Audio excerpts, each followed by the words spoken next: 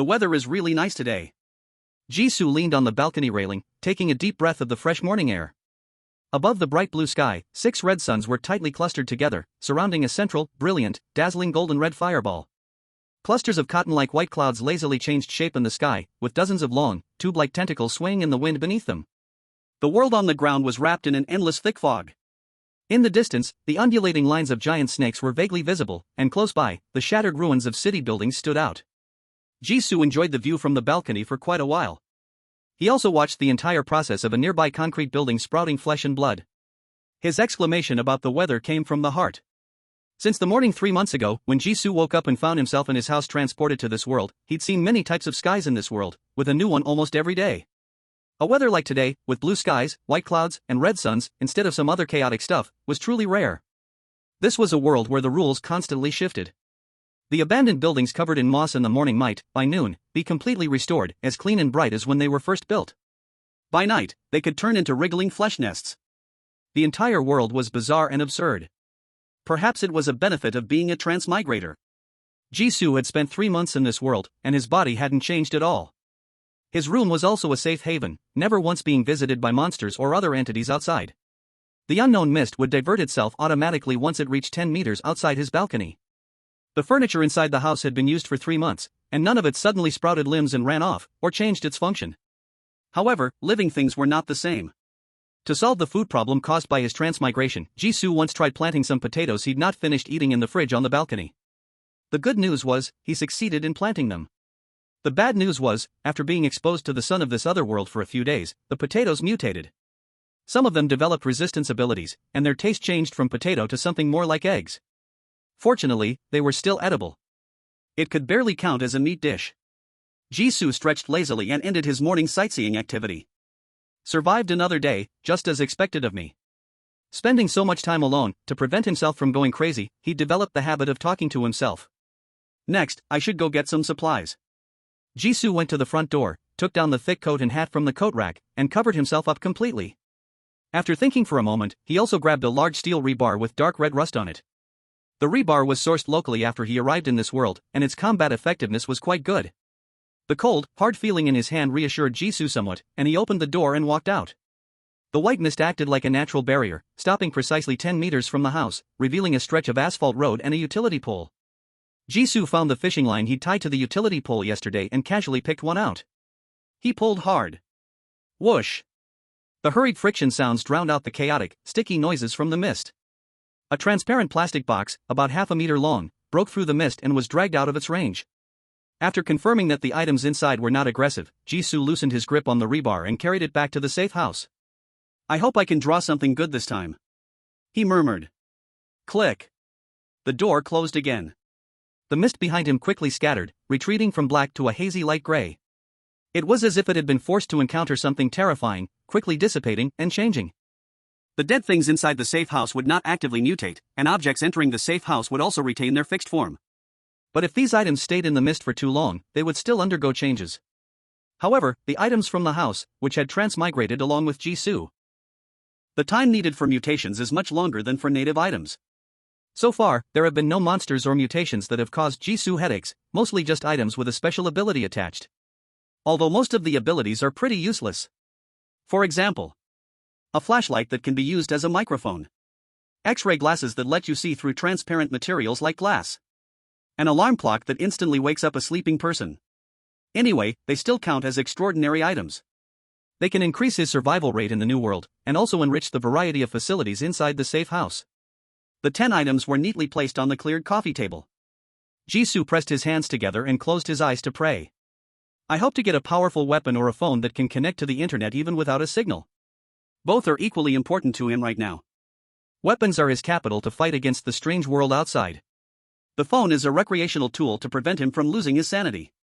Although Jisoo constantly hypnotizes himself, telling himself that there will always be a chance to find a survivor base in this world through exploration. However, various signs suggest that this new world, both in appearance and essence, can be considered a normal existence.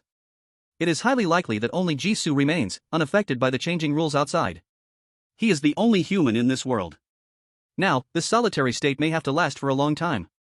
Therefore, a tool that can pass the time is essential. Jisoo cannot guarantee that, after 3 months, his mind will still be as healthy as it is now. After daydreaming for a while, Jisoo began to count the 10 items that had been stored in the fog for a full day and night. Toothbrush, fruit knife, TV console. Unfortunately, none of them had mutated. When he picked up the glass cup placed in the 8th position, Jisoo paused. Being inside the safe house, he could easily sense something special about the glass cup. He shook it experimentally, and the cup immediately swelled to fill with clear water. Can it create water out of thin air? Not bad for a survival tool. Unfortunately, the safe house doesn't lack water. Disappointed, Jisoo put the glass cup down. The water, electricity, and gas in the safe house had never been cut off in the past 3 months, so the glass cup was useless to him. He reached for the 9th item, but there was no reaction. After nurturing 24 hours in the fog, only one glass cup had mutated. A 1 in 9 mutation rate, ridiculously low. Jisoo shifted his last hope to the final item, a black game controller. He wrapped his hand around it. Ding-ling-ling. The patterns on the game controller immediately lit up with blue light, and crisp, pleasant music played from the wall-mounted TV in front of the coffee table. Countless colorful lines converged on the TV screen, ultimately forming a logo in the shape of a stamp with the character G on it. Welcome to Jisoo's handheld game console. Press any key to continue. Jisoo. The game controller mutated into a game console? The TV console is still on the coffee table. How did the TV turn on? And this name, they actually named it after me? Jisoo sensed a trace of danger. Then, without hesitation, he pressed the A button on the controller. What danger? This is salvation. He had been bored for 3 months, counting the floor tiles at home dozens of times, almost developing compulsive behaviors. Suddenly, a game console appeared, and even if it housed an evil god, he would definitely play it. Chapter 2, The Traveler. The brief startup animation ended, and the screen transitioned to a pitch-black homepage. On the left sidebar, the words Purchased Games, Game Store, and Events were displayed in order. At the top was a default empty player avatar. It really is a game console? Jisoo said in disbelief. Although the layout was a bit simple, the Purchased Games page had no games at all, but it was unmistakably the game console page that Jisoo remembered. After 3 months of receiving all sorts of chaotic extraordinary items, he really got something? Jisoo first used the controller to open the default empty player avatar. Unique player, Jisoo. Level, LV0. Miracle points, 0. Player privilege, empty. There are some gray buttons that cannot be viewed below. I'm not surprised by the only player status. After all, this isn't a real online game, it's a pseudo-game console mutated from a game controller. It has directly been treated as a game console logo, so Jisoo accepted the title of only player well. He was more curious about the meaning of the 3 lines of text below. Level is the permission to unlock subsequent features, and miracle points, are they the game currency? And what exactly is player privilege? It can't be that nothing changes when the level increases, right? Player privilege must be the basis for unlocking feature permissions. Jisoo couldn't find further explanations for these attributes, so he had to temporarily exit the personal homepage. Staring at the empty game library, he thought for a moment and clicked on the game store. You do not have the corresponding player privilege. A game pop-up window appeared. The game store actually requires privilege? Jisoo was stunned. What kind of behavior is this, like a streetlight? The game store shouldn't be a feature that any game console comes with by default, right? Moreover, without a game store, how would game companies sell games? Jisoo chose to open the search box at the top. Player level insufficient. Please pay 20 miracle points to unlock one-time search. 2 different pop-up windows block Jisoo's search for a game again. Search needs player level? And it also needs miracle points? And it's 20 per time? After being in the misty world for 3 months, Jisoo thought he had become calm enough. But he was still shocked by the shamelessness of the game console. Even search costs money? Is this game only for watching the boot animation? Just because there's only one player, they designed it this poorly? He hadn't found a way to obtain miracle points, but he did find a way to spend them. In this day and age, even miracles have to be bought. Next, only the last feature area remained unexplored. Jisoo shifted his gaze to the activities module in the lower left corner, controlling the game controller to click. Thankfully, this time no pop-up window appeared. Instead, he arrived at a new page that was as empty as the Purchased Games page. Dear, there are no activities at the moment, please try elsewhere. Jisoo. The last hope is gone. No. Jisoo's sharp eyes caught the faint red dot in the lower right corner. Monthly free game claim. Free. Finally, a function I can afford. Jisoo exclaimed. He chose and clicked. A new pop-up window appeared. No more regrets or insufficient privileges, but 3 beautiful game covers. This month's free games: Traveler, The Night of Prosperous Songs, Midnight Diner. Current selectable games: 1. Traveler has a game cover showing a modern, bustling city from a wide-angle shot, with the protagonist standing on the top of a very tall building, showing only a part of his clothing. Peaceful, serene. The Night of Prosperous Songs features an ancient-style hall with several beautiful women in ancient clothing playing musical instruments behind a screen, surrounded by cheering people. Lively, full of ancient charm. Midnight Diner also has a modern setting, but unlike Traveler with its clear daylight, it is set in the dark corner of a street. The only shop with its lights on stands quietly there. Silent and mysterious. Only one game can be selected. Jisoo carefully examined the 3 covers and ultimately leaned toward choosing Traveler. The Night of Prosperous Songs clearly has an ancient background, and compared to that, a modern setting suits Jisoo's taste better.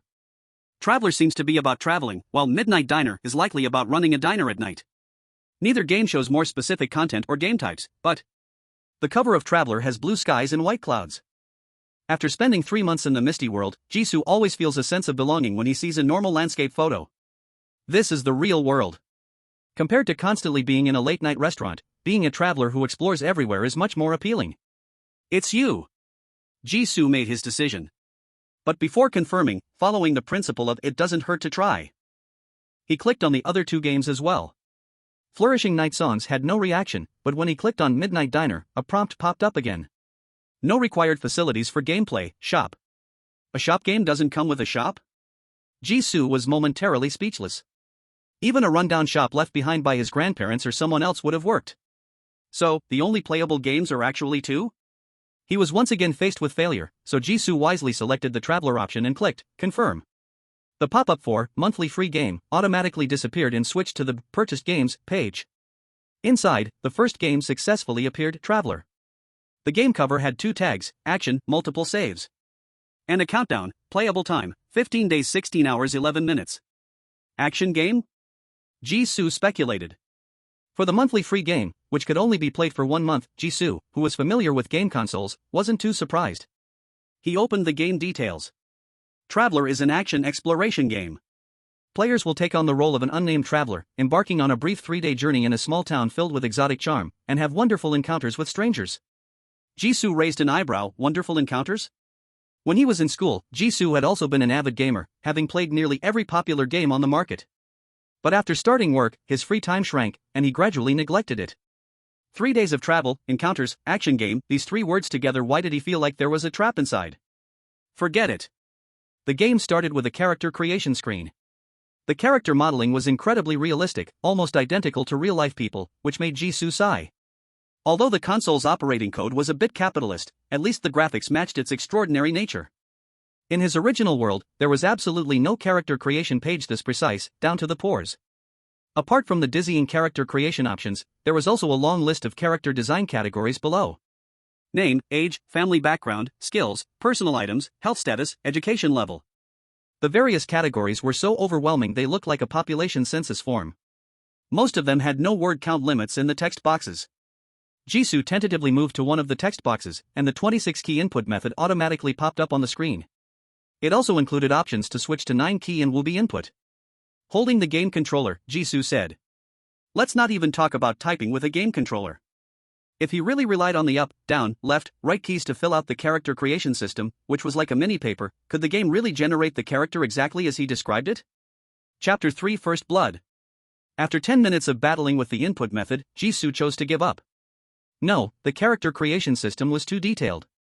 It even asked whether the character had any scars from childhood injuries, any allergens, and the specific level of allergy, all listed separately. To carefully fill out the entire form, it would take at least half a morning. He clicked the Random Generate button at the bottom while reassuring himself. Let's just enter the game and see the situation. There's no way I'll design a good character without knowing anything. With such a wide variety of categories. Most of the options would definitely be optional and wouldn't affect the game much, merely giving players a sense of personal satisfaction. Only by understanding the general gameplay of the game could Jisoo figure out which options to pay attention to. Random Generate, pressed. The screen, which was filled with large empty spaces, was instantly filled with dense text. Jisoo glanced at the character's appearance and basic information. The facial features were normal, and although the body was sub-healthy, there were no major defects. You'll do. He clicked, confirm, and the character creation page melted away like water. The game began. Bright sunlight shone through the entire glass wall, falling onto the clean office desk, and the nearby green plants cast large, dappled shadows. Jisoo looked at his reflection in the mirror on the desk, seeing his current image. An Asian young man with a youthful face, looking like a student. He looked almost identical to the character creation screen. The high ceiling was spacious and transparent, with everyone focused on their work or talking at their desks. Behind him was a panoramic floor-to-ceiling window made of glass, with a wide plaza visible in the orange sunset. Flocks of white doves circled around tourists begging for food, street artists sat by the fountain, playing and singing passionately, and security guards were chasing away a drunk homeless man. It was clearly a Western city. It really is a normal city. Jisoo couldn't take his eyes off it. Every blade of grass and tree on the screen looked more real than the scenery outside the safe house. "Hey, Lou, what are you looking at?" A voice came from behind, and Jisoo turned his character around. A fat, middle-aged man with blonde hair walked up to him, holding a document. He glanced at Jisoo's desk. "You brought a computer?" Jisoo only then noticed that there was an unopened laptop bag under his desk. Before he could respond, the man across from him waved his hand. "I wasn't planning to assign you heavy work, but unfortunately, I need you to help me now. No one else has time." During this time, Jisoo used the controller to open the game's background to understand the situation. The randomly generated game character, Luan, came to the city named Glen City, which belongs to the Free Federation, as part of an internship organized by the school. One of the activities was a half-month short-term internship at a company arranged by the school. Most of the time during the trip was spent doing odd jobs. Even if Jisoo ignored the 3-day storyline deadline set by the game, it was clear that his randomly generated character was off the main plot. What was even more interesting was the information displayed on the left taskbar. Main quest, Perfect Journey. Stage Task 1, Escape from Aurora Plaza. Escape? The meaning behind these two words was immense. To have enough uninterrupted time to understand the game background, Jisoo asked no questions and simply nodded in agreement with the man. The fat man across from him first seemed surprised, then delighted, and immediately handed the document to Jisoo. The job is actually very simple. Tonight at 7, there will be a night performance at the Rooftop Garden restaurant in Building 3. A beautiful, passionate lady wants to get a job as a dance partner, but the performers are already enough. She hopes we can think of a way. Jisoo's lips twitched as he listened to the shameless words. Looking at the sky outside, it's at least already 5 o'clock. You want me, an intern, to get a spot as a dance partner in just 2 hours? The plaza and buildings outside were luxurious, and the rooftop garden didn't look like an ordinary restaurant. He, a newcomer foreigner, was supposed to secure a dance partner spot among locals who need connections to get in? It was obvious that it was impossible. The game character was most likely a scapegoat arranged by his boss, with no expectation for him to complete the task. Fortunately, Jisoo didn't intend to finish it anyway. There were 4 dialogue options that appeared through the conversation with his boss. 1. Nod, leave it to me. 2. I can't, Mr. Smith. 3. I think this task should be done by someone with more experience. 4. Please input. The game allowed free text replies to the dialogue. However, the dialogue options had a time limit, and he had to make a choice within 10 seconds. Jisoo didn't choose any of them and simply nodded in response to his boss, Smith. The dialogue box disappeared. Smith left with a big smile on his face. Jisoo realized, sure enough, even simple physical responses can be understood. The game's freedom is quite high. Received Pub and Smith evaluation, bookworm. Description, a bookworm who only studies across the sea. Quality, white. Effect, reduces communication response time by 10%, increases text comprehension by 10%. Tag unlock progress, 1/5, for more people's recognition needed. Tag? Jisoo triggered a new game feature and casually had the character sit down, pretending to seriously read the documents left by Smith. In reality, he was checking the game system. The effect of tags is similar to game skills, originating from others' impressions of the character and the abilities the character possesses. For example, his current character comes with 3 tags: swimming expert, night owl, and student. The bookworm expression is Smith's impression of the game character, just before leaving. However, impression tags must be recognized by several people to be unlocked for use.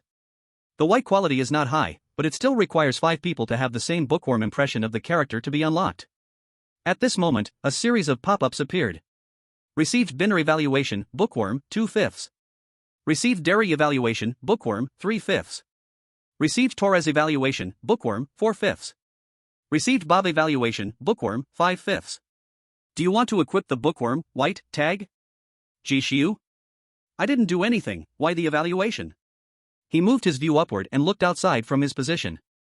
Everyone was focused on their own work.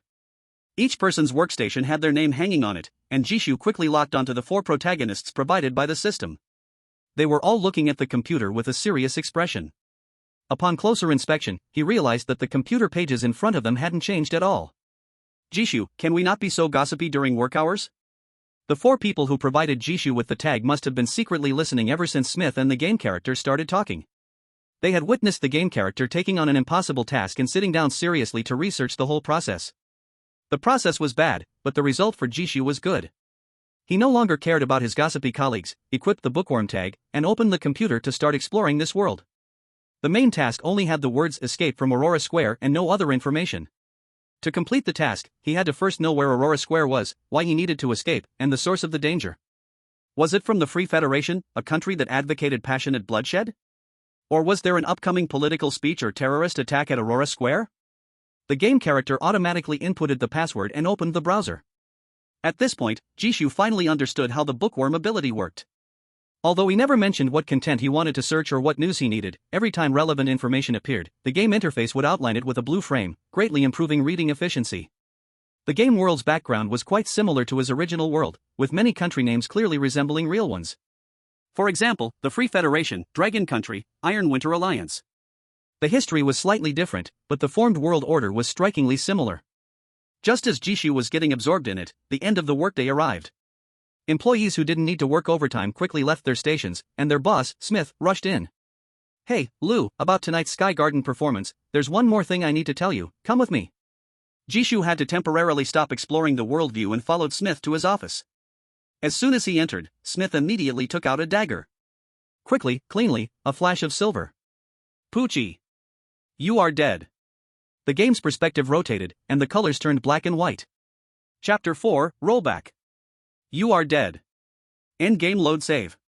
Jishu stared at the 3 glaring words on the frozen screen, looking utterly confused. I'm dead? Knowing that the task escape from Aurora Square would definitely involve the character's life safety, he was puzzled. But why was it Smith, his temporary boss, who made the move? Aurora Square, located in the core area of Glen City, spans over 10 hectares. It is an exceptionally bustling and heavily populated commercial square. The Aurora Complex No. 1 building, where the game character is located, is connected to the nearby Complex No. 3 building, and is the core landmark of Aurora Square. Safe, prosperous, facilities covering almost all classes' needs. Jishu could not find any clue that Aurora Plaza was about to have an accident. In fact, he had already treated the first round as a consumable for gathering investigation intelligence. But the killer identity still made him shocked. Is it an assassination specially aimed at game characters?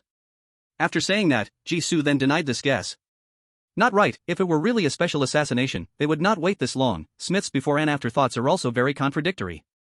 The other side wanted him to be a temporary worker scapegoat. How could it be possible that before the 7 o'clock evening performance activity even started, they were already thinking of solving him? The later move looked more like a sudden intention. Was it something he did that triggered the death condition? But except for chatting with him, the other time I was all online checking materials, the content was completely clean, healthy common knowledge of ordinary people. Jishu could not understand, simply, he operated the game controller to load the file. If you want to know the motive for killing, of course the most convenient way is to ask the person involved. The game screen rolled back to his second talk with Smith, before being called to the office. Luckily, Jishu had the habit of saving at any time. Smith looked in distress at the Asian young man in front of him. Hey, Lou, about tonight's Sky Garden performance, there is still one thing that needs to tell you. Jishu still chose to follow up. Last time he was limited by the character's sub-healthy combat power and reaction ability. Even if Jishu saw Smith close the door and touch the knife, he still could not let the character dodge at the first time. This time. Before Smith's movement appeared, he first made a move and chopped toward the numb nerve of his left elbow. The sudden full-force strike indeed made the other side give a muffled groan. Without waiting for the other side to react, the game character pressed close and went up. Twist the arm, hook the leg, press the shoulder. Bang! Smith's fat and heavy body smashed out a dull sound and was pressed tightly on the ground. Luckily, although the freedom of this game was high, it was not to the point that the player had to do everything personally. Jishu only needed to point out several key steps of the fight, and the game character perfectly replicated his thoughts. Using the dagger that had just taken his first blood, he pressed it against Smith's neck piled with fat. The game character questioned, die, or speak out the mastermind behind the scenes? The task of escaping Aurora Plaza, of course, could not have only Smith as one obstacle. Jisoo's purpose was not to kill the other side, but to ask out enough intelligence. Bang! The next second, the game screen rotated and faded again, falling to the ground, revealing the strong security guard standing at the back. You are dead. Jisoo widened his eyes. Where did the security guard come out from? When he entered the office, he specially observed, there was clearly no one inside. Load file. This time, after Jisoo restrained Smith, he fiercely stabbed a knife into the other side's thigh. Then while Smith held his thigh and rolled on the ground, he dodged the attack of the security guard that came out from behind the vase. Next his body trembled, and the blood bar at the top right instantly lost 2/3. The game character staggered and fell, turning back to face two strong men wearing casual clothes and holding wooden sticks. There are more? Jisoo did not dare to believe. Load file again. Give Smith a knife in the thigh, kick the chair toward the security guard behind the vase, flip over the office desk to dodge the two strong men holding wooden sticks. Stab another knife to the man hiding under the office desk, roll on the spot to dodge the axe flying from the wooden cabinet. Pick up the axe and throw it toward the two strong men holding wooden sticks. The two hurled one after the other and fell down. He stepped forward to add a finishing knife, turned around and wrestled a few moves with the stunned vase security guard, then wiped his neck with one knife. Inside the office there was a piece of wailing, yet no one came to check the situation. The game character was covered in blood, aiming the dagger at the black-clothed man who had been stabbed twice and came out from the wooden cabinet. In the voice there was heavy panting after violent exercise. Speak, who sent you to come?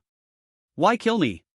Because of severe pain and the suppression on his body, the black-clothed man's facial features twisted into a lump. He did not dare to move at all. His pupils trembled. He stared in horror at the man above him, like a god of death. I. Before the man entered the room, he had thought the arrangements above were unnecessary. How could this be? A frail student had such terrifying reflexes and skills? It was as if every move they made, the other side already knew in advance. Terrifying, too terrifying. Received William James S. Evaluation, Dragon Country Kung Fu.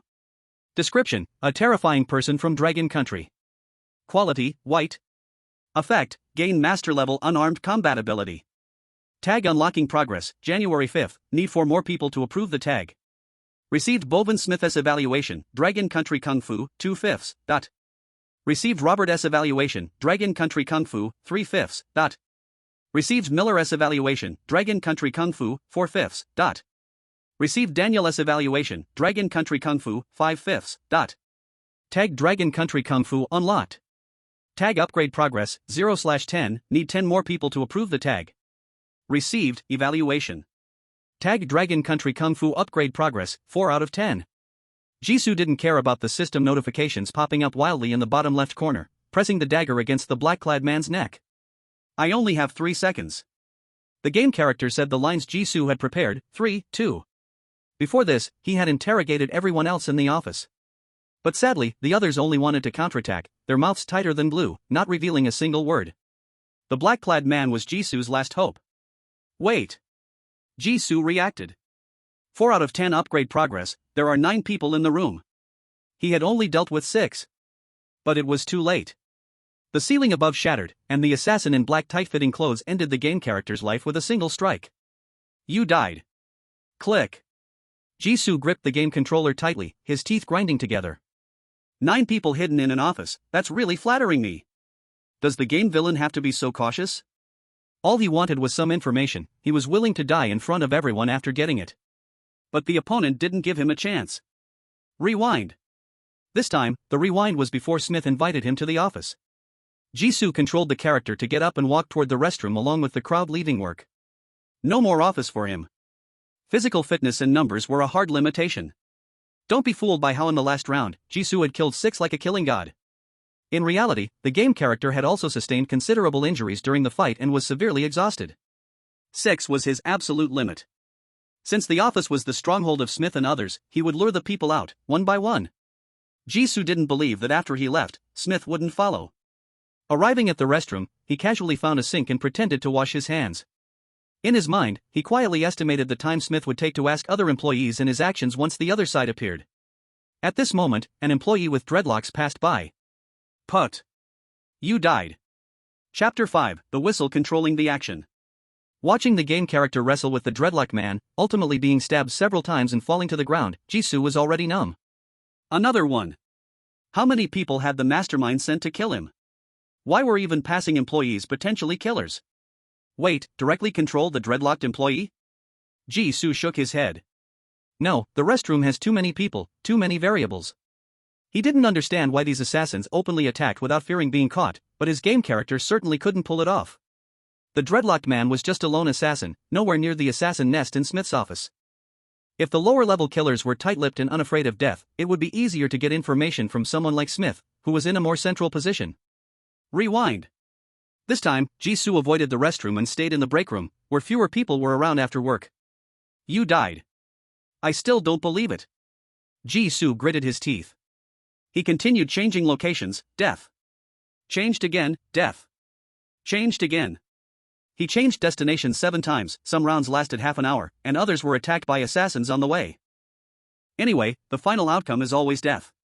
Crack. Jisoo used all his strength to twist the game controller's steering wheel, his teeth grinding painfully. How many assassins are there on this floor? Why does it feel like everyone I meet on the way could pull out a knife and stab me?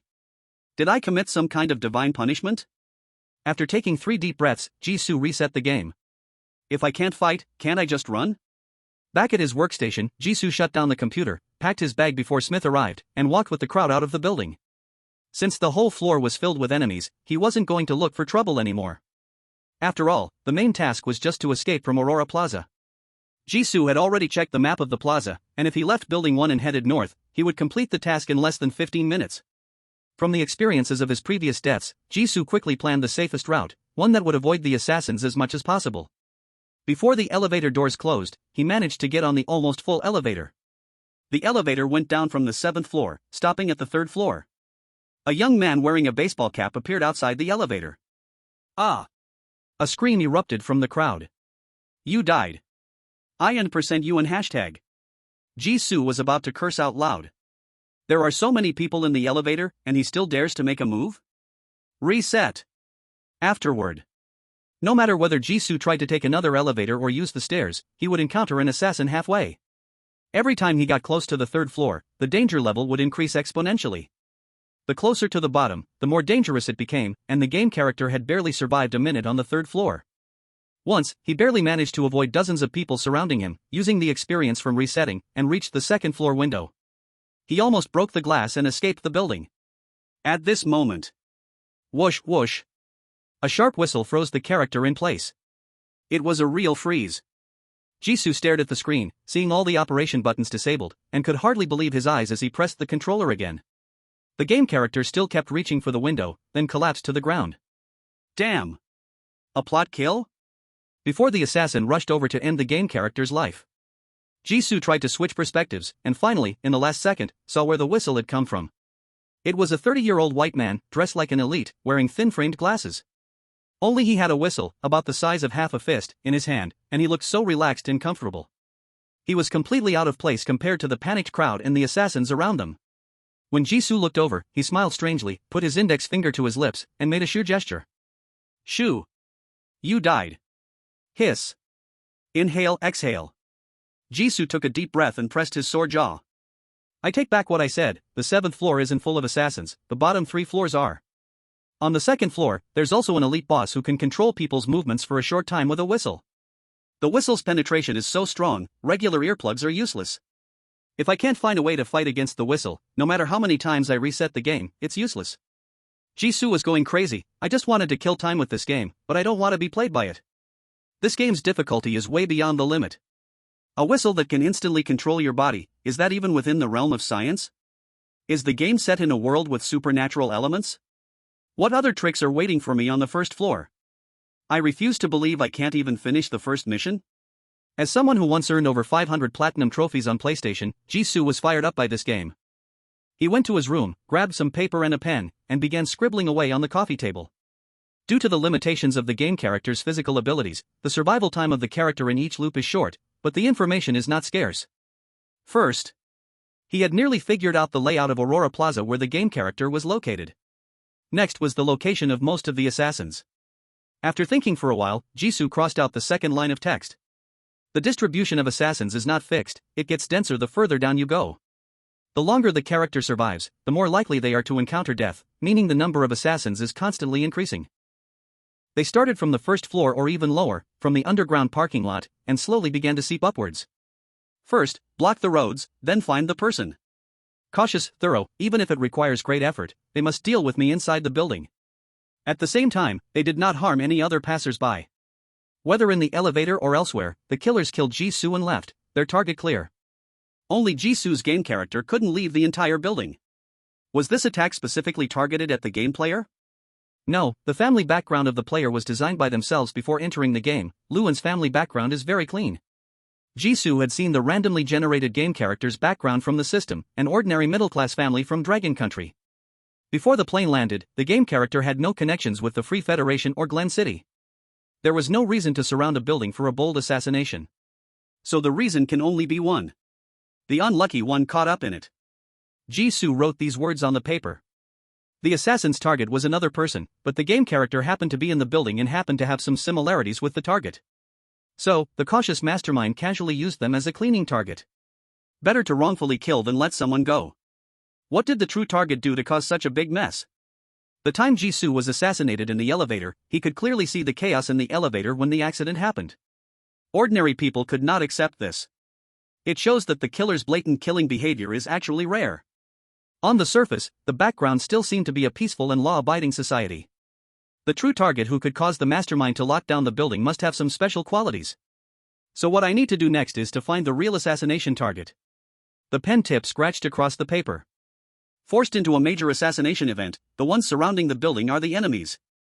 The assassination target, who also wants to escape the building, is my teammate. This teammate is probably hiding on a higher floor, a place with a mix of people, avoiding being found at first. What are the characteristics? Jisoo thought of the description in the game introduction: a foreigner, a traveler. He wrote down 3 words. Dragon Country person. Not a Chinese person, or an overseas student. Just a traveler who would stay in the Free Federation for a while. And most likely, they come from the same place as the character Jisoo randomly generated, not very old. So my next goal is to go to the top floor of the Aurora complex and find a Dragon Country person who can encounter me. They most likely have something the mastermind needs, or have the ability to resist a whole building of killers. Jisoo wasn't sure about the second part. Unless the other person holds a weapon capable of destroying the whole building, and the killers are all using cold weapons, it is impossible for them to win. According to Jisoo's investigation, the Free Federation does not ban guns. Anyway, whatever makes the mastermind so cautious, the assassination target definitely has their own special qualities. Jisoo concluded. As for the specifics of their special qualities, we can only find the person first and then make the next plan. After quickly writing half a page of the plan, Jisoo looked back at the screen. End game. Load save. This time, he chose to end the game. The investigation was almost done, and he needed a more suitable controllable character to complete the game. The familiar character creation interface, the endless character tables. This time, Jisoo wasn't impatient. Instead, he took out a flashlight from the room. This was the flashlight that had mutated in the mist during the 3 months he had been here. It could wirelessly connect to electronic devices at home and act as a microphone. Jisoo stared at the game console in his hand. Since you have an input method, you should also have a voice input function, right? Typing with the game controller one by one was still too inefficient. If voice input was available, it would be even more convenient than the facial customization interface. After triggering the conversation in the game, Jisoo would have more opportunities to freely organize his responses, giving him more space to operate. Ding dong. The pleasant game notification sound rang out. The microphone module has been activated. A microphone symbol for voice input also appeared on the screen. It worked. Jisoo felt a rush of excitement, not sparing any praise for the game controller. I knew you could do it, truly the best luck I've had in the past 3 months. It didn't matter whether the other side was intelligent. After being silent for 3 months, Jisoo was just so happy talking to himself. After saying that, he began his face customization journey. After summarizing earlier, Jisoo had a rough idea of the new character he wanted to create. It could be simply condensed into 2 words: traveler. Yes, the traveler in the game called Traveler. Since the game is named that way, it means that the identity of the traveler is one of the best entry points in the game. He wrote down his setting for the new character. From the same country, meeting a fellow countryman by chance in a foreign land, must be friendly enough, take the initiative to talk to the assassination target who is aware of their dangerous situation. His personality must be bold enough to match the game's tag system, refresh enough useful tags. In the previous save, Jisoo hadn't deliberately collected tags, and the unlocked tags were only Bookworm and Dragon Country Kung Fu. because it wasn't necessary. He didn't need to survive for long, just getting to the second floor to find out he couldn't deal with the enemies below was enough. But to officially clear the game, the tag system must be fully utilized. Fighting ability must be maxed out, and gun skills should be leveled up too. Maybe there will be a shootout. Does he have a super brain, one that can instantly analyze the battlefield situation? When it came to designing character abilities, things like photographic memory, being able to endure, and emergency bursts. No matter if they were scientifically accurate or not, Jisoo just wrote them all down. Anyway, the whistle in the elite boss's hand also doesn't fit the scientific worldview of the story. After filling up the page, Jisoo finally felt at ease. Feels good. In fact, for a game to be fun, the protagonist's strength should not be too high. Otherwise, there's no challenge, and winning wouldn't feel satisfying. But after watching dozens of death animations, Jisoo didn't feel any emptiness or desire for challenge. What he wanted was to cheat, to crush everything. After roughly finishing the ability design, Jisoo didn't fill in any other background details for the character.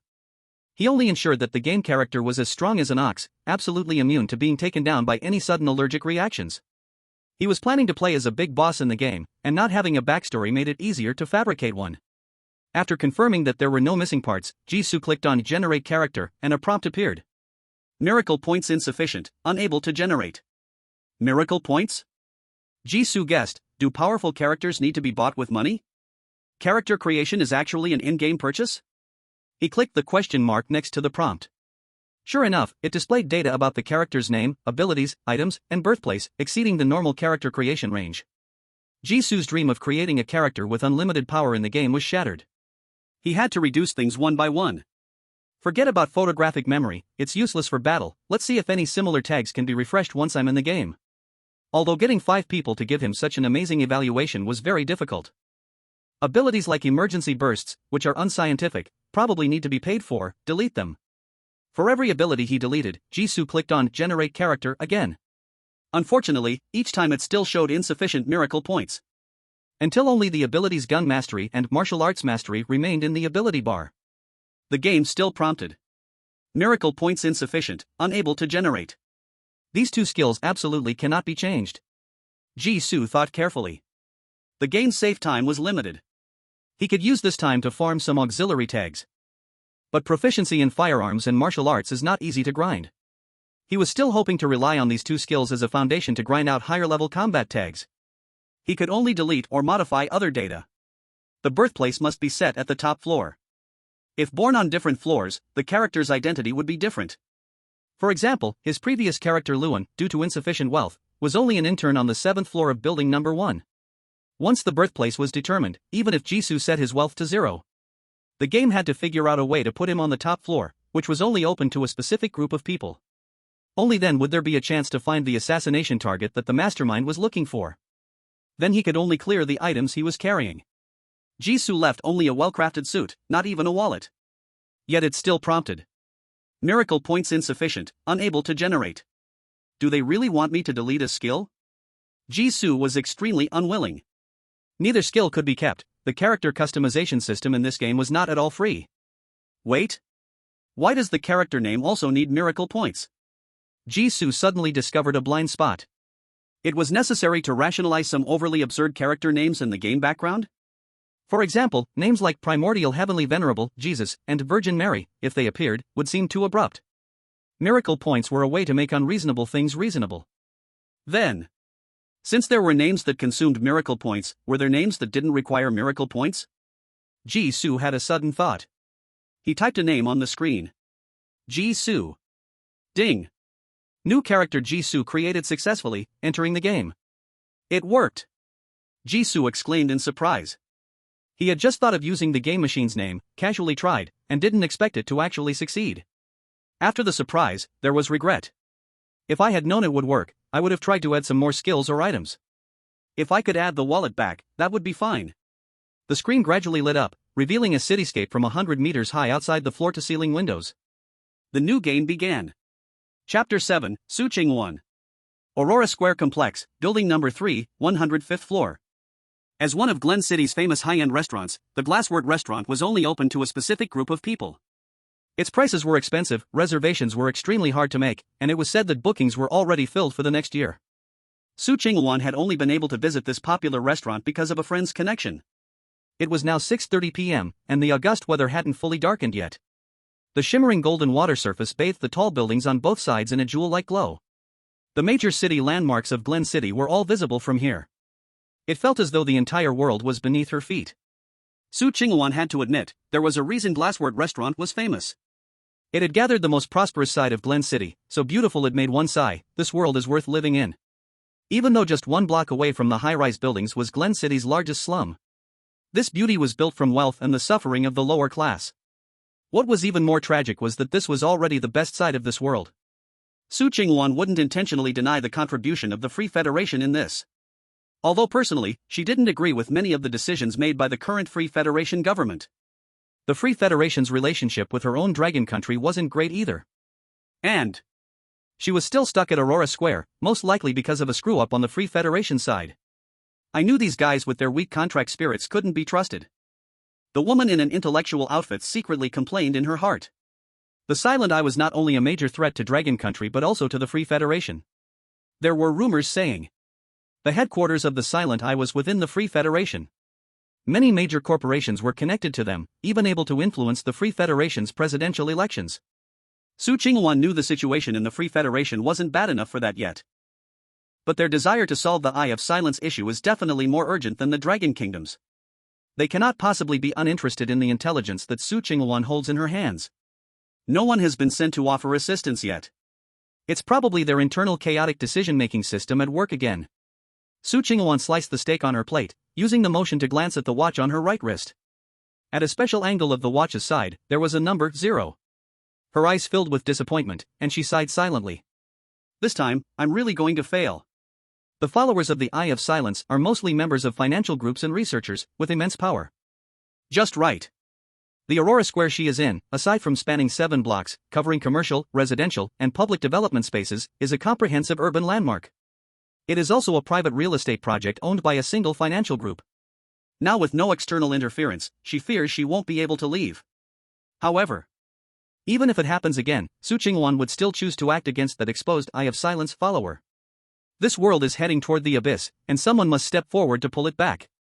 Her efforts might be futile, but before the result comes out, she has to try. Bang! Wow, so impressive. Dear Su, you not only understand constellations but also magic. The cheers from nearby interrupted Su Qingwan's chaotic thoughts. She couldn't help but look toward the source of the sound. The Borage restaurant, although a popular spot, was blocked by its high prices and entry barriers, preventing most onlookers from entering. It wasn't as fully booked as it was said to be online. Even with some influencers sneaking in, the restaurant still seemed sparsely populated, unusually quiet. The table making the noise had a man and a woman sitting together. The woman had gradually brown-dyed curly hair, her actions and speech habits showing she was a local of Glen City, wealthy or noble. What surprised Su Qingwan was that the man sitting opposite her had an East Asian face with black hair and black eyes. Jisoo smiled as he handed the rose in his hand to the curly-haired lady.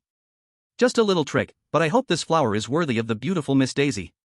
Daisy's jewel-like blue eyes widened. You know my name? They had just met for less than 3 minutes, and she hadn't had time to tell him her name. Jisoo's mouth curled slightly. The logic of mysticism comes from another world. I've said it before, divination is my special skill to offset the bill. Daisy clasped her hands together, her eyes lighting up like stars. I've heard that your country's divination needs a red string and ancient round coins. But can it really be done with nothing in hand? Copper coins divination is a different method. And astrology isn't done barehanded, it requires tools from somewhere else. As he spoke, Jisoo pointed outside the window. The sun hadn't fully set, but the sky had already shown many twinkling white lights. Stars? Daisy was surprised. Exactly, they come from an ancient country called Babylon. Back then, people called them constellations. Jisoo pretended to seriously look at Daisy, then after a moment, said, "The stars of Aries responded to me. They said you are a passionate, generous lady who loves adventure and excitement." Daisy's heart was pricked. Her lips slightly parted. That's completely correct. This is exactly how most of her friends would describe her. She had originally accepted the handsome foreign man's approach with a playful attitude. She never expected he could really divine her name and personality. Did the stars tell you anything else? Since constellations have names, are there other constellations? Daisy eagerly asked. Of course. Jisoo nodded. He carefully examined Daisy. The stars also told me that you'll encounter some small accidents tonight, but you'll soon turn misfortune into good luck. Hearing this, Su Qingwan withdrew her attention with a blank expression. Such standard cliché lines. Is it a must for every fortune teller to have a set of turn misfortune into good luck and disaster phrases? Sure enough, no matter the country, women. It's easy to fall under the spell of smooth talk and handsome faces. Even if the person is a pretty boy who can't even pay for his meal. The magician's rose must be picked right from the vase on the table. Suddenly, as she passed by, she caught a glimpse of a silver reflection on the waiter. The motion of cutting the steak almost stopped. At the same time, the waiter stopped at the table where Jisoo was sitting and placed 2 cups of mint blue dessert. I hope you are satisfied. Jisoo politely responded, thank you, hiss. He covered his right shoulder, and Daisy immediately asked with concern, what's wrong? Jisoo looked puzzled, seems like there's a mosquito? Daisy chuckled lightly, mosquitoes on the 105th floor are not common. Su Qingwan continued to eat her steak in small bites, her eyes cold and still. That wasn't a mosquito. It was the most popular assassination weapon in the black market, a type of delayed-acting neurotoxin. Just 2 milligrams injected can cause death an hour later. Looks like the Luliju restaurant, with its high entry barriers and mixed crowd, can no longer block the silent eye assassin. Fortunately, the assassin didn't know her appearance. The Dragon Country compatriot at the next table, with his overly flamboyant personality and foreign looks, unfortunately took the stab for her. But, from what Su Qingwan knew about the silent eye, this was just one step in their carpet-bombing elimination method. The assassin won't leave, only more will come. Until they confirm her identity and make sure she's truly dead. There's no more time to wait. After finishing the last bite of steak, Su Qingwan put down the knife, her movements filled with a sense of resignation to death. Clink. At that moment, the chair across from Su Qingwan was pulled back. Jisoo casually sat down. He handed over a dew-covered, delicate rose and smiled as he spoke in Chinese. Miss, I accidentally lost my wallet. I wonder if you'd be willing to extend a helping hand to a stranger. Sorry. Su Qingwan refused without thinking. Suddenly, her gaze fell on the center of the rose. The dewdrops there had a faint, eerie blue glow. It's the neurotoxin. She immediately looked back at the table. The lady who had been chatting so happily with Jisoo had left, she didn't know when. A chill ran down Su Qingwan's spine. Silent Eye. No, if it was someone from Silent Eye, they would have already made a move. Su Qingwan stared at the man across from her, wearing a charming fake mask, then sat upright again, trying to calm her breathing. What help do you need? Chapter 8, Reaching an Agreement. What help do you need? Hearing the cautious, probing tone in the game, Jisoo nearly cried out in joy. He quickly saved the game. Finally. He had finally started a conversation with Su Qingwan, the main character of the game. Jisoo had underestimated the size of Building 3 of the Aurora Complex. The entire building has 106 floors, and there were more than 65 young people from Dragon Country hidden on just the top 2 floors. Everywhere here requires a ticket or invitation, and Jisoo had to save the game over a dozen times just to explore the 2 floors. Eventually, he locked his attention on the intellectual lady across from him, with her deep brown skin and sharp features. This was the first time Jisoo had seen such makeup that almost changed the person's ethnicity. No wonder she had been able to stay hidden so far. Apart from being hard to find, the most difficult thing about Su Qingwan was her intense vigilance. This wasn't Jisoo's first time talking to her, but it was the only time she had offered an olive branch for further communication. To achieve this result, Jisoo had been preparing since he entered the Luliju restaurant. The right moment to grab attention, the assassin's plot, swapping out the neurotoxin injection, the opening line, it was all planned. Finally, everything was going according to plan. Back in the game. Jisoo crossed his fingers in front of him and smiled gratefully. I am from the Free Federation, and I just wanted to meet a beautiful and charming lady like yourself. If not for the unfortunate incident with my lost wallet, we might have met under different circumstances. He glanced at the sky outside the window. The orange sunset was about to sink below the horizon. The night in Glen City is not very safe, we should keep each other company. You, miss, are wealthy, and I can play the role of a companion and a bodyguard on the road. Su Qingwan did not respond immediately. She repeatedly pondered the information revealed in his words. How much does he know about the Silent Eye and what is happening in Aurora Square now? Is this unexpected disaster a way for him to declare his stance? Does everything happening now have nothing to do with the man before her, purely a collateral consequence? Bodyguard. Does he really think he can take her away safely? Su Qingwan countered, you are so sure I will agree? Because you are a generous and kind lady, Jisoo replied calmly, it's the best choice given by the stars. I have never liked to create more trouble for myself. The best choice means that even if Su Ching-won does not cooperate, he has other ways to leave safely? What an arrogant claim. Su Ching-won frowned slightly, beginning to doubt if her assumptions were wrong. The man with an unknown background before her did not understand their situation at all. Aurora Square now does not allow any foreign traveler to leave. Every person passing by could be an assassin sent by the Silent Eye. Su Ching-won's identity is indeed somewhat special. But under this net of overwhelming encirclement, she lacks the ability to escape openly.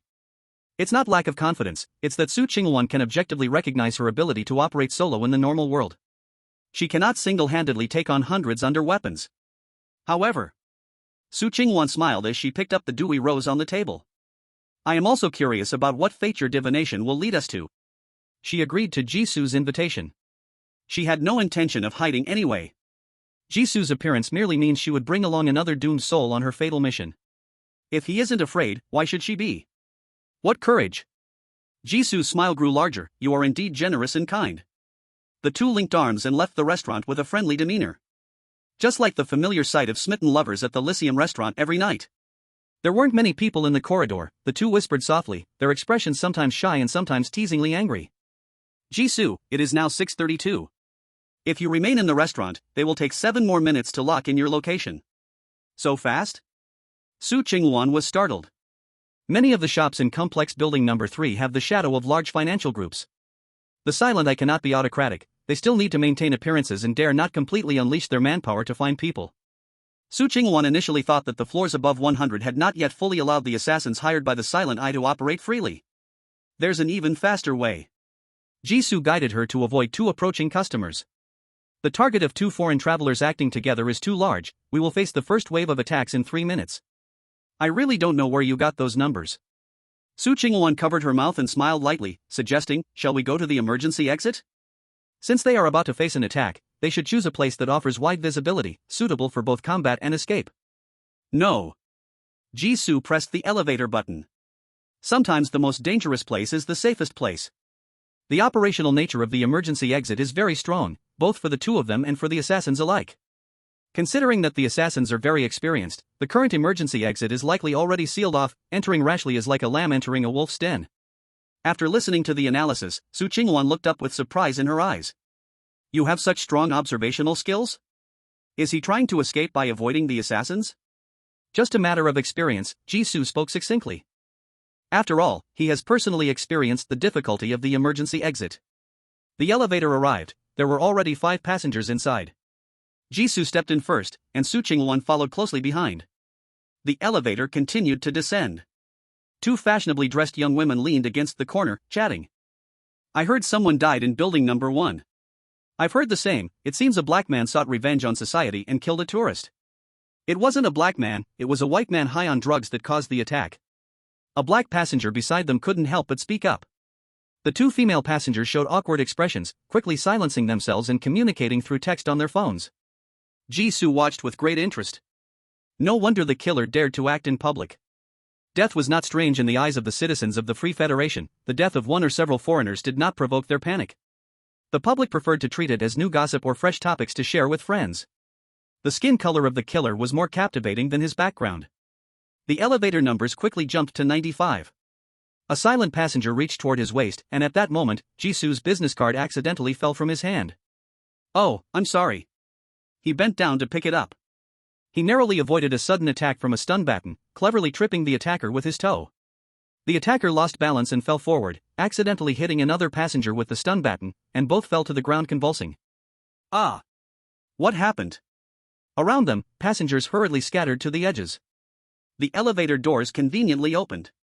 Jisoo picked up the fallen business card in coins, standing up with a surprised expression. Inferior stun batons really do leak electricity. He pulled Su Ching-won and quickly left the elevator. Su Ching-won looked back at the slowly closing elevator doors. What did you just do? Just lucky. Jisoo winked and chose another elevator, this way. Half a minute later. The two stepped out of the elevator on the 90th floor. Jisoo had changed into a long coat and was wearing a tall top hat. Inside the elevator were 2 bodies lying in a pool of blood, only in their undergarments. At the same time, hurried footsteps began to echo from the end of the hallway. Chapter 9 I am just a passing tourist.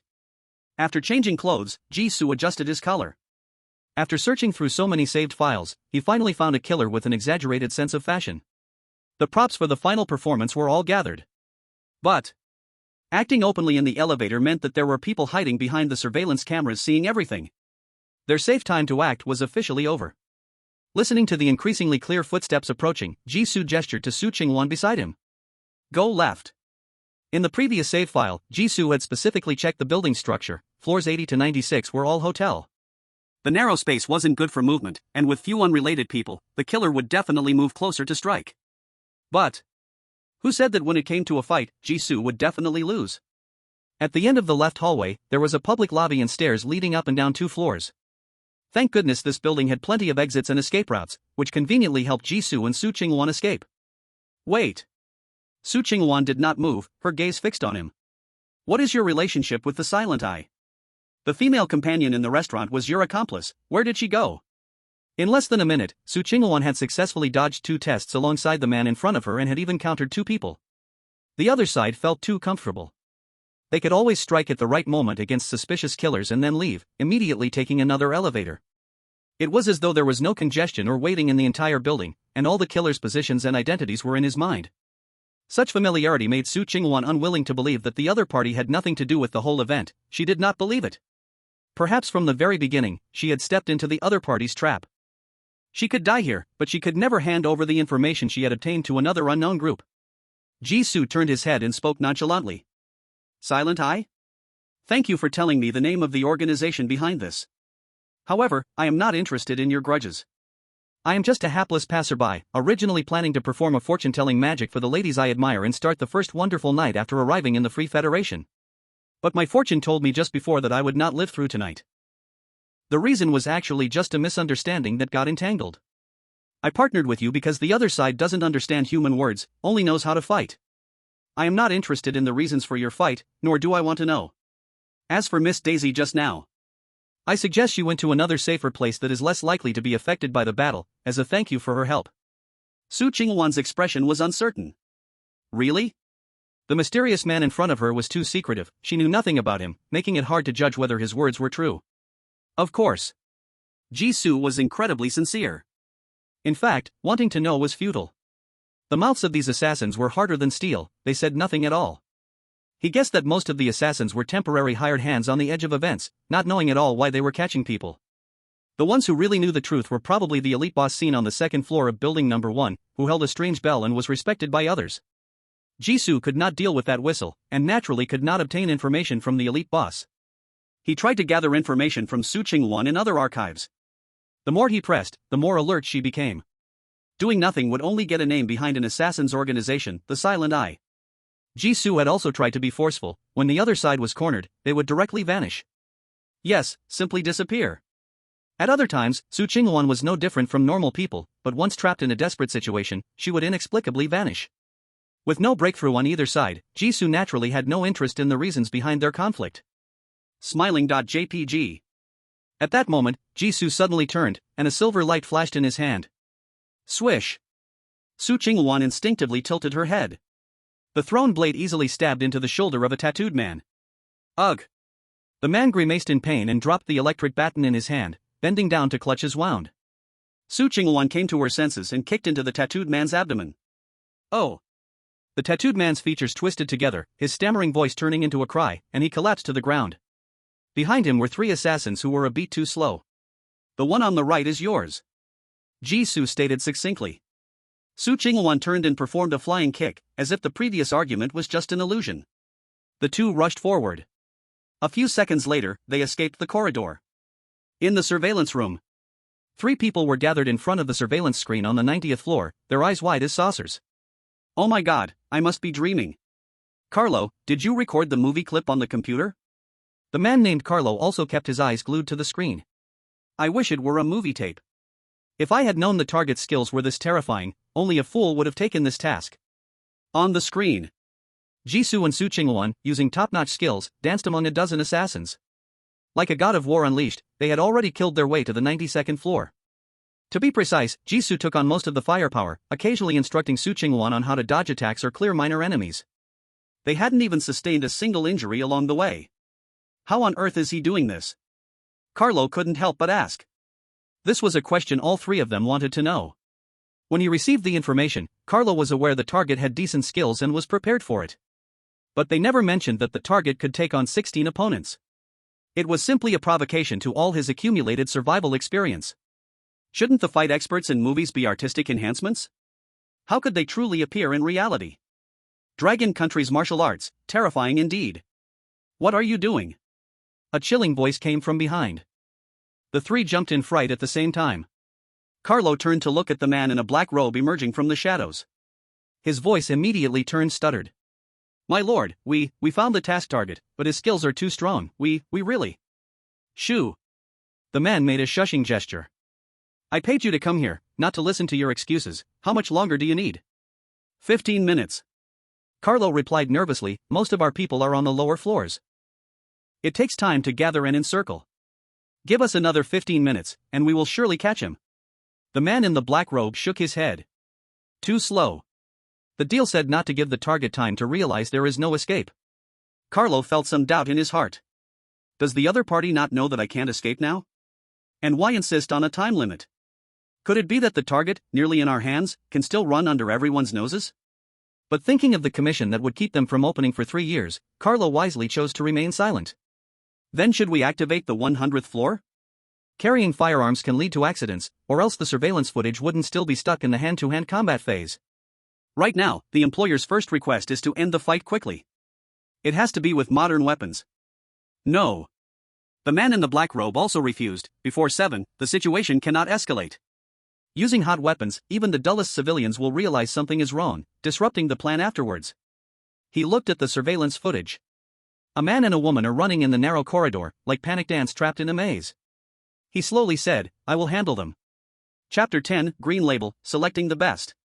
To the left. Be careful of the third person's sleeve on the right. Go upstairs. Turn back. Jisoo jumped into the room from the window, the curtain swayed, but made not a single sound. The room was covered in dust sheets, set up like an ordinary hotel room. Su Chingwan was a step slower and leaned against the wall to rest after confirming that the room was empty. The intense physical exertion left her in need of rest. Outside, a series of hurried footsteps approached from afar, then quickly receded. They didn't linger outside the door. But both knew this was not a long-term plan. The opponent could access the building's surveillance, and would soon find them. However, Su Chingwan still experienced the terror of the man beside her. He could really lead her and shake off the killers under heavy encirclement. What kind of tourist? This building must be his home. Where are we actually going? Su Chingwan whispered, breathless.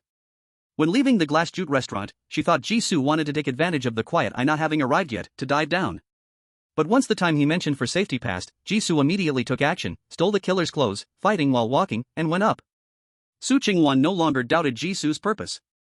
From their cooperation until now, they had gone through several battles, but apart from being tired, neither received even a minor injury. With the other party's abilities, if he were truly interested in what was in her hands, he wouldn't need to act personally. Su Chingwan just didn't understand.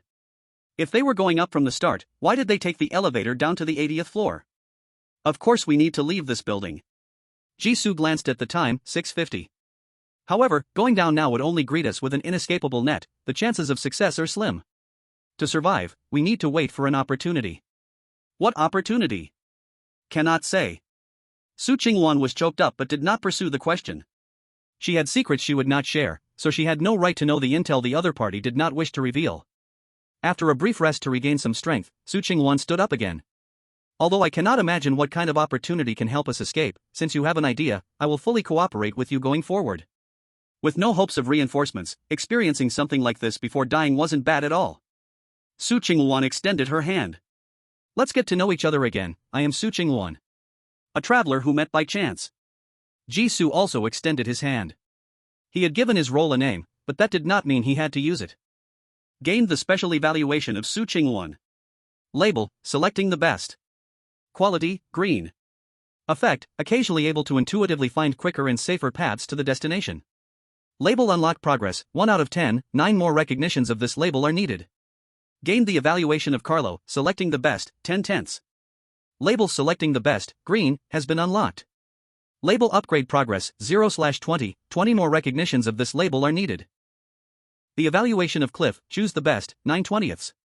A series of stacked game prompts made the system sound exceptionally eerie. Green quality. Upon seeing the new quality for the first time, Jisoo quickly saved the game. New quality. All previous saves, no matter what Jisoo did, received only white quality labels. Su Chingwon's first move was already a green quality label. She truly had something special about her. Ignoring the subsequent series of evaluation prompts, Jisoo focused on his next steps. Unlocking labels was the hardest first step, but once a label successfully appeared, others just needed to create a general impression that matched the label to provide progress. Being able to intuitively find a safe and quick path seems like a guiding skill, similar to a pathfinding arrow? Jisoo rubbed his chin, analyzing. He could redo countless times through saving and loading, searching for the best path. But who would want to exhaust themselves trying to guess when they could get hints in one go? Jisoo decisively chose to equip the label. A new prompt popped up. Label slot full, 4/4, unable to equip. Oh right, the label slot is full. Jisoo slapped his forehead and opened the label system. Character, Jisoo. Character labels, 4 out of 4 martial arts master, white, firearms expert, white, charmer, white, magician, white. Pending equip, choose the best, green. Before him lay a sea of white. The 4 labels covered melee, ranged, charm, and key progress in the main storyline, all 4 aspects. Among them, martial arts master upgraded from martial arts proficient, using up both upgrade opportunities, reaching the label limit. Jisoo could dodge bullets by observing the muzzle and predicting before his opponent pulled the trigger, skillfully handling 5 opponents barehanded. He felt there was still much room for improvement in his melee skills, but the potential of white labels was limited. After weighing his options, he decided to swap out charmer, white. 2 combat skills definitely couldn't be changed, and he would save the magician for later use. The charm skill would only help Jisoo communicate with others, and there weren't many situations where it was needed right now. Even if he needed to communicate, Jisoo could customize his communication content to achieve similar effects as the charmer label. Equipping the choose the best, green, label, Jisoo exited the label system. The game continued. After a brief handshake, Su Chingwon released her grip, completely unaware of the pause from the person opposite her. So, what do you need me to do next? Jisoo looked around. A green arrow appeared at the door of the room, its color rapidly fading, as if time was about to run out. This should be the ability of the new label choose the best. It could also hint at the best timing for making choices? Very nice. Just when Jisoo wanted to leave, he said, let's keep climbing. The two left through the door, with no signs of killers outside. However, after communicating with the surveillance, the killers quickly returned. Both sides were in pursuit. Even though they had just had a short chat, the understanding between Jisoo and Su Chingwon had increased, but the number of pursuing killers was also growing. The distance between both sides kept closing. Until another arrow appeared, pointing towards a side safety passage. Jisoo paused for a moment, trusting the guidance of the choose the best label, and flipped a coin behind him. The pursuing killer dodged flexibly, while the coin smashed the cover of the fire alarm. A piercing alarm immediately echoed through the entire floor, and a curtain of water fell from the ceiling, soaking the nearby killers to the bone. Head for the safety passage. Are you sure? Su Chingwon was surprised. Just a moment ago, didn't he say that the safety passage was a den of tigers and dragons, and it was unsafe to approach? But soon, more footsteps were heard above, below, left, and right, all moving towards the safety passage.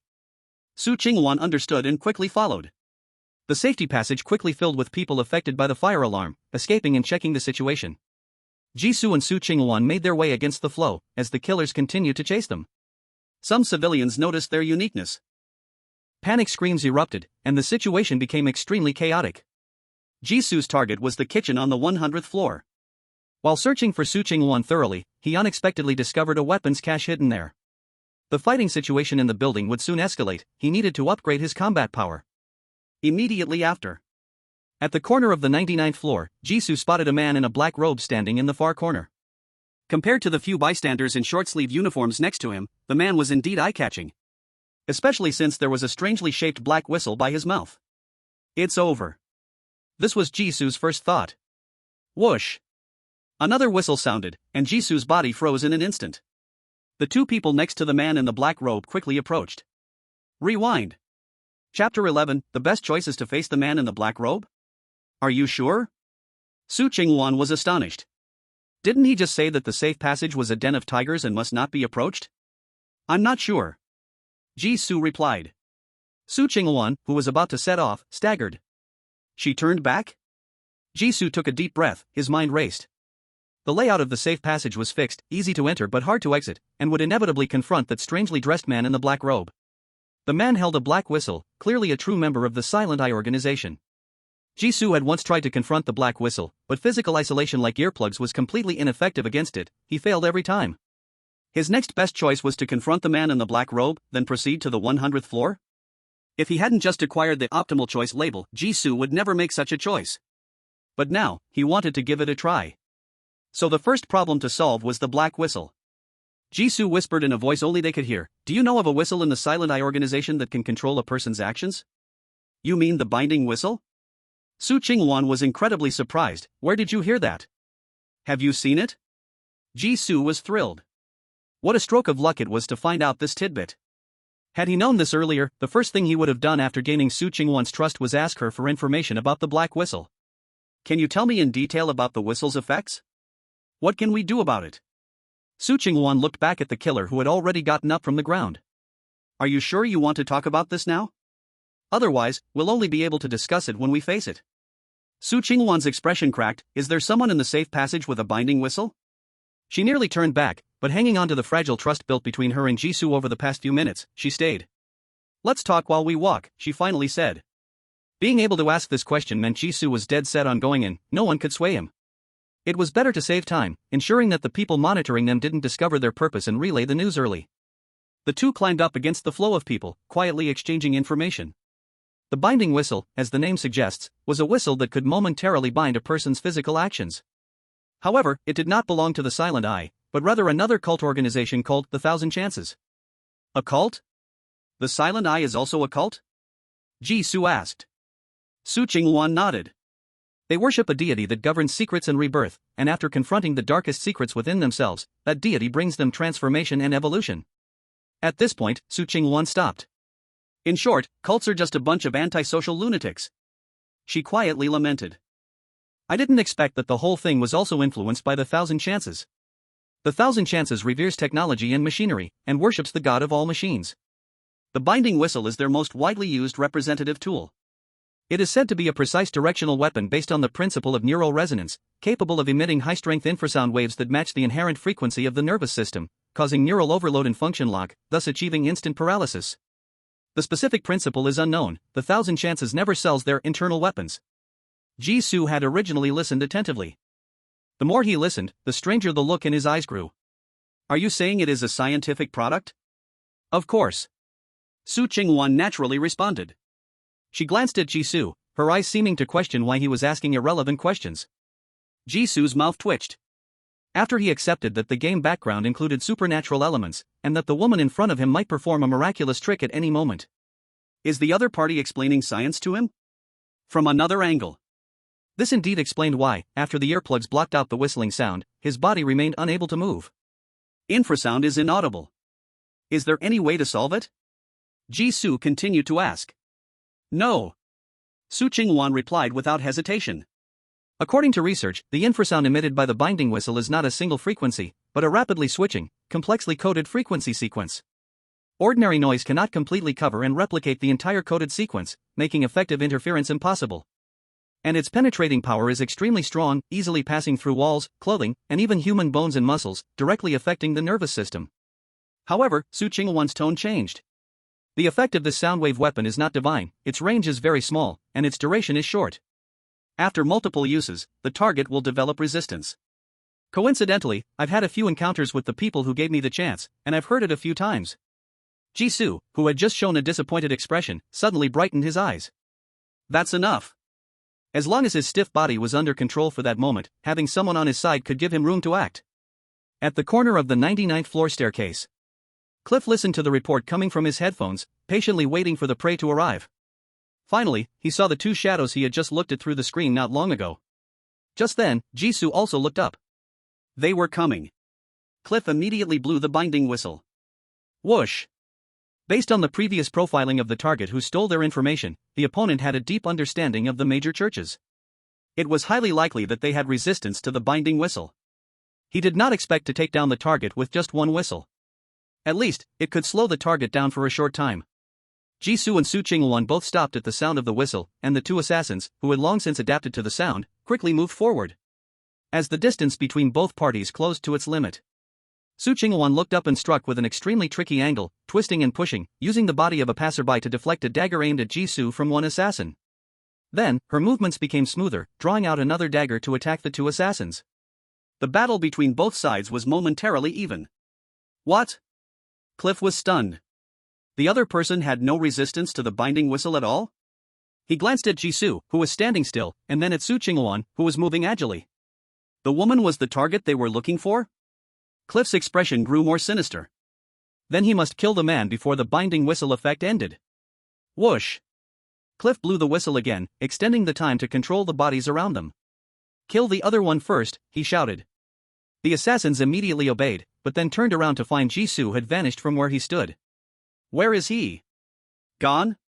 The two assassins were terrified, and Cliff blew the whistle again. They tried to deal with Su Qingwan while looking for Jisoo in the crowd, but found that he seemed to have evaporated like a ghost, and they couldn't find him at all. Panic flickered in Cliff's eyes, as he felt that something was becoming uncontrollable. Suddenly, a voice came from behind. Looking for me? Chapter 12, The Second Green Label. Cliff's heart skipped a beat. In the next second, a dull thud echoed at the back of his head. His face contorted in an instant, and intense pain like a thunderbolt washed over his entire body. Bang! In that moment, Cliff lost his body's balance and fell heavily to the ground. You!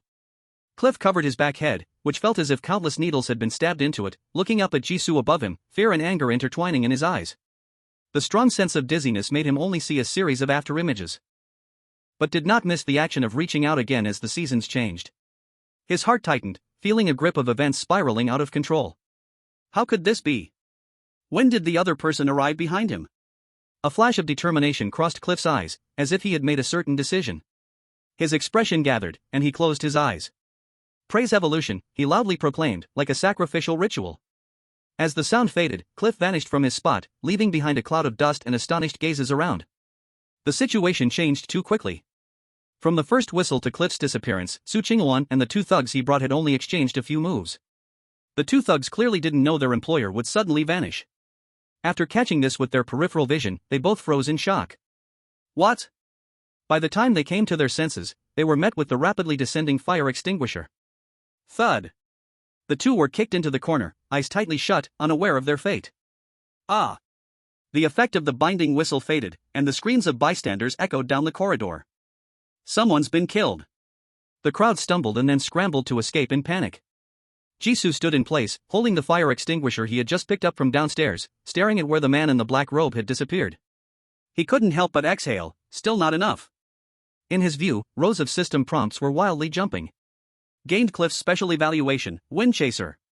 Label converted, Gale Steps. Quality, green. Description, greatly enhances lower body strength, nerve reflexes, and endurance, granting extraordinary movement speed. Label unlock progress, 1 out of 10, 9 more people needed to recognize this label. Gained Carlos evaluation, Gale Steps, 10/10. Label Gale Steps, green, unlocked. Label upgrade progress, 0/20, 20 more people needed to recognize this label. The man in the black robe, who also had the ability to vanish instantly, had given Jisoo a second green quality label before leaving. Jisoo did not check the label's content immediately. In fact, this was not the first time he had seen the label called Gale Steps. He had saved and loaded at the 99th floor corridor more times than during the previous chase. The reason was not only to combat the effects of the binding whistle but also to prevent the disappearance of the black-robed man, Cliff. Jisoo was very curious about these special individuals who could generate green labels and their common ability to vanish. From coming up behind the black-robed man, intentionally speaking to distract him, to deliberately controlling the strength of his attacks, Jisoo had done everything he could. He had precisely controlled the force of his attacks. He made sure to inflict extreme pain on the black-robed man, reducing his capacity to think without completely eliminating his means of resistance. As long as the other party wanted, he could definitely stand up and continue fighting. But no matter how much space Jisoo left for the black-robed man to maneuver after he got close, no matter if he was enscathed or barely hanging on, about to die, the black-robed man would always vanish and escape at the first moment he realized what was happening. It was as if the ability to disappear was a switch in his mind that needed no preparation time. Even if his body couldn't move, a single thought could activate it. How was this possible? Where were they heading? Su Qingwan and the black-robed man could both vanish, but they belonged to opposing sides, so they couldn't possibly have the same destination, right? Countless questions swirled in Jisoo's mind. After Su Qingwan finished off the two assassins, she walked over, her heart still pounding violently. We just killed a follower of the Silent Eye. This is unbelievably smooth. This was not the first time she had struck at a follower of the Silent Eye, but it was certainly the most miraculous experience. Everything happened in the blink of an eye, and all her actions were arranged perfectly before it began. Including the position influenced by the binding whistle, a passerby just happened to be able to utilize after being paralyzed and obstructed by the whistle. Everything was so coincidental, so smooth. The other party's astrology reading surprisingly could foresee all the key points in advance. It was incredibly useful. Jisoo couldn't help but smile. Yeah, it's very smooth. Smoothness came because there had been many failures. The battle appeared very simple. Su Qingwan attracted the attention of two stronger fighters while Jisoo, using the bodies of 4 or 5 passersby in the corridor as cover, approached the man in the black robe to snatch the binding whistle. In order to resist the effects of the binding whistle, Jisoo deliberately rewound once. He erased the event where he asked Su Qingwan about the binding whistle and changed it to imply to her that he also had resistance to the sound of the binding whistle. Successfully crafted a white label of binding whistle resistance. Unfortunately, the ability provided by the white label was limited, and the main fighting force still had to be Su Qingwan. Due to their lack of tacit cooperation, Jisoo's hiding skills were not high enough, and there were countless failures that could not be counted. Even though Jisoo gained Su Qingwan's trust and she was willing to fully cooperate with his actions, the unconscious habitual behaviors between two strangers were drastically different, making commands very difficult to execute perfectly. Jisoo could only start over again and again. Changing the command from dodge the killer's punch and move to the wall, blocking my movement path to bend 60 degrees to dodge the bald killer's punch, take 2 steps forward, turn around, move 45 degrees to the right, then lower your head. Correcting bit by bit to what Su Qingwan ultimately saw. She attracted attention while Jisoo relied on the white label's provided resistance against the binding whistle, inching closer to the man in the black robe. What a pity, we didn't kill him, Jisoo said. Su Qingwan glanced at Jisoo in confusion, then understood. You mean his disappearance? She waved her hand casually, appearing indifferent toward the man in the black robe's final disappearance. Just consider it a trait of the Silent Eye. The only difference between the black-robed man and those who died in front of us is that he left no corpse. Their talent for self-destruction is indeed so fast that no one can react. Where to next? Jisoo's eyes flickered. Self-destruction? The destination to which the man in the black robe vanished appeared very dangerous. No wonder this ability was only used when Su Qingwan was pushed to the brink. But he had clearly left the man in the black robe enough room for resistance. Wasn't it overly cautious to use a life-or-death move at the slightest disagreement? Jisoo did not rashly ask further. The best way to obtain information from Su Qingwan was to wait for her to speak on her own. To the 100th floor. On the 100th floor, in the kitchen of a restaurant. 7 or 8 chefs were busy in the spacious and clean kitchen. It was dinner time, the busiest moment. Suddenly. Crash. A food cart rushed in from the door, clattering dishes and vegetables scattering everywhere. All the busy chefs and assistants simultaneously looked toward the door where a man and a woman appeared. The head chef frowned, his face filled with anger. You two, no unauthorized personnel in the kitchen. Before he could finish his sentence, Jisoo was already in front of him, grabbing a basin of flour from the counter and throwing it at everyone. Cough, cough, cough. My eyes. Cough, someone's causing trouble in the kitchen. Everyone was choked and coughing from the overwhelming flour, the white powder wafting in the air. At this moment, 2 chefs who had been preparing ingredients pulled out guns while coughing. Bang! Bang! 2 gunshots rang out, and before the 2 chefs could even fire, blood burst from their chests. Jisoo tucked away the handgun, then pulled out an MP5 submachine gun and 2 magazines from beneath the work table against the wall. Take this, let's go. Su Qingwan, like a dazed goose, stared blankly as Jisoo seemingly pulled out a handgun from under the kitchen vegetable rack like a magic trick. Instinctively, she held tightly to what was in her arms and followed Jisoo's steps. Their departure was just as sudden as their appearance. Clean and quick. Clear goals, no time for reactions. Chapter 13, the second assassination target of the Silent Eye. Su Qingwan was running wildly in the corridor, the wind whooshing past her ears. These are also your divination results? The shock from the kitchen still lingered in her heart as she checked the submachine gun and bullets in her hands. How could they know everything? Even uncovering a submachine gun? No, I found it by chance when I was here not long ago. Jisoo casually lied. The 2 chefs cut the shredded potatoes into carrots, so I stayed a little longer and accidentally saw it. Then they are really unfortunate. Su Qingwan's feelings were complicated. She happened to encounter someone who could divinate, whose observational skills were shockingly abnormal, and the weapon arsenal was raided. Once she confirmed the weapon in her hands was usable, Su Qingwan's confidence surged. The silent eye definitely didn't react in time. With it, we can rush down the safety passage. No. Jisoo firmly rejected her. I don't want to climb 100 flights of stairs, and don't underestimate the enemy's weapon stock. There wouldn't be short of armed killers, they just couldn't use them before. If they really climbed 100 floors, they would be wiped out by the 50th floor due to exhaustion. Su Qingwan was puzzled. Then why did we come up here? To reach the 100th floor and grab these big guys. They had to climb through windows and walls, facing a follower of the silent eye directly. After exhausting so much energy, it couldn't just be to carry more iron blocks for weight training, could it? I said, to wait for an opportunity. No one chased from behind. Indeed, using firearms, those behind didn't want to increase casualties unnecessarily, so they wouldn't act recklessly. Jisoo glanced at the watch he had snatched from the road. 7 p.m. Just in time, it's time. What? Su Qingwan instinctively asked. But she saw the man beside her suddenly turn and stop at a viewing balcony. Thanks to the gunshots from earlier, this perfect viewing point of the building's leisure balcony had no one around. Jisoo shoved his pistol into his inner pocket and put on a pair of sunglasses. He also grabbed a big handful of brightly blooming flowers from the flower bed on the balcony. The sky was darkening, and the lights on the floors of Building 1 lit up early. The colorful lights made Jisoo's outfit look even more extravagant. Su Qingwan looked at Jisoo's actions with a confused expression. Or rather, from the moment she encountered him, she had been in a state of confusion. I've wanted to ask, why are you dressing like a Christmas tree? The top hat, sunglasses, a long coat with black and red dual tones, and a bunch of dingling metal accessories made Jisoo's current look particularly flamboyant. Su Qingwan had watched him snatch this outfit from a group of killers. But she could never comprehend Jisoo's sense of aesthetics. If changing clothes was to hide tracks or make combat easier, this outfit served no purpose at all. It's a magician, not a Christmas tree. Jisoo corrected her. Do you think the silent eye would surround an entire building to catch you? Maybe? Su Qingwan pondered, perhaps what I unexpectedly obtained is very important to them. They would go as far as creating a terrorist attack, never allowing her to escape by luck. However, this time the silent eye acted too quickly. From analyzing the enemies they encountered along the way, the number of personnel they dispatched far exceeded Su Qingwan's expectations. Jisoo shook his head. What you have is one aspect, your ability is another. It's not worth involving too many outsiders. Indeed, Su Qingwan could also make herself disappear. If the silent eye wanted to capture alive, even if it was a short-term capture act, it had to rely on disguise and surprise attacks. But they didn't need to rush to investigate every tourist from Long Kingdom in the entire building.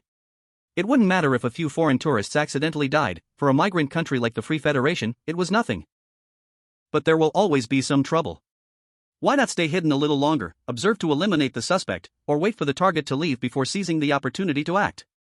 His first save was when he was pulled into the office during overtime work to be dealt with. There is only one reason for that. The people from the silent eye were also in a hurry. Most members of the organization are either businessmen or self-proclaimed high IQ researchers.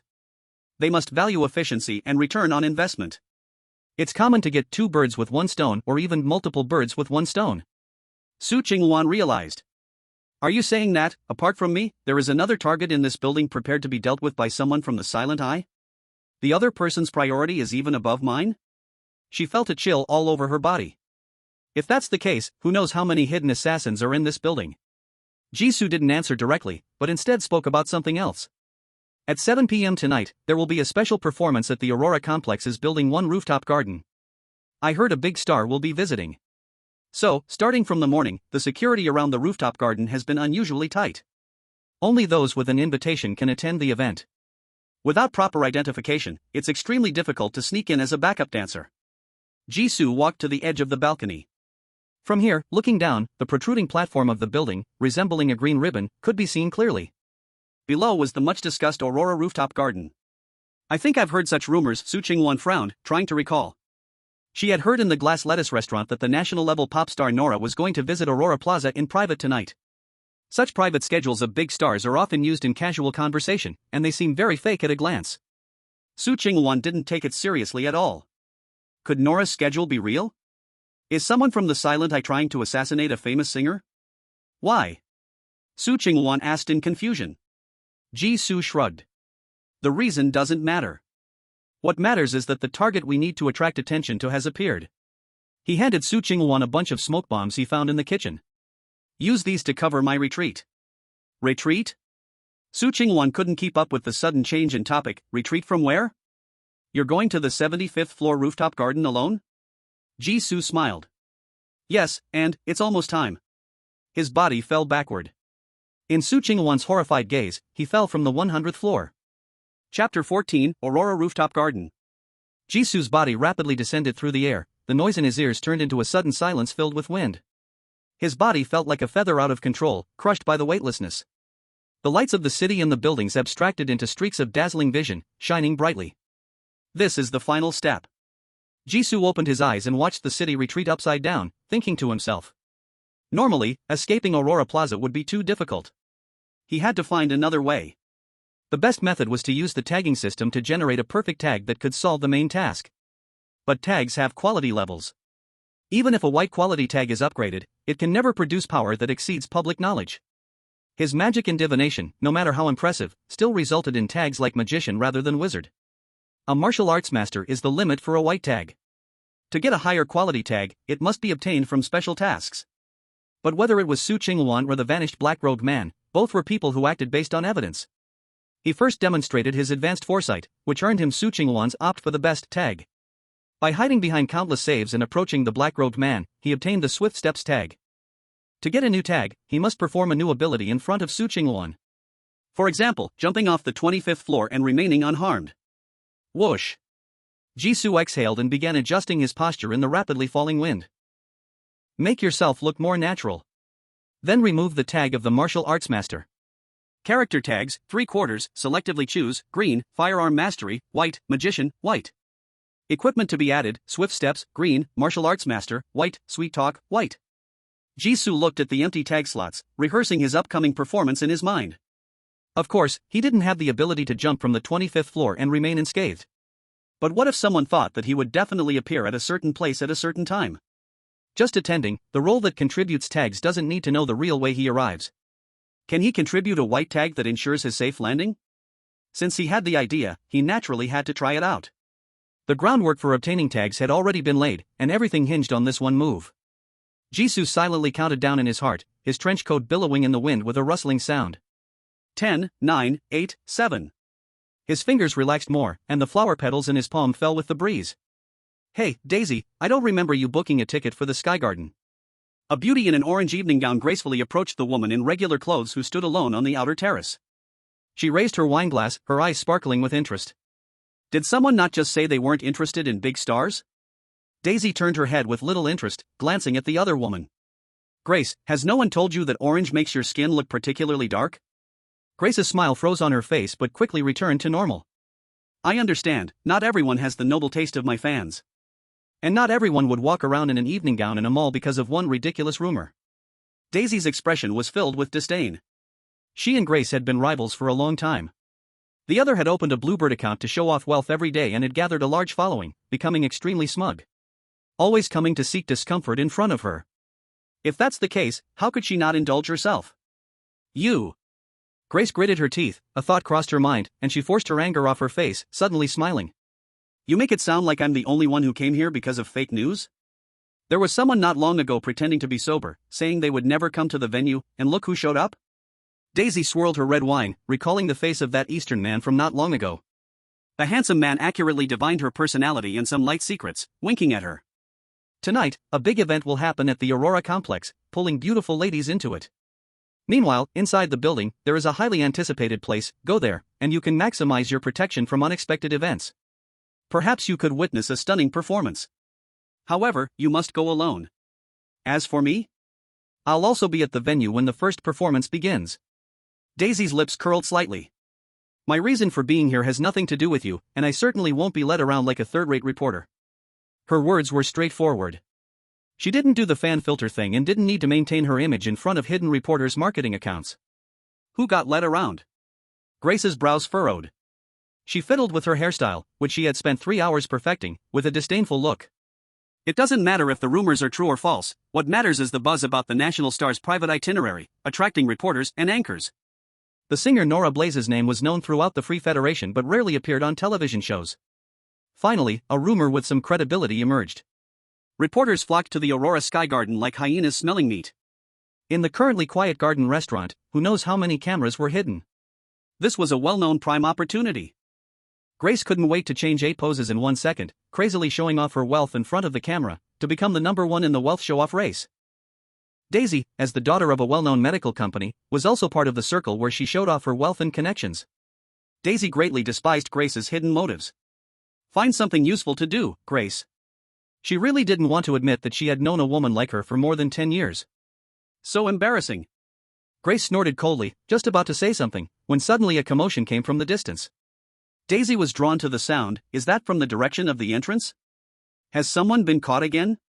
Probably members of the dance troupe. Grace had just turned around and happened to see the dance troupe blocking the entrance. She didn't care much, saying, probably another guy trying to sneak in by getting a spot as a backup dancer. Does he really think the Aurora Sky Garden is a place just anyone can get into? Only someone like me, a big star, has the right to bathe in the glow of countless cameras. Daisy, who had successfully entered by relying on her looks, looked thoughtfully at the entrance. Yeah, it's hard to get in. So, how would that Eastern man, who didn't even have enough money to pay for a meal, manage to sneak into the tightly secured Aurora Sky Garden? Even though she had only known him for a few minutes, she felt a strong curiosity towards him. Charming, humorous, skilled in magic and fortune-telling, he seemed full of secrets. If he really could show up at the Sky Garden tonight, maybe she could offer him a well-paying and promising job. Daisy's mind flashed to the face of the Eastern man before they parted. He handed her 3 beautiful roses, without a care that Daisy might not be able to enter the Sky Garden.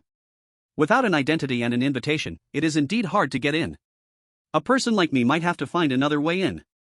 As for the specific method, maybe I'll just fall from the sky? See you at 7. At that moment, the time on her phone jumped to 7 p.m. Chapter 15, Falling from the Sky. The performance stage of the Sky Garden was built to the scale of a small concert, with all kinds of facilities in place and the position clearly marked. As long as you have money, most problems are not problems. 7 o'clock was the start time for the night performances at the Sky Garden. However, because some unrelated people had sneaked in, the stage crew was stuck at the entrance and couldn't get in for the time being. Without the first performance starting, Daisy couldn't witness the scene of the Eastern man appearing. Her face gradually turned impatient. Didn't they know to screen people in advance? How could Aurora Group be in contact with such a dance troupe? Grace didn't care. Most of the people here weren't here for the dance performance. She was just curious about her rival's rare impatience. Daisy, don't tell me you're interested in those outdated stage performances. Your taste has really dropped too quickly. Daisy was about to retort when Grace continued. But it's still better than the bitches from the Karma family I just met. The Karma family girls are here too? Daisy was surprised. If a piece of celebrity gossip could gather all the second-generation rich people from Glen City, it would be so embarrassing. Grace nodded, dramatically describing her conversation just now. They came here for a man. Apparently, there's a man who said he could show up at the start of the first performance tonight. Can you believe that? What's even more ridiculous is that those 3 bitches actually believed him and ran over here to see what kind of Skyfall magic performance it would be. At this point, Grace snorted, cursing under her breath. Clearly, she had just been humiliated by the 3 Karma sisters. Daisy's face turned ugly, momentarily forgetting her habitual sarcastic remarks towards Grace. Oh, so that Eastern man hadn't just gotten close to her. Daisy laughed through her anger. It was always her who played the game, but being toyed with by someone else was a first. After the anger, a stronger desire to conquer arose in her. She was determined to see if he really had the ability to show up. Grace was still blabbering on endlessly. The story of me single-handedly debating the 3 daughters of the Karma family. Before I left, I made a bet with them on whether the person they were waiting for would arrive on time. I turned around and called in an extra layer of security at the entrance. Not a fly could get into the entire garden. They are bound to lose, just wait to see them suffer on the Bluebird. At this moment, a large group of security personnel streamed out from the backstage, driving away irrelevant people and completely isolating the performance stage. Daisy, who had been distracted by the stage, noticed this immediately. The performance has started? No, why are so many bodyguards suddenly here? Daisy frowned and looked at the sunglass-wearing security personnel. Well-trained, with bulging muscles, they were obviously bodyguards engaged in special work. The Turquoise dance troupe could never afford such a group of people. It means the program has been changed at the last minute, Grace said carelessly. The more bodyguards, the better. I want to see how that man is going to emerge. Looking at the guests all flocking towards the stage, Daisy glared at her. You fool! Do you know how many people in Glen City can afford this scale of bodyguards? Aren't they just bodyguards? Grace replied instinctively, then focused her gaze and her eyes suddenly widened. Oh my god, why are there so many bodyguards? Is it possible that Nora really came? Many people shared Grace's thoughts, and they rushed in one after another. By the time they came to, the stage had been surrounded by 3 layers of people shouting Nora's name. Nora! Is that you? Nora, you are my idol. Looking at the crowded scene ahead, Daisy sighed. Where did they all come from?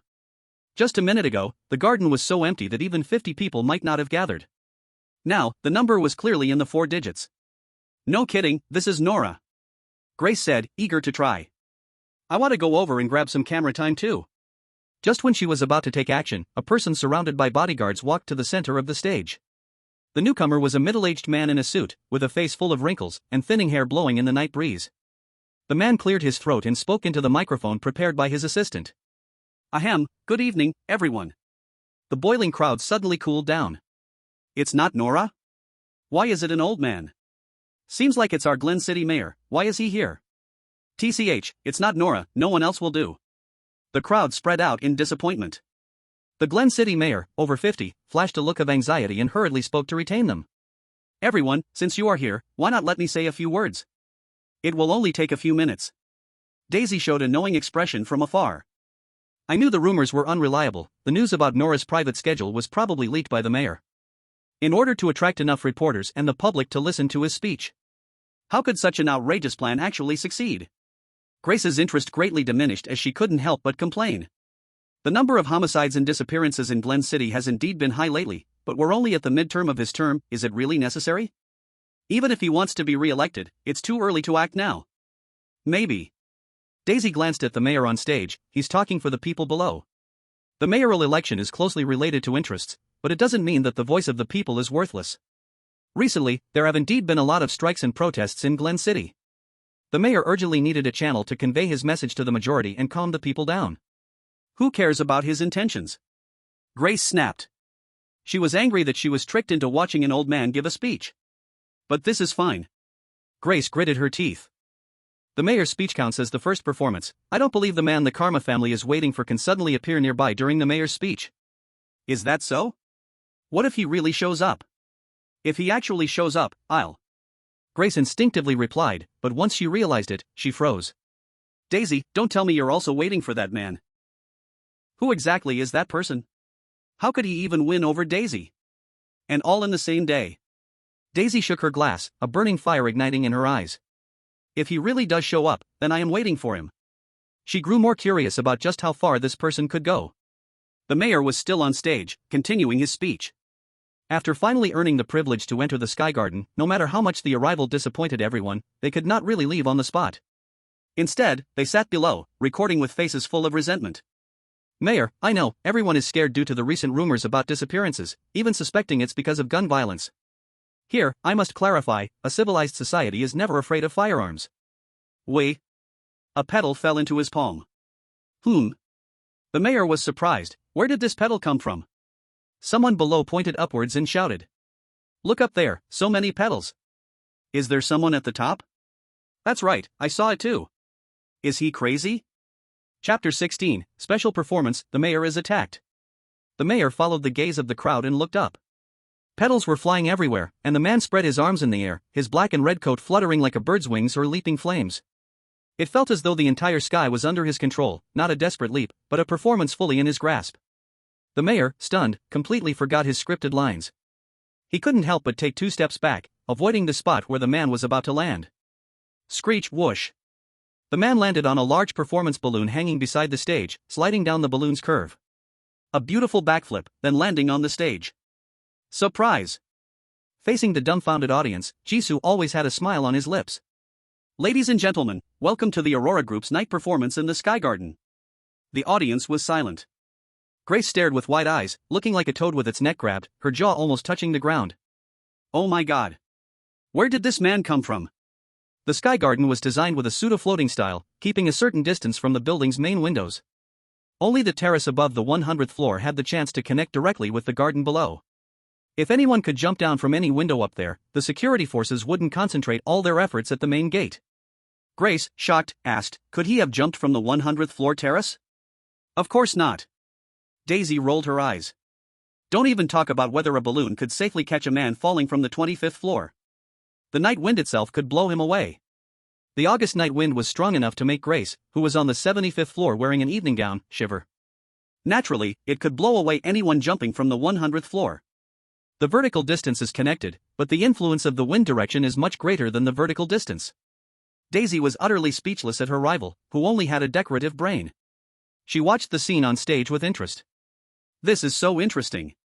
Although I don't know what trick he used to bypass the mayor's bodyguards and achieve the falling from the sky effect, I really like it. So daring, even stepping on the mayor's face to fulfill a casual appearance promise. Risky and thrilling, I love it.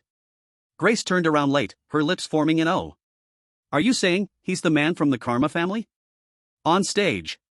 Surrounded by bodyguards, the mayor stared at Jisoo, who was not far away, equally shocked by his entrance. He was closest, with the clearest view. But he couldn't find any subtle flaws in the man's skyward descent. Sir, you are.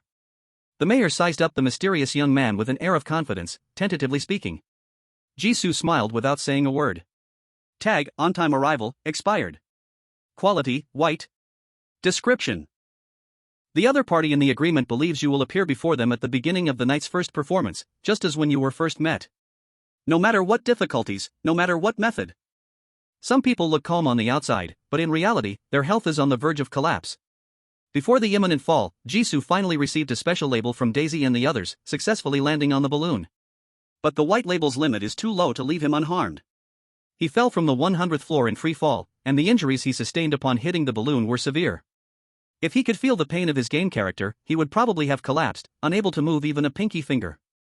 Luckily, every sacrifice pays off. You received the special evaluation of Suching 1, impossible, how could this happen? Label being generated. Unlock progress, 1/ still need recognition from? People for this label. It was impossible to understand why the label hadn't appeared yet, but there was still an unlock progress bar. But with the system description being so unique, it definitely wasn't a white label. What he needed to do now was continue performing the entire play. He equipped the Swift Step, green, label into the empty slot. Jisoo took off his top hat and gave a gentlemanly bow in the direction of the mayor. Sorry, Mayor, the Turquoise Dance Troupe encountered an accident and will not be able to attend. Tonight's first program will be replaced by me. He turned around and faced the audience, pulling a rabbit out of his hat and then a bouquet of roses. The next second, the roses turned into petals and scattered from the stage. Ladies and gentlemen, welcome to the first special performance of the Aurora Sky Garden, the mayor's assassination. The mayor, who had been smiling kindly, suddenly showed a sharp look in his eyes. What? The bodyguards quickly shielded the mayor, and the security personnel in the distance rushed toward Jisoo. But their speed was no match for Jisoo, enhanced by the green label Swift Step. Before they could react, he had already pulled the mayor out of the protection circle of the bodyguards. Grab him! The bodyguard, who failed to stop Jisoo from taking the mayor, yelled. The next second, a blood hole appeared in his throat, and his voice abruptly stopped. Ha! Ha! He clutched his neck, blood spilling between his fingers, a face full of disbelief. A bodyguard reacted quickly. It's a gunshot wound, there's a sniper nearby. Get down! The scene fell into chaos. The audience, who had been in an uproar, scrambled to crouch and find cover. Some bodyguards shrank back, while others gritted their teeth and tried to rescue the mayor, who was under Jisoo's control. Some of them grabbed radios to contact the outside security personnel, trying to locate the sniper's position. Beep! Beep! The sound of gunshots, muffled by silencers, continued to ring through the chaotic scene. Jisoo kept his pistol against the struggling mayor while dodging the bodyguards who were chasing after him. At the bottom left corner, system prompts kept popping up. You received the evaluation of ***, label generation unlock progress, 3/. You received the evaluation of ***, label generation unlock progress, 6/. With 6 evaluations but no label yet, Jisoo could only continue running around with the mayor. I suggest you better not move, Your Excellency the Mayor. Jisoo dragged the fidgeting mayor onto a flower bed, dodging bullets from the shadows behind a strangely twisted black pine tree, smiling as he spoke. The safety is off on the gun in my hand. It's very easy for it to misfire, like... Bang! He suddenly shot at the audience.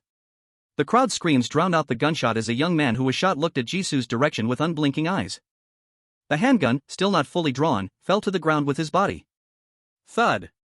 The mayor's forehead was drenched in cold sweat, and his throat tightened. Who exactly are you? Years of assassination attempts had made him immediately recognize the identity of the young man who had been shot. A hidden assassin in the crowd. Someone had known his schedule in advance. This was a carefully planned assassination specifically targeting him. Realizing the young man had deliberately scattered petals when he appeared, blurring the picture, the mayor's struggle suddenly weakened. I am just an innocent bystander, like you. Jisoo took the mayor and crashed into a long table set with a champagne tower. The glass cups shattered, and wine and ice splashed everywhere.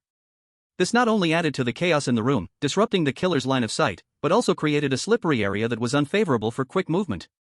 As for him, he remained completely unaffected, still effortlessly weaving through the crowd.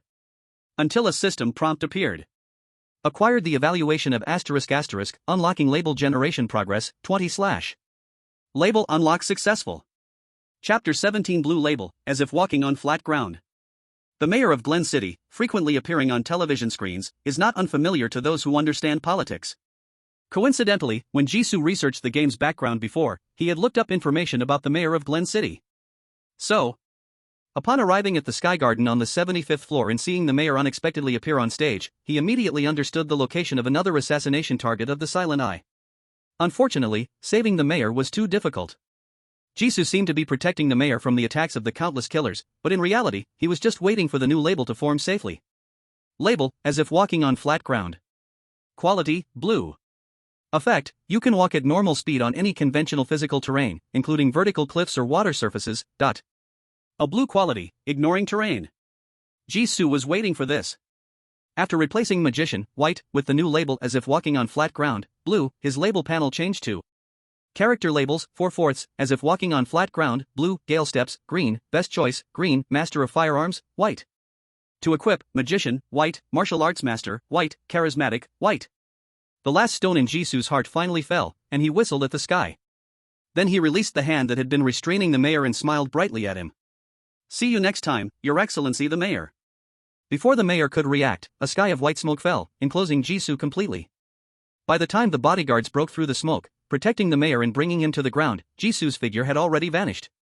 The departing Jisoo, under the cover of white smoke, circled to the dead angle of the Sky Garden's line of sight and sprinted up the outer wall of the building toward the 100th floor. The blue label was indeed different from before. Ignoring the discomfort from standing at a right angle to the wall, he felt no pull from gravity at all. His feet firmly stuck to the wall, and his speed was completely the same as running on flat ground. Plus, with the extreme running speed brought by Gale Steps, green, he could be called a mutant version of Spider-Man. After a few breaths, he returned to the balcony on the 100th floor. Su Chingwan was waiting at the edge of the balcony, 6 or 7 corpses lying behind her. It seemed that while Jisoo was active below, things upstairs were quite lively as well. Jisoo asked no further questions and stretched out his hand to her. Let's go, while everyone's attention is on the mayor, we should leave here. Su Chingwan looked at Jisoo's hand reaching out from the balcony, hesitated for a moment, then took it. The two jumped and ran along the glass curtain wall of the building, quickly descending. Su Chingwan half hung on Jisoo, the wind cutting her face like a knife. The uncontrollable feeling of weightlessness made her like a leaf swaying in the air, yet it was still not comparable to the daze in her heart. Most of what happened tonight exceeded her imagination. Su Chingwan glanced at her watch again, refusing to believe it. The glaring number 0 deeply shocked her heart. Finally, she couldn't help but speak out. Who on earth are you? How can you use sequence abilities in the normal world? Sequence abilities? What is that? Jisoo was full of question marks in his mind. His intuition told him this was the reason the other party could provide him with labels of white quality or above. So he definitely couldn't show that he didn't know. Thus, Jisoo revealed a carefree smile. Everyone has secrets, don't they?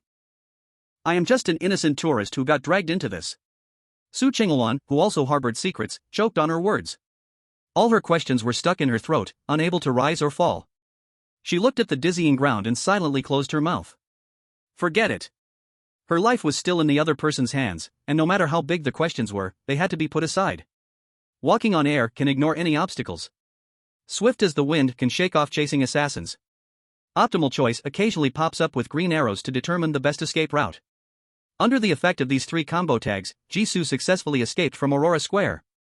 Main line, perfect journey. Stage Task 1, Escape from Aurora Square, completed.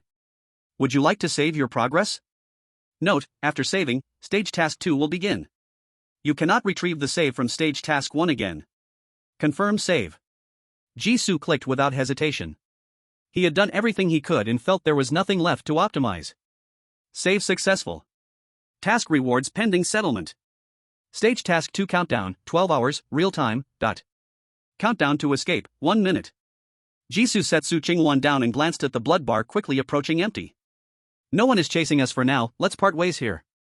The place before them was a deserted alley. The terrain was complex. Without Jisoo's walking on air tag and being unfamiliar with the surroundings, it would take another half hour to find their way. Su Chingwon nodded in agreement. Having left the heavily barricaded Aurora Square, she was capable of ensuring her own safety. The two of them had crossed paths briefly, each with their own defenses and concerns. It was destined they could not maintain a cooperative relationship for long. By the way. Before leaving, Su Chingwon turned back. You killed a believer of the Silent Eye, they will definitely place a bounty on you. If possible, leave the Free Federation as soon as you can. Even if you are a traveler, they do have cards up their sleeve against you. Bounty? Jisoo was surprised. Is this cult so harmonious and friendly these days? He just killed one believer, and he'd be wanted? Jisoo nodded seriously at Su Chingwon. I will consider it. Whether he could do it depended on the system tasks. Stage task 1 was nearing its end, but he still had many questions about the game background. What kind of organization is the Silent Eye? Su Chingwon's identity and what she knew. The answers to these questions, which could not be asked in Stage 1, would have to be resolved later. The two nodded and parted ways at the fork in the alley. After taking 2 steps, Su Chingwon couldn't help but turn back again. By the way, about the matter of the reward. Behind her, the figure of the mysterious young man had already vanished. Chapter 18, Task Settlement, Subsequent Events. In a room of another world, the dim alley on the TV screen transformed into a pitch-black game page. Stage Task 2 countdown, 11 hours 59 minutes, real time, dot. Stage Task 1 reward settlement. Congratulations, you have obtained, Tag Slot 1, Blue Experience Book *10, Blue Unlock Scroll, Tag Synthesis Platform opened. Tag Slot 1 meant the number of tags the character could equip had reached 5. Jisoo immediately re-equipped the Martial Arts Master tag he had removed. Able to fight and run, he couldn't think of any shortcomings of his character. Experience books can unconditionally increase the unlocking or upgrading progress of specified tags. The Blue Experience book increases progress by 10 for white tags, 5 for green tags, and 1 for blue tags. How to say it? Useful, but not very useful. Because Jisoo couldn't find the tag upgrade progress bar for his only blue tag walking on air. This meant that blue tags could only be unlocked, not upgraded. So high-quality tags have a lower upgrade limit? What kind of rubbish algorithm is this? Jisoo couldn't help but complain. Aside from walking on air, he didn't have other blue tags to unlock. The Blue Experience books in his hand could only be used to upgrade the 2 green tags Swift as the Wind and Optimal Choice. After thinking for a while, Jisoo decided not to use the Experience book for now. He would wait until Task Phase 2 was open to decide how to upgrade the tags. In comparison, the Blue Unlocking Scroll was much more useful. It could unconditionally unlock a blue or lower quality tag after receiving an initial evaluation. With it, next time a blue tag evaluation came up, Jisoo wouldn't have to run around like a monkey with the mayor, waiting for the tag unlock to be completed. The speed of unlocking blue tags was very slow. He guessed that all those who provided the blue tag progress had some sort of threshold limit. If next time, there weren't enough people on site to unlock the blue tag, he would be in trouble. Still, the unlocking scroll was useful. The tag synthesis platform was even simpler, allowing him to sacrifice 2 to 5 unwanted tags to potentially create new tags. The higher the quality of the sacrificed tags, the higher the chance of synthesizing a good tag. In simple terms, a gambling function. It wasn't a matter of luck, Jisoo preferred a steady approach to clearing levels and looked down on the gambling probability function. So he just briefly looked at the tag synthesis platform's description and then closed the game. How to use these features would depend on future game tasks. Dong dong dong. The light-hearted game-closing music ended, and the screen returned to the introduction interface of the traveler. Jisoo tossed the game controller aside and fell back onto the sofa. With a look of relief, he said, finally done. On the tea table in front of him, beneath the discarded game controller, was a stack of draft paper almost filling the table. The paper was densely packed with content. From the general rhythm of the game to the precise timing of each moment to strike, every line he needed to say was clearly remembered. Jisoo never thought a beginner task in a game could be this difficult. There was no background introduction. The grand backdrop of the game, the conspiracies taking place in Aurora Square, all needed the player to investigate themselves. Moreover, the game had extremely high freedom, without the fixed formats of 2-choice or 3-choice scenarios. The number of story options depended entirely on the player's imagination. This made it difficult for players to find the optimal clearance route through rollback, greatly reducing its effectiveness.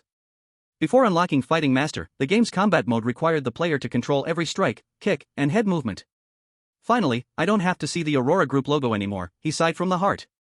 Aurora Square was filled with the corporate logos of the Aurora Group, and every time he rolled back, he would see the same logo. He was almost sick of it. It was like hearing Monkey Head for drinking every time a game failed. Seeing the Aurora Group's logo, he knew he was about to enter another painful background loop. Jisoo glanced at the time displayed on the monitor. Available playtime, 13 days, 9 hours, 22 minutes. In free games, the playtime was displayed. When Jisoo opened the Traveler, the countdown was 15 days. He spent 2 days to clear task phase 1. During these 2 days, other than eating and sleeping, all his time was spent tackling this game. After all, he had nothing else to do. Jisoo replayed his gaming process in his mind. After a round of trial and error, he understood the game's background and preliminary goal: to find Su Chingwon. He would appear on the 100th floor of Aurora Complex Building 1 at exactly 5 p.m. When he finally cleared the game, it was a little past 7 p.m. The brief 2 hours in the game led him to nearly develop a physical memory as a time management master. First, he went to the boxing gym, the shooting club, and specific NPCs to earn the tags Fighting Master and Weapon Proficiency. He prepared seduction items to charm several capable and imaginative rich young ladies who could enter the Sky Garden. Pave the way for the like walking on flat ground label. Then find a flashy influencer who can connect with several rich young ladies, hinting at a bet with them. Stimulate the young ladies to be more convinced that Jisoo would definitely descend from the sky. Then go and meet Su Chingwon. What a thrilling nightlife, Jisoo sighed. It's completely different from the 3 months of eating potatoes in a safe house. But there better not be another time. Although the young lady's wandering imaginations allowed him to succeed in the descending from the sky part, he never experienced the high-altitude fall, crashing into pieces from all directions. Then came the satisfying moments of earning the like walking on flat ground label, with the visual effects maximized. But the familiar scenes brought by the endless reloading were still too unpleasant. Forget it, I'll sleep first. Jisoo yawned, got up, turned off the game controller, and walked toward the bedroom. Having been playing games day and night for so long, he needed a good sleep. Another world. Night. In Glen City, the most prosperous commercial landmark, Aurora Square. The Aurora Complex, 106 stories high, lit up with massive fireballs on the upper middle floors. The explosion was deafening. Several pieces of exterior glass shattered, falling in pieces. The hanging Sky Garden, which the designers proudly claimed could withstand an 8th-degree earthquake, fell from a great height. The crowd in the plaza below screamed and scattered to dodge. A group of mysterious people in dark uniforms rushed in. Watching the raging flames on the 75th floor above, the man at the front was filled with frustration. Damn it, the eyes of silence are starting to act. Another person said, let's go in and check. Maybe the target is still alive. They were about to enter the building through the staff passage. Suddenly, the man at the front stopped. Wait. He pressed his earpiece, his eyes filled with shock and confusion. The target escaped early, but the mayor is dead? Chapter 19, The Aftermath of the Mayor's Death. Bluebird Trending Topics. 1. Explosion: Glen City Mayor Sean Miller assassinated. 2. Casualties at Aurora Square. 3. Mayor's public speech attacked, the Free Federation demands justice. 4. The Black Blood Gang claims responsibility. 5. This is war. 6. A good death. 10. The Deep State is cleaning up. 17. A retrospective on Mayor Miller's contributions. The top rows were mostly about the mayor's assassination. When the incident occurred, hundreds of reporters were at the scene. This group of headline-chasing fools successfully contributed a full HD video of the event from start to finish. In the video, from the beginning of the mayor's speech, to Jisoo descending from the sky, mistaken by everyone as the assassin. Then to Jisoo suddenly disappearing, and the intensity of the assassination escalating. During the escape, a killer pulled down his jacket zipper, revealing his body strapped with high explosives, rushing toward the mayor for a mutual destruction. The clarity, composition, camera movement, and drama were all captured. The video footage was clearer than any movie. It successfully pushed the news of the Glen City mayor's assassination to the top of the trending topics. The video content had ups and downs, the situation escalated step by step, and everyone's reactions were clearly visible. Such a blatant terrorist attack, even with gun ownership rights in the Free Federation, is rare. The last time something like this happened was over 20 years ago. Breaking: Glen City Mayor Sean Miller was attacked last night at the Aurora Complex building and was declared dead after unsuccessful rescue efforts. The Federal Bureau of Investigation has intervened. Please remain calm, citizens. This was the official report from the Free Federation. But the online users weren't buying it. Remain calm? Screw that. Everything's exploded to pieces, how can there be any unsuccessful rescue? Yeah, we've got photos of the dead body, what use are these reports? What good is the FBI? They only know how to ask us for money. This was the public dissatisfaction with the official report and the FBI. This soft mayor should have been in hell a long time ago. He cut police funding and let the scum run wild on the streets. In Glen City, over 300 people have gone missing this month, they really should be dismissed. Good riddance. Have the killers been caught? I'm willing to pay them. This is support for the killer. Friends, think about it. Next year is the presidential transition. Mayor Miller just publicly supported the current president's re-election last week, and this week he's dead? How coincidental. It must be those damn immigrants stirring trouble. These beasts are using violence to seize our country, they will destroy our nation. Hashtag the deep state is cleansing its ranks hashtag. This is a discussion escalating into the federal system and party struggles online. I think it was the Black Blood Gang, this gang is powerful and has claimed responsibility for the assassination. Hashtag Black Blood Gang takes responsibility, hashtag. Reply, screw you. Promotion spam. This is the gang being backfired upon for advertising. From the video, there were 17 white assassins, 9 black, and 6 Asian. This shows that white people are always filled with violence, image. This is taking the opportunity for racial discrimination. Mayor Sean Miller was a warrior dedicated to social reform. His assassination is a tragedy for the entire Free Federation. We must unite to oppose all forms of political violence and strengthen gun control through legislation. Reply, screw you. 10 minutes before he died, he was still calling for gun control to be lifted. It is humans, not weapons, that bring death. A civilized society should have the freedom to bear arms, sarcastic voice. Dying under the freedom of firearms he wanted could be seen as achieving his wish. But he was blown to bits. I heard on the same day, several tourists died inside the building. Isn't the killer too rampant? I heard the killer killed 100 people that day. I heard 3 floors were blown up, no one survived at Aurora Square. Doesn't anyone care about the Eastern youth who appeared first? How did he leave? What was his purpose in coming? Rather than leaving, did he really descend from the sky like in a movie? I doubt the authenticity of the video. Those who spread rumors about our Nora's schedule, the mayor died well. This is a chaotic argument among netizens, each holding their own opinions. Due to the confusion of focus, their topics are not mainstream views. When news of the assassination came out, the proactive unions had already organized people to march on the busiest streets in Glen City. The lively noise outside couldn't affect a hidden basement within Glen City. In front of Su Ching-Wan, her computer repeatedly played video clips of Jisoo's figure appearing in trending searches. Descending from the sky, playing with everyone before leaving peacefully in a white smoke. Mysterious, eerie, coming and going without a trace. In the top right corner of the computer is a small window displaying the main view of a video call. It shows that 6 people have joined the communication. After the video played again, the man wearing thin-framed glasses paused it. His communication ID was simply the character Wei. Wei Xiaoqing, everyone, share your thoughts on this video. Xiaowei, you go first. Okay, Captain. The video call switched to a lowly wearing heavy makeup and a Gothic-style dress on the screen. She quickly typed a few times, pulling up a frame of Jisoo rapidly descending from the air. In the image, the man's coat flares, arms outstretched, like a flying nightbird. With a smile on his face, as if everything was under his control. Xiaowei analyzed step by step. The coat he's wearing is a custom design, with a retractable, tough carbon fiber skeleton under the arms and inside the hem, maximizing his wind-catching surface area and slowing his descent. At the same time, the wind direction in the video is very complex, creating a gliding flight path through interaction. After 2 decelerations, his landing spot is next to a giant inflatable stage decoration, equivalent to a trampoline. Using the balloon's cushioning and the friction of sliding down, he successfully countered the final impact of the fall and landed safely. Wei Xiaoqing's tightly knitted brows relaxed a little. Do you mean to say that his descent process was very scientific and reasonable? Little A nodded affirmatively. The factors of coincidence inside are too large, like wind direction, wind speed, and the friction and elasticity of the balloon. From the result, there are no supernatural factors at all. After a pause, she added. Of course, falling from a high place, resisting the wind and rolling, a normal person should suffer serious cartilage bruises. Considering that the other party is an excellent magician, perhaps he used some method to hide his injuries.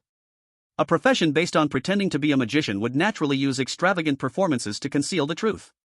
Even a stripped bear, one could perform as if dressed elegantly for a gala. Hiding injuries would be a piece of cake. Su Ching-Wan rebutted discontentedly, but I saw him run from the 75th floor to the 100th floor, and then he brought me down. She deliberately emphasized the word run. It was running, not climbing. That speed and phenomenon can absolutely not be explained by science, she stressed. Little A shrugged. So, do you have evidence? Su Qingwan was speechless, her expression dissatisfied. When Jisoo displayed supernatural abilities, it was not within the line of sight of the building's surveillance. Little A couldn't find the corresponding surveillance footage, she had no evidence. Wei Xiaoqing knocked on the table. Calm down, Qingwan, it's not that we don't believe you. But we should all know that in a normal side world with a pollution level of 0, there cannot be supernatural phenomena. Chapter 20, The World is Never Simple. This world is never simple. Outside common sense and beneath order lies another side of the world. It represents chaos, darkness, distortion, and the bizarre everything that defies logic. It is filled with monsters, ghosts, legends, and even mythical creatures that should not exist in popular perception. No one can clearly say how large this other side of the world is.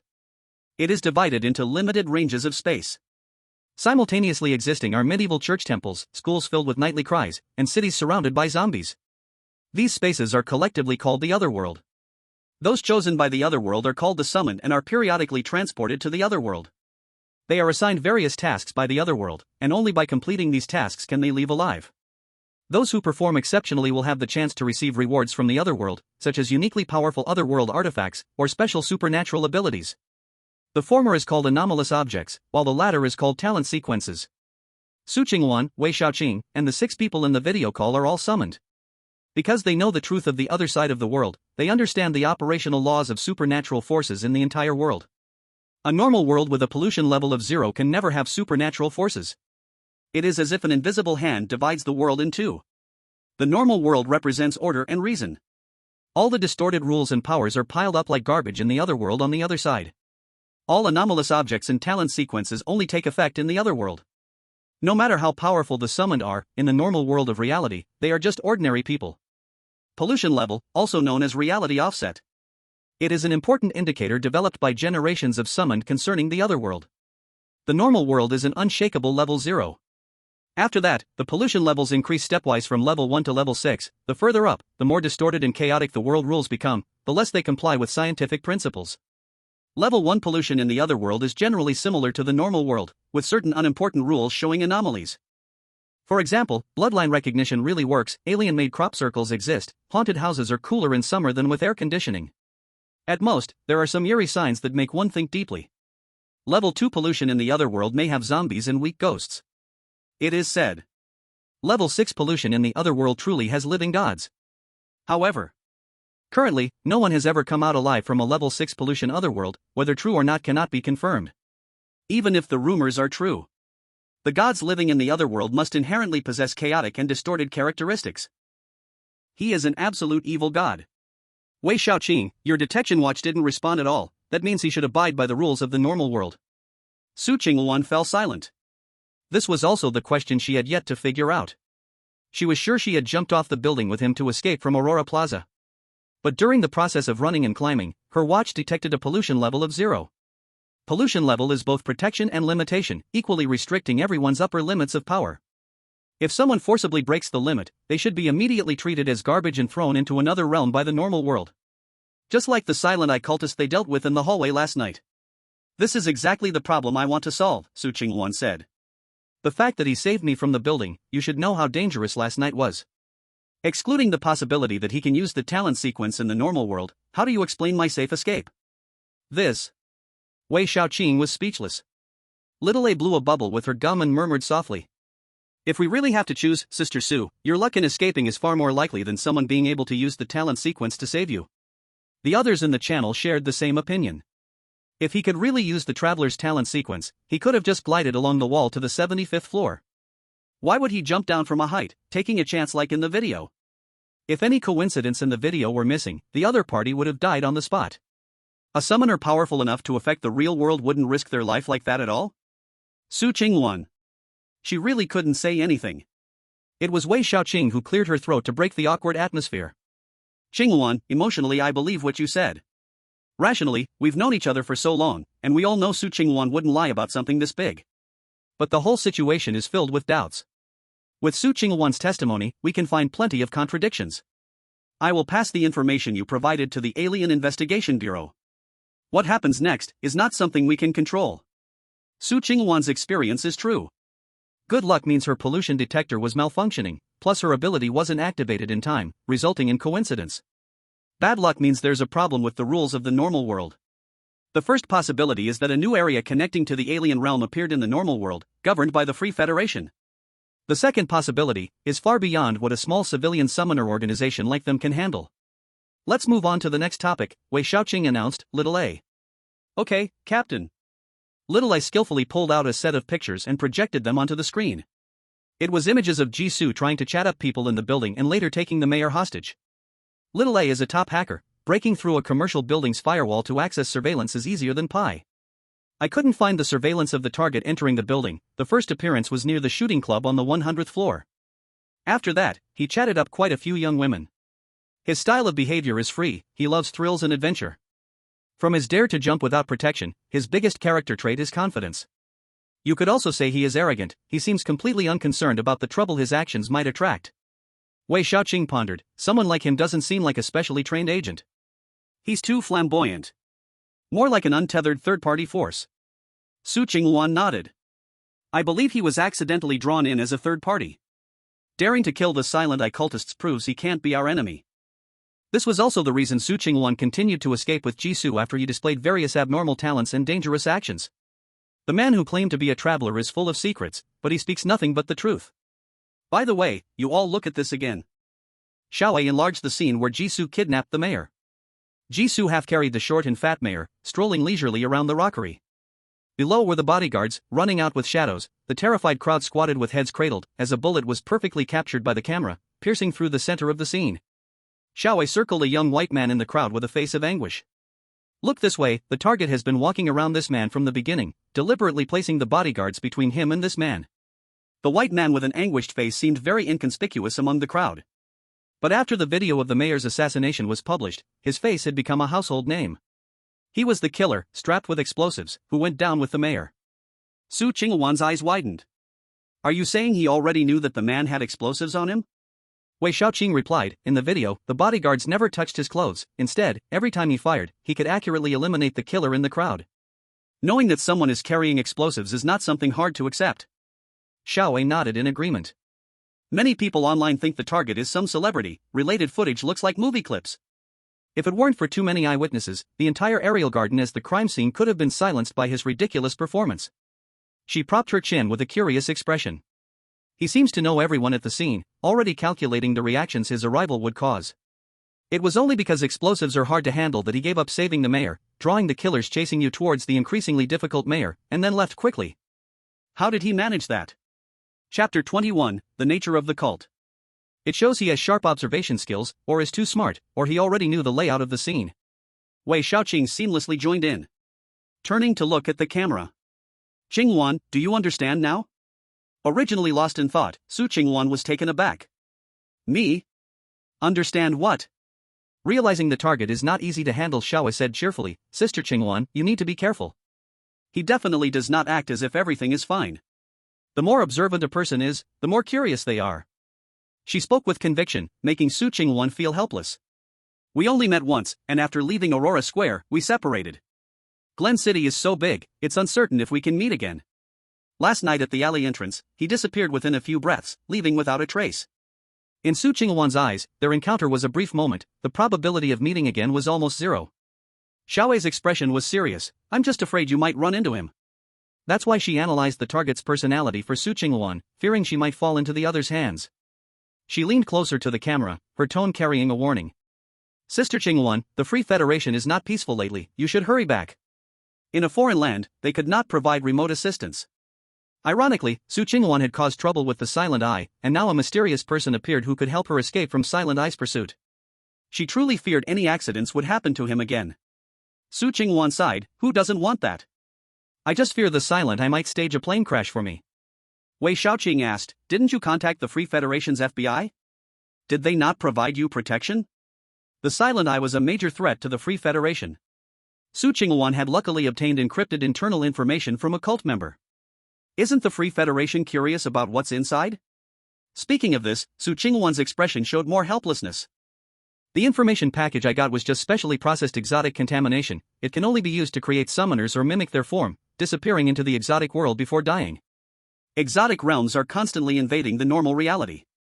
Some areas will connect with the exotic realm at specific times, causing the pollution level nearby to be greater than zero. Sometimes, the connected exotic realm brings vitality and a way out.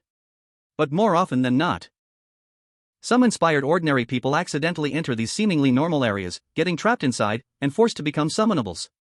Because of the phenomenon of foreign realms invading reality. Some summonables with twisted thoughts believe that the foreign realm is the ultimate belonging of the real world. They think that the chaotic, twisted world with a high level of power at level 6 pollution will be the final home of the real world.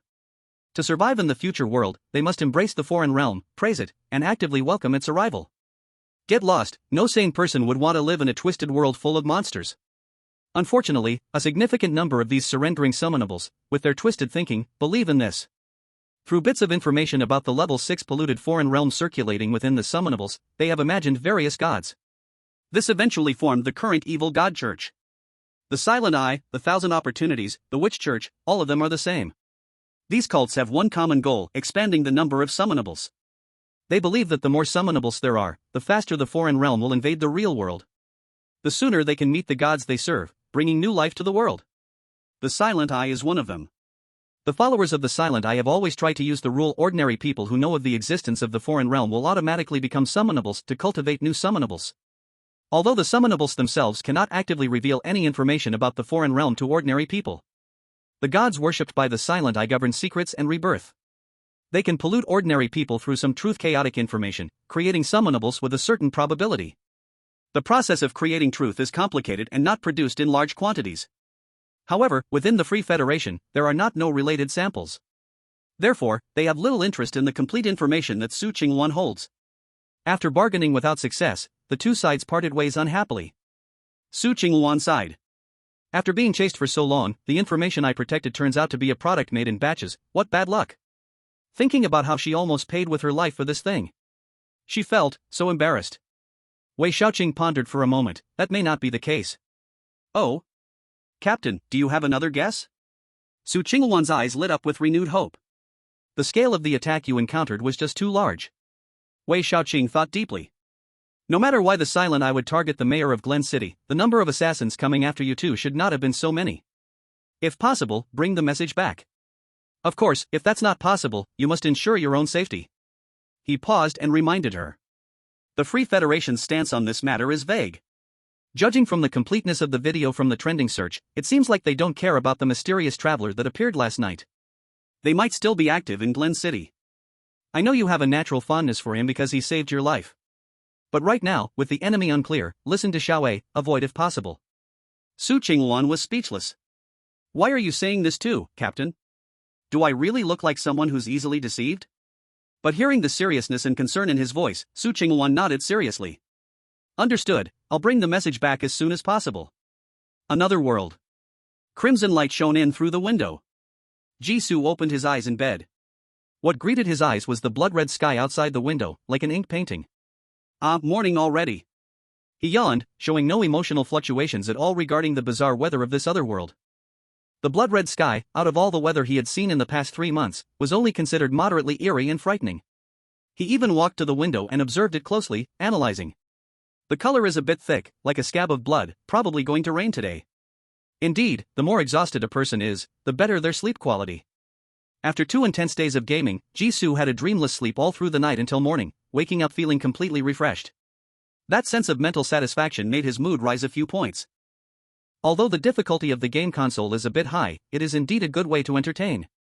He glanced at the time in the living room. There are still 2 hours until the next phase of Traveler Task 2 unlocks. 2 hours, huh? Jisoo took the last bite of potato that served as breakfast, just enough time to go out for supplies. Eating potatoes all the time will surely make him sick.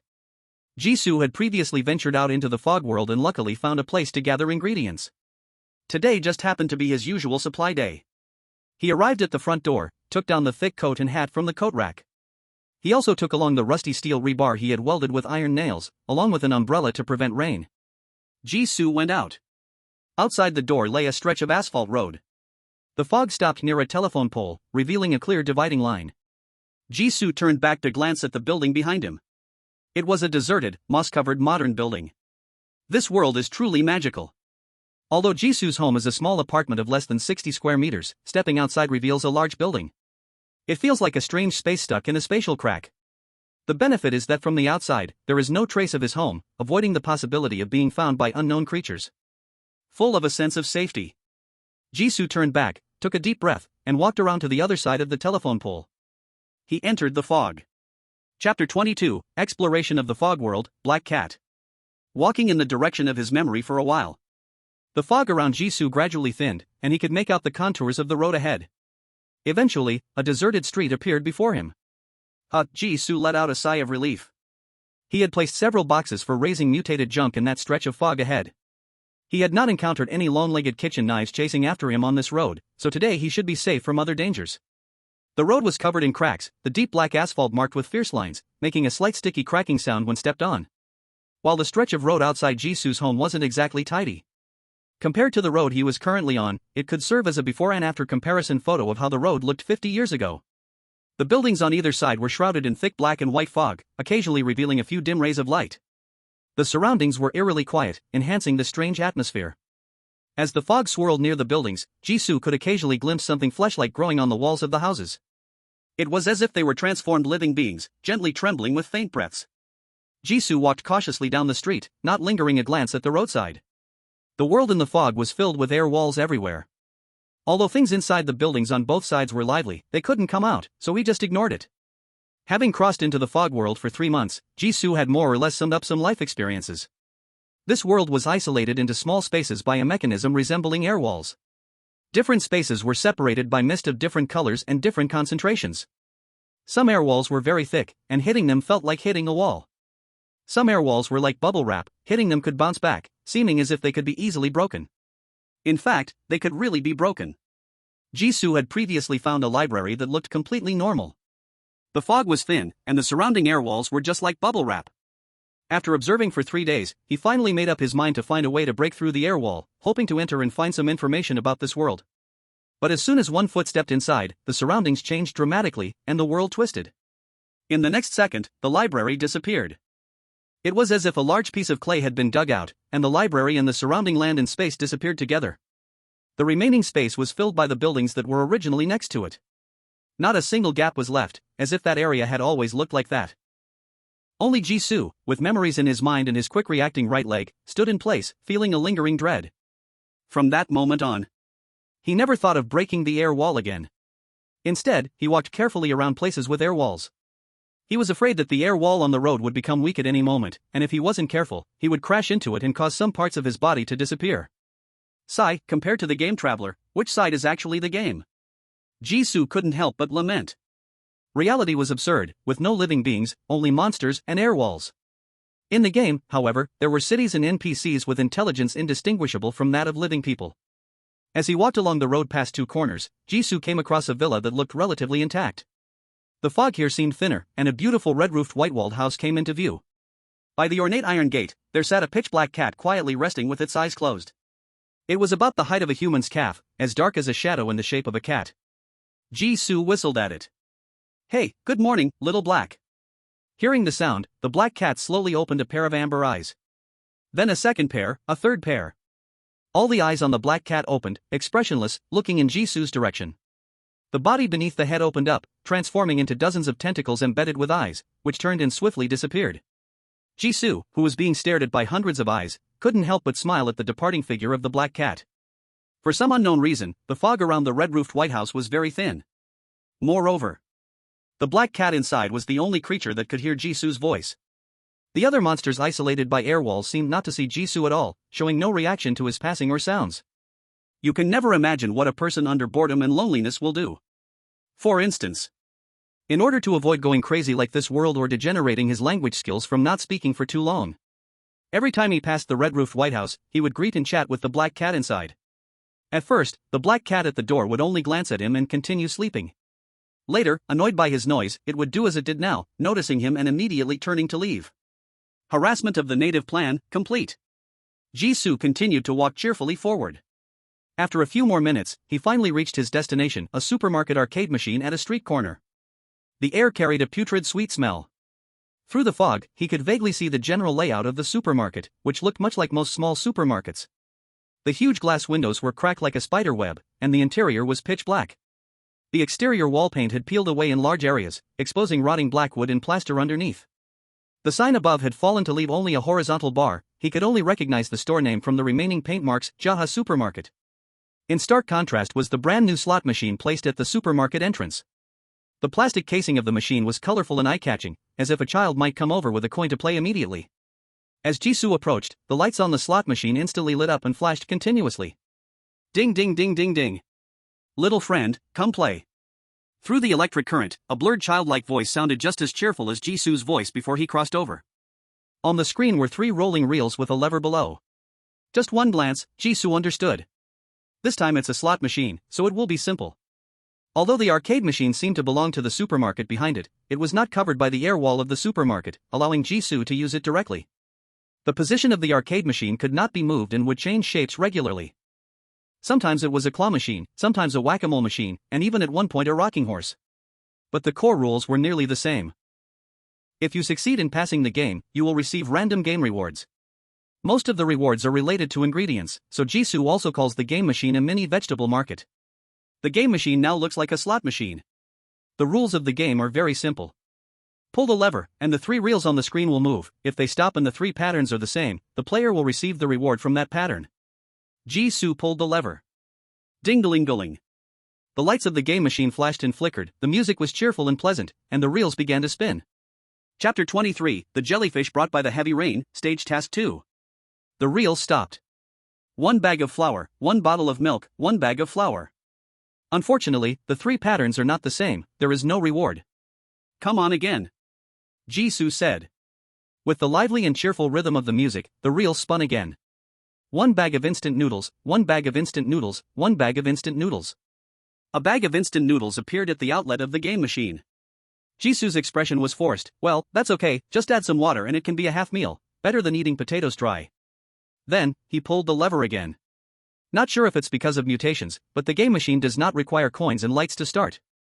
As long as someone is here, the machine can be turned on. Pulling the lever starts the game. In theory, Jisoo could pull the lever to play the game an unlimited number of times.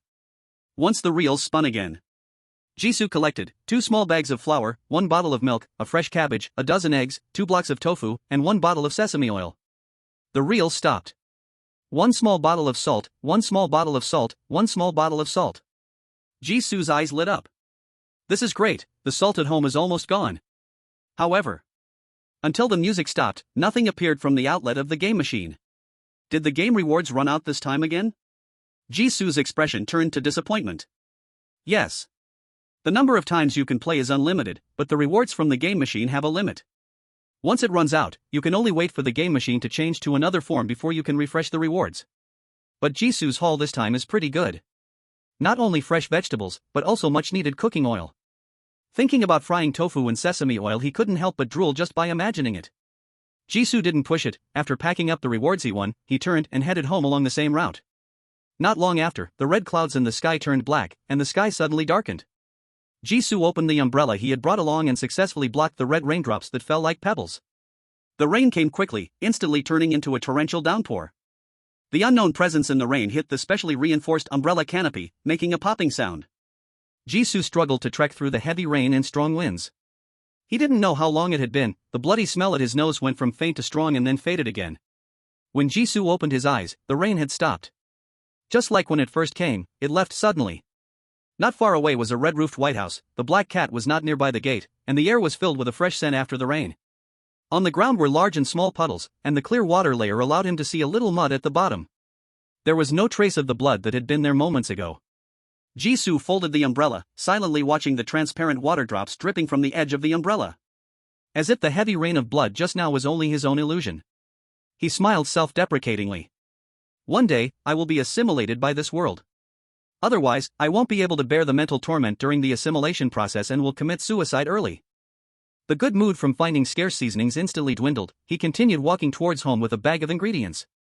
As he passed a half-meter-wide puddle, a flash of blue swam past Jisoo's eyes.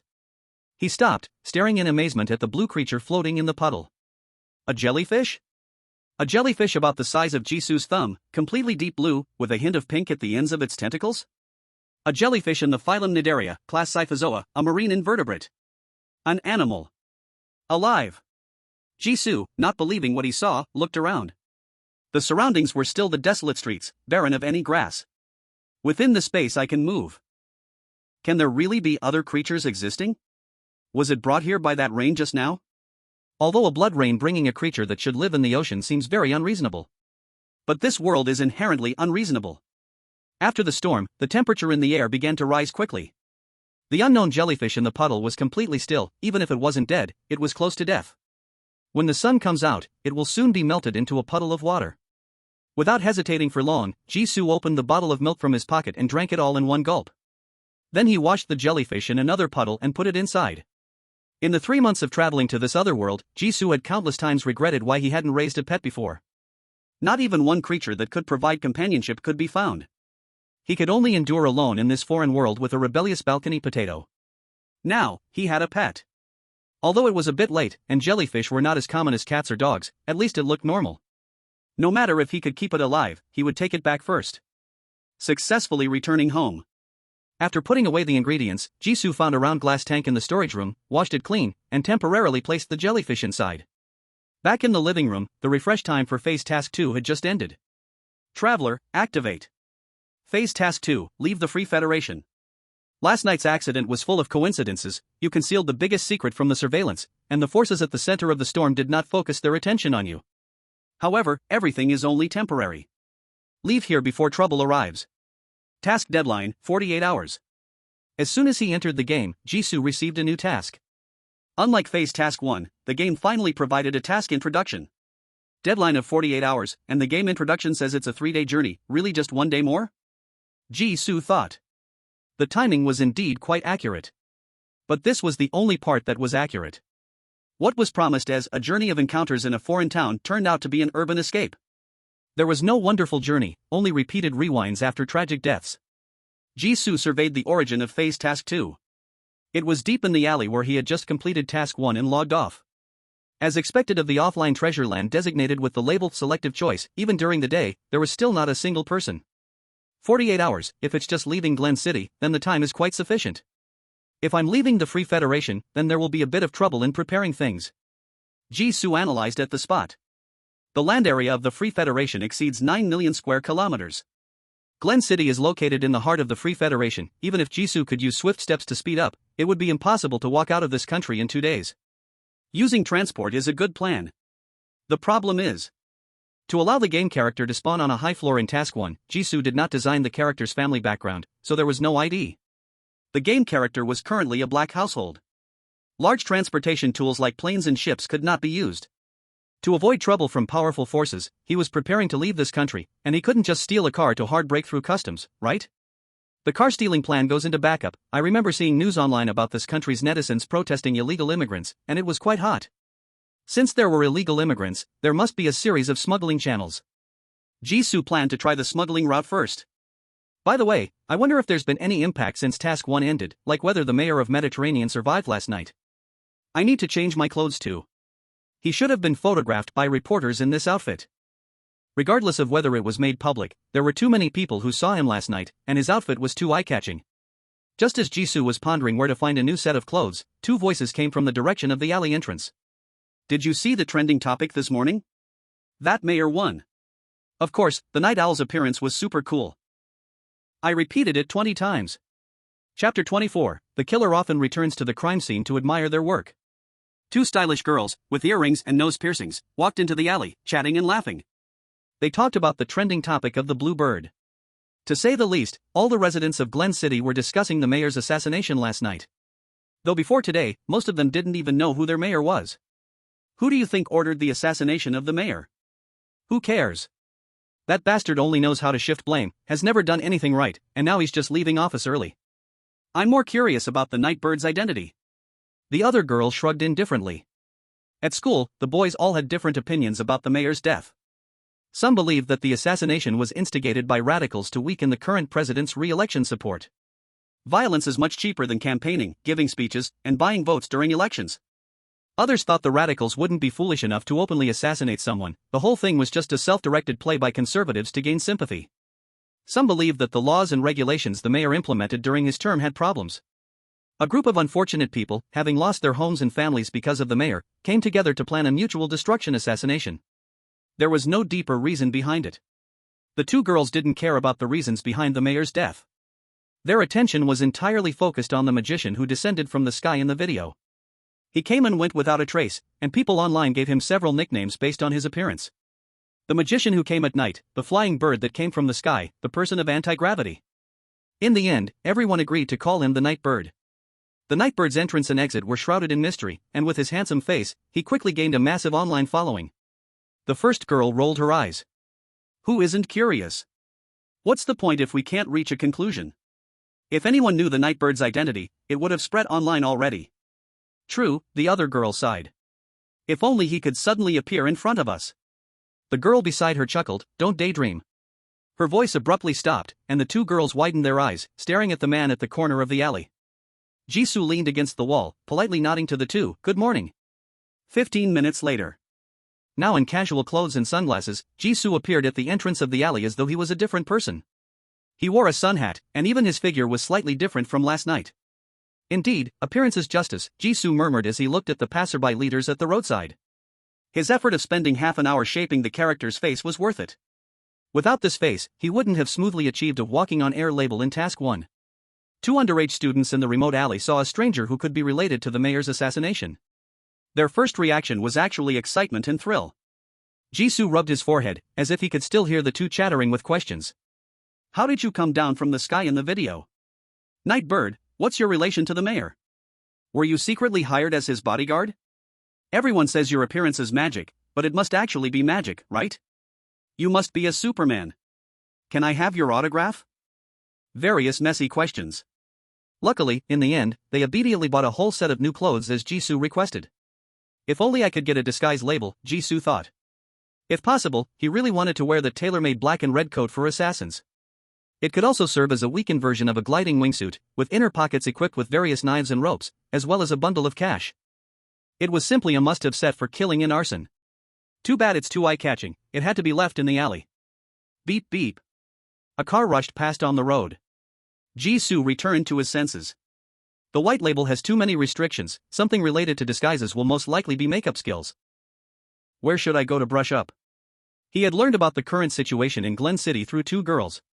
The mayor was assassinated, and logically, the vice mayor should take over until the next formal mayoral election. However, since the vice mayor was the close confidant of the former mayor, Sean Miller, the public, influenced by the mayor's dark past revealed by trending reports, refused the vice mayor's succession and demanded a re-election. Currently, the entire city was under martial law to catch the killer, and protests were happening everywhere.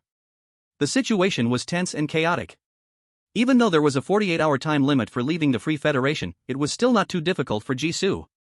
He could even spare some time to do other things. Let's change places first. Jisoo looked up at the sky. Aurora Square. The air garden platform that had fallen last night had already been quickly cleaned up. The only signs of the thrilling story that had happened last night were the missing green platform ribbons from the 75th floor and the busy workers replacing the outer glass walls.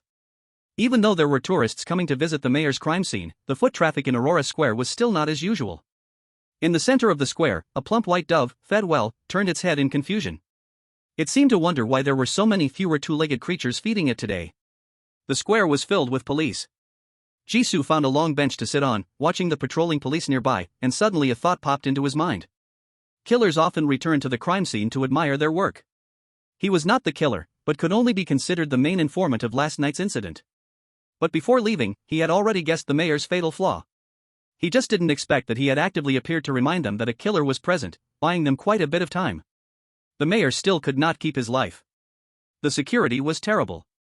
"Big brother, are you looking for someone?" A 6-year-old girl with two golden ponytails approached Jisoo. The little girl tilted her head, her clear lake blue eyes looking at him. "Alice knows a lot of people nearby and can help." Jisoo looked down and noticed that the little girl's gaze was occasionally glancing at the hot dog in his right hand, her throat swallowing repeatedly. He couldn't help but laugh. "No need, I'm just sitting nearby." He bought the hot dog just to pretend to be eating, to reasonably stay nearby for a while longer. He didn't expect to attract a little greedy bug instead. "That's not it," Alice said, putting her hands on her hips like a little adult. "Don't think I'm a little kid and underestimate me."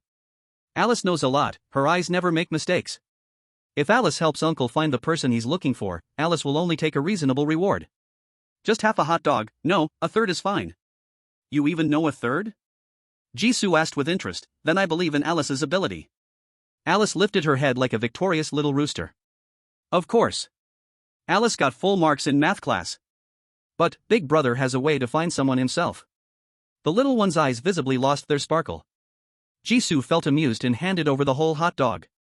How about this? Big Brother says he's imitating superheroes from movies, disguised as a different appearance to fight for justice. Guess if Big Brother is lying, if you guess right, I'll give it to you. Alice's eyes sparkled, and drool almost came out of her mouth. Nodding vigorously, I believe, Big Brother is the greatest superhero. Gain special evaluation from Alice. Tag, disguise graffiti. Quality, green. Effect, can use external props, cosmetics, blush, fake moles, etc., to change appearance and voice, making it hard for outsiders to see through the disguise. Tag unlock progress, January 10th, need 9 more people to recognize this tag. Ah, children are indeed easy to deceive. A hot dog tricked a tag. Wait, what quality did you say? Jisoo looked at the system prompt. Chapter 25, Goodbye, Boss Smith. After the little girl ran off, devouring the hot dog as she went, Jisoo was still in shock. Is it really that easy to encounter a special person? Simply find a little girl on the street and use a lollipop to coax her, and you can get a green label? Jisoo immediately saved the record and followed the direction where Alice had left. Special people must have their own uniqueness, especially when the other party is a very young child. There must be something behind this. Jisoo had already prepared for the possibility of being discovered while following or even silenced. However, after leaving the square and turning a corner, the other person suddenly vanished into thin air. Just a second ago, Jisoo had seen her toss the empty hot dog wrapper into the trash can. She turned around, crossed through a flower bed and some bushes, and suddenly, she was like a photo edited out of reality. Jisoo was stunned. So special? Special enough that even tracking doesn't yield any information? Jisoo, not believing in evil, rewound the footage several times. Including but not limited to. He had tried to suggest going home together, but the little girl flatly refused. He subtly tried to ask about her origins, but was considered a creepy uncle and quickly left, without even taking the hot dog. In the end, Jisoo gave up. Some side issues are too difficult and not something he can solve at the moment. He sat back down on the bench with the newly obtained green label. While searching for his target, he worked on increasing the disguise graffiti label's unlock progress through interactions with passers-by. Labeled disguise graffiti, green, unlocked. Finally. After successfully unlocking the disguise graffiti label, Jisoo bought some materials at a nearby cosmetics store and changed his face. Then, through various methods, he unlocked a bunch of white labels. He finally encountered the target he was looking for. A middle-aged man with a large belly, wearing a suit, Bowen Smith. His first randomly generated character, the boss of the company where he was interning. An ordinary person with a close connection to the Silent Eye organization. Before coming to Aurora Square, Jisoo had already successfully arranged for a boat ticket to secretly leave the Free Federation the next day. As long as you have money, being an illegal resident isn't a problem. But before that, Jisoo planned to meet the Silent Eye organization once more. Being chased and killed for no reason, repeatedly dying for 2 days before escaping from a deadly situation. They were so arrogant, showing their faces to him, he couldn't just do nothing and leave like a coward, could he?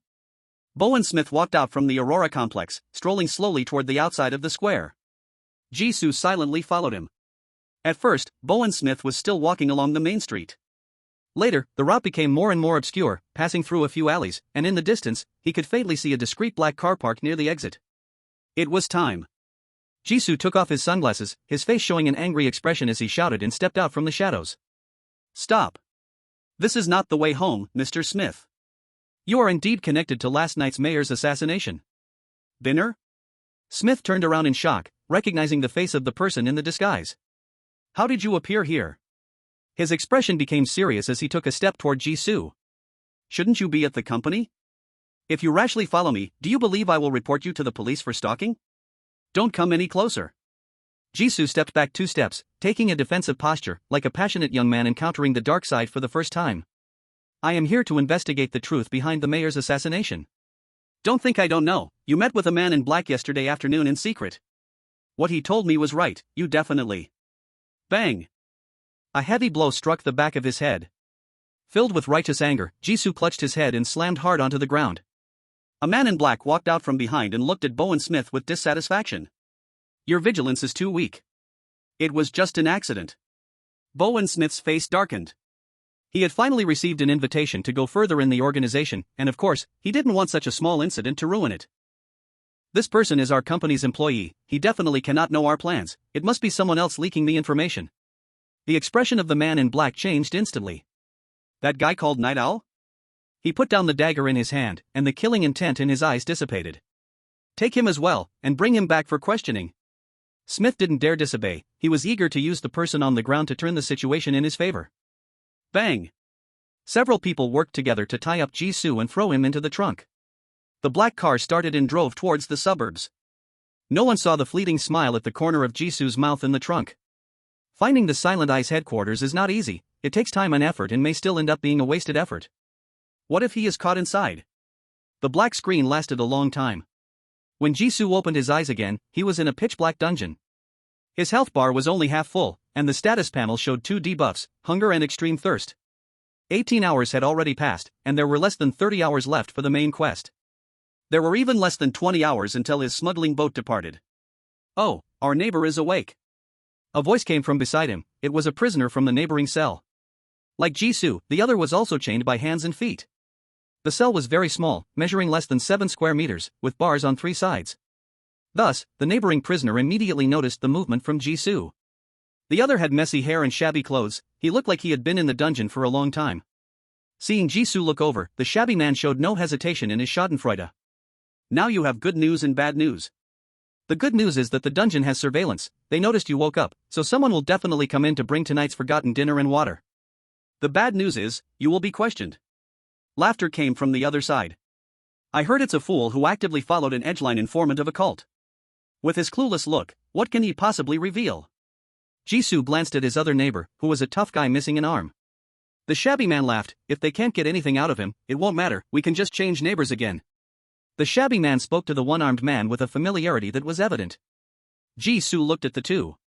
Do you know each other? The dungeon guards surprisingly did not restrict communication between prisoners. Was it unintentional? Or was it deliberate, hoping that prisoners would reveal information during their exchanges that could not be obtained during interrogation? Chapter 26, The Cost of Knowledge. How could I not recognize this stupid face of yours, whether my eyes are open or closed? The one-armed man looked disdainful. TCH, as if I would want to be your neighbor, the shabby man scoffed, those cultists should have cut off your tongue too. Ha, I'm very sorry, my tongue is reserved for cursing you. UN percent hashtag. In the blink of an eye, the two had started arguing, leaving Jisoo aside. Enduring the verbal attacks from both sides, Jisoo interjected. It seems neither of you is a first-time visitor here? In the face of the dungeon's harsh conditions, the two not only showed no negative emotions but instead seemed as comfortable as if they had returned home. As if they were truly just neighbors. The shabby man shifted his attention away from the one-armed man and looked at Jisoo with great interest. Kid, you don't know how to fish for information like this. The intentions were too obvious, almost impossible to hide. With their location, appearance, and tone, they did not seem like easy targets. Weren't they afraid of being too curious and getting hurt? Jisoo's smile remained calm. It's not fishing for information, I'm just seeking survival tips from two seniors as a newcomer. The one-armed man sized up Jisoo from head to toe, his voice filled with curiosity. No wonder you have the guts to follow the Silent Eye alone, you are straightforward enough. Lying in the dungeon for over 10 hours, feeling hungry and thirsty, and the first thing you do when you wake up is to inquire about your cellmates' identities? It's rare to find a fool who can act so recklessly. The sloppy man half leaned against the wall, crossing his legs. We're just ordinary people who got on a pirate ship, can't get off, and aren't dead yet. But we're still better off than you, someone who knows only half of the truth and helps count the money for those who sold you out. Jisoo's eyes dimmed slightly, but his smile didn't fade. Oh? It seemed that the two of them were insiders of the Silent Eye. At least their rank was higher than the Smiths he had been following. They could openly talk about wanting to get off the pirate ship in the dungeon without fearing being silenced. Two troublemakers with special talents? The fellow inmates seemed to misunderstand where Jisoo's question was coming from. The one-armed man had a look of amusement on his face. Of course, I'm talking about the mastermind behind your tracking of Silent Eye's shallow believers. Kid, have you felt the cost of knowledge yet? People often pay a heavy price for things completely unrelated to them, over a period of time. Some gifts that seem to fall from the sky are just rewards not yet collected. The sloppy man leaned closer to the iron bars, grinning. The one who contacted you is Nightbird, right? Or the organization behind Nightbird? What did he tell you? Jisoo raised an eyebrow, you guys know about Nightbird? It seemed their life in prison was pretty colorful. They were well informed about the news from just a day ago. No kidding, I was supposed to have been out long ago, but because of getting involved with Nightbird, I just moved back in this morning. The one-armed man said angrily. Oh? Jisoo sat up straight. Can you tell me more about it? The one-armed man gave Jisoo a knowing look. Kid, I told you, knowledge comes with a price. That being said, before Jisoo could respond, he continued. Did you see the trending searches online? Those useless federal investigators who only know how to eat and do nothing, they didn't take Nightbird seriously. I'm not the same. As the one who initiated the assassination, the one-armed man knew best how much preparation the Silent Eye had done for last night's operation. The plan should have been foolproof, the details were perfect. The Dragon Countryman who stole the secrets of the Silent Eye and the mayor of Glen City who hindered their operation should have died in last night's explosion. But because of Nightbird's appearance, the results of the operation were greatly reduced, and the organization suffered heavy losses. He could not have been an accidental variable, there must be a huge organization behind him. The one-armed man spoke with extra certainty. He avoided the disguised assassins, killed his way from the top floor all the way down to the 75th floor, and finally escaped using smoke and chaos. Every move he made was perfectly timed, seemingly flamboyant and careless, but in reality, every action was well thought out, calm, cautious, and he foresaw the final result from the very first step. His path of action avoided all areas with explosive devices, and by the time he left, he didn't have a single wound. Behind him, there must be a powerful and mysterious organization secretly helping him. Jisoo was taken aback. Really? Unexpectedly, the scruffy, weak man who had been arguing with the one-armed man also agreed with the one-armed man's view on this matter. From the way he silently disappeared without a trace in the heavily monitored Aurora Plaza, it proves that there's definitely someone behind him. The power of Nightbird's camp cannot be underestimated. The scruffy man changed his tone and lay back down. But don't get too happy just yet, Nightbird is Nightbird, and you're clearly just a lab rat sent out to test the waters for Nightbird. Know what a lab rat is? He grinned coldly, the most dispensable thing in a lab. Jisoo hesitated to speak. He left without a sound because once he left Aurora Plaza, it was a slum. The surrounding streets weren't under surveillance. To say he wasn't injured last night was an exaggeration. Just falling from the 100th floor to the 75th floor had him so battered, he was left with nothing but blood and skin. He didn't show it, partly because he didn't let his bodyguard get close, and partly because of the acting skills enhanced by the magician label. When Phase 2 tasks refresh and go live. He didn't even know why his health bar was full again. As the person involved, Jisoo could only silently agree with the truth. So the Nightbird is so terrifying. If I had known, I definitely wouldn't have listened to his seduction. Hee, you're not the only one who doesn't know. The one-armed man sneered. He slammed his fist on the railing, gritting his teeth. Anyone can see the danger of the Nightbird. I just suggested the organization capture the Nightbird first before taking further action, and I got thrown into the dungeon. The slovenly man laughed heartily. Was that a suggestion? You looked ready to kill someone if they disagreed. Just being locked up is too kind for you. Jisoo, did this senior also get locked up afterward? I advised them not to treat the Nightbird as an enemy, and to send someone to ally and cooperate with the organization behind the Nightbird, but was rejected. The one-armed man scoffed. What's the difference between your alliance plan and surrender? It's a miracle you weren't executed on the spot. The slovenly man puffed out his chest. Anyway, both are cults. Who's in charge doesn't matter. The one-armed man, it's a miracle that you can still breathe. The slovenly man pretended not to hear and turned to Jisoo with a smile. Young man, after asking us so many questions, when will you tell us about yourself? I. 2 pairs of eyes fell on Jisoo. He casually moved his hands and feet for a while, the shackles rattling rhythmically. As for me, there's not much to talk about, you all know the reason I was captured. The only point worth mentioning is, I am the Nightbird. Chapter 27, A Ruckus at the Silent Eye Base. Nightbird? In the moment when the two were shocked and stunned by this sentence, Jisoo had already stood up. The shackles on him fell off automatically. Both prison mates had their eyes wide open, mouths agape, momentarily speechless. A new and foolish rookie is actually the Nightbird? The Nightbird can change faces? The Nightbird can pick locks? There were so many shocking things they didn't even know where to focus their attention first. Jisoo moved his hands, which were bruised from the handcuffs, easily adapting to their gaze. Since he intended to infiltrate the Silent Eye base under the guise of a captive, he had naturally thought of how to escape beforehand. One of his preparations was to bribe a child playing by the roadside with a bottle of cola, getting a white label that read locksmith. The clear profession of locksmith isn't an easy tag to unlock. But don't forget, he had received experience books as rewards from completing task 1. Ding. Confirm usage of the unlocked tag locksmith, white, with item blue experience book *1. Tag, locksmith. Quality, white. Effect, can open ordinary anti-theft doors and standard pin tumbler locks using basic single hooks and tension wrenches through touch and listening. Tag unlocking progress, January 5th. Confirm. Jisoo clicked the system prompt. Item usage successful. Tag locksmith, white, progress 10. Tag locksmith, white, has been unlocked. Tag upgrade progress, 6 out of 10. Ding. Confirm consumption of blue experience book *1. Progress 10.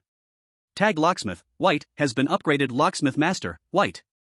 Effect, mastery in applying precise torque to different lock cylinders and skillful use of comb-like picks and other special tools to quickly handle low security locks. Tag upgrade progress, 6 out of 20. Ding. Confirm consumption of blue experience book *2.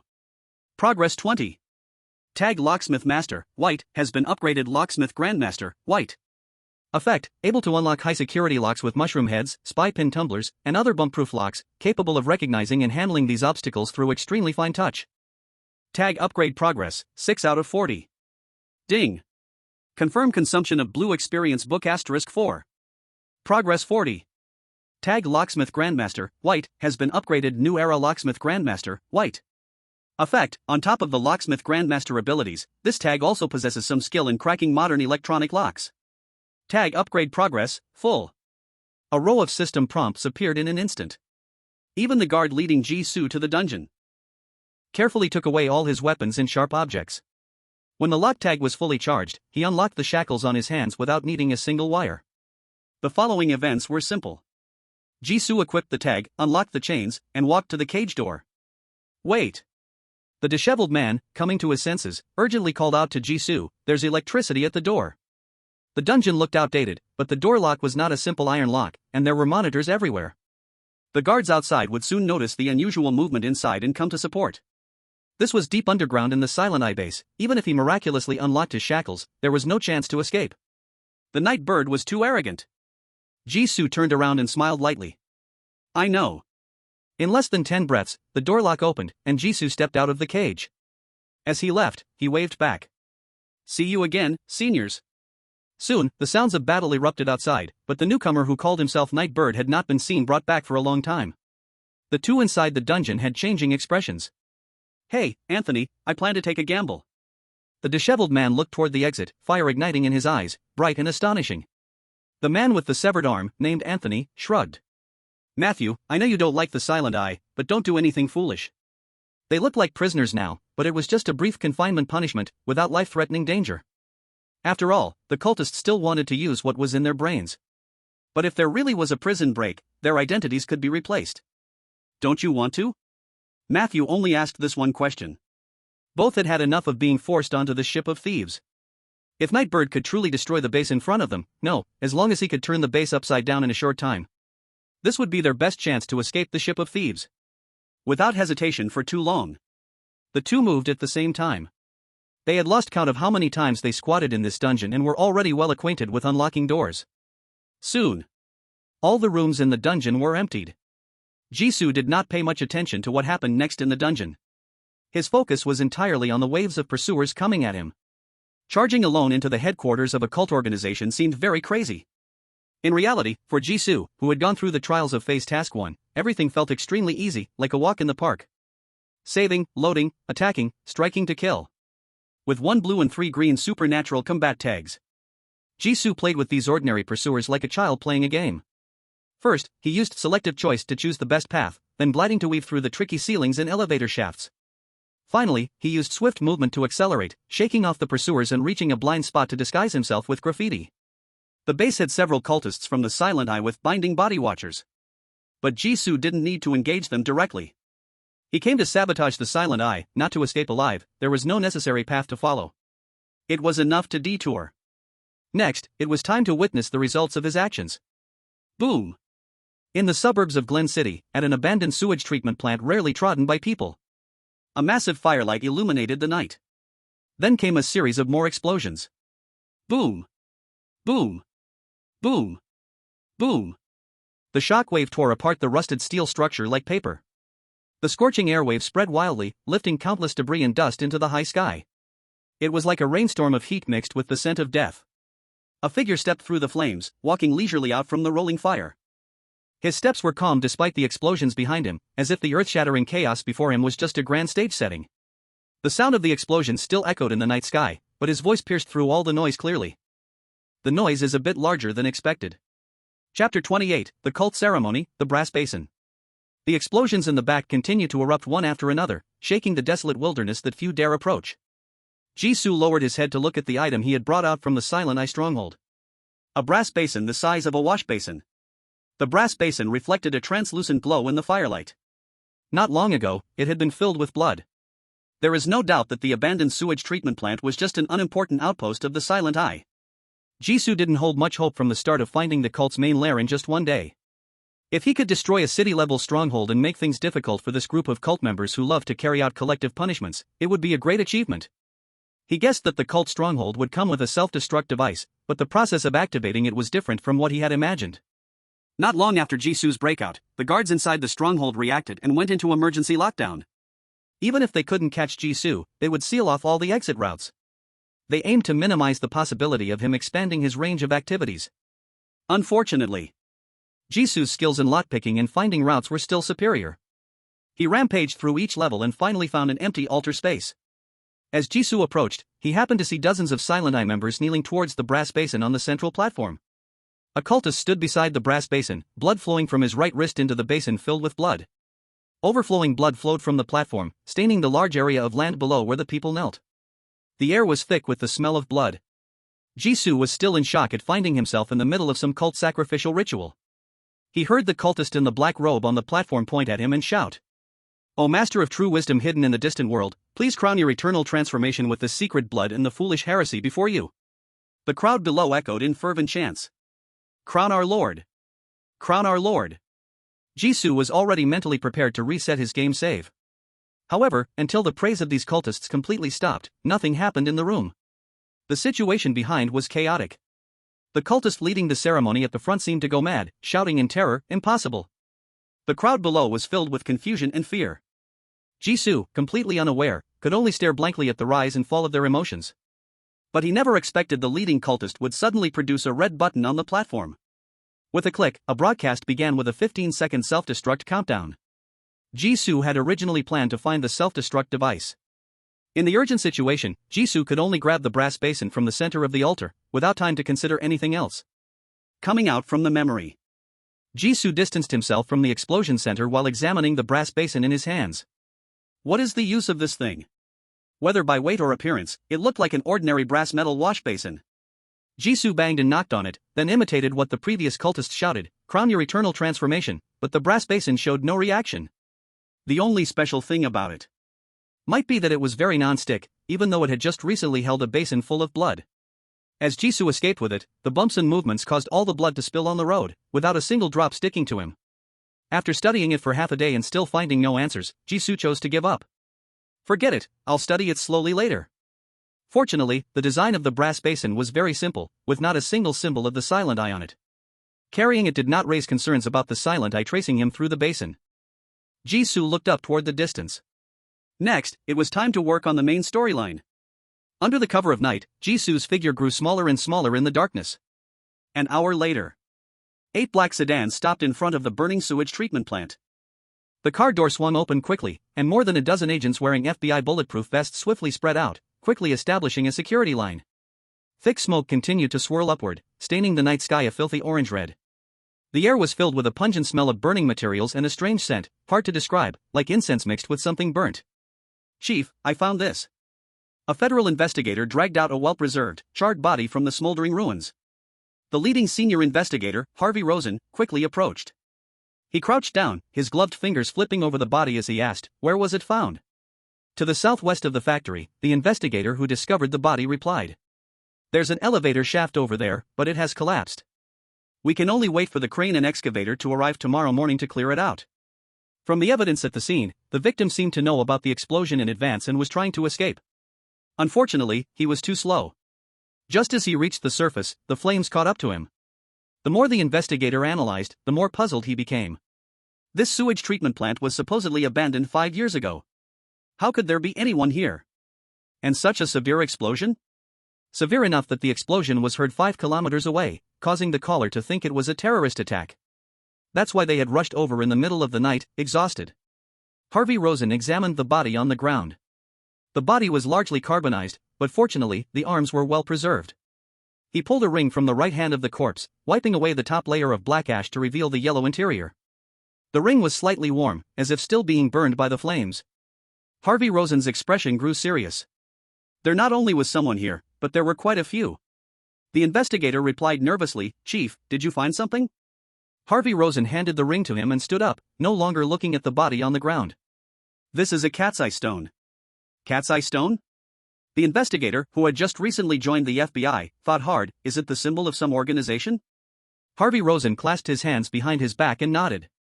They recently successfully planned an assassination right in front of everyone's eyes. The Silent Eye. The investigator quickly realized, his eyes widening in shock. Harvey Rosen confirmed this with his silence. Many people like to use cat's eye stones as jewelry. But this cat's eye stone ring appearing in such a suspicious place, a gut feeling told him this matter had to do with the increasingly restless cultists. He was all too familiar with the culprit who had caused him to work overtime in recent days.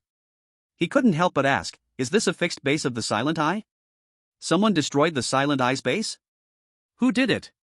A hidden cult base on the outskirts of Glen City had been dealt with before they even discovered it. Harvey Rosen lit a cigar and stared into the void, puffing out smoke. His gaze was deep, lost in thought. Who knows? Perhaps it was some self-proclaimed righteous cleaner, or maybe it was some organization provoked by the Silent Eye. In any case, the other side succeeded. While the investigation bureau was busily overwhelmed, someone had already solved the headache ahead of them beautifully. Harvey Rosen felt a bit embarrassed. Clearly it was a good thing, yet he felt like he and the FBI had been slapped in the face. Chapter 29, Covert Paths. One after another, others uncovered bodies amid the ruins, along with the cat's eye stone rings on their fingers. It further confirmed Harvey Rosen's suspicions. The rookie investigator was still deep in thought, and he tentatively spoke up. "Chief, do you think it's related to yesterday's incident?" Harvey Rosen frowned. That individual with special abilities from Dragon Country? Ordinary people only knew that the assassination at Aurora Square was connected to Glen City Mayor Sean Miller. Only they internally knew that there was also a person from Dragon Country there at the time. Also the assassination target of the Silent Eye.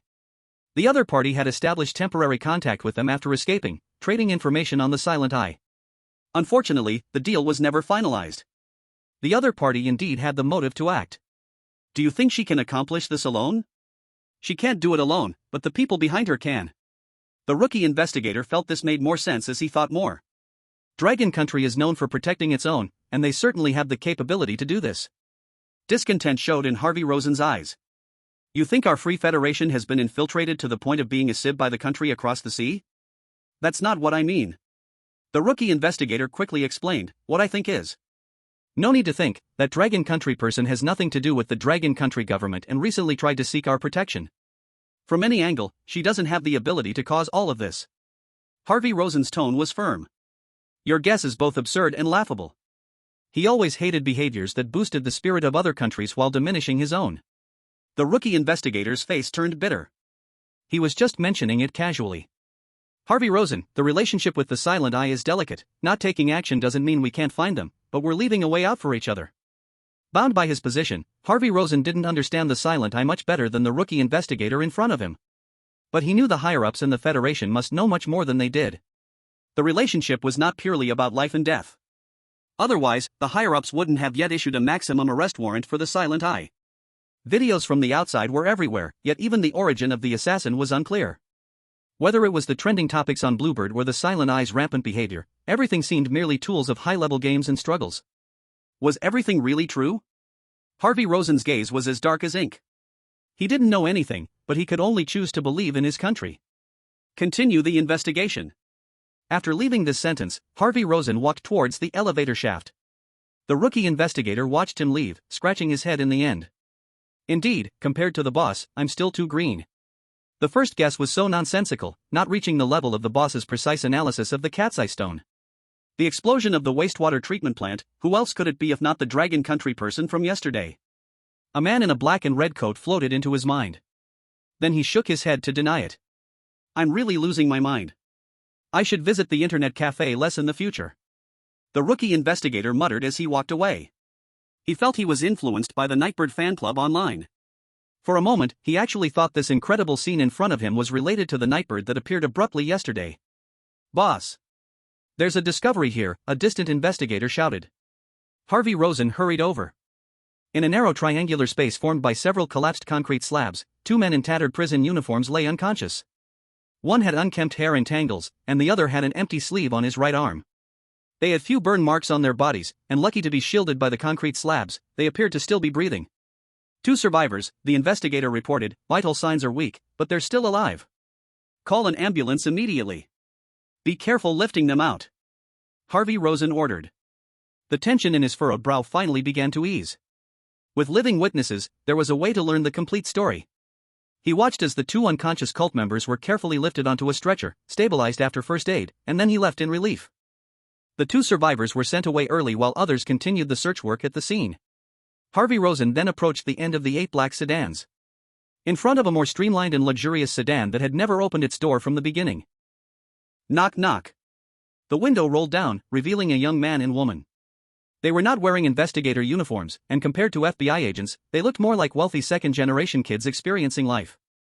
"What's the matter?" the man inside the car asked. Harvey Rosen's face showed no sign of offended anger, and he honestly reported. "Sir, we found two survivors at the scene." He didn't know much about the two people in the car. He only knew that the man was called Grey Crow, and the woman was called Shadow Fox. They were both assistants sent by higher-ups to investigate the Silent Eyes assassination of the mayor. Both had special talents, capable of using incredible abilities to gather information. Grey Crow raised an eyebrow. "You want us to help you interrogate the survivors?" "If we can interrogate them, that would be best," Harvey Rosen said with a smile. "We found a cat's eye stone worn by a member of the Silent Eye at the scene. If we can obtain footage from the wastewater treatment plant explosion, and figure out who was behind it all, it might help with the mayor's assassination case from a day ago. As you both know, the case is at a standstill right now." Shadow Fox impatiently said, "All right, got it. Is there anything else?" "Nothing else," Harvey Rosen hurriedly said. Swish. Harvey Rosen's face froze for a moment, but he quickly returned to normal and turned to leave. Inside the car, Grey Crow and Shadow Fox exchanged glances, then both leaned back against their chairs. The mysterious aura they had instantly disappeared, like two rebellious teens. Shadow Fox crossed her arms and rolled her eyes. "He wants past footage from the normal world, and he actually said that." "Exactly. Does he really think we're a wish machine, that we can do anything?" Grey Crow said angrily. They were only level 2 summoners who could gather secret information, not cameras. How could they reproduce past footage? In the real world, summoners were just ordinary people. Shadow Fox rubbed her chin. "Speaking of wish machines, do you think the wish machine from another world can give us the explosion footage he's asking for?" "Are you crazy?" Grey Crow's eyes widened. "You want to use a wish machine from another world just for this little thing?" The other world was full of bizarre things, and there were indeed many dungeons that claimed to grant any wish. For example, the dungeon he experienced, called Jaha Supermarket. Outside the supermarket, there was a wish machine that could grant any wish. But there was a price to pay for granting wishes. The coin needed to activate the wish machine was a person's lifespan and pollution. Chapter 30, Jaha Supermarket. Thinking about the dungeon he experienced, Grey Crow rubbed his arms and shivered. "We're here to make money, only an idiot would really sell out to the FBI. You better pray that this kind of dungeon doesn't connect to the real world. It's been half a month, and you still haven't gotten out?" Shadow Fox was surprised. Is the Dragon Kingdom's otherworld really that terrifying? Different otherworlds have different national backgrounds and styles. For example, the otherworlds with a Sakura country background are full of strange tales, where ghostly creatures kill according to specific rules. The Free Federation background otherworlds are full of zombies, murderers, and require a high level of combat strength. The Steel Alliance is a world dominated by killing machines. Dragon Kingdom background otherworlds are known for their ghostly creatures, with types ranging from the strange to the bizarre. Some creatures have murder rules but can choose not to follow them. Shadow Fox and Grey Crow hadn't been summoners for long, but due to their nationality, they had encountered Dragon Kingdom otherworlds very rarely. Half a month ago, in the Jaha Supermarket otherworld, Shadow Fox and Grey Crow didn't use team tools. Only Grey Crow entered. It was said to be a Dragon Kingdom background multiplayer dungeon, and in the end, only Grey Crow walked out alive. Grey Crow looked terrible. It's not the background that's terrifying, it's the ability to quantify everything. Otherworlds are twisted realities. Experienced summoners know that the more dangerous an otherworld is, the easier the tasks are. The more normal and warm an otherworld is, the lower the survival rate. Jaha Supermarket was one of the latter. On the surface, it appeared to be just a tidy and clean supermarket, where the task was only to buy items worth over 100 and stay for 3 days. During those 3 days, Grey Crow mostly did not encounter dangers from other realms. The culprit that nearly wiped out the summoners was that game machine at the entrance of the supermarket. It was the only item in the supermarket with a price tag, $1 to play a game, and winning could yield any reward the player desired. The source of the summoners' money came from exchanging all their wealth. This included talent sequences, items, lifespan, looks, body, emotions, memories. The exchange prices were extremely harsh, and the items in the supermarket were not marked with prices. To avoid the traps encountered in other realms where the prices and appearances of items did not match. Many summoners entering the other realm with Grey Crow wanted to start with the game machine at the entrance. After all, the price was low, and if they did not win a reward, it could serve as practice. The trouble was that someone won a very generous reward. Grey Crow covered his face, not wanting to recall the nightmare like 3 days. The difficulty of the game machine's game is extremely high. I can guarantee that the first person to win must be due to the game machine's hidden manipulation. However, rationality and emotions were two different things. The old summoners were more aware of the game machine's shady operations, yet the more they understood, the easier it seemed for the first few players to win rewards, clamoring to put in coins. Because they were the bait to lure in newcomers. In the end, more people joined the game, and the sunk costs became higher and higher, leading the summoners to turn on each other, fighting over the currency. Grey Crow also paid a great price to escape from the Jaha supermarket in the other realm. The hidden manipulator behind these rules must be a heartless profiteer. Grey Crow gritted his teeth. Besides the game machine, there were traps everywhere in the supermarket. Quantifying all substances also caused devaluation of everything. To leave, the summoners had to be prepared to sacrifice certain things. The more they wanted to make money, the greater the cost they had to pay. Shadow Fox quickly comforted, "Okay, I won't bring it up." She was really curious about what Grey Crow had pledged in the other realm, and it still lingered in her mind. Perhaps only when the other party had let it go could she ask about it. Of course I know the wishing machine is not a good thing. The bigger the wish, the greater the cost. What I mean is, does a normal explosive image really require a huge cost? Grey Crow frowned and stared at Shadow Fox. Are you really going to use the power of the other realm for such a small matter? I'm just curious about the reason why the Silent Eye stronghold was destroyed. Shadow Fox stroked her chin, her gaze thoughtful. I always feel that they have been too present in the Free Federation lately. It was not to obtain evidence to trade with those brainless politicians. Just to put her mind at ease. Morning. A faint mist lingered by the Glen River, and the water flowed slowly under the sunlight. Season sat on a bench by the riverbank road, listening to music through headphones, a black climbing bag placed beside him. Not far away, a small stall was playing morning news on the radio. Regarding the explosion at the suburban sewage treatment plant, officials have initially determined that it was due to the factory's accumulated waste gas not being cleaned in time, and the explosion was an accidental incident. Recently, the weather has been hot. Please pay attention to sun protection and keep your skin hydrated. The stall owner, lounging in a folding chair, squinted his eyes and mumbled. The weather has really been getting hotter in recent years. A good factory has even exploded. The voice floated into Season's ears, and he looked at several young people wandering near the ferry terminal. Indeed, it was too unexpected. He hadn't even had the police chasing him after trending online. Instead, a secret agent came after blowing up a cult stronghold. Fortunately, the smuggler's boat did not use the regular ferry terminal. Season glanced down at the time. There were still half an hour until he met with the snakehead. What should I do? Waiting here for half an hour is too boring. How about going to the river and catching some fish? With the power to rewind, I believe I won't be left empty-handed. I turn my gaze to the riverbank. I don't see the random fishing enthusiast, but I do catch sight of a familiar figure wearing a hat. Su Qingwan? Jisu's eyes sharpen, surprise flashing through. How could she be here? After all, she contributed 2 high-quality tags for me. Jisu doesn't hesitate to follow her. Ahead. Following the mental map in my mind, Su Qingwan, who is continually searching along the river, suddenly stops keenly. Then she turns abruptly. Behind her is a clean riverbank, and there's no one around. Su Qingwan curiously observes her surroundings, then continues to move forward. After walking for some time. After passing 2 bridge piers, the pedestrians on the roadside dwindle until they all disappear. She turns a corner, and just as someone catches up behind her, an attack comes from the side. Who is it? Seeing the face of the newcomer, Su Qingwan's eyes widen suddenly, retracting her hand abruptly. Why is it you? Jisu looks innocent. Why can't it be me? He drags along a fainted man in his hand. I was just passing by and helped you deal with a stalker, no need to thank me. Passing by? Su Qingwan examines Jisoo up and down. Aren't you afraid of being recognized on the way? Of course, there was a disguise beforehand. Isn't this especially showcasing his identity upon seeing Su Qingwan? Jisoo can't reveal the real reason, so he shrugs. We're leaving soon, why worry about so much? Leaving? Su Qingwan's brow furrows tighter. She stares at Jisoo, unsure of what he's thinking, her eyes flicker between suspicion and sudden realization. Right, you are a traveler, taking shortcuts is normal.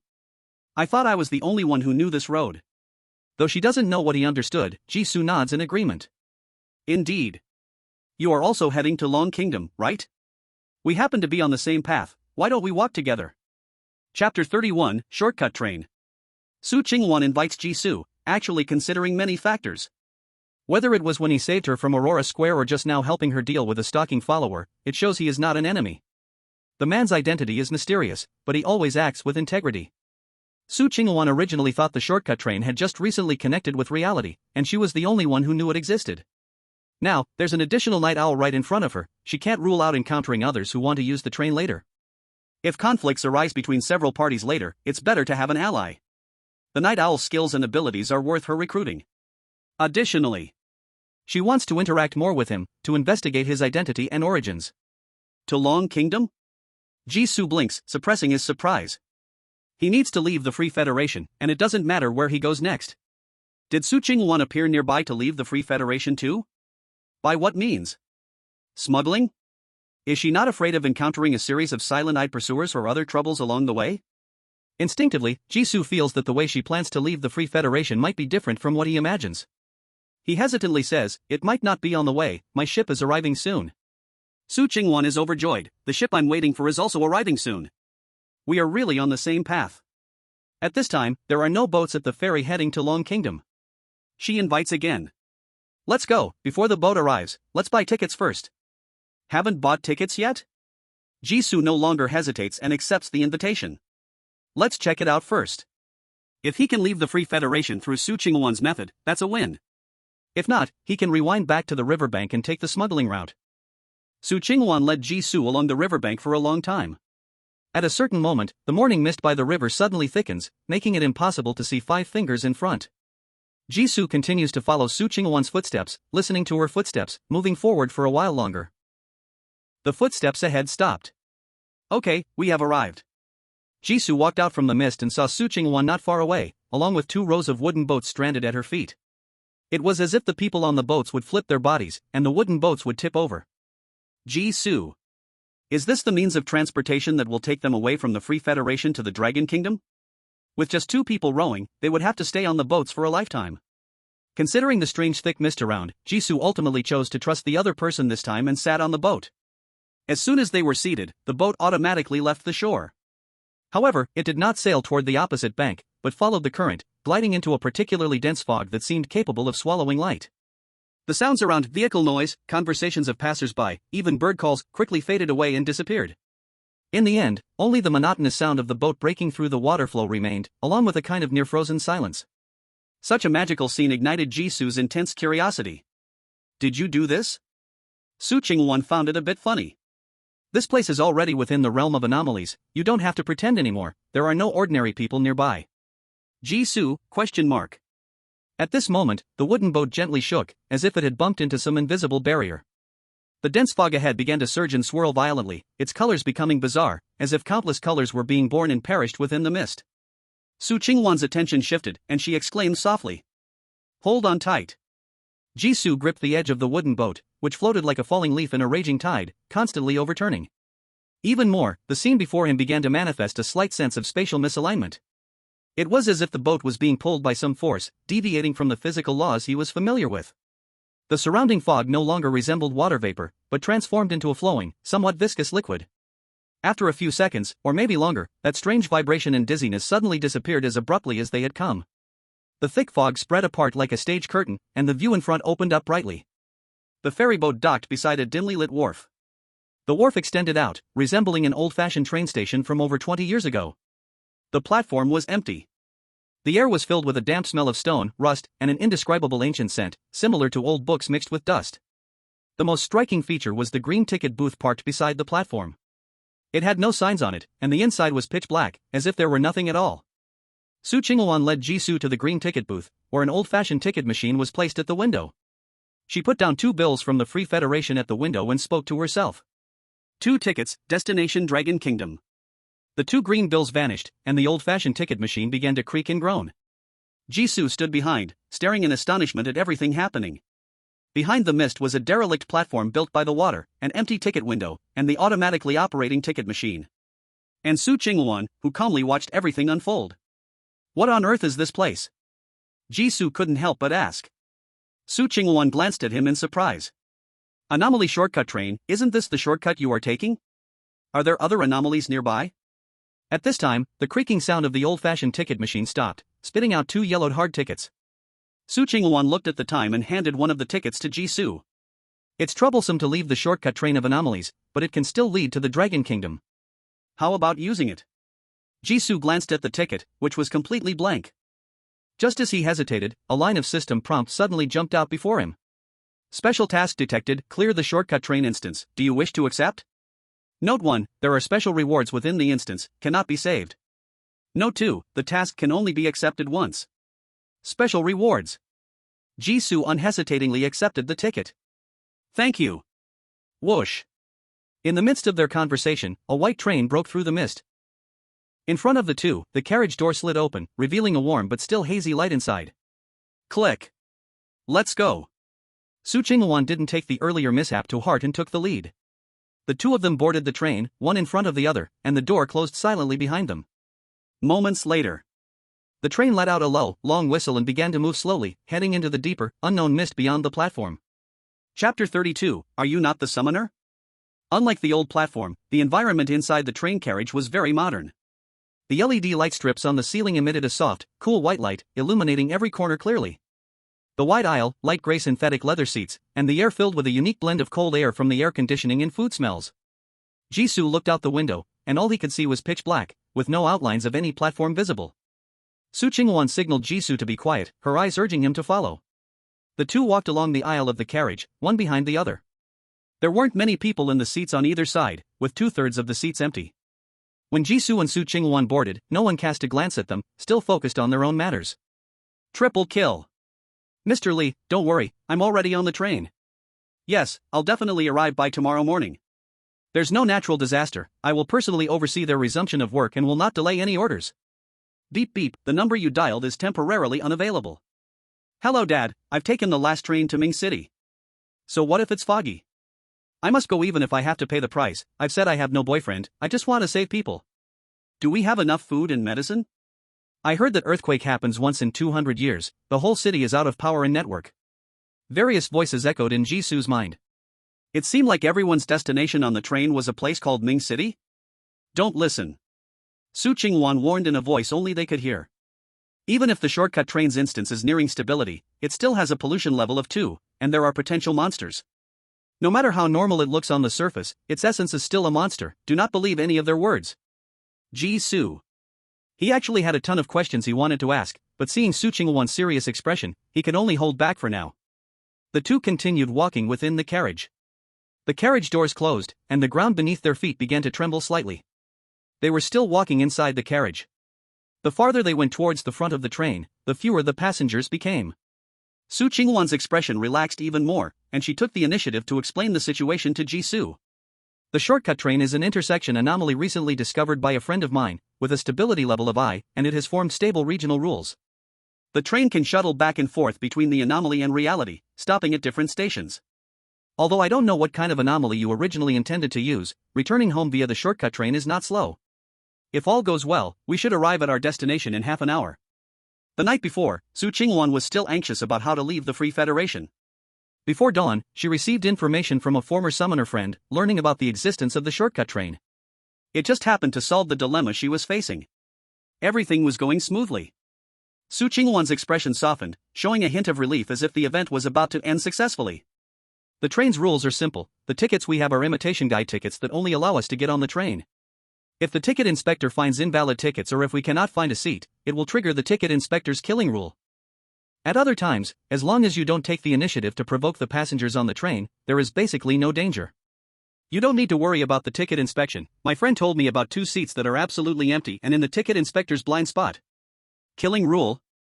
Jisoo's mouth twitched. Is it this dangerous to travel nowadays? Do you often come to places like this? Of course not. Su Qingwan denied. Although the phenomenon is nowhere near as terrifying as the otherworld to a summoner who would voluntarily put themselves in danger.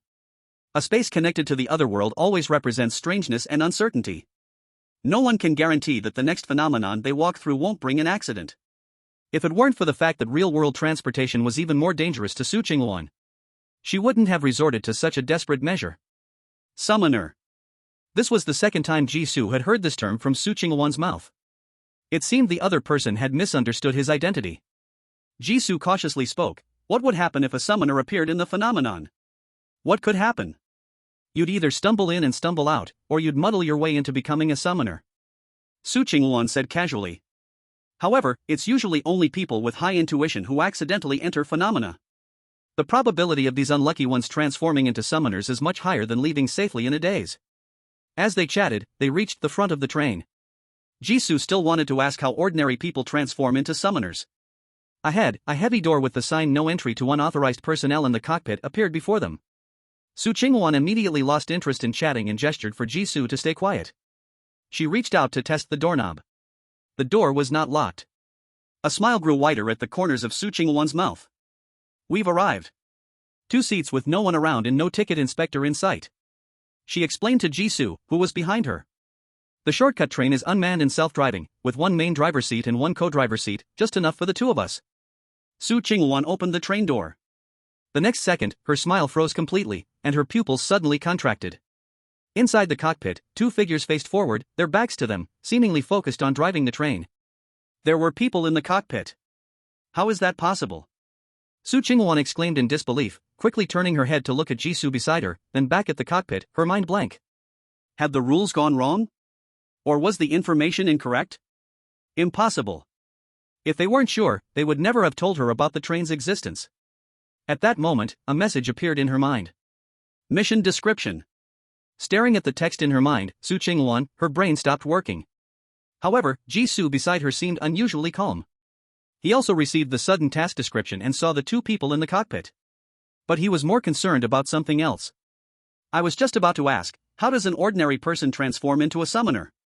Su Qingwan stiffly turned her head to look at Jisoo. The air suddenly became very quiet. You. Her finger trembled uncontrollably as she extended it. Suddenly, with the task description appearing and recalling all the almost commonsensical questions from him along the way, she finally understood.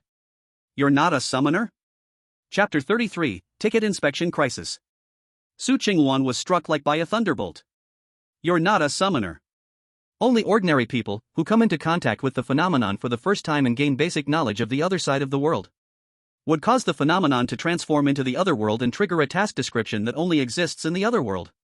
Jisoo was just an ordinary person. Su Qingwan kept shaking her head, her expression dazed. No, how could you not be a summoner? Jisoo helplessly shrugged his shoulders. The train came too quickly, and after boarding, Su Qingwan was busy keeping an eye on the passengers, not giving Jisoo any chance to explain. His gaze swept around the driver's cabin. Although their movements were not small, neither the driver nor the co-driver moved an inch. Jisoo withdrew his gaze. So, can you explain the question I just asked? Ding dong, attention, passengers, the train is about to conduct a ticket check.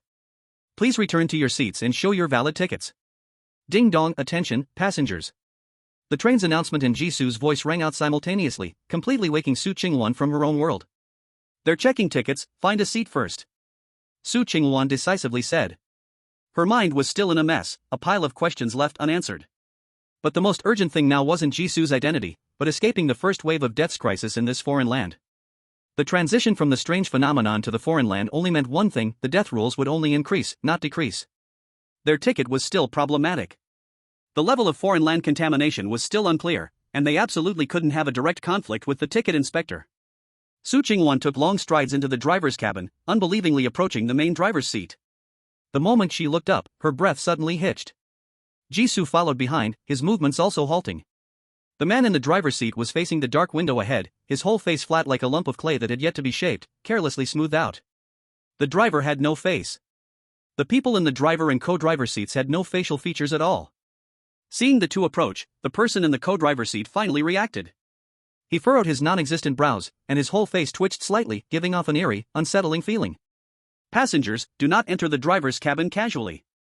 Having survived the misty world for 3 months, Jisoo wasn't afraid of the faceless driver's appearance.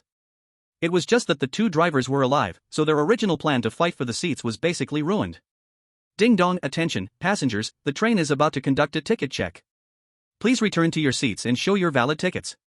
The train's broadcast kept repeating. Jisoo no longer hesitated, grabbing Soo Ching-won's wrist. Come with me. He pulled Soo Ching-won quickly out of the driver's cabin, retreating 2 carriages back along the same path. The lights above their heads were gradually dimming, and rust was climbing up the walls of the carriages, as if danger was quietly approaching. Finally, Jisoo's gaze stopped on 2 vacant seats next to each other. He pushed Soo Ching-won into the window seat, while he sat right next to her in the aisle seat. Almost as soon as they sat down, a uniformed attendant, with a sweet appearance, appeared at the entrance of the carriage like a ghost. The attendant smiled as she swept over the entire carriage, confirming that everyone stayed obediently in their seats, her smile growing even sweeter. Then she began checking tickets for passengers, starting from the nearest seat. The seat Jisoo had chosen was very close to the front, only 2 or 3 people away from being their turn to check tickets. Soo Ching-won's heart raced, a flash of regret crossing her eyes. How did she just sit down according to Jisoo's idea? Clearly, the other person was just an ordinary person who had just encountered the other side of the world, with far less understanding of the foreign land than she had. Was it because he seemed so confident all along? Stereotypes really do harm. Hey, you. Shoo. Before Soo Ching-won could speak, she was interrupted by Jisoo. Give me the ticket. Oh. Her hand moved faster than her brain, handing over the ticket. Soo Ching-won once again fell into regret. Stereotypes do harm. However, the fake ticket that had helped them board the train was no longer useful. Whether she gave it or not didn't matter. They couldn't avoid the ticket check, and they were bound to face the attendant head-on. No matter how they struggled, the result was just a matter of time. Soo Ching-won took a deep breath and looked at the number 2 displayed on the inside of her watch. Level 2 pollution. In this background, the type of pollution is still within her ability to handle. It's just that. The space of the shortcut train is too narrow. As soon as I entered the other realm, I immediately encountered the pollution type that represents crew members, and there will be many troubles ahead. The crew member has already walked to the side of the 2 seats, a sweet smile hung on her face like a fake painting that wouldn't move. You too. Before she finished speaking, 2 tickets were presented in front of her. Jisoo smiled and said, "Tickets." The crew member looked at the tickets for 2 seconds, then slowly took them. After inspecting closely, her smile seemed to fade a bit. Reluctantly, the crew member used a ticket cutter to clip the 2 tickets and returned them to Jisoo, then continued to move towards the back. Taking back the tickets, Soo Ching-won looked at the tickets that had completely changed, now marked with the words "Final Stop, Ning City," in utter shock. What did you do? Changed our tickets to valid ones. Jisoo gestured for her to look at the tool in the crew member's hand. This kind of old-fashioned ticket that relies entirely on the naked eye to identify is quite easy to forge. The ability to forge tickets is considered an elevation of the drawing skill brought by the label disguised graffiti, green. When boarding, Jisoo had noticed that everyone's tickets had the same starting and ending stations. Apart from the seat numbers, there were no differences, they looked more like old-style tickets. Though Soo Ching-won said she had a way to get past the ticket check, Jisoo couldn't just do nothing. So, he casually took 2 tickets on the way to study. This ability to lift things easily was due to the magician label, unrelated to Jisoo's habits. It's best if he could get past the ticket check, if not, he has real tickets to safely avoid inspection. When the ticket checker really appeared, holding a ticket cutter instead of an electronic ticket machine, Jisoo knew he had found a third way to deal with ticket checking, ticket forgery. He explained. There are no items on the baggage rack next to the 2 seats, the table is completely retracted, there are no watermarks on the armrests, and the seats have no dents. This indicates that from the moment we boarded until now, these 2 seats have most likely been unoccupied, they are truly empty seats. Tickets can be indistinguishable from the real ones and will not conflict with other passengers. They can absolutely get past the ticket check. Soo Ching-won felt even more overwhelmed. I didn't ask you how you found the seats and tickets, no, I'm asking, how could you possibly deceive the crew member? Ticket forgery can indeed have a chance to fool an ordinary crew member. But the crew member in the other realm is not an ordinary person. How could they really rely on their eyesight to check the authenticity of the tickets? Is it impossible, or have you just not tried? Jisoo retorted. He touched the damaged area on the synthetic leather seat. At the speed of the ticket checker, she still needs to stay inside the car for at least 5 more minutes. During this time, we should have no other dangers. Can you now answer me what the other realm and anomalies are? And what exactly are summons? Chapter 34, Other Realms, Anomalies, and the Cleansing Mechanism. You really are. Su Qingwan found it hard to put her feelings into words for a moment. While affirming the safety time, she asked a question that only ordinary people would ask. But Jisoo was right, the other realm initially allows the summoner time to understand the environment. The crisis is singular and relatively safe. This time won't last long, so Su Qingwan can only temporarily act as a lecturer. The other realm is an abnormal area that completely contradicts reality, representing the bizarre, the distorted, and everything that defies logic. Most things inside will cause humans to experience fear, confusion, hallucinations, and other negative reactions, with the effects gradually intensifying over time. We call this phenomenon pollution. Pollution not only affects the mind but can also cause physical distortions. When pollution exceeds a certain limit, it will be completely left in the other realm, unable to return to normal reality. Therefore, the space where the other realm is located is collectively referred to as the polluted world. The polluted world will randomly pull ordinary people from the real world into foreign realms to complete tasks. This is what you just saw in the task description. These people are called summoners. As for the anomalies, when summoners enter foreign realms, they are usually pulled into another space out of nowhere, and after completing the task, they are sent back. Some special foreign realms will appear at specific times in certain locations in the real world. For example, a bus that continues to run after public transport stops in the early morning, or an ancient inn that shows up in the mall after the rain. These strange phenomena can only be seen by summoners who know the existence of foreign realms and some exceptionally insightful ordinary people, and they are called anomalies. Anomalies do not come with mandatory tasks. Finding the exit is enough to leave, and sometimes summoners can even use some of its characteristics to avoid troubles in the real world. Like our original purpose. The shortcut train can change the entrance and exit that appears in the real world based on the ticket destination. It's an excellent way to escape the isekai'd church and leave the Free Federation. But Su Qingwan rubbed her temples with both hands. The unreasonable characteristics and anomalies can easily let the misplaced ordinary people understand the truth of another side of the world. This triggers the world cleansing mechanism, turning the anomaly back into a foreign realm, initiating foreign realm tasks. The ordinary people who survive become new summoners. Cleansing mechanism? Jisoo repeated it. An absolute principle verified by generations of predecessors among summoners. The real world, accurately speaking, the world where ordinary people live, must not have any non-scientific factors appear. All twisted, chaotic rules and powers only exist in foreign realms, including as summoners. While explaining, Su Qingwan couldn't help but raise her eyes to scrutinize Jisoo. She had also firmly believed that the cleansing mechanism wouldn't go wrong.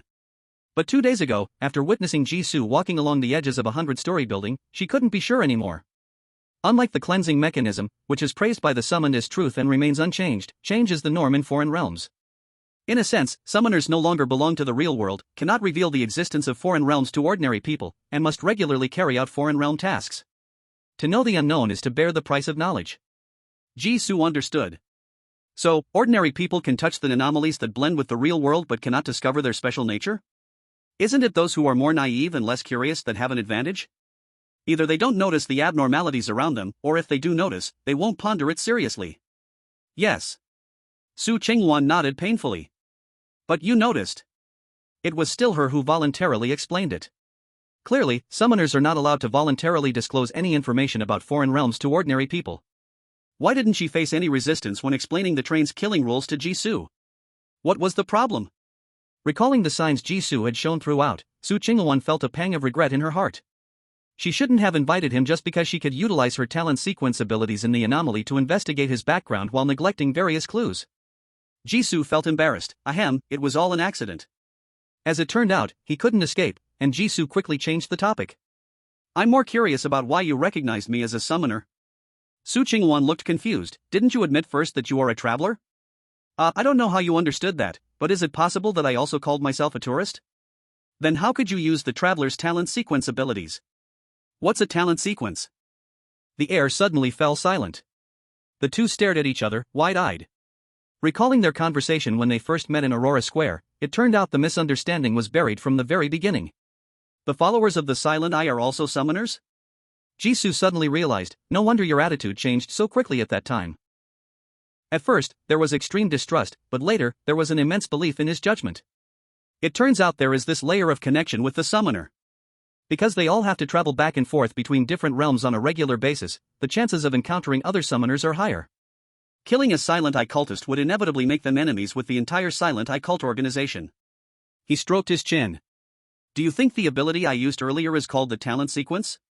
Can the traveler talent sequence scale walls? Sequence, ordered arrangement. Does it have a ranking? Where does the traveler rank? Su Qingwan said one sentence, and Jisoo could come up with 3 or 4 questions, leaving people unsure which one to answer first. The traveler is a career path, there is no ranking. Forget it, once you successfully leave this train and become an official summoner, you will naturally have a talent sequence, it's a beginner's benefit. At that time, the guide will answer all your questions. Su Qingwan was feeling a bit of a headache. Your path to becoming a summoner is too unique, the beginner realm has a level 2 pollution, so you will inevitably miss a lot of things, which can only be made up later. As a senior summoner traveling with you, I also indirectly raised the difficulty of the realm. It's truly a mutually harmful cooperation. I'll first tell you the information about the shortcut train. Bang! Suddenly, there was a violent crashing sound from behind. The two stopped talking. They saw a muscular man in the middle aisle of the carriage, pressed against the back of the seat like a little chick. The man was still in a posture as if trying to escape, but no matter how much he struggled, he couldn't break free from the too thin, pale hand of the stewardess on his back. The stewardess's smile was still sweet. "Sir, it's time for ticket inspection, where is your ticket?" "Woo woo." The muscular man let out a series of sobs that didn't even form proper sounds, struggling even more violently. The skin on his face was twitching, as if invisible hands were constantly pulling his skin outward. In the end, the man's skin was brutally torn off, and only a bloody, flesh-covered corpse was left on the spot. The human skin whooshed a few meters away, moving very quickly. But it couldn't outrun the ticket inspection pliers in the stewardess's hand. The pliers expanded and flew out. Click.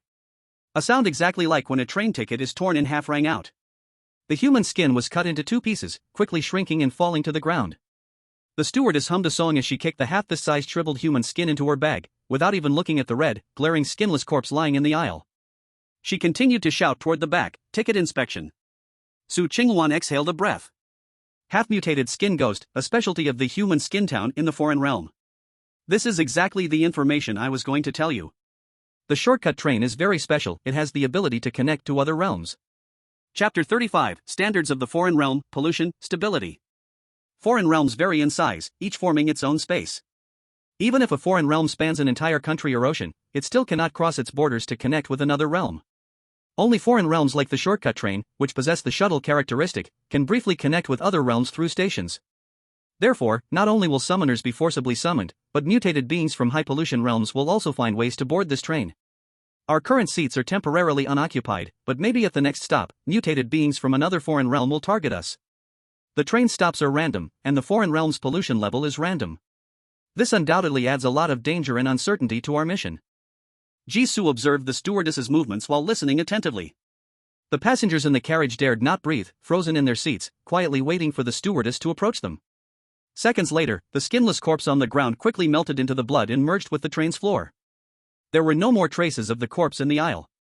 He waited for Su Qingwan to finish speaking before opening his mouth. What is pollution, and what are mutated beings? Polluted worlds are garbage dumps that store all twisted and bizarre things, but the degree of distortion varies, from light to heavy. The degree of danger varies. So, the summoners of the past set 2 standards for the other world's pollution level and stability, and created corresponding detection devices. Pollution level detects the degree of distortion in the other world, with level 0 as reality. From 1 to 6, the higher the level, the more illogical it becomes, and the stronger the supernatural forces present. In a level 1 polluted otherworld, most monsters are mindless corrupted types, with few aberrant types born with awareness. In a level 2 polluted otherworld, like the shortcut train we see now, any train passenger could be a wise monster, capable of fair dodging in disguise. In a level 3 polluted otherworld, there must exist shapeshifters with complete human intelligence, and with special abilities and terrain advantages, they are incredibly powerful. Jisoo nodded thoughtfully. It's like a game dungeon, the higher the dungeon difficulty, the higher the monster level and the more complex the mechanics. I understand. Are the original passengers on the train also monsters? What level are they? Jisoo asked. Corrupted types, aberrant types, shapeshifters. Are there other levels of monsters? Do they possess intelligence beyond humans? Or are they special in other ways? Corrupted types, Su Qingwan said firmly, a special kind of corrupted type. They disguise themselves as humans, acting according to the passenger identities set by the other world. This is not true intelligence. They fear the crew for killing aberrant types, but they won't take further action. For example, they won't resist the crew or try to escape the train, they won't react to the summoner's strange actions. For instance, the two just came out of the cockpit and were quietly conversing. Not a single passenger noticed their abnormalities. Jisoo nodded in understanding. Low-level NPCs only react differently when players intervene and influence them. But the intelligence of the NPCs in the otherworld is much higher than that of regular online game NPCs. Even so, they are still just the lowest-level corrupted types. One can imagine that the aberrant types, lacking complete intelligence, should not be underestimated either. What about stability? Jisoo asked next. The pollution level of the otherworld is not fixed, changes are the norm in the otherworld, Su Qingwan continued to explain. Taking the most common ghost otherworld as an example, this type of otherworld usually starts off not looking different from the normal world, but will gradually show certain signs over time. Until finally, the otherworld transforms into a ghost realm. The pollution level of this type of otherworld fluctuates greatly, with the death rate differing immensely before and after. Some otherworlds have differences from reality from the very beginning, with a high pollution level, but unexpectedly stable rules, almost like a complete fantasy world. Although the danger level of this type of otherworld is high, making good use of the rules could provide chances for survival like safe houses or safe periods. Stability is divided into 5 levels, 1-5, with higher levels being less stable. Stability detectors usually provide a precise numerical reading to 2 decimal places for reference by summoners. Jisoo nodded in summary. I got it, pollution level shows how strong the enemy's surface strength is, while stability shows how deep the enemy's foundation is. It seems the otherworld has existed for quite some time, with previous predecessors already paving the way for later summoners. Even just listening to the recounting, Jisoo could feel the help that these 2 detection metrics would provide to summoners in the twisted and bizarre otherworld. Many abnormalities that can only be noticed through self-awareness can be completely reminded through pollution and stability levels. The problem lies here. Su Qingwan supported her forehead with one hand, silently sighing. The cockpit has had significant abnormalities from the start with a faceless driver, but their behavior is very normal. The stability of the train is definitely above level 3. After this, our situation will only become increasingly dangerous. The stability detector is too conspicuous. To lower the possibility of being targeted by the silent eye, Su Qingwan did not carry a pollution detection watch with her. Thus, she could only rely on experience to judge the trends of the alien realm. The alien realm is best at manipulating the human heart, siphoning fear and other negative emotions from the summoners. Something like the faceless driver, a temporarily harmless pollution entity, is merely a sign of the impending crisis in the alien realm. The only thing we can rely on is a paragraph from the task description. Every restart of the alien realm has slight differences. Even if my friend has once completed a shortcut train, his experience provides no reference for us. If we try to mimic it too closely, it may lead to our own destruction. Su Qingwan knew only this much. After all, she never expected that using the anomaly to take a shortcut would mistakenly evolve into this current situation. Jisoo nodded. I have nothing else to ask. Alien realm survival rule: beware of hidden dangers, focus on the task description. Just as he imagined. Bang! A muffled sound further echoed in the quiet train, especially clear. It was 2 young men, covered in sweat, frantically searching through their backpacks. The attendant stood by, wearing a sweet smile, her eyes fixed intently on their movements. Guests, it's time for ticket inspection, don't waste our time. We're getting it, right now. The young man closest with glasses was drenched in sweat, trembling all over. We have tickets. The bag in his hands made a tearing sound, their hands were shaking continuously. Yet they could not find the tickets that should have been by their side. The shadow of the attendant stretched longer beside them, resembling a monstrous creature ready to devour. Sweat stained their bodies in dark splotches, even the light gradually dimmed without them noticing. Miss Attendant. A distant voice shifted the attendant's attention, fresh air began to flow again. The 2 young men gasped quickly. Jisoo smiled cheerfully and locked eyes with the attendant from afar, unafraid of her terrifying gaze. Excuse me, will the train sell food? I'm hungry. Of course, after the ticket check is finished, a dining car will come by soon. After a few seconds of pause, the attendant kindly answered his question. Then she ignored him, continuing to focus on the 2 young men whose faces were pale as paper. Tickets. Simple 2 words concealed endless danger. Tickets. The young man with glasses felt his legs weaken, almost biting his tongue. The few extra seconds of delay were absolutely insufficient for them to find the lost tickets. His right foot uncertainly shuffled, just enough to step on a hard object. The young man with glasses seemed to sense it, steeling himself to lower his head, and then his eyes brightened. I found it. I found the tickets. He quickly picked up 2 tickets from the ground and handed them to the attendant. The ticket punch barely stopped just a step away from above his head. Moments later, the ticket inspector continued to walk away, and the 2 young men, having escaped a disaster, collapsed into their seats holding their torn tickets. Only Su Chingwan stared blankly at Jisoo. Why did you do that? Everyone's attention had been drawn to the ticket inspector just now. Only she knew that the tickets in the hands of the two young men were not found by chance. They were sent from under the seat by the person next to them. Chapter 36, Train arrives at station, the confession church. The task description specifically mentioned food, which indicates it is an important mechanism on the train. A dining car is essential for long-distance trains. Using it to attract the attention of the attendants naturally increases our success rate. Jisoo explained calmly. Though the attendants are more dangerous than most presences on the train. At least for now, responding to the passengers' questions beneficial for train revenue is her job. No, I'm asking you why you saved 2 NPCs? Su Chingwan did not understand. She remembered she had said not long ago. All seemingly normal beings in the alien realm are monsters. Passengers who appear normal now will, sooner or later, reveal their true polluted nature with the passage of time. No matter where Jisoo prepared the 2 other tickets from. No one should save 2 destined enemies. Once freed from the constraints of normal people, the chaotic and brutal polluted beings will not show mercy just because Jisoo helped them. Su Chingwan lowered her voice and warned. Don't forget, where did our tickets come from? The attendants serve passengers, but they are illegal immigrants. If one accidentally attracts the attendants' attention, their identity could be exposed. Jisoo shrugged. I dare to do it because I am confident. Isn't everything fine? You said it yourself, the foreign realm changes unpredictably, being fearful will only lead to death. Any amendments to the rules must be validated through actual actions. The tickets originally belonged to the 2 young men, he was just returning them to their rightful owner. One sentence in the task description states, people embark on a road they know is fraught with danger for various purposes. The people certainly refer to specific individuals on the train, connected to the task's ultimate completion. Before finding them, Jisoo will not allow NPCs to die indirectly because of him. He stroked his chin and smacked his lips. Actually, the foreign realm isn't as difficult as imagined. Whether it's spatial isolation or bizarre rules, it's somewhat similar to the misty world he lives in reality.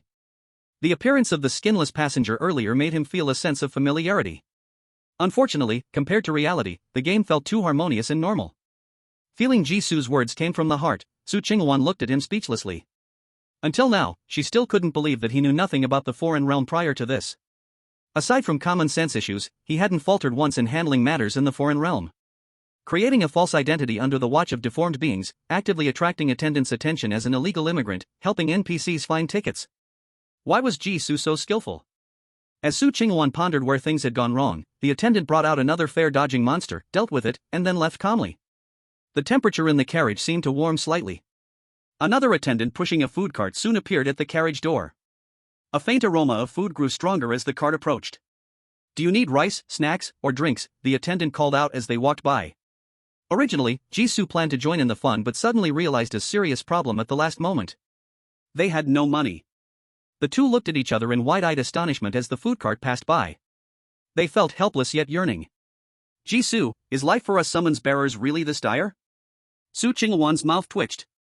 Generally, the foreign realm would provide summons bearers with initial identity and initial funds, but our way in was unusual.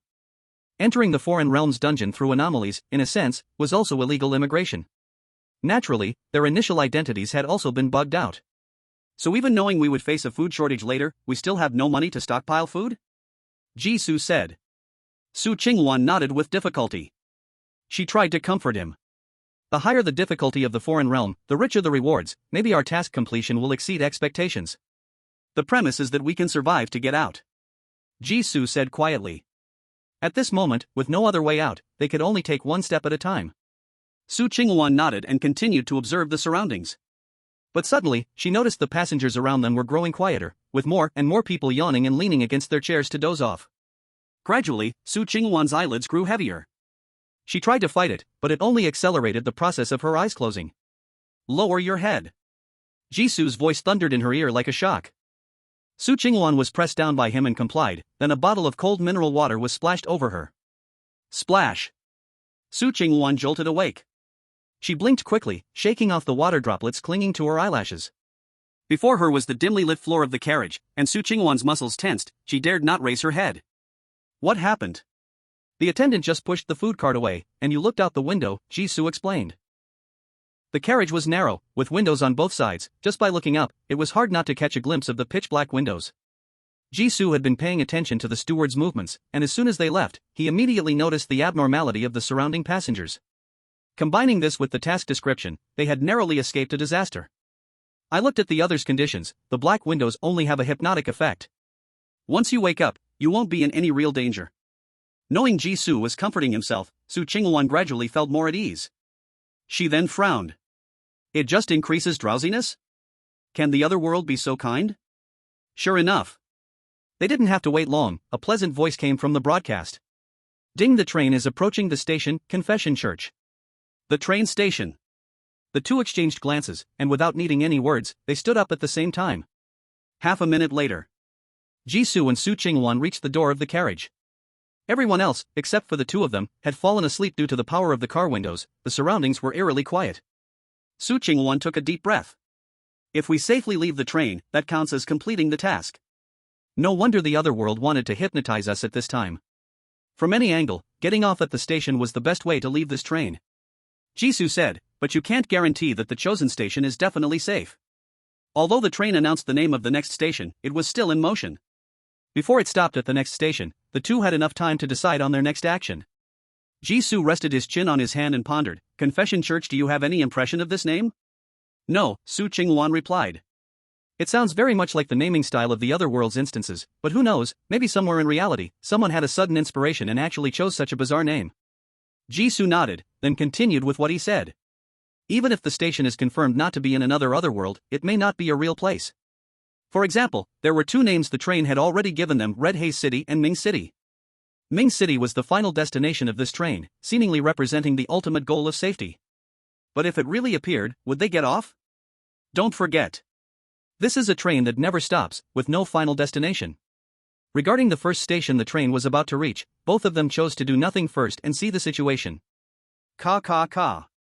The speed of the train gradually slowed down. Whoosh. The carriage door opened. Outside was a heavy scarlet fog, obscuring everything within. The air seemed to be filled with a faint smell of rust, suffocating. Chapter 37, Is the platform fake? The strange red fog was a problem anyone could see. Jisoo and Su Qingwan had no desire to approach it. However, during the time the carriage door was open, no one entered the fog. Under Jisoo's insistence, the two waited until the carriage door closed before leaving the empty connection door. Back in the carriage, there were several new faces clearly visible in the seats, including their own seats. Jisoo stopped in his tracks, and Su Qingwan, unable to see clearly from behind, peered forward in confusion. What's wrong? Jisoo sidestepped to make way, signaling her to look to the right front. The seat that originally belonged to Jisoo was occupied by a nun soaked through, wearing a black and white uniform. The nun held a crucifix necklace at her chest, seemingly praying with her eyes closed. Do you know her? I'm not an encyclopedia of the other world. How could I possibly know every aberration? Su Qingwan replied speechlessly. To facilitate cooperation, Su Qingwan honestly revealed her professional background to Jisoo. She was a constable. She had experience in interrogation, tracking, and combat. However, Jisoo seemed to misunderstand her abilities, thinking of her as a robot with unlimited answers. When encountering an abnormal passenger, he wanted her to use her sequential abilities to see through the other's disguise and analyze their essence. Really? Jisoo said, disappointed. It seemed the constable path was very limited in information analysis, leaning more toward combat. In this bizarre otherworld, it was uncertain if there were specialized paths focused on analysis work. Like seeing a monster automatically reveal basic information, that kind. If there was something he wanted, he would find a way to get it. After losing all interest in becoming a sheriff, Jisoo got right to the point. The black and white nun's outfit clearly shows she's from the Confession Church site we just visited. Her abilities are likely related to the cross and prayer. From the name of the site, she should be good at psychic or emotional attacks. Are you confident in dealing with her? Not having a seat would offend the crew. Compared to that, taking back the occupied seat was obviously much simpler. He couldn't swap his save file for a free pass. Right now, he was just a traveler who ran very fast. The fighting had to be left to Su Qingwan. Su Qingwan thought for a moment and nodded. It's just a level 2 contaminated otherworld aberration. Fighting against an aberration skilled in psychic attacks, the first move advantage would determine success.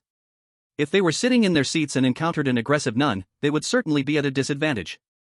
Now, the person in the seat was the opponent, so it became much simpler. Su Qingwan stepped lightly towards the nun, her footsteps as light as a feather. Suddenly, The nun, who was praying with her eyes closed, twitched her ears, and the prayer stopped.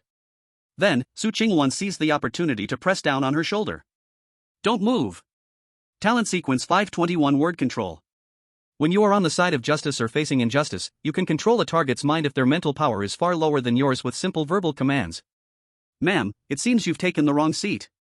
Half a minute later. The nun fell onto the aisle and quickly vanished like smoke. Only a wet spot was left behind. The two returned to their seats. Jisoo was still reminiscing about the first summoner battle he had witnessed. So, superpower battles can be this peaceful? He had prepared for a bloody and chaotic scene. Instead, the two merely exchanged a glance, without even any special wavelengths. A few minutes later, the nun's cross shattered, and she fell. After all, it was a psychic battle.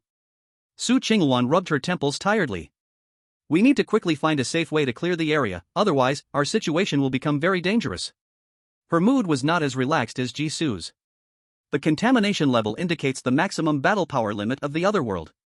The train's Otherworld journey hadn't started long, and the power of the aberration nun had already reached the upper tier of level 2 contamination. After some more time, the train's contamination level might rise to level 3.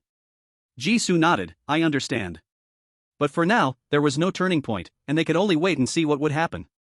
In the dazed and drowsy compartment, the ticket inspector reappeared. This was to serve the new passengers who had just boarded the train.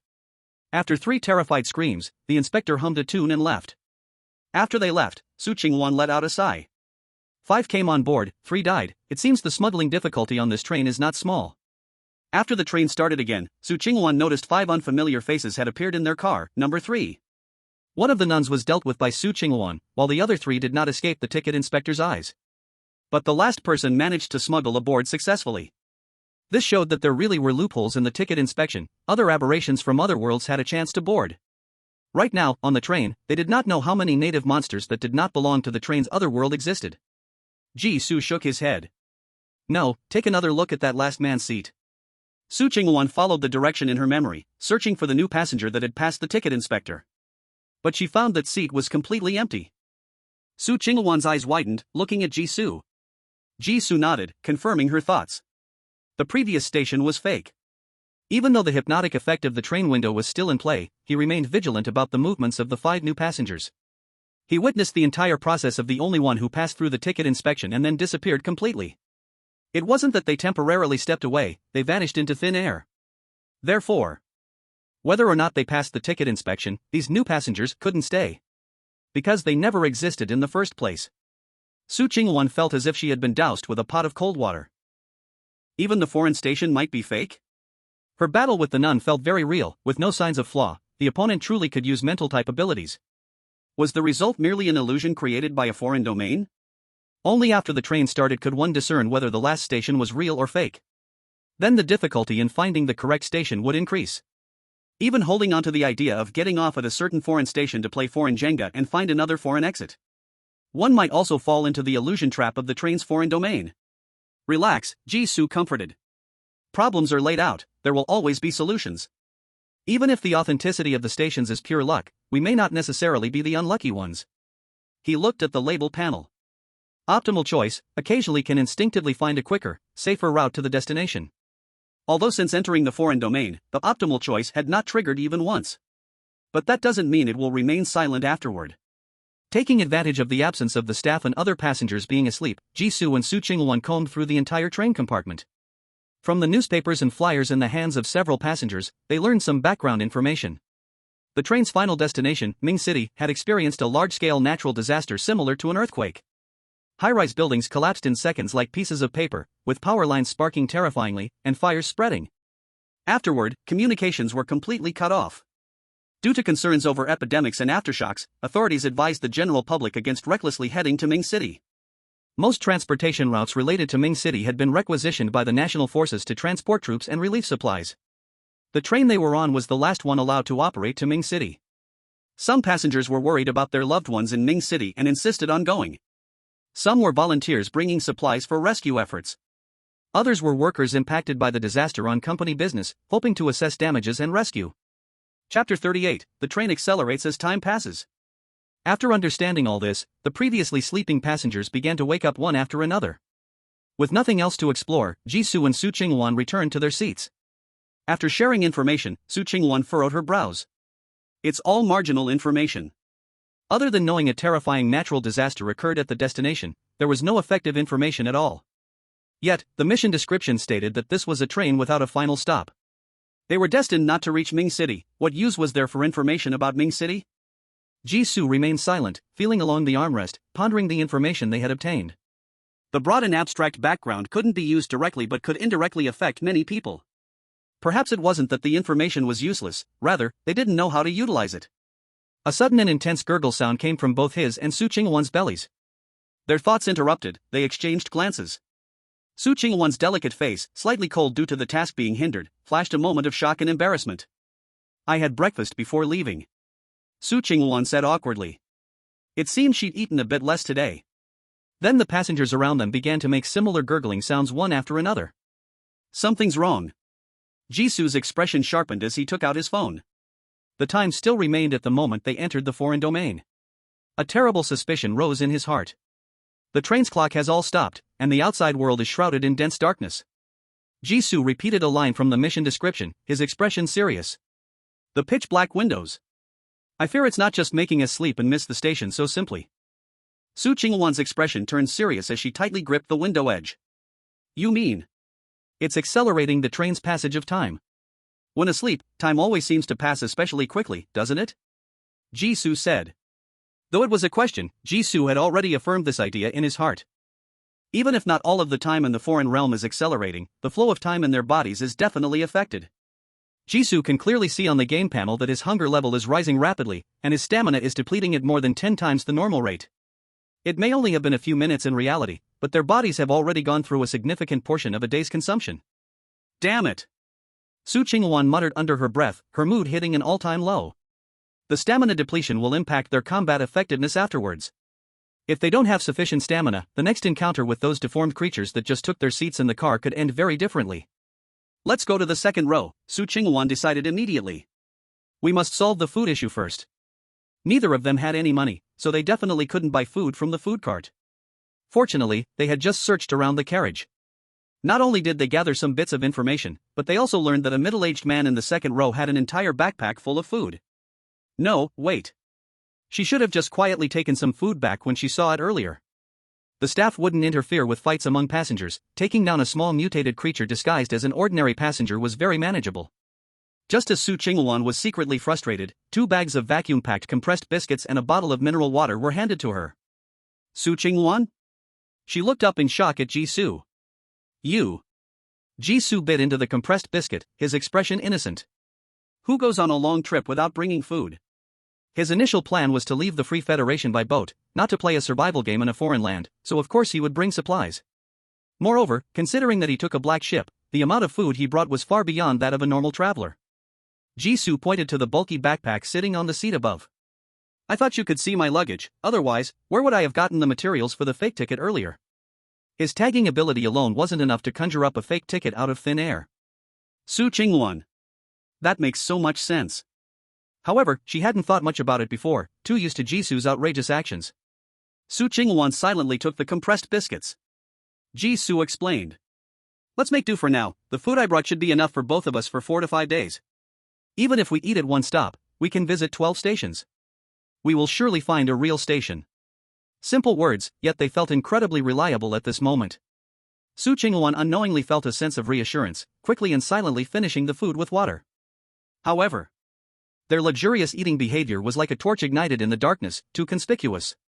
The surrounding passengers were also affected by the accelerated time of the train, their stomachs growling. But there weren't many people with food in hand. Some were anxiously waiting for the staff to push the food cart, while others were secretly watching the two eat and drink heartily. The carriage was filled with sounds of swallowing and rumbling stomachs. A middle-aged man in a suit, looking troubled, somehow sat down in the empty seat opposite Jisoo. He stared intently at the biscuits and water in their hands, his throat rolling violently. Finally, a dark glint flashed in his eyes. Ahem.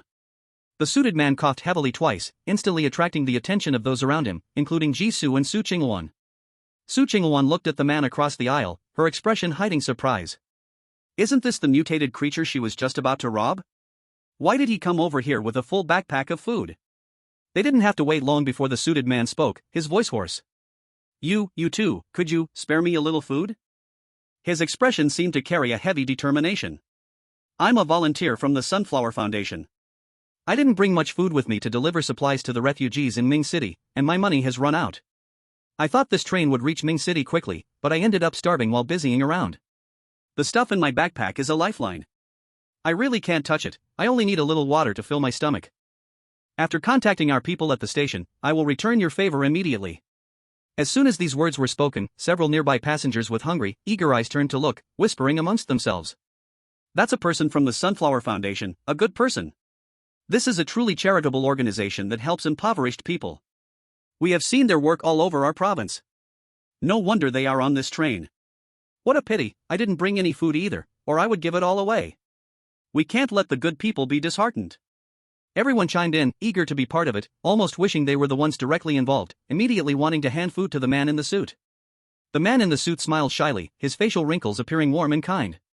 If it really comes to it, I can hold on a bit longer, it's just, cough cough. He covered his mouth and coughed a couple of weak, feeble sounds. After we arrive, I will trouble everyone to help me move the supplies. People beside him quickly answered. Not at all. Don't worry, big brother. I promise to help. Uncle, I still have some dried shiitake mushrooms left, they can be cooked and eaten. Jisoo looked at the man in the suit with a smile that was not quite a smile. What a clever tactic to retreat as a means to advance. The reputation of the Sunflower Foundation was clearly significant. If they didn't help, the passengers might rise against them if the man in the suit pretended to faint from hunger. But once the door to giving food was opened, countless people would come to share their sad stories, asking for assistance. Chapter 39, The Volunteers Heading to Ming City. Su Qingluan frowned, this feeling of being pressured by great righteousness made her extremely uncomfortable as well. Sure enough. Compared to dealing with the disguised pollution beings, she preferred to fight directly. Her hands slowly moved towards her back waist. Jisoo raised his hand to hold her arm, signaling her to calm down. Then he looked at the middle-aged man in the suit, who called himself a volunteer, his face showing the same sympathy and admiration as the other passengers. So, it's a volunteer from the foundation, then we must help. With that, he stood up to get the full backpack bulging above. The surrounding gazes followed his movements, hot and burning. Rip, tug. The zipper opened under the eager, hungry stares of everyone. A brass basin as wide as his shoulders filled the backpack to the brim. The air suddenly went silent. The man in the suit widened his eyes in disbelief. How is this possible? Such a big bag, and it only had a basin inside. Who would specifically bring such a large basin? The hot gazes around quickly cooled down. What the heck, I thought he brought a lot of food. Turns out he's just faking wealth to curry favor. Jisoo shrugged and pulled the zipper up. We just ate our last supplies, it's not that we don't want to help, it's just that we are unwilling but unable. We don't know how much longer until we reach Ming City. If we wait any longer, we will look more like refugees than the people of Ming City. Since the Sunflower is a charitable organization, isn't saving anyone the same? Otherwise, could you share a bit to solve everyone's food problem? Suddenly, the gazes of the surrounding passengers fell back onto the middle-aged man in the suit, filled with uncontainable expectation. When it comes to personal interests, the so-called reputation of charitable organizations isn't that effective. Jisoo returned the words spoken by the man. Of course, we can make up for the missing supplies for the foundation after we reach the station. The man in the suit opened his mouth, his face turning red with shame. Well, Ming City is almost here, everyone hold on a bit longer. With that, the man in the suit hastily fled. The gazes of the surrounding passengers gradually returned, with a few expressing unwillingness, yet in the end, they still did nothing. The crisis was averted. After holding it in for so long, Su Qingluan was finally able to speak. How did you do that? She clearly remembered that just a while ago, he had returned an unopened bottle of mineral water. How did it end up being just a basin? Just a trick, Jisoo said lightly. When traveling alone, one must master various skills. An ordinary magic trick backpack, coupled with his magician label. Just enough angle to create a false sense of depth. Earlier, Jisoo made a little extra preparation to take the black ship. The train space is limited, they can't hide the food issue for long. Jisoo didn't hide anything, he wanted to solve this hidden danger in advance. The appearance of the suited man made the surrounding passengers see his backpack with their own eyes. Even if they later thought about robbery, they would prefer others with richer food supplies. After speaking, Jisoo looked at Su Qingluan again. Do you have any other problems? What problems? Nothing. Su Qingluan was full of question marks. She hated people who left things half-said. The train's time flowed too fast, she had to find more clues before the next stop. Su Qingwan could only shake off these unimportant thoughts and carefully observe the surrounding passengers using her abilities. On the other side, Jisoo withdrew his gaze. It seemed Su Qingwan didn't know the use of the brass basin either. Jisoo had been trying to figure out the purpose of the brass basin he brought back from the Silent Eye's sacrifice ritual. Unfortunately, after taking it out of the factory, it seemed just like an ordinary brass basin. The original non-stick effect of the blood had disappeared. Su Qingwan, who had dealt with the Silent Eye many times, knew nothing about it. Forget it. I'll find a chance to study it later. Jisoo actively called out to a passenger in front. Brother, are you also going to Ming City on this trip? The train rumbled slightly, carrying a carriage full of hungry passengers, traveling on a dark track. Ding, the train is approaching the station, meat factory, please. Before the broadcast finished, Jisoo and Su Qingwan had already skillfully left their seats and arrived at the carriage door waiting for the next stop. Jisoo held an empty mineral water bottle in his right hand, with a thin rope tied to it made from torn fabric. At the second stop, we can't just watch. The investigation of the carriage passengers was slow, they must explore the site. Getting off the train directly was too dangerous, so they would first throw other items down to experiment. No living thing? Then use dead ones. Su Qingwan nodded in agreement. The meat factory must be a foreign domain station. As long as we can find the difference between the true and false stations, the rest will be easy. A level 2 pollution foreign domain is not simple for newbies, but it's not hellish difficulty either. As long as they can confirm the station is real, Su Qingwan is confident she can take Jisoo off the train and escape the polluted world by breaking into another foreign domain. The train began to slow down as it approached the station.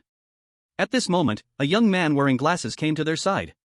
Sir, do you remember me? He greeted actively. Jisoo looked at the visitor and was secretly surprised.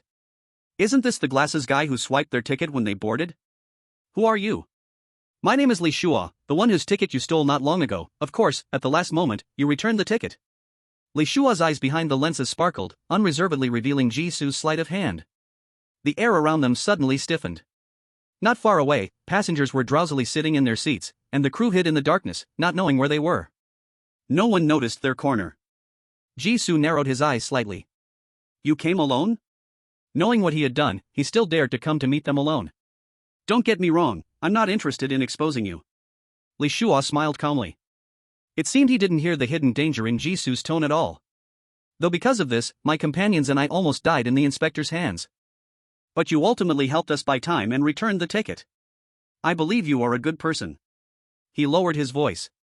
So, I won't expose you for using fake tickets to get through the inspection. Threat. A naked threat. Jisoo examined the honest and introverted-looking glasses guy. Not only was his observation remarkable, but he was also good at reasoning, figuring out that there was a problem with their ticket. The other party warned them with a reminder from his companions. Killing Li Shua, his companions will immediately report to the steward that they forged the train tickets, and both sides would end up in a deadly standoff. I think you've misunderstood something. Jisoo slowly spoke. Spreading rumors to add workload to the steward is not a good deed. Hearing the steward, Li Shua's pupils visibly contracted, but quickly returned to normal. He revealed a confident smile. I wouldn't dare trouble the steward with something I'm not sure about. Let me introduce myself again. I am Li Shua, and my companions and I are volunteers heading to Mingqing for rescue work. Unlike the Sunflower Foundation, we are a purely independent organization. When there are too many people, we face all kinds of problems, like food shortage. Jisoo, unfortunately, we don't have extra food either. I know. Li Shua gave a mysterious smile. The steward has food, but it's expensive. Coincidentally, I just thought of a great way to make money. Chapter 40, The Ticket Forging Business. Li Shua's money-making plan was simple. Through Jisoo, they would forge tickets and sell them to passengers at the next stop who didn't have tickets, helping them bypass the ticket inspection by the steward. The money earned would be used to buy food from the steward to solve both parties' hunger. Jisoo's lips twitched at hearing this. From beginning to end, was it only him doing the work? So Li Shua, using a mere threat based on pure guesswork, wanted to take advantage for free? Have you thought it through? Li Shua raised his head proudly, as if certain Jisoo wouldn't refuse. As long as we cooperate, we'll pretend that the incident with the stolen tickets never happened. On the side, Su Qingwan, who had been listening from start to finish, had a dark expression. Since when did the contaminated seeds learn to threaten and morally blackmail people? She sneered, just based on. Ahem. Jisoo cleared his throat twice, interrupting Su Qingwan. Then he looked at the man with glasses who was pretending to be calm but whose eyes were filled with urgency. It's not that I don't want to agree, but the materials are limited, and I lack the necessary paper to make this business happen. We're unfamiliar with the area, and we don't even know who to sell the tickets to. That's easy. Li Shua became excited. We brought all kinds of supplies to support Mingcheng, and we happen to have some thick cardboard that looks very much like train tickets. There are many of us, so leave the ticket sales to us. You just need to make the things, don't worry about the sales. But he showed a troubled expression. The raw materials and sales channels, the two most troublesome parts, will be handled by us, so the split won't be 50-50. Alright, Jisoo only asked about the paper, and now he needed to provide the rest of the materials, meaning the credit for the raw materials was completely lost. But he didn't care about the so-called rewards. So he said, how do you want to split it? How about splitting it by headcount? Li Shua smiled honestly and kindly. This money-making route is just to temporarily solve everyone's food problem, of course, everyone being able to eat enough comes first. Jisoo didn't hesitate and agreed right away. Okay. Hearing this, Li Shua's eyes gleamed with excitement. Then it's settled. I'll contact the others and start the business at the next stop. With that, he hurriedly left. Looking at his relieved and cheerful back, Jisoo took a while to retract his gaze. This Li Shua must have some foreign background. He took the initiative to talk to the recruiters, more proactive than the other passengers, clearly not an ordinary person. I know. Su Qingwan crossed her arms and said angrily, but you shouldn't have stopped me just now. People like him need to be taught a lesson. Relying on a little guesswork, and acting so lawless. If we don't show that we're tough, there will be plenty of chances for him to manipulate and threaten us later. They need food, but we don't have to cooperate. When they're too weak from hunger, it'll be easy to extract information from them, won't it? Jisoo looked at the mineral water ticket in his hand and smiled calmly. Why can't we cooperate? Didn't we come as test subjects to get off the train? Now there was a much easier option than the mineral water bottle to get off the train, why would we not agree? As for Li Shua's empty threats, Jisoo didn't take the seasonal changes to heart. The ticket check process was already over. Would the crew and the exotic copy dig up old accounts? How they would do it was uncertain. If it came to that, he wasn't incapable of throwing the dirty water back. Or, resolving hidden troubles in advance. Before this, he was more interested in Li Shua as a person. Once both sides confirmed cooperation, they naturally had to meet first. The volunteer group led by Li Shua had a total of 13 people, while Jisoo and Su Qingwan seemed a bit pitiful in comparison. No wonder the other side had the confidence to come seeking cooperation. However, before the mutation, those 13 volunteers were just 13 ordinary people, posing no threat. Jisoo didn't react much to the number of volunteers. Li Shua obviously breathed a sigh of relief, and the cooperation between both sides was thus confirmed. Not long after, the train stopped at a new station. Endless gray fog spread outside the carriage door. Li Shua was the first to take people off the train, bringing up a few new passengers with fearful expressions and packs on their backs before closing the door. The new passengers held tickets, while Li Shua had a few banknotes in his hand. The plan was going very smoothly. Li Shua looked honest and kind, bringing with him companions who worked hard to attract passengers. Basically every time they got off, they earned a nice sum. When they encountered customers without money, they could exchange for some dry food or a few bottles of mineral water. The cooperation between both sides was very pleasant. The train stopped at a station again, and Li Shua rushed to get off first. Jisoo knew the other side wanted to keep the deal outside the train, eating kickbacks in unseen places. But he didn't plan to follow and get off. Instead, he stared at the black fog outside the carriage, murmuring to himself. 50%. What? Su Qingwan turned around upon hearing the voice. She was monitoring the volunteers in the same team who hadn't gotten off with Li Shua, puzzled by Jisoo's sudden words. I said, the probability of the train stopping at a true or false platform is 50% each. Jisoo was making a statement. Li Shua will only get off at the true platform. The train had traveled for about an hour, they had stopped at 7 stations, and Li Shua had gotten off 4 times. Interestingly, the false stops at the confessional church led to a perfect 1-to-1 ratio of getting off. Coincidentally, none of the passengers Li Shua brought on board had disappeared. That's perfect. Su Qingwan felt a surge of joy in her heart. Let's get off and leave now. They had noticed the pattern of Li Shua getting off at the previous few stops. Waiting until now was just Jisoo wanting to be cautious and expand the sample size for reference. Now the conclusion was here, if they didn't leave now, when would they? Even if the stop was another exotic domain, Su Qingwan wasn't afraid. It was better than continuing to collaborate with the contaminated beings. Faking tickets was not a long-term solution. Fake materials would eventually run out. Every time they reached an exotic domain station, there would be new passengers boarding. They too were constrained by the train's flow of time, starving and thirsty. With each platform they passed, the restlessness inside the carriage grew more apparent. For now, they could still rely on the numbers brought in from cooperating with Li Shua to suppress the prying eyes. In a few more stops, when everyone was starving or the incoming passengers couldn't hold on, chaos would begin. Jisoo touched the yellowed scratches on the window wall. An hour ago, this place was still brand new and shiny, smooth and unblemished.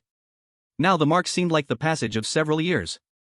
No rush, there's still some time before decommissioning, and moreover, I've made some progress in researching the train stations. It wasn't research on true or false stations, but completing the tasks in the exotic domain perfectly. Su Qingwan caught the hidden meaning in his words and became even more confused. What progress? Hadn't they just killed a mutant, rummaged through a pile of unrelated exotic backgrounds, and accompanied a group of disguised contaminated beings in a play-acting scam? Why suddenly leap to the decoding part? Chapter 41, The Missing 14th Person. The train stop time is only 5 to 10 minutes, I need to find his subordinates to understand some things. Li Shua is handed over to you, we will get off at the next true platform. What? Su Qingwan was taken aback and hurriedly called out to him, how confident are you? Jisoo turned back, 50%. Su Qingwan's mouth fell open. 50% confidence and still willing to take the risk? What if the next true platform doesn't come for a long time? Before Su Qingwan could ask further, Jisoo had already walked far away. Su Qingwan looked at the train door close at hand, her eyes filled with hesitation and struggle. In the end, she released her hand and still chose not to leave alone. Forget it, it doesn't hurt to take this step. She murmured softly. After all, it's just an otherworld with a secondary level of pollution. Even if it develops into something wildly dangerous in the later stages, she could leave safely. Why not see what the man who calls himself a traveler can achieve? Jisoo strode through the carriage aisle. Under Jisoo's fake ticket business, the carriage was no longer as empty as it had been at the beginning. At least half of the seats were now occupied. Jisoo headed straight for his destination and sat down on an empty seat that was unoccupied. The youth next to him, holding instant noodles, clearly didn't expect anyone to sit beside him and jumped, his body shivering. The white steam from the noodles fogged up his glasses. G, big brother G, why are you here? The bespectacled youth, Zheng Haoxiang, quietly asked while shrinking his neck. Unlike Li Shua, this bespectacled youth in front of him was genuinely introverted and honest. So, he became the breakthrough Jisoo was looking for in this other world. It was boring waiting by the door, so I came back to sit. The bespectacled youth Zheng Haoxiang nodded in understanding. That's true, the stewardess doesn't appear often, no need to stay at the door all the time. Not many people board at each stop, so there's no need for everyone to rush off to solicit passengers. Li Shua's team of 13 implemented a rotation system, with only 5 people getting off at a time, while the others could rest on the train. But Jisoo and Su Qingwan always liked to stay right at the door once they arrived. He didn't understand but respected that. Jisoo echoed, that's right, the stewardess won't just appear. This was also one of the patterns Jisoo had summarized through trial and error. There seemed to be only 2 unspoken rules involving a death crisis on the train, ticket inspection and the dark windows speeding up time flow. Other than that, the crew wouldn't intervene in passenger fights or interfere in communication between passengers. As if they didn't exist at all. As long as you survive through the ticket check, the danger level of the other world is incredibly low. Goo goo goo. Zhang Haoxiang covered his rumbling stomach, his face flushed with embarrassment. It's fine, we can eat and talk. Jisoo said cheerfully, it's normal to be hungry after sitting for so long. Zhang Haoxiang's gaze shifted between the noodles on the table and the smiling Jisoo. In the end, he could not suppress his hunger and picked up his chopsticks to eat heartily. He spoke unclearly, big brother G, just ask whatever you want, I will definitely tell you. He clearly knew where the noodles in his mouth came from. How unfairly Shua's reward division was, everyone knew in their hearts. As one of the beneficiaries, Zhang Haoxiang felt very ashamed, but had no way to stand out and blame anyone. Initially, he had planned to muddle through this way. But now that the main person had come to him, clearly with a request, he really found it hard to decline. In an unseen place, Jisoo wore a smirk of success. Indeed, the bespectacled youth in front of him was the best breakthrough in Li Shua's team. It was worth his patience until the other party could no longer contain their hunger, ordered and bought instant noodles on the train before making contact. Some things must be asked with guilt to gain some slight clues. Jisoo got straight to the point, don't you think this journey is too harmonious? Harmonious? Zhang Haoxiang didn't understand, what's harmonious? Isn't harmony good? Jisoo smiled and did not answer. Instant noodles are a kind of food that smells better than it tastes.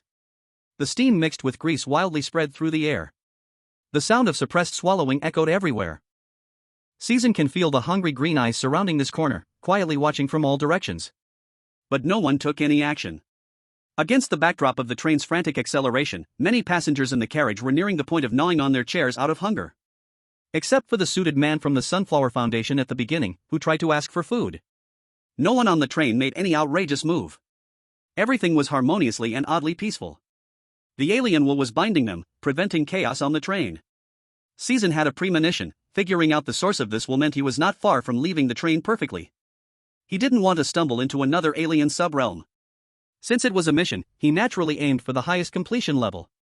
Let's change the question. I heard you all are volunteer rescuers heading to Ming City. How did you get to know each other? The 13 volunteers, including Li Shua, were all under 30 years old. Some were close to 30 like Li Shua, others looked fresh-faced, likely just in their early 20s. There was quite a range in age, and to gather them all together, there must have been a special opportunity. When it came to this topic, Zhang Haoshan lowered his head a bit shyly. Actually, I can't be considered a proper volunteer. I hadn't even been to a disaster zone before this. The disaster in Ming City is too notorious in the surroundings. Big Brother Li Shua and the other seniors couldn't bear to sit idle and insisted on participating in the assistance themselves. Initially, I also got here because of their support to attend university, so I naturally couldn't back down at this moment. I came along during the school stoppage. Under Season's subtle guidance, Zhang Haoshan nearly spilled the backstories of all 13 volunteers. The 7 volunteers aged 28 and 29, including Li Shua, came from the same university. They were university alumni. The others were either local residents near the university or colleagues who knew each other within a certain equipment company. Or like Zhang Haoshan, who got support from Li Shua and others and eventually came to the same city for university as a poor student. They gathered because of fate. Choosing to disregard official warnings, they boarded the last train to Ming City out of the same kindness. It sounded like a beautiful story about a group of good-hearted individuals spreading love. However, the 7 alumni, including Li Shua, had no connection to the equipment company. Not a single person worked at the target company. Zhang Haoshan joined too late and knew little about how the others got acquainted. Season had once found a map of the Red Haze City in one passenger's bag. Li Shua's university was very far from the equipment company. With 2 groups of strangers whose numbers weren't very different, they naturally wouldn't form connections out of thin air. There must have been someone connecting the dots, leading to the current birth of Li Shua's volunteer team. But this 14th person had disappeared for some reason. Chapter 42, Why Step on the Train? How much do you know about the Sunflower Foundation? Season continued to ask. Zhang Haoshan gulped down the instant noodles in his mouth, his tone even more excited than before. The Sunflower Foundation, it's a well-known charity organization in Yun Province. It is completely different from those online scams masquerading as charities to swindle money. Many volunteers in our group have personally received support from the Sunflower Foundation. But the Sunflower Foundation isn't very big, it only operates around Ming City. Outside the province, hardly anyone knows it, and its reputation has never spread. As he said this, Zhang Haoshan couldn't help but sigh. Organizations helping those at the bottom with real projects have no money for promotion, but some money laundering groups are active online every day. Sigh, if there were more people like Sunflower, that would be great. His tone carried resentment. Clearly, he had a deep contempt for those unscrupulous charity organizations that exploited ordinary people's goodwill. Season pondered quietly. Among you volunteers, are many of you also beneficiaries of the Sunflower? Zhang Haoshan awkwardly scratched his head. We're not really proper volunteers, we're just a group of runners. We didn't spend money, and we didn't contribute much effort. It's mainly thanks to Brother Li Shua and the others working hard. Without Brother Li Shua and them, I wouldn't even be able to finish high school. And without the efforts of the Sunflower Foundation, my mom's surgery back then wouldn't have been arranged. Isn't that the way for the poor? Eating off the kindness of many families, receiving help from various sources. The suffering of the poor is all-encompassing. The assistance from individual kind-hearted people can only cover one aspect. Zhang Haoshan's high school tuition came from Li Shua, but his mother's liver surgery came from the negotiations of the Sunflower Foundation. Because he did not qualify to join the Sunflower Foundation, he kept following Li Shua's rescue team activities. Most of the members in our rescue team are new and have basically received help from the elderly. Elderly people without children, middle-aged disabled bachelors, orphans. Don't be fooled by the fact that only young people are on this trip, there are many more members staying in the city. Talking about his journey so far, Zhang Haoshan had many feelings. Jisoo only noticed one point. So, your rescue team clearly knows that the Sunflower Foundation is a legitimate charity organization? Zhang Haoshan, not understanding, nodded honestly. Yes. Haven't you ever thought about cooperating with the Sunflower? A well-functioning large organization is much stronger than a rescue team made up of just a dozen people, right? Zhang Haoshan nodded straightforwardly. Of course we've thought about it. In fact, we've always kept close contact with the Sunflower. The rescue team will regularly donate money and materials to the Sunflower Foundation, depending on the volunteers' willingness and ability. Jisoo asked again, so, you know the Sunflower Foundation will go to Ming City? Of course, the disaster in Ming City is serious, the Sunflower won't just sit back and do nothing. Then why don't you just directly hand over the supplies for rescuing Ming City to the Sunflower? Why must you come personally? Is it because you don't trust the Sunflower?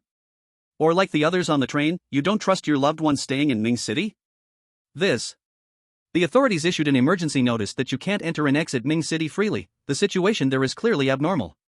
Don't you worry about going over and messing things up? Jisoo pressed harder, leaving Zhang Haoxiang's mind blank.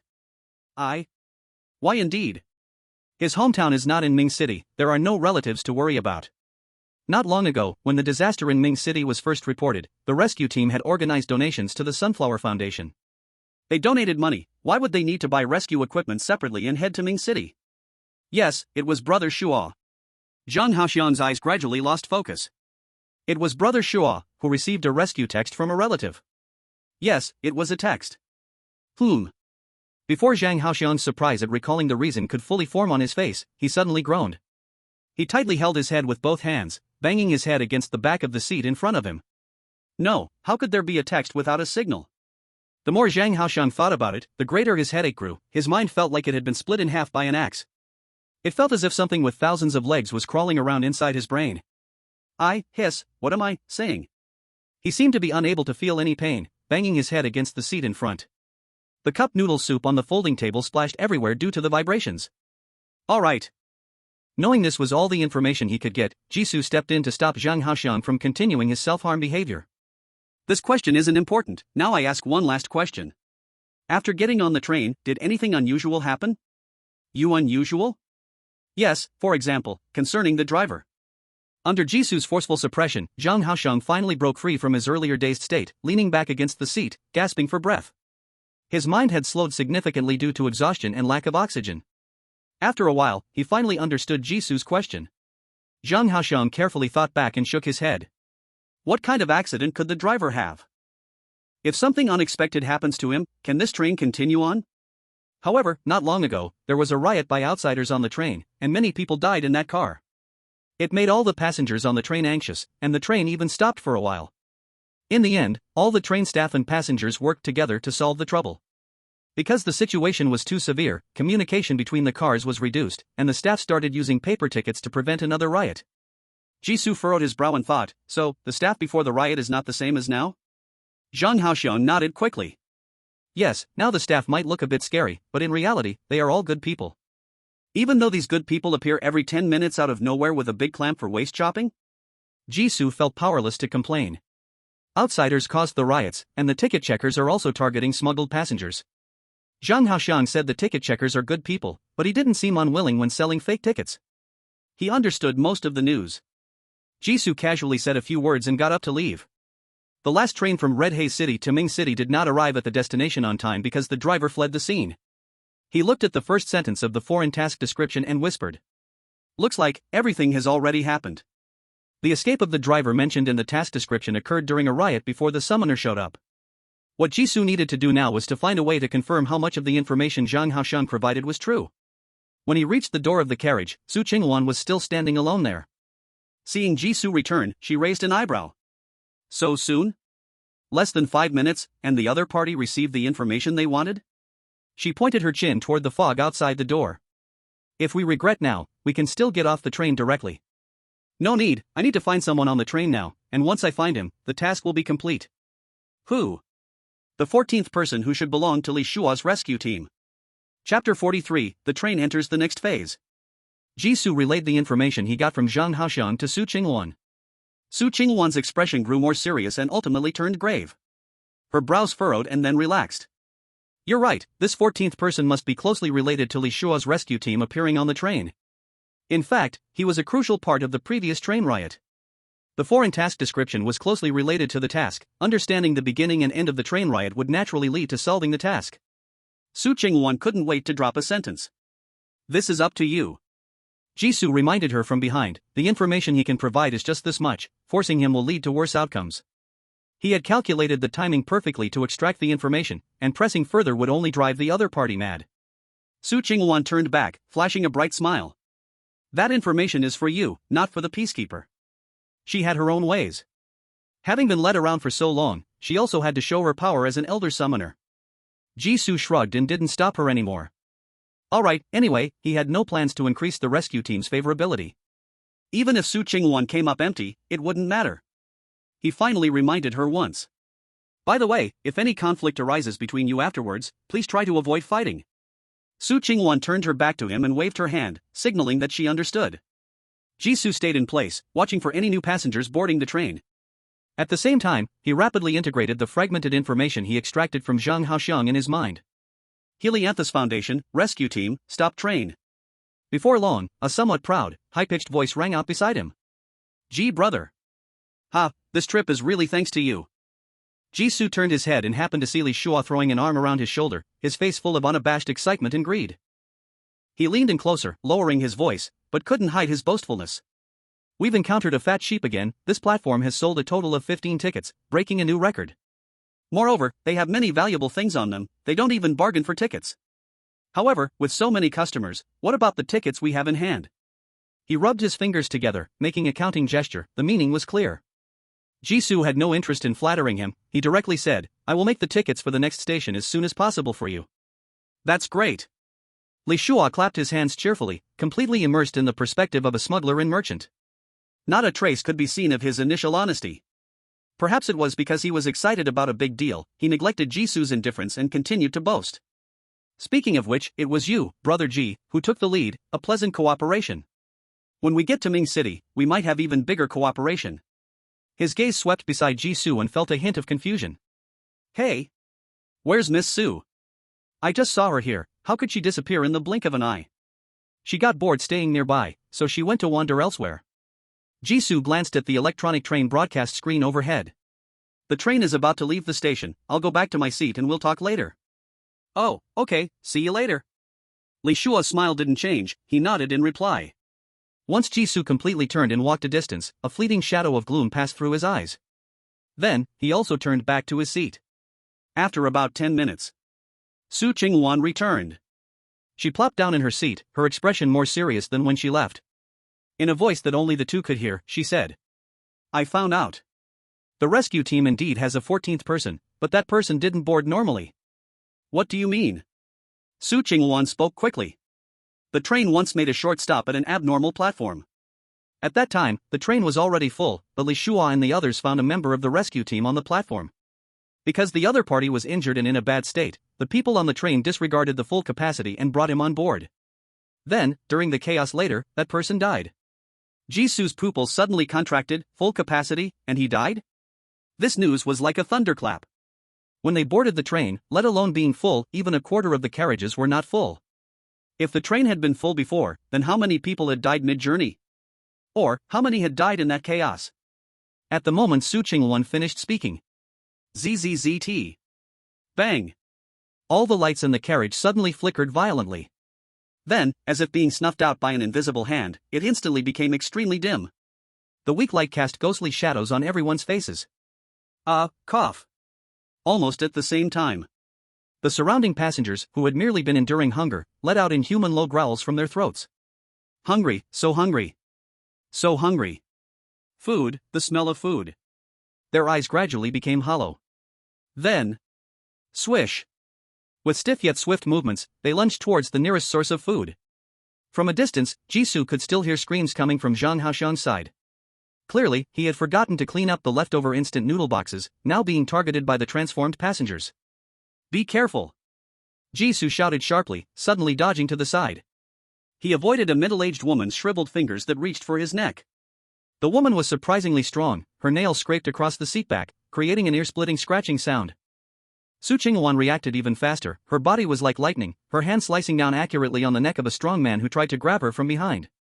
That strong man fell to the ground without a sound, but immediately more passengers surged forward. The two escaped their seats and moved into the more spacious aisle, back to back, forming a defensive stance. Jisoo scanned the surroundings left and right. The original local passengers on the seats. Visible distortions began to occur. Fingernails elongated and turned black, teeth protruded, and their attack power greatly increased. "What's happening?" he shouted. "The foreign pollution is accelerating." Su Qingwan responded loudly, turning to fend off two distorted passengers attacking her. Her voice was urgent but clear, reaching Jisu's ears. "It seems our direction is correct. The information I squeezed out about the 14th person touched on the key to the mission. The train is directly jumping to the next stage, or rather, a stage closer to revealing the train's true face. It's more dangerous, but the information we can obtain is more abundant." "But this is too sudden," Jisu sighed. It completely disrupted the plan he had just made. If he had known the effect of Su Qingwan's actions would be so significant, he should have used it on interrogating Li Shua. Jisu pulled out a piece of beef jerky from his pocket and scattered it in all directions. "For now, let's hold on until the next station." Chapter 44, Escape from Car 3, Count the Losses. Surrounding distorted passengers were lured by the beef jerky, scattering away like shadows. Jisu seized the opportunity to signal Su Qingwan. "Let's go." The carriage had turned into a chaotic killing field. The two fought and fled, arriving at the door of Car 2.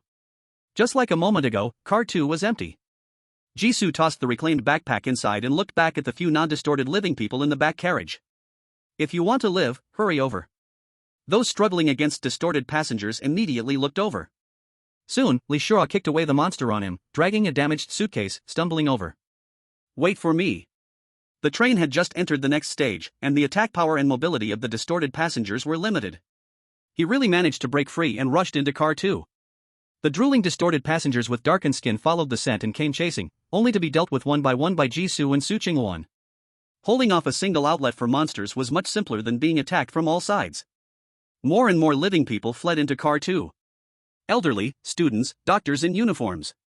Jisu's gaze lingered for 2 seconds on the last doctor in a white coat before turning back to battle the distorted passengers. Bang! The large door of Car 2 was manually shut and locked. There came constant banging and scratching sounds on the metal door. Fortunately, the door stood firm. All the survivors in Car 2 sighed in relief. They finally had time to reflect on what had just happened. What on earth happened? It's too terrifying. Do we have to go through another riot? I want to get off. I want to get off. I don't want to stay in this hellish place. The crowd was filled with panic and confusion. Li Shua, who had been injured and even had a leg broken on his glasses, limped over. He wiped the cracked lens while thanking Jisu. "Thank you, Ji brother, without you, we really wouldn't know what to do." Jisu looked around. In Car 2, besides him and Su Qingwan, there were only a few real living people. There were some trained natives he had seen when he first boarded and some other foreign distorters who boarded midway. The distorters and the clueless indigenous passengers had similarly weak, harmless expressions, seemingly not wanting to expose their uniqueness. Or maybe they are also constrained by the rules of the train in this foreign land. It was not yet their time to reveal their true selves. Jisu's thoughts turned wildly as he nodded at Li Shua. "It's good that everyone is okay. Wait, who is missing from your rescue team?" Where did Zhang Haoxiang, who had just spoken with him, go? Jisu immediately looked at Su Qingwan. Su Qingwan subtly shook her head.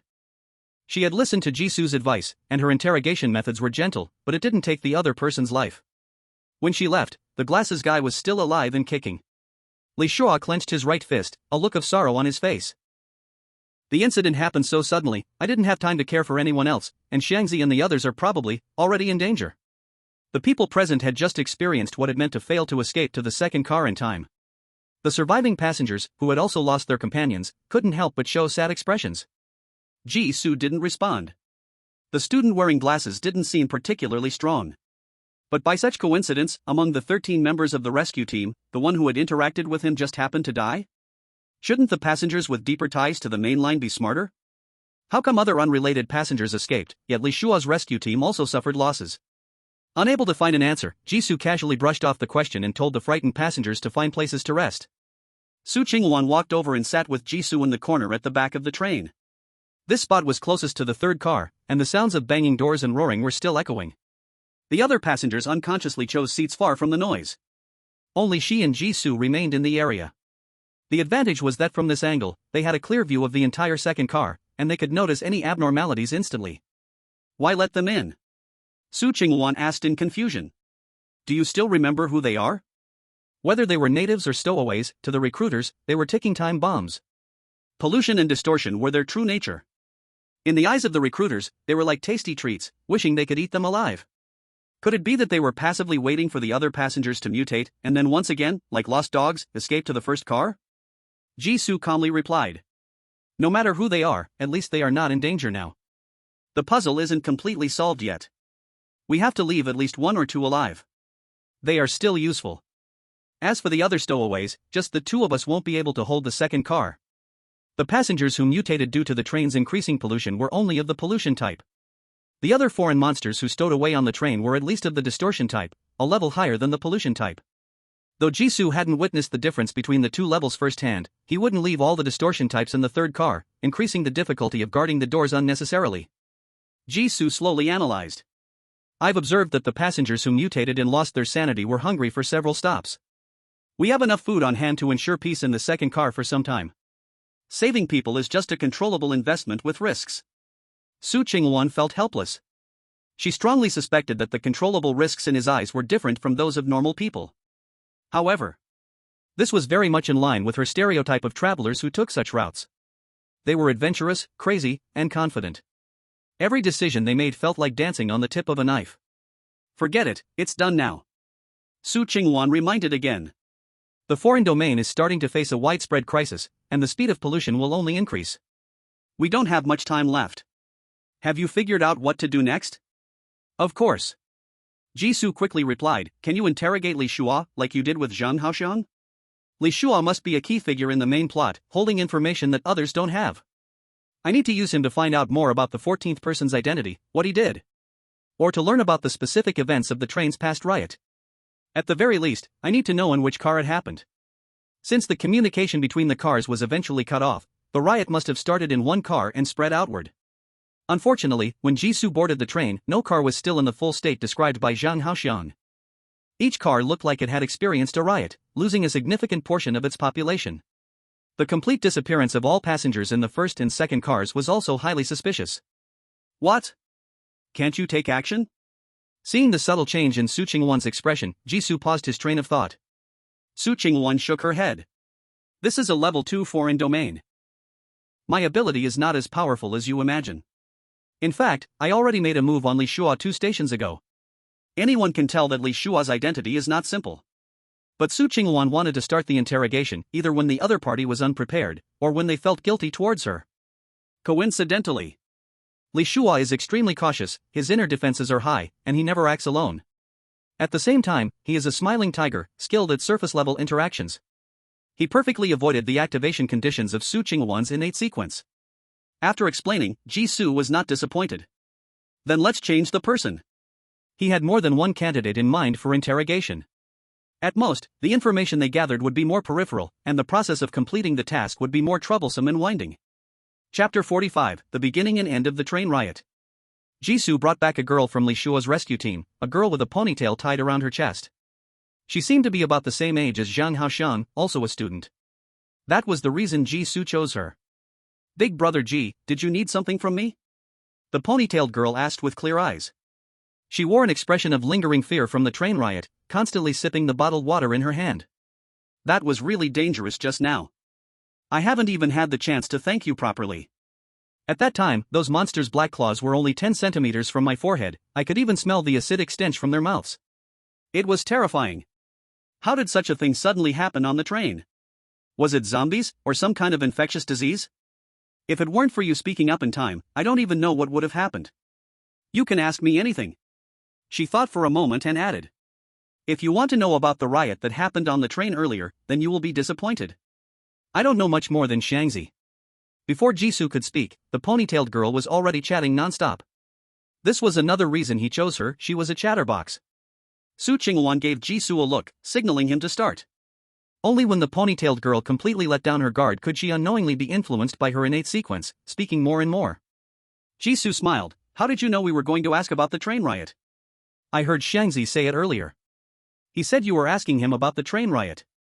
Shangzi told you on his own initiative? This was strange. Jisoo had observed that Zhang Haoxiang was introverted and not very eager to share. How could he have proactively reported the conversation to others just after he and Su Chingwon left? Was the train riot something that couldn't be shared? Of course not. The ponytailed girl stopped mid-sentence and fell silent. Jisoo understood. Someone asked him about it. It was Li Shua, right? Anyway, it's not important. The ponytailed girl didn't know how to respond, awkwardly shifting the topic. Besides this, did you have other reasons for looking for me? Jisoo didn't press her too hard and took the opportunity to change the subject. I heard that one of your companions, whom you encountered midway, died in that riot. Do you remember the details? The ponytailed girl tilted her head and thought for a moment, a sad expression appearing on her face. Actually, we made a mistake. The person who boarded the train wasn't our companion. It was something like a monster from car number 3. Her eyes grew more confused as she sank into some kind of memory. I don't even know what happened. The outside world seems to have suddenly changed. That monster somehow got its hands on a face we knew, using our trust to board the train. Then, strange things started happening on the train because the people in other carriages had also brought monsters. There were too many monsters, and abnormalities kept appearing. Everyone was in a panic. Later, one of the monsters couldn't maintain its disguise, went wild, and destroyed everything. The train suddenly stopped. More and more monsters tore through their disguises. A lot of people died, many. Jisoo and Su Chingwon exchanged a glance. This was much more detailed than the information they had gathered last time. Jisoo coaxed patiently, what you mean is? The first monster that couldn't hold on was not the companion you brought with you? Of course not. The confusion in the ponytail's eyes instantly vanished as she spoke confidently. The monster was dealt with by our own hands. We did wrong, but didn't disappear like the irresponsible culprit who left a mess. We solved it before it had a chance to cause chaos. Saying this, the ponytail let out a sad sigh. I don't know why the world outside the train suddenly changed, but everything inside the train remains the same. That monster not only had the face of our companion, but also our shared memories. It knows that my hometown has a big church where uncles and aunts get eggs every Sunday. The monks and nuns in the church often visit the elderly left behind, bringing gifts to the children in the orphanage. So, even though outside, anti-superstition efforts are in full swing, our small town still has many Catholics. It also remembers that Shangzi's hometown has a pork factory, where every New Year he gets free pig offal from the boss. This was the only time Shangzi could have meat every year. It knows that Brother Shua almost got deceived into going to northern Myanmar during his university internship. As the ponytail spoke more off-topic, Jisoo hurriedly called to stop her. Alright, that's enough. As long as they understand that the instigator of the train riot has nothing to do with Li Shua's rescue team, that's all that matters. What about after the riot? Many died, it must have been a terrifying disaster. How did you solve it? The ponytail came back to her senses. Oh, the monsters couldn't tell friend from foe, the survivors hid, and they quickly killed each other off. We pushed the last monster out of the carriage, the train restarted, and everyone was safe. She sighed again. But I don't know why the train still hasn't reached Ming City. If it weren't for your arrival, our rescue team's food would have been finished long ago, and by then. Sadness filled the ponytail's eyes, and her voice fell. I wish I hadn't stepped onto this train. I didn't plan to get on, I just wanted to be home, I wanted my school. The school only took a 3-day break, why did I have to go to Ming City? Clearly, I had TV, chips, and my phone, She was too talkative. Jisoo, having asked for the information he wanted, couldn't wait to send the ponytail away. The surroundings instantly fell silent. Su Chingwon summarized, we know almost everything about the riot, what do you think? At least they learned about the actions taken by Li Shua's rescue team during the riot, and that the riot had nothing to do with Li Shua and the others. Things progressed smoothly, this is probably due to the intensified foreign pollution. Jisoo nodded, then slowly shook his head. We've got a rough idea, but we can't trust everything she said. Are you saying she lied? Su Chingwon asked. Perhaps it's not a deliberate lie, she actually believes the process happened as she said, but there are too many contradictions in between. Jisoo looked up, a flash of brilliance in his eyes. But fortunately, I have other ways to uncover the truth. Su Chingwon, like what? For example, her explanation still cannot answer why Li Shua's rescue team appeared on the train. Jisoo crossed his arms and thought. Ponytail just now, and Zhang Haoxiang from not long ago. Their hometowns are not Ming City, they had no reason to get on the train. The backgrounds of the rescue team members are distinct, the connection between the two sides is still not found. Li Shua's warm demeanor feels out of place, being in a humanitarian rescue organization is unreasonable, he couldn't be the one who received the distress message. When Zhang Haoxiang talked about that distress message, he paused for emphasis. Jisoo was even more convinced that some words were left out in between. For example, Li Shua's friend? Su Chingwon understood. You think the 14th person didn't get on midway, but was the initiator of the rescue team's operation to Ming City? What they said about picking people up halfway is all a lie. The number of people when departing from Hong Mai City was exactly 14. Jisoo, that's half right. The rescue team started with 14 people, and it is true that new people were picked up later, otherwise, everyone's statements wouldn't be so consistent. He focused on 2 members of the rescue team, both young and carefree. They couldn't manage to make an entirely matching false testimony. Jisoo gently tapped the armrest of his seat, calmly gazing at the back of Lee Shua's head as he rested with his eyes closed. It's just that someone used a trick to combine the actions of the 2 14th persons. Half truth, half lie, that's the kind of deception that can go unnoticed. Both 14th persons must have disappeared or died after that chaos. Su Qingwan lowered her head and thought for a moment. The 2 14th persons, one a real person, the other a monster. What does the person behind all this really want, to even strip away their existence? The train suffered greatly because of the previous chaos. Losing one more person was a highly normal occurrence. As for going in a big circle to erase all traces of the other party's existence? Of course, it's because the other party has a reason they must disappear. Jisoo said matter-of-factly. Then he asked, do you know the name of Li Shua's rescue team? Su Qingwan answered without hesitation, what name could a half-baked loose organization have, isn't it just Li Shua? As she was halfway through, she suddenly fell silent. Indeed. The members of Li Shua's rescue team were not experienced volunteers rushing to various disaster sites. Among them, students like the one with a ponytail were merely kind-hearted individuals who donate to the poor in their spare time. They were just acquaintances, gathering together for a bold mission to help friends and relatives in need. There was no need to label themselves with any formal rescue team name. But, was the person connecting everyone truly Li Shua? Jisoo picked up on Su Qingwan's unfinished thoughts. I've subtly investigated from others, and Li Shua has no connection to the equipment company that they frequently mention. So, the few members working in the equipment company and the team are not familiar with him. He wouldn't be the key to attracting others to risk a trip to Ming City. Su Qingwan asked, you think the 14th person is? Jisoo replied, of course, not only the members of the equipment company, but also the student with the ponytail and another named Xiangzi must have received support from the 14th person. Because they have received favors, they would want to repay the kindness. Even if the disaster in Ming City has nothing to do with themselves, they would still come to help. In fact, even bolder, perhaps everyone in the team has received favors from the other side. The last phrase was too absolute, so Jisoo didn't say it out loud. By now, the image of the 14th person had completely come alive in Jisoo's mind. The other party was a generous and wealthy good person, skilled in making friends and full of compassion. Thus, the rescue team took shape. One sudden day, a huge disaster struck Ming City, and the whole city went missing, with official announcements being vague. What he was left with was a distress message sent to him by a relative in Ming City. He felt very worried and decided to personally go to Ming City to save his loved ones. Friends who have received his kindness all expressed support, willing to accompany him on the journey. Everyone worked together to snatch up 14 train tickets, bringing along rescue tools and supplies, embarking on the last train heading to Ming City. An accident happened on the train, and it did not arrive in Ming City on time. Food was exhausted during the long journey, and time lost its meaning. Survival issues grew increasingly severe, and there also appeared monsters that could disguise themselves as normal people. Inside the train, society devolved into a savage world of the strong preying on the weak. People formed groups, robbed, and committed murder, acting to eliminate dissent in the name of monsters. This was the root cause of the significant reduction in train passengers. Jisoo did not believe that in the case of the whole train being fully packed, few can confront the monsters that sneak onto the train.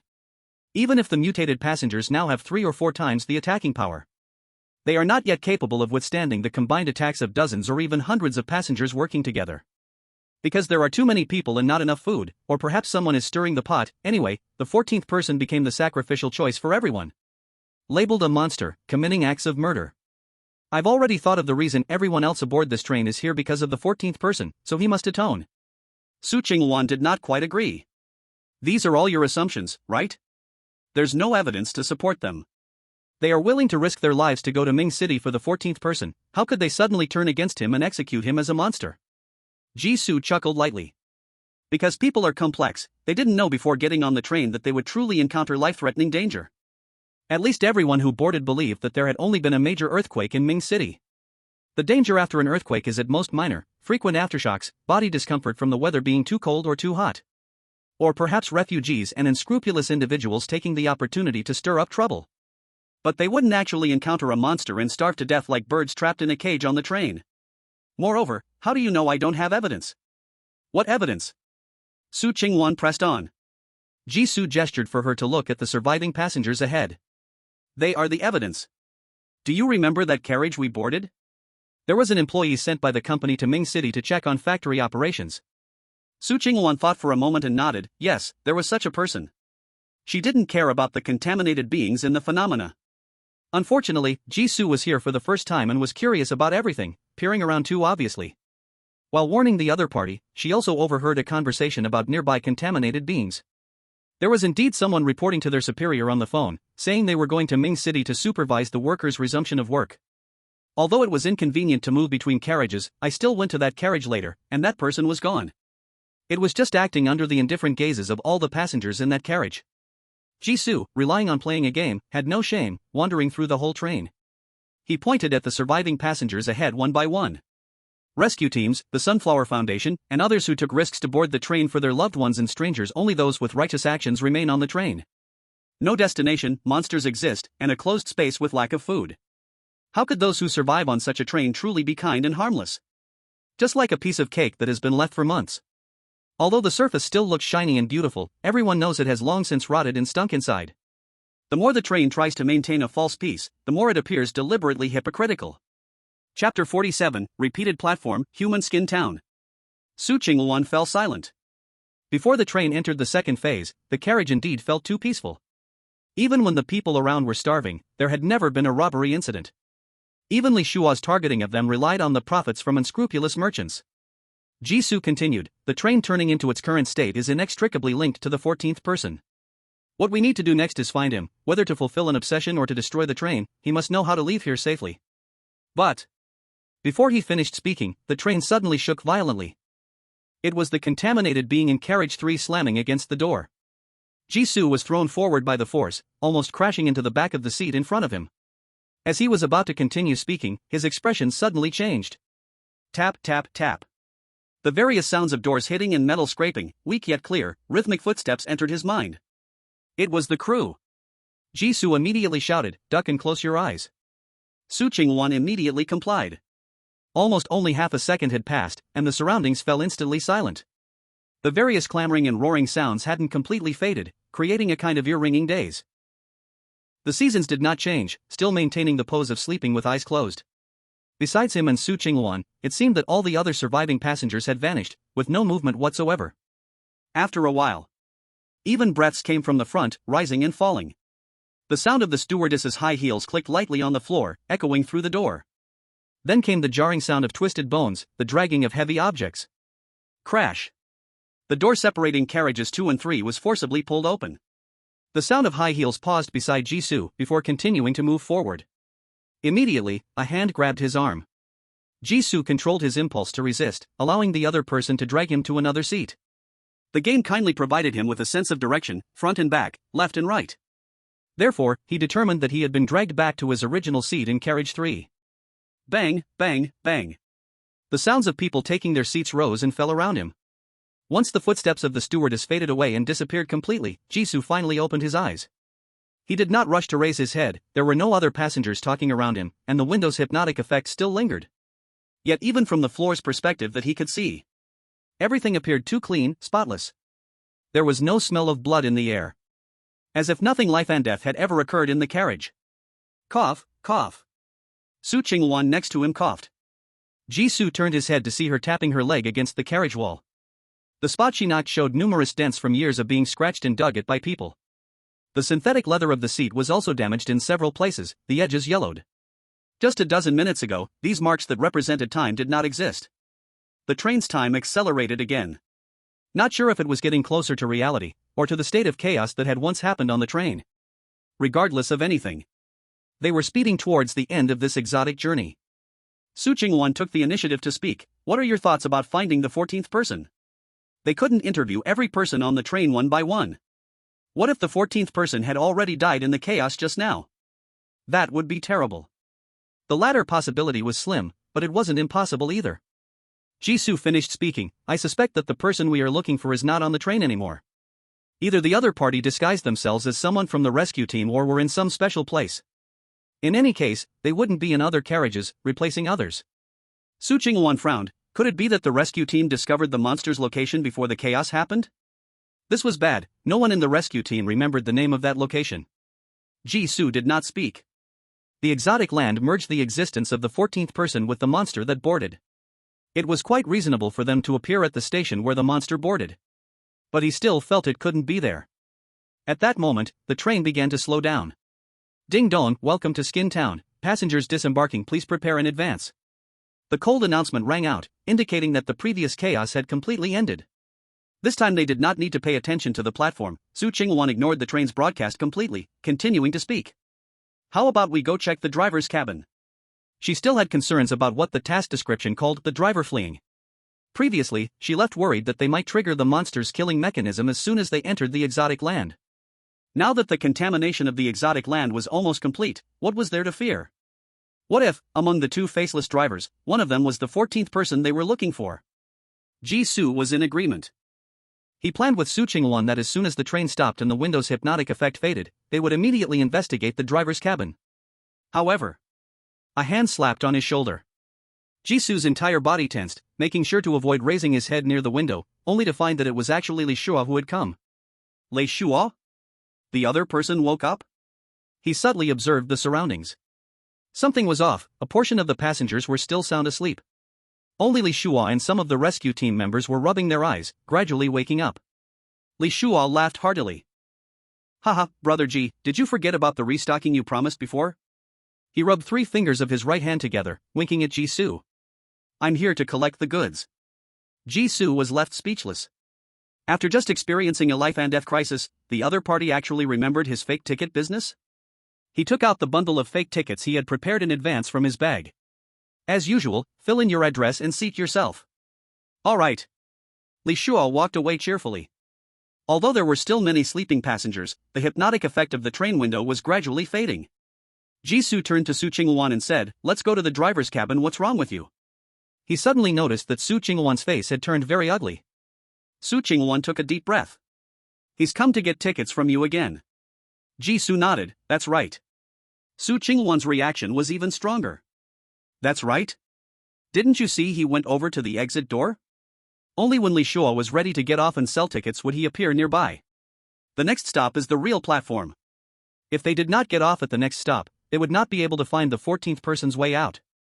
With a 50% probability, how long would they have to wait to see the next real platform? Jisoo's expression remained calm. I not only know it's a real platform, but I also know it's a platform the train has passed more than once. Chapter 48, The True Driver's Cabin of the Train. Su Qingwan repeated in shock, more than once? Jisoo, remember the ticket check when the crew revealed the human skin monster? You said it yourself. The skin demon from the town of Human Skin. Since the other party appeared on the train, it meant the train and its birthplace intersected. Since it was a loop train that couldn't reach its final destination, the appearance of certain platforms and how many times it appeared was normal. Of course, repetition can be considered a special case, and special things have their reasons. We wait for the newcomers to board, and observe the changes. This was the first real platform after the train pollution intensified, and it was also a repeated platform. If there were indeed clues, they would surely be found on the passenger boarding side. That would be a problem they needed to consider later. Jisoo's plan remained unchanged. Let's go to the driver's cabin. Having come this far, we can't just pretend we found nothing and choose to escape like cowards. Jisoo's goal was perfect clearance, not mere survival. Escaping to other realms was not an option for him. The announcement of the train's arrival echoed repeatedly. The train wouldn't stop for long. Jisoo didn't wait any longer and stood up to rush to the driver's cabin. Su Qingwan looked at Li Shua getting off, hesitating for a moment. She chose to follow Jisoo's pace. Bang! The door to the driver's cabin was still unlocked, and Jisoo and Su Qingwan entered smoothly. The faceless driver suddenly turned around. Although his face was as smooth as an egg, lacking any organs, Jisoo and Su Qingwan still clearly felt a cold anger that seemed to be watching them. No entry for unauthorized persons in the driver's cabin, both passengers, please leave immediately. The faceless driver spoke with an authoritative tone. The co-driver chimed in, please leave at once. Jisoo ignored them, boldly observing the previously glimpsed environment of the driver's cabin. It seems that the blacked-out windows are a fixed rule of the train. Even though the train had entered the second phase, the driver's cabin showed no changes at all. The glass window meant to see the way ahead remained pitch black, indistinguishable from the back carriages. Jisoo's attempt to understand the external environment of the train turned out to be a failure. It made sense, after all. The driver had no eyes, which made having a window pointless. Jisoo turned to Su Qingwan and said, let's check the control panel separately, to see if we can find clues about the upcoming station. He had never driven a train, and faced with a whole row of messy buttons, he had no clue. They had to rely on their numbers to search for clues. Su Qingwan nodded and moved closer to the main driving side. Seeing that the two ignored him, the attendant in the passenger seat, who also had no face, began to inflate like an inflatable doll, the fitted uniform creaking under the pressure. "Both of you passengers, leave immediately." Its voice grew sharper, shouting every word clearly. "Do not interfere with our work." The faceless figure, its skin dark red and ominous, stood up and reached for Jisu's head. Its hand, larger than Jisu's head, was filled with scalding heat and moved at lightning speed. It seemed like in the next second, one could imagine the head exploding like a watermelon. Jisoo slightly lowered his head, activating the Gale step tag, narrowly dodging the passenger seat attendant's attack. Then, he kicked the attendant's shin. The attendant, now nearly 3 meters tall, stumbled from the impact of Jisoo's kick. Jisoo seized the moment of hesitation, pushing his waist and abdomen into action, rolling out of the attendant's collapsed spot, and getting up to strike an elbow at its back. With force. Crack. The sound of bones misaligning echoed. The attendant crashed to the ground. Jisoo seized the moment to continue with a finishing blow. Once the attendant was completely knocked out, Su Qingwan had also dealt with the faceless person in the driver's seat. Su Qingwan clapped her hands. "What should we do with these two?" Jisoo looked down at the dust and wrinkles on his clothes caused by the fight. Why did it feel like they were more at ease with the situation? "Looks like I need a combat tag," he muttered. The high-quality tags he had now were only good for running away. When it came to actual combat, he felt like such a rookie. "What?" Su Qingwan didn't hear clearly. "Nothing." Jisoo snapped out of it. "Just make sure to control them, the train needs a driver. Before the train departs, let's gather clues." Even if the faceless person behind them woke up, it didn't matter. The train was already in complete chaos, adding 2 more attackers to the driver's seat wouldn't make a difference. Su Qingwan searched for station information, while Jisoo focused on checking the props in the driver's seat. A fire extinguisher, a fire axe, and a newspaper from who knows when. Jisoo had already seen the contents of the newspaper on a passenger before. It was nothing more than gossip about unknown celebrities and politicians, disaster announcements from Ming City, and so on. The Foreign Realm dungeon had no connection to reality, and its valid content was nearly zero. He also found a few personal items on the 2 faceless individuals, including a pack of cigarettes, an ID card with no facial features, and a set of keys. Jisoo flipped over the green card on the keychain. The text, worn from long handling, showed the words *** subway. His eyes moved back and forth between the subway card from the passenger seat and the driver's ID, marked Who City. His frown deepened. Out-of-towners? An out-of-towner unrelated to Ming City, someone who relied on the subway for travel, living not very affluently. Neither of the faceless people met the conditions to become the 14th member of the rescue team. Could it be that his guess was wrong? The train riot, the description of the driver's sudden escape, the formation of a Foreign Realm prototype after the riot, the train continuing forward. If the 14th member of the rescue team was considered the core of the train's Foreign Realm, they were clearly involved in the train's continued progress. But wasn't the person not in the driver's seat? Were they really not on the train? Bang! The sound of something heavy hitting the control panel snapped Jisoo back to reality. He saw Su Qingwan, half-crouched and leaning against the control panel, her right elbow pressing down on a red button. She awkwardly spoke up, "I swear I didn't mean to, do you believe me?"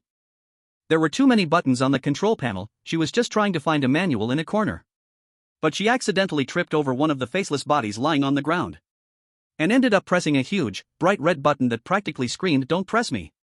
Jisoo paused for a moment, then quickly walked to the control panel and began fiddling with the buttons in a chaotic manner. Su Qingwan immediately panicked. "What are you doing? Get up, let's move. If you really mess something up, the moment you press the button, the train will respond." As he spoke, Jisoo's expression grew increasingly serious. "These buttons have no effect on the train's movement." Su Qingwan carefully rose, and indeed, nothing happened. She felt a bit flustered. How is that possible? How did the train move? It means that this is not the train's real control room. Jisoo said, frustrated, holding his head, "I should have thought of that, how can a blind person be a driver?" But the strange nature of the faceless person was obviously much more than just being able to drive. He instinctively ignored this point. The announcement echoed overhead. Ding dong, the doors are about to close. The train was about to depart, and Jisoo decisively said, "Let's go, we can't find station information here, we need to find the real control room." Chapter 49, the last piece of the puzzle, Li Shua's invitation. Almost in the blink of an eye, Jisoo and Su Qingwan had just left the control room when the sound of footsteps from the attendant echoed behind them. Tap, tap, tap. The high heel struck the train floor, creating a series of clear notes. Jisoo quickened his pace and finally returned to the original carriage before the train departed. As Jisoo straightened his clothes, he advised Su Qingwan. We can't hide our attack on the control room. How confident are you against the attendant? 10 out of 10. Su Qingwan said confidently. Don't underestimate how long it took me to become a summoner. It's only a level 2 alien realm. If it were a pure combat alien realm without decryption, I would have cleared it with sheer strength. But we can't delay too long. Su Qingwan added. The level 2 alien realm has equal restrictions for everyone, and my strength is also shackled by the alien realm's limits, so I can't solve it quickly. If it turns into a war of attrition, the attendant's advantages on the train are huge. At most, we can hold out for 3 platforms. Jisoo nodded. That's enough.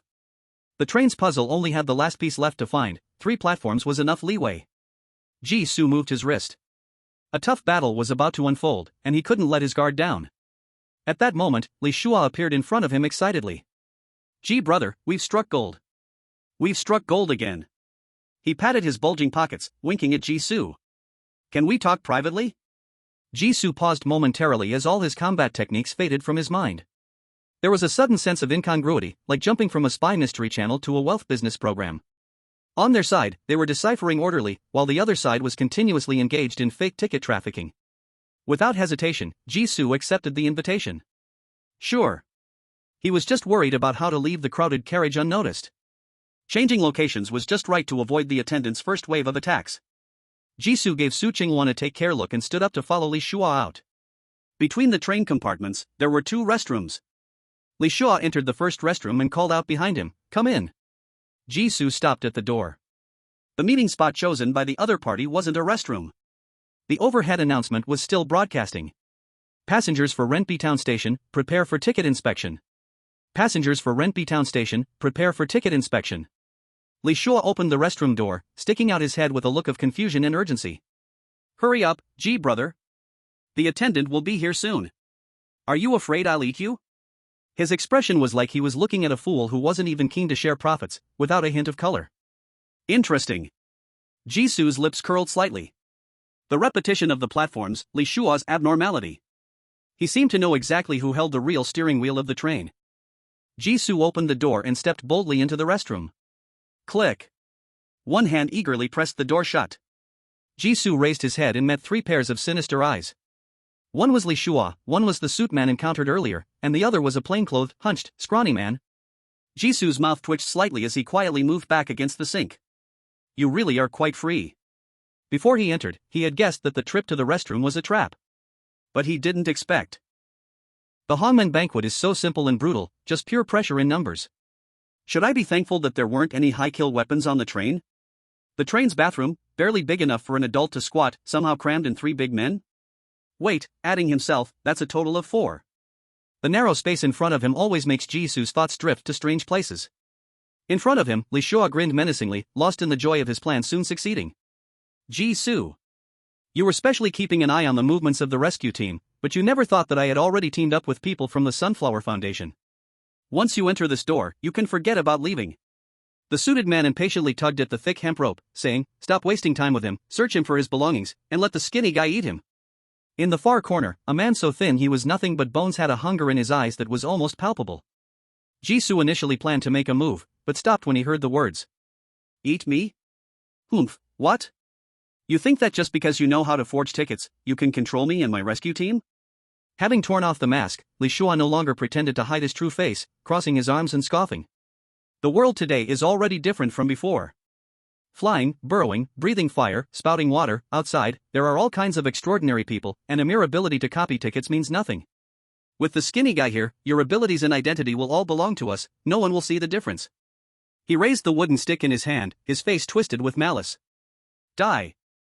Bang. The first blow was dodged by Jisoo. Li Shua swung a second time without hesitation, as the 2 men beside him moved to grab Jisoo. Jisoo relied on the label as if walking on flat ground, climbing up to the top of the toilet, circling with the 3 men in the cramped space. Heh, is this all you can do? Li Shua's eyes turned blood red, not at all intimidated by Jisoo's abilities.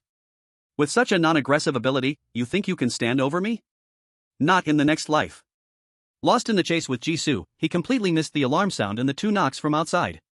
The suited man seized Jisoo's sleeve, pulling down with all his might, greed flashing in his eyes.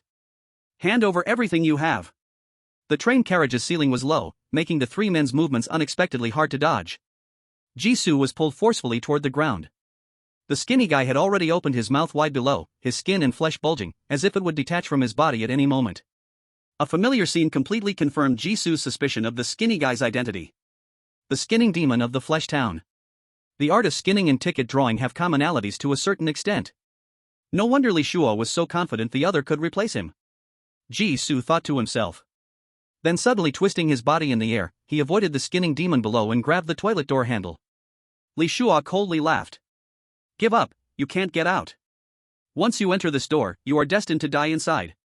Jisoo raised an eyebrow. Is that so?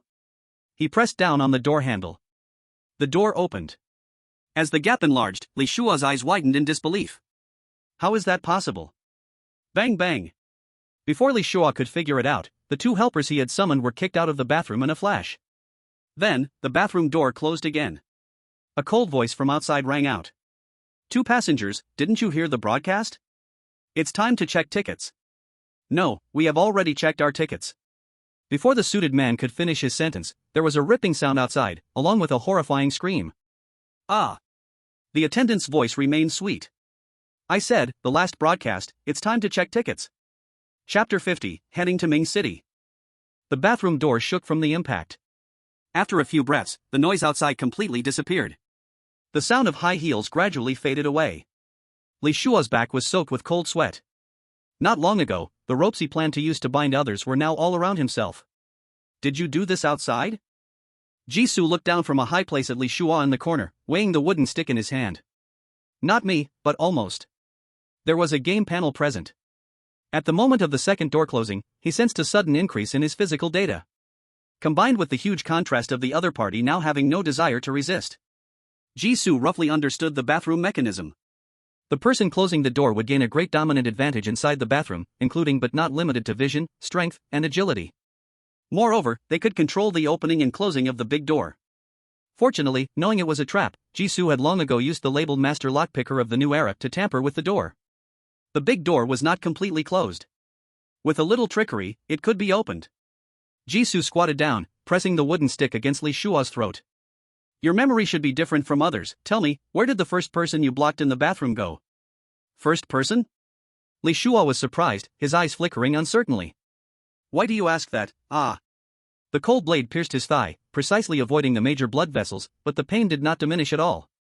Li Shuo's throat was blocked by the wooden stick, letting out a cry that sounded inhuman. He trembled violently. I'll tell you. I'll tell you. Don't stab me. The intense pain made him abandon all thoughts of resistance. Jisoo wiped the dagger clean and slid it back into the inside of his coat. He already said he was well prepared for his long trip. Just because the other's weapon was inferior didn't mean he only had a wooden stick in hand. Li Shuo gasped, his eyes dazed from pain and fear. It was Lin Che. The first guy I used this trick on was Lin Che. Jisoo continued to ask, is he with the rescue team? Yes, it's him. Li Shuo answered haltingly. All the rescue team members were brought in by him, a hypocrite with false kindness. He usually pretends to help old friends, enjoying being adored by everyone. When something really happened, he was also the first to involve us. Ah. Jisoo sheathed the knife. Get to the point. Li Shuo curled into a shrimp shape, nodding hurriedly. It is. In short, he didn't understand the rules in the car, thinking it was still peacetime, wanting everything, angering everyone. Everyone agreed to deal with him. How did you deal with him? Jisoo continued to ask.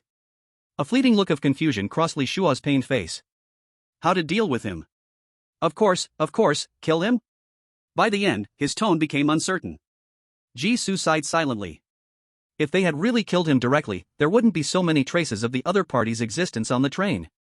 Sure enough, even the most special of polluting species had no complete memories. Li Shuo carefully peeked at Jisoo's expression. Master, is there any other questions? No more. The moment a relieved look appeared on Li Shuo's face, a flash of white light appeared before his eyes. He stared wide-eyed, his neck spraying blood like a fountain. No more questions, you should be on your way too. Jisoo slowly finished his earlier words. Blood gradually pooled beneath him. The commotion outside had mostly quieted down too. Jisoo cleaned the blood off his body and pulled open the bathroom door. A thick smell of blood rushed at him. The seats in the carriage were overturned, and the originally dim lights appeared even more eerie under the shades splattered with dark red stains. On the ground lay numerous long, twisted gray-white limbs, in horrifying shapes. Some were neatly severed, while others had their heads smashed by tremendous force. Dark red, sticky blood and unknown bodily fluids almost covered every inch of the floor and walls. Su Ching-won stood in the center of the carriage. The short blade in her hand was still dripping blood, her back straight, the surrounding air filled with an unvanished chilling killing intent. Hearing the noise behind her, she slightly turned her head. The aura of a killing god instantly dissipated. Handled it? Her voice carried a trace of lingering coldness. MHM. Jisoo nodded succinctly. His gaze swept over the horrific scene before him, providing a more direct understanding of Su Ching-won's combat ability. It turned out. The other party said that the time for insistence is limited. In a fight where one person faces all the crew members, they can only hold out for 3 platforms. Su Ching-won rubbed her hands, where blood was beginning to coagulate, and found she couldn't clean it off, so she simply gave up. Leaning half against the tilted train seat, she explained to Jisoo. Because you trespassed into the driver's cabin, the crew has just checked tickets again, and your fake ticket was exposed. There were too many foreign monsters sneaking onto the train with fake tickets, leading to a one-sided massacre by the crew. Later, Su Ching-won was dragged out, and the scene turned into what it looks like now. One good news and one bad news. The good news is that the train has stabilized completely. The crew will keep reviving, but their strength will not continue to grow. The danger level is controllable. Jisoo asked, "What's the bad news?" The bad news. Su Ching-won snapped off her bloodstained watch and threw it away. Jisoo caught it perfectly. Inside the watch dial, instead of the usual 12-hour markers, there was only a flashing black number 3. Su Ching-won, the bad news is that the current pollution level of the train is level 3. A level where the mortality rate for newbies exceeds 99.99%, should say, it's basically impossible for newbies to encounter it. It's not unusual for foreign pollution levels to rise, but that typically occurs in foreign domains above level 3. A low pollution level domain like the shortcut train, with extreme instability, is extremely rare. Jisoo is a newbie, with abilities that lean towards weak combat effectiveness as a traveler. Even with Su Ching-won's protection, it would be difficult to survive. Jisoo was calm. "Got it, we won't stay here long. Are there any survivors?" Su Ching-won pointed her chin back. "In carriage 2. The crew only targeted her. Normal ticket-checking passengers were out of attack range. The other party had hinted before leaving, asking her to leave some alive. Su Ching-won had not stopped those people from escaping. Arriving at carriage 2. Inside, there were indeed more than a dozen trembling survivors. Compared to the increasingly bizarre train environment, they seemed more normal than Jisoo and Su Ching-won. Upon seeing the two, everyone shook like a leaf. Some couldn't help but quietly sob. "How could the world become like this? I want to go home." Jisoo's eyes lit up. "Does anyone want to go home?" As soon as he finished speaking, the carriage suddenly fell silent. Jisoo adapted well to the various gazes directed at him and pulled a girl out of the group. She was quite young, also from the rescue team of Li Shua, no, Lin Che. "There is a way for you to leave the train, that is to reach Ming City." "Do you want to go to Ming City?" The girl hesitated. "No, I want to go to Ming City." Just as she said one word, the girl suddenly felt a chill down her spine, her survival instincts prompting her to quickly change her words. Jisoo was satisfied as he withdrew his gaze, looking at the others. "What about others? Does anyone else want to go to Ming City?" Everyone nodded in unison. "Are you sure it's heartfelt?" Jisoo continued to ask. Everyone nodded even faster. With the first girl taking the lead, who would dare to argue? Although they hated this train heading to Ming City, they knew which option could lead to survival. Su Ching-won frowned in confusion. "What are you doing?" "It's written in the task description that the end station of the train cannot be reached." Ming City was destined to be just a concept. What was the other party asking? Testing who has control of the train's steering wheel. Jisoo took a deep breath, looking back at the chaotic carriage. If nothing unexpected happens, the next stop will be the end station. It would also be the last stop of their journey through the foreign domain. Chapter 51. Get off the train. After a fierce battle, the inside of the train was in complete chaos, but the outer wall of the carriage remained intact. The train creaked along the tracks, like an old machine on the brink of scrapping. Jisoo recounted what had happened in the restroom to Su Ching-won. "Do you think the guy named Lin Che is the person we need to find?" Jisoo spread his hands naturally. "Obvious. When the train riot occurred, the true leader of the rescue team was betrayed by his companions. He was tricked into the bathroom for execution, which led to the special mechanism of the bathroom. At this point, Jisoo couldn't help but sigh. This person, named Lin Che, was really unlucky. He was pushed into the abyss by the companions he had once helped himself. His closest friend had secretly disliked him for a long time and was eyeing his position. The charity organization he had always trusted secretly cooperated with his estranged friend and acted as a behind-the-scenes instigator. He was truly a kind, empathetic person, but because of an accident, he ended up with the fate of a good person not living long. However, he survived due to some accident and took over the train, disappearing from the public eye. Jisoo glanced at the surviving dozen or so people. The stations we've passed through include the Confession Church, the Flesh Factory, the Coffin of Time, and the Human Skin Town. Coincidentally, the glasses-wearing guy we questioned at the beginning, his hometown has a pork slaughterhouse. And the girl with the ponytail, there used to be a Catholic church near her home. Both of them had expressed regret about getting on the train and wanting to go back home. Church, Confession Church, Pork Slaughterhouse, Flesh Factory. The foreign land and the misty world are both twisted realities, and they may indeed be related. At least when Jisoo heard this for the first time, he immediately connected the two together. But, he previously thought that it was just because he had been in the misty world for too long, causing his thinking to become abnormal. When the Human Skin Town station appeared in Lishua, with allies from Human Skin Town surrounded him, Jisoo completely aligned the two events. Lishua coveted his ability to forge tickets and had keenly sensed that neither he nor Su Chingwon were focused on the cooperation between the two sides. If you don't care, you can't control. Thus, Lishua had never fully trusted them. The tacit understanding between them maintained a balance. What really made Lishua act impulsively was the recent riot in the third car. The hungry passengers exhibited extreme aggression. The sense of crisis prompted him to find a more efficient way to obtain food and kick Jisoo out of the cooperation scope. With this strong thought in mind, the train quickly took him to a station where his wish could be perfectly fulfilled, Human Skin Town.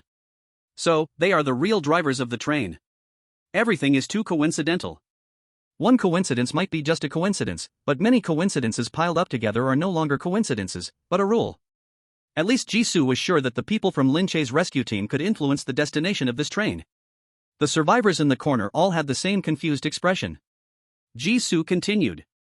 Lin Che is the core of the train. If he's not on the train, there's only one place to go, Ming City. The original goal of everyone, the final destination that the other side had been thinking about after receiving the rescue message. Su Chingwon's heart tightened, and the short blade in her hand loosened slightly. What you're saying makes some sense, but how do you guarantee that they really want to go to Ming City? Jisoo smiled warmly like a spring breeze. It's simple. His figure moved. Under the label of swift wind step, his speed was like a ghost. Before anyone could react, he had already grabbed a man's throat in the crowd. Do you want to go to Ming City? The man's eyes widened in fear, and the symbol of the Sunflower Foundation on his body was almost completely blurred by blood. He opened his mouth. I want a huff. A streak of blood appeared on his neck, and blood gushed out like a fountain. The man's eyes lost their light, and he fell to the ground with a thud. Jisoo shook his head. I can tell, you really didn't want to. The crowd gasped in unison, and the surroundings fell into dead silence. Jisoo scanned everyone. The ones being watched all avoided his gaze, trembling in place. The rest of you, do you want to go to Ming City? This time, the response was even more intense, accompanied by loud, tearful, and trembling cries. I want to. I want to go to Ming City. I must go to Ming City. Let me go to Ming City. At that moment when the collective will formed. Woo! The train emitted a long and loud whistle unlike any before. Ding dong, the train is about to arrive, please prepare to disembark if you need to. Next stop, Ming City. The carriage plunged into a dead silence. Not just Su Chingwon, the survivors on the ground also widened their eyes. Jisoo remained calm. The train won't reach the terminal station, the next platform must be fake. My guess is that Lin Che's hiding place is there, I can't confirm it. I'll go down alone. If he's wrong, he can rely on Su Chingwon on the train to turn things around. Su Chingwon nodded slowly, alright. Since the words were spoken, what more could she refute? She added, I'll give you one platform's time. If there's no movement on your end, I'll find my own way through. But that way, only she would survive. Jisoo chuckled lightly, I won't give you that chance. The train quickly approached the station. Passing through the bodies of staff still in the process of recovery, Jisoo stood before the train door. The carriage door opened, revealing the thick fog outside. Without hesitation, Jisoo stepped out of the train. Chapter 52, The True Driver of the Shortcut Train, Mr. Lin Che. After the suffocating fog, there was a vast white platform. The sunlight spread over the railway track, warm and bright. Suddenly pulled from the darker environment, Jisoo squinted uncomfortably. Railway tracks, stopping platforms, signboards, fresh air without a hint of blood. Everything was strangely normal, except for the absence of staff. One couldn't help but feel the exhilarating joy of escaping the apocalypse and gaining rebirth. Jisoo suppressed the inexplicable joy rising within him. His reason clearly understood that the platform in front of him was fake. Surrounded by emptiness, the eerie silence connected with nothing in the normal world. Jisoo turned around. Inside the white train's open carriage door, the boarding area was clean and tidy. Not a trace of torn limbs in sight. His gaze lingered on the disguised carriage door for just a second, before he hurriedly left towards the platform exit indicated on the sign. The sun was bright, and the trees were lush. The greenery in Ming City was quite impressive. After leaving the station, Jisoo sprinted towards the city he saw ahead. With the swift steps tag, he moved extremely fast, leaving the green belts by the road far behind. He could vaguely hear the sound of the train starting behind him. Jisoo's speed was unaffected. He soon entered the city. The traffic lights changed in a regular pattern, and new seasonal products hung in shop windows. In the square, a speaker left by someone played the square dance tunes popular among the older generation. Cars by the roadside had their doors half open, as if the drivers had just stepped out to buy some essentials from the nearby store. Everywhere was filled with traces of human activity, yet not a single living person in sight. It was as if all the residents of the city had suddenly vanished at some moment. Jisoo's speed turned him into a mere blur as he rapidly swept through the streets. No, not here either. There were no living people, nor the catastrophic disasters mentioned in the train's newspaper. The city created by the extended stations was larger than he had imagined. Even with the swift steps tag, exploring the entire city thoroughly would not be simple. It would certainly take more than 10 days or half a month. But Jisoo believed that this strange land wouldn't grant him so much time for peaceful activity.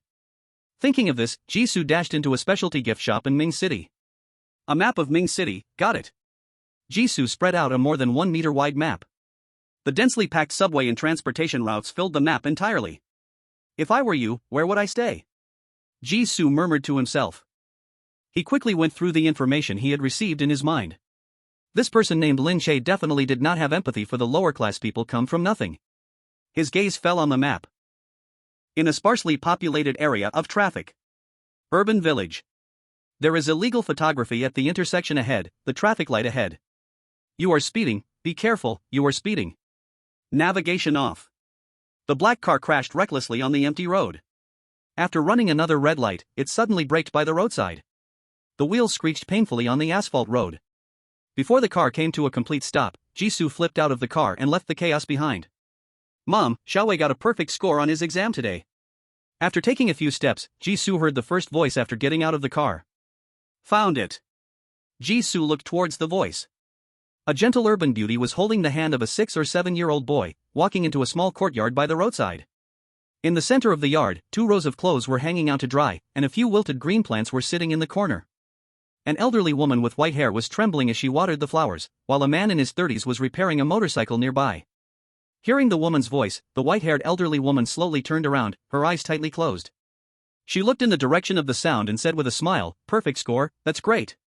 The woman quickly walked over and took the watering can from the elderly woman's hand. "Mom, your eyesight isn't good, let us take care of these little things." Saying this, she playfully glared at the man silently repairing the motorcycle. "You too, it's not easy to have a holiday at home, and you don't know how to help your mom." He. "It's not Zhongbao's fault, it's that I can't sit still." The elderly woman's wrinkled face showed tenderness. "After so many busy years, I really have nothing to do, and I can't stand still." She greeted the 2 who just returned. "Wash your hands and get ready to eat, today is Dad's birthday, let's add a dish, and we'll eat cake later." Yay! The little boy in the red and white school uniform raised his hands in cheer, running into the house with his backpack. "You just spoil him," the woman said helplessly. She put the watering can down and turned to shout. "Stop fixing your motorcycle, it hasn't been used for years. If you can't fix it, so be it. Anyway, no one at home uses it. Hurry up and come in for dinner, birthday star." The man working on the motorcycle lifted his head, sunlight glistening on his sweaty forehead, and he mumbled a reply before entering the house. Jisoo climbed over the wall into the yard. Through the window, he saw a family of 4 singing a birthday song. "Happy birthday to you, happy birthday to you. Happy birthday, Dad." The little boy clapped his hands loudly, his funny appearance making the elders laugh. The elderly woman smiled kindly, the woman covered her face with her hands, and the man chuckled as he coughed. The room was filled with a warm and happy atmosphere. The woman pushed the man playfully. Okay, the birthday star should make a wish now. The man wearing a cardboard birthday crown clasped his hands together and closed his eyes. I hope our family is together forever. The woman felt a bit disappointed. At least it's a once-a-year wish, can't you be bolder? The man smiled, that's enough. The woman sighed, alright, you're the birthday star, you decide, next. Next, it's time to blow out the candles. Jisoo seamlessly joined the conversation. The room suddenly fell silent, and all four looked up towards the window at the same time. Their movements synchronized strangely. Jisoo opened the window and nodded towards today's birthday star. I'm sorry to interrupt your family gathering, but my time is limited. At the next station after the train arrives, before destroying the false platform before you, I must bring you back. The real driver of the shortcut train, Mr. Lin Che. The emotions on the man's face, which was already lacking in expression, vanished. He looked at Jisoo with a blank expression. I don't understand what you mean. It means that this city, which only belongs to your family, is fake. The city where you work is not Ming City, and Ming City will not be as well preserved as it is now. It has suffered a terrifying natural disaster, and the entire city has fallen. After receiving the distress signal, you rushed back to Ming City without stopping, but in the end, you never arrived here as promised. Jisoo didn't know how many real memories the man before him possessed. What he needed to do was to help the other party recognize the reality as quickly as possible. He thought for a moment and continued. By the way, your child probably isn't studying in Ming City either. The school uniforms near the urban village are blue. He and your wife should be in the city you left, called Home My City? This is the advantage of knowing more information. As soon as the last two sentences came out, the man's expression in the room changed rapidly. Confusion, bewilderment, shock, fear, and finally, a realization of everything. Everything around began to fade like a painting. The cake with 30 birthday candles, a table full of delicious dishes, a wife and mother singing a birthday song. All dissolved like bubbles. Jisoo was already prepared for the other's uncontrollable outburst, but the fading of the surroundings was too fast. In an instant, everything before him turned pitch black. Chapter 53, Lin Che's Past. My name is Lin Che. They say, if there's water in the name, it should flow to the sea, if there's light, it should shine far away. My father said both meanings are in my name, and my future is destined to reach the stars and the sea. Jisoo saw a rapidly changing blurry canvas before him. He silently listened to the voice beside his ear, not taking any action. What he saw was probably Lin Che's memory. He saw a dark-skinned middle-aged man lifting a child who had just learned to speak high into the air. Good boy, so clever, you'll definitely be smarter than your dad in the future. The boy grinned widely, showing his toothless smile, waving his hands like wings in the air. The middle-aged man gently tossed the boy into the sky. Sunlight fell on the boy, casting a large shadow. The shadow grew larger, transforming into the middle-aged man falling from a high place. A slightly older boy held onto his mother's clothes, standing beside a construction site. The foreman waved his hand impatiently. He just came to the site not long ago, the contract paperwork is incomplete, compensating 20,000 is already the limit. What do you mean dead? He brought this upon himself. Love it or leave it, just give me my money back. A worker next door died last month, and they haven't compensated yet. The woman, left with nothing, turned and left with the boy. Her shadow stretched long in the sunset. The scenes before Jisoo continued to flow, like pages of a book blown by the wind, flipping rapidly. On one side was the boy's school, on the other side was his mother's dim sewing workshop. Mixed with sighs and the sound of sewing machines going dee-da-day. The boy in the picture grew bigger and bigger. One day, he heard his mother chatting with a neighbor outside the yard. Your Lin Che is in senior year now, right? It's tough for you, raising a child all alone, but in a few years, you'll be able to enjoy life. On his mother's gradually aging face was a serene smile. Not about enjoying life, as long as the child is happy. That's true, your Lin Che is doing well academically. Have you thought about which university he'll apply to? Children's studies and future are always what mothers care most about. The neighbor lady spoke at length on this, her thoughts flowing freely. The college entrance examination is a turning point in life, with the application influencing 30%. Our province's educational resources are lacking, and the competition is terrifying. If the child can go out, there will always be more opportunities. His mother's voice was soft, filled with tired agreement. Yes, going out is good, seeing the world. The neighbor lady agreed, exactly, but the cost outside the province will definitely be higher. Cost. The boy tightened his grip on the pen. The cost of going to university was a huge expense for families like theirs. Not just tuition, but the various living expenses in big cities during university.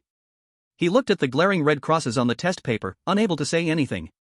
My grades are good enough to touch the threshold of university and take a different path from my former playmates.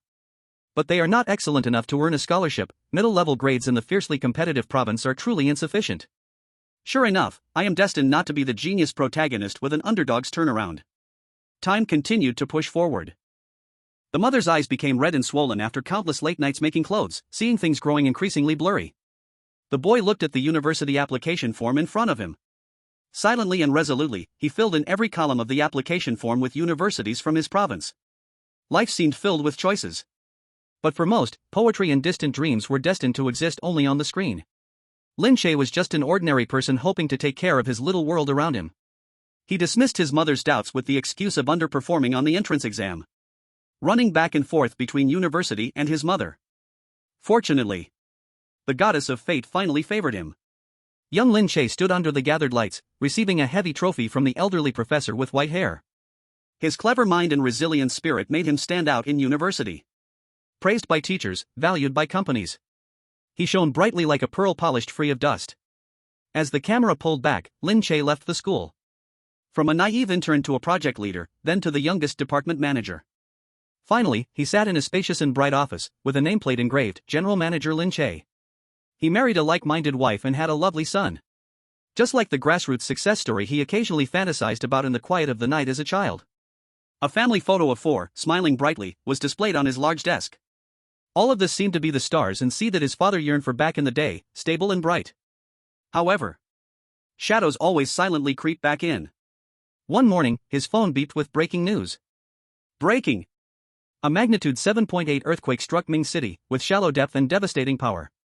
Urgent bulletin, communication in Ming City and surrounding areas is heavily interrupted, now an information island. Heavy casualties. Live report from the earthquake site in Ming City, buildings collapsed, roads twisted and fractured. Report, central reporter missing, no one is allowed to go to Ming City alone. Rescue launched urgently, railways requisitioned. Lin Che was anxious and immediately contacted the Xianjiangua Foundation to make a donation. He was uneasily worried about his mother, who refused to leave Ming City. 3 days later, in the deep night, the urgent ring of the phone woke him up. Zong Bao. The 2 weak words immediately made him realize the identity of the person on the other end of the line. His mother, who should have been unreachable in Ming City. Then, disregarding official warnings, he boarded a white train with a friend willing to help. The events that followed were familiar to Jisoo. The train was delayed, and the windows turned black. An unknown platform appeared, where a friend who originally refused to board the train was now present. Lin Che sensed something was off, not allowing the disguised monster to board. But, the train still erupted into chaos caused by the monster.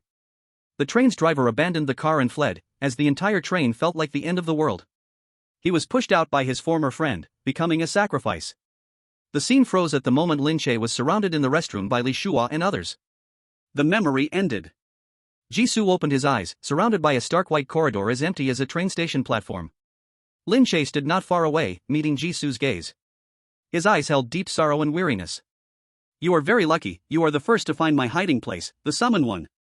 Chapter 54, The Pass for the Ming City Train X2. New prompts arose in Jisoo's mind. During your observation of the memories, you maintained the identity of an onlooker from start to finish, successfully gaining Lin Che's favor. Acquired item, pass for the Ming City Train X2, can specify the target of use, a pass. Seeing these words, Jisoo felt a sense of resolution. This short yet long train journey was finally nearing its end. The suddenly appearing memories indeed hid chances for danger. Jisoo speculated that if he had shown annoyance or sympathy midway. After recalling, the prompt for refreshing is no longer Lin Che's favor, but rather, Lin Che's disgust. The final boss of Level 3 Foreign Realm is not a poor little thing seeking sympathy from others. Jisoo stared at the man in casual clothes opposite him. The other person did not have the special appearance of a train driver, nor the bizarre feeling of a steward disguising as a normal person. No matter how you look at it, he was just like an ordinary person. Lin Che should be the shapeshifter with complete human intellect that Su Ching-wan mentioned. Thought spiraled in Jisoo's mind, but he did not show it on his face, keeping his attitude the same as before. I don't think I've made it this far just by luck. He spoke confidently. In the second half of the memories that weren't fully played, you didn't escape the clutches of the other members of the rescue team by your own ability. Instead, the last monster on the train was left in the driver's room. They changed their minds at the last minute and chose you as the cannon fodder to deal with the monster. However, upon entering the driving room, not only did you not die, but you also gained a certain ability to control the train, becoming the true master of the Ming City train. Thus, the foreign realm isekai'd came to be. When he first boarded the train, he sensed the boss's tendencies towards good and evil, therefore he spared the native passengers on the train. The girl with the ponytail said before. A monster was brought up by the rescue team, but they personally pushed it out of the carriage before it could cause chaos. In reality, Lin Che discovered the monster's clues in advance, preventing it from boarding the train. The monster that the rescue team dealt with was always referring to Lin Che himself. The monster was pushed out of the carriage but did not leave the train. The driving room at the very front of the train does not belong to the carriage's range. Because he knew everything, Jisoo would not have unnecessary emotional fluctuations during the memory phase. Indeed, the contents of the memories looked quite tragic. A man striving to climb up to the peak on a dead-end path with no other choices. And due to a disaster that came unexpectedly, he lost his family, was betrayed by friends, and was used as a pawn by the organization he believed in. But he climbed back up once again. Lin Che seemed lost in thought, a bitter smile escaping at the corner of his mouth. That's right, otherwise you wouldn't be a summoner. The one trapped in place, struggling and unable to make a choice, has always been himself. Actually, I'm still in the assessment period, I can only be considered a half-summoner. Jisoo replied. It was hard to find a foreign person with normal intelligence and emotions. Jisoo was not in a hurry to use the pass to leave. You know about the existence of summoners? So every time the foreign realm resets, you have memory? He had heard from Su Qingluan that the existence of the foreign realm is similar to a game instance. No matter how chaotic the last summoner made the foreign realm, it would start fresh the next time it opened. If the final boss always retains memory, how difficult would the foreign realm become? Lin Che shook his head, deeply secretive about this. This is my first time being awake, everything is because of you. If it weren't for the other party's incredible speed and action, finding Ming City, Lin Che would not know how long he would have to wait to remember everything. As a thank you, before leaving, I will give you a special gift and answer some of your questions. Additional mission rewards. Talking about this, Jisoo was no longer sleepy. Do you remember what natural disasters happened in Ming City? What about the monsters that boarded the train? He was very curious about the existence of the foreign realm. Lin Che's childhood was very real, a truly complete and authentic world. Is it possible that all foreign realms are like the train world Lin Che is in, another world parallel to reality? Lin Che shook his head again. I'm sorry, I can't answer that question either. In the end, I didn't reach Ming City. This is a train that cannot reach its final destination. Bound to the train, Lin Che will naturally never understand the truth of the disaster in Ming City. After I took over the train, the first thing to do is to deal with the monsters on the train, whose origins I am also unclear about. I quickly fell into a daze due to the power I gained, and many things were too late to investigate. I truly know nothing about these matters. Jisoo couldn't help but sigh in his heart. He wasn't discouraged. To investigate something that even a seasoned summoner like Su Qingluan didn't know about from an exotic realm, the probability wasn't high. Lin Che reminded, it's almost time, you can ask one last question. Then, is the starting station of the train really called Hongmai City? Jisoo asked. Lin Che's expression clearly froze for a moment. What? Jisoo repeated, Hongmai City, the city you work in, is it really called Hongmai City in your memory? Besides the train's announcement, Jisoo had never found this place name anywhere else. Apart from him and Su Qingluan, no one else from the exotic realm had ever brought up this name. The city Lin Che worked in should be a first-tier city. Would such a city really use a name that sounds ominous? Lin Che's gaze gradually became hollow. Sometimes, not answering is also a form of response. Jisoo's eyes flashed with understanding. It seems this is a domain unknown even to the master of the Ming City train. He became more interested in the origin of this name. From another angle, what happened when you gained control of the train? From being a slaughterable prey to becoming the master of the train, there must be a trigger. Was it a burst of potential at the brink of death, or? Jisoo observed Lin Che's increasingly unstable expression and slowly spoke the latter half of his sentence. A new accident occurred, like a distress call from your wife, who is from Hongmai City. No! Lin Che shouted, interrupting Jisoo. He suddenly had a splitting headache, curled up like a shrimp, holding his head, his expression filled with pain. Stop talking. Shut up. Warning. The exotic realm is collapsing. Detected that the summoner holds the designated exotic realm pass, automatically using. Jisoo seized the opportunity, give the other pass to Su Qingluan. Successfully found a living summoner with the designated name. Pass given successfully. Jisoo's hands gradually became transparent. He raised his head to look at Lin Che, who was crouched on the ground. Homai City, Ming City, the monsters encountered on the road of the train.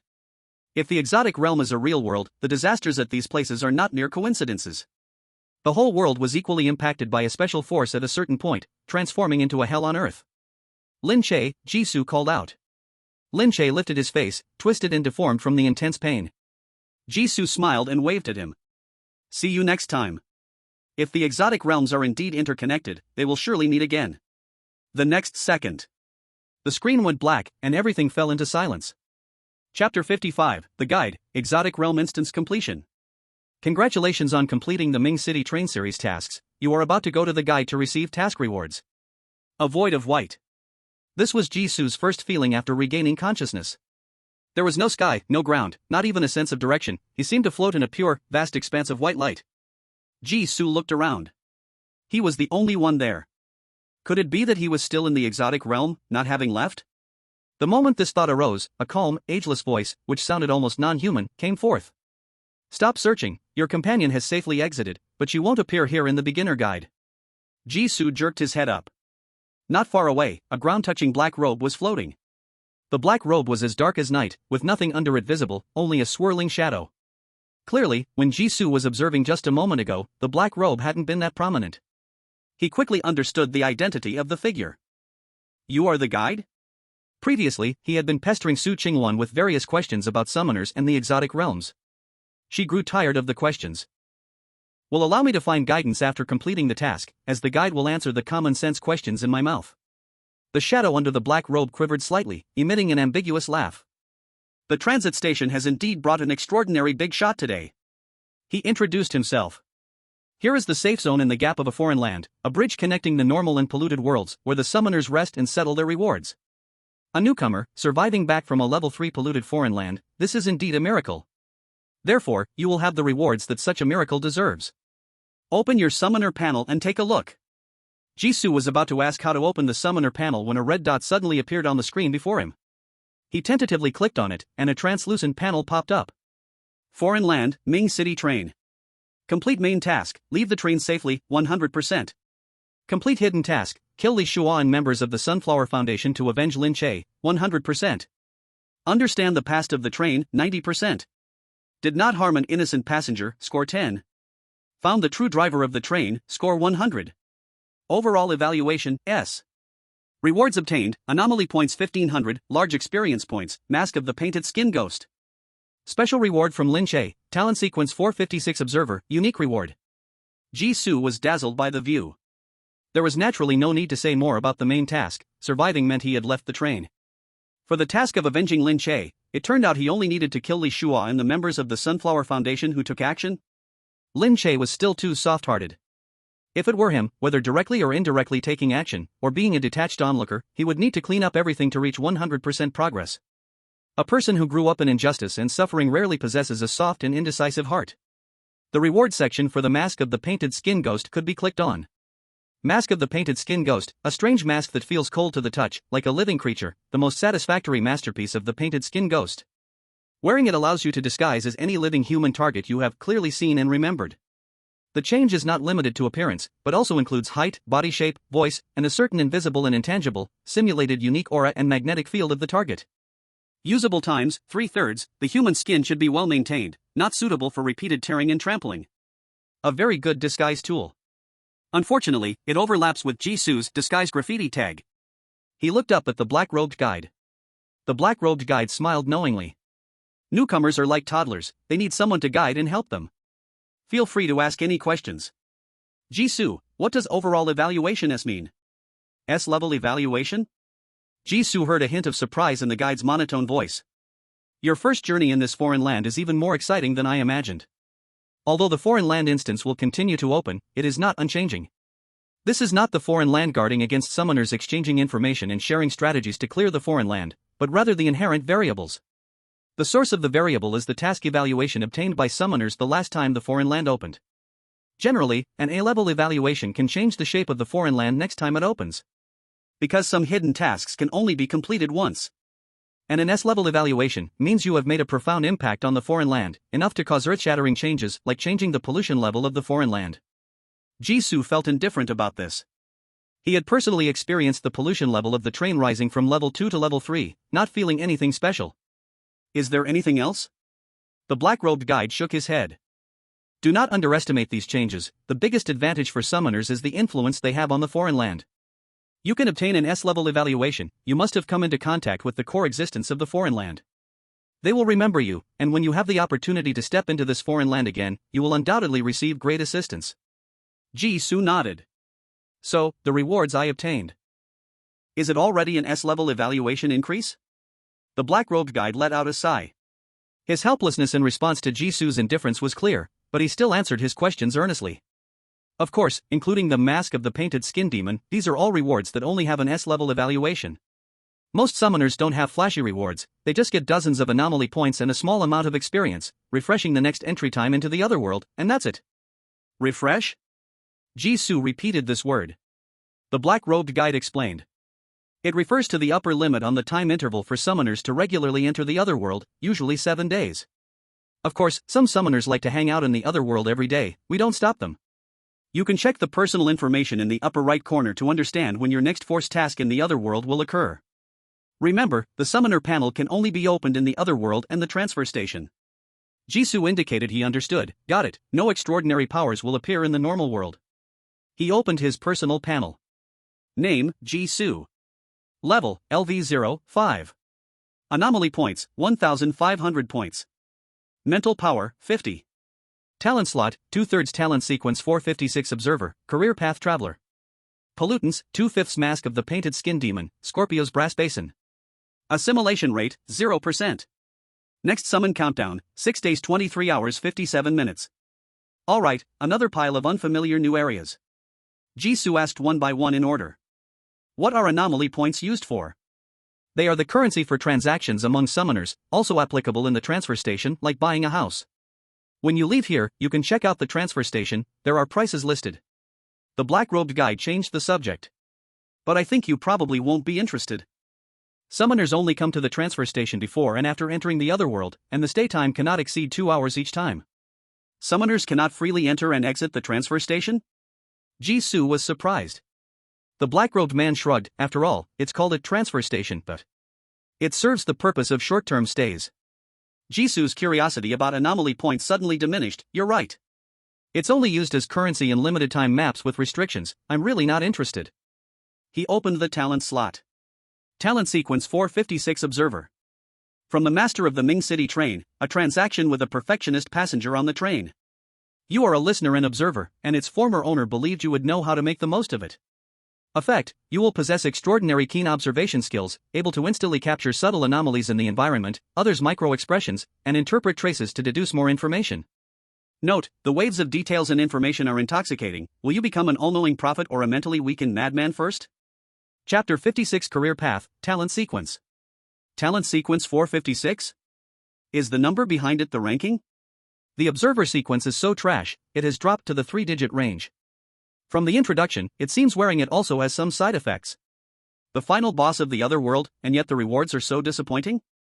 Jisoo complained in his heart and opened the following Career Path Traveler. Earlier, Su Qingwan confidently declared he was a summoner on the Traveler Path. Surprisingly, it came true, and he really got this profession. Career Path Traveler. Talent Sequence 899 Disguise Graffiti. You can use external props to change your appearance and voice, making it difficult for outsiders to see through the disguise. Talent Sequence 800 Selective Choice. You can occasionally find the quickest and safest routes to your destination intuitively. Talent Sequence 755 Swift Steps. You will gain extraordinary speed and adaptability to terrain. Talent Sequence 666 Walking on Air. You can walk at normal speed on any solid terrain, including vertical cliffs or water surfaces. Evaluation, a traveler who excels at blending into the crowd, destined to witness the many sceneries along the way. Suddenly, 4 rows of talent sequences popped up. The more Jisoo looked, the more familiar it seemed. Aren't these the labels he got from the labels system? And all are labels of green quality or above. Jisoo's eyes widened, and he couldn't help but ask. What is a talent sequence? The guide shook his head. The talent sequence is the cornerstone of the extraordinary path. Monsters run rampant in the foreign domains, so we summoners naturally need methods to protect ourselves. Each sequence represents a unique source of power and a direction for development. With careful cultivation, you might even experience powers that only gods can control. The guide's voice was generous and passionate. Jisoo, being rational, poured cold water on him. But it's only limited to the alien realm, right? Of course. The world is like two banks of a river. The normal world is destined to never comprehend the wonders of the extraordinary. The guide's voice was filled with excitement. The smaller the number of the talent sequence, the rarer and more magical it is. Beyond the 1000th talent sequence, it only has a name and no number. But the number does not represent the strength of reality. The effectiveness of the talent sequence is closely related to the physical quality of the summoner. In certain foreign domains, there are also special pollutants that can reduce the number of talent sequences. We call this promotion. Promotion? Having experienced the label upgrade function, Jisoo quickly accepted this setting. So, it means that the blue and green quality labels he has already leveled up in the label library can still be upgraded further? That's good news. After seeing other games with golden and red items, talents, Jisoo always felt that what he had in the talent bar was a bit too shabby. Not to mention single digits, at the very least, he should have a 2-digit talent sequence, right? What is a career path? Jisoo asked further. You have triggered a career path? The guide was shocked again. Although completing a foreign mission for the first time will surely grant a talent sequence as a newbie benefit. But directly obtaining a career path, you are the first among all the summoners I've met here. Is it the lucky path? The guide asked. No. Jisoo denied. Can a lucky person also be a career path? What are the characteristics of the profession? Very lucky? The career paths in the foreign realms are too fancy. The guide's hood swayed up and down, as if the shadow inside was sizing up Jisoo. It shouldn't be. After the surprise, the guide explained to him. Talent sequences are rare, but the summoner's talent slots are even more limited. Some summoners have to face the dilemma of having too many talent sequences but not being able to equip them all. There are generally two common solutions. One is to increase the number of talent slots. Talent slots are extremely rare. Only when a significant impact occurs in the foreign domain and receives a very high evaluation can one possibly gain an extra talent slot. The abilities of a talent sequence are good, but it also depends on whether one can bear these powers. New summoners generally default to 1 talent slot, experienced summoners have 3, and the renowned geniuses on the leaderboard have at least 5. The second method is the career path. Originally, there was no division of career paths in foreign domains. Long ago, summoners suffered from the limit of talent slots. Faced with various talent sequences, they could only painfully make choices or risk mental tearing to forcibly accommodate incompatible sequences. A pioneer summoner, after obtaining an extraordinary pollutant capable of affecting the polluted world. With it, the pioneer summoner devised the initial 7 career paths. Any talent sequence obtained from the 7 career paths would be integrated into 1 talent slot. Later generations supplemented, perfected, and implemented, career paths have become increasingly numerous. Now, they are countless. The guide sighed with elongated words. Systematic career paths mean that countless predecessors have walked this path. Their improvement is the most significant, the risks the least, and most suitable for widespread promotion to all summoners. Adding career paths to the polluted world. This original pioneer has indeed earned immense merit. As long as you want, you can forcibly merge a few talent sequences to create a new career path. As long as you succeed, it will be recorded on the summoners panel, paving the way for future generations. Jisoo. Is it really this harmonious and friendly? Jisoo, if I have 3 talent slots, does that mean I can choose up to 3 career paths? Career paths are not like talent sequences that can coexist. Power comes with a cost. If you are not afraid of dying, you can personally try the consequences of creating 2 career paths. Wait, you said you have how many talent slots? The guide suddenly realized. Chapter 57, What is Scorpio? What did you do in the foreign land? The black-robed guide's non-existent eyes fixed on Jisoo. Even though the foreign land is quite accommodating to newcomers. Is it reasonable to directly give 3 talent slots upon meeting? Talent slots are not just simple numbers on the summoner's panel, they also embody the summoner's strength and talent. Just like the series of superhuman drugs used by genetic warriors. A weak newcomer's body can only take the lowest level drugs and can only use 1 talent slot. The talent sequence brings not only power but also unique marks from the polluted world. Forcibly breaking through one's own limits to gain multiple talent slots. It might backfire and drive one mad instead. Jisoo helplessly spread his hands. How would I know the reason? Maybe the polluted world felt pity for me, a newcomer, and gave me a consolation prize for entering level 3 of the foreign land? So, it turns out that career paths cannot be selected twice. No wonder the description of Talent Sequence 456, Observer, clearly implies a path of evolution and transformation but is not marked as a career. If there's a benefit, just take it. Jisoo felt justified in having the 2 extra talent slots. My talent sequence comes from a boss in the foreign land, so the powers used by people and monsters there are also talent sequences? From the train master of Ming City, a deal with a passenger who believes in perfectionism. It seems even the creatures in the foreign land communicate with each other. Black-robed guide. In the foreign land, there are only monsters, no humans. You can also understand their powers as talent sequences. What do you mean? Jisoo asked curiously. Is there a catch? There's no free lunch in the world. The black-robed guide said slowly. Talent sequences are the power of the polluted world and naturally carry the characteristics of that world. They are merely showing you the consequences of not mastering power. Jisoo's eyes sharpened. He looked at the last sentence of Talent Sequence 456, Observer. Will you first become an all-knowing prophet or a mentally weakened madman? So that's it. However, why does the series of talent sequences for the traveler career not clearly state any side effects? The guide casually glanced at the pondering Jisoo. Did you only obtain 1 talent sequence in the foreign land? Jisoo nodded, of course. The other 4 are from his tag system. The guide subtly sighed in relief. Fortunately, it was just 1 pollutant, 1 talent sequence, and 2 talent slots. A regular summoner could likely achieve this after 10 tries. The gap isn't that big. Jisoo then asked, what about mental strength and assimilation rate? The assimilation rate is the degree of your connection with the polluted world. Frequent use of talent sequences and serious pollution in the foreign land will increase your assimilation rate. When your assimilation rate reaches 100%, it means you have completely merged with the polluted world and can never return to the normal world. The black-robed guide spoke indifferently about countless predecessors' outcomes.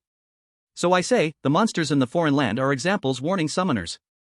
Remember your identity as a human, do not be seduced by power, do not be assimilated by the foreign land. The normal world is home. As for mental power, this is an important proof for the summoner's existence. The polluted world is a distorted reality, where chaotic rules often exist in other realms. Summoners with high mental power can obtain key information to complete tasks from it. Summoners with low mental power can see nothing and may suffer mental shocks, falling into madness or other states. Chaotic rules? Jisoo recalled the train instance in Ningcheng. The only area he had not explored clearly on the train was the pitch-black window. Perhaps. If mental power reaches a certain level, one can resist the hypnotic buff of the window and see the scenery outside? The black-robed guide continued to explain. Summoners' levels increase, and frequently passing through other realms can enhance mental power. The higher the summoner's level, the more privileges they enjoy, even being able to extend the interval of being summoned by other realms. But all of this is too far for you. Are there any other questions? Jisoo hesitated for a moment, his gaze falling on the pollution item section. The last item he had not checked. Scorpio's brass basin? There was no description, nor any introduction of its origin.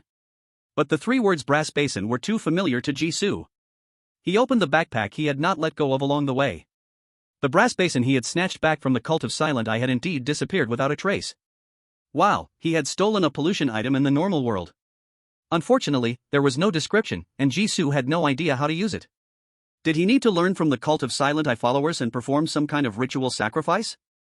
Jisoo pondered and asked, what is Scorpio? If there's nothing. Scorpio? Initially thinking Jisoo had finished asking, the black-robed guide politely wrapped it up. Unexpectedly, the other party really had a question. The black-robed guide wiped the non-existent sweat from his forehead. Did you clean out the other realms? Is this something a level 3 realm can possess? Jisoo waved his hand, no, I brought it with me before the visit. Do you know the meaning of Scorpio? The black-robed guy pretended to think and shook his head. I can't remember. Jisoo. I believe you, ghost. The other party's reaction did not look like a complete lack of knowledge. Was his level too low to qualify for understanding? Jisoo, do you know Silent Eye? The black-robed guide again shook his head, no impression. Jisoo, who is the strongest summoner currently? The black-robed guide, I don't know. There were no other answers to be asked here. Jisoo clicked the exit button on the panel without any reluctance. Goodbye. As his voice fell, the pure white space was left with only the black robe drifting in the air. The space was so quiet that a pin drop could be heard. A gentler voice resonated in the space. Did he leave? The black-robed guide, he has. The light in the pure white space suddenly darkened, and a garment identical to the black robe separated from the black-robed guide. 2 robes filled with shadows stood in the boundless silent space. The white robe, the summoners caught from the polluted world are getting more outrageous. The black robe cackled, "It can't catch such big shots." The other party actively entered through an anomaly. The white robe sighed, "I really hope our feeling is wrong." The black robe, "Relax, at least for now, he thinks he is just an ordinary summoner." The white robe, "That is the scariest part, he not only woke up but appeared in the normal world and obtained the identity of a summoner." The white robe, "That world should not have any awakened beings." The black robe, "Such matters are for others to figure out, we are just guides, why think so much?" The black-robed guide stretched lazily. "Work's done."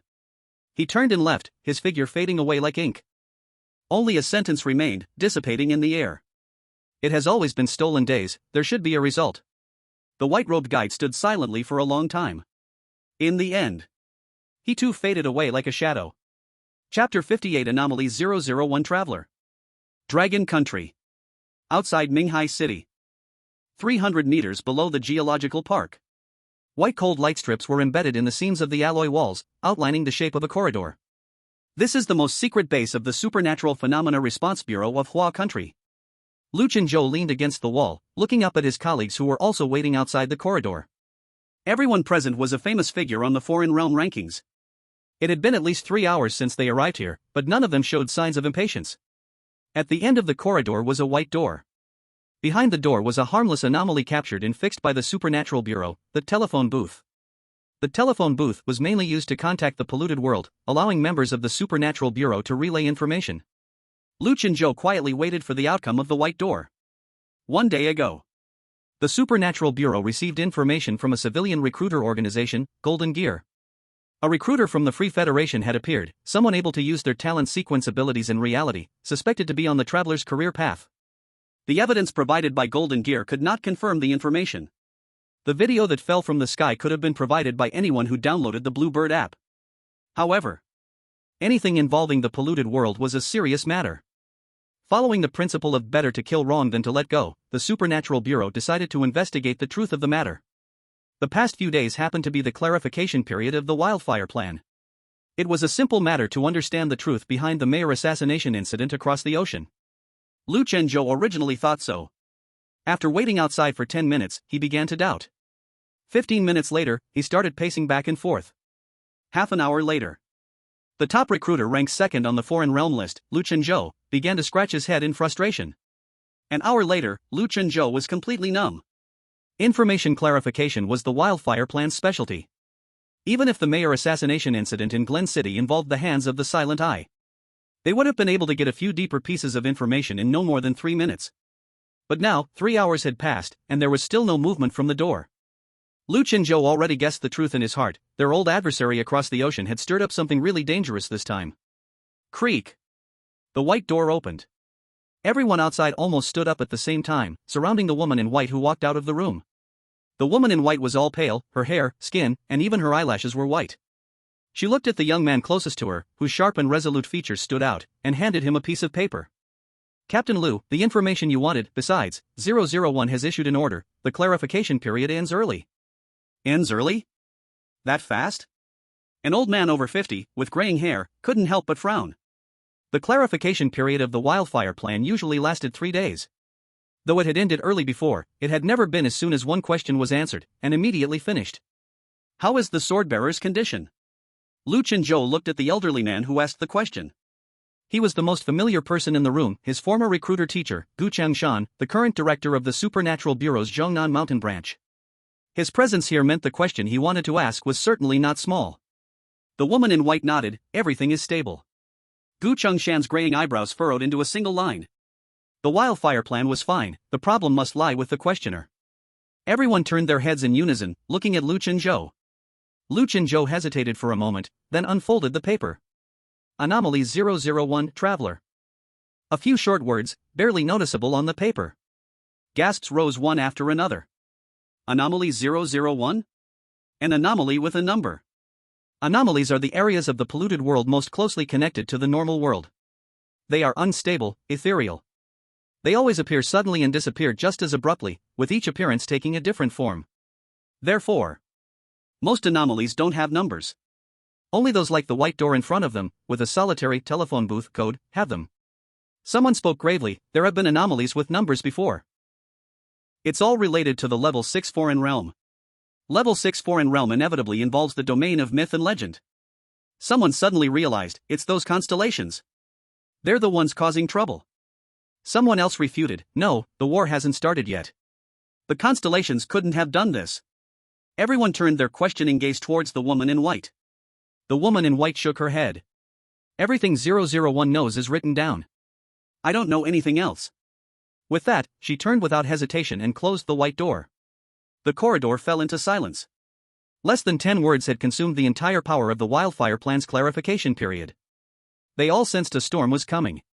Gu Qingshan's eyes darkened. Shenshenzhou, what question did you ask? About the recent mayor assassination case in the Free Federation, a special summoner was found at the scene. Lu Shenshenzhou recounted the information he knew to the people present. All answers from the clarification period would be made public within the Supernatural Bureau. Especially for such a special issue that wasted a clarification period. Gu Qingshan's brows furrowed deeper. To use a talent sequence in reality, the anomaly 001. Is it really a mobile humanoid anomaly? Someone muttered quietly. Humanoid anomaly?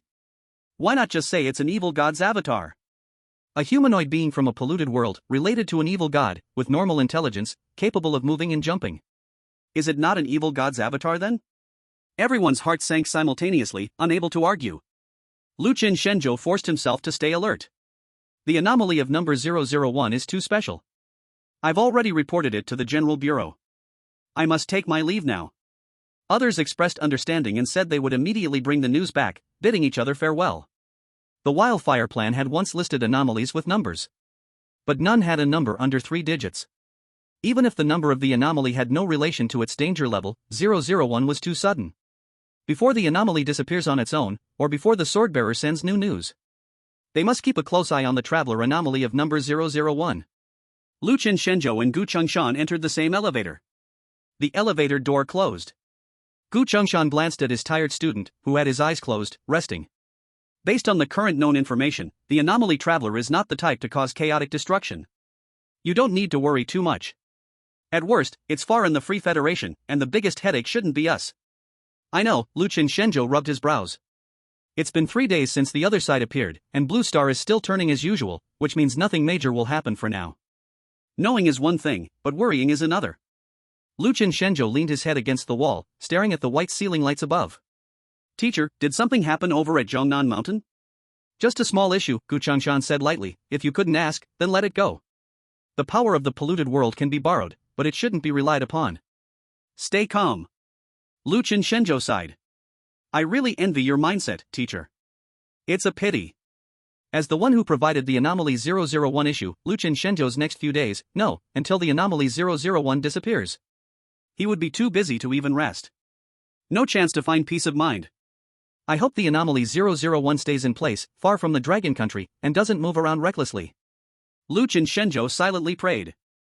Jisoo, who was highly trusted by Lu Shenshenzhou, was worried that the main mission deadline was approaching. After parting with the guide, he didn't even glance at the transfer station and left the polluted world. When he opened his eyes again, he was back on the Mingqing train. But this was the clean and tidy version of the Mingqing train, filled with the atmosphere of a civilized society. The train broadcast rang at the right moment. The train is about to arrive at the station, next stop Dragon Country. It's actually an anomaly. An excited voice came from beside him. Jisoo turned his head and saw Su Qingwan standing not far away, hands clenched, her cheeks flushed with excitement.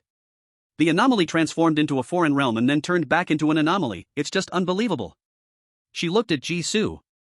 What did you do at the Ming City station? I chatted with the train driver for a while, but he didn't know anything, so I used my pass to get out. Jisoo explained. He looked around the train carriage, familiar yet strange. There were only the two of them in the entire carriage. Is this situation very special? Of course it's special. Su Qingwan said without hesitation.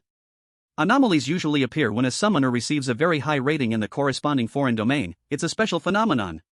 Once outsiders mistakenly enter and turn back to the foreign domain, they won't automatically revert. Now that the train anomaly has appeared again, it means you have at least received an S-rank rating in the foreign domain. She looked at the rolling display screen by the carriage door in disbelief. The next stop still showed Dragon Country. After all the twists and turns, we still left the Free Federation. Su Qingwan had been prepared to open her eyes and return to Glen City before leaving the transit station. Luckily, the process was a bit winding. The journey back to Dragon Country did not start over again. Jisoo looked up to see.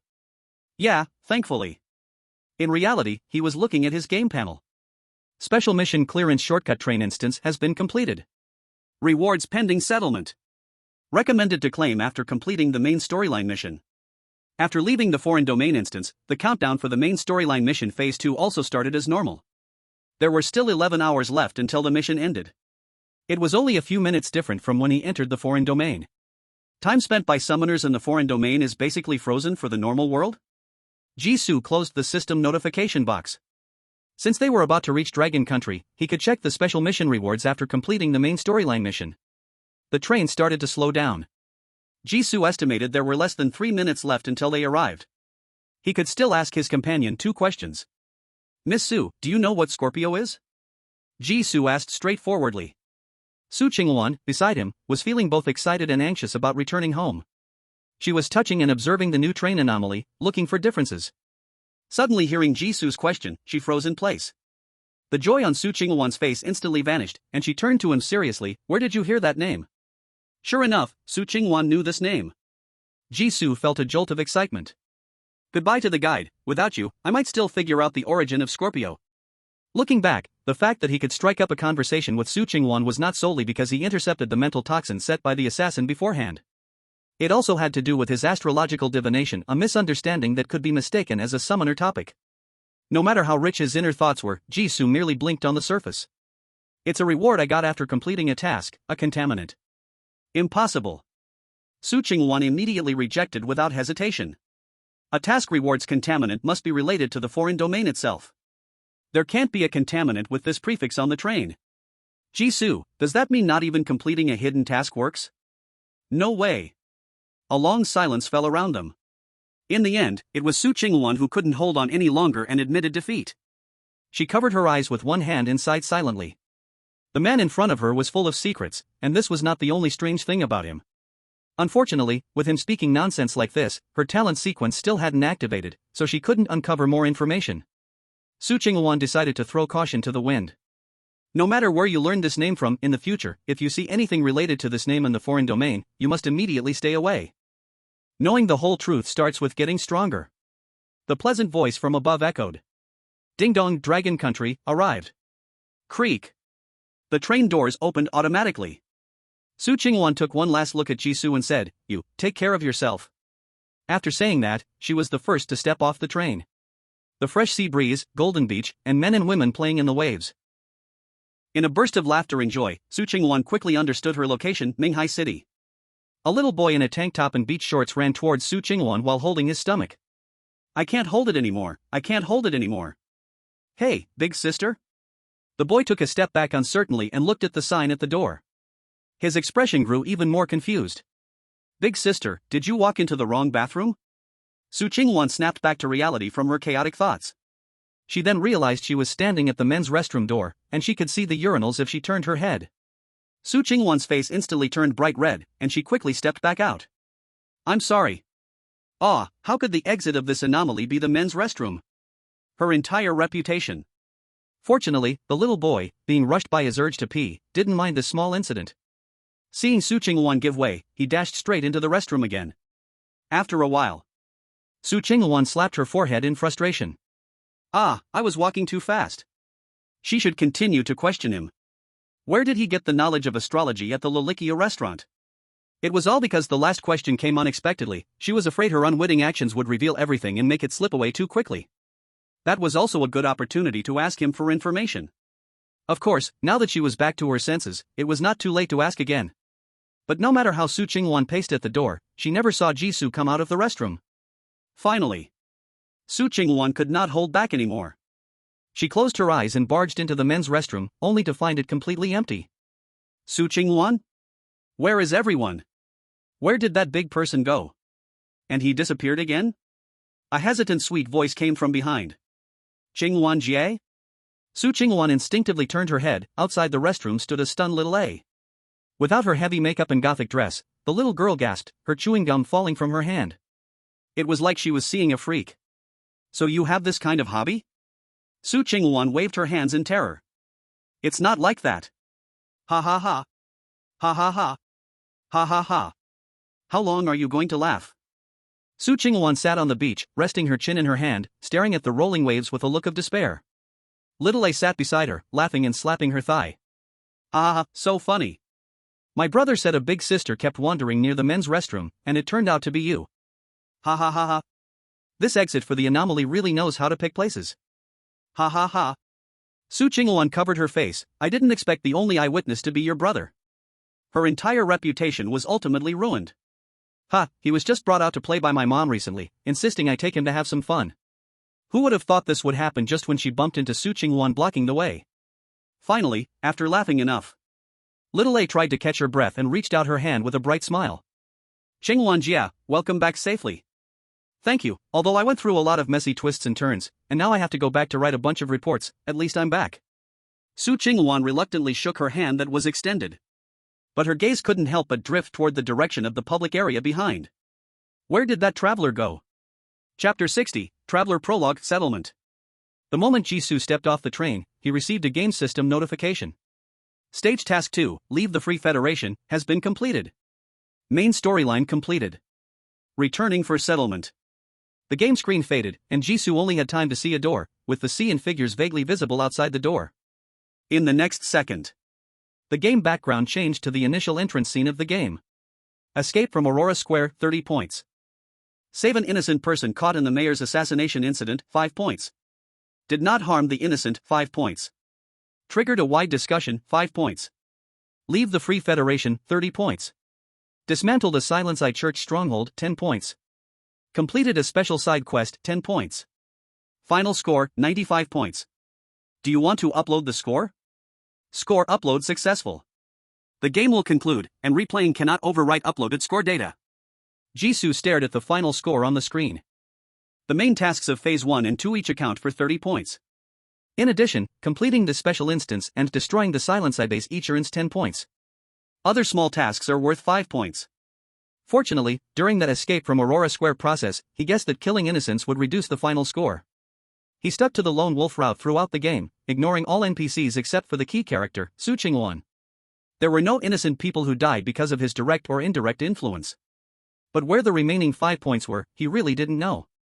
And he really didn't want to replay the game from the beginning. Confirm upload. Jisoo manipulated the mouse and clicked the Confirm button. Game score upload successful. Traveler Prologue has been completed. Congratulations! You have earned 35 by 95%. Miracle points. Player level up from LV0 to LV1. Congratulations! You have earned the Player Privilege Holiday Event. The purchase qualification for the next DLC chapter of Traveler has been unlocked. Miracle points need no explanation, they are the currency used to buy new games. The number in parentheses should represent the Miracle points currency he could earn from Traveler Prologue. He received a 95% score, so he only got 95% of the reward. Jisoo. Is it still possible to delete the score now?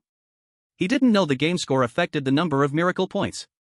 And 35 multiplied by 95%, the result should be 33.25, right?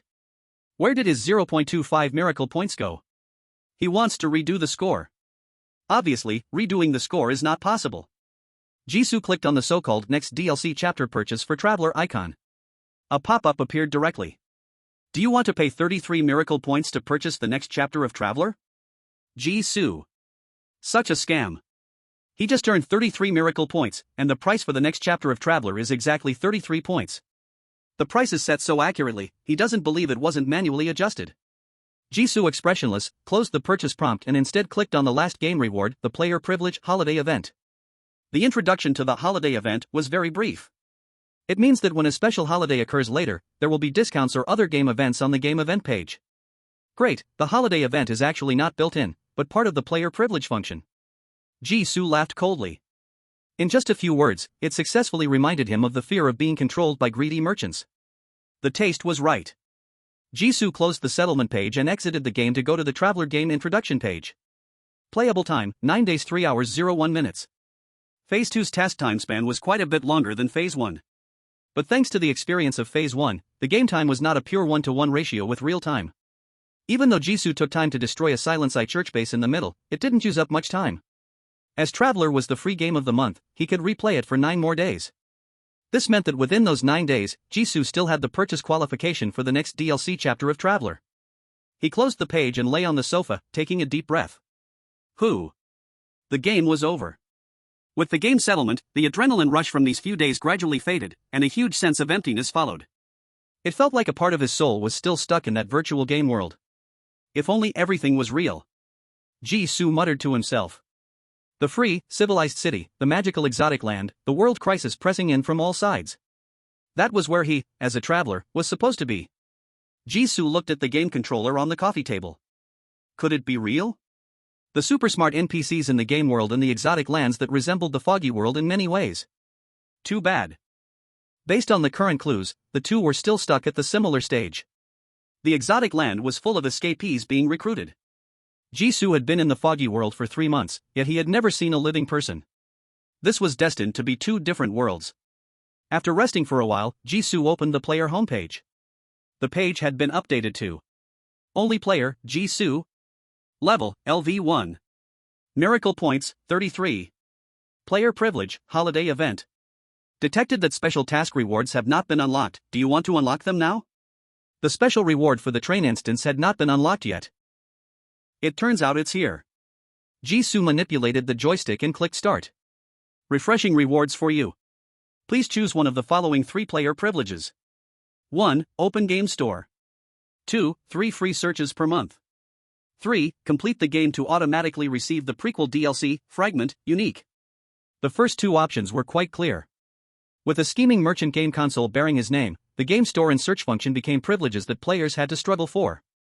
The third option, why does it have 2 additional parentheses? Jisoo clicked on the details. The privilege of the current option is a privilege fragment.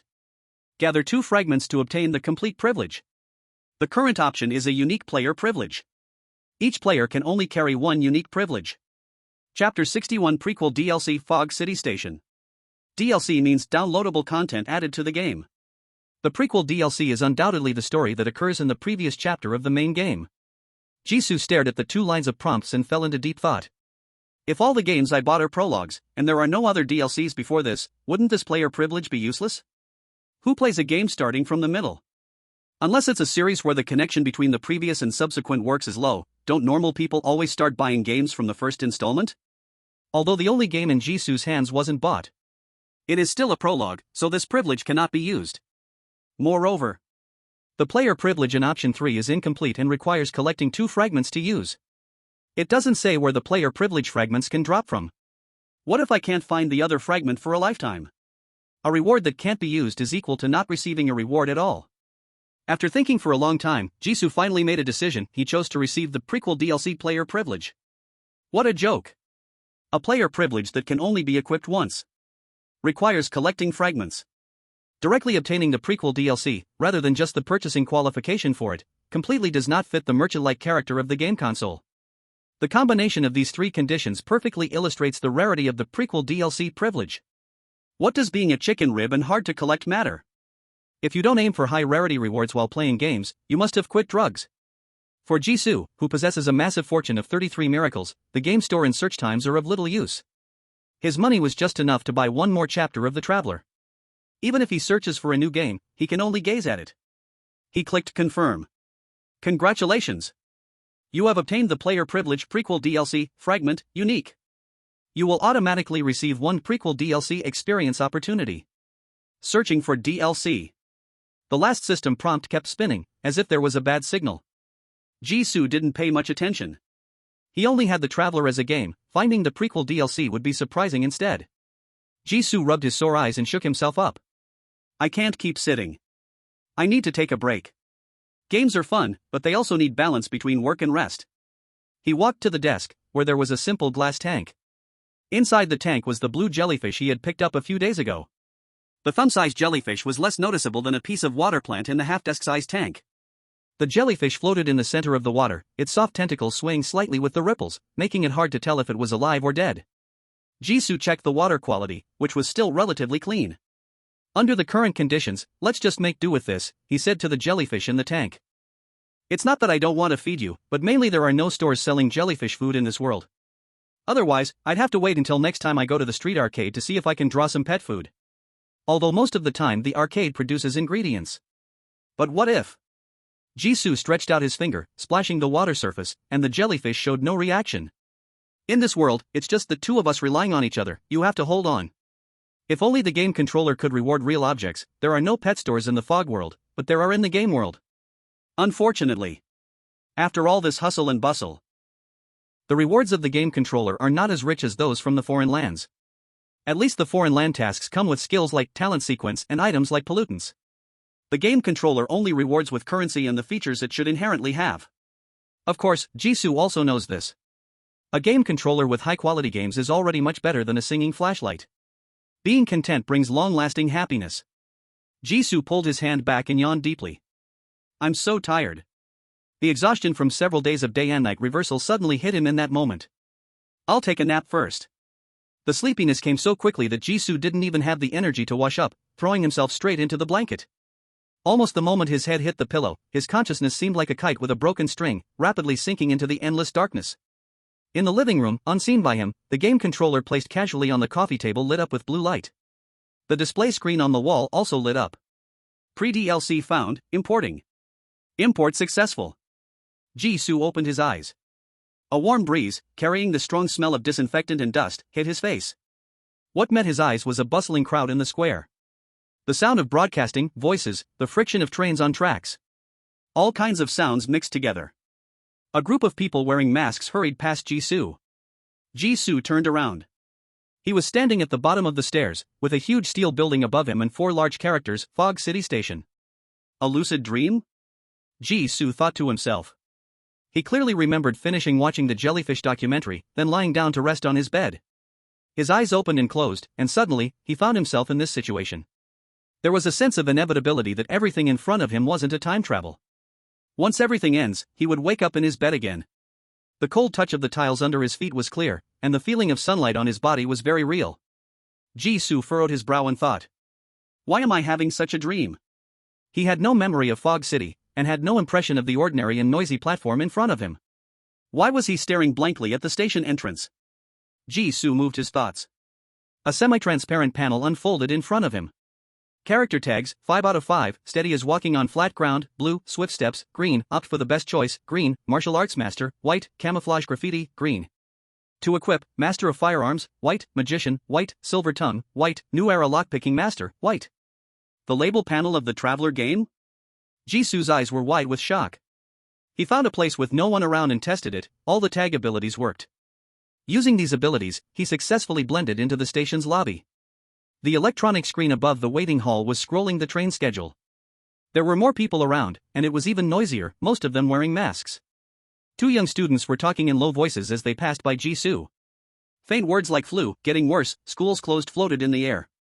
The disinfectant smell in the air was so strong that it was almost choking. This is really strange. Jisoo looked at his hands, which were loosely clenched. The sensation of using the game abilities himself was really fascinating. So why could he use the skills of the game character in a dream? Never mind, dreams are always bizarre and illogical. As Jisoo was thinking about where to wander, the announcement in the waiting hall echoed. Attention all passengers, the last train to Ming City is about to begin ticket sales.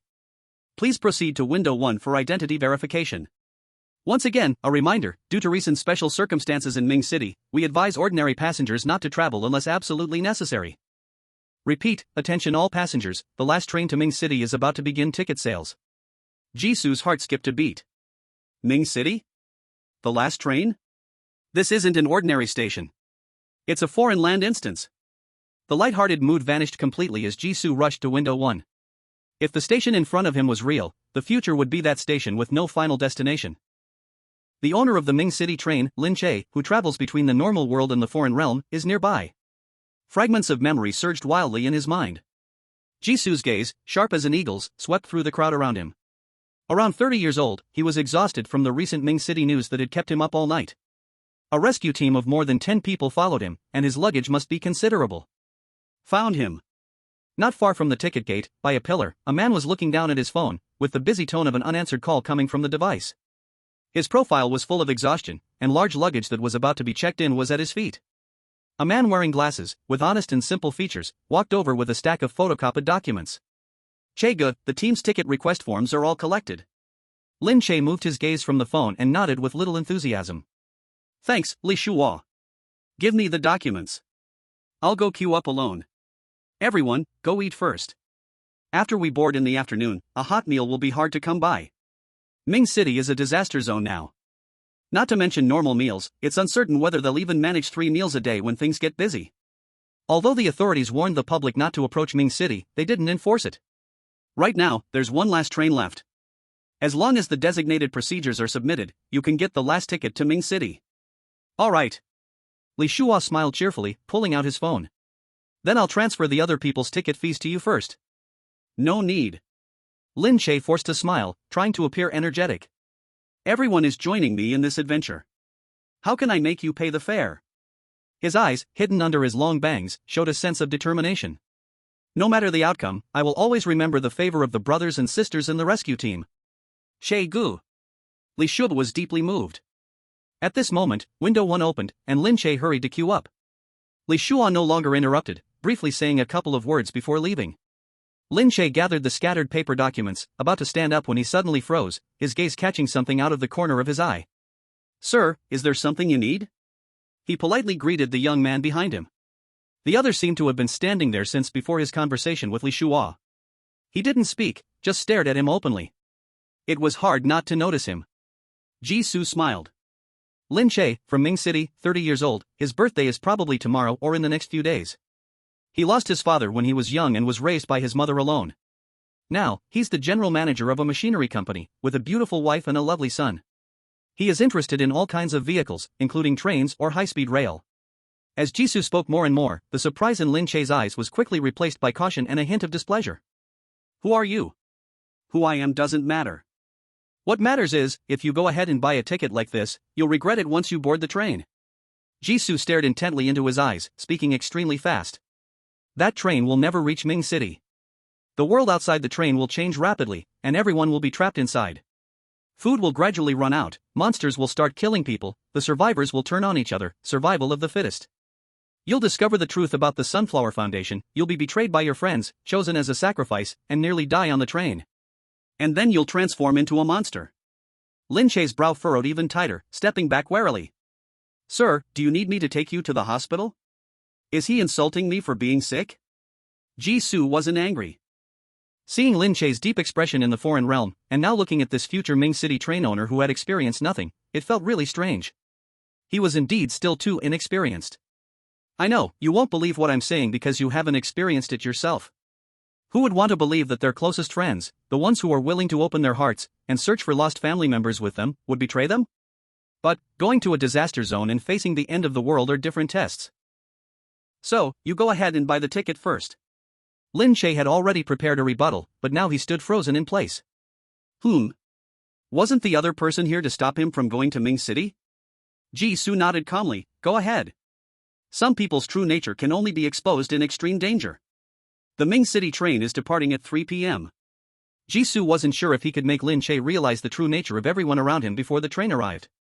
The world Lin Che lived in was about to undergo massive changes, and dangerous places were not limited to just the Ming City train. The fog city in front of him was soon to be renamed Red Haze City. Since danger lurked everywhere, maybe it was better to choose the path that would guarantee survival. But, Jisoo's tone changed, why don't you bring your wife and child along? Are you crazy? Lin Che furrowed his brow into a shape, that place is a disaster zone. Jisoo nodded, I know, but aren't you afraid that after you leave, the fog city will also face problems? His gaze shifted past Lin Che, looking at the crowd in the waiting hall. Most people wore masks, and the sound of coughing filled the air. The ones coughing weren't just the elderly with weak resistance. There were also strong young people, wrapped tightly, their eyes darting around. Do you remember the distress call you received that morning? How do you know? Lin Che's right hand clenched into a fist, his muscles tensed. Who are you really? Ming City had lost all signal on the day the disaster occurred and had been cut off from the outside world. He had never told anyone about the distress call he received from Ming City. Not even his wife. Everyone thought that after donating to the Sunflower Foundation, he couldn't shake off the disaster in Ming City. That was why he suddenly changed his mind and decided to go. But how could the other person know about that call? Someone who can see the future. Jisoo said. He lowered his voice. Though the apocalypse hasn't fully arrived, haven't you felt it, the world has changed. Lin Che, you are one of the chosen. Lin Che's eyes flickered uncertainly. After struggling internally for a long time, he relaxed his hands, revealing crescent-shaped blood marks from the tight grip. So, knowing the price of knowing the future, what do you want me to do? Good. Jisoo smiled, give me 1,000 yuan. Lin Che's expression turned serious as he took a deep breath. As expected, huh? His voice turned into a wavering line from shock. Chapter 63, Call Me X. Lin Che quickly confirmed his wife's intentions about going to Ming City. He withdrew the last 1,300 yuan from his bank card and handed it to Jisoo. This is all I have for now. If there's more needed, I'll add it once my wife arrives. Lin Che had a habit of making regular donations, so his savings weren't much. Recently, he had contributed a lot to the Ming City disaster. 1,300 yuan was the total amount Lin Che could offer after calculating the expenses for the entire rescue team. As he handed the cash, freshly withdrawn from the ATM, to Jisoo, a black household, Lin Che's feelings were complex. At first, he thought Jisoo was a corporate spy sent by a company, which is why he knew so much about him. Later, he began to suspect that Jisoo might be someone from the future. But after Jisoo asked for money, he started to think of him as a scammer. The apocalypse, monsters roaming the earth, chosen ones with special abilities, everything felt too unreal. Jisoo stuffed the stack of red bills into his bag without counting it. Thanks, you go get your wife and kid. See you later. Lin Che wanted to say something but stopped himself, and finally ran toward the station's exit. 3 hours later. There was 1 hour left before the last train to Ming City would depart.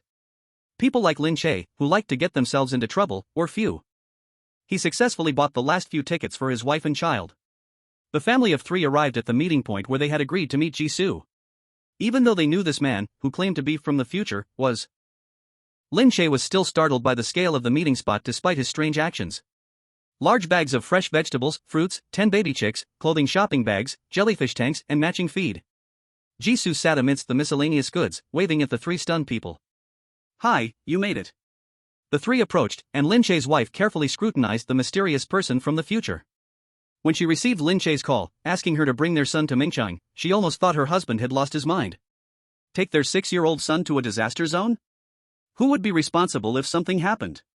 The school had only temporarily suspended classes because of the flu. She heard that a vaccine for the new flu was already on its way, and Dongcheng District was conducting a trial. If all went well, work and school would resume in a couple of days. At this time, asking her to bring their son to Mingchen? After hearing the reason Lin Che provided, she felt it was even more absurd. During the time before arriving at the station, the Lin family didn't just get the ticket confirmation. They also re-explored the fog city as bystanders. Maybe they were looking for a reason with the answers in mind, or perhaps it was just psychology. They truly sensed something unusual in the city's air. After much hesitation, they eventually chose to come to the station to meet Jisoo.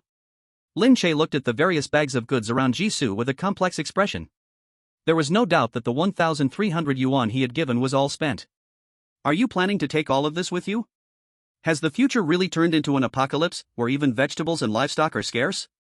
What about the air pumps and pet feed? Does this person still have the mood to keep pets in an apocalypse? Jisoo nodded nonchalantly, just trying it out. Anyway, there's no cost if it fails. The road ahead, you'll have to walk it yourself. He had a feeling he wouldn't stay here for much longer. Lin Che's Mingcheng train journey was no longer something he would be involved in.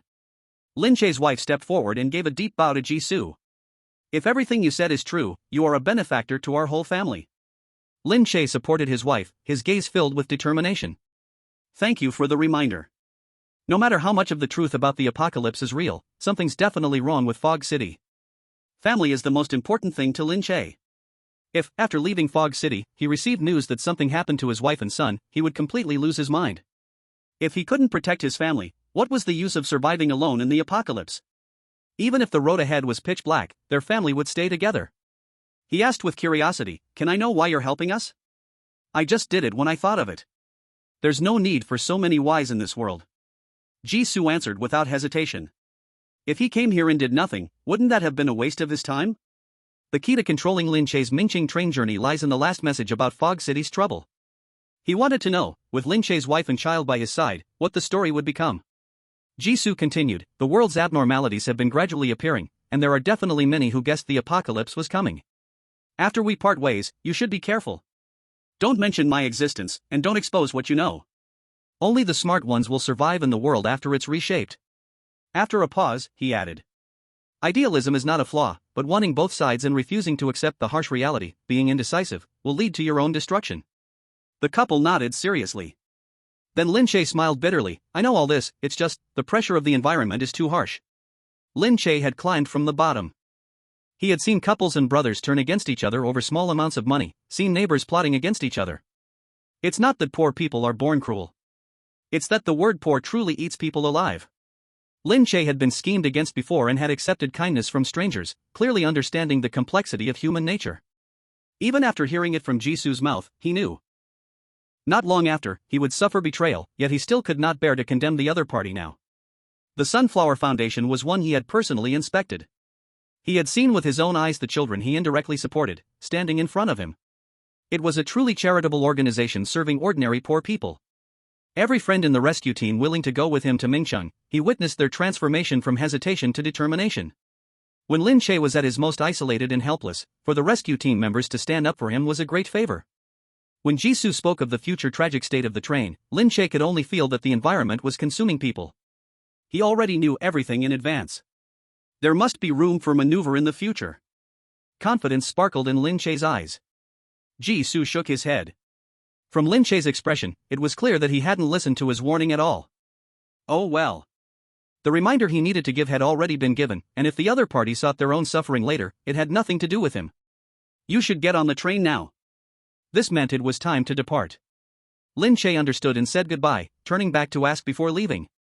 Little brother, can you tell us your name? Maybe we can meet again in the future. A name is just a code, you can call me. Jisoo thought for a moment, drawing 2 strokes on the ground with his foot. Call me X. X? Lin Che looked down at the symbol on the ground, memorizing this letter in his heart. Suddenly, a scream came from the side. Husband, look ahead. Lin Che looked up, his heart suddenly skipping a beat. The man who had just been standing not far away had disappeared as if he had never appeared. In the corner, only their family of 3 remained. Chapter 64, The Shortcut Train's Anomaly Has Disappeared. Jisoo opened his eyes. The familiar ceiling came into view again. Indeed, I'm back. Jisoo rubbed his head and got out of bed. Outside the window was pitch black, not revealing a hint of light. He didn't know if it was day or night. He felt like he had slept for a long time. Wait. Jisoo snapped out of his daze. My little chick. The vegetables, fruits, clothes, and furniture he had bought in his dream. He rolled out of bed. He truly found the jellyfish food and the special aquarium he had bought in his dream at the bedside, along with 2 pieces of clothing. But then there was nothing more. Jisoo sat back on the bed, calming down. It seems that the number of items brought out from the dream is limited. No, it's already absurd to bring anything out. Jisoo rushed out of the room, arriving in the living room. Just in time to see the game controller on the coffee table glowing blue, and the display screen on the wall with text that had not turned off. Preliminary DLC experience completed. Recording preliminary DLC experience results. Would you like to view the recorded results? Jisoo sat down on the sofa, picked up the game controller, and clicked confirm. Yes. Operation successful. The display screen flashed, and a lot of text spread out. After parting with the self-proclaimed future person X, Lin Che reunited with his wife, child, and other members of the rescue team. Although the rescue team members led by Li Shua were curious about the arrival of Lin Che's wife and child. Lin Che, who usually spoke openly with the team, unusually remained silent and spent a fortune to purchase another batch of rescue supplies before getting on board. The train started on time, and the world's transformation came as scheduled. The endpoint that can never be reached, the disappearing signal, the monsters boarding. Because the food Lin Che brought was enough, carriage number 3 maintained a certain order even after other carriages fell, and under Lin Che's leadership, began arranging rescue operations for other carriages. But he did not know that food was not the only reason for the train's apocalypse, human hearts were. The betrayal event predicted by X happened as expected. After discovering that the number of monsters in other carriages began to decrease, the rebellion within the rescue team started. The new history was more tragic than the last. Lin Che's abnormal second shopping behavior before boarding made other team members more convinced that Lin Che had already become a monster. Similarly, for his wife and child. It's also a monster. Blood, wails, screams. Crossing over countless bodies of humans and monsters, the endless Bright City train still awaited its master. But this time, the train master no longer had the naive idea of staying isolated and resisting the apocalypse. There were no longer attendants maintaining order on the train, no more refusals to outside passengers joining in. This was a miniature battlefield of the apocalypse. As long as you are strong enough, you can survive and reach your desired destination. Bright City Train Foreign Territory Promotion Level 4 Killing Foreign Territory, the shapeshifter Lin Che promoted ruler. Pre-DLC rewards are being distributed. Congratulations on receiving the reward, Bright City Train. Rewards granted after player privileges are fully collected. The overwhelming information took Jisoo quite a while to digest. His appearance, no, to be precise, it was caused by the loading of the pre-DLC. The game, now Jisoo couldn't even determine if this was the story background of the game, it had changed. Lin Che still controlled the shortcut train, but the way the train was used was different now. From a puzzle-type foreign territory to a purely killing-type foreign territory. Anyone could get on the train, once on, they'd fight, the winner could choose the next stop? It seemed that none of Lin Che's former rescue team members had survived. Not just one or two things have changed. The pollution level of the foreign territory Bright City Train jumped from the highest level 3 to a base level 4. Lin Che's strength had also increased. Ruler is the next stage for shapeshifters? From the literal sense, it doesn't seem like intelligence has grown again, but rather focuses on ruling and controlling abilities. What does this mean? Killing makes me even stronger? From this point, Jisoo gained a new understanding of the strength levels of foreign territory monsters. From weak to strong, they are mindless polluted beings, distorted beings with a certain instinct or primitive intelligence, and shapeshifters with complete human intelligence. And, temporarily unclear on what skills the ruler has evolved. Calming his emotions, Jisoo looked at the final DLC reward. The merchant's game controller usually requires a complete corresponding player privilege to unlock rewards. Jisoo accepted this well. In fact, by the time he got up, he had already prepared for the reward he would receive, just those few bags of jellyfish feed by the bedside. Is the rewarded Bright City Train the one I think it is? Jisoo said uncertainly. If it's really the Bright City Train, how would the game controller send him a physical reward? Drop from the sky? Should he just give up his home then? Besides, isn't Lin Che the master of the Bright City Train? If he really collects all the player privileges of the pre-DLC, and the Bright City Train becomes his reward, what would Lin Che do? Can one train have two masters? NTR? Jisoo shook his head, forcing himself to stop these wild thoughts. Everything will be taken care of when he truly collects the pre-DLC privilege. He looked at the game controller in his hand and suddenly smiled. I thought it was a level 3 higher than thanks for your patronage, but it turns out to be a hidden limited purchase special prize.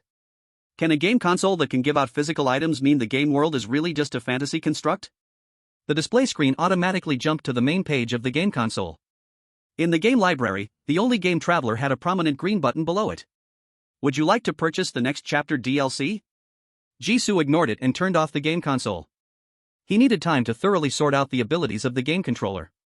By the way, he needed to use the special fish tank and jellyfish feed brought back from the pre-DLC dream for his newly adopted pet. In another world, Su Qingwan was sleeping sweetly at her desk. Little A pushed the door in. Sister Qingwan. Sister Qingwan, wake up quickly. In a violent shake, Su Qingwan rubbed her panda eyes and yawned. It's you, Little A. I'm so sleepy, let me sleep a bit longer. It's been 2 days since she returned, and she had been writing all sorts of reports. Some were internal organizational reports, and some were from her captain who didn't know where he had brought them from. All were reports related to Jisoo. Heaven knows how she managed to write just 2 pages. The experience of meeting for no more than 2 hours was repeated for 2 days. After 2 sleepless nights, she now gets a headache just from seeing the work report, and all she wants is to sleep. Little A was anxious, this time we really can't sleep. Sister Qingwan, the shortcut train phenomenon that brought you back has disappeared. Chapter 65, The Non-Existent Train. What? Su Qingwan instantly woke up, grabbing the panting Little A. Did another ordinary person stumble into the shortcut train? Who is it? Why are there so many unfortunate people with high inspiration lately? Little A shook her head, struggling to catch her breath. No one has stumbled in, it suddenly disappeared out of thin air. No matter the methods to find the phenomenon or tracking the other world, we can't locate it. The shortcut train has completely vanished. Vanished? Su Qingwan repeated in disbelief. The phenomenon was also a part of the other world. She had seen countless strange otherworlds, but this was the first time an otherworld had vanished into thin air. The otherworld no longer continuously accepted summons, it could only transform into a phenomenon, possibly connecting to the normal world. This seemed to be a truth that all summoners understood silently. Now, the truth had a problem. She pulled Little A to sit down. Tell me exactly what happened. Little A nodded repeatedly and organized her thoughts to explain in detail. Su Qingwan's expression grew heavier with every word she heard. After returning, she spent a full 2 days writing reports and had long guessed that Jisu's identity was exceptional. From what Little A reported, the Dragon Country's Supernormal Bureau took this person even more seriously than she imagined. They even dispatched a summoner skilled in secret tracking to locate the next time the shortcut train would appear in the real world. The real world rejected the existence of the supernormal side. To accurately pinpoint the phenomenon information, at least a Tier 3 summoner from the top 400 talent sequence would be needed. Even in Dragon Country, Tier 3 summoners are no more than a dozen. Who could this person be, making the Supernormal Bureau take such a great risk of contamination recoil to go to such lengths? Little A, I guess they want to start from the other world where that traveler stayed, reverse engineering their abilities, and then find someone. For this, they also recruited many civilian summoners with tracking and exploration abilities as support. I've also been conscripted by the captain. In the end, I waited there for 10 hours. She crossed her fingers to demonstrate the gesture. The northwest wind drank to its fill, but I didn't see any train phenomenon. Their organization had always had a good relationship with the Supernormal Bureau. It was normal for them to seek help. Little A didn't think much of it. Upon reaching the destination, she skillfully found a few known summoners and hid in a corner like a mushroom. Originally, she planned to experience the unique feature of train void travel on the way back after everything was done. But the train never arrived. The Supernormal Bureau found an excuse, paid the external support's wages, and left first. Having drunk the northwest wind for a day, could Little A believe the official excuse? How could the timing for the appearance of the phenomenon be wrong for a Tier 3 summoner? At first, Little A also speculated that the shortcut train had transformed into an otherworld midway, causing the hurried end to the operation. Coincidentally, a summoner she knew had a universal invitation letter. It could specify the next otherworld to enter. The Supernormal Bureau's unusual behavior piqued that summoner's interest, just 1 day away from their next forced summoning. That person directly used the invitation letter to explore the train otherworld. Although the action seemed reckless, summoners often had slightly abnormal brains. The result was that the invitation letter did not find the designated otherworld. This meant that the shortcut train had not transformed into an otherworld. Not a phenomenon, nor an otherworld, then it really had just vanished. Su Qingwan, half believing, asked, could it be that the invitation letter was used incorrectly? Little A felt like a bucket of cold water had been poured over her head. Her lips twitched. Sister Qingwan, are you telling me a cold joke? The otherworld invitation letter is not a mechanical program, it is a prop with supernormal characteristics. How could it possibly have issues due to a name similarity or typing mistake? Why did the invitation fail? Moreover, there are exotic items brought from the shortcut train at the scene, just smelling them can definitely lead to the right exotic place. Su Qingwan smiled awkwardly. I also want to understand where things went wrong. The possibility of a mistake from the Supernatural Bureau is low, so there's only one way to approach it: investigate the invitation. Then, her expression became serious. Little A, besides you and your friends, who else knows about the disappearance of the shortcut train? For now, no one else. But such a big event as this disappearance can't be hidden, it'll be discovered sooner or later, Little A replied. Just like Su Qingwan was able to find the shortcut train, it was predicted based on the positions of the anomalies by others who had passed through the train. There's no shortage of talented individuals among the summons. If someone suddenly remembers this convenient shortcut train and decides to take a look, it's easy to discover that it has vanished. Su Qingwan frowned and thought, yes, it will be found out sooner or later.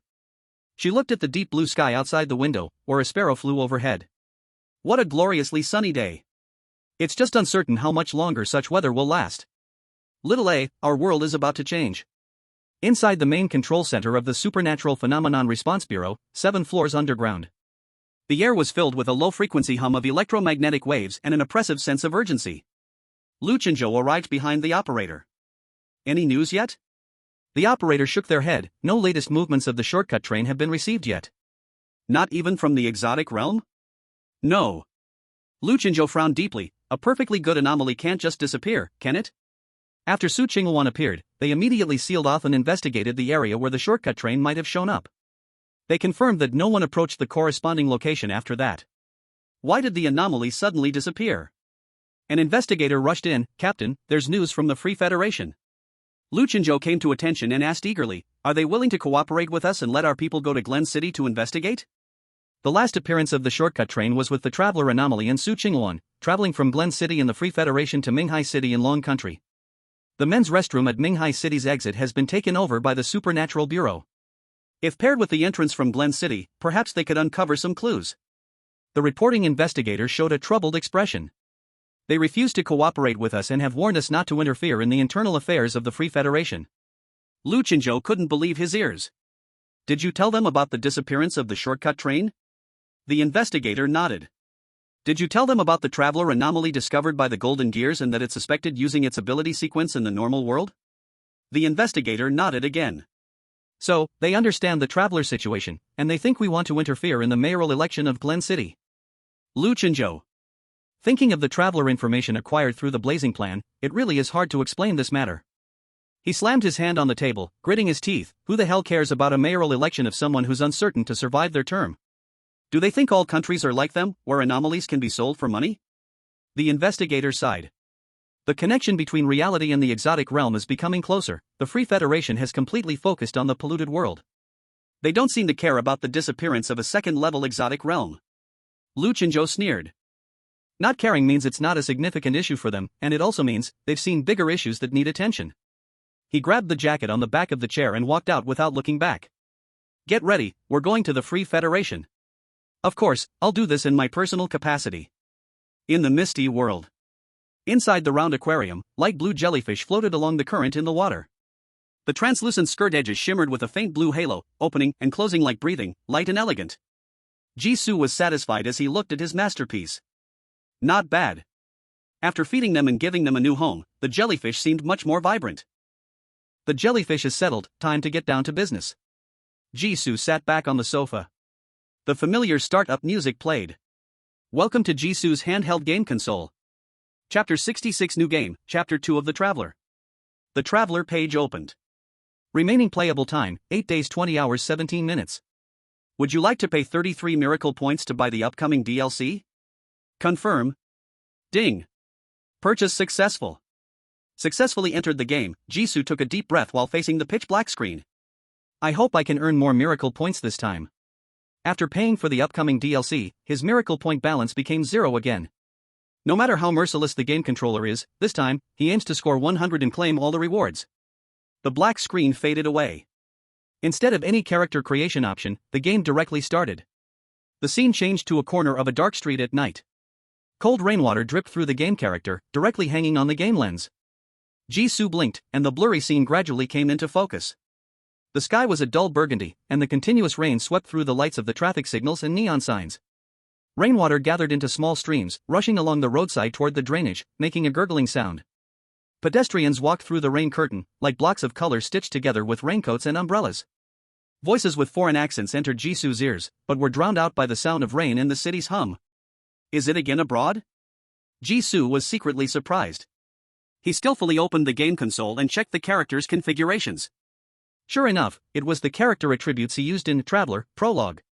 But didn't he go to the Dragon Country at the end of the last chapter? Why is everything around in English? How much time actually passed between the two chapters? A line of system messages popped up. Main quest, witness. Description: go to the town hall square and witness the final result of the mayoral election live. Current location, Free Federation, Glen City. Damn, back in the Free Federation again. The mayor just died, and the new mayor's election is about to finish? The rain got heavier, the cold water soaking the game character, and the character's body temperature kept dropping.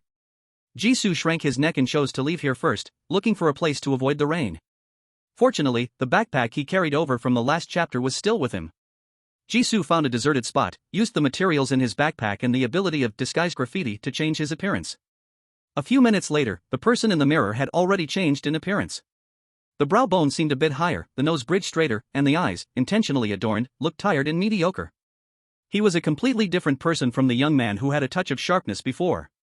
Then, looking good, Jisoo found a 24-hour convenience store by the roadside. Knock knock knock. He knocked on the glass door. Is anyone there? The red light from the neon sign reflected on his wet face, flickering. The cashier behind the counter yawned. The door's not locked, just come in. Then he muttered softly. It's truly strange, there's actually someone here at this hour. At first, he thought it was absurd for the owner to open a 24-hour convenience store in the recently often missing Glen City. Unexpectedly, someone had the guts to come out and not go home yet. Jisoo pushed open the convenience store door, and the bell hanging on the door rang brightly. He bought the cheapest can of hot coffee. While paying, he casually struck up a conversation with the cashier in fluent English. Hey, buddy, I saw the election banner behind you. Is the new mayor election almost over? The cashier was a robust young fellow. He half-lidded his eyes, staring at his phone under the counter, not lifting his head. 4 days, 3 days from now. The cashier glanced at the time in the upper left corner and temporarily changed his words. Finally, it's going to settle down after all this fuss. It's been so noisy this month. A month. Jisoo's fingers, holding the coffee can, tightened slightly. Has it already been a month since the mayor was assassinated? He took out a green banknote and handed it to the cashier. The cashier's gaze finally moved away from his phone. Coffee doesn't need so much money. I know, Jisoo smiled at him. Can I borrow the store's computer? He added another sentence. It's hard to find a hotel now, this counts as accommodation cost. Glen City was not lacking in broke homeless people, even though Jisoo was dressed decently. The cashier quickly imagined the truth of Jisoo wandering outside at dawn, showing him a look of pity. In the end, he agreed to Jisoo's request. After thanking him, Jisoo sat at the computer desk, sipping his steaming coffee. Rainwater wove an impenetrable curtain outside the store. Jisoo quickly browsed local news websites and social media trends. Sure enough, it had already been a month since the mayor was assassinated. A month was enough time to wash away too many things. The previously loud explosion incident at the suburban wastewater treatment plant had already sunk to 10 pages back on the news list. The news triggered by the assassination of the old mayor had quietly calmed down. That grand protest a month ago, which nearly paralyzed downtown, was long gone. Related discussions online had dropped to freezing point, everyone returned to their homes to continue working. The internet's memory only lasts 7 seconds. People's attention is always easily taken away by new hot topics, new conflicts, and new entertainment gossip. Glen City couldn't go long without a mayor.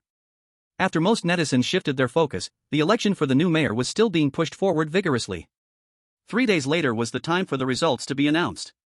The main quest required witnessing the birth of the new mayor at the City Hall Square 3 days later. Before that, Jisoo certainly couldn't just wait around, he had to find something to do. For example, filling in a missing piece for the pre-ordered DLC privilege to make it whole. The first piece was obtained by clearing the Otherworld. So, would the second piece also need clearing the Otherworld to get? Jisoo precisely threw the empty coffee can into the trash can a few steps away, mumbling to himself. Speaking of which, normal people are summoned by the Otherworld every 7 days, right? He relied on the game save and blinked, already passing a month. He had skipped past the mandatory summon time. The summoners panel couldn't shout out anymore. How could he enter the Otherworld again? Chapter 67, The Disappearance Case in Glen City. Moreover, general Otherworlds cannot trigger hidden tasks, it must be an Otherworld closely related to the game's final score. What is so special about the Bright City Train Otherworld that it accounts for 10 points in the Chapter 1 task settlement? After reading about various events in Glen City over the past month, Jisoo's gaze landed on the headline news.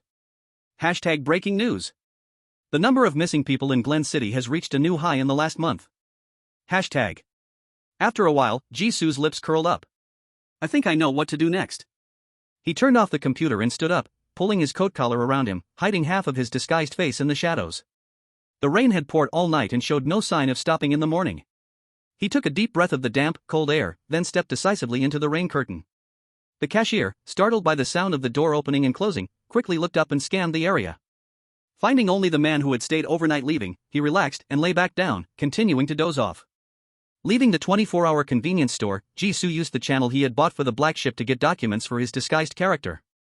Previously, he had been focused on leaving the Free Federation, and the issue of being undocumented had not been resolved. Now that he was back, anticipating a considerable wait, he certainly needed a legal identity. After getting everything in order, Jisoo arrived at his first destination, Aurora Square. The drizzling rain made the road especially slippery. Jisoo stood at the edge of Aurora Square, gazing at the overly desolate plaza. The assassination case of the mayor a month ago. Something had indeed changed. For instance, the once lively and extraordinary business plaza, even now, remains sparsely populated. Videos trending on social media showed relentless appearances of killers walking as if no one was around, which really made one question the security of Aurora Plaza. In response, Aurora Group issued 3 statements in a row, hired the best-reviewed security company in the market, and deployed online armies, trying to shift all the responsibility for the mayor's assassination onto the mayor's security team. From the results, it was ineffective. The rainy season not only took away the hot air of August but also the largest wave of foot traffic. Pigeons, usually flocking in groups in the plaza waiting for tourists to feed them, had scattered, vanishing into the unknown. Jisoo tightened his grip on the paper bag, feeling the temperature of the hot dog and soda seeping through. Seems like they're really not coming, he muttered to himself. Jisoo had come to find the little girl who had given him the disguised graffiti tag. Aside from the followers of the Church of Silence, he only knew two summoners. One was Su Chingwon, who was currently far away in Longwei. Jisoo didn't even have her contact information. The other was the little girl he had encountered at the plaza, whom he had fed a hot dog, but had failed to follow. The Church of Silence's base in Glen City had been destroyed. To find the summoner, Jisoo could only start with the little girl. He originally thought that since the girl could roam around Aurora Plaza alone, her residence must be nearby. If he hung around, maybe he would run into her again. Unfortunately, with the rain and no tourists, his chance encounter plan was pretty much ruined. Jisoo sighed and took out the phone he had bought after getting the black certificate. Then it's time for Plan B. On the phone screen was the missing person notice posted online for Glen City over the past month. Jisoo had read most of the comments under the video of former Mayor Sean Miller's assassination. Aside from the usual complaints about healthcare, taxes, the group, and the absurd new laws, the most criticized issue regarding the former mayor was his inaction concerning the increasing number of missing person cases. Ordinary people with high inspiration could easily be led into otherworldly realms through anomalies connected to the normal world, becoming summoners.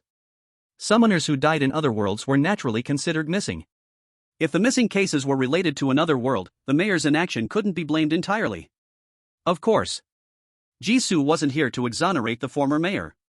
The main mission of the game was to witness the mayoral election in 3 days. The mission wouldn't appear out of thin air, nor would it be so simple as just showing up at the scene and calling it done. The recent missing person cases in Glen City must be problematic. And most likely connected to another world.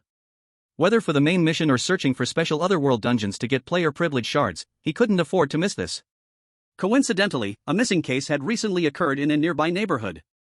Jisoo followed the address marked on the missing person notice and found a bakery on the corner of the plaza. As he approached, the sweet scent of cream and wheat filled the air. "Welcome." The owner behind the counter looked up, her face breaking into a warm smile. "What would you like, sir?" Jisoo placed his umbrella in the stand at the door. "One croissant, please." "All right, that'll be $6. The owner quickly packed the croissant. Jisoo pulled out a bill and placed it on the counter, casually asking, "Do you know where Jack's house is?" "Jack?"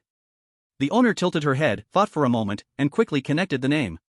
"Is it that unlucky Jack who went missing half a month ago?" "What do you need him for?" Jisoo took out another bill. "We were friends. Recently, I saw his missing person notice and wanted to know what happened."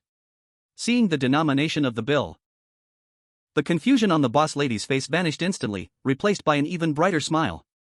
"Oh, so you're a friend of little Jack." She quickly tucked the money into the drawer. "You asked the right person. I've been running a bakery nearby for 10 years, and I know their family well." The boss lady placed the packed bread on the counter, her voice tinged with emotion. "Sigh, Jack was once the pride of our neighborhood, smart and sensible, everyone liked him. But who would have thought that just a few months after he went to college, he became, not quite right." When his mother came to buy bread, she secretly wiped away tears, saying Jack always suspected someone at school wanted to harm him. He said poison was put in his food, and his roommate was hiding a gun under his pillow. Things got worse, he started having hallucinations even during the day. When he came back for break, he suddenly ran into the middle of the road several times, spreading his arms to stop cars. He shouted that there was something in the road and that if they didn't stop, someone would die. Because of this, he got scolded a lot, the police came over a few times, eventually, the university expelled him.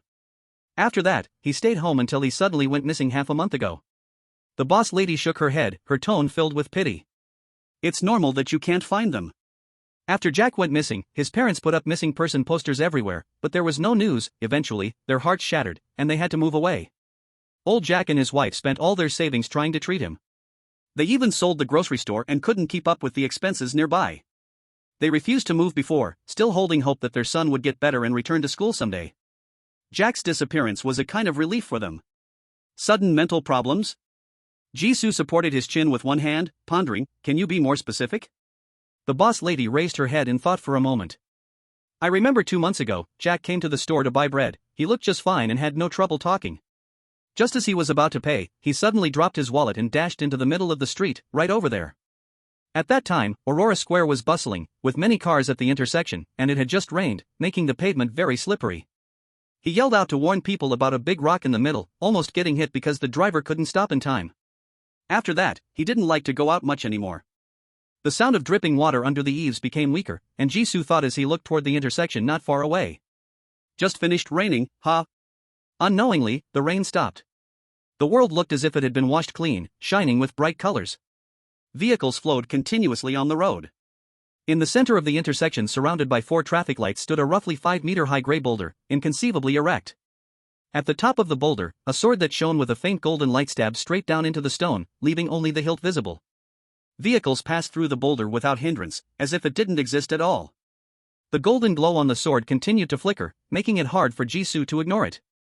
Perhaps Jack really saw something, he whispered. Only appearing after the rain, and an anomaly that ordinary people cannot see or touch, this is a phenomenon. Is this the world in the eyes of the summoner? Jisoo sighed inwardly. In the modern city, a region that suddenly appeared and felt out of place was quite extraordinary. Huh? What did you just say? The boss lady leaned in closer, not hearing clearly earlier. Nothing. Jisoo changed the topic. What did the police say about Jack's disappearance? The boss lady's attention shifted and she chuckled softly. They didn't care at all. They only came by for a look in the first couple of days after he disappeared, and then there was no follow-up. In Glen City, there are tens of thousands of accidental deaths every year and thousands of missing cases. Car accidents, shootings, smuggling, drug overdoses, tornadoes, there are too many dangers that can take lives. Who knows who just took over the missing persons case? Is it young people playing at running away from home, or are there nearby illegal immigrants being deported? Every year, the number of deaths from medical accidents is more than that of missing persons cases. As long as one is not rich or powerful, the police can hardly be bothered.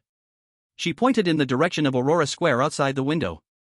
Even the mayor was assassinated on the street. In this world, just being able to survive is good enough. Who has the leisure to care about others?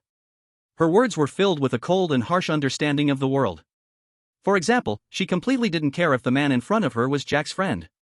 If the other party was willing to pay, she was willing to reveal all the stories about unlucky Jack's family. Just as the boss lady finished speaking, her gaze suddenly became sharp, throwing the iron tongs in her hand towards the back of Jisoo. You little bastard. You dare come back. Jisoo turned to look. A ragged little boy was tiptoeing, quietly reaching for the croissant that Jisoo had placed on the table.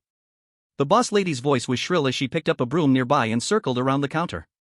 This time, I'll break your hands. The boy hurriedly grabbed the croissant and shrank his neck, trying to escape towards the door. Wait. Jisoo stretched out his hand to stop the boss lady. The little beggar who was already at the door also paused and turned to look at him.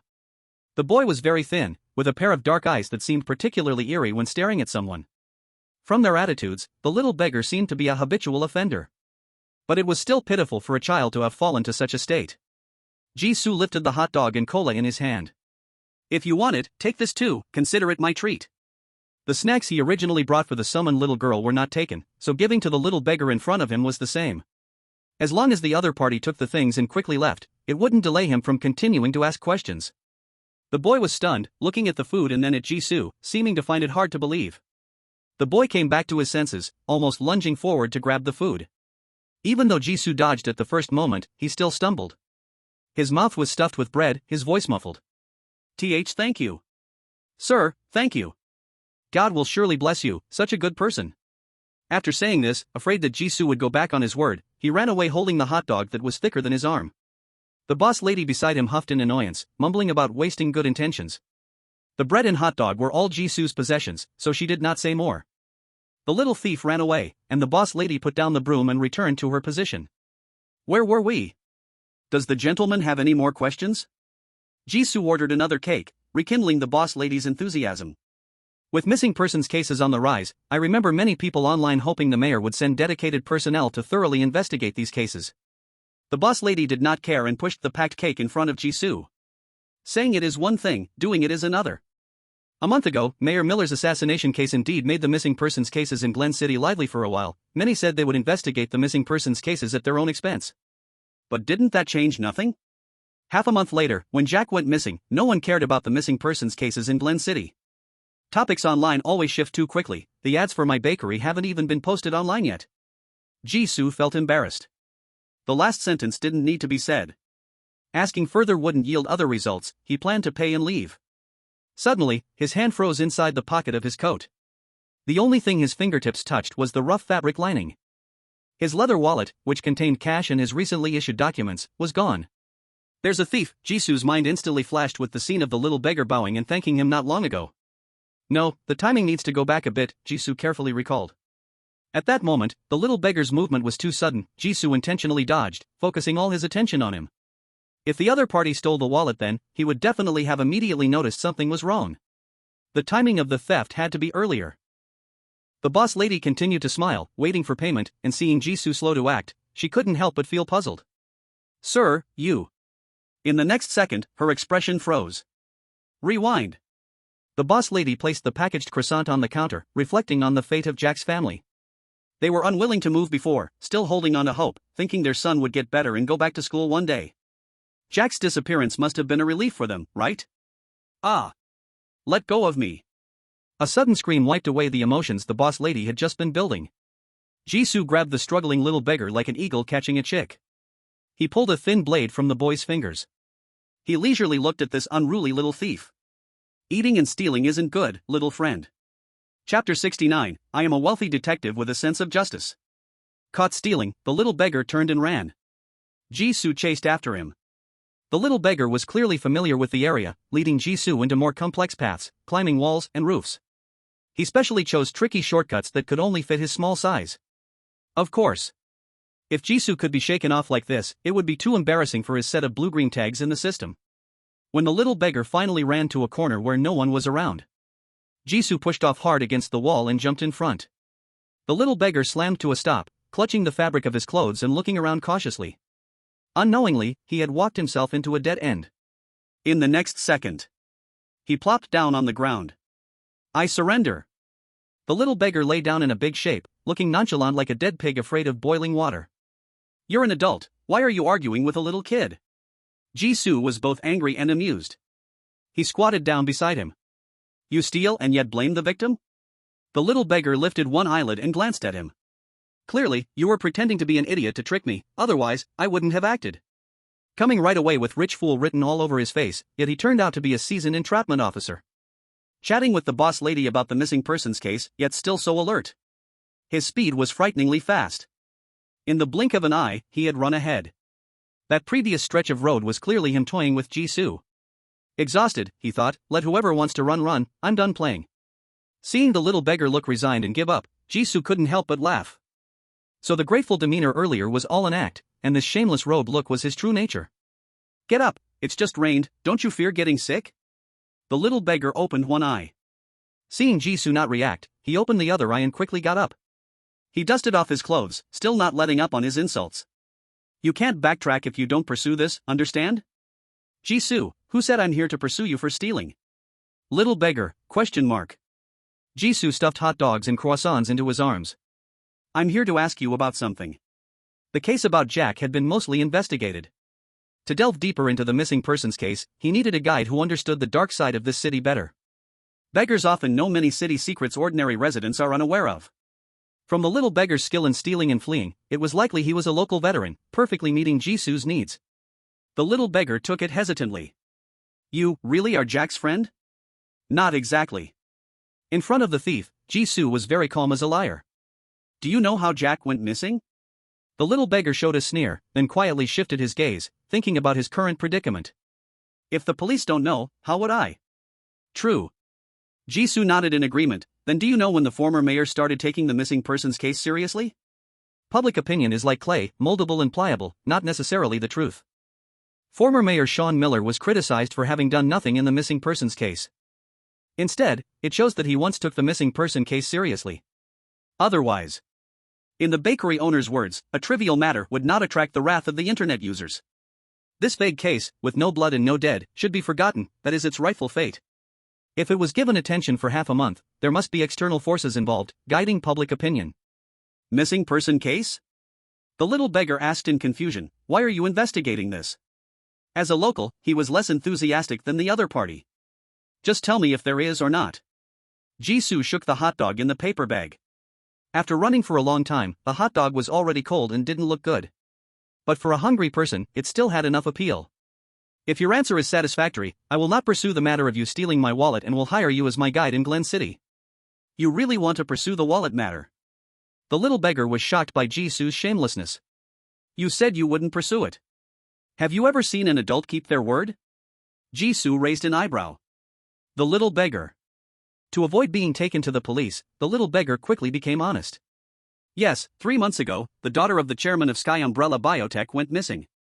For the life and death of a rich family's child, and for his own successor's election, the mayor soon took the recent missing persons cases seriously. However, later they could not find her, and the missing person case yielded no results.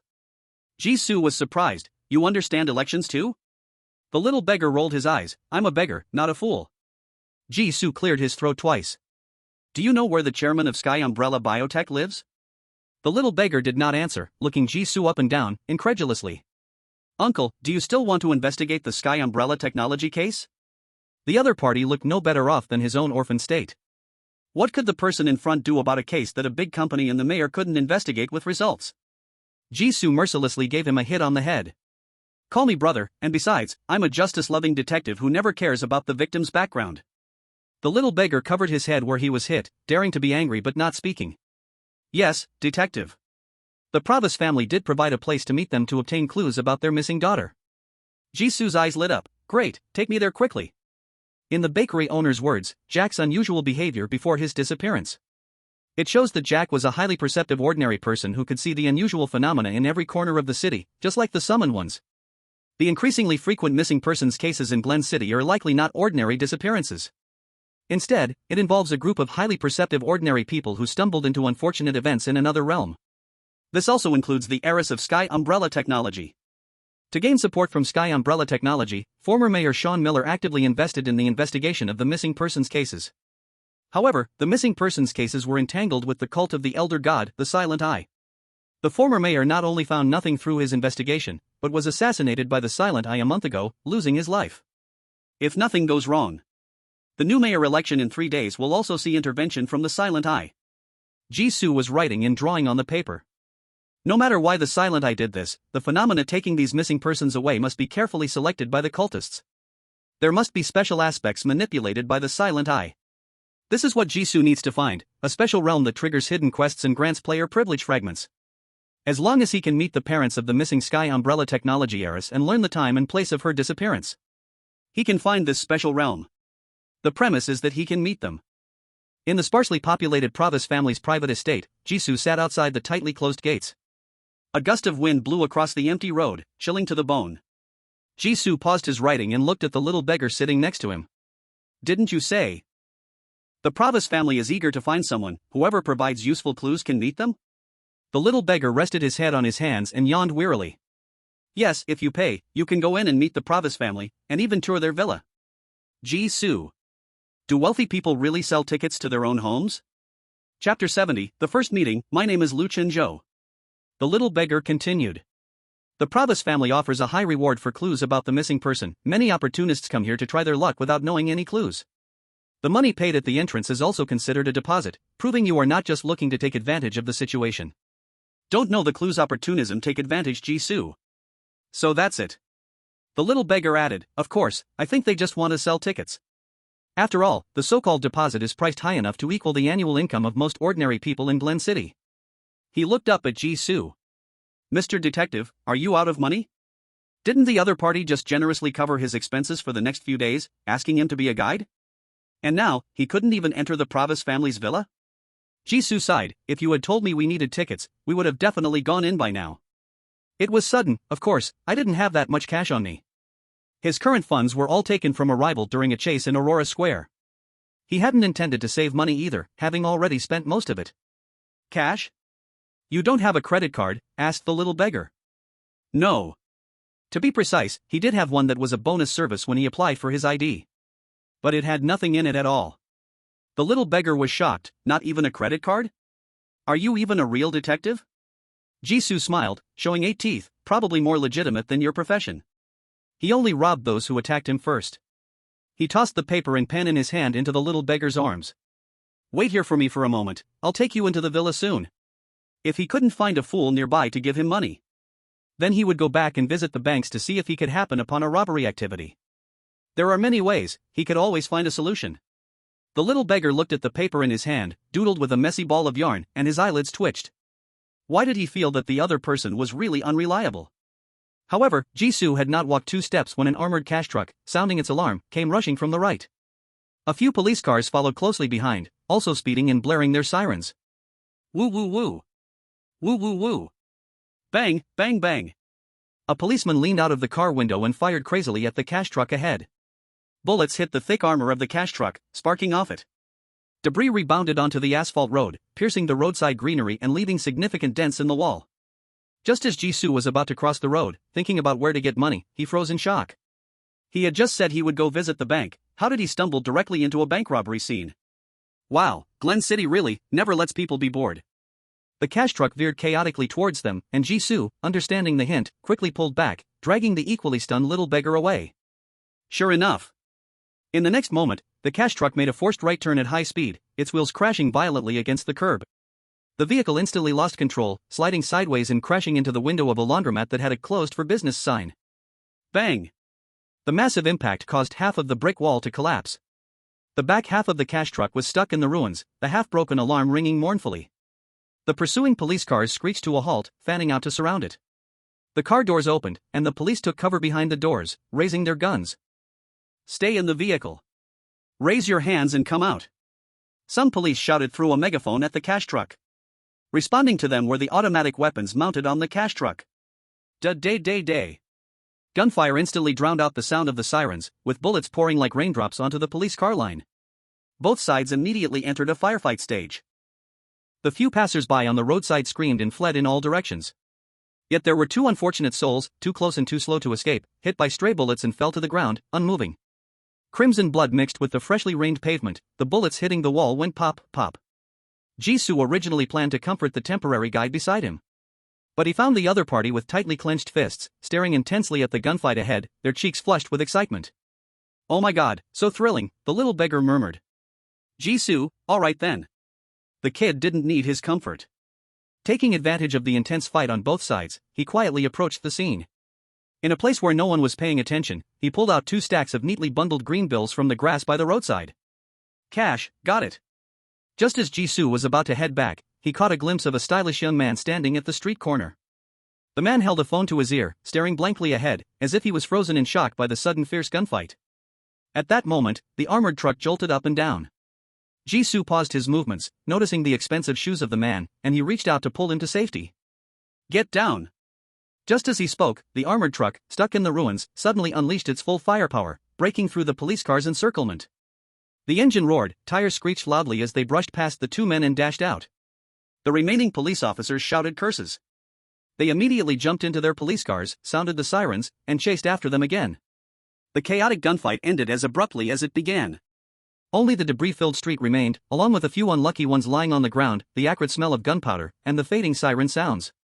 The young man's phone was still on the call. The person on the other end shouted again, "Captain, are you okay? What was that gunfire just now?" The man looked at Jisoo ahead and the little beggar emerging from the corner before quickly looking away. "I'm fine, I got caught up in a robbery, it has nothing to do with me, it's over now." The person on the other end sighed in relief. "That's good. By the way, Captain, when do you plan to come back? If you continue your vacation, I really can't hold on here. Please spare me my dog life." The man. "Wait 3 more days. If I don't find any new clues after the mayoral election, I'll come back." Cheers erupted on the other end of the line, it seemed there were quite a few eavesdroppers. The man shook his head and hung up the phone. Then, he walked up to the 2 men and extended his right hand towards Jisoo. "Thank you for saving me just now. Nice to meet you, I am Lu Chinjo." Jisoo smiled and shook his hand. "I'm Xavier." "No need to mention it." Lu Chinjo was taken aback for a moment, then smiled back. "Oh, turns out we are from the same hometown." Chapter 71, The Pravas family absolutely does not have mental illness. After finishing the fake documents, Jisoo unreservedly accepted his identity as a citizen of the Dragon Country. Saying this, he pushed the little beggar out to introduce him. "This is my guide I found in Glen City, named." "I'm Charlie," the little beggar interrupted, crossing his arms. "Right, Charlie." Jisoo realized what he had forgotten and took over the conversation without blinking. After a few friendly remarks, Jisoo and Lu Chinjo successfully became close enough to go out for a meal together. Lu Chinjo put away his phone and thanked him again. "Thanks for what happened earlier." Jisoo smiled faintly. "It's my first time seeing something like this too, it's normal to react slowly." After all, who could have expected an armored truck and several police cars to suddenly appear on the roadside, stopping close to them and putting on a display of gunfire? He was also stunned at first. After such a dramatic scene, even if a bank suddenly grew legs and ran out in front of him performing a robbery tomorrow, Jisoo could handle it calmly. Lu Chenzhou smiled slightly, feeling a good impression of Jisoo. If it weren't for you, Xavier, reacting in time, there would probably be one more person lying on the ground. I've seen you wandering around here for quite a while, is there anything I can help you with? Actually, if Jisoo hadn't acted, Lu Chenzhou wouldn't have just sat there and waited for his fate. With his ability, dodging an out-of-control armored truck would have been easy. However, his identity was rather sensitive. Even when traveling privately, once his identity was exposed, it could easily attract the attention of the Federal Bureau of Investigation, adding unnecessary trouble. So, there was still a need to show some gratitude where it was due. Jisoo's eyes lit up. What a coincidence, we happen to have encountered a bit of trouble.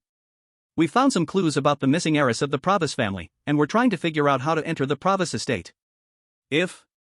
Before he could finish, the little beggar, no, Charlie pulled hard on his sleeve. Jisoo looked down, ? Charlie winked at him, and in a tone only the two of them could hear, whispered. Don't go too far. A ticket to the Pravis estate is more expensive than sending him to the hospital. Even asking for something outrageous is not this shameless. Others might at most ask for an equivalent in medical expenses, but Jisoo was directly asking for the other person's life. Are detectives really making money with their thick skin? Jisoo gave an innocent look in return. It's worth a try since there's no cost. His decision to save someone was made after careful consideration. The man in front of him was about 27 or 28 years old, with a refined appearance, the kind of handsome that didn't stand out too much. He looked gentle, like a harmless good guy, but Jisoo didn't miss the indifference in his eyes when he looked at the approaching armored truck. This man had a story. His clothes suggested he was wealthy, and most likely knew how to get connected with the Pravis family.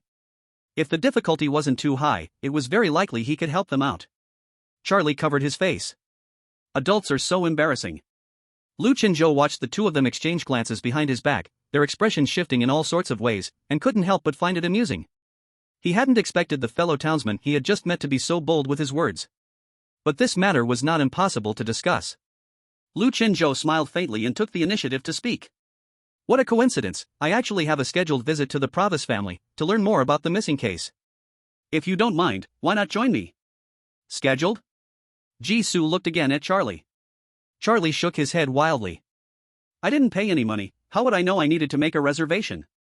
How could he have guessed that such a ridiculous ticket fee existed, and that someone would actually rush to pay and even need to make a reservation to get in? There are too many rich people in this world. Charlie grumbled in frustration in his heart. Jisoo's gaze was numb with helplessness.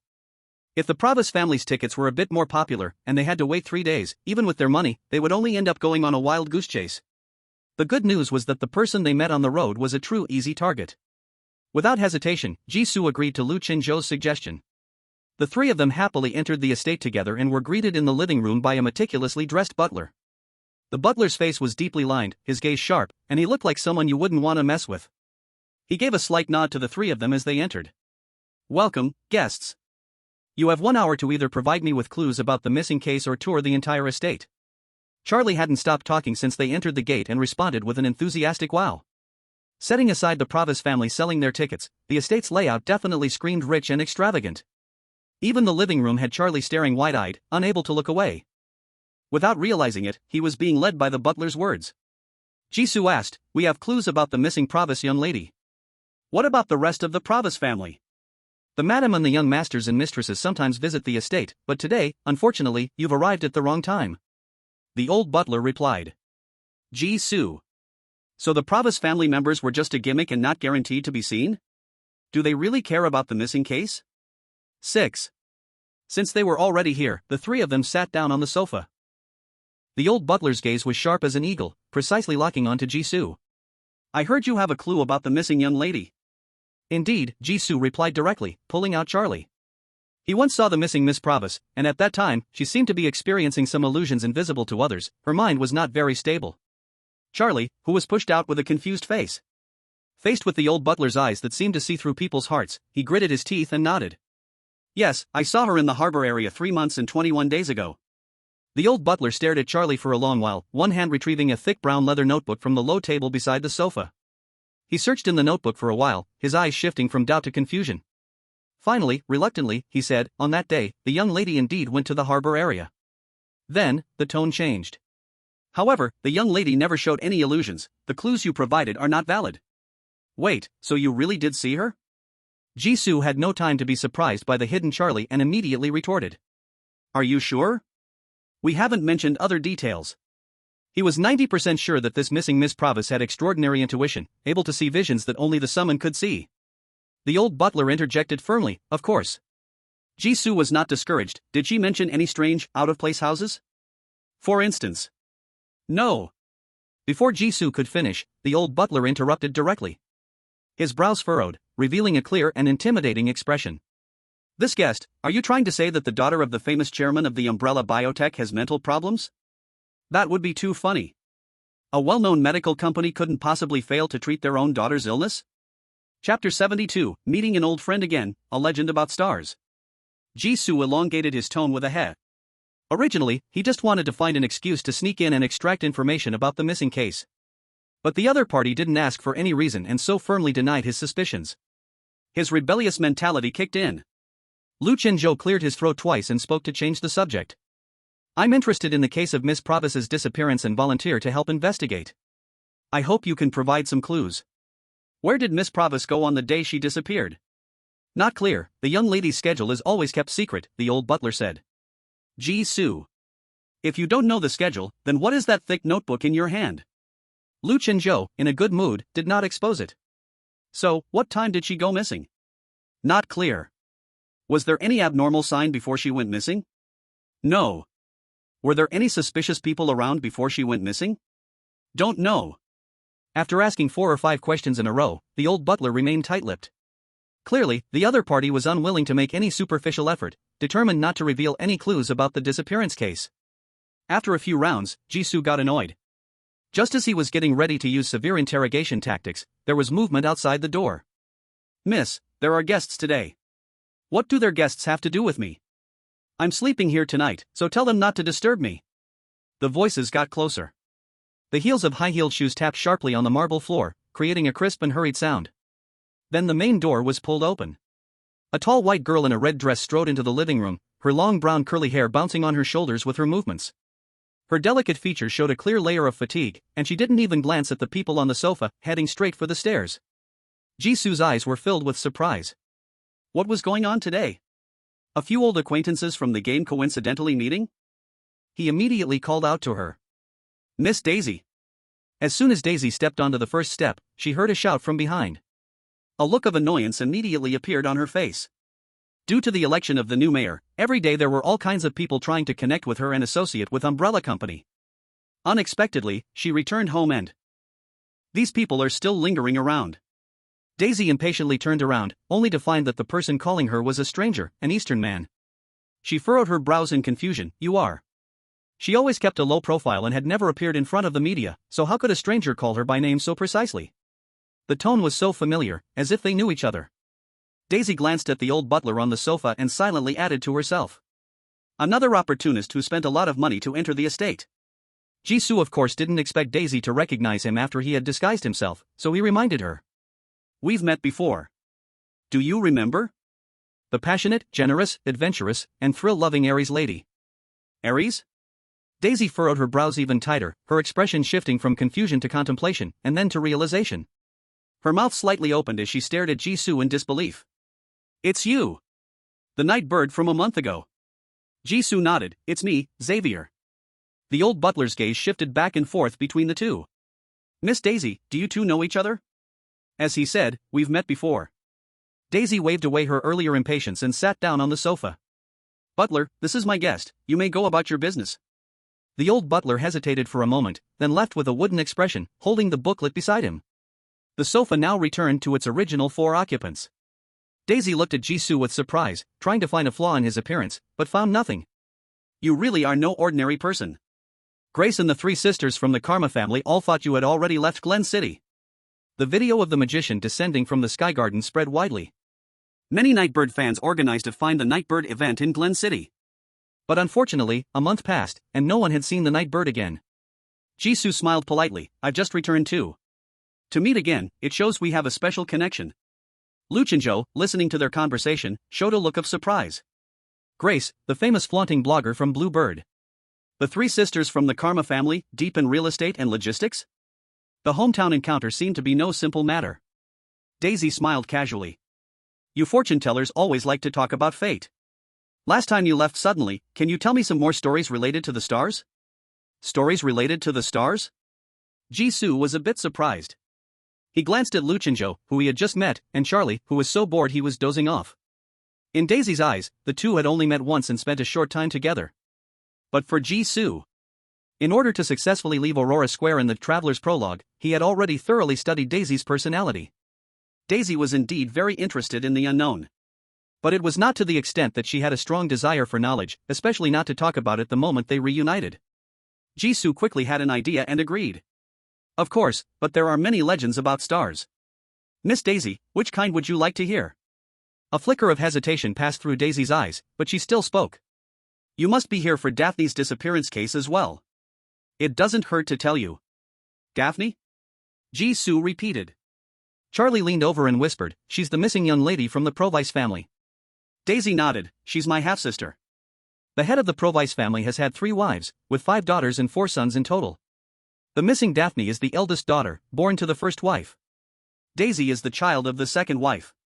Father is only interested in the useful children, so it's normal you wouldn't recognize her. If Daphne's disappearance hadn't damaged the Provice family's reputation, he wouldn't have made such a big deal about searching for her. Jisoo silently nodded. Indeed. Half an hour passed in the villa. It was easy to see that the so-called method for providing clues about the disappearance case and entering the Provice mansion had long since turned into the selling of tickets. A place where opportunists assist Tian Umbrella Biotechnology with their offerings. From this, it is clear. After 3 months of searching, the missing Miss Daphne has still not been found, and the Provice family has given up. The remaining efforts are all superficial, merely to maintain appearances. Those present might be the few still concerned about the whereabouts of Daphne Provice. Luchinjo asked, is the story of the stars related to Miss Daphne's disappearance? Daisy nodded in agreement. I only recently found out that before Daphne disappeared, she had been frantically collecting myths and historical stories. Most of them are related to an existence called the Star Goddess. The goddess chooses certain individuals with specific qualities and grants them supreme blessings in missions. Charlie snorted. Sounds like a fairy tale to comfort a 3-year-old. He yawned, resting his hands behind his head, acting like an adult. Does the story then involve a chosen hero fighting a dragon to save the world? Daisy replied, but it perfectly matches the astrological readings provided by Xavier. Certain stars favor specific types of people. Chapter 73, the 12 constellations are actually ancient texts. I also found out by reading an ancient text that people really did divide the sky into different regions, naming them the 12 constellations. This led to the profession of fortune-telling, where people would predict the future by observing the movements of celestial bodies. Charlie opened his mouth wide in surprise. Ancient texts? Was that for real? Luchinjo looked at Jisoo. Constellations? Jisoo nodded without a change in expression. There is such a belief. However, so-called fortune-telling is merely a comfort for the heart, not as magical as predicting the future. Daisy looked at him with admiration. I think so too. But before she disappeared, Daphne obviously didn't think so. She carefully studied many related materials and left behind this sentence. She then took out an old book from her bag. The brown-yellow cover was wrapped in protective film, giving it a very vintage feel, and due to frequent use, many parts of the edges had curled up. Daisy flipped to the page marked with a bookmark. There was a line of sloppy black handwriting on it. No, I am also the chosen one, he is coming to find me. Next to the handwriting was a brief record of the lost ancient kingdom of Babylon's understanding of the constellations. There was only a vague paragraph summarizing it, with the names of the 12 constellations attached. Once everyone had read it, Daisy continued. Perhaps it's an unbreakable fate in my blood that made me find the book Daphne left behind and meet you, someone who understands the constellations. So, I want to know what exactly she discovered before she disappeared. The Provice family had weak blood ties. They were competitors for the inheritance, so it wasn't necessarily that Daisy desperately wanted her elder sister to return. But with all the coincidences mixed together, Daisy had the chance to get closer to the truth, so she did. Daisy shrugged. Although I'm confident in my mental state and the security team I hired, there have been constant disappearances in Glen City. What if I'm also the one chosen in her words? Jisoo fell into a long silence, then slowly said. So, before this, you knew nothing about the constellations? Daisy asked in confusion, should I know about such obscure and niche knowledge? Jisoo took a deep breath. Now I finally know where the problem lies. It turned out to be a case of ignorance under the light. The modern world in the game was too similar to the world he had lived in before he crossed over. The technology level, culture, and countries, everything could be matched or replaced with something else. He had always assumed that constellations, like in his old world, were just part of popular culture. Turns out, it was knowledge from ancient, little-known texts. At the Borage restaurant, Jisoo chose astrology as an entry point simply because the female friends he had known in his past life were all interested in constellations. As a result, it successfully led to his conversation with Daisy. Su Ching-won made connections. It was like a blind cat stumbling upon a dead mouse. Calming the excitement in his heart, Jisoo gestured for the bewildered Daisy to continue speaking. What else? Miss Daphne, who is missing, is there anything special about her? Daisy came to her senses and shook her head. I'm not close to her, so I don't know much. I only know she disappeared on a rainy night, driving away from the villa alone. Zodiac signs are chosen based on personality? That last sentence was what Daisy really wanted to ask, focusing on protecting herself from being targeted. A rainy night, huh? Jisoo pondered for a moment, then answered her question. Currently, there are too few clues. I'm not sure, but I think no one wants to touch the fury of the Pravis family again. His understanding of the 12 zodiac signs came from the osmosis of friends and mobile notifications. He had never thought there would be a day it would be practically useful. Besides, this was knowledge from another world, who knows if it differs from his past life. By the way, can zodiac signs really divide personalities? Jisoo thought of many things for a moment, but they were all disjointed. Afterward, the few of them asked Daisy about the hobbies and habits of the missing Daphne Pravis. When Daphne was born, the Pravis family was not as prosperous as it is now. Her not-so-wealthy childhood fostered a quiet and introverted nature, making her presence at home low. She disliked going out and enjoyed anime and online games. A definite outsider. After asking these, it was time for Jisoo and the others to take their leave. Daisy personally saw the three out of the manor. After Daisy left, Luchinjo suddenly spoke. Summoner? Jisoo almost choked on his saliva and quickly looked at Charlie beside him. Luchinjo, don't worry, ordinary people can't hear anything related to the other side of the world.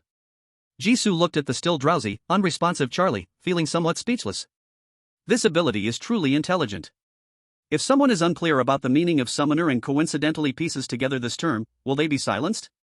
Luchinjo's smile was gentle, he sensed Jisoo's thoughts. If we could completely explain the principles of extraordinary powers, we wouldn't be at a loss regarding the approaching polluted world.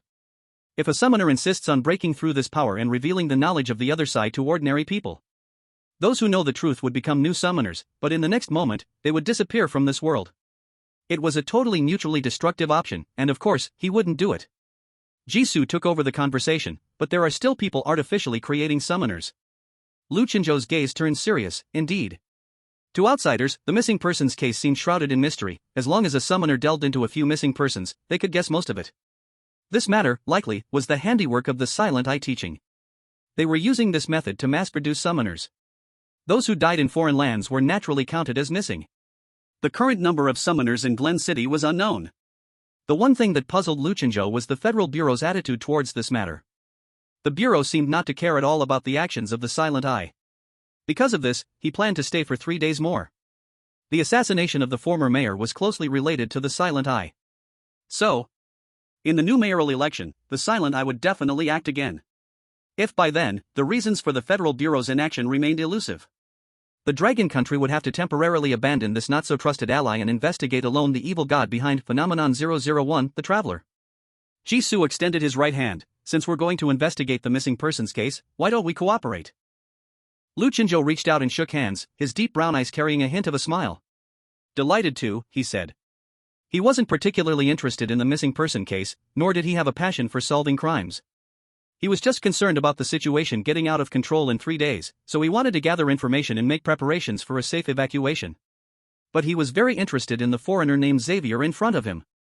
He didn't mind working together later on. Charlie looked up at the two men shaking hands with fake smiles. While silently cursing that adults were always trouble, he grabbed Jisoo's arm. Stop standing there, we've finished at the Provice family, where are we going next? At the moment, Jisoo was his provider, and being forced to investigate the missing persons case had a part to play in his role too. Jisoo looked around. The laundromat, which had been smashed by an armored truck not long ago, hadn't changed at all. There wasn't a single person on the street. It's not dark yet, so of course, let's go eat first. Hot pot's here. Jisoo helped carry the induction cooker and pot to the long table in the living room. The red and white broths, separated into 2 sides, quickly started to bubble, and the spicy aroma filled the room, dispelling the earlier coldness. Jisoo pulled Charlie, who was staring at the food with his mouth watering. The chicken needs to stew a bit longer, you can help me first. At least Lu Chinzhou provided the space, and they weren't just freeloading, were they? Since they had to discuss the missing person case, it was inconvenient to do it in a restaurant. Lu Chinzhou had invited Jisoo and Charlie to his temporary rented place for dinner. The two young men, both influenced by Dragon Kingdom culture, immediately agreed to the idea and had hot pot for dinner. Once everything was prepared, the three of them dug in. As a piece of beef entered his mouth, Lu Chinzhou's eyes lit up. Xavier, I didn't expect you to be such a great chef. With just supermarket packaged ingredients, you managed to make a heavy flavored hot pot broth taste so amazing. Fragrant, spicy, and so satisfying. Jisoo nodded modestly, glad you like it. To show off a bit, he had specifically saved up to unlock a Sichuan chef tag on the way here. Unfortunately, the white label had a low-level cap, so he couldn't get the chef god title. You can't bite the hand that feeds you. Although he couldn't taste his own cooking through the screen, Jisoo was confident that if the game had a strategy system, Lu Chinzhou's favorability would definitely go up and his wariness would drop by 1. This was the perfect time for a conversation. However, Jisoo couldn't help but be drawn to Charlie on the other side, who was eating with chopsticks, his mouth dripping with grease. Why are you so good with chopsticks? When they first sat down, Jisoo was thinking of teaching Charlie how to use chopsticks. If he really couldn't learn, Jisoo had even prepared a knife and fork for him.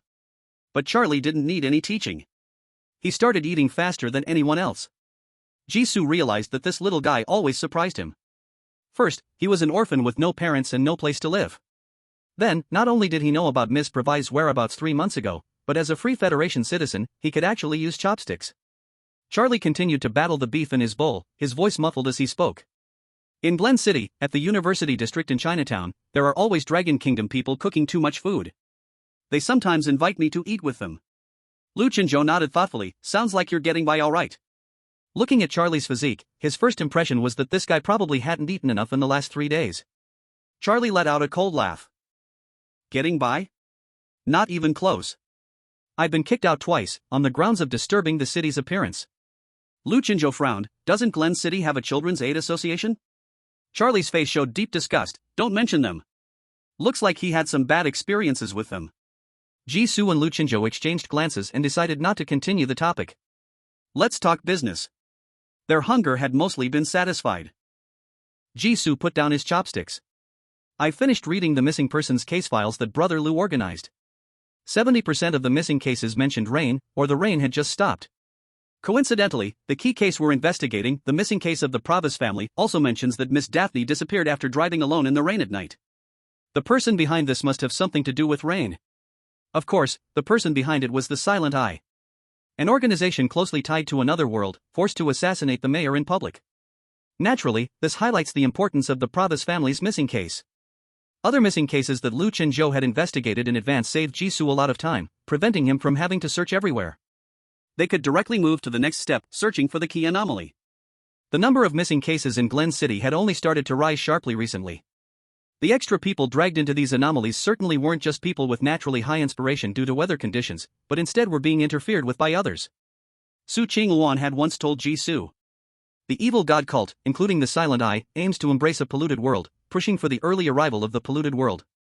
They were working to cultivate more and more summoners, increasing the progress of the normal world's transformation into a polluted world. After so much tinkering, it wouldn't be impossible for them to come up with a way to artificially create highly inspired ordinary people. However, the missing cases had only appeared recently, and the Silent Eye's technology was likely still immature, leading to the unusually high frequency of rainy days. There must be some anomaly that absorbed most of the missing people. Lu Chinzhou wasn't as optimistic as Jisoo. He took a sip of juice to cool off the spiciness and calmly said, "Recently, it's the rainy season in Glen City, so it's normal for the number of rainy days to be high."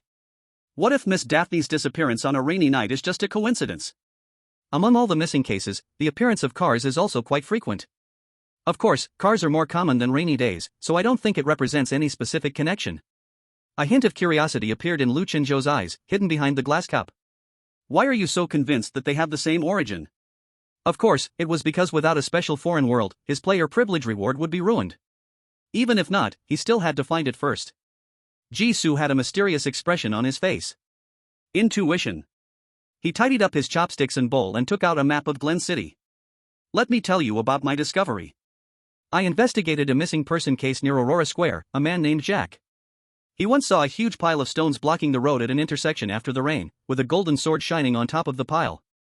This location is very suspicious. He circled the spot on the map, which was the intersection near the bakery from earlier. Charlie swallowed his food and raised his head, stealing a moment of relaxation. Where did you learn this from? Didn't you just talk to the landlady about Jack and then rush to catch me? Of course, it was from the file of the last person whose wallet you stole. Jisoo didn't say what he was thinking and smiled indifferently. Because I'm a highly observant detective. Chapter 75, The Fated Summoner. TCH. Charlie rolled his eyes. He wasn't afraid to investigate missing person cases, but believing that the other person was just an ordinary detective was nonsense. He stopped paying attention to the mysterious duo and focused on his meal. Meanwhile, Lu Chenzhou seemed to have come to some realization and suddenly said, "Observer?" Jisoo froze for a moment. "Observer? Talent sequence 456 Observer. Wasn't this the hidden reward he got from completing the Mingqing train mission? How did you figure that out?" Jisoo was filled with disbelief. The talent sequences he obtained from the foreign world were different from the abilities in his label system, and couldn't be used in the normal world. Until now, he hadn't even seen the effects of the observer sequence. Yet, the other person had accurately identified the talent sequence he possessed. Seeing Jisoo's reaction, Lu Chenzhou couldn't help but sigh in relief. Even he himself couldn't clearly say what kind of feelings he had when he spoke those 3 words. The chance of encountering a stranger summoner who just happened to be on the traveler profession path was very small to begin with. What was he really worried about? Lu Chenzhou's smile became even more sincere. Just a guess. A talent close to sequence 400, even if it can't be actively called upon, will still leave a shadow. A talent sequence of 400 is a huge threshold. The smaller the number, the closer it is to the power concepts and legends and myths. Once a talent numbered between sequences 400 and 500 is mastered. In the normal world, summoners can also carry part of the shadow of the talent sequence. For example, a summoner on the lucky path. Drinking soda can lead to getting another bottle several times in a row. When in a hurry to leave, usually congested roads happen to be clear, someone throwing something from a high place, but he just happens to walk far away. This isn't a power actively initiated by the summoner. The effects lean more towards coincidence and intuition, which ordinary people can also replicate. Therefore, it won't be rejected by the normal world. It's a rare benefit for summoners. Talent sequence 456, Observer can perceive details that ordinary people cannot discover, making it just right for being a detective. Jisoo suddenly understood. So that's it. It seems that the hidden reward he got in the Ming City training mission was not so useless after all. The person across from him was probably a summoner more seasoned than Su Chingwan. Chatting with a professional person is much easier. In any case, let's first find the suspicious places. If we are lucky, we might be able to dismantle the conspiracy before the hidden hand takes shape. Lu Chenzhou was not optimistic about the outcome of their actions. Today ended, and there are only 2 days left until the mayoral election. Trying to eliminate the layout of an evil god cult in one go was simply a fantasy. However, it doesn't hurt to take a look. Lu Chenzhou picked up another pen and circled it on the map. Coincidentally, I also discovered 5 suspicious places not long ago. He had been active in Glen City for over half a month, and without relying on the narratives of persons linked to the missing cases, he already knew quite a few anomaly locations. After circling them, he added, "I can't be sure that the timing of their appearance is definitely related to the rain knot." Charlie's gaze roamed back and forth between the two. "What do you think? Those people in the missing case didn't see things that were hallucinations?" "Of course." Jisoo was about to answer casually. Unintentionally glancing, a green arrow hovered in the air, pointing straight at the top of Charlie's head. An arrow that flickered with fluorescence, very conspicuous. From his selective choice green labels effect. Selective choice, occasionally able to instinctively find a quicker, safer path to reach the destination. The paths in the label turned out to include not just the physical paths that exist in reality? Is fate selection also considered a path? Several thoughts surged into Jisoo's mind, leading to a conclusion even he found hard to believe. He looked at Charlie. "Can you see those hallucinations?" Charlie took a sip of juice and replied leisurely. "If you're talking about the stone mountain in the middle of the road, the house on fire in the rain, the suddenly appearing and disappearing church. I can indeed see them." Lu Chenzhou's expression changed instantly, and he couldn't help but lean closer. "What? When did you start seeing these things?" Inspiration, a specific group's mysteriously profound characteristic. It can be explained as a natural high sensitivity to supernatural forces. In horror movies. It's the kind of person who, while others just discovered the first movie's creepy doll, had already encountered the hidden boss in the second movie. The advantage is being able to understand the true story much faster than others. The disadvantage is that the death rate is also n times higher than others. Charlie tilted his head and looked at the ceiling, thinking. 4 years? 5 years? Anyway, after the old bastard who named me died, I was able to see. Season understood from the bakery owner's words that Charlie had an adoptive father. Exactly 5 years ago, he died from drug use. Lu Chenzhou took a deep breath. Born with high sensitivity. Seeing anomalies at such a young age. Once he reaches adulthood, or accidentally steps into another realm, he will surely become a summoner. Lu Chenzhou, feeling uneasy, asked, "You haven't been near these places, right?" Such a small child, still malnourished, would never survive in a man-eating other realm. Of course not, Charlie rolled his eyes, only a fool would deliberately go into a suspicious place. At first, I thought I was sick, experiencing illusions like Jack from 13th Street. Most people not only can't see these illusions, but they can also walk right through them without any hindrance. I couldn't afford to pay for treatment, so I might as well pretend they don't exist. After all, illusions can't kill me. Over time, I just got used to it. Lu Chenzhou breathed a sigh of relief. It's good you didn't go in. Jisoo, so, you know the illusions related to the timing of rain? Of course. Charlie took the marker from Jisoo as if it were a given. He crossed out a place that Lu Chenzhou had circled, quickly drawing more circles on the map. As he drew, he wrote words on the side. The bubbling hot pot broth mixed with the scratching sound of paper and pen. After more than 10 minutes, Charlie tossed the pen aside, satisfied, and clapped his hands. Done. The blackened areas represent when it rains, the hollow circles represent when they appear after the rain. The places marked with question marks are where I saw related illusions, at least 6 months ago. The triangle represents low appearance frequency, it may take several consecutive rainfalls to show up, and the timing may be related to other factors. The crossed out place is a house on fire, its appearance timing has nothing to do with rain but rather that the family next door returned. I've written down the specific information for each location, you can check for yourselves. The markings on the map were dense. Lu Chenzhou marveled, I didn't know Glen City had so many anomalies. The Super Anomaly Bureau's attitude towards anomalies is to contain them if possible or relocate them if not. He had never seen such a grand scene where every street has interconnected anomalies. Chapter 76, Don't Underestimate Charlie.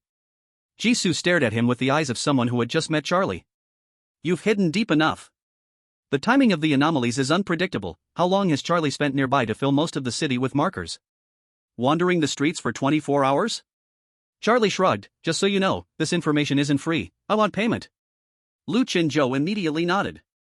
Of course, if the accuracy of the information exceeds 80%, I'm willing to support you until you reach adulthood. If you get into university, I will keep supporting you until you graduate. Even if I leave the Free Federation, the agreement still stands. The mutual transformation between anomalies and other realms always catches people off guard. Although other realms prefer to assign summoners based on national backgrounds, the anomaly information from the Free Federation isn't considered important to Long Country. But circumstances are unpredictable. What if someday it becomes useful? Even if Charlie doesn't say it, he will definitely give the other party the reward they deserve. Charlie disdainfully shrugged. What would I want your support for? I can earn money myself. And who wants to go back to school to study? The things he needed to learn, he learned long ago, going back to school would just be a waste of money. Jisoo laughed, ha. Stop. I've decided to turn over a new leaf, no more bringing up the past. As if guessing what Jisoo wanted to say, Charlie hurriedly interrupted. Then he mumbled with indignation. If you hadn't pretended to be a defenseless fool, I wouldn't have gotten itchy fingers. Jisoo pressed down on his shoulder and smiled. This exactly shows how habits and environment influence a person. Because you think it's not a big deal. So eventually, it will happen again. Listen to your brother Lu and go back to school first. Charlie is obviously a smart child. But being smart doesn't mean he won't make mistakes. There are things to learn in school that go beyond just textbook knowledge. It's better to correct things early before he goes down the wrong path. Before Charlie could refuse again, Jisoo added. Your brother Lu's reward is his, but I have my share too. What do you want? Charlie was planning to keep arguing. But with that last sentence, he fell silent in an instant. After thinking for a moment, he spoke. Before leaving Glen City, treat me to a meal like this hot pot again. I want to try other flavors. Jisoo thought to himself, wow. It seems my cooking skills are so good that I've conquered a foreign palate. Lu Chenzhou found it equally amusing and helpless. Is that your only request? Charlie nodded seriously, I hope the new hot pot has cheese and chocolate. Jisoo felt his hand that was supporting him weaken, almost slipping and falling onto the table. What did you say to put in it? He asked stubbornly. Cheese and chocolate. He couldn't imagine what kind of dark dish would come out of that pot. Jisoo wiped his face, his tone complicated. Do you know that the flavor you want, in our country, would be cut into pieces? They were already arguing about spicy red pots and clear broth pots, and now adding a sweet base? In the end, Jisoo still gritted his teeth and agreed to his request. At worst, they just split the pot, and Charlie could eat his dark dish by himself.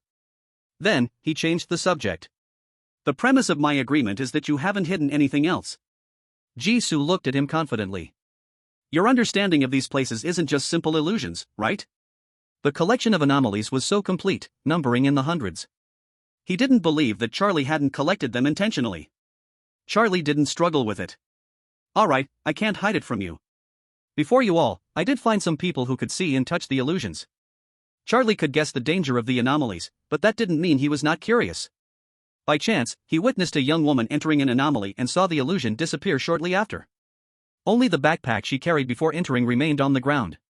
Lu Chenzhou understood, the anomaly transferred to another realm, she is just an ordinary person with high sensitivity. Perhaps the incongruity of that anomaly was not high, leading the person to accidentally stumble in. By the time she realized the truth, she was already in another realm, automatically starting the summoner's test. Some realms do not allow personal belongings to be brought in. Jisoo's mouth twitched. He somehow guessed the subsequent development. Don't tell me you picked up her bag. Charlie said with righteous indignation, if I had been a bit slower, such a good thing would have been someone else's. Fortunately, in the brief moment after the anomaly disappeared, the surrounding area still had a barrier against ordinary people. Otherwise, with a bulging backpack, many people would want to pick it up. Charlie, the contents of the bag were plentiful, food, tools, weapons, everything you could think of. I ate the food inside and waited around with the bag for a week, but the woman and the illusion never appeared again.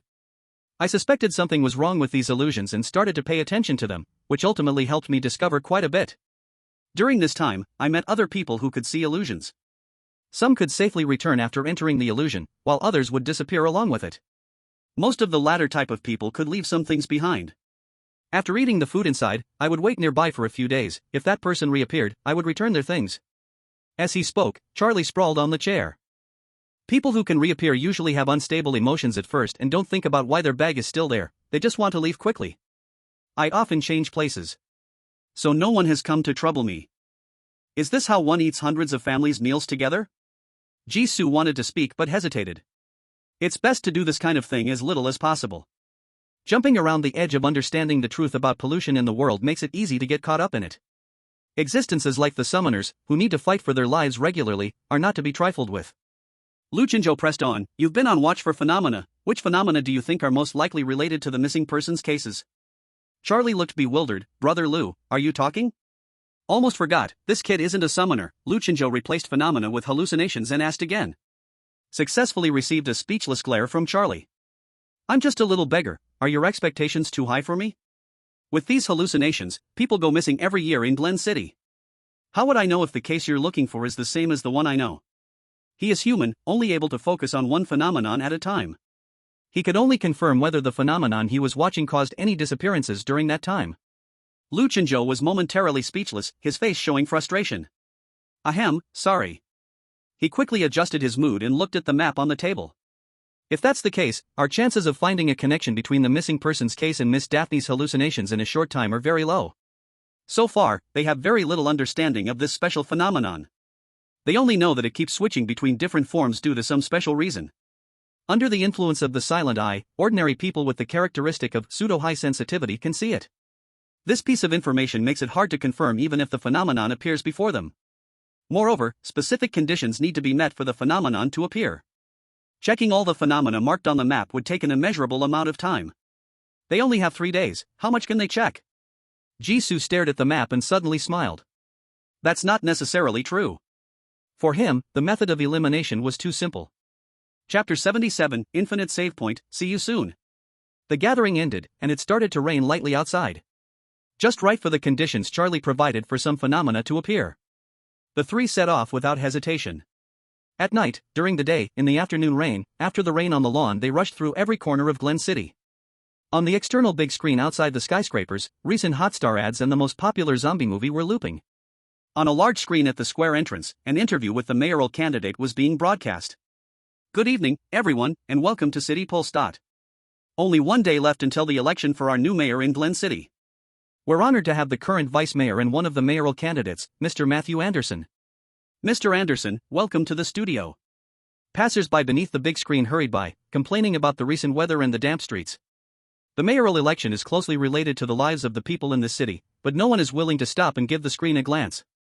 Host Rachel Carter had a flawless professional smile as she faced the man on the opposite sofa. Matthew Anderson was dressed in a well-tailored dark blue suit, his smile gentle as he nodded at the camera. Thank you, Rachel. I'm very happy to be here again to communicate with our fellow citizens. Rachel got straight to the point. Mr. Anderson, tomorrow's election will decide the fate of our city for the next 4 years. As the current vice mayor, you are the most likely candidate to be elected mayor. Do you have confidence in tomorrow's mayoral election? That's a great question. Matthew Anderson leaned slightly forward, his gaze honest, his tone steady. First of all, I must say I am very saddened by the unexpected passing of former Mayor Sean Miller. Over the past 2 years, I've learned a lot while working alongside him. He is a respected mayor who works hard for the happiness of the citizens of Glen City. But to achieve measures that satisfy everyone takes time. For example, the security issues that Mayor Miller was unable to address before his death. If I am elected mayor of Glen City, I will surely. A homeless man napping on a bench in the square was discovered by the security and kicked off the chair. Rubbing his back where he was kicked, the homeless man looked up and cursed at the noisy big screen. All talk and no action. Glen City changes its mayor every 4 years, but I don't see any difference year to year. On another bench, Jisoo, Charlie, and Luchinjo sat side by side. Luchinjo was the first to pull his gaze from the homeless man, looking at the vice mayor's interview on the screen. Although the mayor has died, his mayoral team is still here. If there are no surprises, Vice Mayor Matthew Anderson is the most likely candidate for the new mayor. Jisoo replied with an O. What is the probability of there being no surprises? Luchinjo fell silent. The two understood without speaking that tomorrow's election would surely encounter problems. As the clock ticked closer to midnight, Charlie yawned.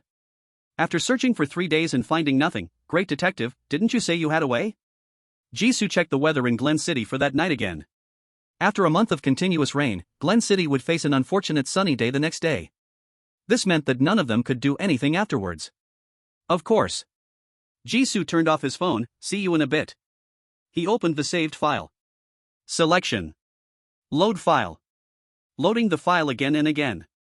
Jisoo returned to a room filled with the fragrance of hot pot. Luchinjo frowned at the map on the table, his tone serious. But if that's the case, our chances of finding a connection between the missing persons case and Miss Daphne's hallucination in a short time will be very low. How will we know if we don't try? Jisoo interrupted him, marking a location on the map with a red pen. Tonight, there was a little rain in the harbor district, and if we hurry there now, the rain will have stopped. We'll start from this hallucination point. Harbor district? Luchinjo couldn't help but repeat. The new harbor district is at least an hour and a half drive from where they currently are. It's not very close, but also not the furthest place. Why start the investigation from such an awkward location? But it was a carpet search anyway, it didn't matter where they started. Luchinjo agreed. The three drove towards the new harbor district, where the rain had just stopped. Luchinjo couldn't help but look at Jisoo. It seems that today's weather forecast is quite accurate. I think so too, Jisoo casually agreed. He recalled the progress from the last saved file while leading the way at the front. Finally, they found a circular archway made of large green stones. The green stone arch stood on the asphalt road, its surface covered in wind erosion marks, starkly contrasting with the passing cars and colorful billboard lights. Just as they got about 100 meters from the green stone arch, a system prompt appeared on Jisoo's screen. Special mission detected, clear the dungeon, would you like to accept? The name of the dungeon was a jumble of random characters, which did not affect Jisoo's joyful mood at all. He clicked accept without hesitation and turned to shout at the two. I found it! Charlie, who had been somewhat sleepy, suddenly widened his eyes and asked in disbelief, so soon? They had just planned to begin a thorough search for the hallucinations related to the missing case. And they had already found the first one? You didn't check anything, and you're sure you found the right one? Did you know which hallucination to look for before you came? Charlie shot several questions at him. Jisoo shrugged nonchalantly. Could you not tell it during our conversation just now? He just knew a little time management trick. What he really wanted to find was a special mission. The mission was triggered, so of course, it had to be found. Luchinjo stared at Jisoo for a long while. Are you sure this is the anomaly we're looking for? Jisoo replied, if I'm not sure, I can go in alone, and you all can wait for my news outside. As he spoke, he suddenly looked ahead. A white car passed through the bluestone archway and suddenly lost control, crashing into the roadside guardrail. The front of the car crumpled in instantly. The three ran over quickly, and Jisoo looked at the driver's seat. The driver's seat, now dented like a compressed biscuit, was empty. There was no smell of blood, nor any severed limbs. It was as if there had never been anyone there when the accident happened. Luchinjo stepped over. There's nobody in the back seat. Nobody in the front, nobody in the back. Without a doubt, the owner of this car had gone to another place. The two exchanged glances, then looked at the bluestone archway standing on the asphalt road. Chapter 78, New Alien Realm, The Brave Chosen by Fate. After a while, the bluestone archway still stood there. Jisoo furrowed his brow. Is it still not disappearing? Because of the space folding, the driver in the car was taken to another space where the anomaly was located. Caught off guard and suddenly taken away, the driver should have realized the abnormality of the anomaly space by now. Why hasn't the bluestone archway transformed into the alien realm and disappeared? Luchinjo was equally puzzled. After waiting a bit longer, he suddenly realized. Could it be a large-scale multiplayer anomaly? Jisoo asked, a multiplayer instance? Luchinjo explained, some anomalies have strict requirements for the number of people. The task only starts when the number of people reaches a certain count. So the anomaly won't disappear immediately, and people inside can't come out. He rested his chin on one hand, studying the bluestone archway not far away. It can capture multiple ordinary people with high sensitivity at once. No wonder the number of new missing persons is increasing every day. With this feature, the suspect nature of the bluestone archway anomaly significantly increased. Luchinjo immediately made a decision. I'm going in with you. He wanted to see what secrets this anomaly, chosen and transformed by the silent eye, held. Charlie looked left and right, silently taking a step back. Then I'll head back first? He had no intention of doing something that would lead to death. Jisoo had anticipated this and reimbursed his travel expenses. Considering the time inconsistency between the alien realm and the normal world, the exit location might also change. He specifically reminded Charlie not to wait around nearby and to do what he had to do. After they came out, they would take the initiative to find him. By the way. As he was about to cross the bluestone archway, Jisoo turned back to look at Charlie not far away. I don't know if we can meet again later, so I'll say this here. Although I don't want you to go near these illusions, if one day you really find yourself in a desperate situation, it can help you change your fate. After the hot pot night, Jisoo realized that Charlie, relying on the summoner's rewards, was not worried about food and drink at all. At first glance, Charlie looked small and malnourished, but that was due to his genetic condition. Luchinjo wanted to take him to the hospital, but Charlie firmly refused. He knew his own health condition well. His parents had both passed away due to this illness after giving birth to him. He wanted to get better, but it would only cost more money. Knowing he couldn't afford treatment, why waste money on the first checkup? Jisoo was willing to cover Charlie's medical expenses since all his money was picked up for free. But Charlie still insisted on refusing, shouting that if Jisoo left, a 14-year-old kid like him would definitely be exploited by greedy hospitals. With the party not cooperating, Jisoo naturally had no other way. Going to the alien realm to risk his life was the last resort. If possible, he hoped this prideful and stubborn little brat would never have to resort to such a last resort. Charlie casually nodded, indicating he understood. Hurry up and go in, or it'll disappear soon and you'll have nowhere to cry. Jisoo found it amusing and shook his head as he left. Upon crossing the bluestone archway, Jisoo was met with darkness. After a moment of indescribable dizziness, he received a task description from a foreign land. On this land known as the Land of Starshine, all living beings were born in the embrace of the star goddess Estera. She wove light into mountains and rivers, turning hope into the fire of life, making the world full of brightness and order. However, the demon king Malagomo rose from the abyss, using tricks to imprison the goddess. As the goddess's power was sealed, the brilliant stars gradually dimmed, nights grew longer and longer, and monsters began to rampage across the wilderness. The ancient prophecy reappeared: when the stars dim, a chosen hero will bear the duty of saving the world. You are the hero who answered the king's call and hurried to the royal city. Please fulfill your duty, go to the demon king's castle to eliminate the demon king, rescue the goddess, or become the nourishment on the road of the demon king ruling the world. The hero carries the last hope of this world, and thus you will receive all the support and blessings this land can offer. You will find the clearest path, the most selfless help, and the warmest protection. Please, heroes, proceed with caution and solve the demon king hidden in the darkness. Hero? Demon king? The content of the task description feels like an opening line from some RPG game? Stepping in front of the bluestone archway, Jisoo had imagined many times what scene he would see.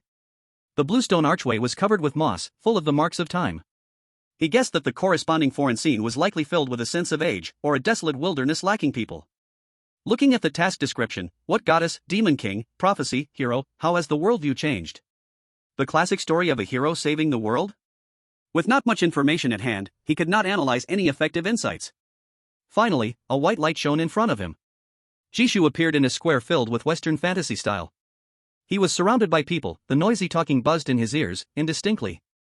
Everyone was wearing the same rough hemp long shirt with a corset. Jishu looked down. Great, he also had a set of the same gray-brown clothes. The fabric of the clothes was a bit rough, but at a glance, it was clearly well made, tailored appropriately, and fit very well. A uniform wholesale hero outfit from the foreign land? Jishu counted carefully, there were at least 300 to 400 men and women dressed the same in the square. So many chosen heroes by fate, he murmured to himself. This fate feels a bit cheap. Quiet. A sudden angry shout came from the front. All the heroes immediately fell silent and looked towards the source of the voice. At the front, on an elevated platform surrounded by soldiers, stood the king, dressed in a maroon-purple robe with golden edges, holding a strange stone radiating purple light. Jishu guessed that the stone was some kind of sound-amplifying magical device. Because even from hundreds of meters away, he could still clearly hear every word the king said. The star goddess Estera, our creator and guardian, is imprisoned by the shadow of the demon king Malagomo. The stars have dimmed as a result, and the long night is spreading. But the prophecy has never forgotten us. The general meaning is, the star goddess has been captured by the demon king, and since the king's army cannot defeat the demon king, he decides to follow the prophecy and organize a team of heroes to fight the demon king. The hundreds of people present are the heroes initially selected based on the prophecy. No matter the background, everyone is eager to sign up and march to the demon king's castle to face death. Surrounded by soldiers, Jishu could not leave the crowd to act alone. He could only listen honestly as the king passionately rambled on to the other heroes. The star goddess illuminates all things, showing no favoritism. Fate has chosen you, not considering your noble or humble origins. Whether you are the son of a stonemason, the daughter of a farmer, a wandering artist, or an unnamed apprentice, you can become a hero. A qualified hero not only possesses unwavering faith, noble qualities, and unrivaled strength. More importantly, he must possess a weapon that belongs to him. A weapon to kill the monsters along the way, to slay the demon king who has imprisoned the goddess, and to save the world. And it is right in front of you. As the king's voice fell, the ground began to shake lightly, emitting a dull humming sound. Jishu just dodged the hand beside him, which almost pulled him down, steadied himself, and heard a series of gasps erupting ahead. Oh my god, what is that? Over the throngs of people, several giant rocks, looking like small mountains, suddenly appeared in the square. At the top of the largest rock, a weapon was embedded, shimmering with a rainbow of light under the sun. Jishu stared in shock at the golden sword on the right stone mountain's peak. The sword in the stone? Isn't this a larger version of the sword in the stone phenomenon he saw near the bakery at Aurora Square? Chapter 79, The one who draws the weapon is the fated hero. The king's speech had reached its climax. Before the sun crosses overhead, whoever can draw the weapon from the stone mountain will be the true hero. This will be your only chance in your lifetime to change your destiny. The glory of magic and heroes will be revealed before you. The crowd began to stir with excitement. Even without the king's enticing speech, the extraordinary weapon glowing on the stone mountain was enough to make most people present envious. Jishu frowned. As the king's voice faded, numerous images flashed before his eyes, seeming to be memories of the role he was playing. Gorgeous houses, rooms piled high with gold coins, the embarrassment of being thrown out, mockery from former rivals and friends, beatings and insults from other beggars. You are a merchant who went bankrupt in a commercial war, witnessed the coldness of human feelings, and became destitute. Jishu looked at his hands. Hands that couldn't even hold a chicken, unable to snatch the straw for warmth from other beggars. If he wasn't chosen as a hero, his life would truly be at an end. It really can be considered an opportunity to reverse fate. The king raised his scepter high, for goddess Estera. For the goddess. Long live the goddess. Kill the demon king. I am the destined hero. Countless young people clenched their fists, shouting loudly, their faces flushed with excitement. The shouts echoed in the air above the square. A man dressed in a red hero outfit, while everyone was still cheering, had already rushed toward the nearest giant stone mountain. His eyes were bloodshot as he grasped the straight and sharp rock wall. Don't compete with me, I must be the hero who defeats the demon king as foretold. Others quickly reacted and ran over in a rush. Get out of my way. Let me go first. That weapon is mine. Ah! Screams soon rang out. The red-clothed hero, having climbed 7 or 8 meters up the steep stone mountain, was violently pulled down by the second person who had cunningly stepped on others' shoulders and backs. The red-clothed hero tumbled backward, knocking over several people and rolling into a pile. For a moment, cries of woe and pain rang out incessantly. The red-clothed hero's right hand bent at an unnatural angle, sweat and pain marking his face. The king stood high above, witnessing everything. Seeing this, he simply shook his head coldly. A hero possesses incredible wisdom and can surely detect the underhanded tricks of others behind him. It seems he is not the true hero. The climbing turned into a difficult tug-of-war. People continuously lost their grip and slid down, their bodies bruised and bloodied. Some stepped back from the competition, whether voluntarily or involuntarily. Some, with eyes still glued to the light at the mountain's peak, rejoined the climbing ranks. Jisoo did not rush to act. The eager heroes climbing the stone mountain seemed too mechanical, too fanatical, lacking the caution and dissonance of a summoned one. There was no doubt they were NPCs from another land. They were the indigenous people in this hero's story. The speculation of a 100-person dungeon raid shattered, Jisoo guessed. On the battlefield, the number of brave warriors summoned would not exceed 30. With this in mind, the competition for weapons became much easier. No one has drawn their weapons yet. It seems many hidden summoners share the same thought as him, waiting for the foreign natives to pave the way and make mistakes. Jisoo walked around all the stone mountains, checking the weapons on the mountain. There are a total of 32 giant stone mountains, each standing between 16 to 20 meters tall, with exceptionally sharp edges that have left many warriors bloodied. The weapons on the mountains are also diverse. There are bows and arrows, long swords, knight swords, staffs, and other weapons commonly found in warrior stories. There are also abacuses, paintbrushes, sickles, Bibles, weapons that are uncertain if they can be considered weapons. The two types of weapons are evenly split. No matter how ordinary or peculiar the items are, they all emit a soft and sacred glow from the mountaintops. Will the two different types of equipment affect the tasks ahead? Jisoo wondered in his heart. According to the identity memories he had just obtained, choosing the abacus would be the best option. A bankrupt merchant dreams every day of making a comeback and returning to past glory. Including accepting the king's invitation to become a warrior, going to the demon king's castle to serve, is all for the substantial rewards promised by the king. Not thinking for long, Jisoo took action. He did not forget the content of the task description. The goddess's power is sealed, and the nights are getting longer. This means that the daytime will shorten. It looks like morning now, but the time that the sun passes overhead will not really be 6 hours. Jisoo chose the stone mountain with a golden sword embedded in it and, like the other warriors, began to climb step by step. With the "as easy as walking on flat ground" label, climbing this steep stone mountain was a piece of cake for him. But he didn't know how many summoners were secretly observing him in the shadows. Revealing his cards early would only put him at a disadvantage. Jisoo pretended to climb with difficulty, moving only half a body length faster than the people around him. After a cycle of climbing, sliding, and climbing again, Jisoo reached the top of the mountain in half an hour.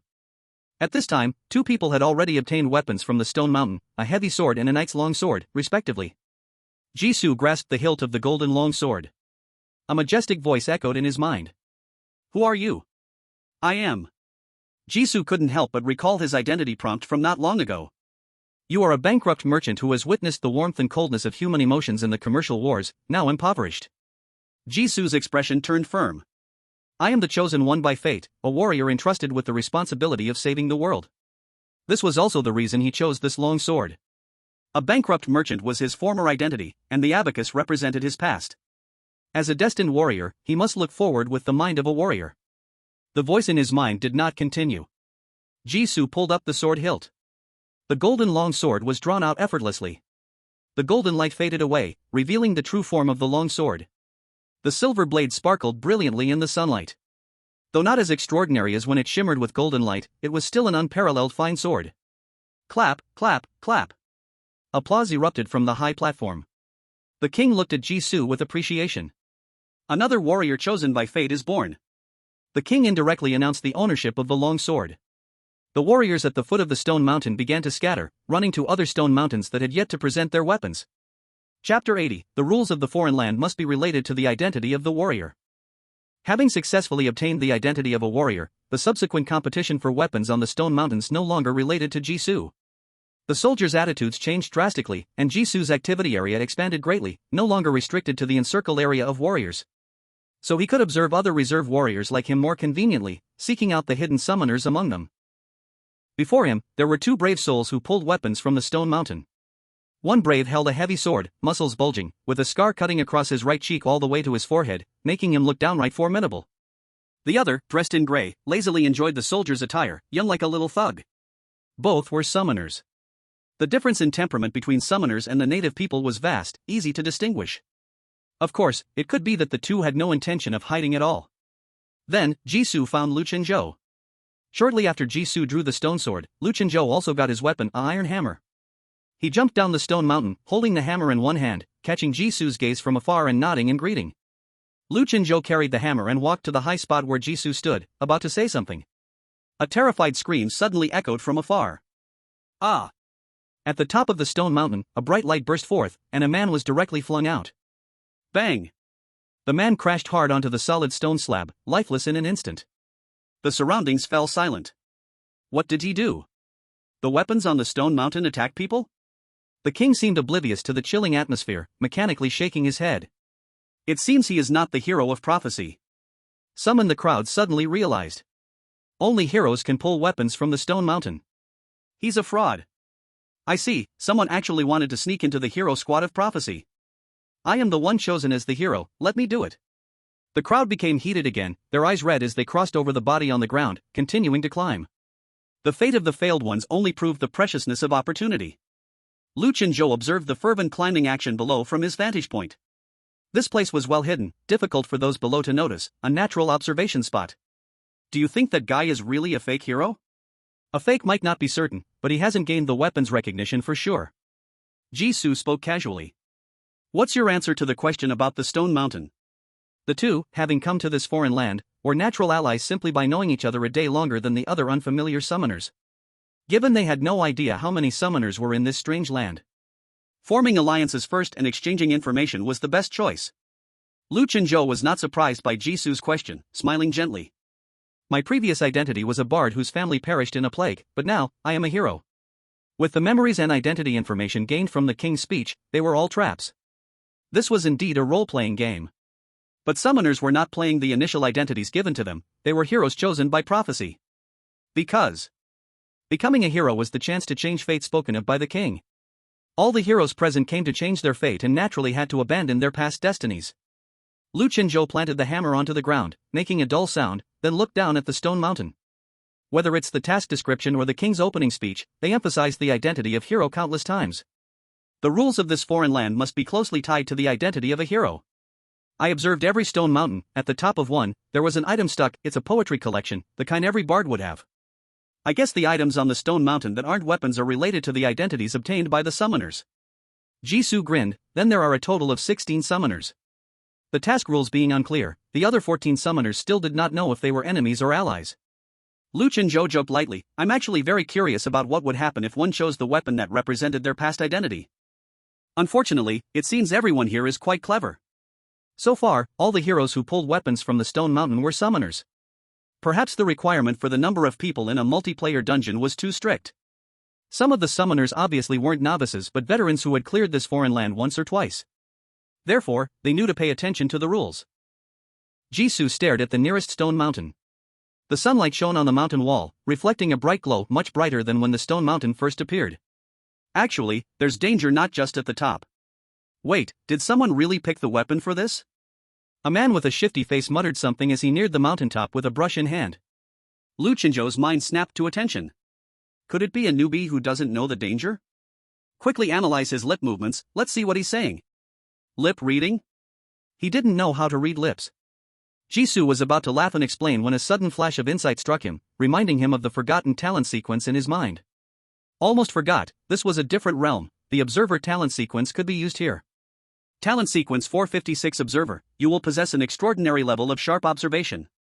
You can instantly capture subtle environmental abnormalities, micro-expressions of others, and interpret traces to deduce more information.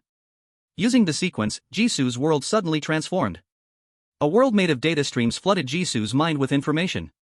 In just a second, the display screen began to flicker with static. Jisoo quickly focused the view on the shifty-eyed man climbing the stone mountain. The shifty-eyed man gleefully grabbed the brush in his hand. Ha ha ha. I did it. The brush is mine. A bunch of cowards, what kind of simple weapon could a brush, placed alongside a world-shaking divine weapon, be? This must be a contaminant. Only I know that there's a kind of contaminant in the shape of a brush that can turn drawn items into reality. With this, no matter how strong the monster I encounter later, I'll have a trump card to deal with. The man, still overjoyed, grabbed the brush and began descending the mountain, while Jisoo repeated his words verbatim to Lu Chenzhou. Luchinjo's expression was neither sad nor happy, another self-satisfied fool. What the people of this realm feared most were self-proclaimed smart people. Knowledge was the weapon that screened and recruited candidates, and it was also the most common way to play tricks on them. Newcomers who didn't understand usually were cautious and timid, while veterans who had suffered the hardships of this realm knew how to avoid danger. But only those who thought they knew something but didn't know enough, the smart ones, were most likely to fall into traps. Jisoo chuckled lightly. If he wasn't smart, he wouldn't have pulled out that brush. You have received a special evaluation from Luchinjo. Tag, Observer. Quality, Blue. Effect, you will possess an extraordinary level of sharp observation. Tag unlock progress, January 20th, 19 more people need to recognize this tag. The sudden system prompt made Jisoo pause. It had been a long time since he had seen a new tag unlock prompt. Leaving the Aurora complex, Jisoo now deeply felt just how difficult it was to unlock green and above tags in a world where ordinary people made up 99.99% of the population. A new tag, still of blue quality. Although the effect description was no different from Talent Sequence 456 Observer. As long as the tag was unlocked, he would be able to use the Observer Sequence's ability in the normal world as well. Chapter 81, Number of Survivors, 12. Luchinjo felt uncomfortable under Jisoo's gaze, leaning back instinctively and touching his face. Is there something wrong? Why was he staring at him with such a strange look? Jisoo silently shifted his gaze, replying indifferently, nothing. So, you figured out I had the Observer Talent Sequence when we were eating hot pot, and only now do you believe it after seeing a demonstration right here? You act all friendly and polite, easy to talk to, but your face is warm, and your heart is cold? Jisoo silently complained in his mind. But then again, we're just strangers, and being a bit smarter actually makes it easier to cooperate. Jisoo didn't call out the issue and continued to watch the actions of others. Soon, the sun climbed halfway into the sky. One stone mountain after another was conquered. The recruits hiding among the crowd and not yet taking action finally realized that the flow of time in the other world was strange. The sun is moving too fast. At the current speed, in less than an hour, it will be directly above everyone, ending the Stone Mountain Challenge. One by one, they emerged eagerly, joining the climbing team. And then... A brave one fell from midair, hitting the ground and groaning in pain. Mountain, mountain. He looked at the stone mountain with regret, momentarily speechless. Luchinjo glanced at the mirror-like smooth cliff, slightly frowning. The stone mountain seems much smoother than at the start. Jisoo laughed. Not only that, it has also grown taller. With so many competitors, the changes in the stone mountain were extremely subtle in a short time, and only now had the first victim appeared. Jisoo continued. The difficulty of climbing will be much higher than at the beginning. If we hesitate any longer, everyone left will not be able to reach the top in the allotted time. The developments that followed were just as Jisoo said. All the brave ones halfway up felt it was nearly impossible to move. The higher they climbed, the sharper the cliff became, and the less space there was to land. Clearly just a step away from the summit, they could only watch helplessly as time continued to slip away. 13, Jisoo said. So far, only 13 brave ones had put down their weapons. The shadow of the stone mountain grew shorter, and the sun moved upwards at a visible speed. Brave ones lying on the stone mountain were sweating profusely, their eyes filled with anxiety. Suddenly, someone shouted furiously, "Get out of the way!" A small-statured brave one sprang up from halfway up the mountain, jumping onto the shoulders of those nearby, leaping up like a cheetah. 1, 2, 3. He quickly climbed the stone wall, stepping one foot after another. People on the mountain began to fall from the cliff one after another like dominoes. This seemed like a signal. Shoving, pulling, trampling, every imaginable underhanded tactic was employed. Get down! Who's pulling me? What was once a somewhat harmonious competition had instantly turned into a life-or-death battlefield. Sweat, blood, roars, wails. Some even snatched weapons from nearby soldiers, carving their way through the stone. Soldiers who lost their weapons rushed in to grab back, further plunging the scene into chaos. A blood and mud-streaked arm reached out, grabbing the long knife at the top of the mountain. The owner of the arm was ecstatic and kicked off the person holding his ankle, climbing a few steps to the summit. I did it! I did it! I am a warrior! I am! Before he could finish, the long knife stuck at the top of the mountain turned into scattered paper scraps. The brave one who climbed to the summit looked at his empty right hand, his wide smile froze on his face. On the platform, the king announced coldly. The test is over. Anyone who has not pulled out the weapon at the top of the mountain will lose the qualification to enter the brave team. After speaking, the ground suddenly lit up with a massive, intricate magic circle. Dark red light spread instantly across the entire square like blood vessels. These red lights coiled around every brave one who did not obtain a weapon with precision. Some struggled, some were angry, some begged. No, no, let me go. Why didn't you tell me the consequences of elimination? Oh goddess of starlight, I don't want to die. Even the brave one standing at the top, looking confused, was wrapped in the red light. He struggled to escape the red light, shouting in frustration, "No, I touched it. I clearly touched it." If only he had one more minute, he could pull out the weapon. 1 minute. In the blink of an eye, the crowded square was suddenly cleared. Jisoo saw a line of words appear.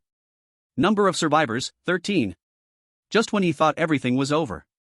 Swish. A dark red beam of light suddenly shot straight toward him. Put. Not far below him, a brave one holding a paintbrush had a large black hole burned into his chest.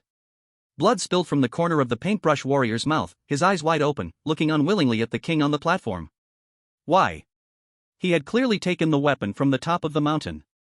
The king looked disdainfully. The weapon of a warrior without courage will be a brush. Number of survivors, 12.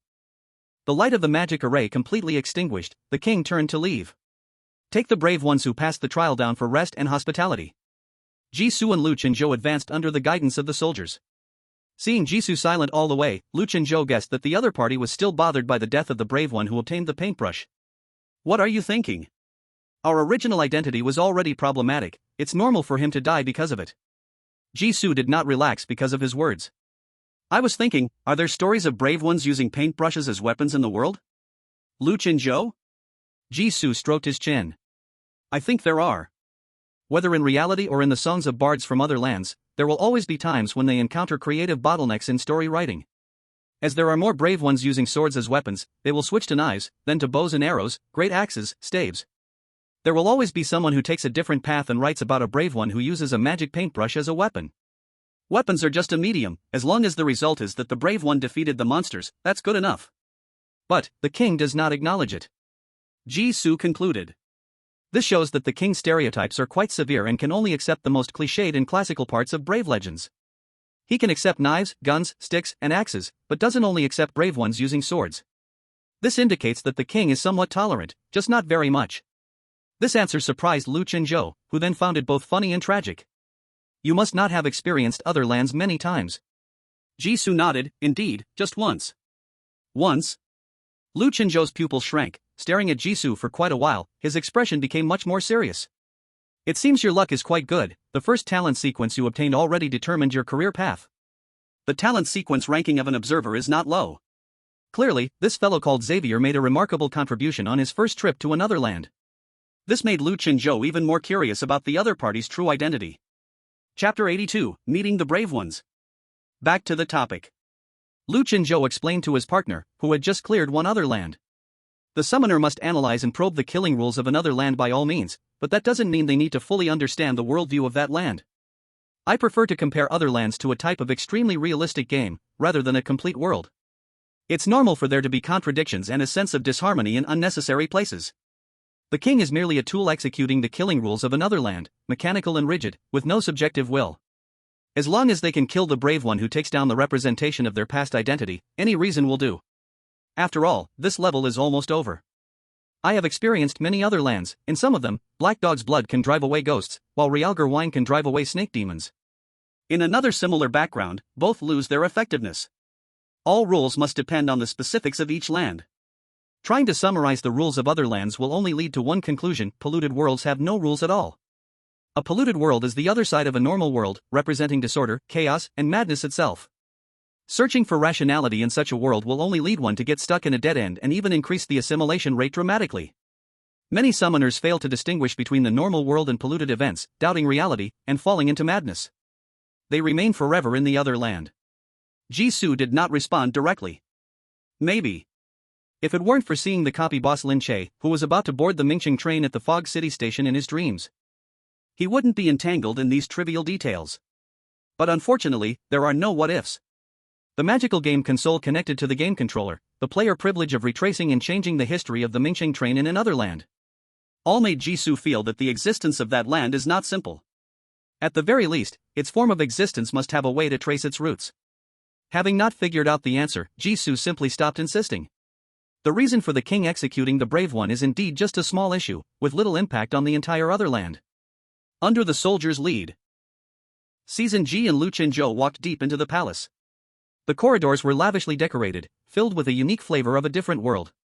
This was a world starkly different from the steel jungle of the normal world, a realm of swords and magic. Looking at everything along the way, Season G whispered softly. Who could be the key from the other realm? There must be someone in this world, equal in status to Lin Che from the Mirroring City train. Would they be the Demon King, or the Goddess of Starlight? Season G and Lu Chenzhou were the last to arrive at the resting area prepared by the king for the heroes. The large round table in the center was filled with fragrant and tempting fruits and vegetables. Whether it was the sunlight or the music played by the servants, everything was immensely relaxing. However, the atmosphere inside was quite subtle. A dark-skinned, muscular man sat by the round table, crossing his arms as he regarded Season G. Almost two-thirds of the heroes surrounded him. Other heroes held their weapons, scattered throughout the rest area. After safely bringing the last two heroes to the resting area, the leading soldier withdrew. Season G raised an eyebrow. This visitor doesn't come in peace. The Stone Mountain trial had just concluded, and small groups and leaders began to form within the hero team? The muscular man, crowded in the middle, was someone Season G recognized. He was the first to climb the Stone Mountain and obtain a heavy sword. After appearing on the Stone Mountain, he did not pause at all but directly began climbing, arriving almost 15 minutes ahead of the second hero to obtain a weapon. The brief silence was shattered by a rude sneer. Brock leaned against the heavy sword with one hand, looking disdainfully at the two newcomers. A level 3 realm isn't that impressive, any cat or dog can come in. A nearby man with a longbow and flickering eyes immediately chimed in. Brock is right, the first stage was too easy, they just got lucky to survive. Another woman holding a wooden staff, dressed revealingly, laughed coquettishly. In my opinion, if it weren't for loopholes in the realm's rules, with their looks, they could never be chosen as heroes. The longbow man added, exactly, when did it become the turn of yellow-skinned monkeys to be heroes? Ha ha ha. Everyone else joined in the laughter. Lu Chenzhou's face darkened almost immediately, and Season G's expression was equally grim. But before he could react, the instinct of a martial arts master made him reflexively step back. In an instant, a hammer flew from beside him. With a loud bang, the tray holding the fruits and vegetables shattered on the table. Wood splinters and juice splattered all over the longbow man's face and head. He froze in place, mouth agape, his mocking expression completely frozen, leaving only a pale face of someone who had escaped disaster. The hammer stopped less than an inch from the longbow man's face. The cold aura of the hammer continued to emanate, as if it had already struck him in the face. Brock gripped the hammer's handle, his palm red from intercepting the rapidly flying object. The entire resting area fell silent, as if a needle could be heard dropping.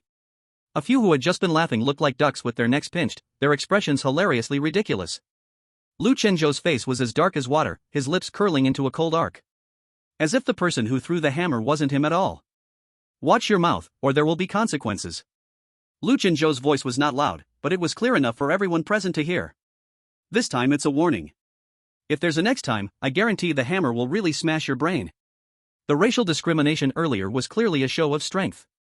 If they brushed it off casually, they would be treated as a soft persimmon to be pinched at will next.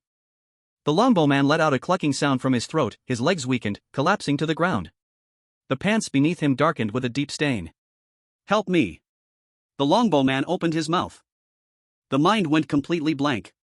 Faced with the menacing iron hammer, he fully believed that Lu Chenzhou could follow through on his threats. The terror of surviving a catastrophe gripped his heart tightly. Enough! Brock suddenly interrupted. He released his grip, and the hammer landed with a loud thud on the ground. Brock looked at Lu Chenzhou again, his earlier casual attitude gone. You insulted our comrade, you go take your punishment. Yes, yes. The longbow man hurriedly nodded, slapping his own face with a loud smack on the spot. Both sides of his face immediately swelled up high. I deserve to die. I have a filthy mouth. I deserve to die. I have a filthy mouth. Jisoo did not miss the resentment that appeared in the longbow man's eyes the moment he lowered his head. Chapter 83, the alien territory of the Free Federation, where only strength talks. Amidst the sound of slapping, Brock approached Lu Chenzhou step by step, handing the hammer back to him. The newcomer doesn't know any better. If you're still not satisfied, feel free to strike again, I won't stop you. Lu Chenzhou took the hammer, speaking lightly, no need. The longbow man was small in size, like a goblin, easy to recognize. He was the last one who did anything to win, stepping on the backs of other heroes to seize the weapon before the time limit. He was the first to burn bridges after crossing the river. So, even though the Stone Mountain training became a chaotic battlefield afterward, he remained the only one who made it out alive, right on time. Such a person is the best at currying favor, like a venomous snake, lurking in the dark, ready to strike a fatal blow at the right moment. If not for Brock's instruction, he would never have proactively provoked two strangers just appearing, with unknown backgrounds. Brock's smile was bright. Ha ha ha, this time, the initial pollution level of the alien territory is level 3, it's hard not to get anxious. I am Brock, a level 10 summoner, who has cleared the alien territory 13 times. The last sentence was intentionally spoken louder. Only having cleared the alien territory 13 times and reaching level 10, this showed how outstanding he was. After a 2-second pause, Lu Chenzhou also extended his hand. Lu Fan, level 9 summoner from Dragon Kingdom. Upon hearing level 9, Brock's smile deepened even more. Great, another experienced summoner companion. If it weren't for you, I would have thought my pollution detector was malfunctioning. He turned to Jisoo. Jisoo pondered for a moment before speaking. Xavier, level 2 summoner. Clearing 13 alien territories to reach level 10, level 1 or 2 should be the typical level for most summoners after completing one alien territory task. Brock's eyes momentarily showed a hint of indifference. Oh, okay, it seems this alien territory is really problematic. Lu Chenzhou asked, what's wrong? Brock replied. You should be able to tell, all the heroes in the rest area are summoners. The Stone Mountain trial was originally a challenge for summoners, only summoners can pass it. The king gathered the heroes here not only for rest but also for summoners to understand each other. Unfortunately, almost half of the summoners here are newcomers who just entered the alien territory. Apart from us too, summoners above level 5 are rare. This is far from the configuration of a normal level 3 polluted alien territory. Brock said with righteous anger. Lu Chenzhou and Jisoo exchanged a glance. The Eye of Silence used to convert ordinary people's traps certainly wouldn't be a normal alien territory. It seemed this alien territory was indeed no simple matter, lacking ordinary people, and specifically pulling in a few experienced summoners to fill the gap in numbers. After a brief interruption, all the summoners sat around the round table, which had almost been destroyed by Lu Chenzhou, and began to introduce themselves. After getting to know each other, Jisoo realized that Brock's initial description was still too conservative. This wasn't just half the summoners being newcomers. Apart from Brock and Lu Chenzhou, only those who called themselves Grey Crow and Shadow Fox, a man and a woman dressed like rebellious youths, looked to have more experience with the alien territory. The others either didn't know how they ended up here or were completely ordinary people. Once you have only one experience passing through a foreign realm, you are not much different from a pure newcomer. Okay, Jisoo can also be classified into the last category. No wonder Brock looked displeased at the beginning. Anyone, when finding their teammates in a high-risk level 3 multiplayer foreign realm are all a bunch of dragging newcomers, would feel like they have fallen into a death dungeon. After the newcomers learned about the terrifying aspects of the level 3 contaminated foreign realm, the atmosphere around the round table became quiet. Brock looked around at the summoners and cleared his throat. Ahem, as the highest level summoner present, let me say a few words. While the contamination level is directly related to the danger of the foreign realm, don't forget there is another standard to weight: stability. A level 1 stable foreign realm is basically not much different from the real world, with stable foreign realm rules. Even the mutated beings cannot kill people at will. The foreign realm we are currently in, although completely different from the real world, with magic and demon kings, looks like a medieval fantasy story. But it is complete enough, it is clearly a stable level 3 foreign realm. I believe everyone has seen the task description when entering the foreign realm. We are the brave ones tasked with saving the world, and all around the world will do everything to help us. This means we are safe enough before encountering the Demon King and the monsters under his command. As he spoke, he intentionally glanced at Lu Chenzhou sitting nearby. Some of you may not understand the style of the Free Federation's foreign realm. The death rate in the Free Federation's foreign realm has always been the lowest among all countries. It doesn't have chaotic fairies and monsters, it only values strength. The king provides us with weapons, and next, he will definitely give us equipment and skills needed to defeat the monsters.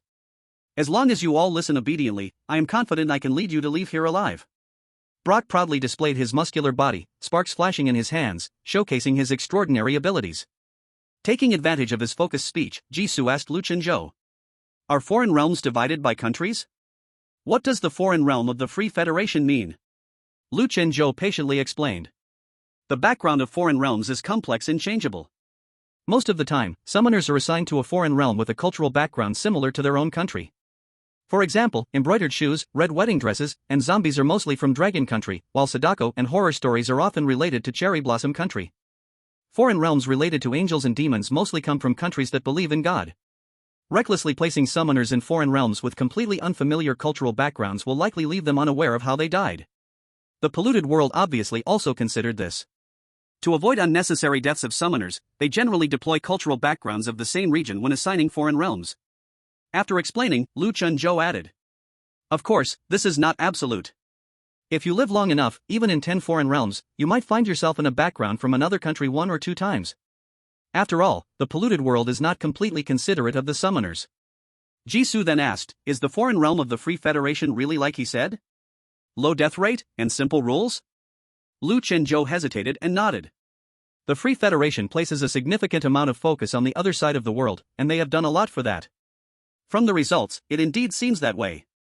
If you don't look at the cost. Lu Chenzhou added silently in his heart. To lower the death rate in foreign realms, the Free Federation has gone so far as to semi-raise the normal world. Additionally, the Free Federation itself doesn't have a rich cultural background. Most foreign realms involve fighting zombies and monsters with long horns. There really aren't any complex death rules. Chapter 84, Superb Skills, Blessing from Ancient Elves. Lu Chenzhou's expression seemed very reluctant, yet there was no trace of contradiction in his words. This made Jisoo curious about the Free Federation's decisions. Honestly, based on what he saw after entering the game, it was hard to form a good impression of this country. Abused firearms, homeless people everywhere, a huge number of illegal residents, a thriving black market industry.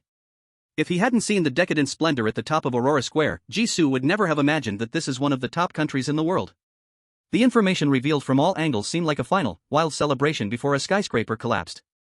If the focus of the Free Federation's development had all been placed on polluting the world, things would get interesting. Brock had a strong desire for control and leadership. Upon learning that he was the highest-ranked and most experienced summoner among them all, he had already started to see himself as the leader of the team. Therefore, he didn't mind sharing some knowledge from the other world to win people over.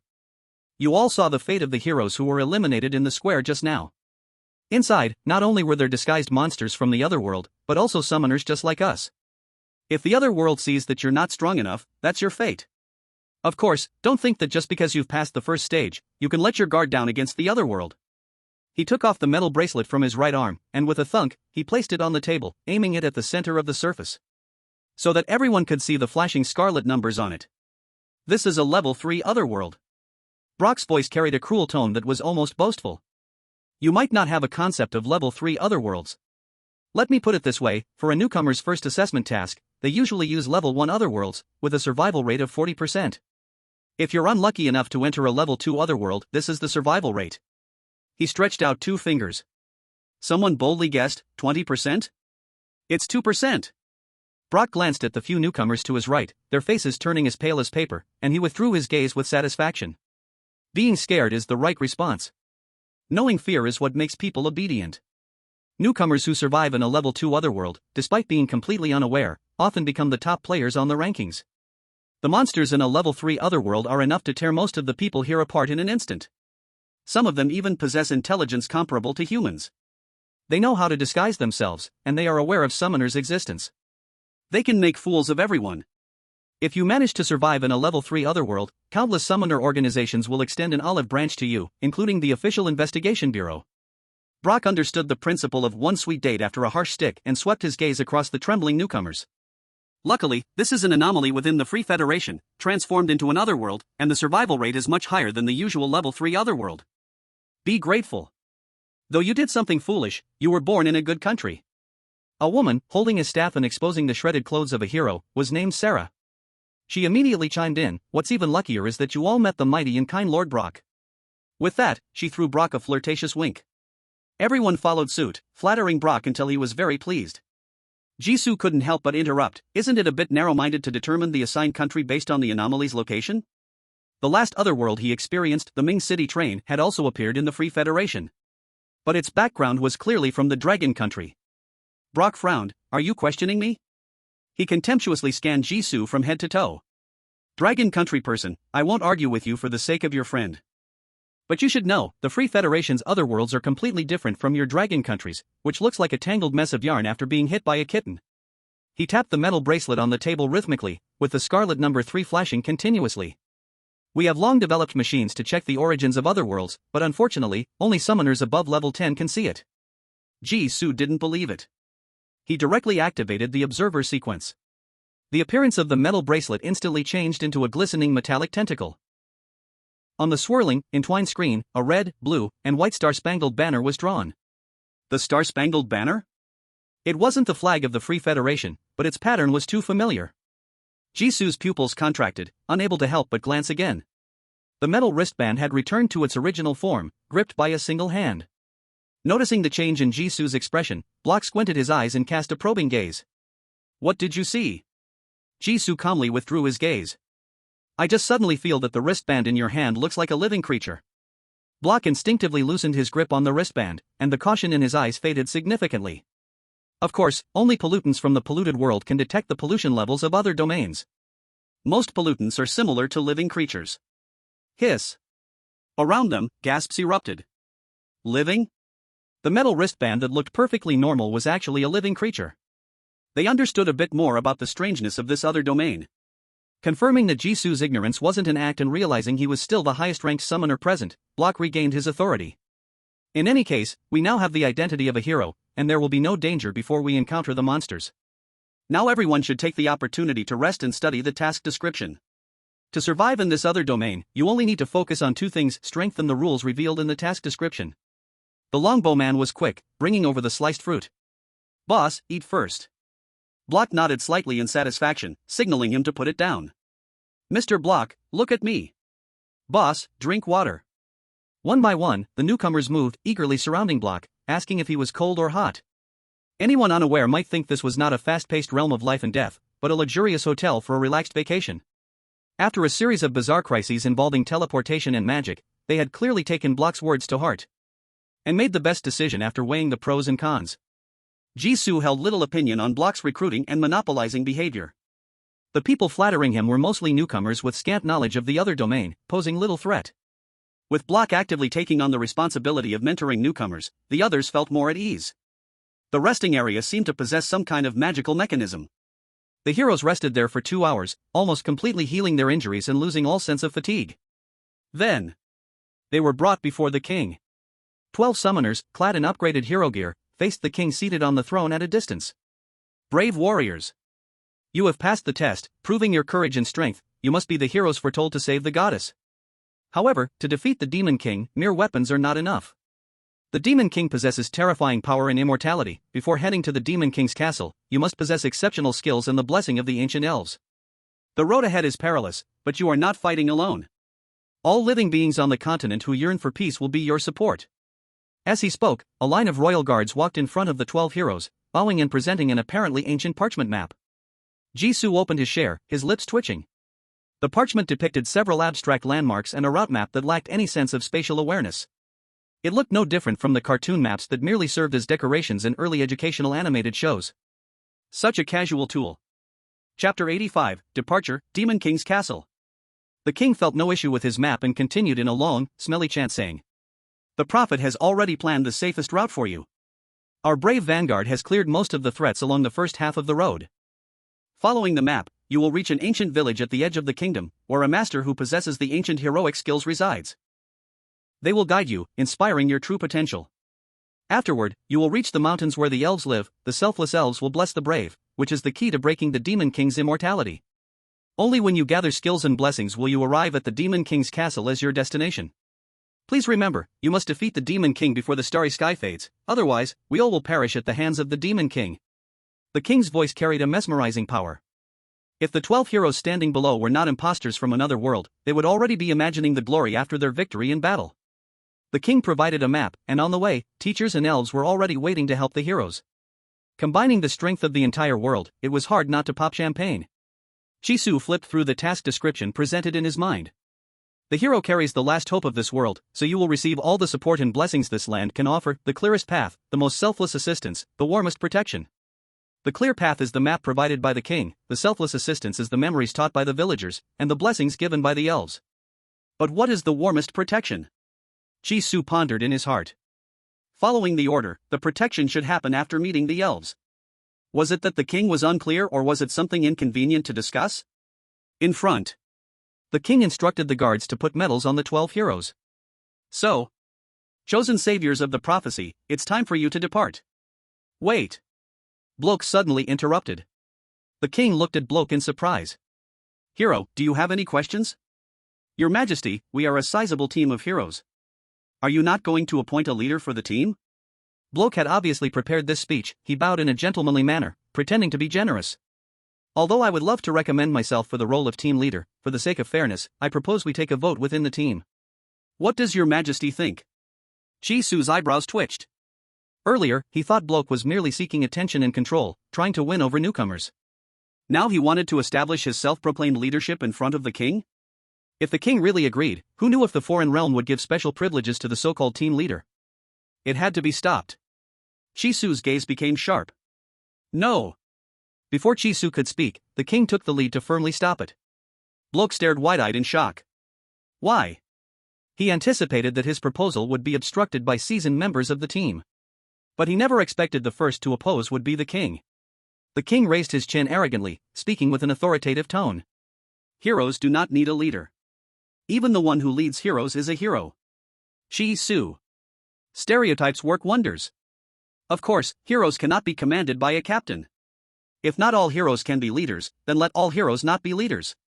Rejecting Bloke's request, the king urged the heroes to set off. Before departure, Jisoo saw the familiar bluestone archway. In the foreign realm, it was 6 or 7 times larger than when transformed into a vision, serving as the entrance and exit of the royal city. All the residents in the city came outside to see the heroes off. Brave heroes. You must be victorious. Kill the demon king and save the continent. The goddess is with you. Petals fell like colorful raindrops, showering the path of the heroes. The golden sunlight shone brightly on the ground, reflecting off the bluestone path, adding a dazzling glow to the heroes' clothes and weapons. The elders had tears in their eyes, the children gazed with innocent and adoring big eyes.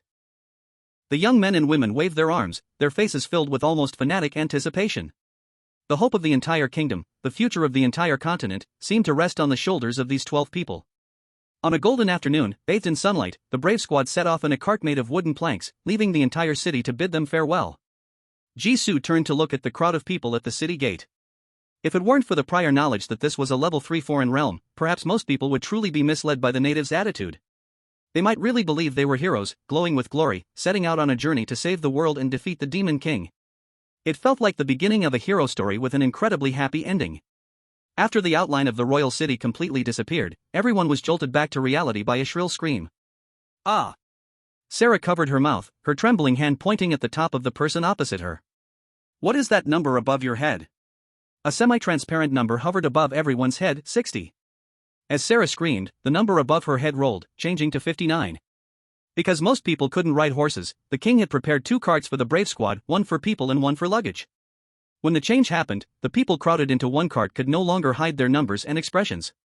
Sarah immediately realized something was wrong when she noticed the way everyone was looking at the number above her head. She took out a mirror, specially provided by the soldiers, and looked at the number above her head with a look of horror. What's going on? Why is the number above my head lower than yours by 1 point? Brock impatiently said, "Stop overreacting, this is a foreign realm. Its very existence is abnormal." Although he was still resentful that the king had rejected his request to become the team leader, Brock wasn't the type of fool to nitpick. He looked around. The urgent thing is to figure out the pattern of the numbers above our heads, and the corresponding rewards and punishments. Chapter 86, The Score Adjustment Mechanism. He sharply scanned everyone's face. The abnormalities revealed in the foreign realm all have one purpose: to kill the summoners who enter it. If you don't want to die without understanding, don't act rashly. The longbow man immediately agreed. Exactly. Does anyone know when Sarah's score changed? Everyone looked at each other in confusion.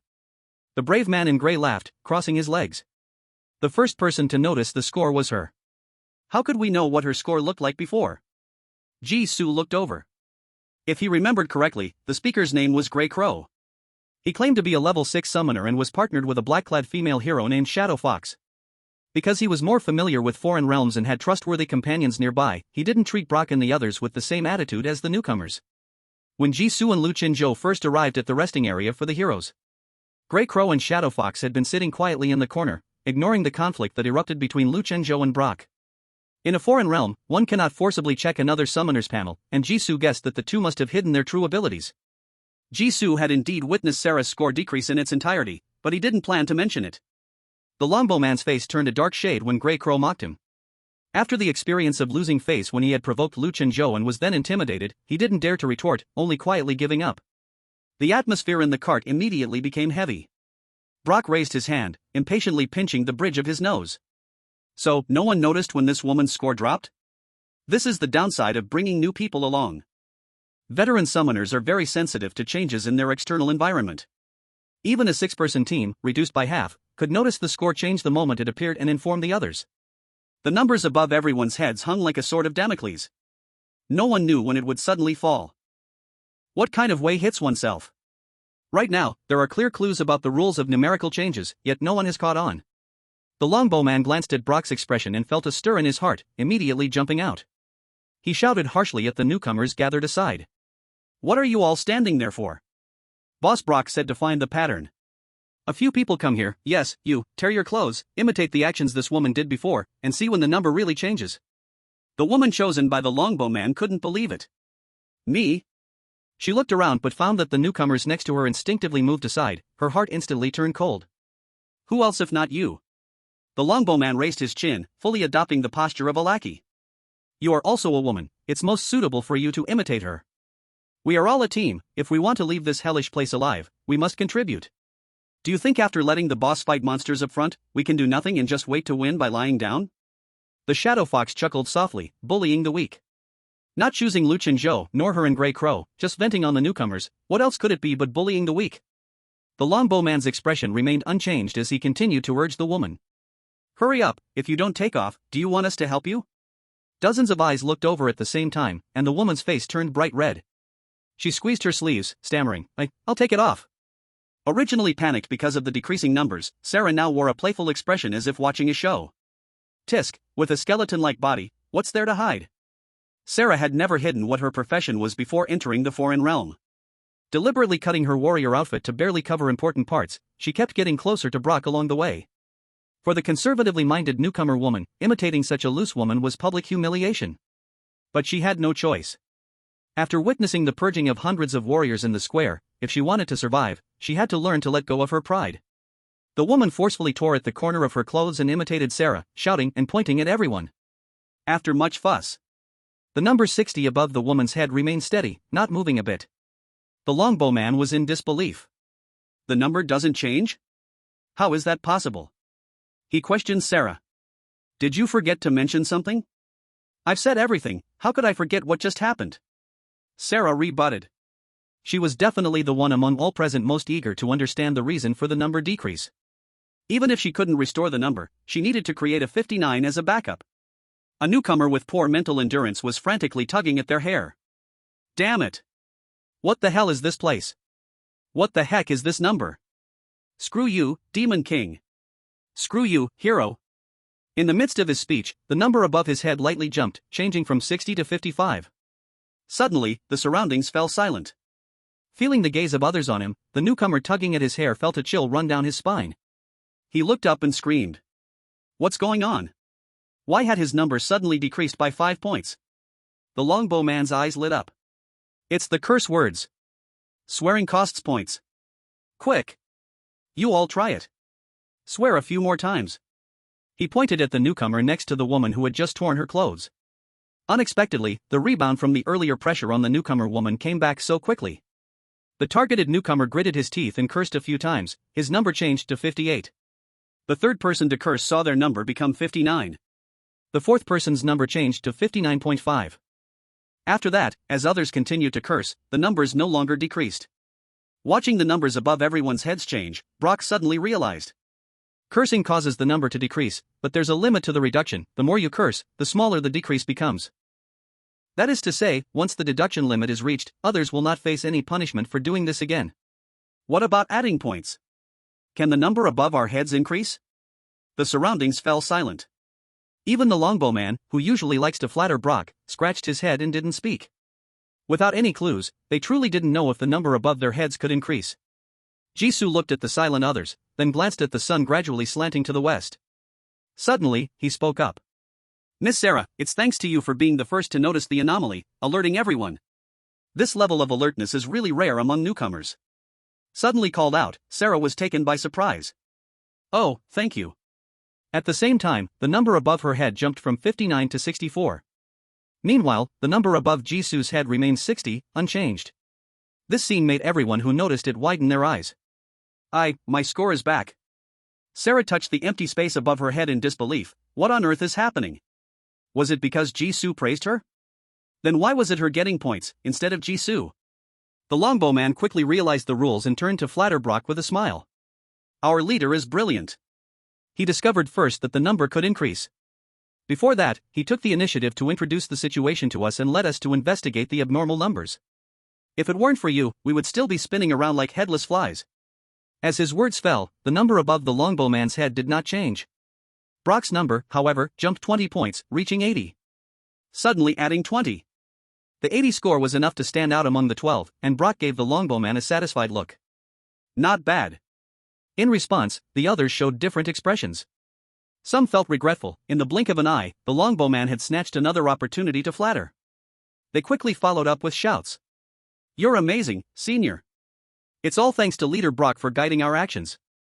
However, regardless of the flowery words or passionate praises, the effect was not as good as the longbowman's one sentence. Brock's score struggled to crawl up by 5 points, reaching 85, before completely stalling. In contrast, several newcomers who praised dropped to scores ranging from 59 to 54. It turned out that the points Brock gained were not even as much as what others lost. Brock looked at his huge fists and clenched them slightly. Score changes cannot affect a warrior's physical abilities. His score of 85 was enough to stand out among all warriors. Even so, he still did not feel any anomalies from the changes in points. What exactly was the purpose of the numbers above their heads? Lu Chenzhou paid attention to the changes in the numbers above a few people's heads. Praise can increase others' numbers, while insults and lies will reduce one's own number.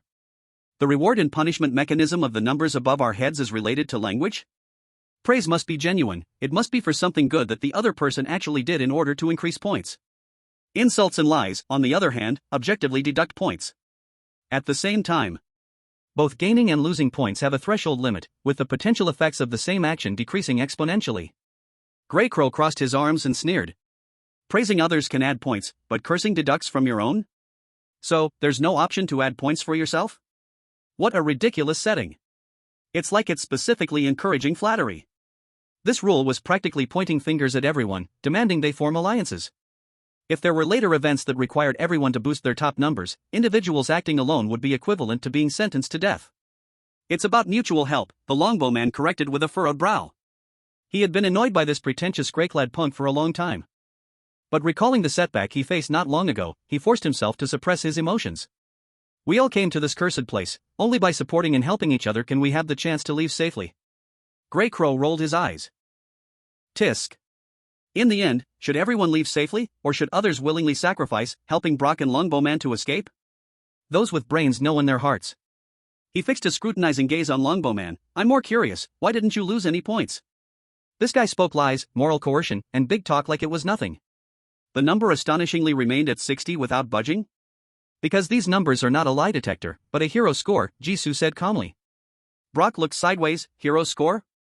Miss Sarah didn't lie when she deducted points, nor did she insult anyone, Jisoo said.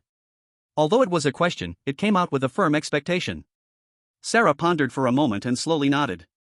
It seems like what the handsome guy said. The carriage was narrow and lacked privacy, everyone tacitly kept silent and did not communicate. When she realized the scores appearing above everyone's heads, her first reaction was to scream. After screaming, she noticed the number above her head had decreased. Seeing Brock's expression change, Longbowman, feeling his position as the first lackey was in jeopardy, immediately retorted. Just because you say so? If it's not lying or insulting, how come that woman's score decreased? Jisoo replied, because she was rude. Rude? Longbowman was confused. Is there a standard for judging this? Is a scream considered rude? Where's that rule? Lu Chenzhou, however, showed a look of sudden understanding. What you mean to say is someone thinks her scream was rude. At that time, everyone was contemplating the possible dangers after leaving the royal city. Sarah's sudden scream interrupted others' thoughts, causing trouble for them, and thus someone deemed it rude. The judgment standard of the score above one's head completely depends on others' attitudes. Jisoo nodded. Exactly. After that, her score increased more than it decreased because others felt her scream was helpful. Helping others, resisting evil, being brave, fearless, just, kind, these are all classic traits of heroes in stories. Jisoo's analysis was logical and quickly gained the trust of many. Brock narrowed his eyes at him. Just now, no one knew the reason for Sarah's score deduction. How did you figure it out? Was he intentionally hiding it? Jisoo smiled lightly, pointing at his eyes. I've been through another realm and gained a bit of special ability. This ability is hard to use in battle, but it's surprisingly convenient for gathering information, though it takes a little time to use. Grey Raven looked over in surprise. Eavesdropping route? Jisoo also looked surprised. A colleague? Being an observer could also be described as an eavesdropping route. It all sounded like detective work, just with a bit of extraordinary characteristics added to the process. How could all the summoners met on the road somehow describe his ability? Traveler, observer, eavesdropping route. Jisoo lamented that his knowledge of other realms was still too little. If given a chance, he must find a complete guide to summoners to make up for it. At least next time he encounters such a situation, he should be able to quickly mention the opponent's professional abilities. Longbowman's gaze drifted between Jisoo and others, unable to help but speak up. If it's really the hero's score, why not give it a try? He pointed to a newcomer across from him. You, attack the person on your left with the wooden stick in your hand. The man called out trembled, questioning with a stiff neck, why me? The people to your right have already contributed, so of course it's your turn, Longbowman said confidently. The person on the left was a newcomer who had recently been designated by Longbowman to imitate Sarah and curse at the sky, testing out the score mechanism. Otherwise, should I skip you guys and it's my turn? The man continued to argue, why can't I? The bespectacled man on his left, appearing refined, echoed. Why is it always us doing the work? He didn't want to be randomly beaten up. Ha! The Longbowman sneered coldly. I arranged the tasks in order, it was your turn, now it's mine, and the next one is Boss Brock. Do you want the boss to get beaten up, or do you want the boss to suffer a punishment with an unclear number of deductions? The two men immediately fell silent. They secretly looked at Brock, only to find him still with his arms crossed, eyes closed, resting, showing no reaction to their conversation. He didn't want to get involved, which also meant silently approving the Longbowman's actions. The two men's faces turned both red and black. The Longbowman spoke, as if throwing them a bone. Do it. Whoever wants to be the one to do it, it doesn't matter to us, we just care about the result. Chapter 88, No rewards for extra points, no punishments for deductions? The quiet atmosphere was suffocating. Everyone waited for the decision of the two men in the middle. Cold, indifferent, not their business. Who? The young man, whose name was called, turned red with anger. He clearly heard his own breathing becoming more and more rapid. Enough. The young man suddenly raised his head, his eyes bloodshot, his chest heaving violently, like a beast cornered to the brink of death. Having entered the foreign land and witnessed the slaughter of hundreds of brave warriors, the fear, the suppression, and the anger from being publicly humiliated, treated like an experiment, exploded in him. At this moment, his sanity completely broke down. We're all new here, why should we listen to you? Why should we kill each other for your amusement? What nonsense foreign land, what nonsense death rate? He roared as he stood up, raising a wooden stick, pointing its tip directly at the Longbowman, who was trying to intimidate him. He slammed it down hard. Rather than living like a dog, not knowing when the Longbowman would push him to his death, he'd rather perish together. What points, what rules? Boom. The Longbowman gripped the edge of the cart tightly, and the anticipated pain never came. He opened his eyes. The young man, his face twisted in rage, was stunned as he turned his head back. The next second, with a thud, he collapsed to the ground. The well-dressed office worker with glasses swallowed hard, gripping the hilt of his sword. Sorry. The moment the young man struck, the office worker immediately realized the stakes. If this fool truly hit the Longbowman, not only would this fool be in big trouble, but as the left-side person, he could also get dragged into it due to the disobedience of orders and face the wrath. The office worker didn't want to get beaten passively, nor did he want to offend Brock's top lackey, so he had to make this decision. Taking action not only showed his loyalty to the Longbowman and Brock, but also avoided him getting hurt, and allowed him to complete the test. A win on all fronts. The damage was limited, and even if the hero score guess from Jisoo turned out to be correct, he wouldn't lose many points. The office worker thought he was being very clever. But behind him, Jisoo's gaze towards him carried an almost imperceptible pity. Sorry. The office worker kept apologizing to the young man on the ground. It seemed that by doing this, his guilt would lessen a little. To stop the other from attacking, he could only make his strike a bit harder. The young man tried to push himself off the ground, but the intense pain from his shoulder made him fail again and again. He gritted his teeth and looked up. You? Fess paused for a moment, then a mocking and satisfied smile appeared on his face as he clapped his hands. Oh, this is interesting. Well done, saves me from getting my hands dirty.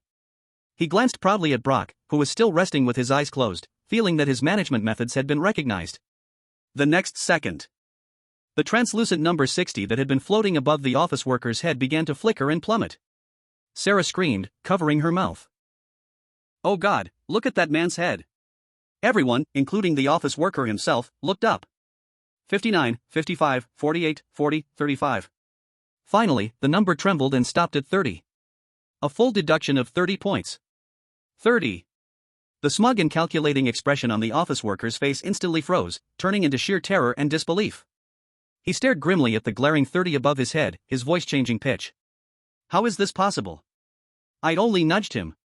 The sword didn't even come out of the sheath. He helplessly stepped back. He clearly has nothing wrong, can still move, can still talk, will be able to stand up soon. This minor injury, if taken to the hospital for assessment, wouldn't even qualify as a light injury. He only expected a symbolic deduction of 5 points, at most 10. How could it be like this? Everyone was stunned by the drastic deduction of points. Among them, the longbowman found it hardest to accept. Why did I lose 10 points too? The number above his head changed to 50. Jisoo, of course, because what you did was not just simple attacks on others. The office worker suddenly looked over. What do you mean? The Grey Crow chuckled. Did you really think you could exploit the foreign rules at will? Don't forget, we are playing the role of heroes. The Shadow Fox crossed his arms and chimed in. Heroes embody justice, loyalty, and courage. They are the very essence of virtue, not sneaky villains plotting behind. The attacked man was fighting for rights together with the two of them. The office worker had aligned himself with them early on, but later hid behind and schemed against them.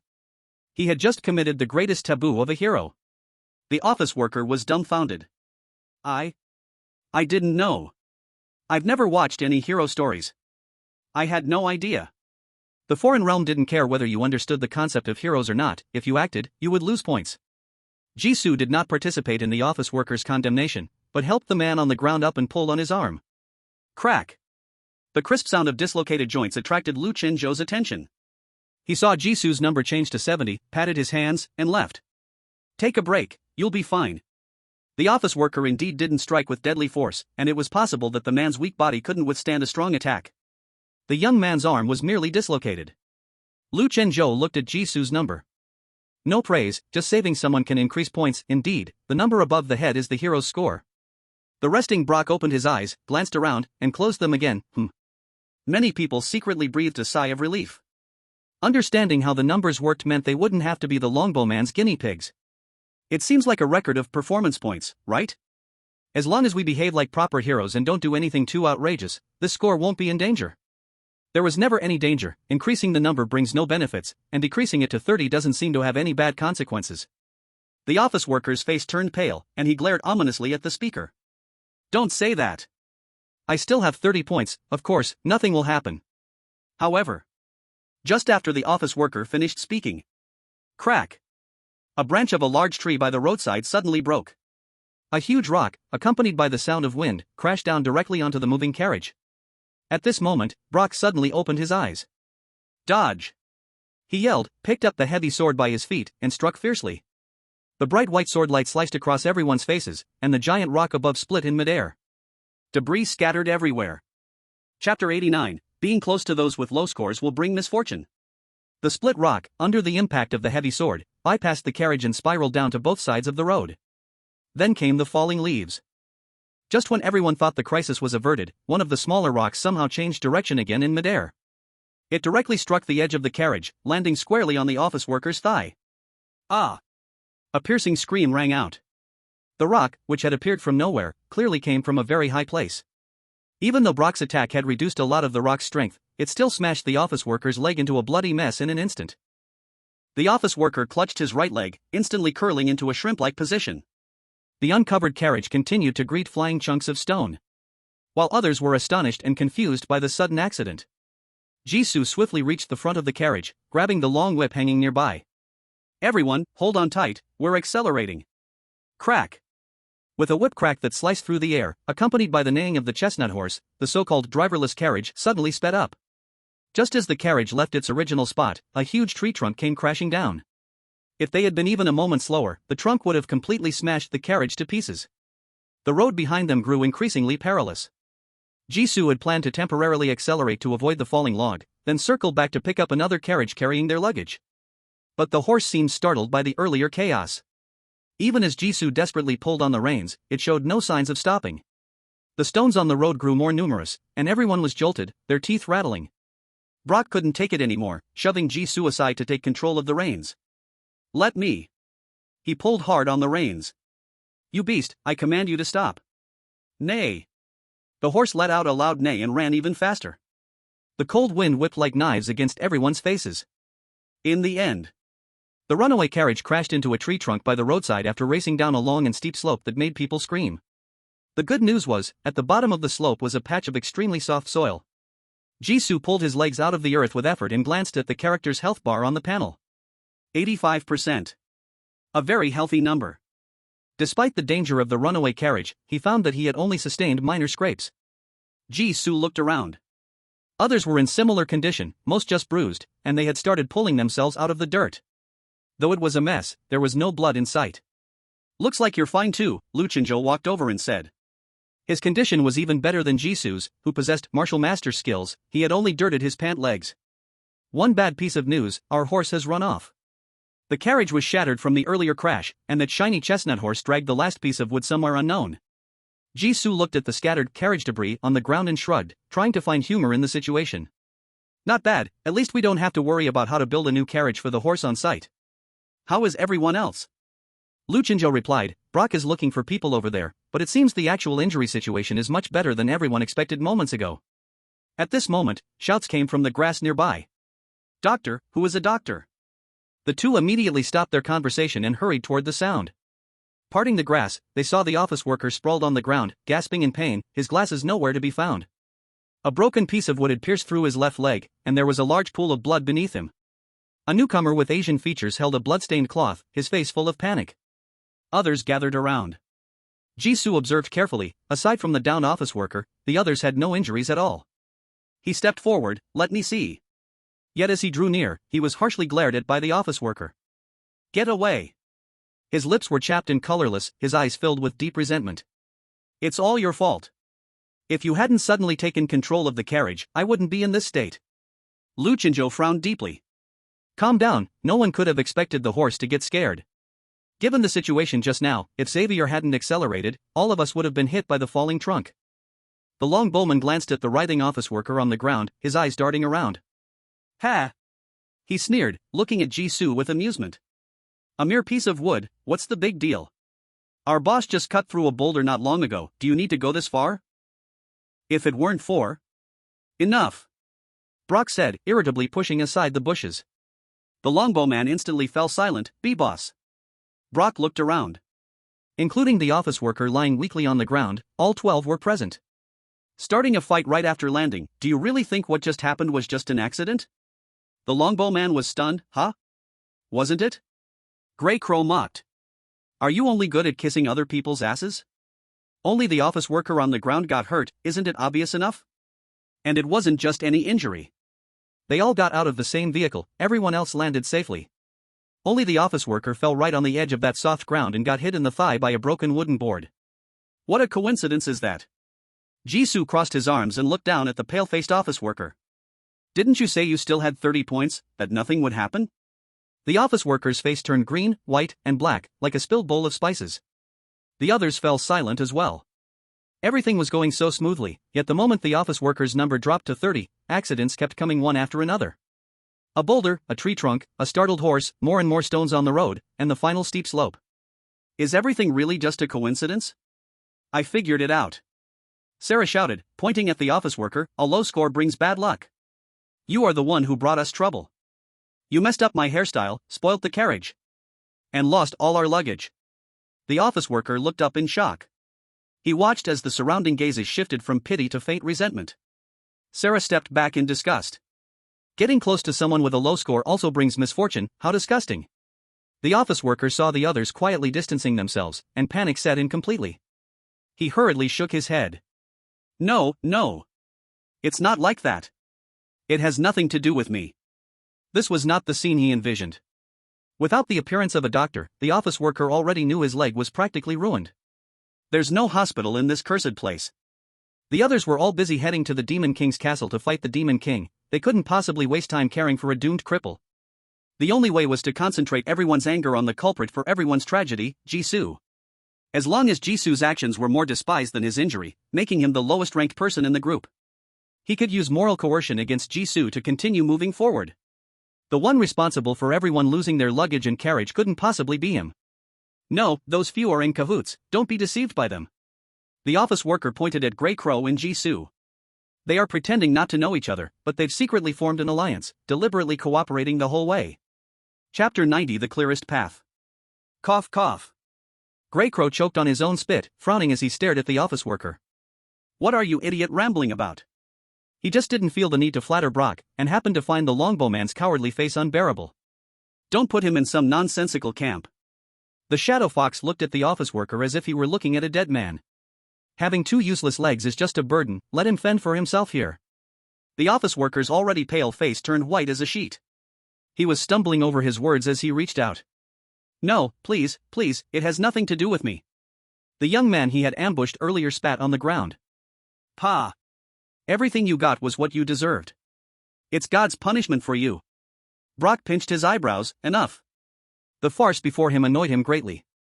Before using your brains, first look up at the numbers above your heads.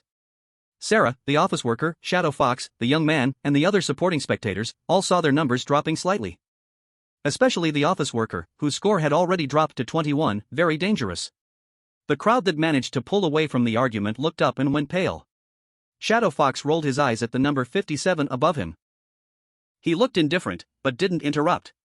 Brock glanced around. A true hero would never abandon a companion. Later, we'll use the remaining wood from the wagon to make a cart and take him with us. You, push him. As long as this person on the ground is alive, you won't have to worry about testing the new death rules. Me? The young man pointed to himself in confusion. Brock actually chose him to handle the office worker? To be clear, the office worker had lost 30 points, leading to his misfortune, because he had ambushed Brock. The two clearly did not get along, and everyone else here was more suitable to take over the office worker. Brock raised an eyebrow. Do you have a problem? No, of course not. The young man waved his hands repeatedly, his eyes filled with surprise. Repaying hatred with kindness, looking after the weak, obviously this would earn hero points. Brock made it clear, he didn't need to worry about the death rules in the future, he promised to protect his safety afterward. Just recently, Brock's feat of smashing a giant stone on the wagon was still vivid in his mind. A powerful summoner like him was willing to extend an olive branch, how could he not accept? Besides, Brock only wanted the office worker to stay alive, how he stayed alive didn't matter, there were no specific requirements. How things turned out would depend on him, right? The young man immediately said, I'll go collect some wood for the cart. After taking a few steps, he turned around and added, Boss, my name is Courtney. Then, with a provocative glance, he looked at the longbowman who was standing with a dark face. Jisoo watched the whole process and marveled at how quickly Courtney had changed. Not long ago, he was furious, wanting to duel the longbowman to the death, resenting Brock for doing nothing. Once he gained some power, his change of face was faster than flipping a book. The cart was made quickly. The 4 scattered wagon wheels were tied to the most intact piece of wood, and 2 sticks were used as handles. Everything was ready. Those who participated in making the cart gained some hero points, more or less. As the sun set, the hero squad set off again. In foreign lands, the place was officially called Starshine Land, but its size was far from what a continent should have. It was just like the hero legends. The opening of Once Upon a Time and the legendary continent were just gimmicks living in the story's background. Even without the wagon, the hero squad still reached the ancient village on the kingdom's border before the sunset. Hero Village. Jisoo looked at the enthusiastic village chief and villagers welcoming them, and then at the straight path they had traveled, barely maintaining his serious expression. It really is the clearest path. Clear enough that from the king's palace, out of the city gates, to the kingdom's border, the hero squad only saw one road. From start to finish, there wasn't a single junction. It's like a child's game of house, Jisoo muttered. Perhaps because of the score, the villagers in Hero Village were most enthusiastic toward Brock with 87 points. Before Brock could speak, they said they had received word from the king, preparing the best room for him to rest. Next was Jisoo, with 72 points, who received a slightly less fancy room and a local resident as a guide. The others were about the same. From the crash of the wagon to Hero Village, some people lost points due to unconscious actions. Most of the scores stayed around 50 points, and the villagers treated them with a lukewarm attitude. After dinner, and a brief tour of the rooms prepared for the heroes by the villagers, Jisoo suggested that the guide, Lan Hua, take him around the village. The simple girl with 2 braids immediately agreed. Sure. I also want to show the legendary heroes our village. Call me Xavier. Alright, brother Xavier. Lan Hua was a warm-hearted girl, leading Jisoo on a walk through the village that had several junctions. Let me introduce the history and characteristics of Hero Village. It is a small village on the border, where monstrous creatures occasionally raid from outside. Everyone in the village is full of martial spirit, with mercenary-type professions existing. It is a village that perfectly fits the stereotype of a hero's story. Monsters represent the experience required for heroes to level up, and mercenaries are the profession for heroes to earn money. There are also blacksmiths in the village who can craft fine equipment and weapons. What's missing is a few treasure chests stuffed into the nooks and crannies of the village. May Goddess Ace-Terra bless you. Luckily, you arrived in the village before dark. Ever since Goddess Ace-Terra was imprisoned, peaceful and calm nights are no longer safe. Monsters that used to appear only at the border now appear in the wild at night. It would be awful if you encounter them. Orchid looked at the starry sky and sighed. To prevent the intrusion of monsters, the village must keep the lights on all night, not letting darkness creep into any corner. Clearly, nights used to be very bright and safe. Recently, the stars in the sky have been dwindling. The village chief and the prophet said that when the stars completely disappear, the goddess will never return. Brother Xavier, you are the chosen hero from the prophecy. Surely you have a way to rescue the goddess? The young girl with freckles looked at him with sparkling eyes, as if seeing a great savior destined to rescue everything. To be precise, after passing the trial of Stone Mountain, all the locals in the strange land looked at him with this kind of gaze. Season did not answer directly. The Demon King rises and imprisons the goddess, and now there are so many more monsters at night. Is the king only sending out the army to search for heroes? Orchid was taken aback by the question. Isn't that what the prophecy says? Season asked again, didn't the king send the army in advance to attack the Demon King at his castle? Orchid nodded, then shook her head, looking hesitant. The king sent the army, but the only big bridge leading to the Demon King's castle is broken. The army can only return the way they came. The bridge is broken? Season was very surprised. Orchid quickly added, the villagers are building a new bridge, and it will be finished in 3 days. It won't delay the hero's journey. Season. So why are the villagers building the bridge instead of the army? The army that is supposed to vanquish the Demon King actually chose to give up halfway due to the road being broken as an excuse? Chapter 91, The Origin of Orchid's Name. The guide, completely unaware of Season's thoughts, patted his chest in relief. Phew, the bridge has been under construction for so long, and now that Brother Xavier is here, it will be ready soon. Indeed, the prophecy is true. Everything is going smoothly according to the legendary prophecy. You will definitely be able to save the goddess. Orchid introduced the various buildings in the village as they passed by. The worldview of this strange land seems to be stuck before the Industrial Revolution. Most buildings in the village are simple stone or wooden structures, weapons are cold steel, with no trace of modern technology. Magic candles hanging from the eaves sway gently in the breeze, illuminating every place along the way. Over there is the grocery store, which usually sells some commonly used items by the border residents. Although the variety and quality may not compare to the royal city, it is affordable. I heard that the hero team's luggage was all left behind on the way. You can take this time before the bridge is repaired to go there and buy new supplies. At this point, Orchid lowered her head shyly and stammered. Although the villagers really want to contribute more to the heroes, our village simply cannot gather enough materials for 12 heroes to fight the Demon King. In the coming days, you will have to work in exchange for gold coins to make up for the luggage for the journey. Of course. Orchid hurriedly changed the subject as if afraid Season had misunderstood. We all know the importance of the prophecy. They won't make it hard for you at work. Maybe it's just going to the chicken coop in the nearby street to get 2 eggs, or killing a monster in the wild, or collecting an herb or something small. All the skills and equipment purchasing permissions in the hero village will be wide open for the hero. Tasks that are simple to the point of being silly, rich rewards, town treasures freely given to strangers. Why does this sound more fitting for a hero story? Jisoo felt a twitch at the corner of his mouth, wanting to say something but hesitating. I understand. So, they needed to stay in the village for 3 days. During those 3 days, they must gather enough luggage to set off again and learn a hero skill required by the king. It sounded like an easy task with rich rewards, a welfare resource point. But he wondered if the hero skill learned here could be taken to other realms. What would happen if the recruiters still remained in the hero village after the bridge was repaired? Jisoo looked towards the direction of the Demon King's castle that Lan Hua was pointing to, where there was not a single star in the sky, just pitch dark. He roughly estimated that the starless area occupied 1/7 of the entire sky. Lan Hua? Lan Hua looked over. Is there another question, Brother Xavier? It's not really a question, it's more like friend chat time. Jisoo withdrew his gaze, smiling gently. Your name is quite special. Did your mother name you? In this pure Western fantasy background.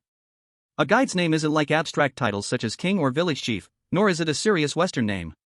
He was very curious about the origin of her name. A hint of embarrassment and sadness quickly flashed in Lan Hua's eyes, then she awkwardly fiddled with her braided hair. My parents named me together, they said the orchids were blooming just right outside the window when I was born. Her voice became much softer. But they are no longer around. Jisoo was surprised for a moment and immediately said, I'm sorry.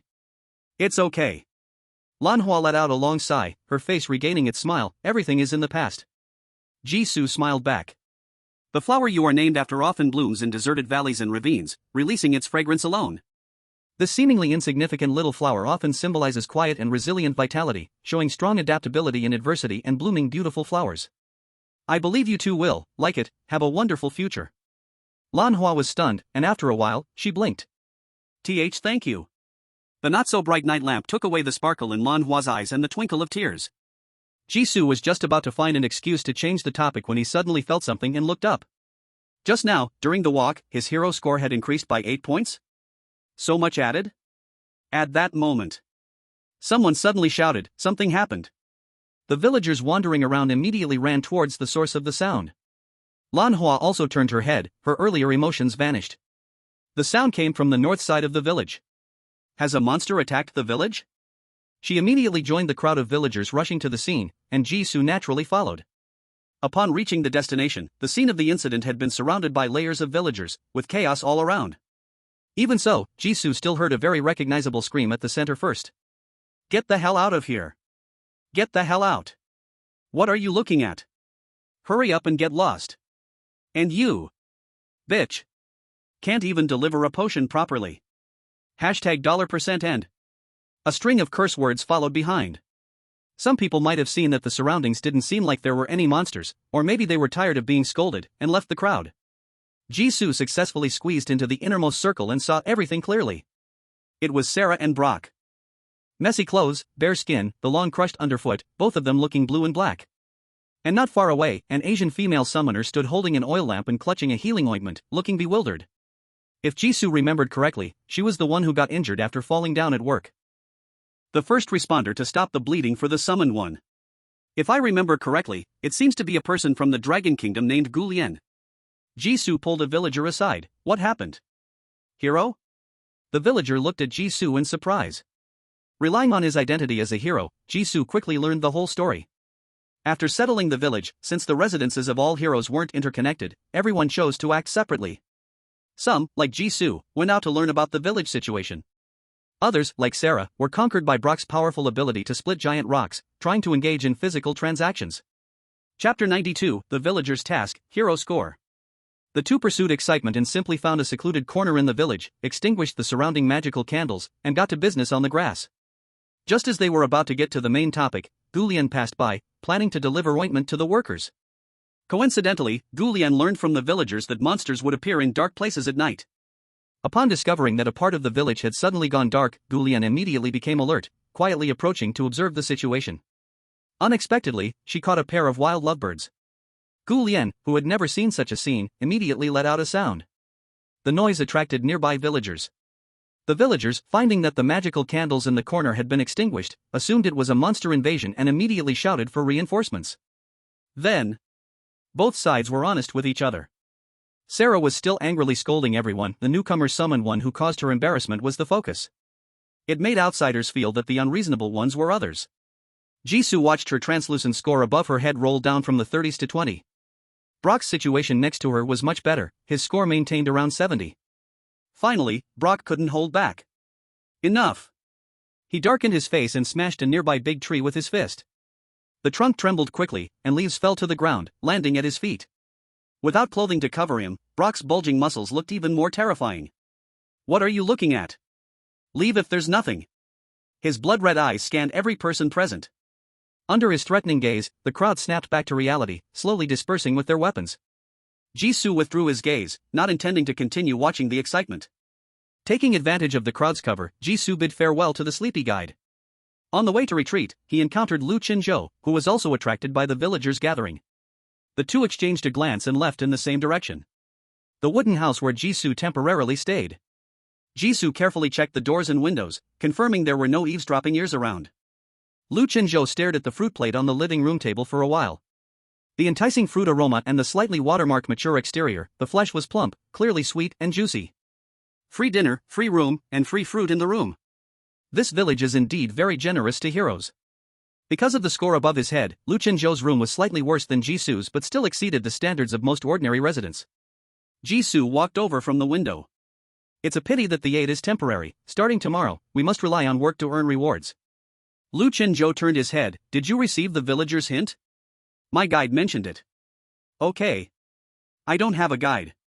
Lu Chenzhou shrugged nonchalantly. This is the first piece of information I got when I asked the villagers for news. The behaviors of ordinary NPCs from different realms are very rigid and do not display thoughts or actions beyond their settings. The first piece of information it provided often holds a special meaning. Lu Chenzhou continued, I suspect that other summoned ones also received this news. This will be our main quest in Hero Village. Complete tasks, use the earned rewards to buy a carriage to the next stop, and learn skills to defeat the Demon King. From the form of the tasks, it is also beneficial for us to increase our hero scores. Jisu nodded in agreement and added, and it has significantly increased. I guess the factors determining the score changes are related to the spectators and the number of onlookers. After arriving in the village, the fluctuation of our scores became much more obvious. Jisu's treatment of his injured companion only increased the score by 10 points. It makes no sense that praising the name of a village girl could add 8 points. The difficulty levels of the two actions are clearly not equal. The only possible explanation is that the guide named Orchid was friendlier and grateful to Jisu. Another point. Jisu mentioned the recent incident with the monster.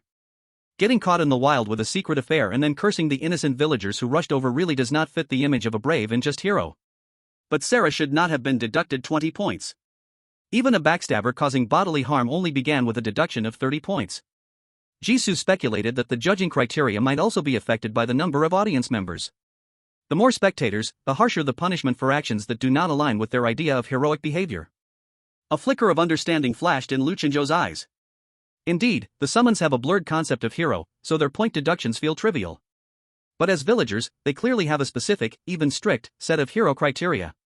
He also revealed his findings. I didn't drink tonight, so as soon as the gathering ended, I was immediately deducted 5 points. Lu Chenzhou pointed to the number 65 above his head.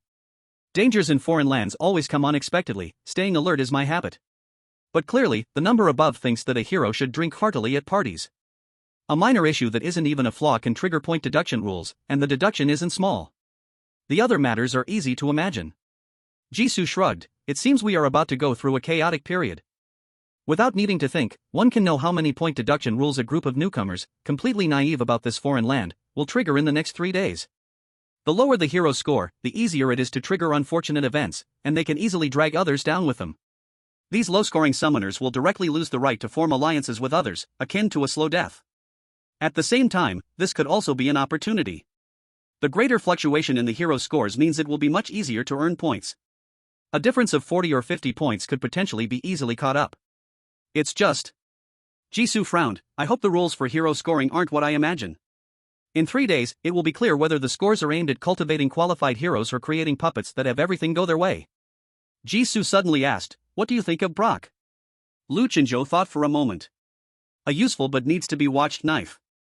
He is a common type of summoner in the polluted world, not weak and believes in survival of the fittest, with no bottom line but good at disguising. This foreign land has stuffed a lot of newcomers, far exceeding the usual difficulty of a level 3 dungeon. He took the initiative to take on the task of guiding newcomers, which saves us a lot of time. If there was no Brock, the task of guiding newbies would likely fall to Lu Chenzhou. Without the Longbowman and Brock actively using newcomers to probe rules, they wouldn't have solved the mystery of the numbers above their heads so quickly. If some newcomer caused trouble midway, they would have to spend the first night camping in the wild. Having him clear the paths ahead is more beneficial than harmful. As long as this nice blade is not pointed at us, he can be our teammate, Lu Chenzhou said. The foreign land is cruel. Some killing rules inevitably need to be tested with lives. Brock knows this very well, so at the first opportunity, he brought all the usable expendables to his side. Not only can he use the simplest and most brutal methods to clearly test the killing rules. Later, if there is any teamwork. In the voting and other sessions that require a number of people, Brock surely had the upper hand. Brock's initial score of 85 came from this, right? In comparison, I think that experienced summoner couple is more noteworthy. Are they the two guys called Grey Crow and Shadow Fox? Jisu nodded in agreement. They are not like Brock, who was brought in by the foreign land to make up the numbers, they are like us. Lu Chenzhou understood, they came from phenomena in the normal world? Chapter 93, Making Guns at the Blacksmith Shop? Jisoo didn't say much, no matter their identity, at least right now they are busy escaping. Currently, the brave team maintained a delicate balance, and no one wanted to break it. He glanced at the night scene outside the window. It's getting late, see you tomorrow. Although no one could guarantee the nights in the foreign land were 100% safe, they might not be able to sleep. Lu Chinzhou did not refute. The two agreed to split up tomorrow and meet again if they made any special discoveries, thus ending their conversation. After a calm and peaceful night, Jisoo stepped out of the door and found the guide, Orchid, from the previous day, successfully learning about the big event that happened last night in the early morning hours. The wooden house where the brave lived, located in the north of the village, caught fire due to the dry weather. The flames spread quickly. By the time the villagers rescued Sarah from the fire, she was already on the verge of death, severely burned all over. Currently, like an office worker with broken legs, she was receiving treatment from the village's shaman. Having seen Sarah's score last night, Jisoo guessed that her night would not be peaceful, and he was not surprised. After bidding farewell to the guide, Orchid, Jisoo systematically accepted tasks at the bulletin board in the center of the village. Thank you, brave one. You have helped me a lot. The villager grandmother, wearing a patched apron, held the lost chick and thanked him with tears in her eyes.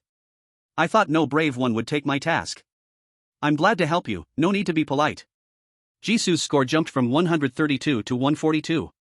If the foreign land had a game system, it would certainly fit the atmosphere to say something at this time. Brave score 10, villager grandma XXX favorability 20. Jisoo suddenly thought. He tucked away the gold coin given by the villager grandmother and waved goodbye to her. Goodbye. After passing a crossroads, Jisoo opened the pocket at his waist and counted. Inside, there were a total of 11 gold coins. His goal was clear, to increase the brave score. He specifically chose tasks that had very low rewards but could truly help the villagers along the way. With the brave's reputation in the village, tasks that offered 1 gold coin, as the currency in the foreign land seemed to be only gold coins, were often available. The task issuers were often extremely poor and in urgent need of help. When Jisoo appeared at this moment, he often gained a large amount of brave score. Looking up at the sun above him, Jisoo murmured. It's noon. To ensure he had enough energy in the afternoon to clear the mud blocking the water channel outside the village, he thought it better to have lunch first. After saying this, Jisoo headed towards the village restaurant without hesitation. After finishing lunch, Jisoo's gold coins dropped by -1. With double-digit gold coins in his pocket, Jisoo arrived at the blacksmith shop. Ding! Thud! The clanging and noisy sounds of forging iron continued endlessly. A blacksmith, clad in an apron, with bulging muscles and red skin all over, was sweating profusely. Welcome, brave one. The blacksmith's loud voice drowned out the sound of hammering. What do you need? I heard you are preparing to attack the Demon King's castle. Do you want to take a weapon with you? Recently, a brave one bought our village's best sword in the shop. Jisoo's mouth twitched slightly. Is it that every place called Brave Village has the best sword in the village? He scanned the various weapons hanging on the wall, from rusty iron swords to gleaming steel swords. No need, I have my own sword. This was the king's designated weapon, the hero's personal weapon. Compared to weapons, he was more interested in armor and transportation-related goods. Jisoo politely declined, it just means I'm not destined to have the best sword in Hero Village. Of course, a hero could never be without a sword. Old Hack enthusiastically agreed, putting down the hammer in his hand and pointing to the top row of identical swords on the wall. If the hero wants the best sword in our village, there are plenty more up there. Jisoo looked at the row of identical swords, as though they were mass-produced on an assembly line, speechless. The best sword? Could the best sword be plural? Of course. The blacksmith answered quickly, all the swordsmen in our village use these swords. I, Old Hack, guarantee with my craftsmanship that these swords are identical and the best. Jisoo. Old Hack didn't understand Jisoo's expression and continued to enthusiastically promote his products. If you're not interested in swords, here's a fine steel shield, which increases 15 physical defense and 5 magical defense, priced at 15 gold coins. And here's a morning star and an elven-crafted longbow. If the hero isn't interested in these either, you can also customize a weapon. As long as you provide the blueprints and materials, I, Old Hack, can make the complete item. Look, this is the weapon customized by the previous, higher-level hero. Old Hack pointed at a metal tube placed on the anvil. I heard it's called a handgun? Honestly, its size is completely unsuitable for combat. Jisoo, a handgun? Making a handgun in a blacksmith shop? What, hero, are you interested too? Old Hack asked curiously. The last hero, after buying the best sword from our village, saw the blueprint left by the higher-level hero and had the same reaction. He's already out in the wild collecting materials to make a handgun. All the materials he needs can drop from level 5 poo-poo beasts. Jisoo reluctantly refused Old Hack's suggestion. No need, I came to buy transportation and magical defense equipment. The handgun looked tempting, but due to the hero rating above him, the summoner dared not attack recklessly. Other people's handguns posed no threat to him, simple defense equipment would suffice. Still, he needed to confirm how much the transportation tools would cost, so he wouldn't be left without a way to get around in 3 days. Old Hack sighed. You can't buy any magical defense equipment right now. As for transportation carts, I can make them. But if you want a magic horse that can automatically find its way, you'll need to go to the stables south of the village and ensure it bonds with you before departure. It'll take at least a week. Chapter 94, As a hero, it's normal to carry some gold coins. Jisoo, a whole week? Of course, I have another suggestion. Old Hack slowly pulled out a wooden advertisement board from under the table. Actually, I, Old Hack, am the only weapon merchant, armor merchant, and mount merchant in the village. I sell mounts that don't need taming. However, mounts and high-level magical equipment are too dangerous. Only heroes who prove their strength to me can unlock the purchase qualification for these items. Jisoo, how do I prove it? Old Hack smiled brightly, give me 10 gold coins. Jisoo was stunned by Old Hack's bluntness. He glanced at the colorful advertisement board. The front of the board showed today's discounts and the blacksmith shop's hot product, the village's best sword. The back had a classification similar to levels, with rough notes indicating which products could be purchased at each hero level. Note, only heroes can level up. Jisoo. Isn't this just a membership level system? He silently took out the 10 gold coins he had earned earlier in the morning. Show me the mounts you have for sale. All right. Old Hack quickly put the money away and pulled out a small cage from under the table. A purple little mouse is running wildly on the wheel. Swift Wind Mouse. The lowest level magical mount, usually used with shrinking potions, can run 5 km per hour, priced at 300 gold coins. Really great. Jisoo exclaimed, if I walk for an hour on my legs, I can cover 5 kilometers too. Ahem. Old Hack coughed awkwardly a couple of times, feeling somewhat embarrassed. At your current level, you can only buy this type of magical mount. Do you want to upgrade or look at other products? Upgrading requires 100 gold coins. Right now, we have a magical cloak with magic defense of 30 and physical defense of 15 available for 200 gold coins. 200? A shield with physical defense of 15 and magic defense of 5 only costs 15 gold coins, but a broken cloak is 200 gold coins? Jisoo looked at Old Hack with suspicion. Does your village chief know about the pricing for the products you sell to the heroes? Of course he does, he's my uncle. Old Hack said cheerfully. Jisoo. Well, that explains it. Clang. Jisoo dumped out a bag of gold coins. Bright golden coins filled the table, reflecting the astonished face of Old Hack in gold. Jisoo, these gold coins are all for upgrading the shop. This kind of membership scam system, Jisoo had deeply sensed it while gaming before.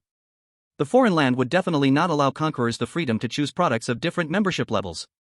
Instead of wasting gold and time on products destined to be eliminated, it's better to level up fully from the beginning, all in one go. Old Hack's gaze shifted back and forth between the gold coins on the table and Jisoo's face. After a while, he nodded hazily. Oh, okay. Ding. The last gold coin went into the money bag, making a crisp sound. 321. Old Hack counted, that's a total of 321 gold coins. Your reputation in this store not only allows you to upgrade from a novice hero to a bronze hero but can also directly reach the next tier of silver hero. Old Hack took out 21 gold coins from the bag. Here are the extra coins. However, Jisoo waved his hand to refuse and instead took out a large bag of gold coins from his backpack. With these, let's upgrade again. Old Hack hesitated for a moment before taking the money bag. The following conversation was very mechanical. Old Hack, the total is. Jisoo, is it fully upgraded? Old Hack, no. Jisoo took out a new money bag. Upgrade again. The blacksmith shop, which was always ringing with the sound of hammering, turned into the sound of clinking coins, interspersed with only a few simple dialogues. Congratulations, you have become a golden hero. Swish. Don't stop until you're fully upgraded. Clatter. Old Hack numbly counted who knows how many bags of gold coins. A total of 450 gold coins. The air fell silent. After waiting for a while, still no new money bag was handed over. Old Hack's eyes, washed clean of desire by money, gradually brightened. He looked at Jisoo with joy. Hero, do you finally have no more gold coins? Jisoo rummaged in his pocket. You can say that. As soon as the words left his mouth, Old Hack exaggeratedly let out a long sigh of relief, his emotions returning to their initial enthusiasm. He wiped his face with a hand that had cramped from counting money, unable to hide the schadenfreude on his face. What a pity, you're still 900 gold coins short of the final level, the legendary hero. Today's upgrade can only be paused. Swish. Jisoo placed a new money bag on the table. This is the last bag of gold coins I have, it contains a total of 400 gold coins. So to be precise, I still need 500 gold coins. Old Hack maintained a wide-eyed expression, his eyeballs slowly turning with Jisoo's movements. The surrounding fell into a deadly silence. Old Hack's lips moved a few times. Hero, I remember that your entire team's baggage cart was left on the road. Indeed. Jisoo nodded, so I need some new equipment and a mount. Old Hack scratched his hair. Then how do you have 2,210 gold coins? I remember the highest task reward on the bulletin board is to transport or to the dock. The reward is 80 gold coins and it takes 9 hours. How did he gather more than 2,000 gold coins? Jisoo calmly said, of course, it's because I carried my luggage with me and didn't lose it due to the out-of-control cart. Before setting off, Jisoo felt that the cart piled with luggage was too bulky and heavy, and it was bound to have an accident and be lost. Some necessary items, like water and dry food hoarded due to fears of famine, gold coins with purchasing power, and simple tools, he carried all with him. Although the summoner's item slot can only hold pollutants. But Jisoo unexpectedly found that ordinary items could be placed in a brass basin and packed into the pollutant grid. Moreover, that he described as pollutants could surprisingly be stored as well. Thinking of this, he couldn't help but marvel, things from the evil god's church are really useful. Unfortunately, he still brought too few gold coins. Old Hack's eyes nearly popped out as he stared at Jisoo's flat pocket. How is that possible? Who can carry more than 2,000 gold coins without any abnormalities? Jisoo comforted him in return. Of course it's possible, after all, the profession of a hero is meant to create miracles and impossibilities. Of course it can be perfect. Old Hack was choked and speechless. Everything he said was his own words. The hero game is not like this, he is the one who should be defining heroes.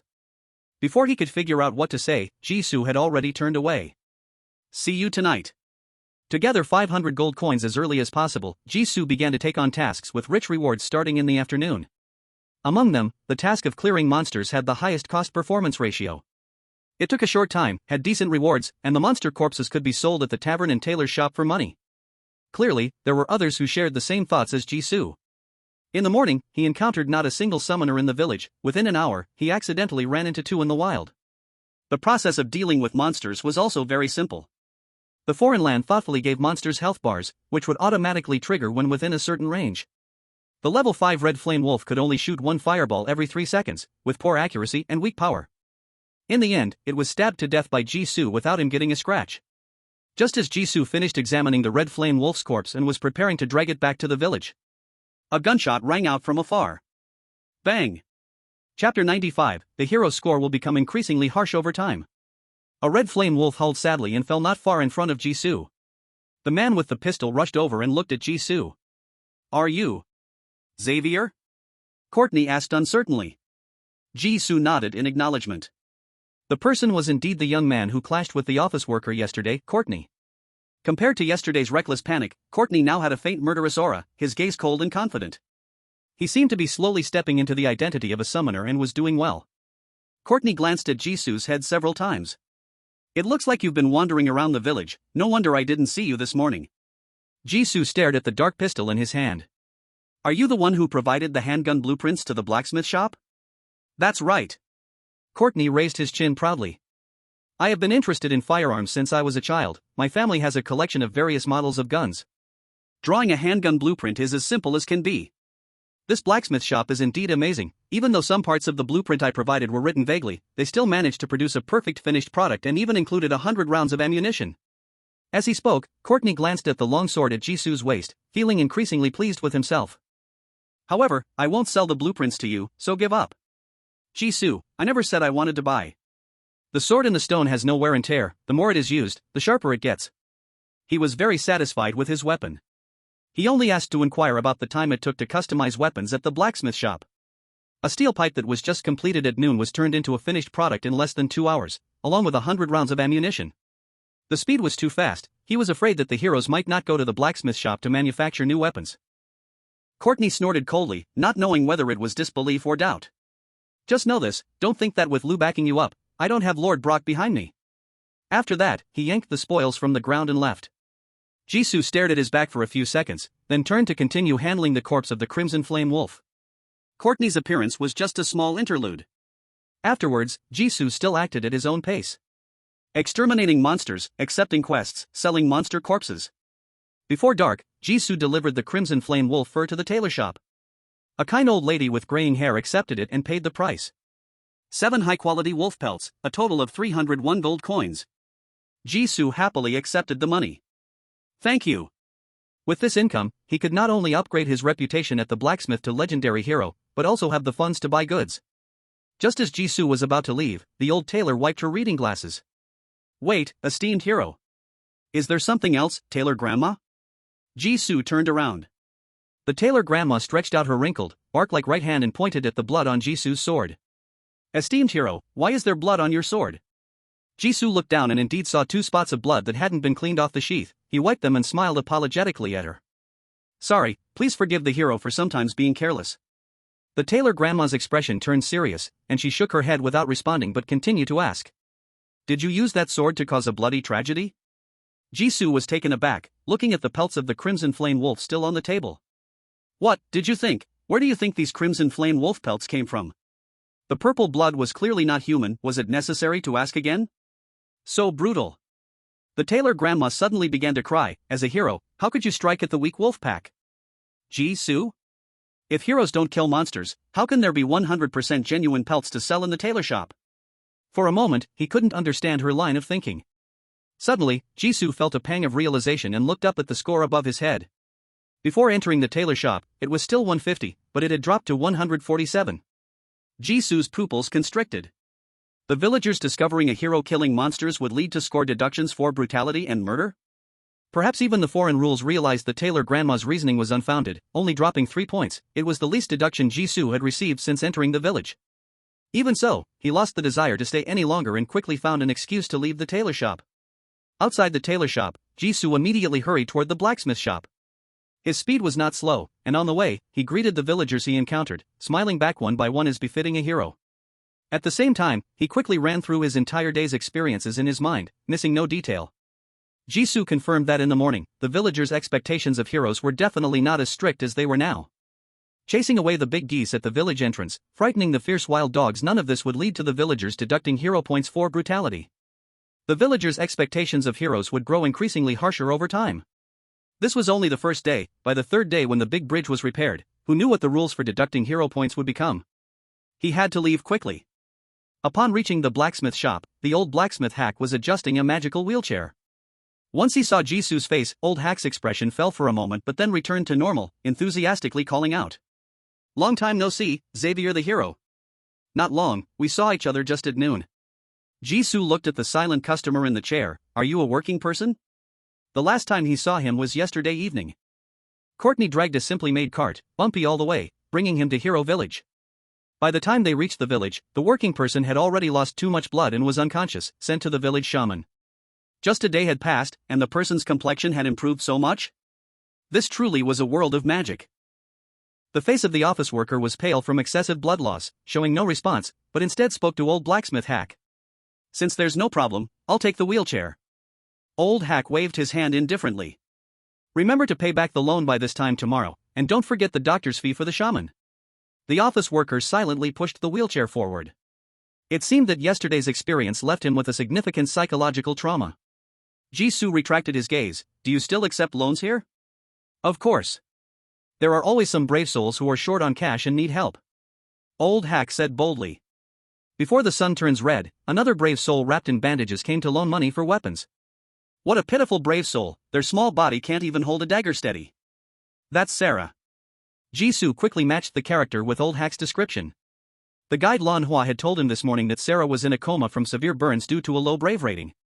Now she is awake and starting to take on tasks? Old hack nodded. I believe the shaman has a way to heal them, only it requires a little more gold. More? What other needs does the brave come for this time? Jisoo first handed over 500 gold coins. First, raise my brave reputation to the max, then help me check if there are any mounts that don't need to wait for the bridge to be repaired, to head to the next stop, the Elven Mountains. Old hack put the money into a drawer that seemed like a bottomless pit, his expression troubled. I'm sorry, brave one. The big river blocking our way is a type of special magical terrain, only a bridge built with specific or can allow passage. Back then, the separation of our human kingdom and the elven mountains was because of this river. All right. Jisoo interrupted, I don't want to hear old stories and legends anymore. He had heard at least 10 old and worn-out legends today. Change the question, is there any way to speed up the building of the bridge? Old Hack thought for a moment, his expression more hesitant. Well, there is a way. What way? How many gold coins does it need? Jisoo asked eagerly. No gold is needed, just one material, a drop of dragon blood from a level 100 evil dragon living at the mountain top to the east of the village. Put. Jisoo nearly choked on his own saliva. How many levels? Level 100. This afternoon, Jisoo had to stab 3 times to take down a level 5 firewolf. Now, his capability was equivalent to a rookie brave who couldn't even leave the novice village, and he was being asked to fight a level 100 evil dragon? Is it possible he wouldn't even see its health bar before being dealt with by a tail swipe? Old Hack sighed heavily. That's why I don't advise you to think about leaving early. The special ore for building the bridge is a type of dragon blood crystal formed from the dragon blood spilled by the evil dragon. Right now, the slow pace of bridge building is exactly due to the shortage of dragon blood crystals, which can only be filtered from piles of common ores. If we could get the evil dragon's blood directly, we could finish the remaining work in an hour. Jisoo's mouth twitched. I'm curious, why is there a level 100 evil dragon east of your village? He didn't ask how the dragon's blood could be used as ore. The question is, how has this village been able to coexist with the evil dragon? The evil dragon loves to sleep. As long as no one approaches its cave, it will keep sleeping. Old Hack explained, for now, we are safe. Is there anything else you need? Jisoo was silent for a moment. Do you have a cloak of invisibility? Even if all the summoners worked together, they would not defeat a level 100 evil dragon. The bridge building could only be set aside for now. Or think of a more underhanded method. Jisoo's masked spirit's mask obtained from another realm could hide his aura, and paired with the invisibility cloak, he could quietly sneak into the dragon's lair to steal dragon blood. Old Hack proudly said, of course we have. He pulled out a bright red cloak from under the table. This invisibility cloak can only be purchased by those whose reputation has reached the silver hero rank, priced at 1,000 gold coins.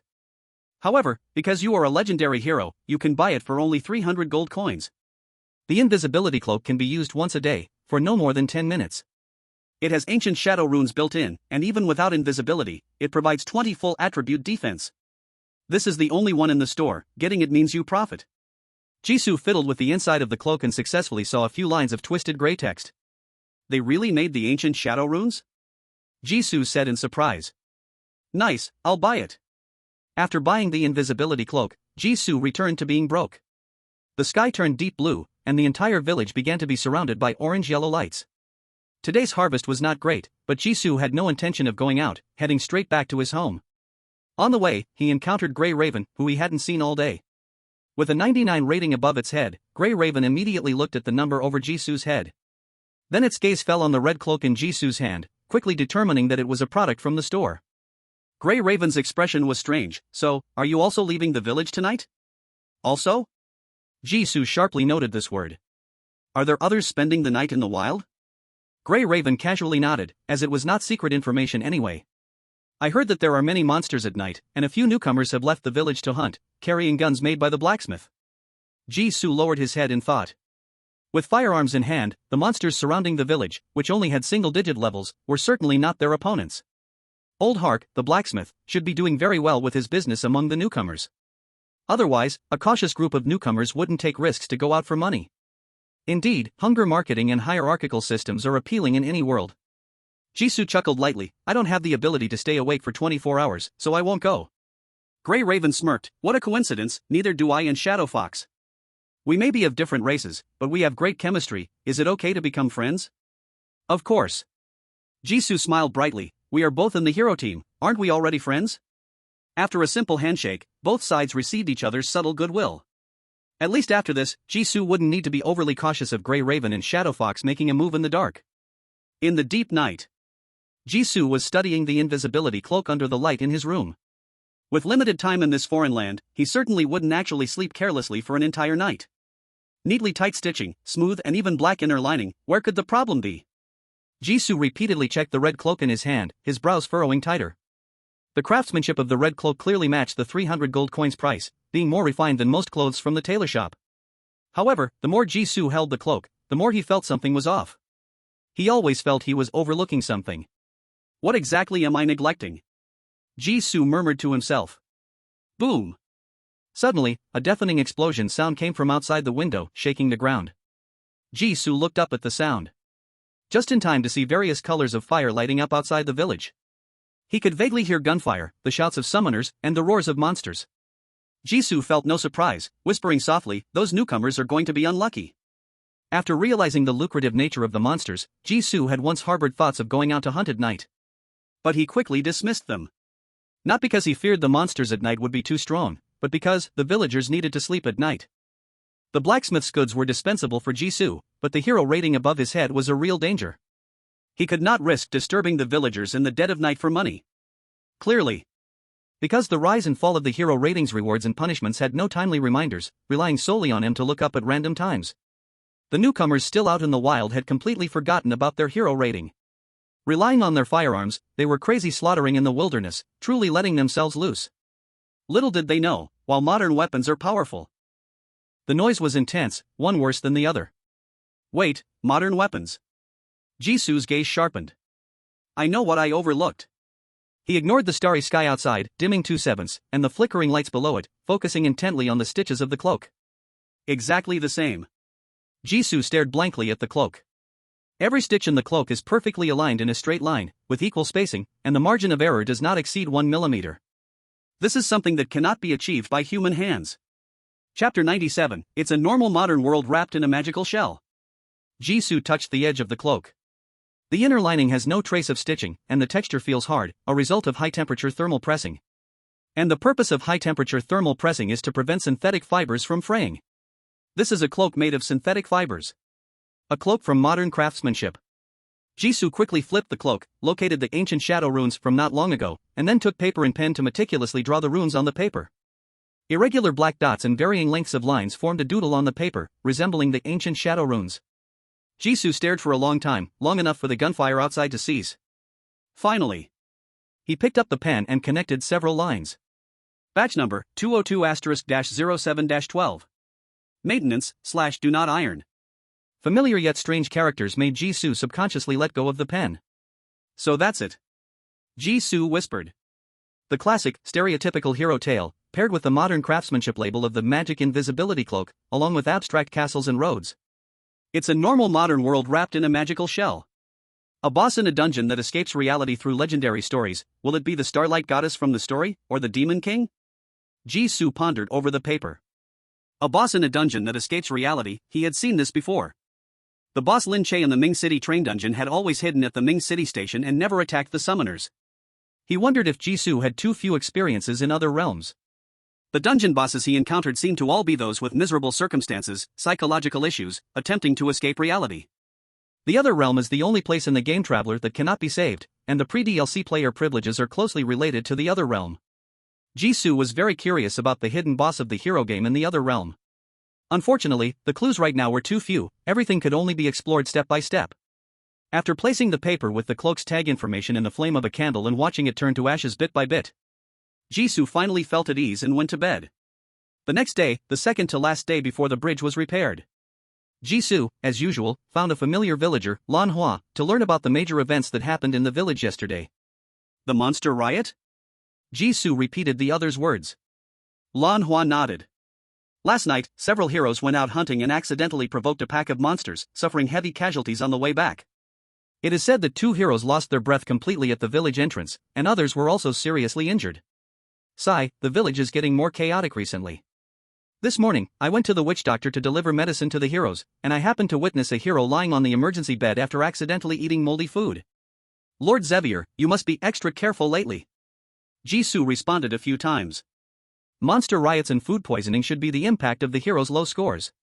He guessed that last night would not be peaceful, but he didn't expect 2 people to die on the spot. Are the noise disturbance penalties this strict? Jisoo asked. Lan Hua, do you know the names of the 2 deceased heroes? Lan Hua tilted her head in thought for a moment. I'm not sure. I only remember hearing Uncle Hart from the blacksmith shop complaining on the way, saying one of the heroes just bought a wheelchair from him last night and hadn't paid. A wheelchair? Jisoo instantly became alert. The only hero who needs a wheelchair is that white-collar worker with disabled legs. How could a white-collar worker possibly join a night hunting team? Jisoo immediately said, I have something to do, Orchid, let's talk next time. After saying that, without waiting for Orchid to respond, he quickly turned and hurried towards the witch doctor's clinic. The witch doctor's clinic was a stone house against the mountainside. As Jisoo entered, he saw Courtney lying on a narrow single bed, struggling to reach the cane by the wall. Courtney had several scab scratches on his face, both legs and his left hand wrapped in bandages, looking as if he had just been a meal for a monster. Seeing Jisoo enter, Courtney frowned. What are you doing here? Jisoo looked around, is it just you here? Where are the others? He had heard from Orchid that almost all the newcomers participated in the nighttime hunting action, so why was only Courtney here? Courtney replied, they healed faster and already left. He sized up Jisoo with an unfriendly expression. What, are you here to laugh at us? Newcomers, full of themselves, eagerly risked it for big money, only to suffer a horrific lesson. Nothing could be funnier. Since the incident, the others had worried about being implicated by their pitiful hero ratings, only Jisoo came to see them. You all knew you couldn't go out at night, but no one reminded us, just for this moment, right? Courtney's only movable right hand clenched tightly, leaving a bloody crescent imprint in his palm. As long as I can raise my reputation to the golden hero level, I could buy high-level magic scrolls, and last night's monster riot wouldn't have hurt me at all. Ratings are only temporary. Once I take a few tasks to earn back, I will definitely make you look at me differently. It was unclear what old hack from the blacksmith shop had brainwashed Courtney with, but he seemed completely captivated by the dazzling products inside.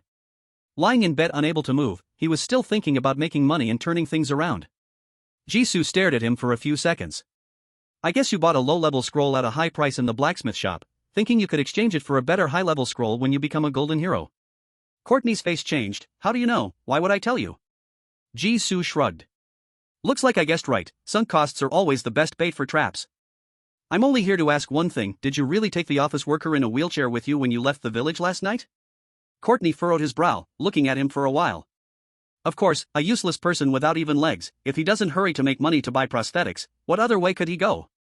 The hero squad theoretically couldn't abandon their companions.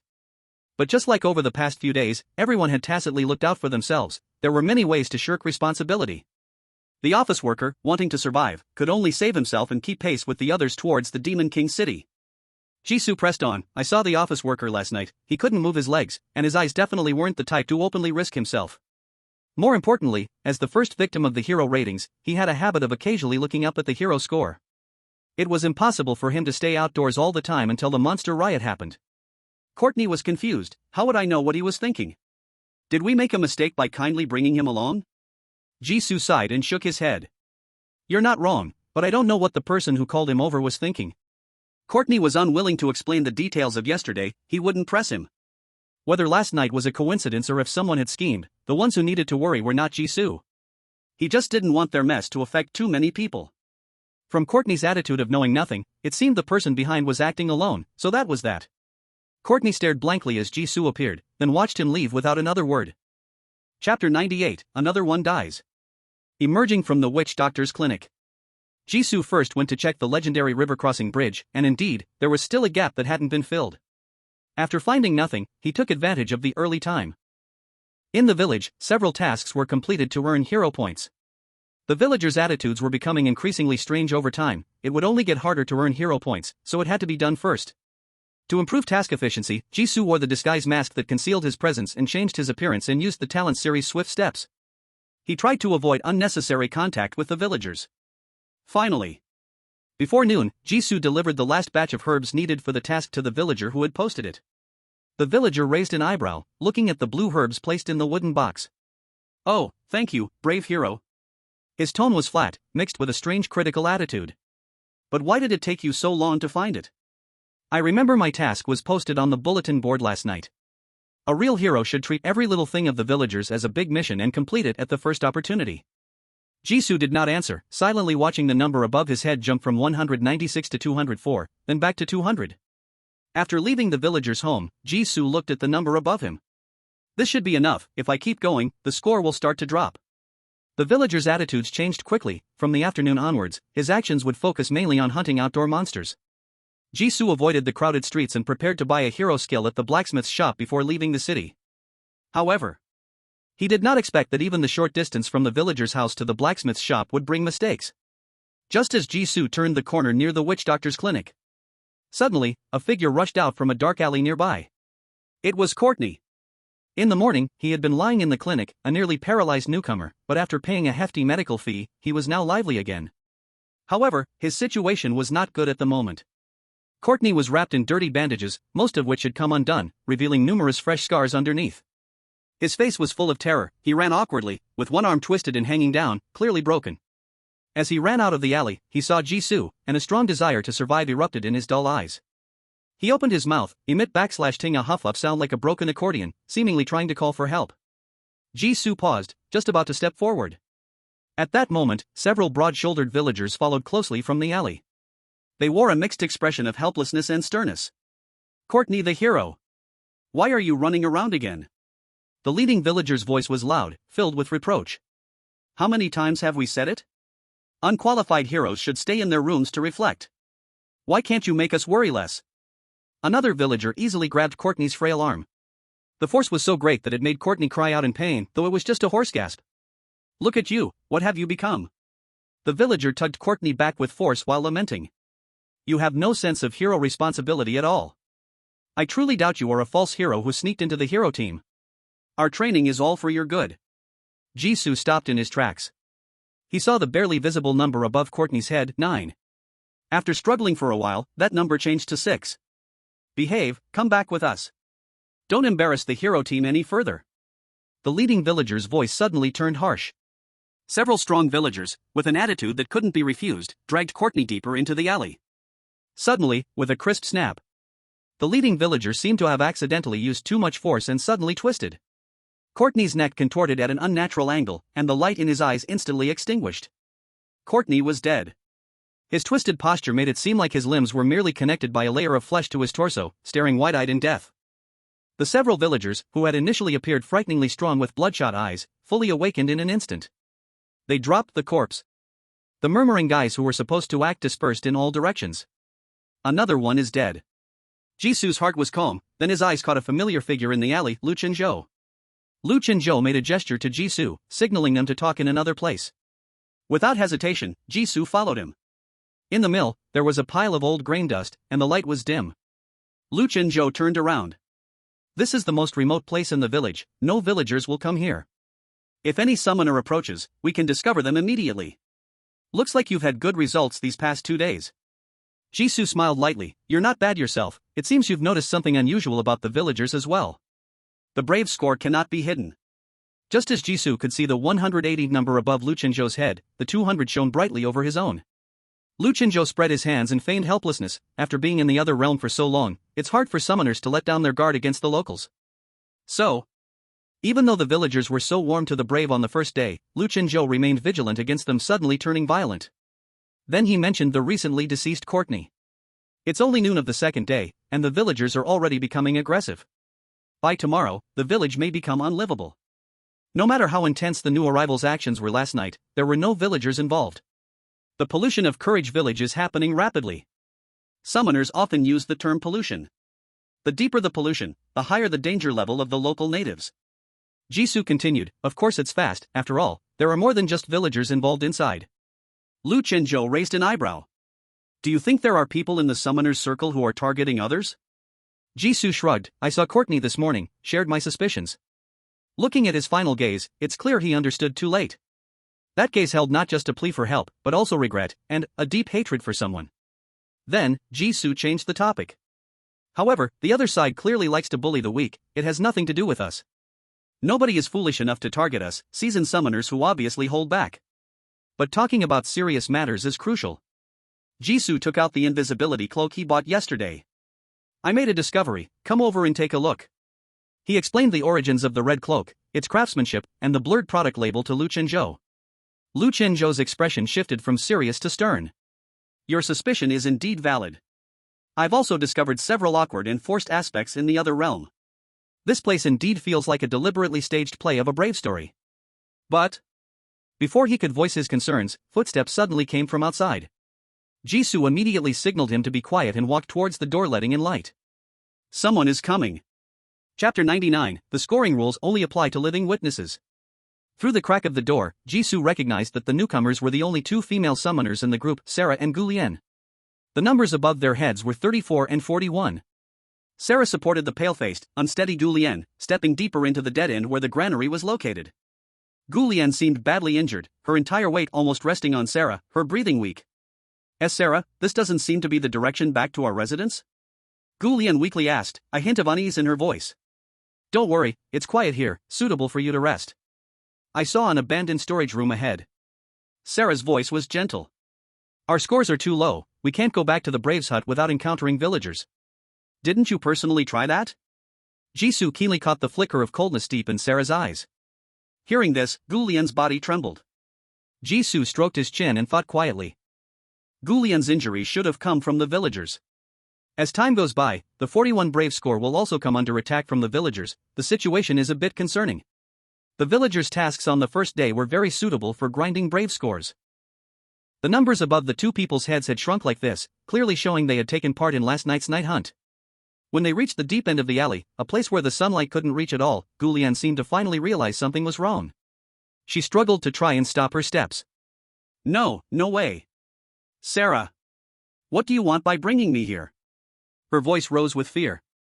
The Brave cannot harm each other. Don't you remember?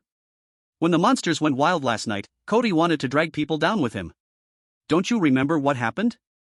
Cody was the newcomer who died last night with the office workers during the night. Jisoo's eyes flashed with realization. He said that disturbing people in the middle of the night wouldn't directly trigger the death rule.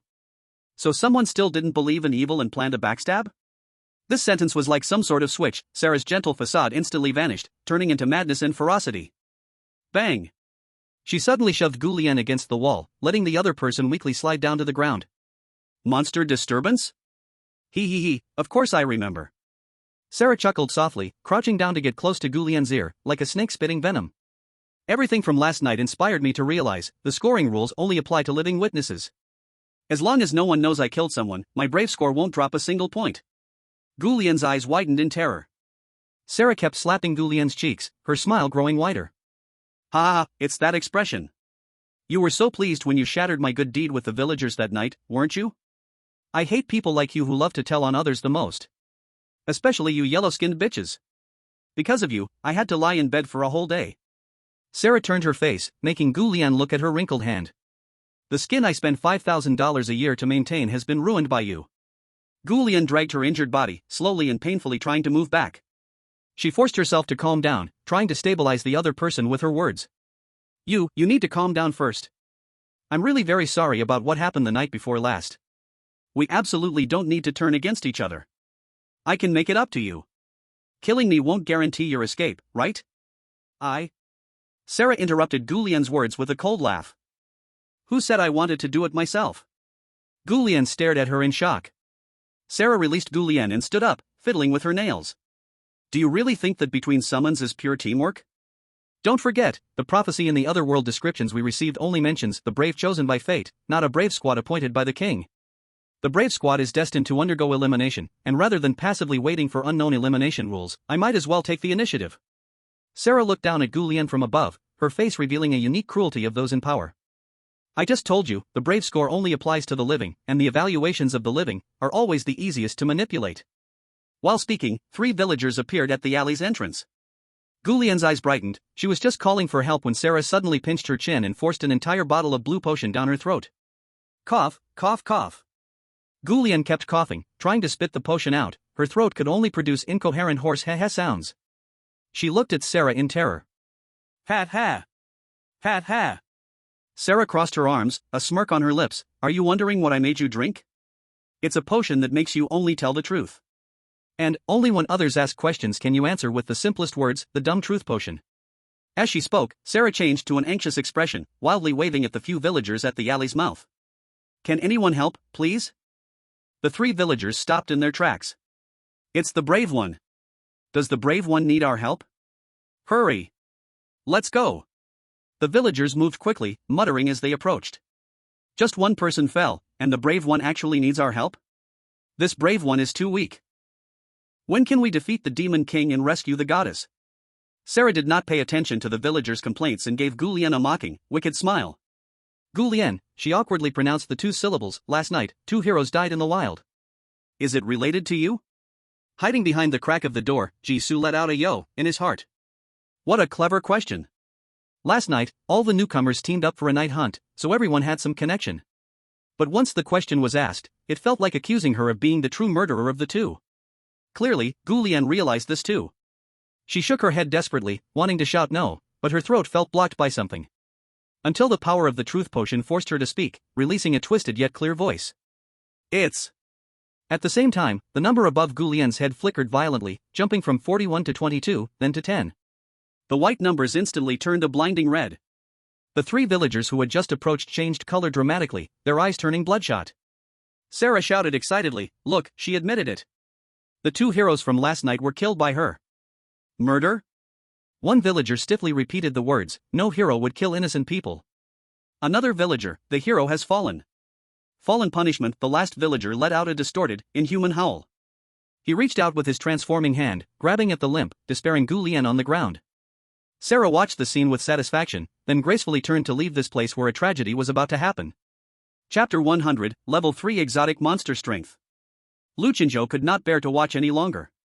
So, it was her who had been secretly targeting the summoners all along. He could not stand by and watch an innocent newcomer get murdered right in front of him when he had the power to save. Wait. Jisoo stopped Luchinjo's hand from pushing the door, taking out a red invisible cloak. Take this. Luchinjo did not hesitate, grabbing the cloak and bursting out the door. Wait. Before the 3 villagers, who had already lost their human form, could grab Gulien, he yanked her off the ground in one motion. The villagers couldn't hold their weight, crashing to the ground and kicking up a cloud of dust. Luchinjo shouted. I can prove that everything just now is not real. Miss Gu has nothing to do with the deaths of the 2 heroes last night, they just made a wrong judgment and went out together. Jisoo stepped up too, echoing Lu's words. That's right, we just watched the whole thing inside. It wasn't Miss Gu who killed, but Sarah who intentionally framed her. As soon as their words fell, the score above Gulien's head jumped back to 41. Meanwhile, Sarah, who hadn't yet left the alley, saw her score drop to 0 in an instant. Sarah was shocked and furious. Damn it. How are you here? She looked up at her score, the killing intent in her eyes turned to extreme fear, and she turned to run. In the blink of an eye, she vanished from the 3's sight. However, the culprit ran away, but the 3 villagers still had not returned from their polluted rampage. Another fallen hero. Must punish. Gulien used all her strength to grab the 2 sleeves, signaling them to leave quickly and not to worry about her. Jisoo took out the mask of the shadow demon and placed it along with the invisible cloak on Gulien. Don't make a sound for a while. The invisible cloak was a local exotic product, which should be effective against the mutated villagers in front of them. If she didn't make a sound, Gulien should be able to hold out for 10 minutes. Jisoo's action to help was certainly not out of compassion. 1. He could indeed help easily. 2. He also wanted to test the strength of monsters in the exotic land. The 3 small monsters right in front of him were just right for Jisoo to practice on. Before the 3 could exchange more words, the mutated villagers charged over. Luchinjo pushed Gulien, who was wrapped in the cloak, into the granary, shouting loudly. Run separately. Jisoo and Luchinjo jumped up onto the fences on either side of the alley at the same time. 2 villagers are closely following behind. 1 remaining villager sniffed around for a moment and then chased after the higher-rated hero, Jisoo. Jisoo lightly tapped his toes, jumped off the fence, and by the time he landed, he was already several meters away. His speed was incredibly fast, not startling any irrelevant villagers, and soon he had shaken off the chasing villager monsters by a good distance. He intentionally fled towards the outskirts of the village, glancing back occasionally to observe the location of the mutated villagers. What the hell, Jisoo couldn't help but say, aren't the lower-rated ones supposed to be the unluckiest? Why are there more villagers coming to chase him? What about Sarah? Did no one care that her score hit 0? The mutated villagers seemed to harbor a grudge against high-rated heroes? The speed of the mutated villagers was extremely quick, comparable to human motorcycles, and their jumping ability was also strong, easily leaping over 3-meter-high fences. Fortunately, Jisoo was a traveler, his talent sequence naturally suited for escaping, so he hadn't been caught yet. However, he was not running at full speed. Instead, he deliberately controlled his pace, like fishing, leading the 2 mutated villagers towards a desolate area. He needed an open space that would allow him to leverage his advantages.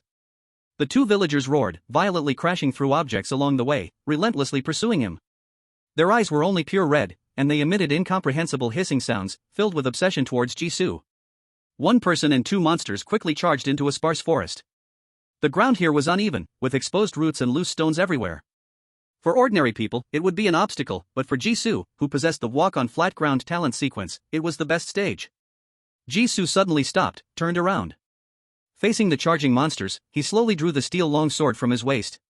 The cold light of the sword shone on his face. With the last encounter limited by conditions, let me test the depth of the foreign domain with you. The first charging villager monster swung its claws, now black-brown, and lunged at Jisoo's face with a bloody wind. It was incredibly fast. But Jisoo was even faster. He sidestepped, twisting his waist, as the claw whizzed past his nose. At the same time, his sword, like a venomous snake out of its hole, precisely stabbed at the monster's exposed armpit joint from the attack. Hiss! The tip of the sword felt the sensation of piercing through tough leather, but it didn't go deep into the flesh. The monster screamed out in pain, letting out an angry roar, while its other claw swept towards Jisoo. At that moment, the other monster had also lunged at him, opening its massive mouth that stretched back to its ears and biting towards Jisoo's neck. In the next second, Jisoo vanished from the spot. Jisoo pushed speed and agility to the limit, always minimizing his movements to evade monster attacks, then countering at an incredible angle. Dodge, strike. Each time his figure flickered, a new wound would appear on the monster. The two monsters were played with and spun around, roaring angrily as they wreaked havoc in the bamboo forest. Not only did they fail to catch the annoying little mouse, but their wounds were also getting deeper. That's enough. Jisoo gripped the increasingly sharp hero's sword, suddenly charging towards one of the monsters. At the moment of impending collision, he suddenly crouched low and slid to the side, simultaneously thrusting his sword upward with a swift motion. Thud! The massive body of the monster swayed and then crashed to the ground with a bang. The other kneeling monster saw this, let out a frantic roar, and struggled to charge forward. Jisoo didn't give it a chance. His figure flickered and appeared beside the monster, the long sword infused with all his strength and speed, turning into a silver line, slicing across. Swish! The monster's head flew into the sky, and its headless body stood stiff for a moment before collapsing heavily to the ground. The battle was over. Only a few sparse bamboo left standing in the surrounding area. Jisoo wiped the green blood from the sword blade and let out a breath. The pollution species of the level 3 foreign domain is indeed difficult to deal with. Disguised as normal villagers. The two villager monsters, rigid and alienated, seemed just like the lowest level of pollution species. Even so, their destructive power was beyond what the beasts of the normal world could match. Jisoo had never fought against a level 3 polluted species after upgrading the Ming City train. But he had seen the polluted species at level 2 before. Those famished train passengers could still handle them with normal weapons. The two alienated villagers, breaking their defenses with cold weapons, felt like helping with a bath, not even a scratch. Jisoo looked at the shiny sword in his hand. At least, the outcome is good. He sheathed the hero's sword into the ground, the earth cracking easily like a block of tofu. At least I know what hero skills to choose before leaving. Chapter 101, The Summoner Meeting. Back at the village, the number above Jisoo's head changed to 307. A number higher than he had ever imagined. He didn't know how much of it was from saving people or how much was from killing the two alienated villagers. Jisoo walked straight to the blacksmith shop, and the villagers he met along the way were still unaware of the incident at the granary, treating him with deep respect. Old Hake smiled warmly upon seeing him. Long time no see, hero. What do you want to buy this time? You look like you've just finished an exciting battle and don't want to socialize much. Would you like to try on a stealth suit? Put it on, and I guarantee you will be the hardest hero to notice on the street. Jisoo rejected Old Hake's sales pitch. Use my legendary hero reputation to find a complete hero skill in basic swordsmanship. Remember, it must be a complete hero skill. No first volumes, first halves, or fragments. I just want the full, basic skill. Jisoo emphasized the word complete. My reputation should be enough to buy a non-defective hero skill. Old Hake's smile froze for a moment, and after 2 seconds, he regained his voice. Are you sure? Training basic swordsmanship to the level to defeat the Demon King takes a lot of time. At the same time, it provides no additional benefits, the moves are simple, and the upper limit is not high. The dark-skinned blacksmith pulled out a stone slab from under the table. This incomplete ancient swordsmanship inheritance is said to be a skill that even the Demon King could not learn. It is stronger and older than basic swordsmanship. It is said that when the Demon King was still an ordinary person, 2 paths lay before him, and he chose dark magic because he didn't learn this swordsmanship inheritance. No need, I only want basic swordsmanship. Jisoo interrupted. He looked at the number above his head. Mr. Hake, I clearly expressed my needs, yet you seem to be intentionally avoiding the hero's learning of skills? Old Hake's expression stiffened, his skin turning pale for a moment. Of course not. Hindering a hero seemed to be a crime no villager could bear. Old Hake, who had been slow, suddenly worked 10 times faster, pulling out a thin booklet without any waste of words.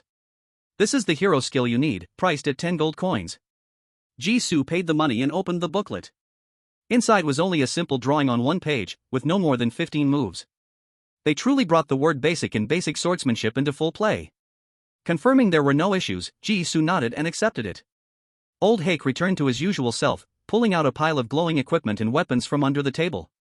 Besides the hero skill, do you need anything else? Like some healing potions, a truth potion for interrogation, a magic carpet for swift travel, or armor to protect yourself. The village is far from the Demon King's castle, you definitely need a mount. Jisoo turned coldly and replied, no need. After discovering the product tag on the invisibility cloak, he lost all interest in the items in the blacksmith shop. The magic equipment modified from modern goods was simply unreliable. Taking things too easily always made him feel that these things would someday betray him. At present, the pollution of the outer realms was not much of a challenge for Jisoo. He was just one step away from taming a mount at the stables south of the village. He would be able to complete it this afternoon. Old Hark reached out again, wait, brave hero. Relying on his status as the legendary hero, Jisoo did not turn back.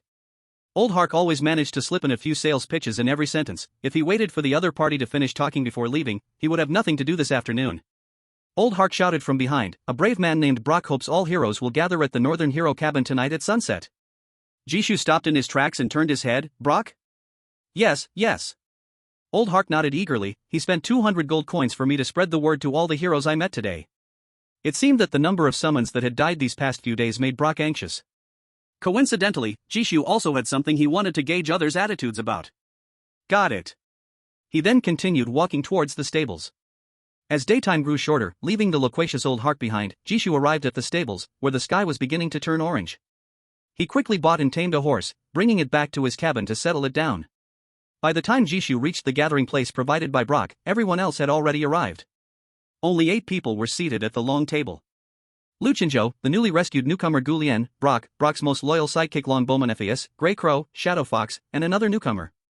Sarah was not among them. It seemed that the other party had escaped the alley with a reset hero score, but it did not keep them alive. Glancing around, the numbers above everyone's heads were polarized. A few newcomers only had a pitiful 40 to 50 points, while Longbowman scored 96. Everyone else exceeded 140 points. The most outstanding were Brock with 215 and Luchinjo with 299. There were very few like Jisoo who came empty-handed. Beside each seat lay a pile of strange magical items, including a few shotguns and at least a 3-meter-tall lion with wings at the entrance. When Jisoo appeared, Longbowman crossed his arms and sarcastically said, "Oh. Our legendary hero has finally arrived." Jisoo returned a smile, "Why, aren't you a hero yourself?" Longbowman's expression darkened. Hero scores hung over them like a sword of Damocles, and he certainly didn't dare to engage in such a deadly retort. Or rather, he never imagined that the usually low-key Jisoo would directly counter him. Ignoring Longbowman's reaction, Jisoo walked over to the vacant seat that Luchinjo had specially saved for him. Before attending the gathering, Jisoo had guessed that the number above his head would draw extra attention. Longbowman's attitude not only represented himself but also indicated Brock's probing from behind. Since it was impossible to remain low-key, there was no need to be too polite about certain matters. Brock lifted his eyelids and glanced at Jisoo. Indeed, Jisoo had not arrived late. Since everyone is here, let's talk about the losses of the hero team in these past 2 days. His gaze swept over everyone. Some looked no different from when they first entered the outer realm, while others had ointment from healers applied all over their bodies. In just 2 short days, we have already lost 4 teammates. Especially this afternoon, Sarah was torn to pieces by the rioting villagers right in front of me and FAS. We must exchange information to safely get through the last day. Grey Crow crossed his arms and spoke first. Behaving in a way that doesn't fit the villagers' image of heroes led to low scores and attacks from the outer realm. Is there any discussion needed on rules we understood before coming? Shadow Fox stirred his spoon around in his coffee cup. The villagers' behavior has already started to act strangely. We just need to avoid them, don't be greedy, and we won't get into trouble. Dressed in luxurious hero attire. The brave one scores 50, a newcomer calling himself Noel has a different opinion. The combatability of the villagers in rebellion is actually very poor. This morning, I was also attacked by villagers turned into monsters, but they were all dealt with by that little pet at the door. Chapter 102, A Way to Leave the Village Early. The newcomer Noel proudly boasted. Actually, the foreign realm isn't that scary, as long as you're strong enough, no monster is a problem. And I found out, killing villagers turned into monsters not only has no punishment but also increases my brave score. During the day, my score even exceeded 200 at one point. Of course, he didn't mention how the score fell from 200 down to 50. From his smug talk, Jisoo could see he no longer held off for the brave score above his head. With a rough and stable, somewhat simple way to increase the score, the rules of killing for the brave score were no longer mysterious in his eyes. He didn't need to carefully test the villagers' attitudes and could do whatever he wanted. The newcomer Noel continued to brag about the Mount Griffin he purchased at the blacksmith shop. My little darling is a Platinum Knight limited mount, there's only one. Not only is it fast in flight, but it also has sharp claws and can shoot lightning. As long as I fly up into the sky, no amount of rebellious villagers can touch my clothes. I spent a huge sum and even completed a hidden quest to get the purchase qualification. On the other side, the longbowman Fess scoffed. What's so great about a beast? A bottle of beast rage potion can tame it. He swished out a strange-looking firearm. The thing has sleek metal lines, the gun body glowing with crimson runes, subtly revealing a style that combines modern firearms and magic. What's a griffin? Look at this. The longbowman lovingly caressed the gun body. Enchanted flamer fiery roar. It has a long range, strong penetration, and one shot can make a big hole in a level 20 monster. Its power is comparable to intermediate magic. Only by completing a hidden quest could one obtain the blueprint, there's only this one. Even if 5 polluted types surround me, I could easily deal with them. The longbowman emphasized the words polluted types with an air of superiority, making himself seem more professional. It was clear that Brock had truly taught him the basic knowledge of the foreign realm. Suddenly, the longbowman sighed. Unfortunately, even after completing the hidden quest, to purchase the stronger weapon blueprints, one must reach the prestige of a legendary knight. Noel's eyes lit up, and he nodded in understanding. Exactly. To upgrade prestige at the blacksmith shop, the amount of gold required increases with time and the cost of purchased goods. I'm currently a platinum knight. To upgrade to a legendary knight, I need 100,000 gold. It said that the items available to legendary knights include dragon mounts and potions that tame 2 monster mounts at once. The longbowman also looked frustrated. Yeah. Old Hack has even higher level enchanted firearms that are said to shoot explosive rounds and even have elemental tracking. But I'm still far from having enough gold. If I could buy those, what crisis could I not overcome tomorrow? After talking for a long while, the longbowman's gaze swept around the faces of everyone present. He casually spoke. But I heard that someone here raised their prestige to legendary knight on the first day. Suddenly, the atmosphere around became a bit subtle. Testing glances crossed and separated in the air. The two had said so much, and of course, it wasn't purely boasting, it was dangerous to expose their details freely. Meaning to share information was secondary, finding the so-called legendary knight oracle among them and gaining access to purchase higher quality gear and mounts. That was their main purpose for coming here. Dong dong. Brock's thick fingers tapped on the wooden table, producing a dull sound. His eyes, full of scrutiny and obscurity, locked onto Jisoo without any hesitation. Alright, you two, keep your thoughts to yourselves. In the exotic land of the Free Federation area, most people only care about strength, but that doesn't mean we should be brainless fighters. Xavier, what do you think? Jisoo snapped back to reality a moment later, noticing that everyone's attention had shifted to him. Noel and Faye showed clear eagerness and jealousy in their eyes, while Lu Chenzhou slightly frowned, seemingly lost in thought. The others wore curious and probing expressions. Clearly, the number above his head was still too conspicuous. Jisoo clasped his fingers together on the table, his smile light and easy. I don't think much of it. He was not surprised that old Jack from the blacksmith shop, who only cared about money, would leak the personal privacy of the summoners. Jisoo even thought he would reveal more details, like naming him directly as the legendary hero. Of course, it might have been that old Jack wanted to name names, but no one offered enough money. He had been silent before, just lamenting that he was experiencing a fake exotic land. How come others spoke of hidden quests, hidden blueprints, and divine artifacts, while he only faced the most basic tasks of slaying monsters and doing hard labor? When the topic of which shop item is more cost-effective came up, he found himself unable to chime in at all. Jisoo met everyone's gaze and calmly nodded. That's right, the one who was upgraded to legendary hero status is indeed me. These words fell like a stone into a still lake, instantly drawing gasps from many present. It really is you. Noel couldn't help but exclaim, his eyes burning with intensity. Brother Xavier, can you help us get some? We can pay a high price. Or if you need anything, we can trade. The longbowman face also stared intently at Jisoo, adding, without better equipment, our chances of survival increase. It's good for everyone. However, Jisoo shook his head, his tone still calm, I'm not interested in those products. What? Noel was stunned, as if he had heard something unbelievable, dragon mounts. Double mount potions. You're not interested? Then why did you grind for such high prestige? Jisoo didn't answer his question but instead dropped an even bigger piece of news. I used my authority to find a special quest. Completing this quest, we might be able to leave the village tomorrow. Leaving the village early would mean no worries about facing the villagers tomorrow. This made even Block sit up straight, his gaze sharp. What quest? Jisoo's eyes scanned the crowd. Go kill the level 100 evil dragon living at the peak of the mountain east of the village and obtain its dragon blood. Level 100 evil dragon? What a joke. That's level 100. We can barely handle a level 20 flame wolf. And it's a dragon. It can fly. How can we attack it? With my griffin? This is not a task, it's a death sentence. The room was instantly drowned in voices of shock and doubt.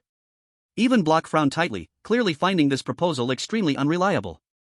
Jisoo ignored the reactions of others and repeated the theory that old Hark had told him about the origin of dragon blood in bridge materials. Face's already small eyes narrowed even more, ready to protest, but was pushed down first by Block. Block asked sternly, "What makes you think we can do this?" Jisoo raised his hand and pointed at the number above his head, "Just based on my talent sequence being observer. Trust me, this will be the least costly way for us to survive until tomorrow." The prestige of the legendary hero, with over 300 hero points above his head, was undoubtedly the best proof of Jisoo's abilities. Gained a special evaluation from Noel.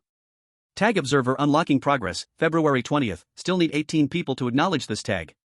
Gained special evaluation from Ghostbat. Gained. Tag Observer unlocking progress, June 20th, still need 13 people to acknowledge this tag. The eyebrow of Jisoo moved ever so slightly. Indeed, powerful people can make anything they say work. When the Brave score first appeared, he mentioned his ability, but at that time the progress didn't increase at all. Now he casually mentions it, without any demonstration, and a group of people all believe him. But why did it only increase by 5 points? Excluding Jisoo himself and Lu Chenzhou, who already contributed 1 progress, there were still 6 people present. Is there someone who doesn't believe his words? Jisoo's gaze subtly swept over the thoughtful crowd. He wanted to find that unique person, but the conditions didn't allow it. Among the 5 system prompts, the only name that matched a person was the newcomer, Noel. Everyone introduced themselves, but in the end, were all using fake names? What? He himself also used a fake name? Then it's nothing. The room fell silent for a long time. Finally, Noel swallowed hard, his voice dry. Level 100 evil dragon, how much equipment do we need to buy to collect its dragon blood? No way, the gap is too big. Shadow Fox picked at his nails, using so much effort just to leave the village half a day early not worth it. Grey Raven nodded in agreement, I agree. Outside, it was already dark. To defeat the evil dragon, they would have to discuss it tomorrow morning. After the fight, it might be dark again, why bother?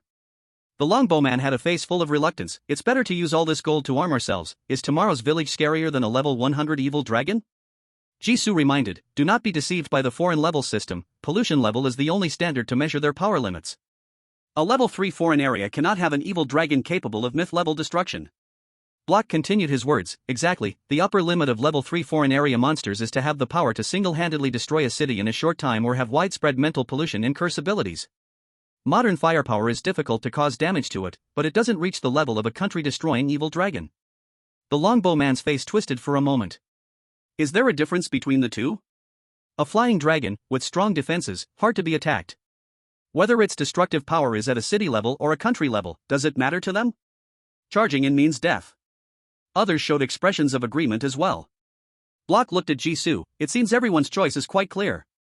No one was willing to risk all their wealth and lives accumulated over the last 2 days on a plan with a faint chance of success. Jisoo didn't try to persuade further, of course, I was just making a suggestion. After that, several recruiters shared experiences of completing tasks and hunting monsters, and the meeting was dismissed. Lu Chenzhou and Jisoo walked back together. Lu Chenzhou handed over the human skin mask and the invisibility cloak. I brought your stuff back, Gulian asked me to say thank you on her behalf. Jisoo took the cloak. Thanks, how is the little girl? All her injuries have been healed by the shaman, she's staying up late doing tasks to earn scores, Lu Chenzhou said. Jisoo nodded to show he understood. The villagers began to show anomalies. As long as they didn't make disturbing noise, the quieter nights were actually more suitable for doing tasks. He asked about the unfinished discussion from noon. At that time, you said you also noticed something off about the foreign area, then what? Lu Chenzhou explained, a level 3 foreign area has the ability to construct a world of heroes that is vastly different from reality. But if its foundation is still modern society, the hero story is just a shell, this shell can be pierced at any time. Like the difference between the illusory dream and reality. The reality is enough to form real rules, dreams are always bizarre and change at any moment. The stability of this foreign area is very likely to be above level 4. Jisoo simply summarized, you think it might upgrade to a level 4 foreign area? Lu Chenzhou, I don't rule out that extreme possibility. Jisoo, what features do level 4 foreign area monsters have? Lu Chenzhou, level 4 foreign area boss monsters are definitely overlords. Absolute control over the exotic realm. If we talk about level 3 and below exotic realms, the summoner can still use the rules of the exotic realm to seek a glimmer of life, but level 4 exotic realms are entirely at the mercy of the dominator. It can be said that in level 4 and above exotic realms, stability becomes merely a decoration. No matter how stable the rules are, they cannot outmatch the whim of a dungeon boss. If it cannot provide absolute safety for the summoner, stability can only reflect the mood of the dungeon boss. Jisoo's mouth twitched, to be honest, I don't feel it's been useful yet. Lu Chenzhou sighed. You've only entered the exotic realm for the second time, so of course, you don't understand what a stable exotic realm means for a summoner. Doing tasks inside will be easier than a vacation. Of course, in the future, it's likely you won't experience that again. The polluted world will match the exotic realm according to the summoner's level. Though Lu Chenzhou didn't know what Jisoo had gone through on his first journey to the exotic realm. But to get an observer sequence with a talent order number under 500, the other party clearly performed well. This second time he again encountered a level 3 exotic realm on the brink of promotion. As long as he survives, he is destined to have nothing to do with vacation tasks afterward. Jisoo? Lu Chenzhou changed the subject, the road ahead leads out of the village. Are you planning to leave the village tonight? At the end of the brightly lit road is the pitch-black wilderness. Jisoo looked at the occasional flickering ghostly green lights in the distance and smiled joyfully. Of course, we can't treat the exotic realm as a vacation spot. What summoner doesn't stay up late at night? Tonight, the village might be even livelier than the wilderness, it's better for him to leave first. Lu Chenzhou said in surprise, it seems we are thinking along the same lines. Chapter 104, Can villagers also use shop items? The night was as dark as ink. The village that was noisy during the day turned quiet, even the yellow dogs chasing chickens and teasing geese in the streets had quietly returned to their doghouses. Noel was outside his brave man's cabin, polishing his griffin mount Thunderclaw, thinking about how to make a splash tomorrow. Although he didn't notice the signs of the village about to undergo a major change, the attitudes of the senior summoners during the meeting could not be faked. The one who got a score over 300, Xavier, proposed a dragon-slaying plan that was completely unfeasible. Among them, the highest-level summoner, Brooke, who remained calm, still took a moment to voice his opposition.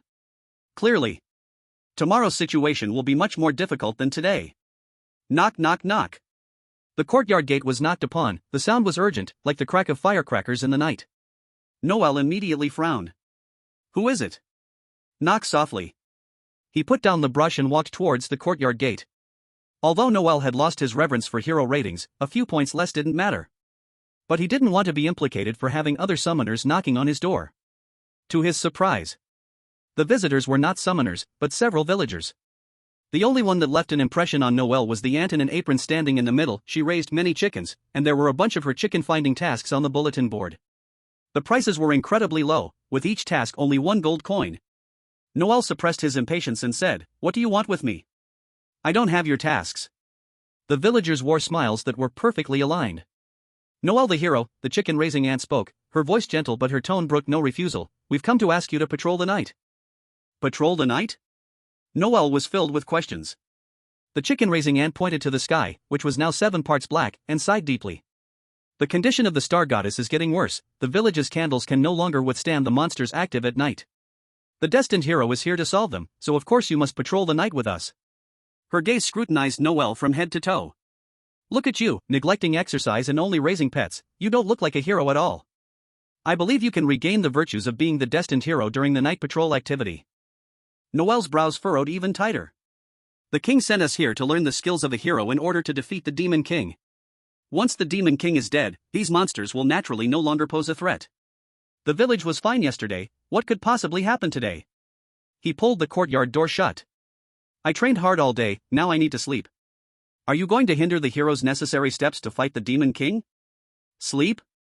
An older man nearby lamented, the goddess of starlight is suffering, how can you sleep? Another fat uncle chimed in. The Demon King who received the prophecy is hurrying to improve himself, and yet you are wasting time here. You have let us down.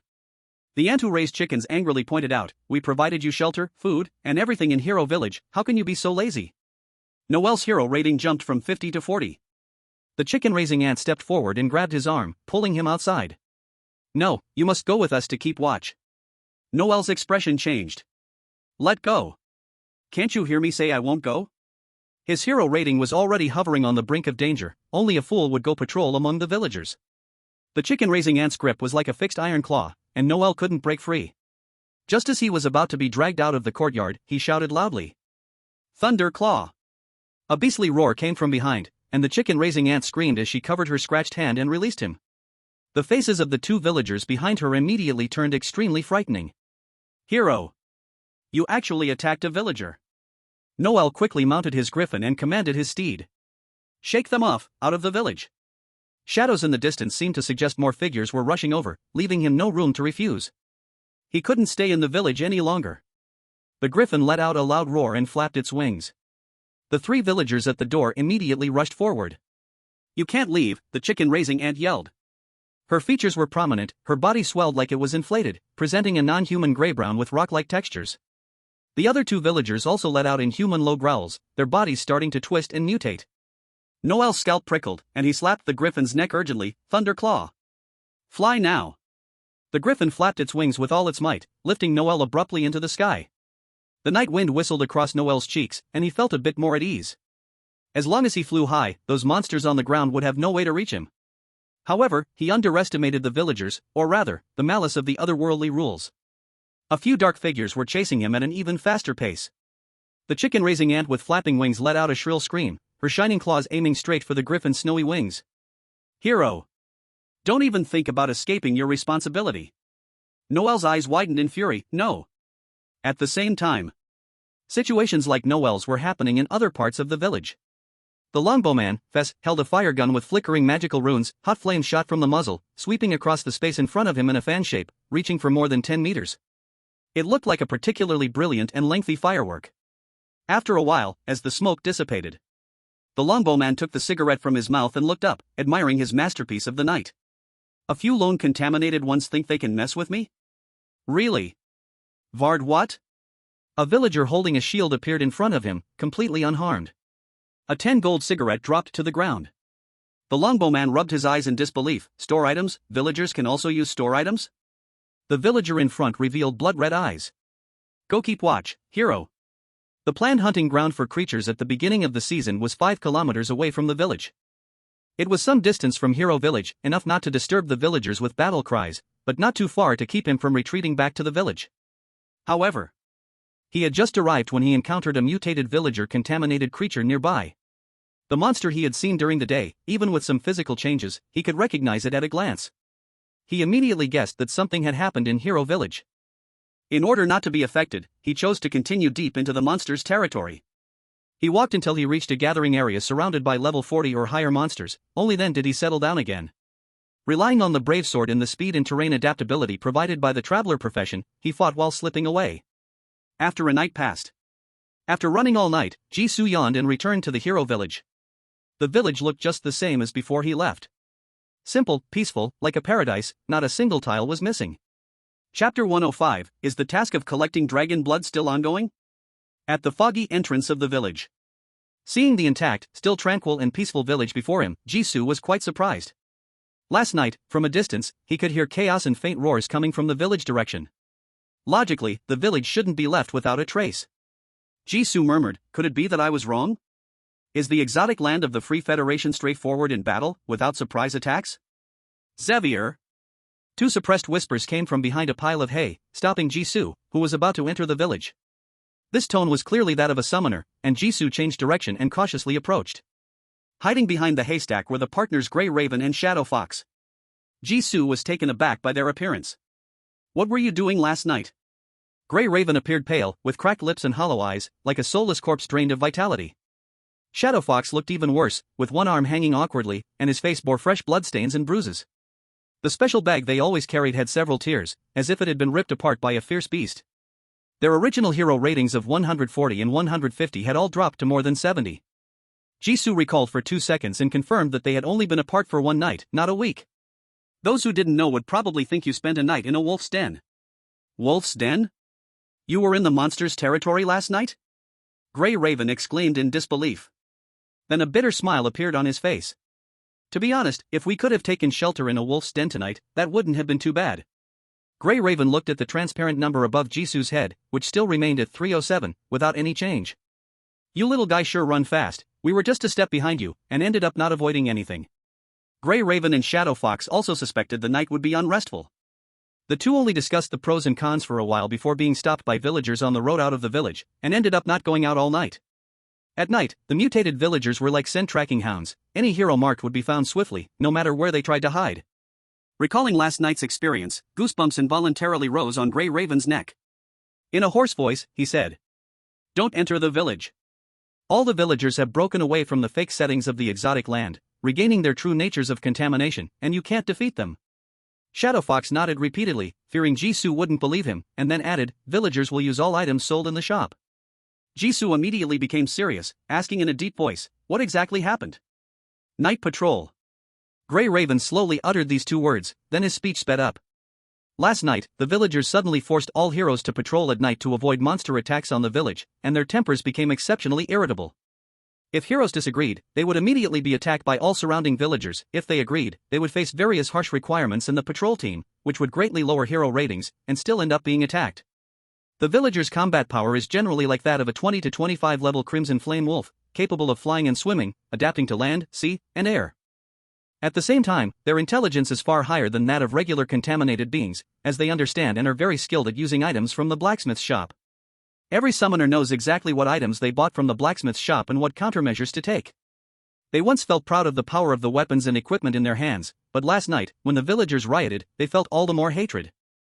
When I first arrived, the village chief said he would grant the hero access to all goods and books in the village for purchase and study. Now it seems there wasn't a single lie. They really only have permission. Every household in the village has a stockpile of items 1,000 times richer than the heroes, and each villager can produce equipment that is slightly stronger than the heroes. In terms of quantity and overall strength, we are clearly at a disadvantage. Last night, the one who summoned the hero suffered a crushing defeat. Even Grey Crow and Shadow Fox, who were not so scared of the level 3 Otherworld at first, recalling last night's experience of being chased and killed by spending players, couldn't help but shiver. Shadow Fox hugged his arms with one hand, his voice deep. That fool Noel thought he could fly out on the griffin, but he nearly died from the fall. The griffin was eaten by the villagers, and that foul-mouthed Feth ran away with his head in his hands after being shot by his precious gun. Everything we bought at the blacksmith's last night must have been destroyed. The good news is that the witch doctor still provides treatment for heroes. For now, none of us have been lost. Except for us and the temporarily missing Lou, Brock, and the others are all lying in the clinic. Grey Crow clenched his fists. We were all wrong. This otherworld stability must exceed 3.0. It is advancing. He flipped through the pocket watch in his hand. It was an otherworld pollution level detector, and it still showed level 3. Even if it remains a level 3 otherworld, I believe it is absolutely climbing slowly from the middle of the level 3 polluted otherworld to the top. Everything is just a disguise. The so-called hero prophecy and assistance on the road are merely means to confuse us. Shadow Fox nodded. Originally, after a night of fighting, the village had turned into ruins. Just before dawn, we saw a light enveloping the village. Everything that was damaged and burned was restored. Even the deceased villagers reappeared before our eyes. Illogical phenomena often represent the collapse of otherworld rules. The phrase "the dead villagers will revive" sent a chill through Jisoo's heart. This meant the villagers' punishments could be repeated indefinitely, while the lives and resources of these heroes were limited. Grey Crow stared intently at Jisoo, as if he had already made up his mind. "Xavier, are you still continuing with the task of gathering dragon blood that you mentioned yesterday?" Jisoo nodded without hesitation. "Of course. I asked old Huck at the blacksmith's, and as long as we can deliver the dragon blood, we can speed up the bridge's construction. Once the dragon blood arrives, the bridge can be built in less than an hour."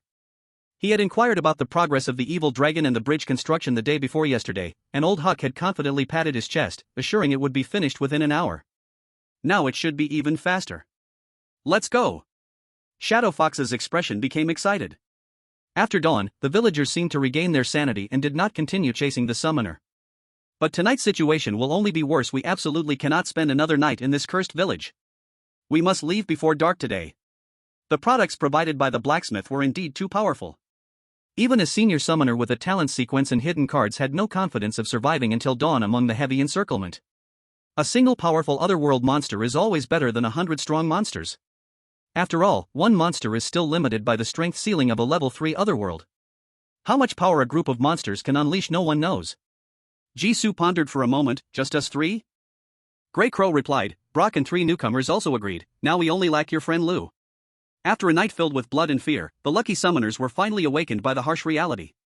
He continued, before sending them to the witch doctor's clinic, we reached a consensus that after healing, we will leave the village directly and head to the mountaintop where the evil dragon resides. Jisoo smiled. What a coincidence, Lu Fan and I have also reached an agreement. When we left the village last night, he and Lu Chenzhou discussed the plan to fight the evil dragon again. But there were too few people, not enough to risk going up the mountain after dark, which is why it was delayed until now. He immediately decided. We can split into 2 teams of 4. We'll take Lu Fan, and Block will take the 3 new recruits, then operate in 2 teams. No problem. Grey Crow replied readily. Chapter 106 Constellation. The first step in preparing a plan is to inform everyone involved. Jisoo looked around. Do you have a way to contact Block? Or find Lu Fan? We need to hurry. The daylight in the strange land was getting shorter, and their time was very tight. Grey Crow immediately said, wait a few minutes for me. With that, he pressed one hand against the ground and closed his eyes to start meditating. Jisoo admired him for a few glances. If he remembered correctly, Grey Crow had revealed that his ability was the Inquisitive Path. At that time, he guessed that the Inquisitive Path was quite similar to his own observer profession.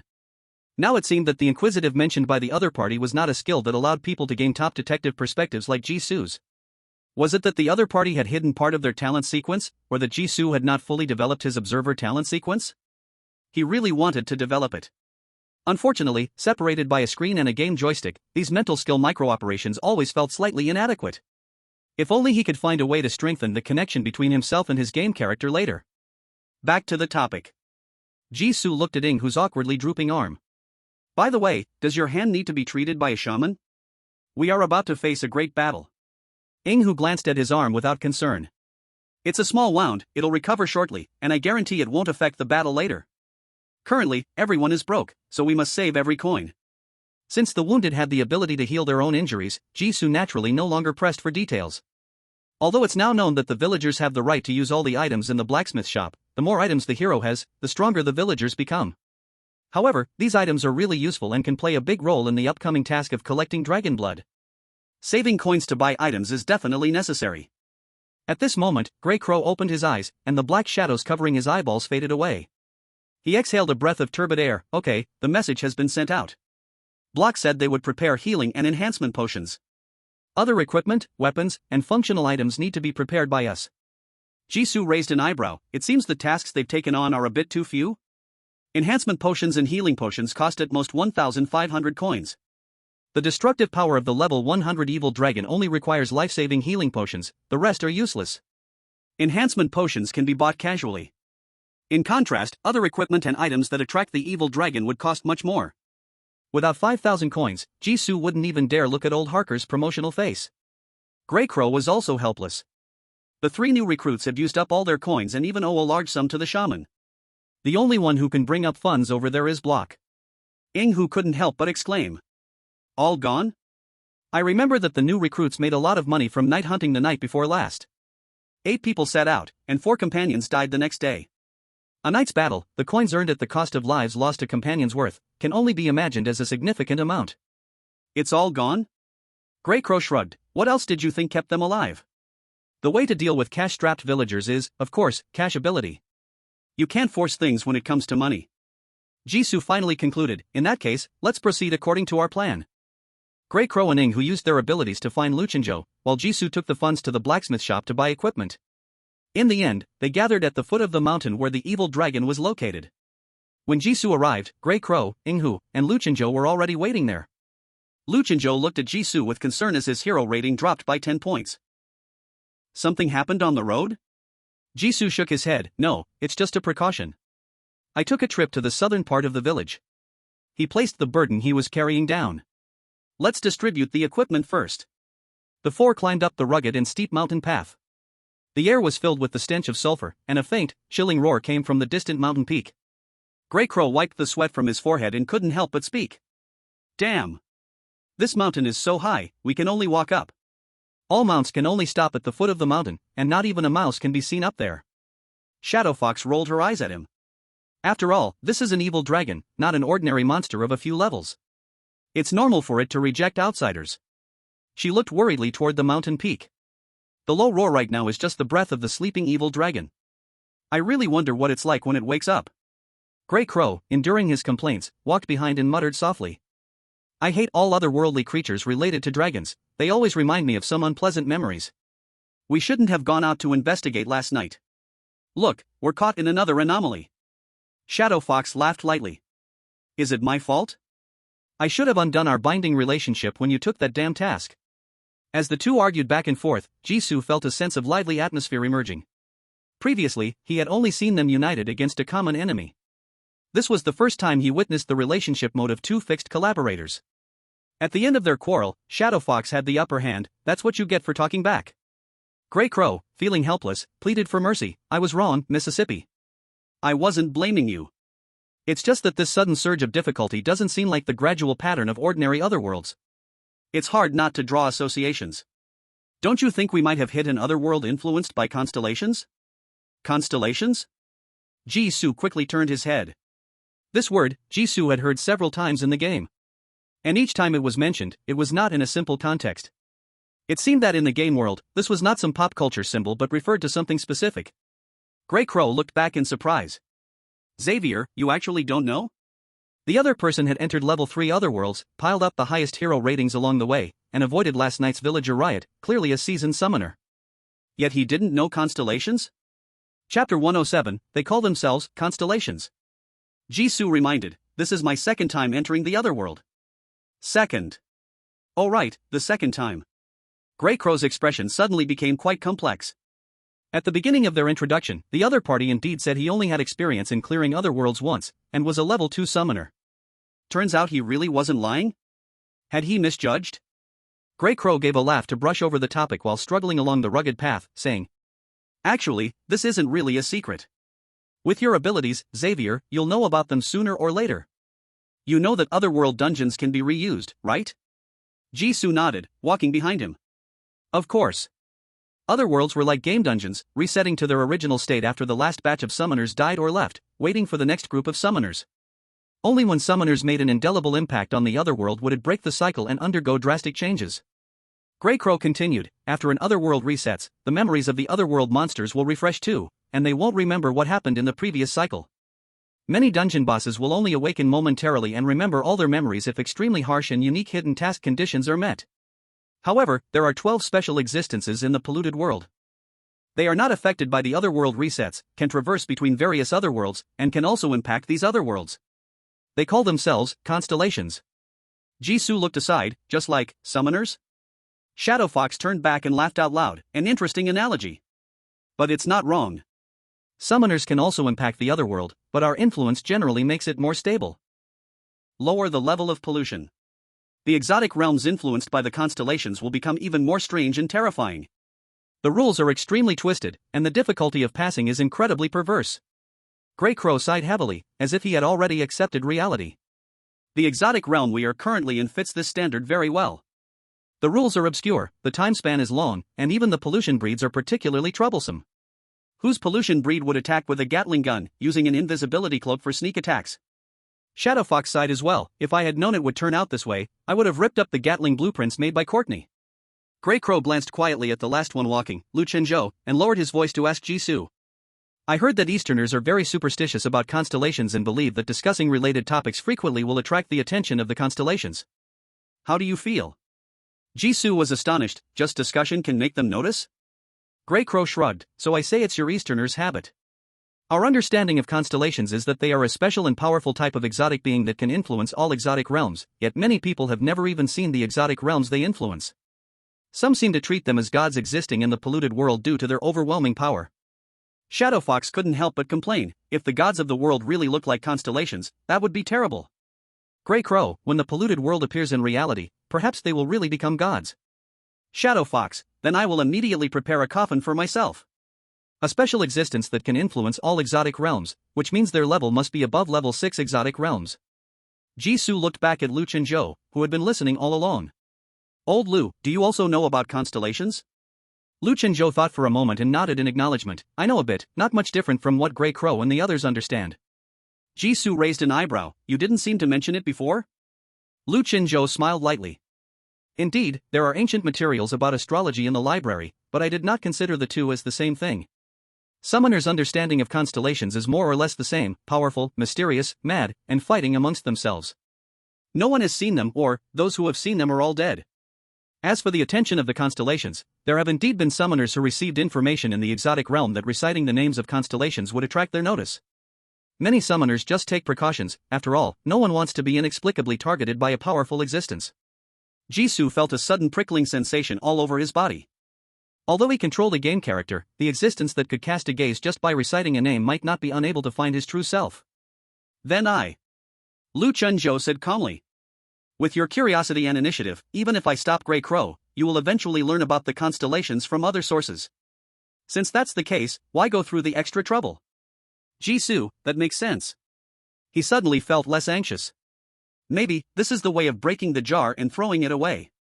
Unexpectedly learning the possible real difficulty of the exotic realm, Jisoo began to think from a different angle.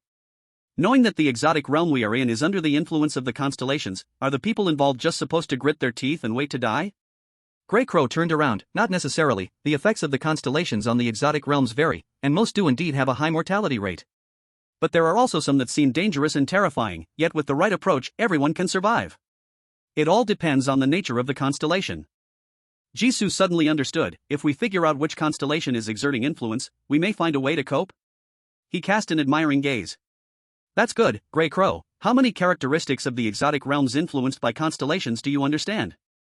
Grey Crow laughed cheerfully. I don't understand a single one. Jisoo. Grey Crow leisurely added, I said, many people have never seen the exotic realms influenced by constellations, and I am certainly one of them. Shadow Fox turned her head and giggled, but I guess it has something to do with Scorpio. Because, Halfway through her words, Shadow Fox was forcibly covered by Grey Crow's hand. Next, the Grey Crow revealed an apologetic smile. She just loves to make wild guesses, so you guys can ignore it. Such a clumsy excuse. Of course, Jisoo didn't believe it, but seeing that Grey Crow and Shadow Fox didn't want to say more, he didn't press further.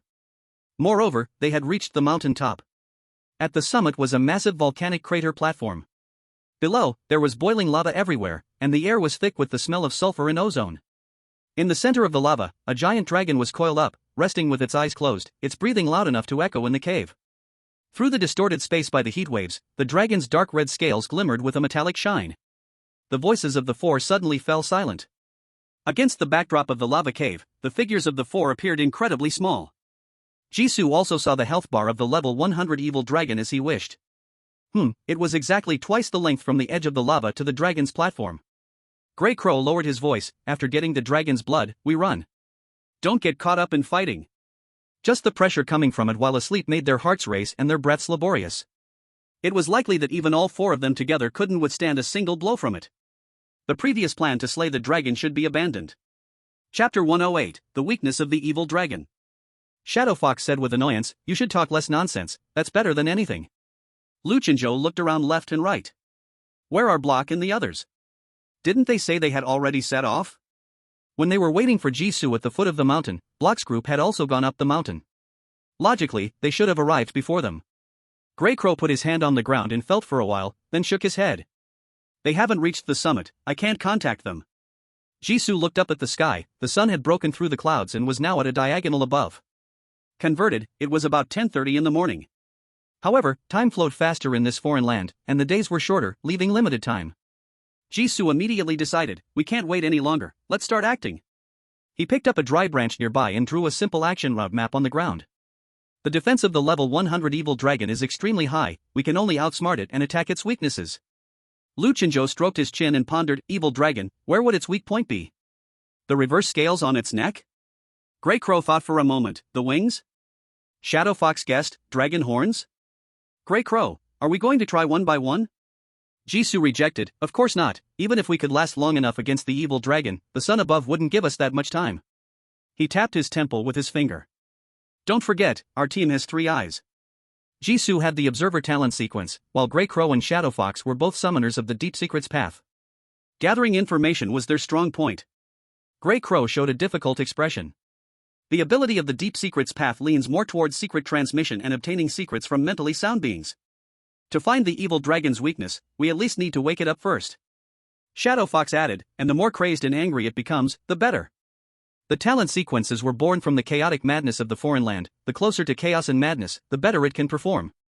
Jisoo was surprised. Is there such a saying? That complicates things. They had to anger the evil dragon to know its weakness, otherwise, they might not even escape. In the end, he still made the decision. Regardless, let's give it a try. The four quickly drafted a combat plan. Jisoo's observer sequence was most suitable for the scene before them, serving as the key analyst, with Grey Crow and Shadow Fox assisting. Lu Chenzhou would attract maximum firepower. Then, the four of them scattered like ghosts. Lu Chenzhou took a deep breath, removing the red longbow he had purchased from the blacksmith's shop from his back. He knocked an arrow fitted with an unstable explosive crystal, aiming at the relatively weak membrane of the evil dragon's wing. Whoosh! The arrow shot forth, tracing a tricky arc, accurately hitting the connection point of the membrane on the left wing of the evil dragon. Boom! A small explosion sounded. Although it couldn't even penetrate the scales of the evil dragon. The blood-striped mark visible to the four above remained motionless. But the sudden stinging pain and loud sound successfully awakened this giant beast. Roar! The evil dragon suddenly raised its head, its dark golden vertical pupils instantly locking onto Lu Chenzhou's direction. It let out a deafening roar, filled with the anger of being provoked by ants. The evil dragon spread its massive wings, carrying the force to crush everything, and pounced fiercely towards Lu Chenzhou's location. Rubble crumbled. Unfortunately, it missed. Whoosh! Another arrow was shot from behind. Roar! The evil dragon roared in fury. The Grey Raven quickly changed positions after shooting, and the spot just left was immediately swept by flames. Step 1 of the plan, angering the target, accomplished. It's my turn. Jisoo thought quietly in his heart. Then he tightly locked his gaze on the giant dragon soaring in the sky, using the observer sequence. The colors of the real world instantly faded, replaced by an endless, crazily rolling stream of data.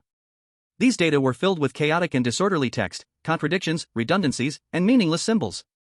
Immediately, Jisoo lost 10% of his health bar.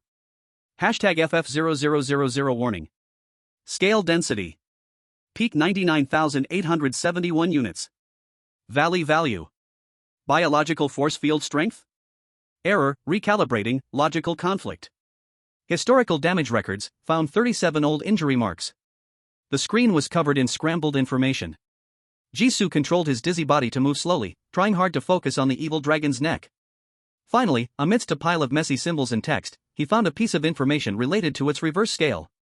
Version 1793.1, reverse scale severely restricts this creature's growth strength, has been deleted. What? Already deleted? Who left this information behind?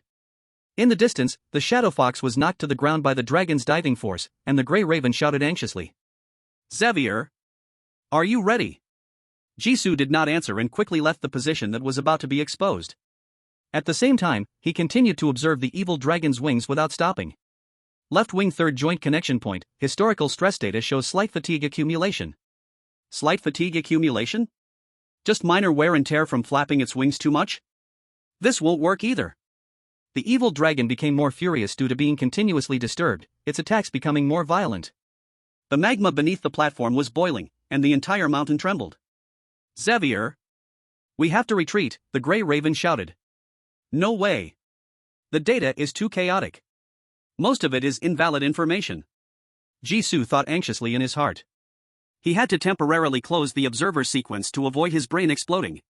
He tried to look for the dragon's horn, but the evil dragon's constant movements caused him to fail repeatedly. He had to change strategies and could no longer try to read the weaknesses directly from the massive data. Such filtering work was simply too large and slow. He must first identify the abnormalities in the evil dragon's attack patterns. Since he couldn't see it directly, he would observe how it moved. Jisoo took a deep breath, trying to ignore the cries for help from others, using his naked eyes to observe the evil dragon's actions. 1 minute. 2 minutes. Finally, the evil dragon dived once again. Jisoo immediately stood up. He saw it. After each fierce pounce or sweep, at the moment of landing, the massive body exhibited an extremely subtle, almost imperceptible pause. Moreover, it seemed to deliberately avoid using its legs to directly bear all the landing impact. Especially while turning, the movement of the right hind leg seemed less smooth and natural than the left hind leg. There it is. Jisoo reopened the talent sequence. Through the dense disordered data, he fixed his gaze on the evil dragon's legs. After another frenzied pounce missed, the evil dragon's heavy body slammed to the ground with a loud crash. At that instant, In Jisu's observer view, an extremely short but exceptionally clear fluctuation appeared. He seized it immediately. Right hind limb knee joint old injury mark unable to delete. Damage type, mixed tier, physical blunt force. Chapter 109, The Intrusion of Brock. Structural weakening, or degree 42%, that's enough. Jisu immediately shouted, attack its right knee. The gray crow, already grimy and lying on the ground, strained to lift its head upon hearing the voice. Are you serious? Attack the knee to draw blood? And whose dragon has a weakness in its legs? Roar. The evil dragon angrily spat flames toward Jisu. Two plumes of black smoke erupted from its nostrils, golden vertical pupils fiercely fixed on Jisu, speaking in human words. Lowly bug. There's actually another bug hiding in the shadows, trying to ambush it. Unforgivable. The next second, 3 explosive arrows shot in a V-shape toward the evil dragon's right eye, forcing it to turn its head and close its eyes. When it opened its eyes again, Jisu, having dodged the dragon's flames, rushed swiftly toward it. Because the rubble continually falling into the lava was Jisu's best stepping stone. He roared, help me get over there. The gray crow and shadow fox exchanged glances, since Jisu was so confident and there was no better choice. Go for it, the gray crow growled, using its power gloves to lift a nearby boulder and throw it at the evil dragon. The shadow fox, enduring the pain, threw several smoke bombs and sharp metal spikes from the other side. The evil dragon flapped its wings to dodge, fury blazing in its vertical pupils. Roar, annoying ants. The gigantic head abruptly turned towards the shadow fox, a destructive red light glowing deep in its throat. Now is the moment. Jisu stepped on the flying boulder, pushing off with force. The red glow of flames and the silvery swordlight shone simultaneously. Clang! The hero's sword struck against the dragon's knee scales, producing a metallic clash. Put! The gray crow, pulling the shadow fox to dodge the attack, was sent flying along with it by the explosion of dragon flames, the sound of splintering bones clearly audible. After spitting out blood mixed with clots, the gray crow moved its head with its last strength. It just happened to see Jisu being thrown away, but on the evil dragon's right leg, there was a clear, bloody scratch about the thickness of 2 fingers. The health bar above its head had also decreased by an inch. Its eyes lit up, we succeeded. Until now, they finally saw the first wound that broke through the scales of the evil dragon. The knee really was the evil dragon's weakness. The pain-stricken evil dragon immediately threw Jisu off, still hampered by the recurrence of an old injury, losing balance and crashing down onto the platform in the center of the lava. Jisu quickly adjusted his balance in midair, catching the falling rubble and charging toward the evil dragon again. Running, leaping, dodging. Within a few breaths, he was back beside the evil dragon. The evil dragon raised its enormous left claw, bringing with it the power to crush mountains and smash down. Jisu stood firm, not dodging. At the last moment before the giant claw struck, he infused all his strength into his legs and jumped upward violently. The hero's sword was gripped in both hands, all the force, weight, and will condensed at the tip of the sword in that instant. PSHHHH. This time, the dragon bloodstained sword deeply pierced into the evil dragon's knee joint. Roar, ah. A roar that was entirely different from any previous outburst, mixed with intense pain, anger, and a hint of disbelieving anguish, shook the world. Dark golden, lava-like scorching dragon blood gushed out along the sword blade. We succeeded. Jisu was filled with wild joy and immediately took out a special flask to catch the blood. After catching a third, a massive crack suddenly appeared in the center of the platform, and lava spewed out from the fissure. Jisu quickly withdrew the sword and dodged. The evil dragon, recovering from pain, opened its slit pupils, now blood-red. I will make you all die. The whole mountain began to tremble violently, and Jisu felt a tightness in his heart. The evil dragon was going to destroy the whole mountain, at any cost, to fight them. But that's okay. To repair the big bridge, at least 3 vials of dragon blood were needed. The most feared thing was missing the evil dragon's hatred and letting it escape. As for how to live after collecting the dragon blood, that was something to think about later. Jisu and the distant Luchinjo exchanged a glance, starting an incredibly tacit understanding of drawing monsters and chasing them. Then, Jisu once again approached the evil dragon. At that moment, Xavier! Hold on! We're coming! A deep roar echoed from the mountain path. Burke appeared with 3 new recruits who looked unexpectedly disheveled at the edge of the mountaintop. Burke quickly spotted Jisu, his eyes bursting with surprise and greed. We're coming to help you collect dragon blood. This loud shout successfully brought the giant dragon, who was engulfed in extreme rage and pain, back to its senses. Dragon blood? The evil dragon growled. Its fury and murderous intent transformed into a highly human vigilance. You are heroes. The evil dragon instantly understood everything. These unintelligent humans wished to use its blood to carve a path. Heroes written in the prophecy. Roar. The evil dragon let out a roar, immediately abandoning its attack, and spread its massive flesh wings. It intended to fly away directly, not allowing them to obtain its blood. No! Jisu's eyes widened in desperation.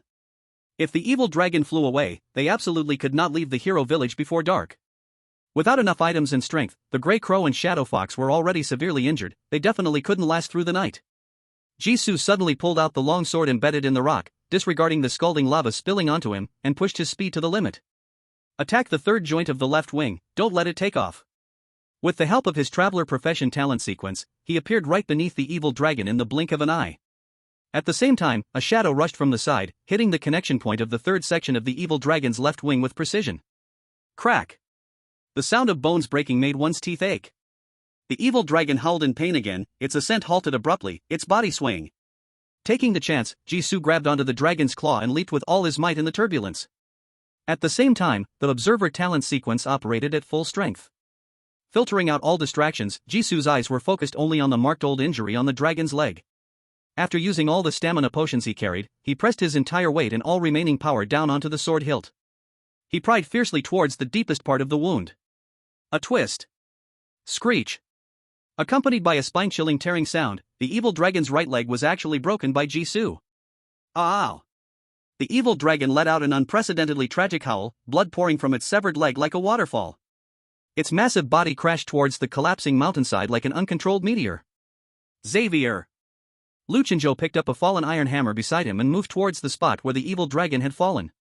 After just a few steps, a blood man emerged from the clouds of dust, holding a sword. Jisu coughed twice in a choking fit. I'm fine, I got the stuff, let's go quickly.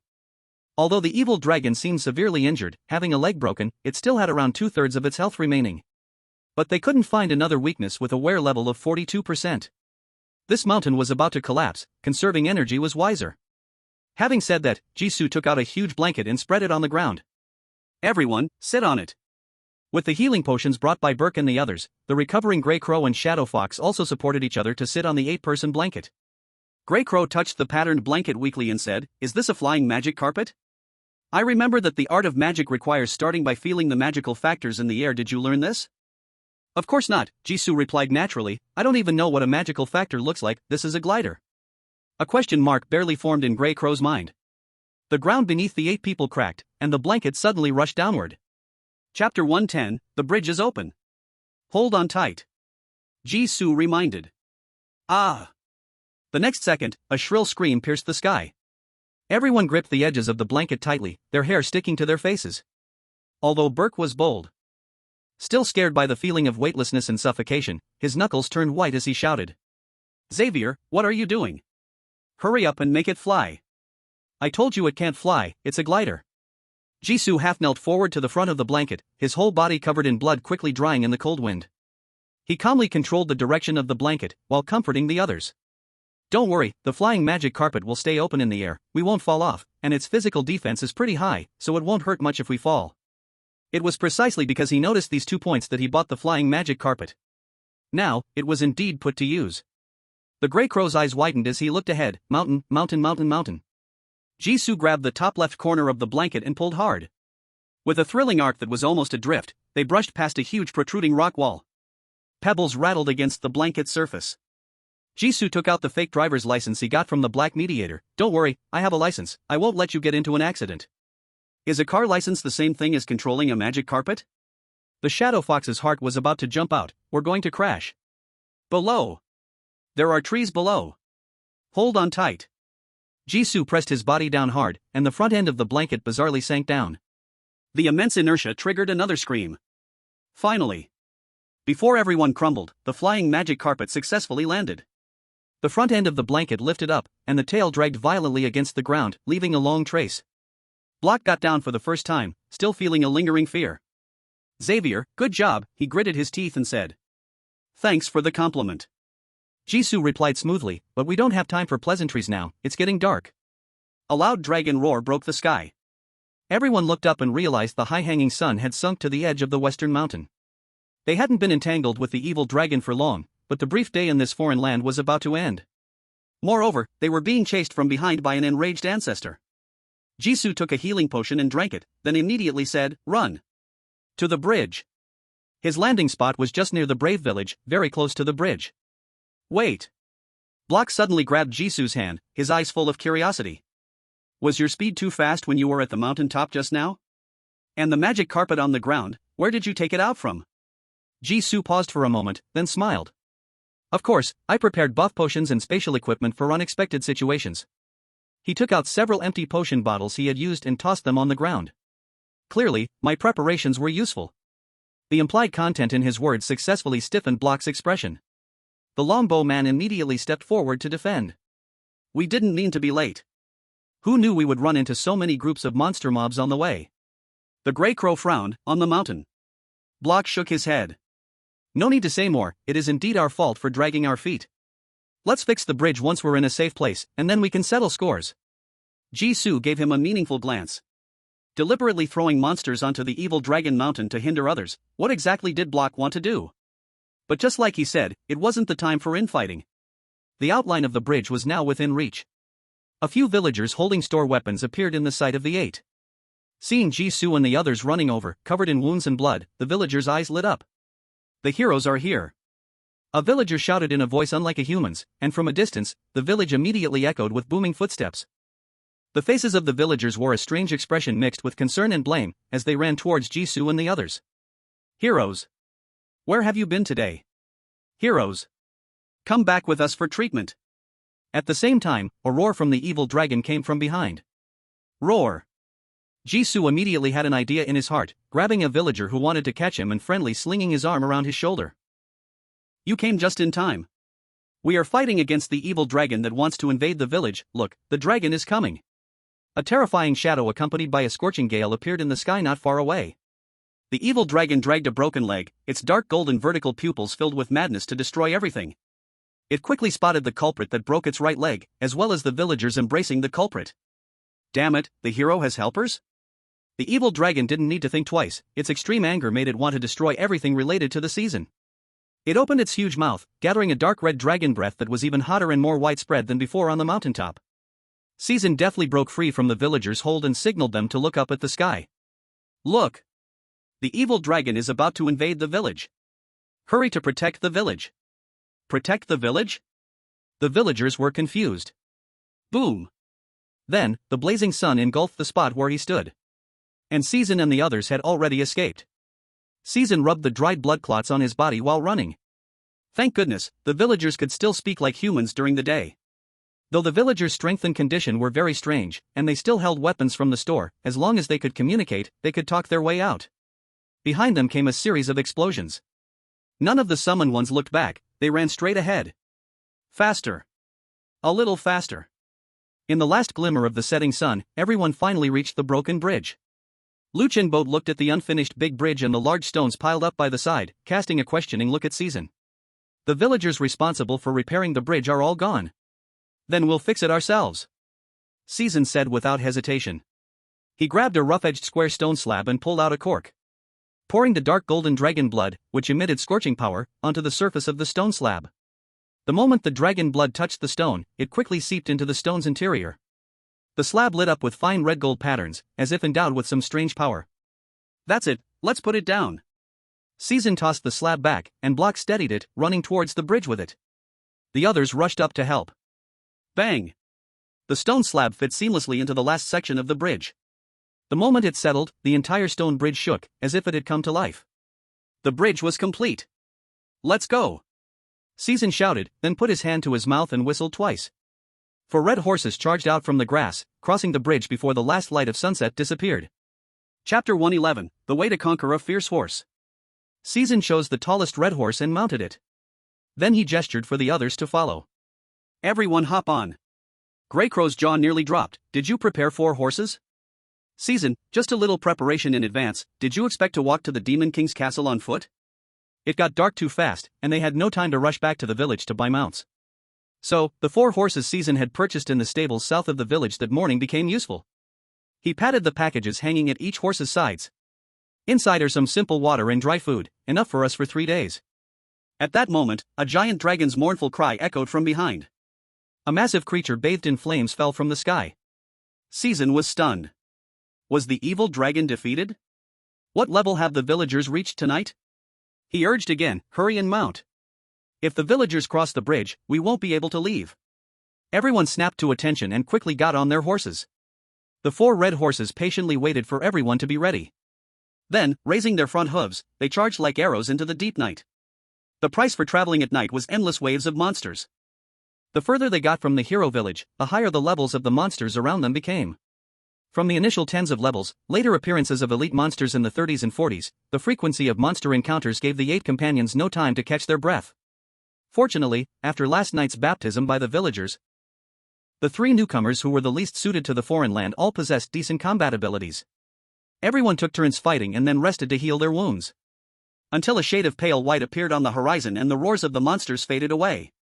Only then did everyone's tense nerves finally relax completely. Phew! Jisoo was the first to pull the reins and looked around. Before him was a flat and open clearing by the stream, with lush vegetation and tall trees. In the latter half of last night's journey, they had entered a dense forest, rumored to be inhabited by elves. The surrounding terrain had both water and land, perfect for setting up camp. He turned back and said, after a night's journey, let's rest for a while nearby. No one objected. After the thrilling dragon slaying, fleeing, and a whole night of intense battles, everyone had reached their limits. The 3 newcomers were even more unsteady, their eyes dazed, as they just got off the carriage and found a spot to vomit heavily. For modern people who had never been in contact with horses since childhood, making it to get off the horse before vomiting was already a limit. Ugh, wow. With the strange background noise, the others quickly cleared the ground and laid down some fabric. Grey Crow lay there in a big shape, tired and exhaling a mouthful of murky breath. Finally, it's over. We actually survived from the level 100 evil dragon. Shadow Fox lay beside her, murmuring, what does this count for? The evil dragon didn't survive from the villagers either. The scene of the evil dragon falling from the sky like a shooting star was still deeply etched in her mind. She originally thought that it would be good enough if the villagers could hold off the evil dragon for a while. Who would have thought that the villagers could directly kill the evil dragon when it still had more than half its health? Thinking back on it now, Shadow Fox still felt a lingering fear. Fortunately, we didn't spend our last night in the village. Grey Crow said, we should also be grateful that we didn't bleed to death on the way. They got injured along the way and relied solely on hemostatic potions to hold on. The feeling of flesh being torn open, then closing, and tearing again in a short time was truly unbearable. Jisoo walked to the stream to wash his face, forcing himself to stay awake. 1, 2, 3, 4. Jisoo recalled the starry sky he saw through the tree gaps last night, softly uttering the numbers. 4 sevens. What are you mumbling about? Lu Chinzhou walked over. Jisoo looked at the sky, counting the remaining time. We must reach the Demon King's city within 2 days. They set out from the twinkling royal city, heading towards the dark and sunless Demon King's city. The starry sky would extinguish 1/7 each day, and last night already extinguished 4/7. The daytime on the last day would be very brief, and the night would be eternal, practically negligible. Jisoo turned his head to look at the only path in the forest. Following this path straight ahead leads to the Demon King's city, but before that, we must first obtain the elves' blessings. The question now is, how can we find the elves? Lu Chinzhou rested his chin in thought. I searched for information about blessing elves in the hero village, but found nothing. Their appearance is unknown, and their habits unclear. It is indeed difficult to find them. However, the foreign land does not set up unsolvable deadlocks, at least on the surface, it seems so. The foreign land has never given us clues about the elves' dwellings. Perhaps we can think differently, maybe the elves don't even need us to search. Jisoo tilted his head. Are you saying that the elves will come looking for us? This was not good news. The foreign land is full of dangers. If the elves do not need them to search, then where would the traps of the elves' checkpoints be? A voice came from behind. It was Grey Crow. Alright, you two big busy people, after working all day and night, the priority is to heal and recover your strength. Can we at least get some sleep before thinking about the next plan? Are you people from Dragon Country made of iron? Everyone was exhausted, and the thought of the even worse situations waiting for them made their assimilation rate into the foreign land soar in an instant. These two actually want to actively find the sprites? Jisoo looked over helplessly. Alright, everyone take a rest first. Actually, his fatigue level had long been full. However, separated by a layer of screen, Jisoo didn't need to empathize with the game characters. He could completely use will to force himself to stay awake. After confirming the rotation of the lookout, Jisoo also lay down to start resting. Before dark, everyone was done resting. The remaining time in this strange land was getting shorter and shorter. They had to make use of the night, traveling day and night. Jisoo checked the condition of the horses again, feeding each horse a bit of water and feed. The 4 red horses had also recovered, quietly lowering their heads to graze. Grey Crow was changing the dressing on himself while glancing at those horses, unable to suppress his curiosity. By the way, Xavier, where did you get these 4 horses? I remember the hero village only sells these ordinary red horses in the stable, but the horses in the stable must be tamed by the hero themselves. Can you even tame horses? Having spent all night fighting, Grey Crow was just now realizing this. Jisoo was feeding one horse grass. Without turning his head he said, I learned it temporarily, mastering the techniques isn't hard at all. He tamed the horses before the meeting with all the summoners in block. Time was limited, so he only tamed 4. Learned it temporarily, and they listened so well? Shadow Fox was also curious, what's the technique? Can you teach me? Jisoo, it's very simple, all animals will submit to the strong. You just need to let them know that you are stronger than they are. For example, horses love to run, so you win against them in a race with absolute dominance. Holding the talent sequence 755 swift steps, Jisoo thought like this. Shadow Fox. That's it? Jisoo sincerely nodded, that's it. Shadow Fox. What's the difference from saying nothing? Chapter 112, The Most Selfless Assistance. After a brief conversation, the brave team of 8 finally began to feel like a team. Everyone set off on horseback. Since the 3 newcomers couldn't ride, aside from Grey Crow and Shadow Fox, the rest of the team formed a combination of old and new. This made traveling easier and later battles smoother. Soon, the sky darkened. Various strange beasts roared from deep within the mountains and forests. Glowing plants began to appear more and more by the roadside. Ghostly blue mushrooms, bell-shaped flowers hanging from vines, emitting a gentle white light, light green moss. These faint light sources, along with the magic candle held up by Jisoo at the front, barely illuminated the path beneath their feet. It must be said. Before the true face of this strange land was revealed, it really made one easily mistaken for being on a fairy tale adventure. Jisoo threw a pebble ahead. Whoosh! In front, a plant with huge glowing flowers suddenly came to life. The petals opened, revealing a mouth full of sharp teeth, and a thorny vine shot out like a poisonous snake. Level 20 Magic Beast, Beast-Catching Flower. Jisoo recognized it immediately, pulling out his long sword. The others reacted just as quickly. Arrows, throwing darts, long swords, various attacks burst forth in an instant. They had seen this scene no less than 10 times. The battle quickly ended. Under the siege of 8 people, the level 20 magic beast was already no match for them. Just as everyone let out a slight sigh of relief, an unexpected change occurred. The glow of the surrounding plants suddenly became extremely bright, shining directly on the 8 people who were preparing to leave. Everyone immediately backed up against each other. Jisoo gripped the hilt of his sword tightly, warily looking toward the glowing plants that were like searchlights. Are there more magic beasts? Could it be that they had mistakenly entered a magic beast encirclement? At this moment, in the soft glow ahead, several tiny, humanoid figures that radiated a dreamy light floated into view. They were only the size of a palm, with translucent wings on their backs, slightly pointed ears, slender figures, and faces so delicate they seemed unreal. Vivid, living fairy tale creatures. The crowd, who had been waiting for the monsters to appear, was stunned. Brock quickly reacted, his gaze burning with excitement as he stepped forward. A beautiful face, sharp ears, transparent wings. Could they be elves? Elves? Jisoo furrowed his brow but said nothing, still gripping the hilt of his sword, intending to watch further. The leader, a beautiful elf with golden hair and a tiny rose crown on her head, gently fluttered her wings and flew to the front of the group. She sang in an ethereal voice in front of everyone. Wanderer in the shadows, bearer of a mission, brave one, welcome to the Elf Mountains. Another elf, with green hair, flew over and gently waved her staff. Emerald green light points scattered and enveloped everyone. As the light points touched their bodies, Jisoo's wounds began to heal at a visible speed, even the smallest scratches disappearing completely. He glanced at his character panel, noticing his health bar had refilled, and his fatigue was gone. The others were in a similar state. The wounds from the recent battle with the villagers, monsters, and evil dragon were quickly scabbing over and falling off. The pale face of the Shadow Fox turned rosy, full of life. Fess, the longbowman, touched his arm, which had nearly been bitten off by a monster, and joyfully shouted. My wounds are completely healed. They really are elves. They're on our side. The green-haired elf smiled at them. This is a blessing from nature, may it soothe your wounds and give you the strength to move forward. The golden-haired elf continued in her chanting tone. Lost warriors, fate has guided you here to resolve the shadow that hangs over the world, to imprison the demon king who has trapped the stars. The goddess sweeps blood in the darkness. In these final moments, please accept our companionship and guidance.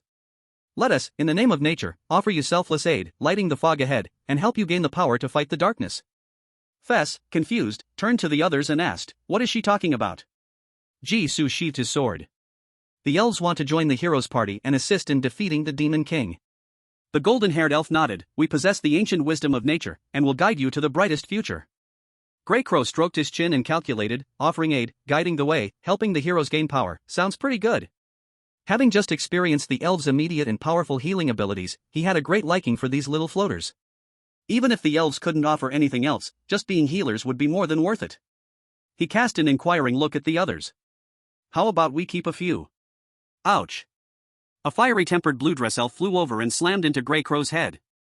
Rude fellow, each elf can only assist one hero. No greed allowed. Grey Crow rubbed his head and apologized. Alright, I was wrong. So you can speak our language? Pa. The blue dress elf was about to attack again, but this time Grey Crow dodged. He counted the number of elves around them, exactly 8. It was clear this was a personal choice. I think. Blue dress elf, would you like to join me? Before Grey Crow could finish, Brock suddenly interrupted, making the fiery blue dress elf an offer, his gaze burning with intensity. The blue dress elf put on a joyful expression and flew to Brock's side. Of course. One person and one elf successfully paired up. Grey Crow frowned. Brock, don't you want to think this over a bit more? Before he could finish, Fess clapped his hands loudly and boomed, as expected of Big Brother Brock, picking the most reasonable elf. The collaboration from here on out will definitely go smoothly. He searched through the elves and pointed to a silent elf with short brown hair. I choose her.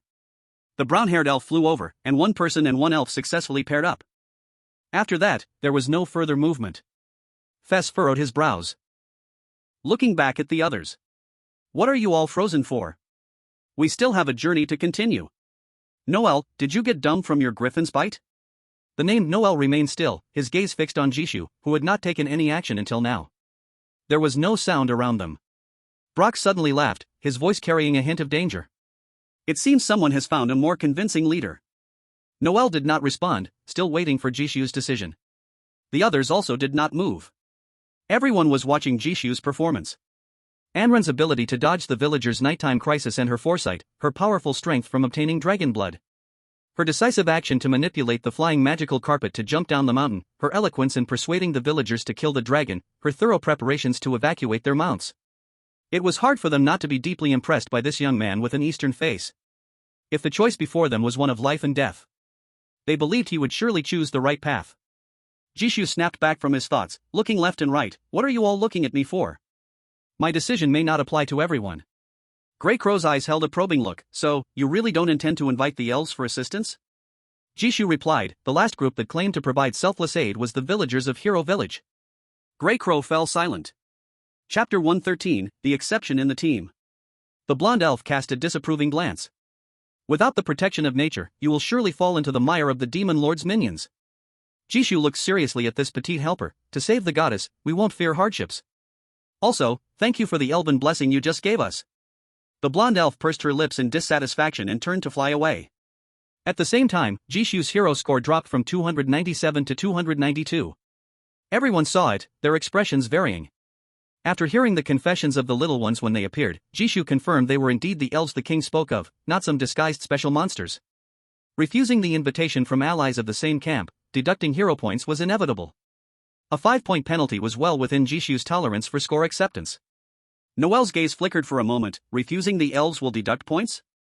His score was already low. He had raised it to 69 points by losing his griffin mount and all his gold items, and only killing a few mutated villagers. A 5-point deduction wasn't enough to trigger the misfortune mechanism for low scores, but every little bit adds up. Who knows if there would be other dead ends regarding hero scoring later. On one side was the generous elf who healed everyone upon arrival, and on the other was the penalty for refusal. Noel's heart was in turmoil. What if the elf's assistance was truly different from the villagers, and there was no need for repayment at all? As everyone remained silent, Lokenzhao spoke up, also refusing the elf's invitation. Unconditional goodwill often represents the most expensive price in a foreign land. Sorry, I can't accept the elf's goodwill either. Another elf turned and flew away. Grey Crow, unaffected, said, since the healing just now was the elf's blessing, why bother bringing them along? Shadow Fox counted on his fingers. Hero Village's skills, the elf's blessing, task requirements completed, we lack nothing now. Gu Lian, who had always had a low presence, gritted her teeth. I wouldn't have made it this far without Zevian and brother Lufan. I listened to them.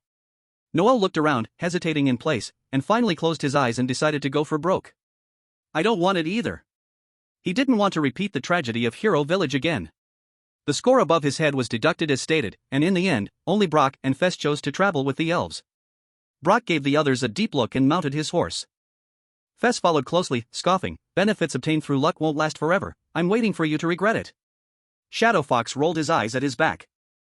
"What a loyal dog, I really don't know what kind of drug Brock gave it." Jisoo pulled Gulien, who couldn't ride a horse, and continued on the road. Gulien sat in the back seat, curiously watching Jisoo riding in front. "Brother Xavier, you seem not worried at all about problems?" Elves are indeed a huge asset. Even if decisions have been made, it doesn't mean they won't feel regret and anxiety. But Jisoo seemed certain that they wouldn't encounter a deadlock that required the elves' help to resolve. "Maybe," Jisoo casually said while pulling the reins, "I just guessed the story behind this strange land." Gulien was confused. "The story behind the strange land, isn't it a hero's adventure?" "Of course not." Jisoo silently added the latter part in his heart, "It's a life and the dreams of a pitiful person." Then he changed the subject. "Gulien, you are from the Dragon Kingdom, and you just arrived in the Free Federation?" Gulien's face instantly turned gray, clearly recalling some unpleasant memories. "Yeah, I wanted to go abroad for a breather, but I accidentally fell into a strange phenomenon." She looked at the strange glowing plants on both sides of the road. "Thank you for your cloak before. I was actually prepared to die in this strange land, to die in such a beautiful place. Actually, the ending isn't bad. It sounds like you've gone through some not so great things." Jisoo gazed ahead. "People tend to live within the shackles they set for themselves. Sometimes when you change the environment, you'll find that everything that once caused you pain really isn't that powerful. What's important is, you have to walk out by yourself." Gulien tugged at the corner of her mouth. "You're right, but this world is too complex, and people are too complicated." Jisoo shook his head. "It's easy to talk about the truth. If you're not involved, you can't truly understand how painful some decisions can be." As an outsider, he didn't find it appropriate to keep advising her. "Since it's to unwind, going abroad and falling into a strange land isn't much different. Hope that after leaving alive, you can resolve your inner struggles. Isn't there a saying, whatever doesn't kill me, will make me stronger?" Gulien smiled and added the latter part, "I didn't expect Brother Xavier to also like Nietzsche." Jisoo playfully shrugged. "I actually just read a few popular quotes online. I wouldn't have known the source if you hadn't mentioned it." "Look, at least you are a girl who loves modern literature and is well-versed. That's rare." Gulien lowered her head and chuckled softly. "Brother Xavier, don't flatter me, right now I'm just a burden." Halfway through, her heart suddenly began to beat uneasily. Just as she tried to recall what went wrong, Jisoo changed the subject again. "Now that you're in the Free Federation, have you seen the recently popular Zombie Apocalypse 7? Gulien was puzzled. "Zombie Apocalypse?" "Jisoo, it's a zombie movie. I heard from old Lou that the entire series is written and directed by summoners. They took the common monsters from the Free Federation and put them on the big screen. Not only were they not rejected by the normal world, but they also made a fortune." Gulien realized suddenly, "It sounds like a long-lasting series. If I can make it out alive, I'll definitely go see it." Sitting in the back, Gulien couldn't see the profound expression on Jisoo's face. Modern literature, Nietzsche. He found a hero who didn't give him his observer label, contributing to their progress unlocking. Not long after, they encountered 440-level monsters, each over 10 meters tall and resembling rocks, the mountain giants. Level 40 was already a level that no one in the team could face alone. Even though Jisoo had once spent the night among a bunch of 30 to 40-level monsters safely, he relied on his escape skills and had never directly fought level 40 monsters. Right now, the 4 mountain giants were huge, blocking the path of the hero team, fierce and aggressive. There was no way to avoid a tough battle. Everyone was ready for a fight. Suddenly, the silent brown-haired elf stood in front of everyone. "Wait." Chapter 114, Elf's Blessing or Weapons. The brown-haired elf pointed at the 2 mountain giants on the far left. "Leave them to me and the hero guided by Little Blue. Others must not interfere." The hot-tempered blue-haired elf nodded vigorously. "That's right." Fess nearly jumped up. "I'm supposed to fight too with the boss? On what grounds?" The brown-haired elf corrected him. "One for each of you, and you aren't allowed to help each other. The hero foretold in the prophecy has the power to defeat the Demon King. Taking down those mere mountain giants is naturally no problem." Grey Crow frowned. "We're already stepping on the heads of pollutants. Why are we hesitating over this? Whoever causes trouble should solve it." After saying that, he charged at the rightmost mountain giant. "Better to handle 1 than 4. Once 4 level 40 monsters gather, it will only be harder to deal with." The others followed suit.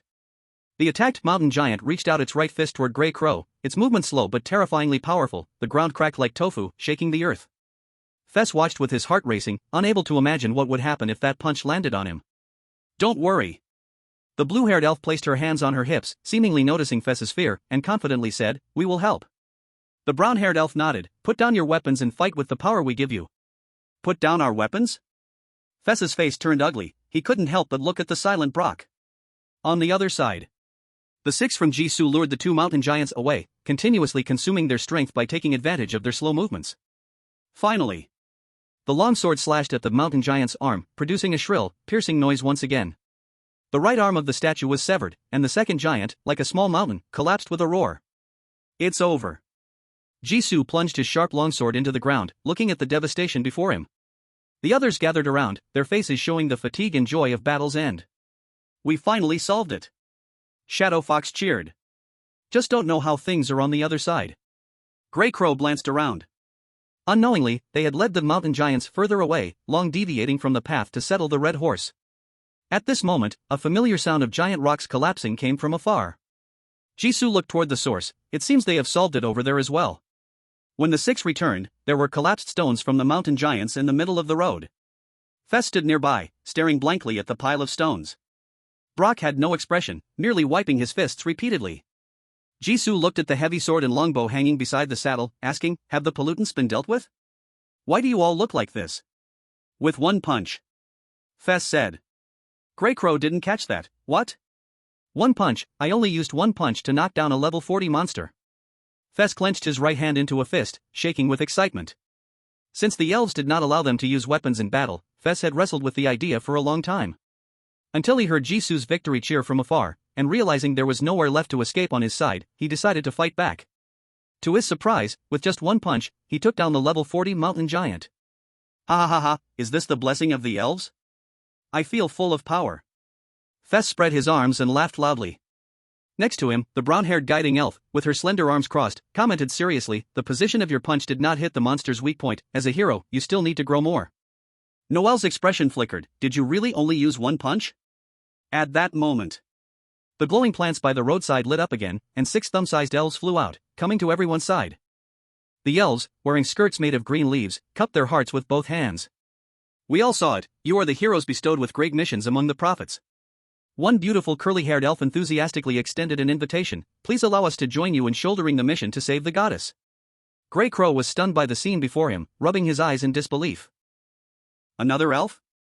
The Shadow Fox looked up. "Everyone, quickly look at the hero rating." As soon as the elves appeared, Brock and Forth's ratings increased by 3 points, while everyone else's only rose by 1 point. Jisoo thought, 1 point, 3 points, is it because of the mountain giant just now? Brock and Forth each killed a mountain giant, one getting 3 points, while the others split the score for defeating 2 together. Luchinjo pondered, the event of the elves joining the team can actually repeat. Everyone fell silent. The same question stood before them again. Inviting an elf would grant powerful assistance and the ability to take down a level 40 beast in one strike. But refusing the elf would immediately deduct 5 points from the hero rating. Jisoo touched his hero sword. This is actually 2 paths: use the blessing of the elf, or use the weapon obtained from the Stone Mountain trial. You should all feel that the weapons equipped by the hero not only have nowhere value, but also become sharper the more they are used. Others nodded in agreement. They had sensed this while hunting beasts in the hero village. So, Jisoo gave the leading elf an apologetic look. "I choose the weapon in my hand." His score once again dropped by 5 points. Grey Crow fiddled with the dagger in his hand. "I must use the dagger with the hero skill, so I have no choice." The others hesitated for a moment before making the same choice.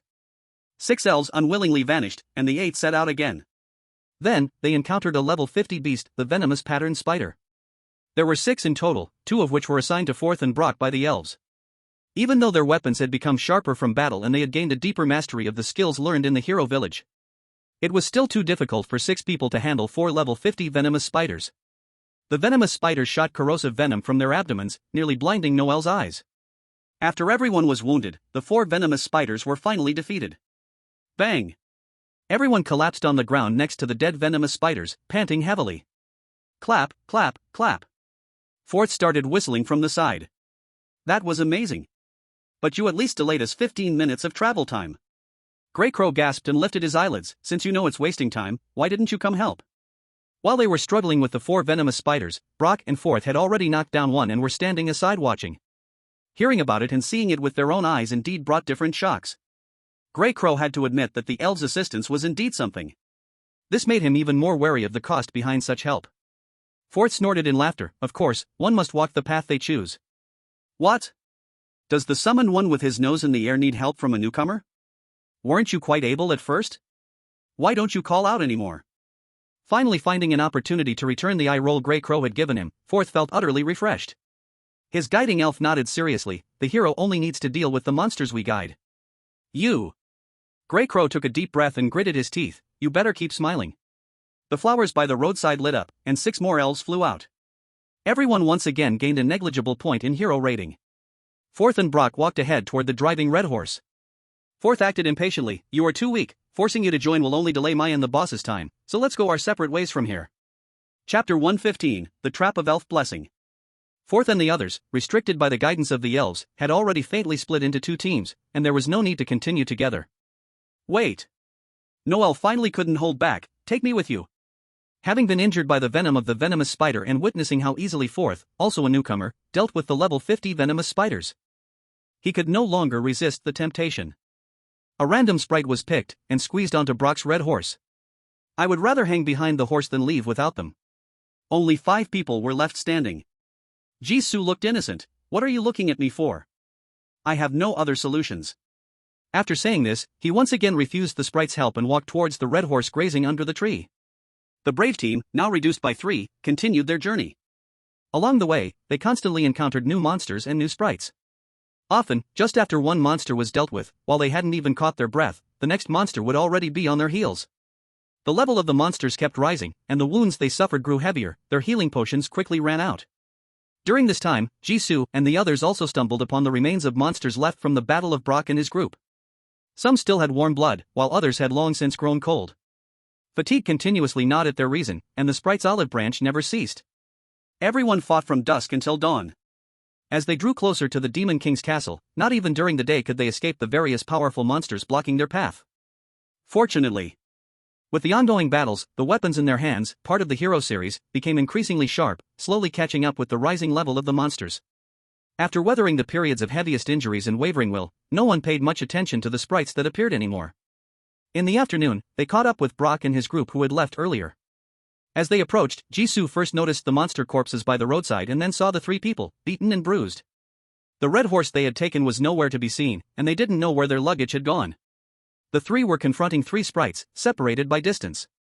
Before leaving, it seemed like a bright future awaited Noel, but now he had red eyes filled with hatred. What do we have to do to use our weapons? The guiding sprite he had chosen was very calm. Destined heroes possess unparalleled strength and do not need external forces. Another sprite nodded in agreement. Using weapons is cheating. The last sprite countered. Isn't the power we provide strong enough? Feth was pulling his hair in despair. Strong or not, we can't possibly defeat level 100 monsters with this little power. Look at the wounds on us. We need more power. He pointed at the wounds still oozing blood on himself and then at the monster corpses that sprites had forbidden them to handle, eyes reddening. These monsters were killed by us. Why can't we use their shells to make armor? Brock also frowned. As long as you can provide a way to enhance the sprite blessing, we won't bring up other external forces. His guiding sprite's expression turned sad. Brock the hero, I thought you were different from the others. The sprite looked at the 3 with deep disappointment in its ethereal voice. You are so disappointing. Jisoo, who had rushed in, saw the hero ratings of the 3 drop significantly, feeling surprised. Double digits? What exactly happened on Brock's side? How was the hero rating still lower than when they left? Even worse than Jisoo's group, who lost 5 points per refusal rating after defeating monsters. Enough. Watching Noel's rating drop by 40, he finally broke down. He pointed at the beautiful sprite and shouted angrily. How can I break the bond with you, damn sprite? I don't want your power. I want weapons. I want armor. The guiding sprite frowned. How can a kind hero say such malicious words? Noel's rating dropped by 5. Here we go again. Noel looked insane, reached out, and grabbed the petite sprite. You even control what I say. Damn sprite blessing, I don't want it. You go die. The sprite struggled in his hand. Let go of me. Help. Crack. With a crisp sound, the delicate sprite suddenly swelled, opened its bloody maw, and bit Noel in half. After restoring their original size, they chewed and burped loudly. Burp. The elf touched her round belly and said with a face full of righteousness. The sly monster actually disguised itself as a hero, infiltrated the hero squad, and tricked the elves into giving blessings. The other 2 elves clapped and cheered. Amazing, Xiao Hong, you actually found the monster hidden in the hero squad. An imposter hero should be eliminated. That's right. The elf who ate Noel raised her chin proudly, her gaze sweeping over the stiff broken Fess. Her eyes then fell on Jisoo and the others behind them. The red-haired elf changed into a gentle and harmless expression, extending her hand to them. Heroes who have not yet received the elves' guidance, would you like to journey with me? Broke turned around, his face looking increasingly worse. You actually caught up with us. Jisoo, who had inexplicably received the blame, raised an eyebrow. Have you ever thought about it? Maybe you guys are just too slow. The Grey Raven laughed. You got another elf invitation event for free. Do you think we wanted to meet you? After the 5 of them lost 5 points, the red-haired elf, who did not receive a second invitation, left angrily. Jisoo also learned about their journey so far from the 2 survivors. At first, their journey went smoothly. Monsters below level 80 could be solved within 10 moves, and the high defense statue monsters could take a couple of extra punches. But as they moved forward, the monsters' abilities became more bizarre. Even with the elves' blessings enhancing their strength, it was not easy to fight up close. Fess suggested using his hero longbow to assist in battle, but was immediately rejected by the elves. They declared that as long as weapons were used, the elf blessing would not take effect. However, the monsters were indeed powerful, so Fess still used it. In the end, not only did the attacks have no effect, but the elves also deducted hero points. And it was a deduction for the entire team. Because the elves said that like attracts like, and the heroes traveling together must supervise each other, sharing honor and disgrace. For the sake of hero points, they could only hold back their tempers and choose to fight barehanded again. But what they did not expect was that the joint punishment system was just the beginning. Chapter 116, Survivors, 6 people. After that, the elves' demands became increasingly harsh. First, they were not allowed to pick up useful poison, shells, or claws from the monster corpses. Then, they were not allowed to use the healing potions they carried. Finally, they were even forbidden from using their transport tools, and the red horse was forcefully killed. Because heroes cannot rely on cold external objects and heroes can fulfill the prophecy with the help of elves. Once they tried to negotiate with the elves, the earlier situation would occur. You say not using roadside herbs to heal would result in being killed by monsters? The dead hero is not the destined hero in the prophecy. You say not using weapons won't defeat the monsters? A hero who lacks the ability is not the hero in the prophecy. Disagree?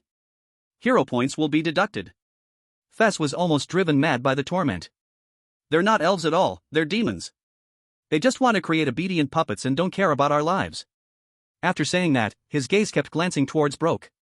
Broke, after all, was a senior summoner who had passed through the alien realm 10 times, with a talent sequence to assist. He could still hold on. He, a newcomer, had nothing and could only grit his teeth and fight according to the elf's demands, his life already half gone. The elf looked at him with disappointment.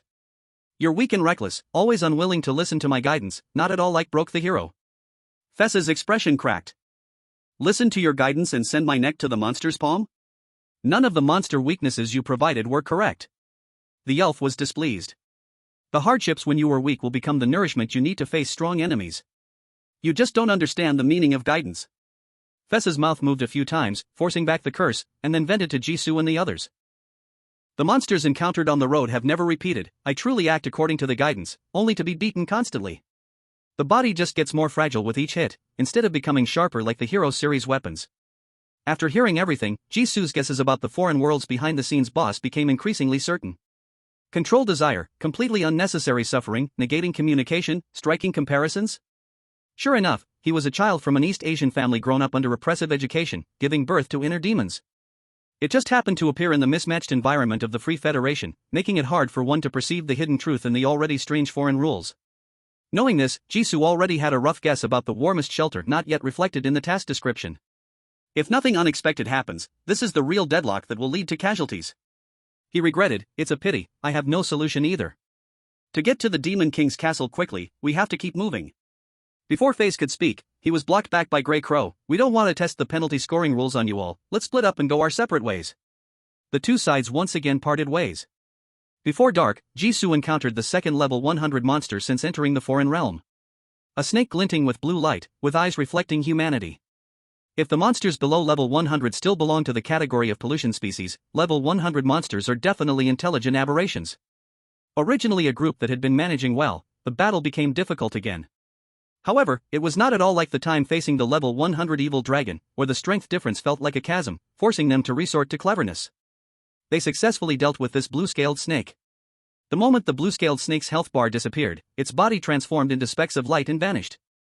Jisoo guessed that level 3 foreign realm aberrations corpses could indeed be turned into pollutants that the summon could take out of the foreign realm, just like the ghost mask he held. Therefore, the foreign realm would not allow level 100 monsters to leave behind corpses. Huh? What is this? Just as everyone was preparing to continue their journey, Grey Crow spoke out in confusion. He displayed a white card to everyone. It just appeared in my arms, seems to be a unique item of the foreign realm. Just like the health bars and the numbers above all monsters, Jisoo saw the information on the card. Exceptional recruitment, can expand one slot upon use. Bound, cannot be traded. Jisoo instinctively touched his pocket and successfully felt an object that shouldn't exist. A line of text appeared in his mind. Low-level healing potion, can slightly heal injuries. Bound, cannot be traded. He took out the bottle and showed it to the others. I also have one, should be a trophy from killing the level 100 monster. Lu Chenzhou pondered, trophies are directly bound, which is a convenient way of distribution. Unable to be traded, hidden on each other, minimizing potential conflicts over trophies within the team. Gu Lian sighed in relief. As long as it's not a trap, I have a bottle of intermediate healing potion. If the later monsters all have trophies, we won't have to worry about supplies. Shadow Fox disagreed, that's not certain, the rewards in the foreign realm are bound to have ill intentions. Hidden trophies could also be a trap. What if it grants permission to kill each other and escape the hero identity? Grey Crow flipped the white card. I just want to understand what this card is for, what exactly the slot means. Jisoo, moving forward, we will naturally have the chance to understand everything, we should hit the road now. The progress of the 5 was smooth. However, the loot that dropped afterward was all simple potions like low-level healing potions and energy recovery potions, disappointing Gu Lian, who originally thought they could achieve resource supply through this. Nevertheless, the silhouette of the Demon King's castle had already appeared. On the other side. Help me, my lord. FaZe held his chest, blood continuously gushing out, looking at Brock with a pleading gaze. He suffered a fatal blow from a monster, and even the guiding spirit believed he could not survive, turning to leave. But he knew that Brock must have a way to save him. Seeing Brock's face in this strange realm, he clearly understood this was the foreign realm defined by the Eye of Silence. This was the reason he had been closely following Brock's steps. FaZe looked up at the man above him, his voice hoarse. I have been following your orders to brutally kill other summoners. Please, save me. I can still help you. Brock crouched down, a faint hint of regret on his face. The traps you set were too clumsy, they have long been suspected. FaZe's eyes widened, no, it's impossible. He clearly pushed all the hunting accidents at night onto Sarah. Those Dragon Kingdom people heard Sarah confess, Sarah was dead, and it was all over. Brock smiled silently, easily prying a piece of emergency communication stone from FaZe's tightly clenched fingers. The words exchanged between the two had just been recorded, it was FaZe's last trump card. Look, no one is willing to speak the truth. Brock's fingers closed, and the communication stone, about to send a signal, turned to dust. The last thread of hope shattered, and the light in FaZe's eyes completely extinguished. Brock stood up, dusted off non-existent dirt from his hands, and his gaze turned fierce and savage again, as if the previous shrewd coldness was just an illusion. Then he ruthlessly dashed off towards Jisoo and the others.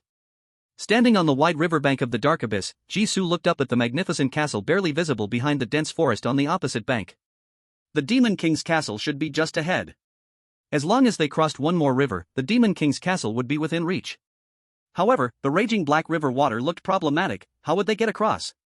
Suddenly, a line of text appeared before everyone's eyes at the same time. Number of survivors, 6.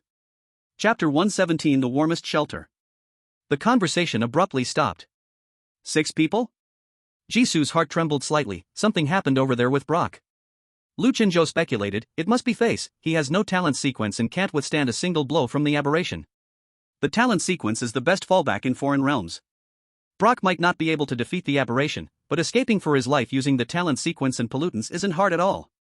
However, as a newcomer with no trump cards, FaZe lacks the brave weapons provided by the foreign realm and can only move step by step. If something goes wrong between the two, the one who dies would definitely be FaZe. The Grey Crow looked back. The glowing plants along the roadside lightly illuminated the necessary path for the brave. Right now, no one has come over, the remaining person is probably in great danger. Jisoo was not interested in what happened with Brock. He had figured out the rules of the foreign realm and no longer needed Brock and FaZe to test trial and error in between, he naturally didn't want to waste time on irrelevant matters. Jisoo turned his head to look at the densely dark river water under the deep blue night sky. Suddenly, his gaze froze at the water near the riverbank. What are you guys looking at? They saw a blob of inky, viscous liquid breaking free from the pitch-black river, smashing onto the shore with a pop. in just a few breaths as everyone looked over. The black slime constantly squirmed, stretched, and grew tall, forming a statue-like body. Amid the cracks of the rock that made up the statue, the moss looked vividly alive. Lu Chenzhou's eyes sharpened, gripping the handle of his hammer tightly. It's a level 130 mountain giant. A lone level 130 monster was completely child's play for the current 5. Before the statue could even take its third step, it was collectively taken down by the group. However, this time, after the statue's body disappeared, they didn't see any new sprites. Dazedly standing in place for a while, the Shadow Fox asked in confusion, "Where are the sprites?" Without a sprite following closely behind, chattering and deducting brave scores, it felt rather unusual.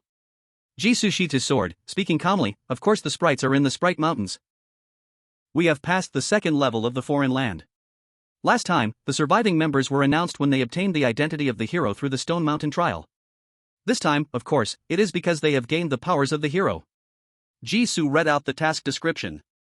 The hero bears the last hope of the world, therefore will receive all the support and blessings this land can offer, the clearest path, the most selfless assistance, and the warmest shelter. The clearest path is the king's map, the most selfless assistance is the villagers and elves along the way. The black river in front of us should be the last barrier to reach the demon king's castle, the warmest shelter. Lu Chenzhou nodded in agreement. Beyond this river lies the monster's base, and no more foreign entities will appear to assist the hero. Inghu whistled, "Sounds like good news?" These villagers and elves who provide help are definitely much harder to deal with than monsters that only know how to fight. Grey Crow stroked his chin, deep in thought, the warmest shelter, but our current problem is crossing the river, not seeking shelter. Jisoo shook his head, perhaps the key to crossing the river lies above the shelter.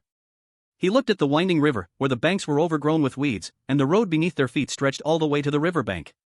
The warmest shelter, warmth. Jisoo's gaze continuously searched along the riverbank, murmuring to himself. Suddenly, his eyes lit up. Right, light. Warmth and light are always mentioned together as metaphors. Given the hero's qualities in this foreign land, this light is definitely not truly warm, it just looks warm. Jisoo's gaze instantly locked onto a patch of grass by the river, glowing with an orange light, and he strode over. The rest looked at each other, equally puzzled, and followed him. He pushed aside the withered branches and weeds at the top and successfully found a stone platform about 1 meter wide. The surface of the low stone platform was flat, with a half-meter-high stone pillar jutting up in the center, carved to resemble a tray on top. "This is it," Jisoo affirmed. Grey Crow came closer. "Is this a statue? So ugly." He looked disdainfully at the chaotic lines carved on the stone pillar. The lines on other parts of the stone platform were simple and beautiful, but the pillar was engraved with a bunch of messy lines, making it impossible to tell if it depicted a person or a landscape. Lu Chenzhou touched the base of the stone platform. It felt delicate, like human skin without warmth. He immediately frowned. This is definitely not ordinary carving material. Inghu tried placing a magical candle in the tray atop the stone pillar, but the stone platform showed no reaction. She was puzzled. So how do we use this? This tray is definitely for placing something, right? Warm shelter. What else would you put in a warm candle? Jisoo thought for 2 seconds. Perhaps it needs to confirm the identity of the protector. After saying this, he placed the hero's sword onto the tray of the stone pillar. The moment the hero's sword touched the tray, the inside of the stone platform emitted a low humming sound. The chaotic line suddenly lit up with an orange warm light, flowing like orange blood in veins. Then, the ground in front of the stone platform began to tremble slightly. A half-round stone dome, resembling an Arctic igloo, rose from underground, with bright torches burning at the door of the stone dome. Everyone was stunned by the sudden appearance. Lu Chenzhou looked at the stone platform. Our weapons are the keys to the shelter? Grey Crow was so shocked he couldn't close his mouth. Oh my god, there really is a shelter. The warmest shelter really does mean what it says on the surface. But he quickly reacted. What do we need a shelter for when we are going to the Demon King's castle? What they lacked was time and means to defeat the Demon King, not a hiding place at the very end. When the stars in the sky completely extinguish, the summoners left in the foreign land will simply perish together. Jisoo squatted down and touched the uneven surface of the stone platform. There's a line of text here. The Ferryman of Destiny. When waiting for the night when the river runs dry. The river runs dry. Jisoo chewed on these words. Is the way to cross the river to wait for the water to dry up? Chapter 118, The Brave's score disappeared. The existence of heroes in the foreign domain likes to speak of poetry and legends. The Ferryman of Fate, of course, wants to be the destined hero who crosses the river. Waiting for the night when the river runs dry means waiting for the night when the river dries up. The water runs dry? Grey Crow said in disbelief, holding his head with both hands. When will that be? That's ridiculous. Gu Lian showed a troubled expression. This is the first time I've seen such a harsh way to cross the river. Lu Chenzhou's eyes flashed with contemplation. He slowly said, perhaps it isn't so harsh. Has everyone considered where the monsters we encounter on our way come from? Grey Crow exclaimed in shock, are you saying that the river's water is the origin of the monsters? Lu Chenzhou replied, we just saw one not long ago, didn't we? Grey Crow was speechless. Everyone turned to look at the surging river.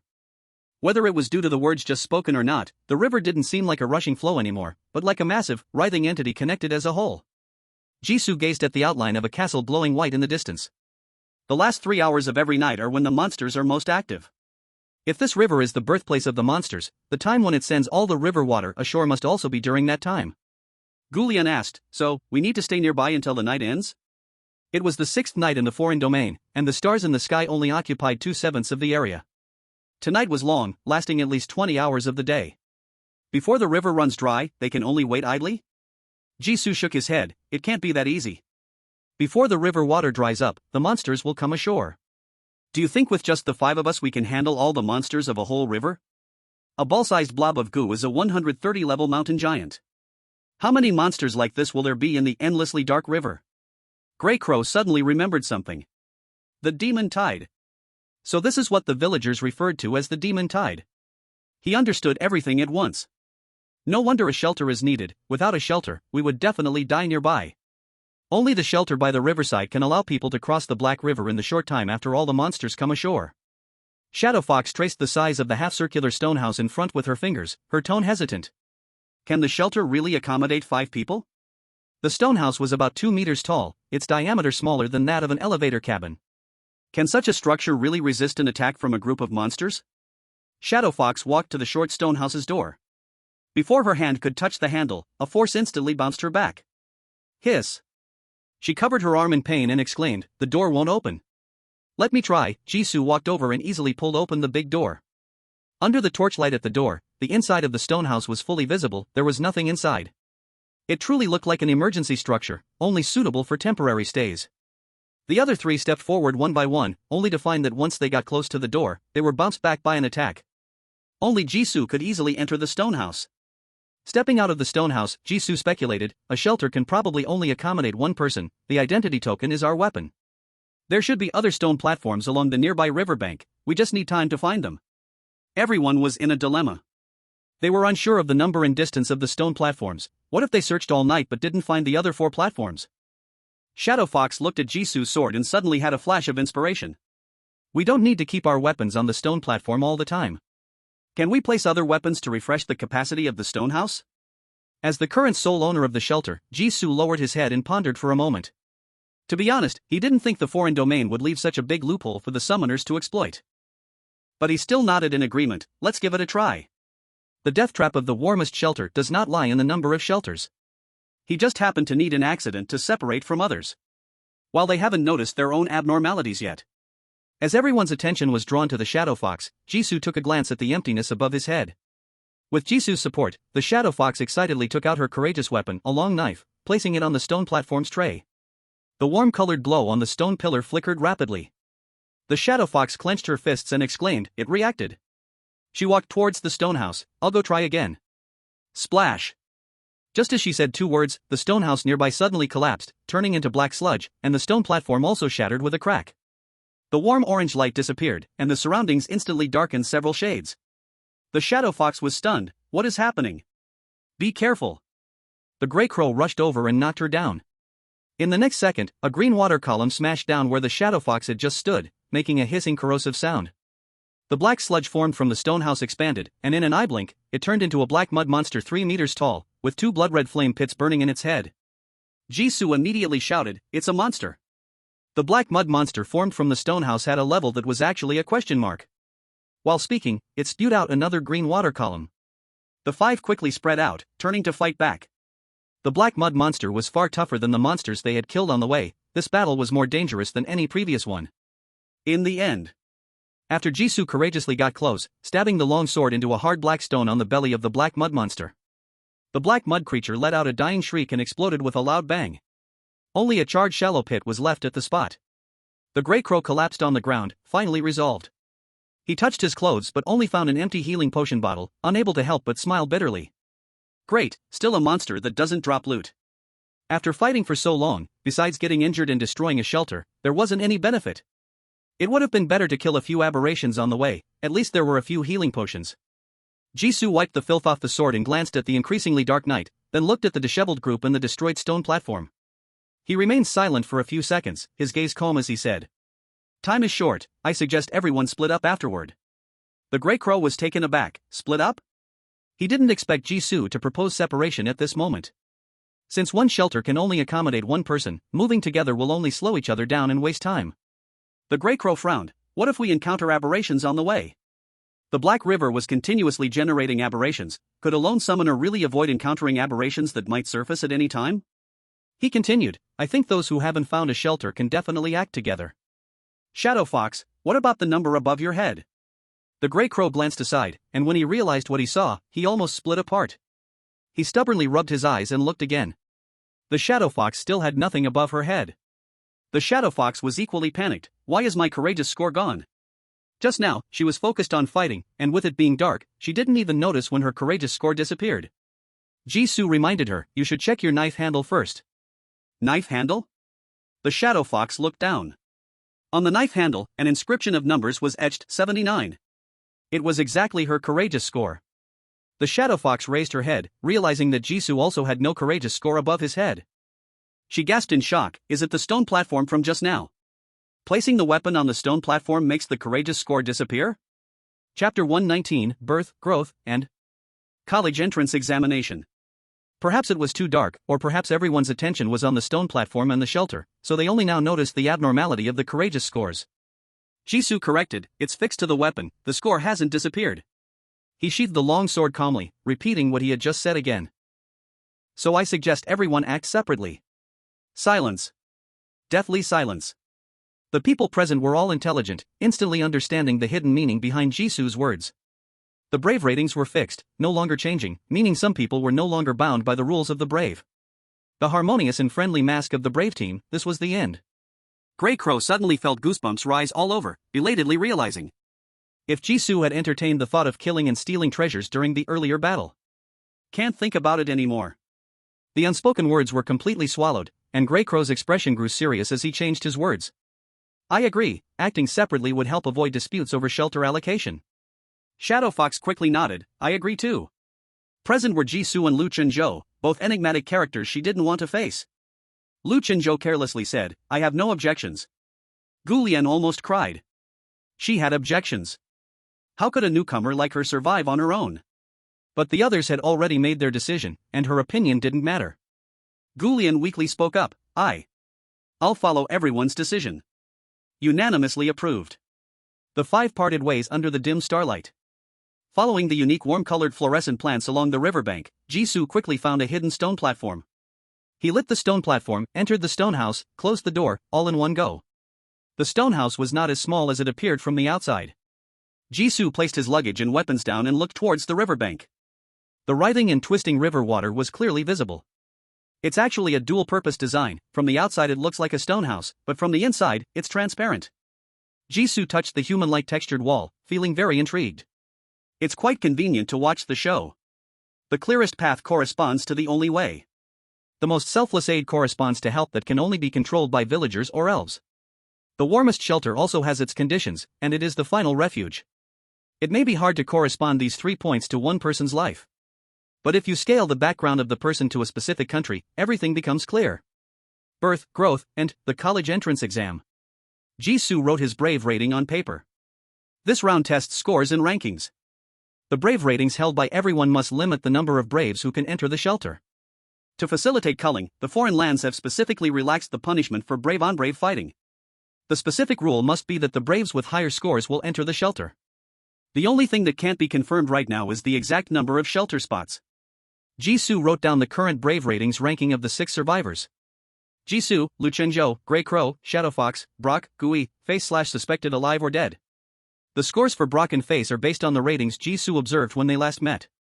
I can enter the shelter, so the number of shelter spots must be greater than 1. Besides, Grey Crow still has a special admission card that increases the number of spots. At least 2 people will survive. Along the way, Jisoo killed many of the aberrant species, but the dropped items were all consumable potions.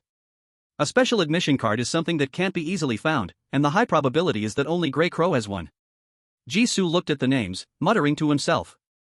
For the ones coming after, to survive, they either have to hunt aberrant species, hoping to drop another special admission card, or hunt those with higher rankings. Brave ratings are bound to weapons, it's not hard to grab them. With that thought, Jisoo clasped his hands behind his head and reclined, half lying to enjoy the view outside the stone house. But none of this has anything to do with me anymore. No one can kill inside the shelter, as long as I stay here and behave, I'll smoothly pass this round. Finally, there's a round I can win just by lying down. It's all the reward for my hard work in boosting the brave rating. At this moment, a bright orange light spot with a strong technological feel suddenly appeared on the wall. Jisoo paused, leaning closer to observe. What is this? It doesn't look like something from outside the stone house. Is it built into the wall? He carefully reached out to touch it. The image on the front wall flickered and changed to a different location. In the center of the image, there was a stone house exactly like the one outside Jisoo's current shelter, but the surroundings were different. Lu Chenzhou walked into the picture, arriving at the door of the stone house, and pushed the door open to enter. The orange light spots grew brighter, still floating on the wall. Jisoo widened his eyes in surprise and said, "This wall is still a monitor? Can it show the situation outside other shelters? I told you that you'd be good at watching plays, but did you take it seriously?" At that moment, a new light spot appeared on the wall. Jisoo reacted quickly, reaching out to touch it. Anyway, there was nothing to do now, so it was perfect for watching the show. A chill ran up Inghu's spine, and she immediately stopped, frowning in discomfort. The Grey Raven walking ahead turned back in confusion. "What's wrong, Inghu?" Inghu furrowed her brow tightly. "I always feel like someone is watching us." The Grey Raven instantly became alert, adopting a defensive stance and scanning the surroundings. "Where?" Inghu shook her head. "Not nearby, it's just a warning from my professional path." "Just a warning?" The Grey Raven relaxed slightly. Though they both followed the path of espionage, their specific talent sequences were slightly different. Otherwise, they wouldn't have become fixed partners. Compared to the Grey Raven, Inghu had sharper perceptive abilities and was better at finding hidden clues. The Grey Raven put away his weapon, seeming unconcerned, and said, "That's normal. This otherworld boss is the Demon King, a level 3 boss in this realm, so it naturally has the ability to observe us." They had encountered similar situations before.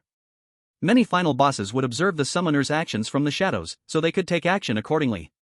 They often could only observe, though. Before the pollution level of the realm reached level 4, the final boss was also bound by the realm's rules and could only appear in specific scenarios.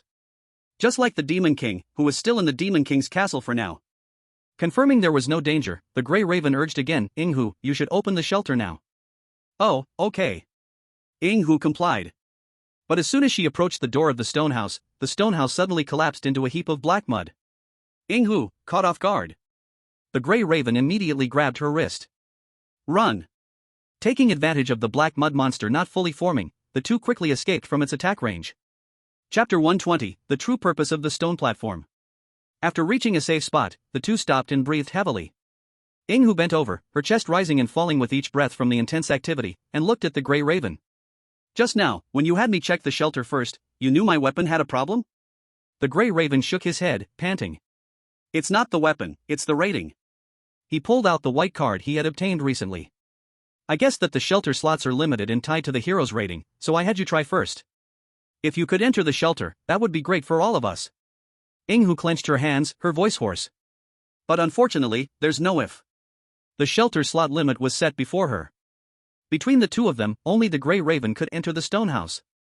They had guessed the hero's rating would be useful and had been secretly exerting efforts. But Jisoo and Lu Chenzhou, ahead of them, were too abnormal, doing who knows what to make the rating soar to 300 points. This was not a score that could be achieved through normal tasks, and they were powerless to catch up. The Grey Raven remained silent for a long time. He hadn't expected that in a 16-person otherworld, there would be a death rule that forced the number of summoners to be reduced to 4 or fewer.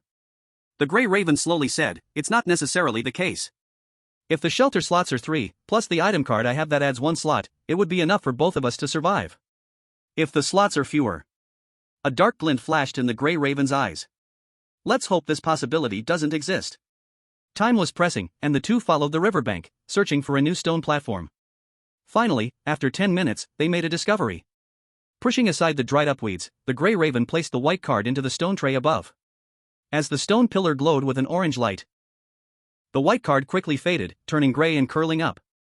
Eventually, with a poof, it transformed into a small pile of delicate ashes, scattering at the black bottom of the tray. It worked! The Grey Crow's eyes brightened, feeling a weight lift from his heart. The cards dropped by the monsters are indeed useful for this level. He turned his head and urged, "Shadow Fox, quickly put the weapon down." Shadow Fox shook her head and said, "No, this time it's your turn." The Grey Crow was stunned for a moment. "You don't trust me?" Shadow Fox replied without words, "We have partnered for so long, do I need to doubt you now?" She looked at him seriously. "We must ensure that one person gains refuge first. Your benefits are the greatest. Just in case there are only 2 spots for refuge." Shadow Fox opened the refuge, but could still only welcome a new black mud monster. Time ticked away, and the frequency of monsters created by the Black River water increased. They could no longer linger by the riverbank. Shadow Fox looked at the large corrosive wounds on the Grey Crow's arm and cheek. "Moreover, you need to rest now." These were wounds that her talent sequence couldn't heal. The Grey Crow frowned. "No, you go first. If there aren't enough spots, we can think of other ways. If we leave together." Crack! From the dense grass in the darkness, a clear sound of a dry branch breaking suddenly cut through the wind. The two arguing fell silent at the same time. The Grey Crow grasped the dagger at his waist, cautiously aiming it at the direction of the sound. "Who? Don't make a move." The grass was roughly pushed aside, and a figure stumbled out from the darkness. Using the light emitted by the stone platform, the two were shocked to see the face of the newcomer. It was Brock. But now he looked far more miserable than the last time they met. His muscular body was covered in intersecting wounds, some were deep enough to see the bone, oozing black-red blood slowly. His face was smeared with blood and dirt, looking as if he had just escaped from the hands of monsters. Brock covered the deepest stab wound in his chest, his voice sounding like a deflating bagpipe. "Damn it! I can't believe I'm seeing you again." He grinned, but pain shot through him, and he let out a muffled groan. Cough, cough. "I mean, it's great to see you. God knows how many ways I've tried to escape those damn elves. Fess is dead, I barely managed to escape." He spoke haltingly, his logic a bit chaotic, but combined with his miserable appearance, it didn't sound like a lie. Brock coughed heavily. "I don't ask for you to take me along, I just want to make a deal." He struggled to pull out a small object wrapped in a dirty cloth from his chest. The cloth unraveled a corner, revealing a dark purple bone that kept crawling out, shaped like a human finger bone. "Do you have any healing potions or healing talent sequences?" The Grey Crow's gaze remained cautious. "You better stay right there, don't come any closer." Just then, Shadow Fox was quick. She snatched the Grey Crow's dagger and placed it in the stone platform's tray. Boom!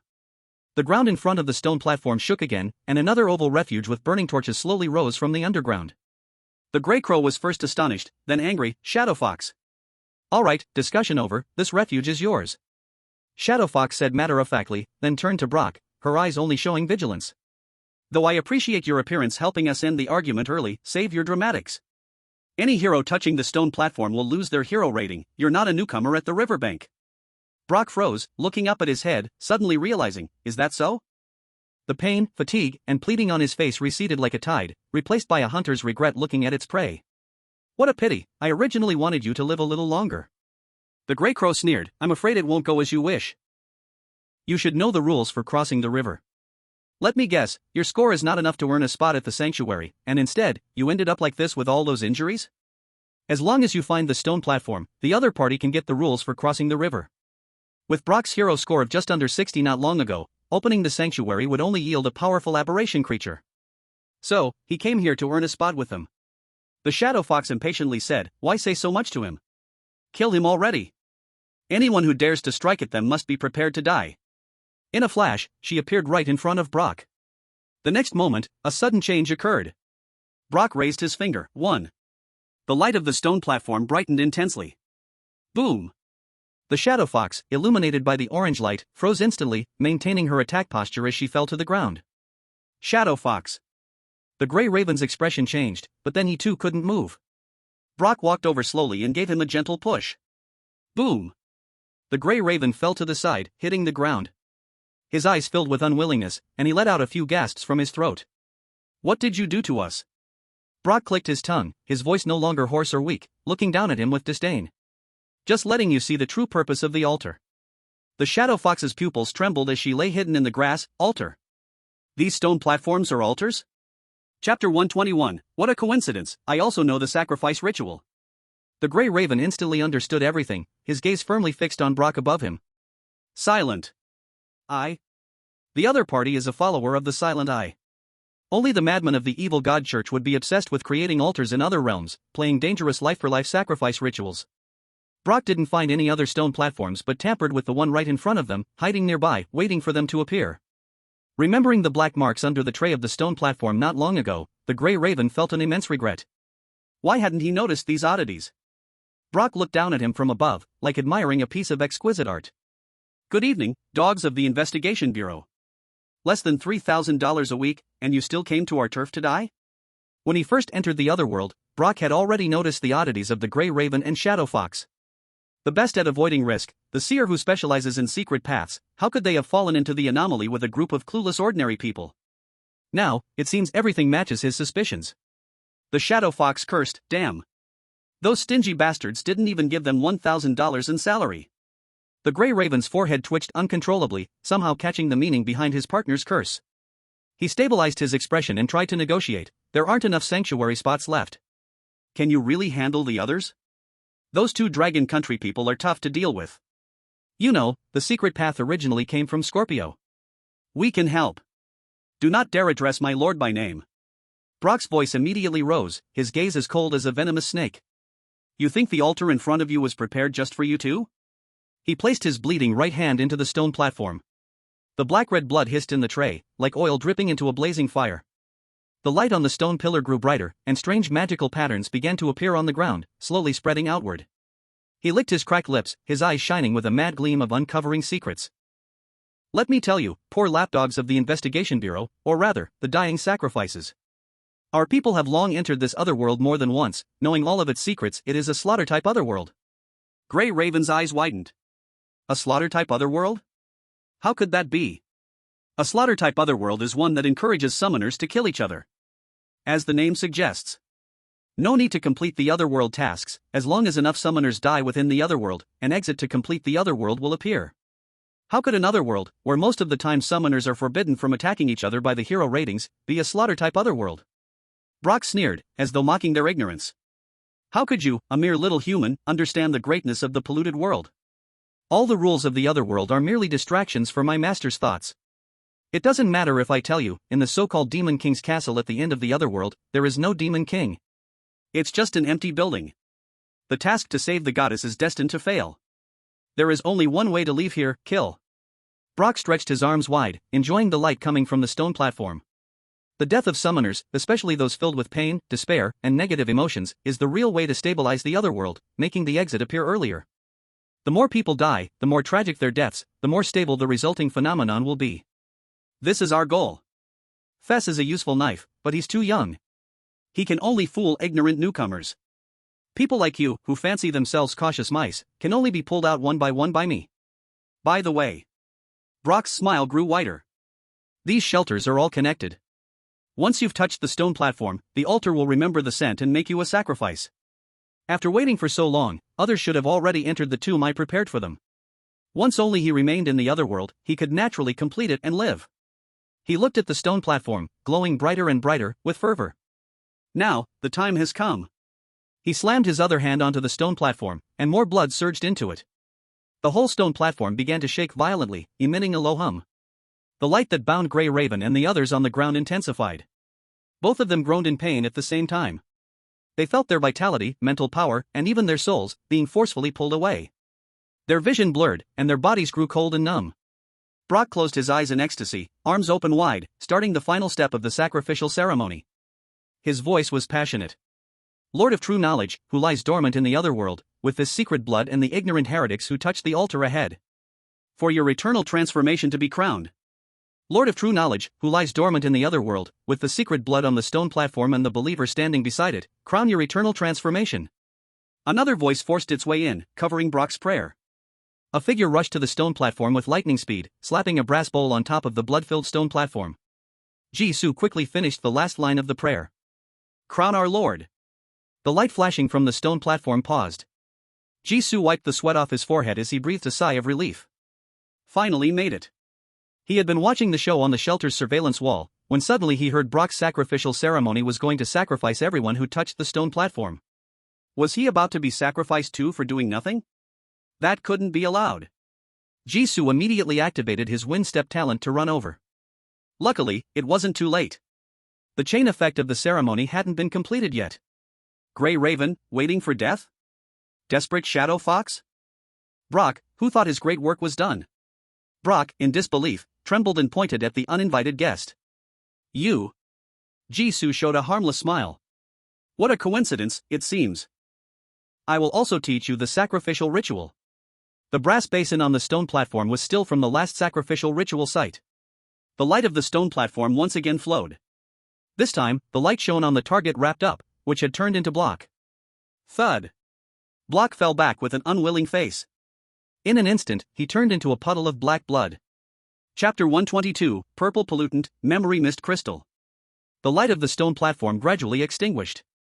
The power binding the Grey Crow and Shadow Fox slowly vanished, and Jisoo was unscathed. Jisoo was stunned, really became? He just wanted to stop the sacrificial ritual from being completed, to prevent the joint effect from completely happening to him. Now it seemed that the results were unexpectedly good. Not only did the ritual not sacrifice Jisoo, but instead, it sacrificed Block according to the prayer he temporarily thought of. Jisoo supported his chin and thought seriously, could it be that as long as you read the right prayer, anyone can host a sacrificial ritual? This so-called god called Scorpio looked very casual. Later, he could find a silent eye believer and learn their ritual arrangement methods completely, who knows, they might be useful in the future. Hearing Jisoo's words, the Grey Crow slipped a bit, almost having a faceplant. What do you mean anyone can host a ritual? Is the evil god just like a cabbage on the roadside, as long as someone prays, it will definitely respond? Those constellations are also monsters born from the polluted world, establishing a connection with them would inevitably bring mental pollution and bodily distortion. If rituals could be held at will, would he be completely unprepared? Is this some kind of cold joke popular within the Silent Eye? Cough cough. Ugh. The Grey Crow's whole body stiffened, suddenly clutching his neck tightly with both hands, his whole body uncontrollably convulsing violently. Hearing the sound, Jisoo turned around, his pupils constricted. He saw large, irregular, writhing dark patches appearing on the skin surface of the Grey Crow and Shadow Fox. These patches looked like countless tiny, slippery creatures, constantly tunneling, swelling, and flattening under the skin. They made a nauseating, sticky rustling sound. Jisoo's gaze sharpened, and he quickly stepped in front of the two, pouring 2 bottles of intermediate healing potion all over them. Hiss hiss hiss. The healing potion hitting the skin actually acted like a deadly poison, making blood splash everywhere and causing the patches to writhe even more violently. Ugh. The Grey Crow bit down hard, his features twisted in pain. Before long, the dark patches on them really began to disappear bit by bit. Thud. The two, who had just sat up, again fell weakly back to the ground, collapsing like a puddle of mud, gasping for breath, as if they had just been pulled out of water.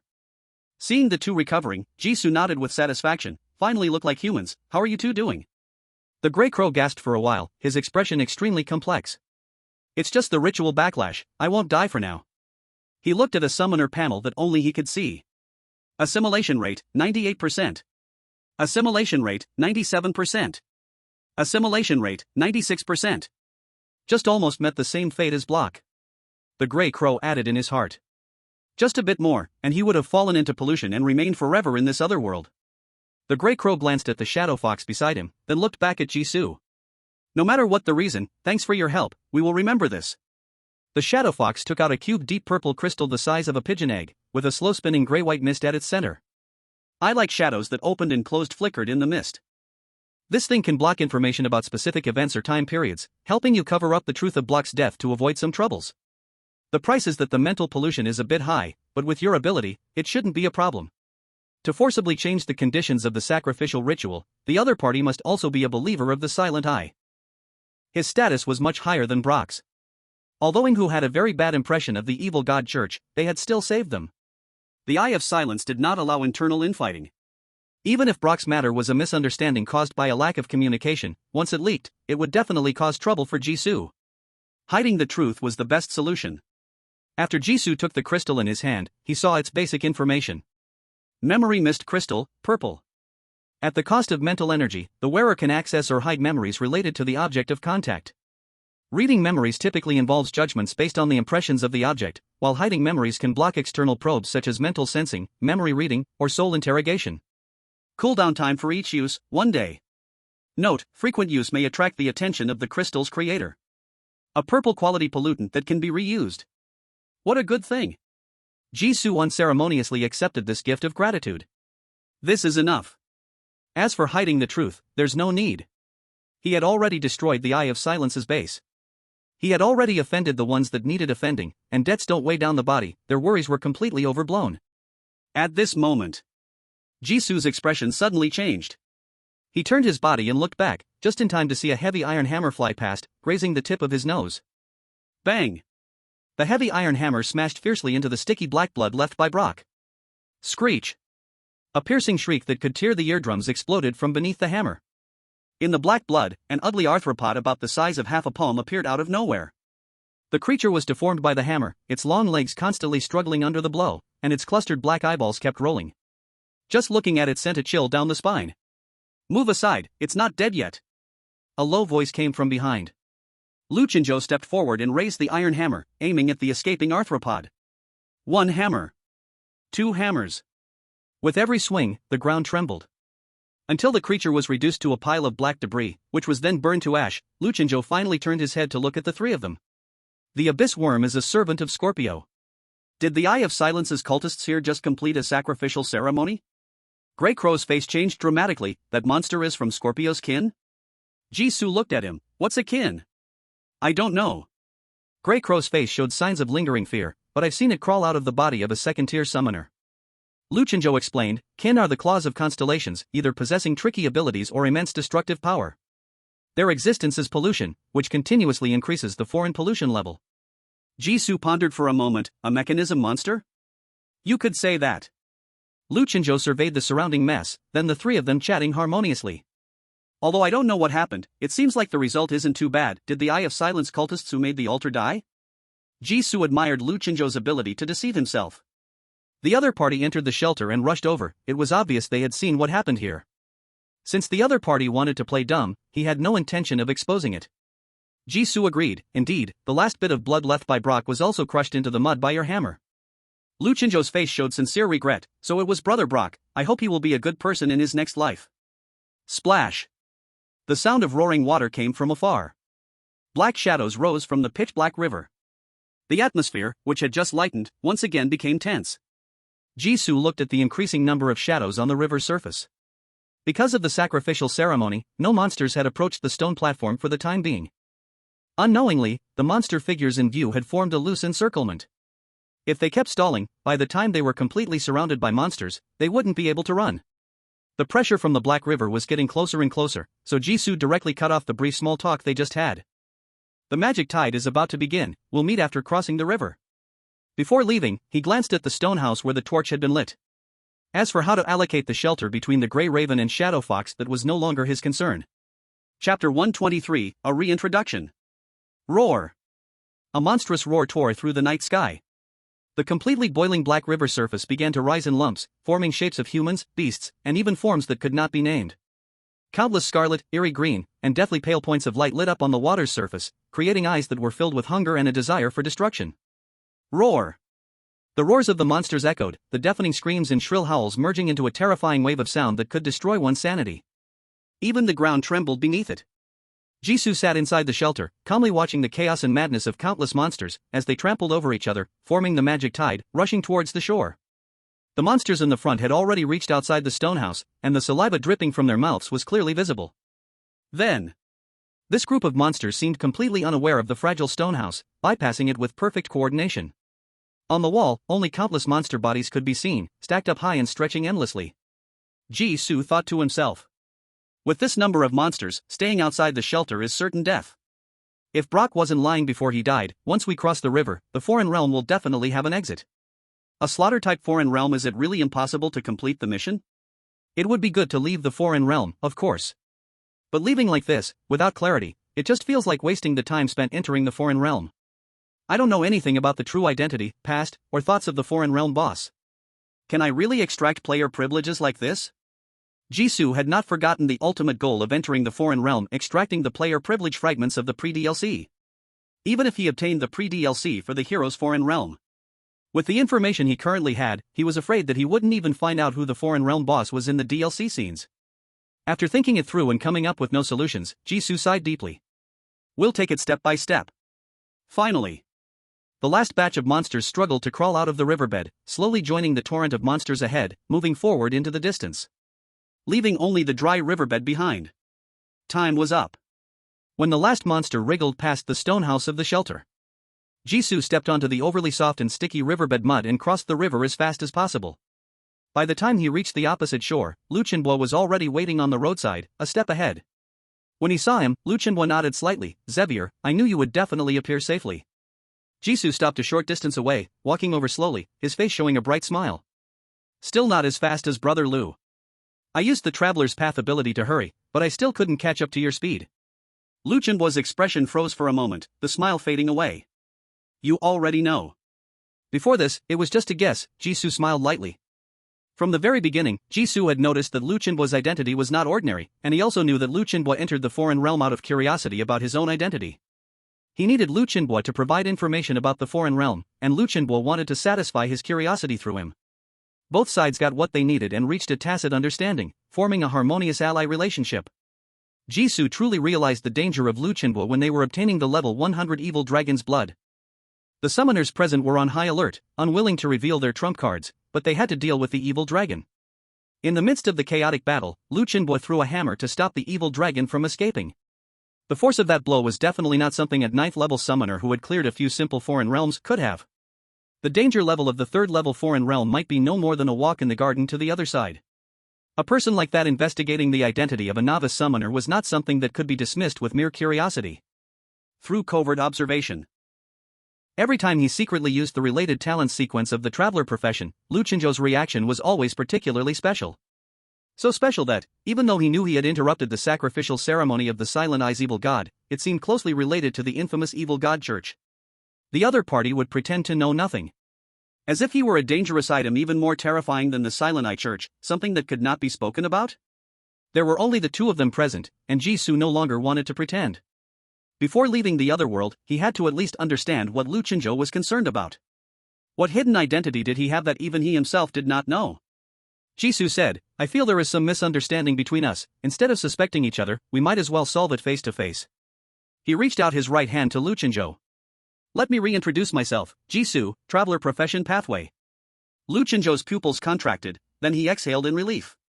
It was like a compromise after the dust had settled on a speculation he had reluctantly believed yet somehow anticipated.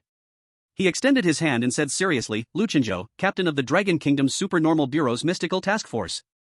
Honor to meet you, Mr. G." According to the information provided by Su Qingwan, Anomaly 001 in Traveler was not aware of its true identity and acted and thought like a normal human. Therefore, Lu Chenbo did not dare to hold back at all. Jisoo raised an eyebrow. "Is the person you're looking for really Ni?" When he spoke the name, he still held a bit of doubt about the mistaken identity. Could it really be aimed at him? Lu Chenbo tugged at the corner of his mouth. "Actually, before this, we had always thought you were elsewhere. As for me, meeting you was purely fate." Anomaly 001 A Traveler last appeared in Minghai City of the Dragon Kingdom. The action team searching for Anomaly 001 was mostly within the country. Lu Chenbo came to the Free Federation purely under personal identity to peek at the reasons his old rival was uncooperative and also give himself a long holiday. Who would have thought that by chance, he would meet Anomaly 001 in person? Lu Chenbo tried to relax his tense nerves, politely nodded to this suspected evil god presence, trying to release goodwill. "The Dragon Kingdom absolutely does not intend to monitor you, it's just that the news you caused in the Free Federation was too blatant, unsuitable for ordinary people's eyes."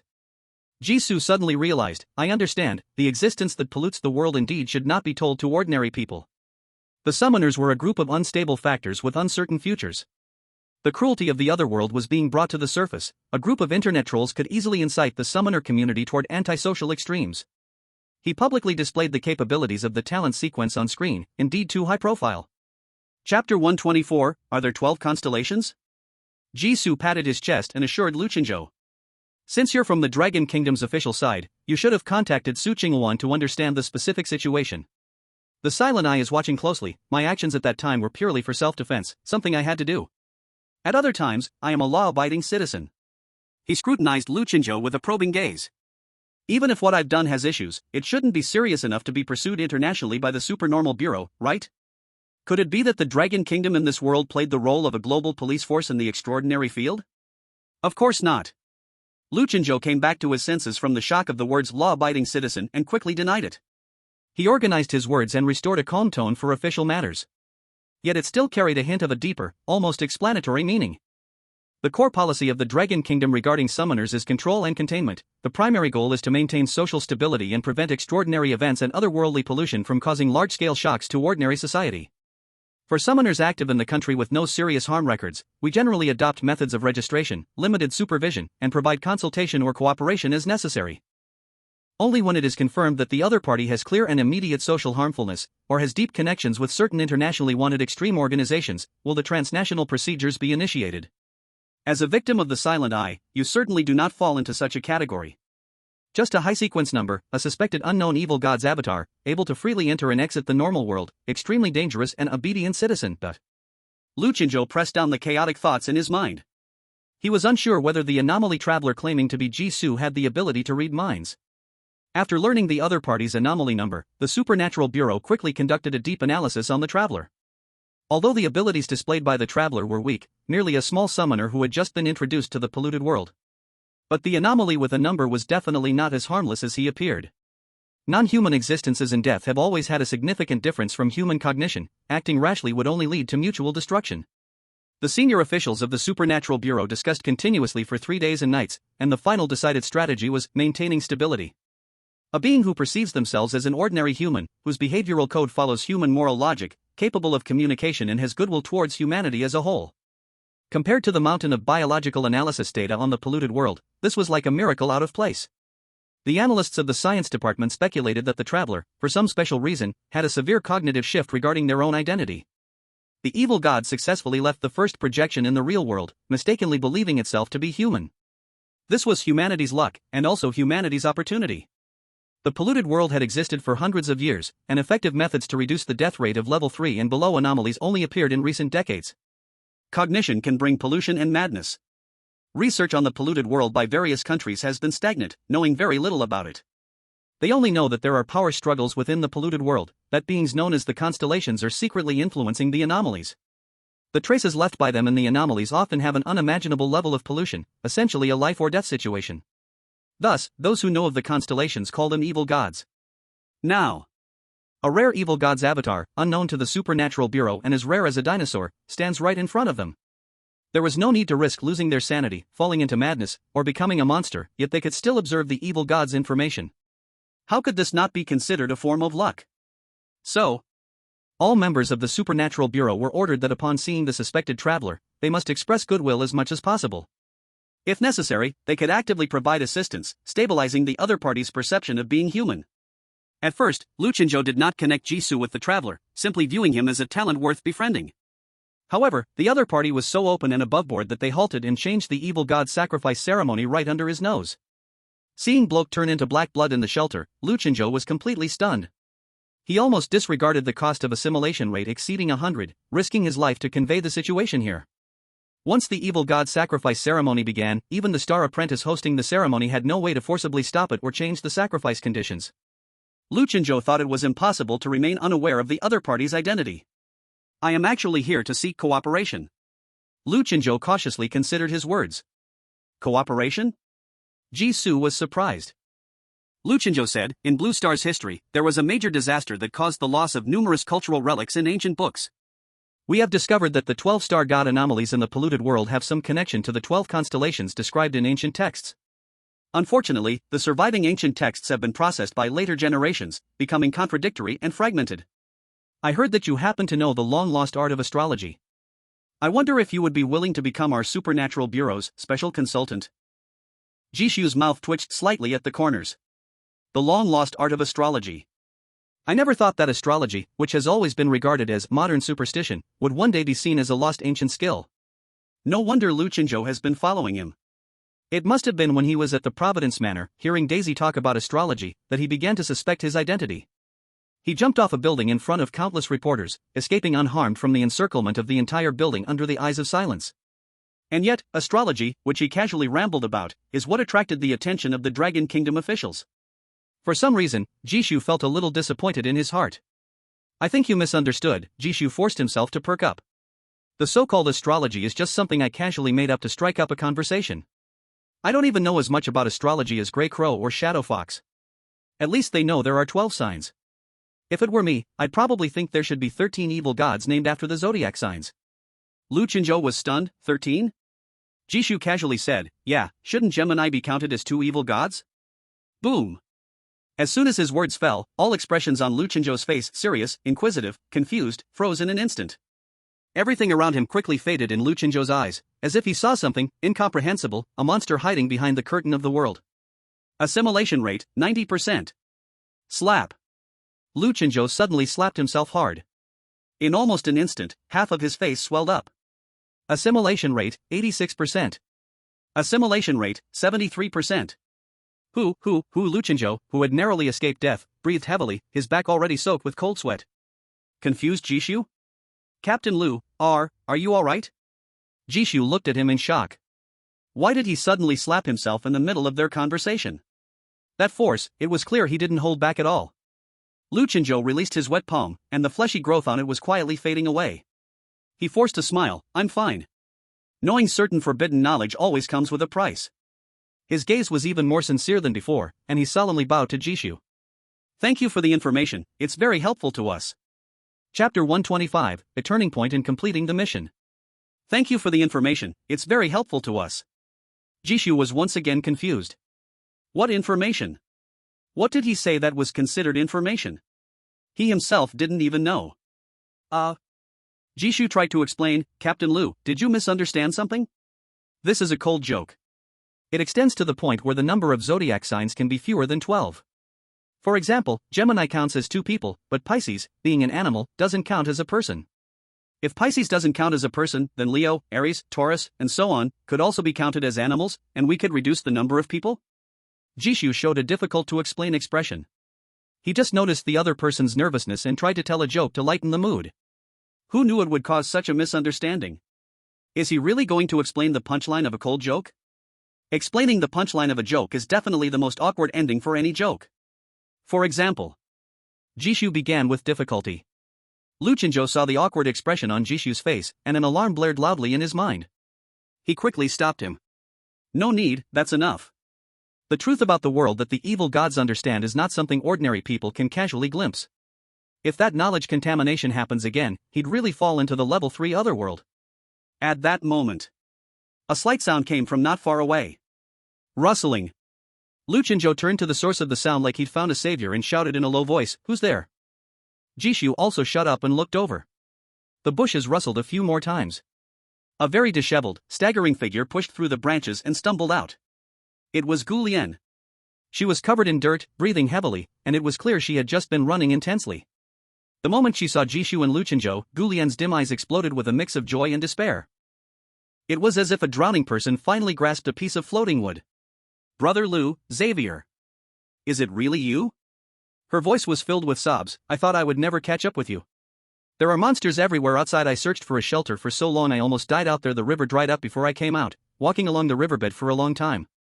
She was rambling, clearly still not recovered from extreme fear and exhaustion. Her whole being was overwhelmed with the thrill of survival against the odds.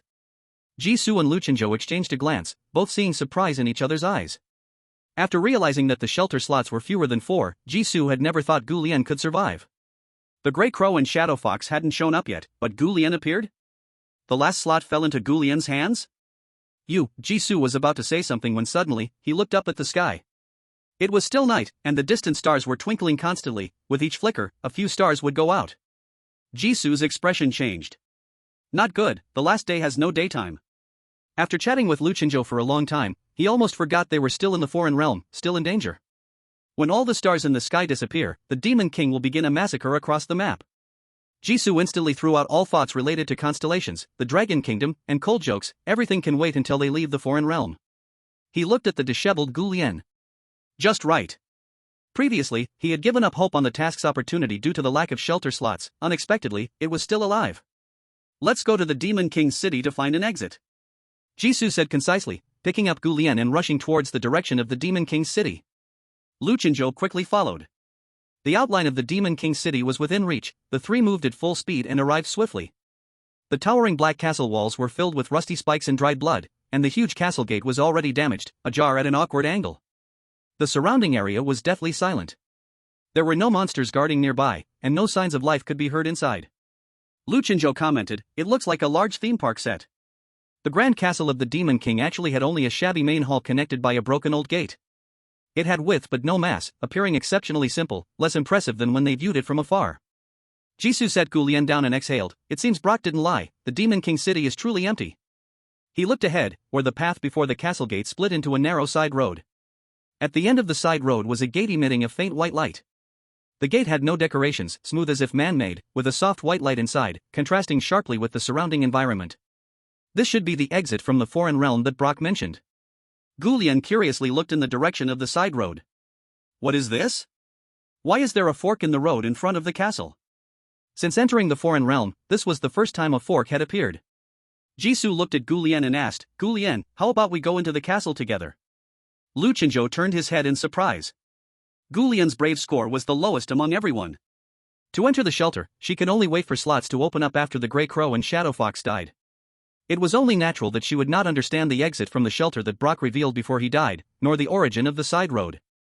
But Jisoo certainly couldn't guess what the gate at the end was. Why would he hide the exit and take Gu Lien into the Demon King's city? Various thoughts flashed through in an instant, and Lu Chenzhou frowned in contemplation, not speaking rashly. Gu Lien nodded in confusion. Aren't we here to go in and defeat the Demon King, to save the goddess? Jisoo nodded. That's right, it's our mission. Let's go in together. Lu Chenzhou continued, I'll go with you.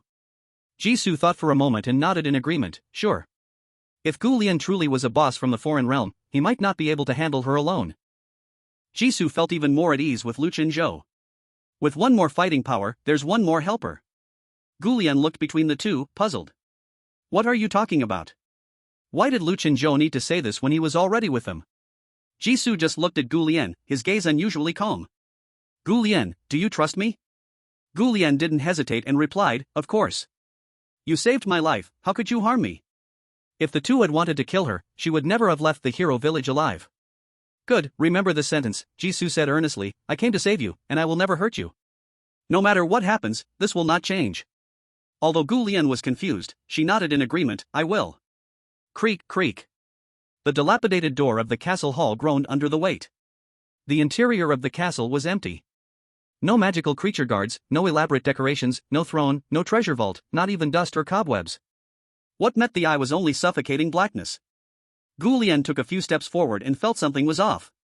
She turned her head and found Jisoo and Lu Chenzhou standing at the door watching her. A wave of intense panic rose in Gu Lien's heart. She stood there helplessly, her voice trembling. Brother Zoe.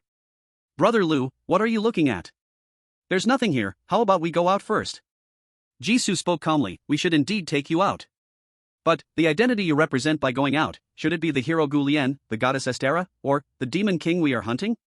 Chapter 126, They are all liars. No. No. What are you talking about? Gu Lien stepped back suddenly, her eyes filled with fear and absurdity. She shook her head desperately, I am Gu Lien, not some goddess, let alone a demon king. Brother Zoe, Brother Lu, see clearly. I am human. A living person. She raised her arm, revealing the still healing wound from the earlier monster attack. Look at me. If I were a monster, how could I have such serious wounds? How could I not know my origins? I still know about Blue Star. Yes. You can ask me anything about the normal world, I will definitely be able to answer. Gu Lien's words did not sway Jisoo, his voice remained steady. The hero's otherworld has been repeatedly transforming between the states of otherworld phenomenon, capturing at least hundreds of missing persons each month.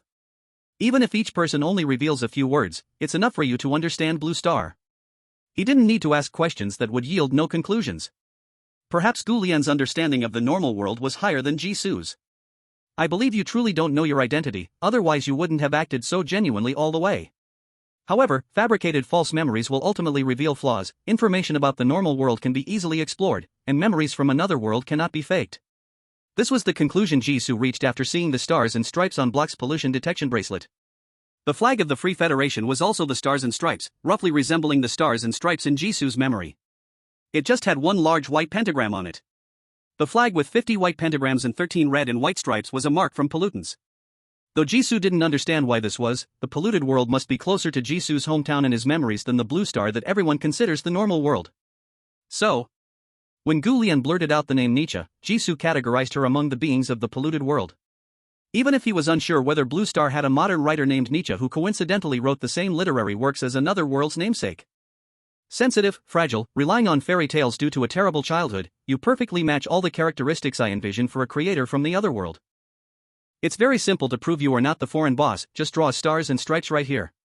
Jisoo tossed her a charcoal pencil. There must be gaps in the false memories you've woven for yourself, which must be filled with your true memories. Now, draw what the stars and stripes looks like in your memory. The charcoal pencil rolled to Gu Lian's feet with a clatter. Gu Lian stared blankly at it, remaining still for a long time. Stars and stripes? This seemed like a very simple question, a common symbol of a famous country. She could think of the colors and shapes this flag should have in a second. But Gu Lian's hands hung by her sides, trembling uncontrollably, her pupils quivering. A wave of panic more intense than before choked her throat. Gu Lian opened her mouth, unable to find her voice. Why? Why were there two patterns in her mind? Could it be that she really was? No. Absolutely not. She was human. She must be human. What I said is just my 7/10 of a guess. Jisoo did not urge her to start drawing but continued to speak in a tone of stating objective facts. Your true past must have parents with a strong desire for control. They never gave you a choice, so there was only one path from the royal city to the demon king city, and the only place where a fork appeared was in the brave village and the exit outside. Under the guise of love, they caused you harm, making you unable to love or hate, trapping you in the past, unable to break free. Gu Lian's breath caught, her expression momentarily frozen.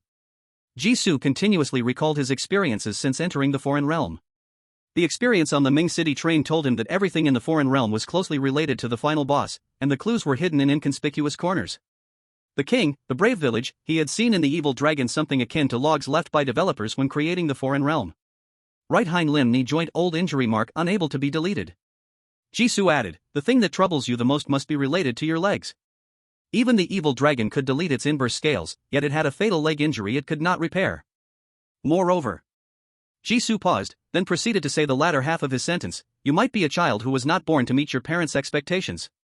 There are very few named NPCs in the foreign realm. The king is called the king, the shaman is called the shaman, and the village is called the brave village.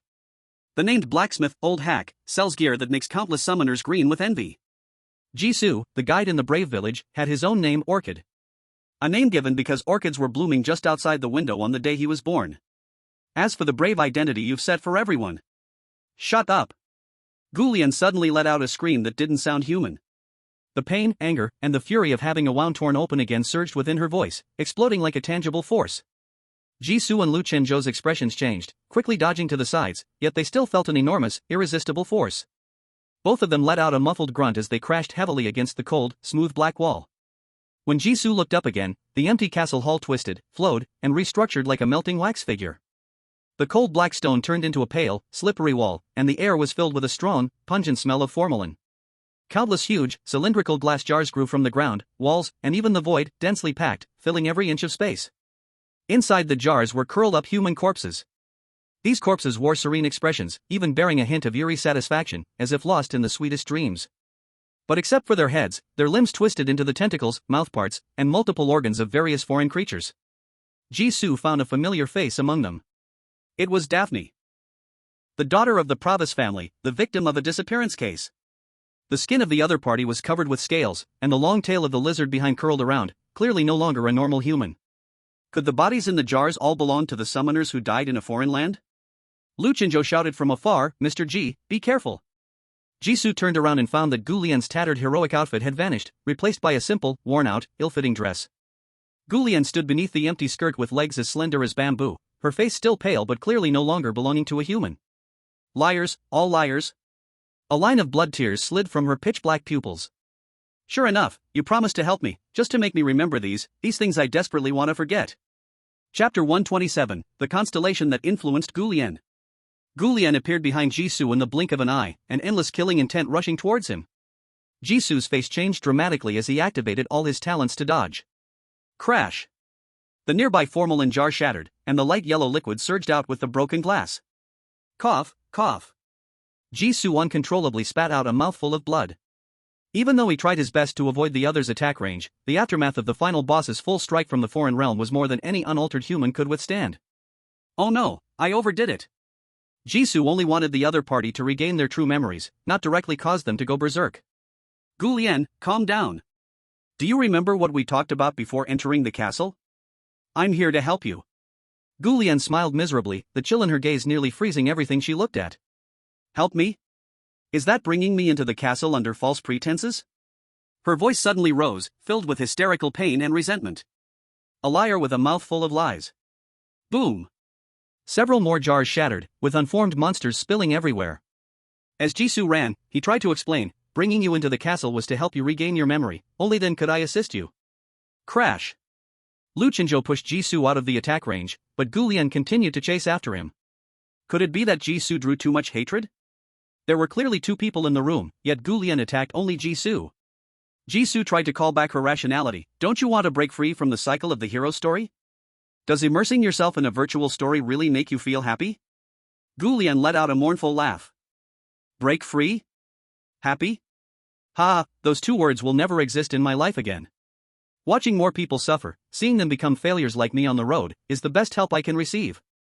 And that's the only help you outsiders can give me. She stood in front of the castle gate, raising her hand as an invisible terrifying power began to gather.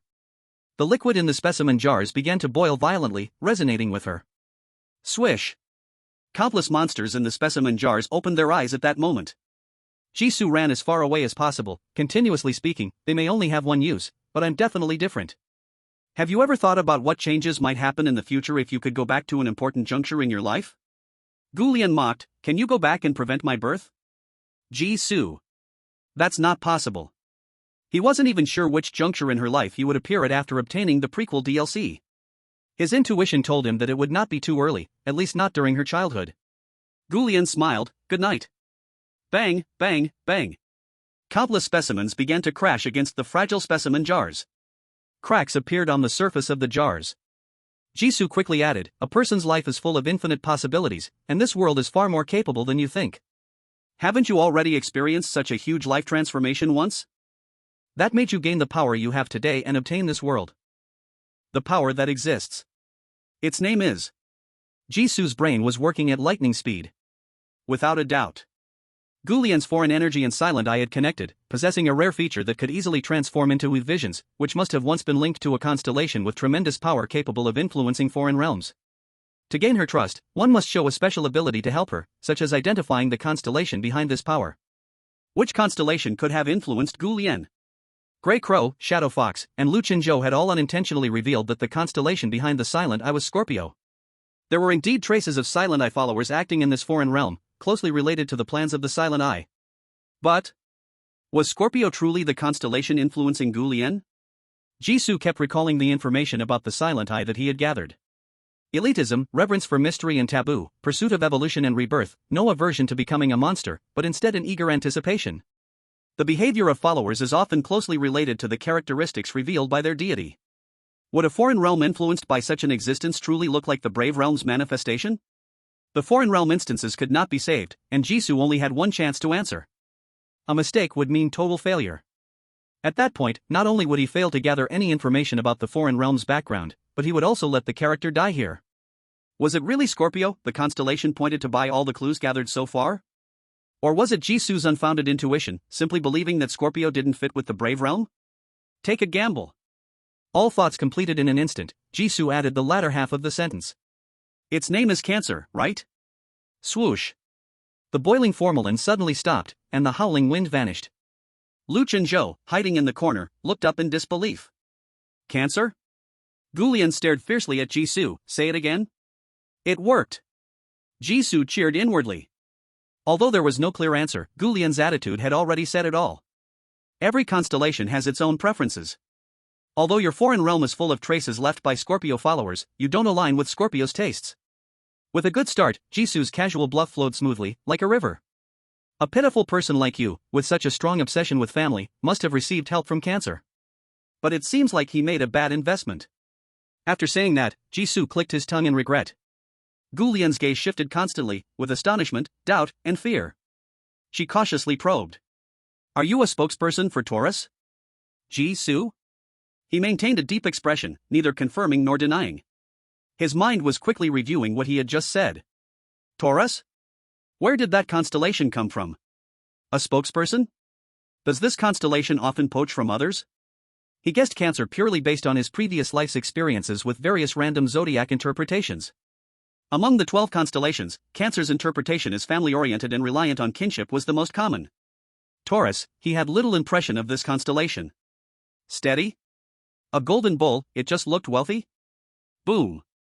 As Jisoo's random thoughts swirled, the ground suddenly shook violently. The land beneath his feet surged like a turbulent sea, rising and falling endlessly. Lu Chenzhou shouted from the corner. Mr. G, the foreign realm's pollution level is rising rapidly. It's now reached level 4. We must leave immediately. Jisoo furrowed his brows. What? He was about to learn about Gu Lian's past and leave safely from the exit. But in this final moment, was the pollution level really rising? Talking about tragic pasts didn't raise the level, recovering the boss's memories didn't raise it, but chatting with the little girl about constellations somehow increased it? Chapter 128, The Fated Hero, Task Complete. Could it really be that a constellation would focus its attention simply because someone mentioned its name? Jisoo had mentioned Scorpio several times before, but received no response, almost considering that piece of information to be fake. The ground shook continuously, and liquid from the broken canister above sprayed everywhere. Jisoo staggered to half kneeling, shouting to Gu Lian, who was holding her head and looking down. There's no time. If you want to get rid of your current life and change your destiny, tell me your past. This is our only chance. Gu Lian kept her head lowered, her face indistinguishable. Her figure swayed. In a blink, she appeared right above Jisoo. Jisoo's heart skipped a beat in fear. Oh no. The worst thing he feared had happened. The foreign pollution level had risen, indeed affecting the otherworldly boss. Wasn't it said that the level 4 foreign domain was the final boss's battlefield? Why did the boss lose its intelligence instead of gaining it? Gu Lian opened her eyes, her pitch-black, murky pupils constantly overflowing with blood tears, dripping beside Jisoo. Her voice was mechanical, cold, and devoid of emotion, as if she were a puppet controlled by someone. Outsiders must be eliminated. Don't think that just because you're not human you can bleed easily, that could lead to anemia. Jisoo didn't move, keeping a distance where he could be struck in the throat at any moment, his heart racing but his tone remained relaxed. As if they were old friends casually chatting. If I wanted to hurt you, I could easily tell others the constellation behind you, no need to go in such a big circle. No one's life is destined to be terrible from the start, I can offer you another choice. Choice. A flicker of humanity passed through Gu Lian's chaotic eyes. Then came stronger struggles. However, her right hand slowly lifted, sharp long nails reflecting a toxic purple light, ruthlessly aiming at Jisoo's head. Gu Lian opened her mouth, letting out a few disconnected sounds. Jisoo was already prepared to flee at any moment. Faster than the attack from her right hand was Gu Lian's lowered head. Their foreheads touched. Jisoo's eyes widened, forcibly suppressing the urge to escape. The character panel flickered uncontrollably for a moment, as though something had been added to him. Lines of text appeared in his mind. The Demon King has been successfully defeated, the ancient prophecy has indeed come true, and peace is restored to the continent. The honored hero returns, ready to enjoy flowers and applause from the whole world. The destined hero task completed. Leave the Demon King's castle to go to the transit station to claim task rewards. The black in Gu Lian's eyes slowly faded, and her voice lost its previous coldness. If you really can change everything, it will take you to see my past. At that time, you can judge whether my life is worth saving. The last sentence was said so quietly that if Jisoo hadn't been close enough, he wouldn't have heard a single syllable. The next moment, Gu Lian's pupils were once again soaked in darkness. And then whoosh! Her right claw, filled with endless killing intent, fell with a sharp whistling sound. Jisoo, always alert, immediately turned his head to dodge. Observer sequence fully activated. The world in his eyes seemed to turn into slow motion at that moment, countless chaotic information flooding his mind. The components of the blood on the ground, the texture of the floor, the death rate of the claws in mere moments. Jisoo rolled out of the attack range in a way that nearly turned him into a folding chair. Crash! There came a deafening sound of the ground shattering behind him. Then, Jisoo's traveler's talent sequence fully activated, rushing toward Lu Chenzhou's corner. Got the stuff, let's hurry, huh? Jisoo stared in shock at the fallen Lu Chenzhou, momentarily forgetting the latter half of his sentence. He saw the man with at least 30-centimeter long twisted horns on his head, eyes black like Gu Lian's, without whites, spitting blood profusely. If memory serves, the one being chased by Gu Lian was supposed to be himself, right? Jisoo doubted the memory in his mind for a second, his mouth faster than his brain as he said, your new look isn't bad. As soon as the words fell, Lu Chenzhou coughed up a large mouthful of dirty blood mixed with black filaments, his face growing even more haggard. His voice was so hoarse it was almost inaudible, sorry. The information of the constellation was both knowledge and pollution. To learn some things, one must inevitably pay a corresponding price. Luchinjo actively followed into the castle, already prepared to pay the price in advance. However, influenced by Jisu's steadfast claim of being an ordinary person, his estimation of the knowledge pollution was still too low. Then, Luchinjo raised his hand, grabbing the pair of black horns covered in dark red patterns atop his head. Crack! Under Jisu's astonished gaze, those black horns were broken off at the root. You! Jisu opened his mouth, staring at the two horn wounds spewing blood like a faucet. Being human doesn't necessitate being this harsh on oneself. As the person concerned, Luchinjo seemed to feel no pain at all, blinking as he looked towards the void. Assimilation rate, 95%. Assimilation rate, 35%. Enough! He whispered, his gaze becoming clear. Then Luchinjo grabbed Jisu's arm and shouted, "Go!" He shot forward like an arrow leaving the bow, dragging Jisu towards the castle gates. His speed was faster than Jisu's while traveling, turning into a black streak skimming the ground, easily bypassing Gulian's blockade. As his body was enveloped by the white light of the door, a ground-length humanoid figure in a black robe appeared before Jisu. The black robe gestured and emitted an enigmatic laugh. "Long time no see." Jisu ignored him and immediately checked the summoner panel. Otherworld, the fated hero. Main quest completed, defeat the Demon King, find the imprisoned goddess, 100%. Hidden quest completed, discover the secret that the Demon King and goddess are the same person, 100%. Third completion of the Shirshir Mountain Trial, score 3. Kill the brutal evil dragon dwelling near the hero village, score 10. Consecutively refuse the elf's invitation 99 times, score 10. Possessing the highest hero rating, score 20.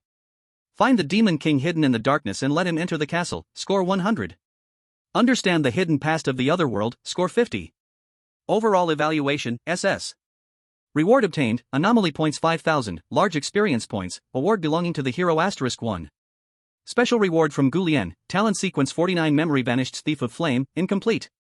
The time span of the hero otherworld was much larger than that of the Ming City train otherworld, and the generated task reports were also longer. Jisu glanced over briefly, only twitching his mouth when he saw the comment "kill the evil dragon." If he led the evil dragon to the village and let the villagers kill it, could that also count as his reward? Forget it, a score is a score. Then, without hesitation, he clicked on the special reward. When looking at the harvest, of course, the most valuable reward should be checked first. This was talent sequence number 49. Golden reward. Double-digit number. Before this, his smallest talent sequence was still the 456th observer. Chapter 129 Talent sequence 49 Memory vanished thief of flame. Talent sequence 49 Memory vanished thief of flame, incomplete. The ultimate destination of memory is vanish, a place that devours all past information and soul imprints. A being that calls itself a god was the first to discover it, attempting to use it, but stopped as it was not yet formed. Thus, it took him into its lair, waiting for the day when the embryo of death would hatch. However, its master gifted it to you, shattering this being's blueprint. Fate took a wrong turn, and this event should not have happened. What was the giver thinking at that time? Perhaps, she also wanted an answer. Though she knew that the chance of receiving a return was slim. Seeing this, Jisu couldn't help but frown. Should one say that it lives up to its double-digit number talent sequence? The functions not yet visible, he first saw a bunch of vague, unclear descriptions. Gifting. Is there only one copy of the talent sequence? After gifting, does the giver lose it? A tut-tut sound came from nearby. The figure in the black robe let out a deep laugh typical of a villain. It seems you have once again gained something remarkable. In the foreign realm, some talent sequences can be replicated, while others are definite. When it comes to the legendary level of talent sequences, it is the latter. When one person gains, another must lose. They can only be transferred, not created from nothing. It seems you have helped a dominator a great deal. Dominator? Jisu remembered seeing this word during the game settlement. Mingcheng Train Foreign Realm Upgrade, Level 4 Slaughter Foreign Realm. Metamorph Lin Che Promotion, Dominator. The Dominator is a higher level of the foreign creature metamorph that possesses complete human wisdom. Jisu, what is a legendary level talent sequence? Only Dominators possess legendary level talent sequences? The black-robed guide calmly explained, legendary level refers to talent sequences with numbers less than 400. Their power often manifests in a manner similar to abilities found in certain legendary stories. The power is marvelous, with a shocking growth limit. Of course, it is also easier to consume the sanity of the summoner. Just like there is only one Medusa in legendary stories, the number of legendary talents will indeed have limits. Dominator is a powerful metamorph who owns a territory, but it does not necessarily need to possess a legendary level talent sequence. However, the competition to pollute the world is quite fierce. To have a territory, one must possess special abilities. Having a legendary level talent is better than having none. It's like racing with a car versus a horse cart. Who runs faster is not obvious. That is a must. Jisoo added in his heart. Winning at the starting line, the Dragonborn always finds it much easier to do things than others. Even if a Dominator with no legendary level talent sequence at the start, once strong enough, can seize a rare sequence from other monsters. Jisoo said helplessly, as a guide, can you finish the information in one go? He remembered asking this person about the talent sequence last time he came to the transit station. Back then, he asked several times but didn't get such a detailed explanation like now, only knowing that the smaller the number, the rarer it is. The black-robed guide let out a sinister laugh. The less you know, the more it protects the summoner. Besides, I've always answered you out of the ordinary. Normal newcomers can't possibly know about the legendary level talent sequences during their second visit to the transit station. Jisoo, so is there a higher level above the legendary talent sequence? Like numbers less than 100 or something? The black-robed guide giggled, knowing too much about distant matters is of no help to you. Wait until you have a 2-digit talent sequence, then it will be suitable for you to know. Jisoo nodded, then you can speak now. The black-robed guide. Jisoo. The two stared at each other. Although Jisoo couldn't discern where the other's eyes were from the black mist contained in the black robe. The air seemed to freeze. The black-robed guide was astonished to the point of almost losing its voice. You have a 2-digit numbered talent sequence. Jisoo said helplessly, isn't your reaction a bit slow? The black-robed guide spun around in place, mumbling to itself in an insane manner. How could you possibly have a 2-digit talent? How could you have a 2-digit talent at this point? After immersing in its own world for a while, the black-robed guide somehow was successfully convinced. I see. The black-robed guide spoke as if it understood everything. Jisoo, ? The black-robed guide began its explanation. Talent sequences are divided into 5 levels: normal, abnormal, urban legend, legendary, and mythical. Talent sequences numbered within 100 involve mythical abilities. There is and only one, and so far no repeated sequences have appeared.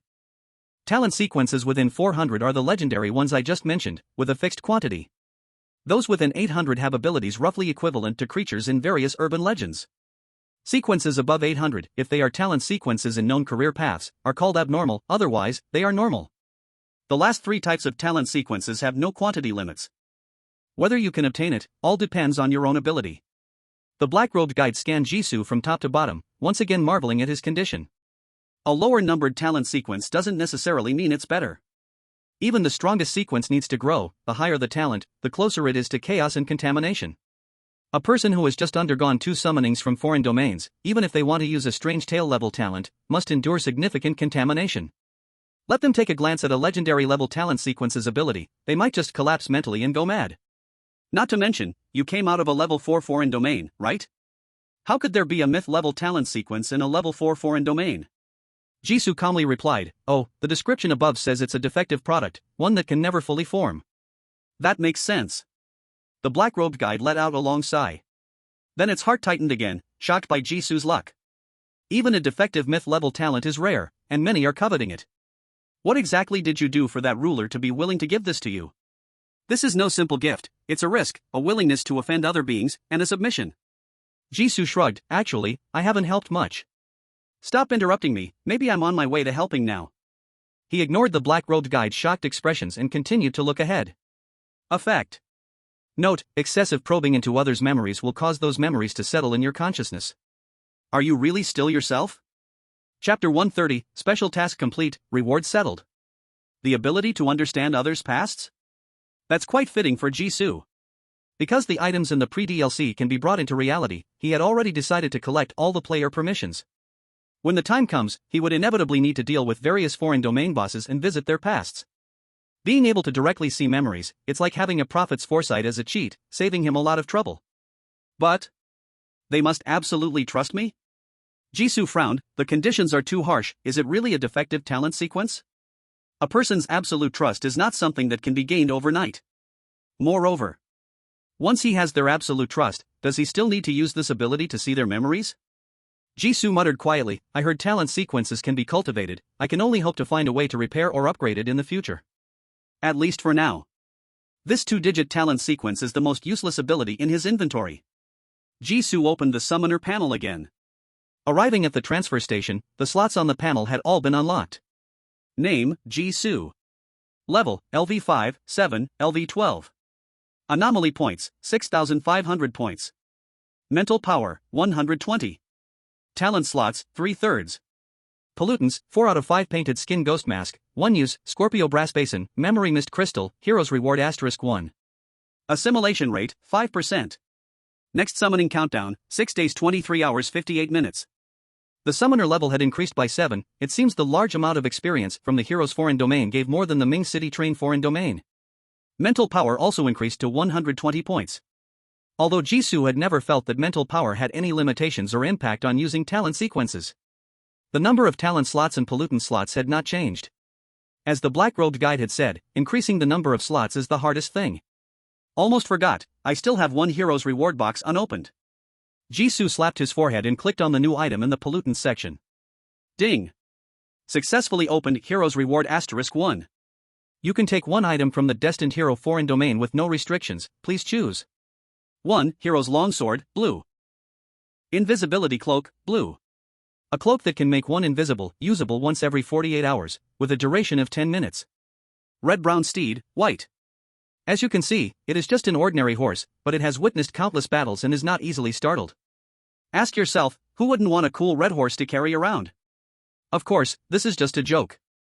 Jisoo looked at his empty selection options and suddenly regretted not visiting Old Hack's shop more often. He never imagined that those amazing items in the shop really had a chance to be taken out. The gold coins he earned were all left in the foreign land, and even an ordinary horse he could casually choose appeared among the task rewards. Well, let me see the first two options. Jisoo let out a short sigh. The brave longsword needs no further explanation, this thing is really useful, it can chop dragons and firewood, a multifunctional item. The invisibility cloak's cooldown has doubled, with the duration unchanged. This kind of item is usually used in emergencies, and 10 minutes of hiding time is still quite tempting. However, there aren't many opportunities for me to use it. Perhaps because he was controlling a virtual game character, Jisoo was not afraid of dying. His style of acting was quite aggressive, rarely needing to shrink back to invisibility. Spending 1,000 gold coins to buy the invisibility cloak, the only time he used it was for the severely injured Gulien. In the end, Jisoo chose the brave longsword. There wasn't anything worth seeing in the following information. Jisoo's assimilation rate had always been very low, far from the point of becoming a monster left in the polluted world. The only time it increased to 10% was when he observed the metal wristband pollution of Block, recalling the stars and stripes of his former world. By the time the foreign land ended, his assimilation rate had gradually dropped to 5%. Speaking of this, Jisoo looked up at the indifferent black-robed guide. Was the polluted world once called Earth? The black-robed guide tilted his head, no impression. How much do you know about the history of the polluted world? Is the foreign land a separate world, or a fragment scattered from a complete world? I don't know. When did you appear in the transit station? I can't remember. I met a dominator concerned with cancer, what do you think? Do you know what steps and preparation materials are needed for the sacrifice ritual to connect with Scorpio? By the end of this line of questioning, the black-robed guide simply stopped even giving perfunctory answers. Jisoo's forehead throbbed. You must know the ranking board of summoners, right? I want to learn about the strong among the summoner group. There is. This time the black-robed guide responded quickly. It exists in the central hall of the transit station, with only names and rankings. After leaving here, you can find someone to guide you, just keep going straight. However, only summoners who have cleared the foreign land 3 times can see the ranking board, this is to protect them. If you want to learn about them, just take the names and find the corresponding fan club. 3 times, he just happened to not be enough. Jisoo was speechless. Is there really a fan club support service in the transit station? The black-robed guide chuckled. As long as there are enough abnormal points, you could even hold a concert in the transit station. Indeed, everyone needs entertainment. Jisoo shook his head and left the white space. In the blink of an eye, he appeared on a futuristic street in the transit station. Everyone was accustomed to someone suddenly appearing on the road, and did not give him another glance. Under normal circumstances, Jisoo could stay in the transit station for over an hour. But his current permissions were too low to see the summoner ranking board he wanted the most. He was also worried about the game rewards after clearing the foreign land. After just 2 seconds, he left. When Jisoo returned to the normal world, he was on the side of a desolate road. The sky was dotted with stars, no different from when he entered the foreign land. Seeing Jisoo appear, Lu Chunzhou's eyes burst with surprise. Mr. G. Jisoo's gaze swept over Lu Chunzhou, who seemed to be a pure human without antlers or scars. He raised his hand to stop the other person from coming closer. Wait a minute, I have something to do. Special task clearing the instance related to the constellations has been completed. Do you want to settle rewards immediately? Warning, the reward content may affect the main quest progress. Please choose the timing of settlement carefully. The reward can affect the main quest? Jisoo was surprised inside. Last time he completed the special task at Ming Chung Train, there were no such warnings below, just a suggestion to wait for the main quest to complete before settling together. If this time the reward can affect the main quest, then it definitely cannot be used at the very end. Jisoo controlled the joystick and clicked settle. Refreshing rewards for you. Please choose one of the following 3-player privileges. 1. Activate holiday discount game feature. 2. Choose 1 free game per month. 3. 1 chance to experience pre-DLC privilege. Failing to obtain the pre-DLC player privilege fragment, Jisoo felt disappointed. His gaze lingered on the second option for a while before he reluctantly moved away. A monthly extra free game option is better than the money-grabbing option 1 and the purely consumable option 3, right? What a pity, Jisoo sighed. I promised someone to let her experience a different life. He clicked confirm. Congratulations, you have gained a chance to experience pre-DLC privilege. Searching for DLC. Chapter 131, A Plane Full of Flags. Pre-DLC found, importing. The last system message kept spinning, and endless drowsiness rushed into Jisoo's mind. He had just experienced this feeling not long ago and knew it was the effect of the pre-DLC. So he did not resist. He let go of the game controller and lay down on the sofa, drifting into sleep. The message box on the screen jumped once. Import successful. Jisoo felt his consciousness plummeting in an endless ocean. Compared to the last time he entered the pre-DLC without any knowledge, he could sense much more this time. The surroundings were filled with a chaotic buzzing, like many people speaking at once, and also like the rumbling sound of disaster approaching. His eyelids were heavy, impossible to open. His body felt like it was filled with lead, leaving him with nothing to do but wait. I hope this time the DLC starts a bit earlier, preferably before Gulian falls into absolute despair and makes big decisions that affect her future. Or, I wouldn't mind starting directly next to her, making it easier to find her and giving me more time to understand her past. The pre-DLC allows the use of game character abilities. Although Jisoo had no idea at this moment about how to gain absolute trust from a stranger for Gulian in a short time. He believed that as long as there was enough time, there would always be space for him to act. At least it's talent sequence number 49, it can't be completely useless, right? While waiting boredom, Jisoo pondered in his mind. Finally. The penetrating buzzing sound quietly faded at a certain moment. Jisoo smelled a complex mix of dry, recycled air, sweat, coffee, and low-quality fruit sugar. He slowly opened his eyes. In front of him was a small space separated by the back of the seat ahead, and the overhead announcement was broadcasting the airplane's notices. Jisoo felt a pushing sensation in his back, pressing him into the seat, his neck slightly stiff. Dear passengers, our plane is climbing, please fasten your seatbelts and do not leave your seats, thank you. Oh no, how did it start on a plane? Listening to the announcement, this was a plane that had just taken off. Jisoo silently covered his forehead. Although the space to move around is smaller, I can at least guess that Gulian is also on this plane. Otherwise, the world is so big, how would he find someone whose origin, profession, and age were all unknown, only knowing her name? Comforting himself, Jisoo surveyed the surroundings. From the environment, he should be in the economy class of the plane. The window seat. The plane has completed its ascent, and outside the window are all white clouds, obscuring the place and the flight's direction. Jisoo checked his belongings, finding himself with nothing at all. There was nothing to prove his identity or provide flight information. He could at least take out the pollutants from the backpack compartment. According to the broadcast, this is a flight heading to America. Gulian should have left the country on this flight. Well, at least it's not the time she arrives in America. Jisoo thought with a bittersweet grin. If possible, he would certainly want to find her before the plane took off. To understand a person, the best way is to see where she grew up, making it easier to find the right approach. With that advantage gone, he could only put in extra effort from other aspects. Jisoo raised his head to observe the surrounding passengers. He wasn't sure if Gulian looked exactly like the brave Gulian from a foreign land. So every young girl could be his target, and he had to check them one by one. Indeed, this time when I go back, I'll handle the matter. A boisterous voice abruptly interrupted Jisoo's thoughts, making him frown as he looked toward the source. There stood a rugged-looking big brother, his face brimming with uncontrollable joy and a hint of anxiety, happily sharing with those nearby. I've met the parents, and I've found the house. Hee, after this last long trip, I'll settle down, return home, and enjoy the warmth of my wife and kids. From a bit behind, a somewhat feminine male voice replied. Brother Wang, good things are coming soon. I'm about the same. Once I wrap up this business deal, I'll be financially free too. International business makes money, but it's so tiring, I hardly get to see friends and family throughout the year. Afterwards, I want to travel down south first and never touch these troublesome matters again. Congratulations to both of you. A slender woman with a gentle appearance smiled serenely. I've made it through as well. The doctor said my re-examination results are excellent, the cancer cells are gone. When I go back, I'll travel with my partner to make up for all the postponed trips, a world tour. No waiting a day. The air was filled with everyone's joy.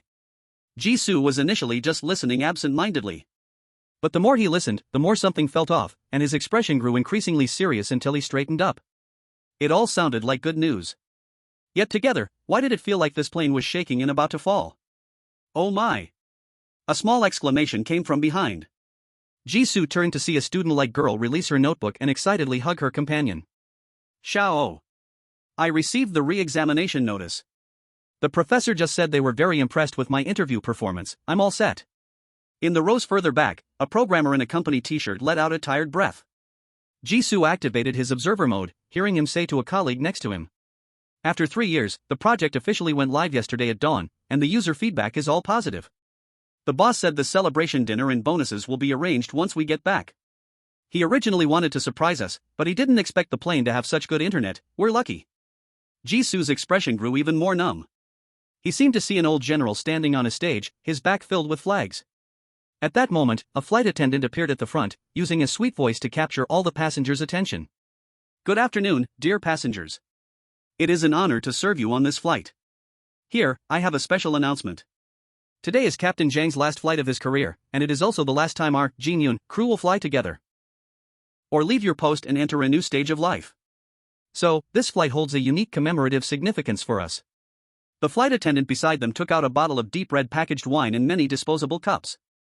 Please allow us to share this special joy with you by serving this privately kept bottle of wine from the crew. The older man, who had said he was returning home to get married, was the first to start clapping. Great, he boomed, today is really a day of joy, even I, old Wang, want to share in the crew's good fortune. Others joined in clapping, celebrating.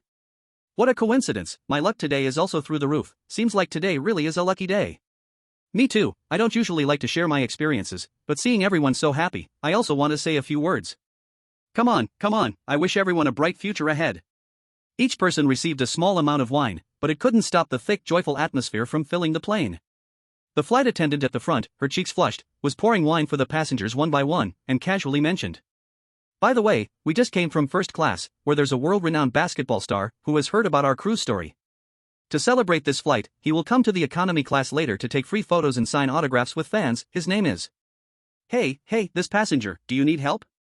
The flight attendant, pushed aside by Jisoo, almost lost grip of the wine bottle in her hand. She looked at this passenger, who seemed completely out of place compared to most people in the cabin, looking particularly impatient and irritable. Jisoo ignored her, focusing on pushing past the passengers next to the flight attendant's seat. No, this isn't it either. The atmosphere on the plane was too strange. It was strange enough that even though he didn't have the ability to predict the future, he still saw the outcome of the flight. Every passenger on this flight had encountered a big happy event in their life and just happened to want to share it with strangers. How could such a coincidence happen in the world?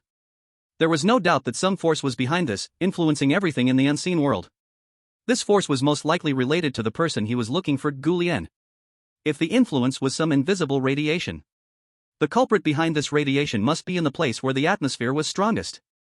Once again, Jisoo pushed past a crew member, revealing a small figure sitting behind, with a mask and hat covering her appearance completely. Jisoo's expression became calm. Found you.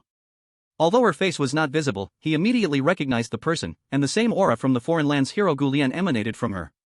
Like a young beast in a dangerous environment, trying hard to hide its sadness and reduce its presence. Gu Lian was sitting by the window, with an empty seat next to her. Jisoo sat down in it. The flight attendant who was pushed away frowned, and the smile on her face faded. This passenger, please return to your seat. I'll be back soon. Jisoo quickly replied, I also want to share the good fortune that happened to me with others. Upon hearing the words share good fortune, the flight attendants, who had previously shown disapproval, suddenly showed understanding expressions. They no longer tried to chase Jisoo away and turned to continue their tasks. After resolving the issue, Jisoo turned his attention back to Gu Lian, sitting to his right. The girl's eyes, hidden under her hat's brim, quietly gazed out at the white clouds, showing no reaction to Jisoo's sudden appearance. Jisoo whispered. Gu Lian. She didn't react at all, not even wondering why a stranger would call her by this name. For a moment, Jisoo wondered if he had found the wrong person. But up close, the girl's eyebrows and eyes really resembled the hero Gu Lian from the foreign land. Could it be that she used a fake name in the foreign land? Jisoo thought to himself. This prequel DLC's available time was shorter than Lin Che's previous one, and Jisoo had no time to waste. He got straight to the point, Gu Lian. Avoiding won't solve the problem. Jisoo's voice was low, carrying a strange penetrating power. I am not a person on this plane. I come from the future, specifically back here to find you. In the future, you will fall into a dead end, a abyss from which you cannot escape alone. Someone sent me back to give you a hand before it all happens. This time, Gu Lian finally reacted. She very slowly shifted her gaze from the sea of clouds outside to meet Jisoo's eyes. Her expression was not like brave Gu Lian, filled with fear and trepidation, nor was it the madness after recalling everything. Instead, it was an unfathomable darkness. No light, only a desolate silence. She looked at him as if he were an unrelated object making strange noises. A hand, are you my friend? To accept the concept of a time traveler so easily? Jisoo was slightly surprised and immediately admitted, that's right. Ha! Gu Lian let out a self-mocking chuckle, liar. She turned her head, her voice like dandelion seeds scattered by the wind. Your employer is Zhang Rongrong, right? I've already fled the country like a stray dog, does she still think it's not enough? Zhang Rongrong? Who is this person? Jisoo was puzzled. He had never encountered this name in this foreign land. I think you were mistaken, I don't know the person you're talking about at all. Although I don't know you now, judging by your future situation, this person is not your inner demon either. After a few seconds of silence, Gu Lian looked up in a daze. Who exactly are you? A traveler walking along the timeline. You can call me X. After careful consideration, Jisoo decided to tell the truth. The other party, for some reason, was extremely distrustful of their friend's identity. Making up a friend to build a connection would only be counterproductive. I made a deal with the future you. Jisoo said calmly. You gifted me a precious item, and I returned to now to help you make up for the regrets you can't let go of in the future before everything becomes final. A deal. Gu Lian's eyes went blank, but her attitude calmed down instead, it really is just a deal. The strange distance lowered her guard. Gu Lian took off her mask, her pale face breaking into a bitter smile. The future me actually thinks that my life hasn't become final yet. Jisoo was about to speak when his gaze sharpened. He saw a very cartoonish thought cloud arise above Gu Lian's head. What is this thing? Jisoo looked at the character panel, the observer sequence did not activate. Is it? Talent sequence 49, the Thief of Memories Abyss? This ability is supposed to trigger only when others have absolute trust in the user, right? Gu Lian currently has absolute trust in him? Whatever, let's just watch for now. Jisoo focused his gaze on that cloud. Chapter 133, Gu Lian's Memories 1. The images in the cloud expanded in Jisoo's eyes. Under a residential building, 7 or 8 kids gathered together playing ball. A chubby little boy exerted all his strength and threw the ball high into the air. Catch it! Crash! The sound of shattering glass was sharp and piercing, followed by a fierce scolding. Which little brat dares to break my window? The kids instantly went silent, then erupted into an even louder uproar. Not out of fear, but out of twisted excitement as if their prank had succeeded. Oh my, it's the old witch. Wang Xiaowu, you're done for. Run! A group of kids scattered like birds, leaving behind a ground full of gleaming glass shards shining in the sunlight. A girl with a ponytail, wearing ill-fitting old clothes, paused for a moment. Eventually, she caught up with the other fleeing kids. After all the kids had run away, from behind the shattered window protruded an angry middle-aged woman's face. The woman's lips were sickly white, and her hair was disheveled. Little brat! Don't let me catch you! The children hiding everywhere held their breath, too scared to move. Then, the scene changed. A family of 3 was having dinner at the table. The woman casually said, "Did you hear? Widow Lee on the 2nd floor got robbed." The little girl with a ponytail paused her chopsticks. The man added a piece of lettuce to her plate, saying, "Don't pick at your food, eat it all." Then, he curiously asked, "Robbed? Who would steal from her house? Can they even find 2 coins?" The man's face showed an understanding smile. "I fear the thief wasn't a thief at all, but a person." "Oh, stop." The woman rolled her eyes. "You like someone half in the grave? I heard, a couple of years ago, a kid broke Widow Lee's window. She owed a huge debt for cancer treatment and couldn't even afford to fix the window. So, someone just stole from her. I heard she's looking for the kid who broke her window, asking their family to pay for the repairs. The woman picked up a piece of braised pork with her chopsticks. TSK, cancer is cancer, even if it's cured, it leaves a body full of sickness. Widow Lee is so weak, she can't even carry a shoulder of rice. Even if she knows a thief is in her house next time, she probably wouldn't dare open her eyes. She has no one to take care of her when she's sick. A life like hers, what's the point? The man clicked his tongue. People like her who like to meddle, it'd be better if they died early. During their conversation, the young girl bowed her head, silently shoveling rice into her bowl. Then, a new scene appeared. The little girl with a ponytail ran upstairs and knocked on the door, thump, thump, thump. A sickly-looking middle-aged woman stared at her in surprise. The next scene appeared. A group of people stood downstairs, the chubby little boy who had broken the window, head lowered, reluctantly apologizing. The parent handed over a bill and said some apologetic words. The sickly middle-aged woman shook her head, forget it, he's just a child, children make mistakes. Everything seemed peaceful. Then, another scene. In the classroom of Class 3, Grade 1, XX Primary School. 7 or 8 kids gathered around the little girl in the center, all with angry expressions. The boy who had apologized earlier pushed her. It's all your fault. You made my mom beat me. Another kid stuck out his tongue at her. Pah. Tattletale. You didn't break the window, why are you telling the old witch? Don't play with Goulienne anymore, she's helping the old witch, she must be a little witch too. Little Goulienne staggered, tears gathering at the corners of her eyes, but she stubbornly refused to let them fall. I didn't do anything wrong. She straightened her neck and said, the teacher said, if you do something wrong, you should apologize. Ha, ha. The chubby little boy stuck out his tongue, even the old witch didn't think I was wrong, why do you care? The next scenes flashed by faster and faster. Little Goulienne opened the door to her house. At that moment, she had grown quite a bit taller than before. She wore a dull gray and white school uniform, her hair slightly damp, with some vegetable leaves still stuck in it. The woman, still wiping the table, didn't even look back, continuing her work. Hurry up and do your homework when you come back, don't stand there like an idiot. This sentence seemed to flip a switch. Little Goulienne's lips trembled, and tears flooded down like a broken dam. Mom! The mother paused wiping the table, looked at the door, then frowned. Why did you get your school uniform so dirty again? And what's with the vegetable leaves on your head? She walked quickly to the door, fussed with little Goulienne like a doll, and then sighed in relief. Thankfully, your clothes are not torn. Then, the mother's brows shot up. Goulienne, how many times have I told you to take good care of your school uniform? Do you know how expensive your school uniform is? A family like ours can't afford a second set. Go do your homework first, and once you're done, wash your clothes. You need to wear them again tomorrow. Also, your midterm ranking dropped again. Kids these days just can't focus enough. If you just focus on studying, you won't fall to the bottom. In the midst of complaints, Goulienne couldn't stop the tears from flowing. After finishing her complaints, she carefully held her mother's hand, her eyes filled with pleading. Mom, can you change my class? Change class? Did Wang Xiaohu bully you again? Her mother said indifferently. It's normal for kids to have a little friction, just bear with it, and it'll pass.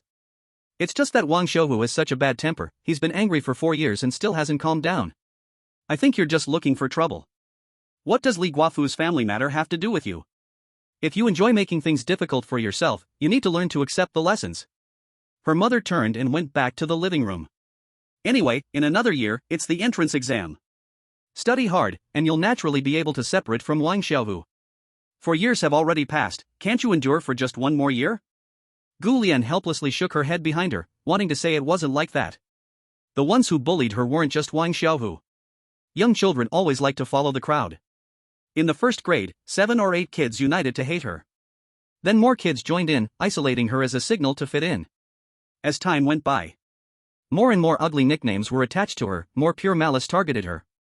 She really couldn't take it anymore. But every time she brought it up, her parents would impatiently interrupt.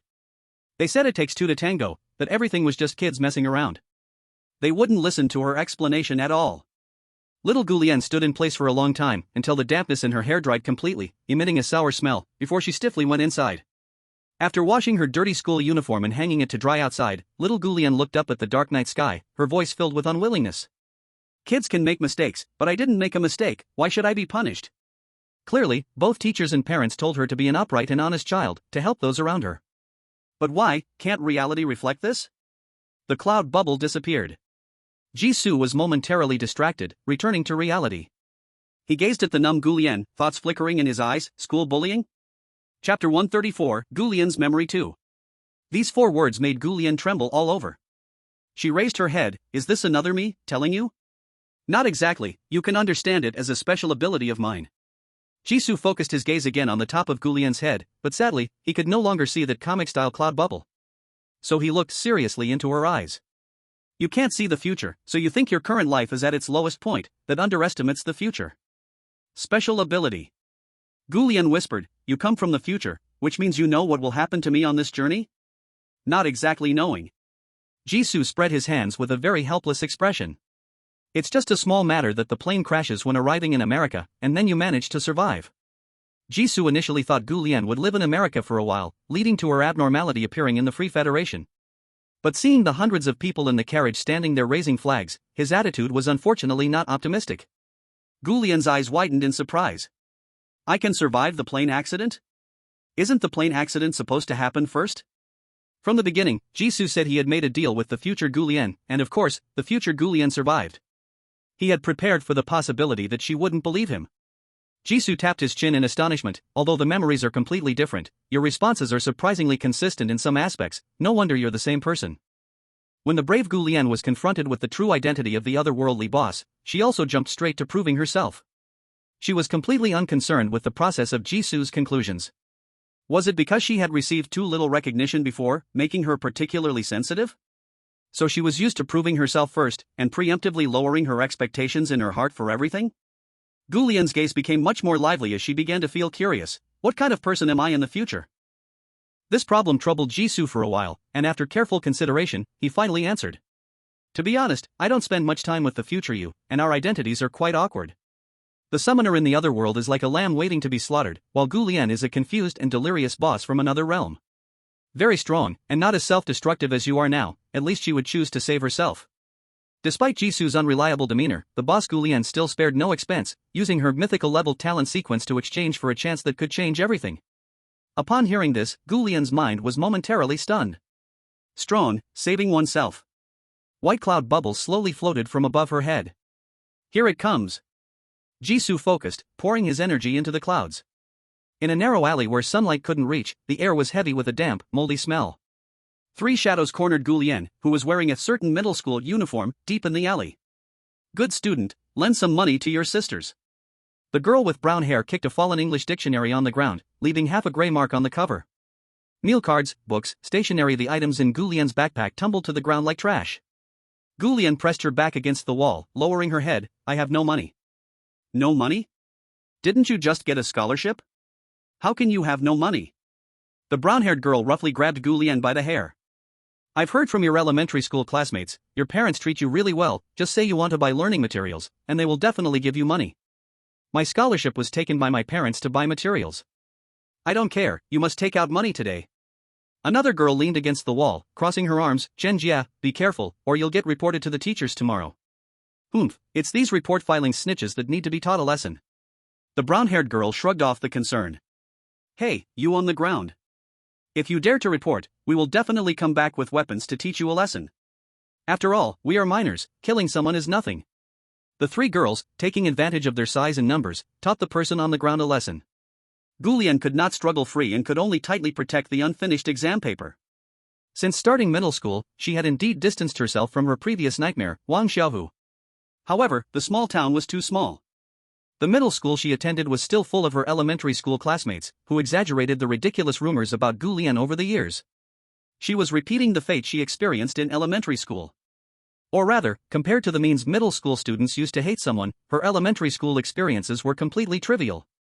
Gu Lian had tried to resist, but all she earned was even harsher punishment. So, she learned to endure. Suddenly, a figure appeared at the mouth of the alley. Hey! What are you doing? Why is someone here at this time? Bah, it's that guy from the track and field team. The brown-haired girl cursed, so annoying, let's go. The 3 girls scattered in a rush. A dark-skinned boy ran in, hesitated when he saw Gu Lian in the alley. Then he stepped forward to help her pick up her backpack and handed it to her. Classmate, are you okay? Thank you. Gu Lian's voice trembled. I'm Shinsu, from the track and field team. He grinned, revealing a sharp canine tooth. If you run into trouble next time, you can come find me. Later memories accelerated. Jisoo saw Gu Lian became friends with the boy named Chinsu, who would meet her in the afternoon to run, avoiding the bullies who cornered her. Gradually, running became a way for Gu Lian to release stress. Only when she was completely exhausted could she forget the trouble she faced at school during the day, feeling utterly invigorated. Once, she unexpectedly ran into the bullies that extorted her. Gu Lian turned to run, with several people chasing after her closely. Gu Lian ran for her life. Run! Run! She ran all the way to the bottom of her building. Drenched in sweat, Gu Lian looked back. There was no one behind her, and light sparked in her eyes. So it turns out. She gasped, her voice filled with a small, unheard excitement. You are not invincible either. Track and field team selection? Gu Lian looked at Chunsu with curiosity. Chinsu nodded. You have great talent in running, your speed is almost catching up to mine. Why not try sports? Believe me, you are much better than you think. Gu Lian sat alone by the school playground for quite a while, looking at the sky, like an ancient sculpture. Returning home with a body full of exhaustion. What awaited Gu Lian was a sharp slap to the face. Slap. Gu Lian's head tilted to one side, her cheek swollen high. You came home 10 minutes late, where have you been messing around? Her mother, fierce on the surface but weak inside, pointed at the dirt on her clothes. At your young age, you don't learn well, not even returning home? Look at your clothes, I'm embarrassed for you just to see you in them. And people say you hang out with a boy who hasn't even studied, do you know what they're saying about you? Mom, I want to pursue sports, Gu Lian suddenly spoke up. Her mother, wearing an apron, stared with wide eyes as if choked by her own words, and fell silent.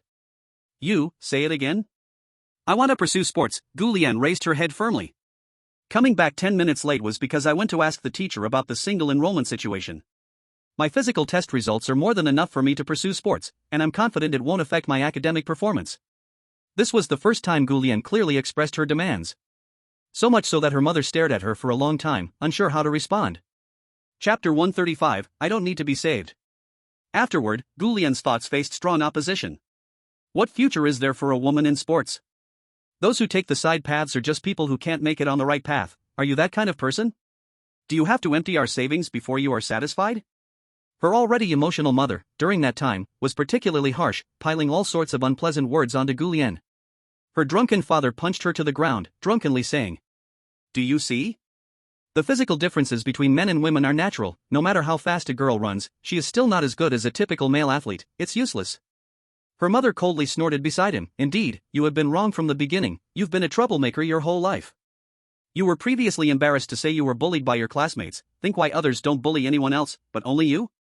Angry parents were unreasonable. Gu Lian swallowed her tears of grievance and stood firm, refusing to compromise. She got up, limped away with a broom. Seeing this, Jisoo couldn't help but frown. Isn't the change in Gu Lian's parents' attitude too extreme? In the first memory, Gu Lian's parents would actively care if she was picky with food. Why in this memory did the two say such limitless things to Gu Lian? Their attitude was worse than towards strangers?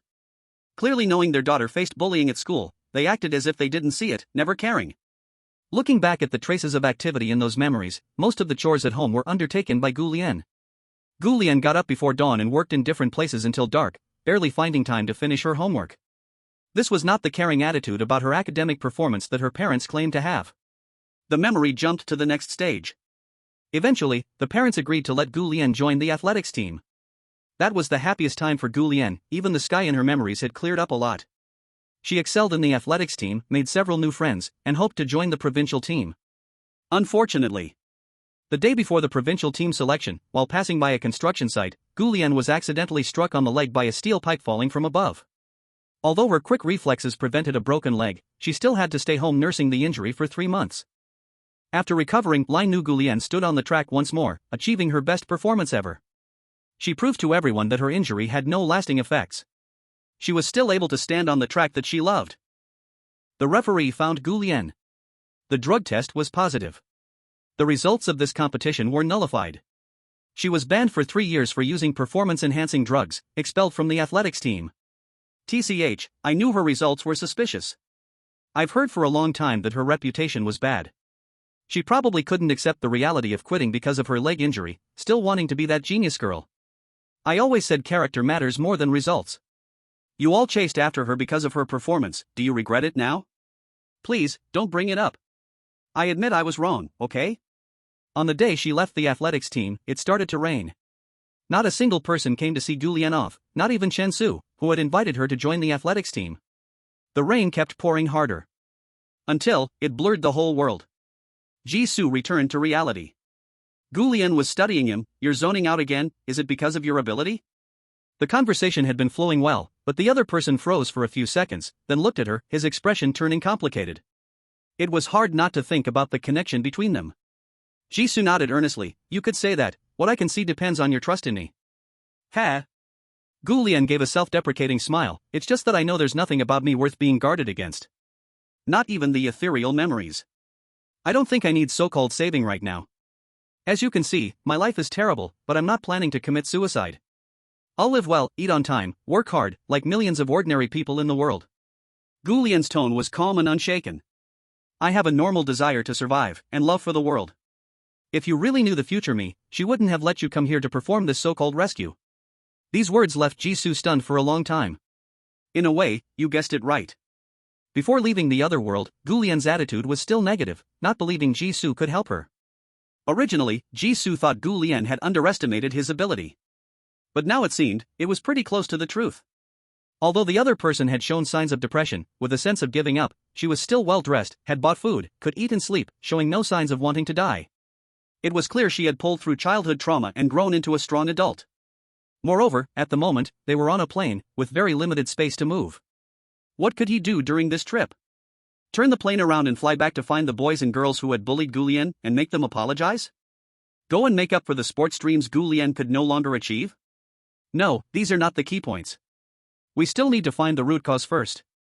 Jisoo shook his head, rejecting all the thoughts in his mind, and asked Gu Lian. Would you mind telling me why you're on this plane? It shouldn't be just for a simple vacation, right? Gu Lian was silent for a moment. Of course, I can. As she spoke, a new cloud of memory rose.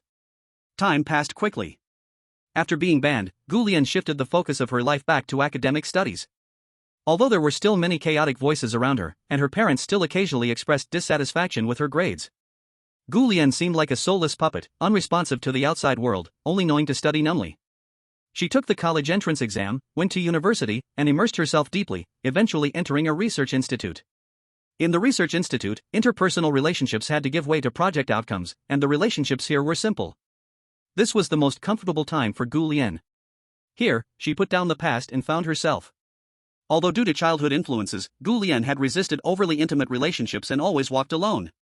She felt that her life had finally welcomed eternal dawn. Then, she met a newcomer, Zhang Rongrong. Like her, Zhang Rongrong had an unfortunate childhood, with a pair of unpredictable, controlling parents, sensitive and insecure personality. The difference was that Zhang Rongrong's family valued sons over daughters. There's also a younger brother. The identity of the only daughter is the only comfort for Gu Lian. Seeing Zhang Rongrong, Gu Lian feels like she sees another version of herself in this world. This self has a life even worse than hers, which makes her unable to avoid caring for her more. Back and forth, their relationship improved. Chapter 136, Second Betrayal. In the pitch-black night, Gu Lian sits by the experiment table, holding a thick English book in her hands. The nearby experimental equipment hums at a low frequency under the pale light.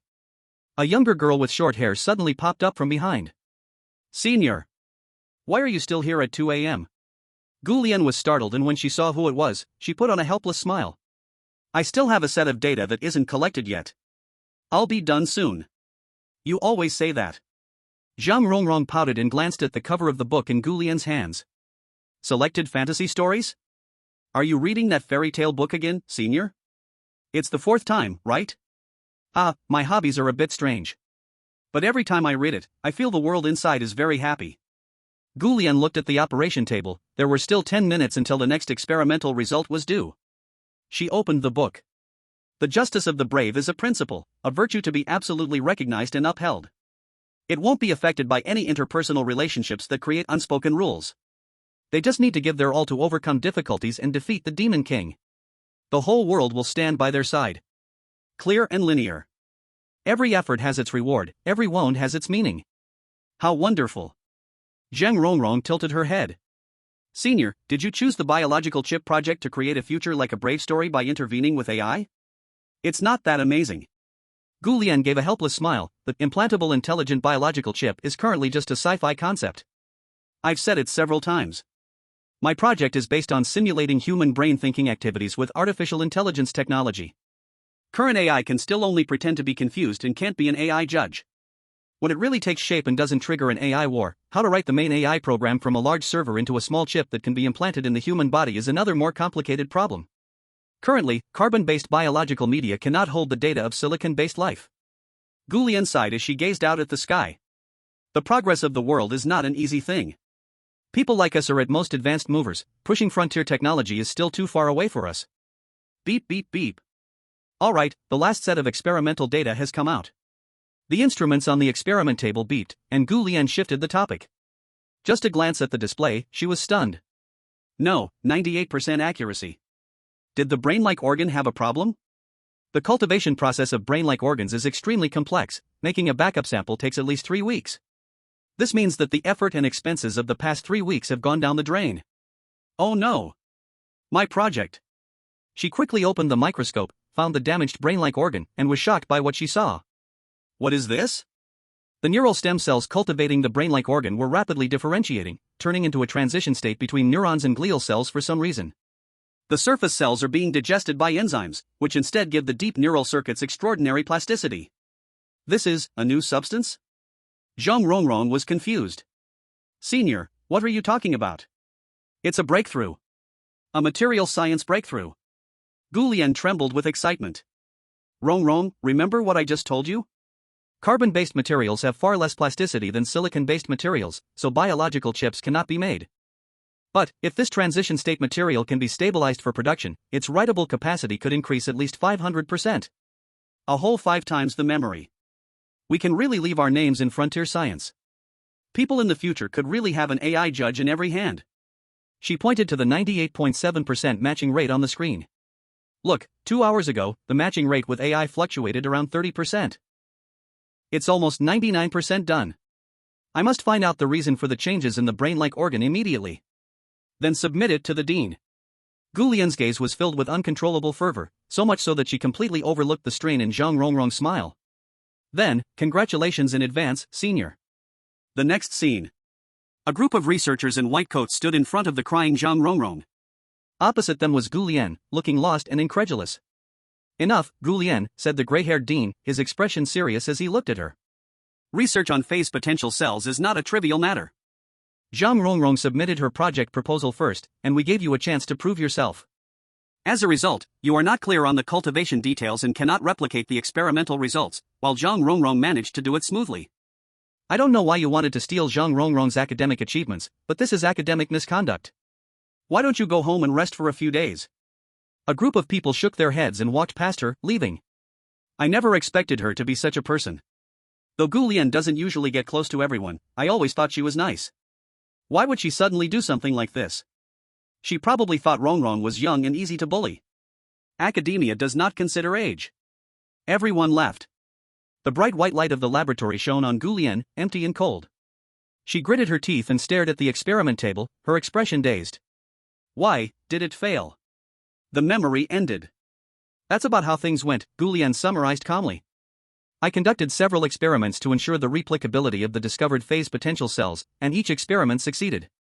But when I found out that Zhang Rongrong had stolen my academic achievement and needed to prove myself, the stem cells would always inactivate quickly at the crucial moment. Not to mention replicating the experimental results, I couldn't even produce a viable brain-like organ. I am quite sure that Zhang Rongrong didn't tamper with anything, because she used my leftover materials to create a perfect outcome. It was me who could no longer do it. If I weren't involved, I would probably stand on Zhang Rongrong's side. Jisoo quietly played the role of a listener, then spoke at the right moment. Your appearance on this flight is also related to her? Sort of. After all, she and I are the ones who know the truth best. Gu Lian's voice was tinged with melancholy. My punishment hasn't been handed down yet, but she spread this matter online, trying to force me to leave voluntarily. My past was also dug up, and I was heavily criticized online, with even some people saying I bullied others on campus. Perhaps finding it amusing, Gu Lian let out a laugh. At that time, my punishment hadn't fully come down, but I started making frequent mistakes in the project, causing trouble for others. I found it meaningless myself. So I resigned voluntarily. Leaving the runway, the research institute was the second place I wanted to fight for throughout my life, and leaving it hit me hard. I know my psychological problems, so I decided to take this time to travel to different countries and ease my mind. After all, I've saved quite a bit of money over the years, enough for me to indulge a little. I won't lose my skills, and the online turmoil will only be temporary. When I come back in half a year, everything will be over naturally. If you hadn't suddenly shown up and said that this flight would have an accident. The uninvited guest, Jisoo, remained composed. Sorry, the future is like this, full of surprises and unexpected events. Since you're done talking, now it's my turn. He interlaced his fingers and looked at Gu Lian leisurely. I've seen your past, how you grew into a strong, kind person who thinks of others. You are remarkable. I believe your purpose for this trip is indeed to travel and ease your mind. Then he changed his tone. But the reason for easing your mind seems to be missing something, right? The moment his words fell, Gu Lian's pupils trembled. I don't understand what you mean. The clouds of memory no longer appeared above her head, and Jisoo sighed silently in his heart. I told you, I come from the future. I don't really know the future you, but I am not as ignorant as you imagine. Need a hint? Your parents. With the last two words, Gu Lian took a big step back, pressing against the window, her brow deeply furrowed. Let's stop here. I say this to let you know I have the ability to face everything on my own. I don't need saving. Nor do I need someone to uncover my healed scars and teach me how to do things. In response to Gu Lian's vigilant attitude, Jisoo's first reaction was surprisingly a feeling of just as expected. Who would really be willing to hand over all their memories to a stranger? The frequent appearances of factors referring to family in a foreign land are the key to Gu Lian's psychological issues. Jisoo said softly. I told you, the future is always full of unpredictability. Never think that things will always be within your plans. You think you've walked out of the past, but have you ever thought that maybe it's just because you are strong enough to endure? You use tenfold or even hundredfold effort to seal away the painful past, pretending to forget everything, to understand everything. Every time the night is deep and silent, or when your emotions are extremely low, the sealed past pains will come back in multiples. At that time, how will you face it? Gu Lian's nails dug deeply into her palm, her face filled with resistance. Of course, I would bear it again. What adult hasn't regretted lonely moments as long as it doesn't involve others? As she said this, she suddenly realized something. The future me clearly knows the problems I have cannot be solved, yet still made a contradictory deal with you. Is it because my problems involve others? Jisoo stroked his chin. It's not so much involving, it's just a matter of occasionally using your brave game to vent by tormenting a few living people. If it happens frequently, it could even reach a dozen. Without knowing how Gu Lian was before being targeted by the Silent Eye, the number of missing persons cases in Glen City certainly wouldn't lie. Gu Lian's eyes widened in shock. Am I a serial killer? How could she become so twisted? Haven't I been caught by the police? Gu Lian asked with worry. You are not within the police's jurisdiction. Jisoo smiled. I told you, the future is unpredictable. Look around you. The passengers in the cabin were still cheering and celebrating recent good news. That big guy over there is about to get off the plane to go back home and get married. That student just passed their graduate exam. This big sister over here just successfully defeated cancer. This smuggler is planning to wrap up this deal and wash his hands clean. A few programmers in the corner are discussing the celebratory feast after getting off the plane. They are about to get promotions and raises. And the captain of our flight is going to officially retire after getting off the plane, and the crew will also disband. One by one, the passengers were pointed out, goosebumps creeping up Gu Lian's spine, her heart trembling with fear. How could this be such a coincidence? Familiar yet strange conversations flooded into Gu Lian's ears. As a normal person, she suddenly felt that the other passengers on the train were all wearing masks of celebration.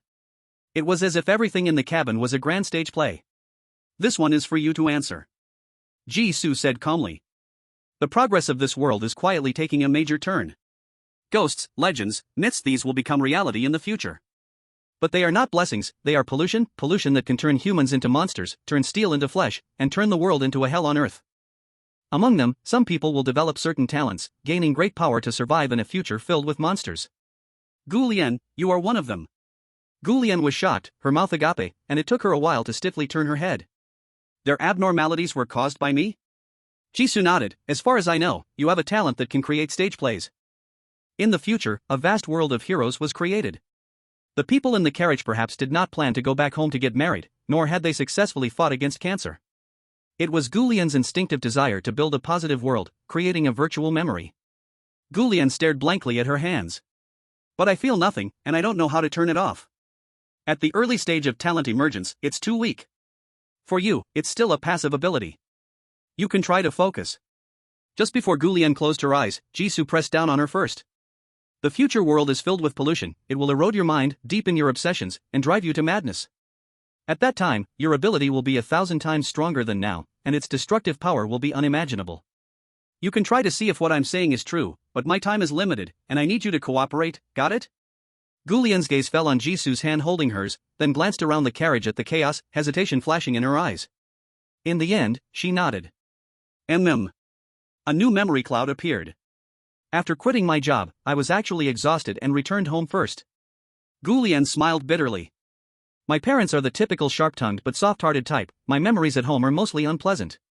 But after suffering outside, my first reaction was still to go home. Worried about my parents nagging, I didn't tell them in advance that I was going back. So, I found out that long before I went to university, my parents had a second child.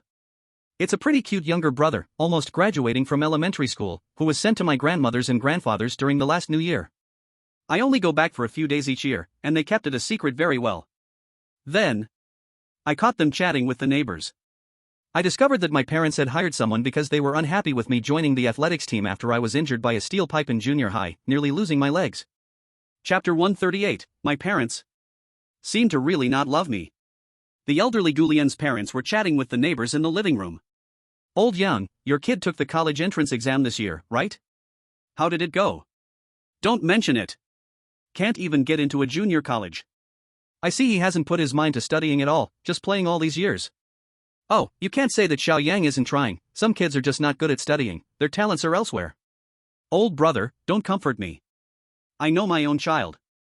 Let me tell you, old Gu knows how to raise kids. I heard Xiao Lian became a scientist? Old Gu, under the gaze of everyone, pretended to be calm as he replied. Just barely managing. If it weren't for me and her mom keeping an eye on her these years, with her brain just focused on studying, how could she have today? Gulian's mom chimed in from the side. That's right. The little girl has always been indecisive, even wanted to date early in junior high.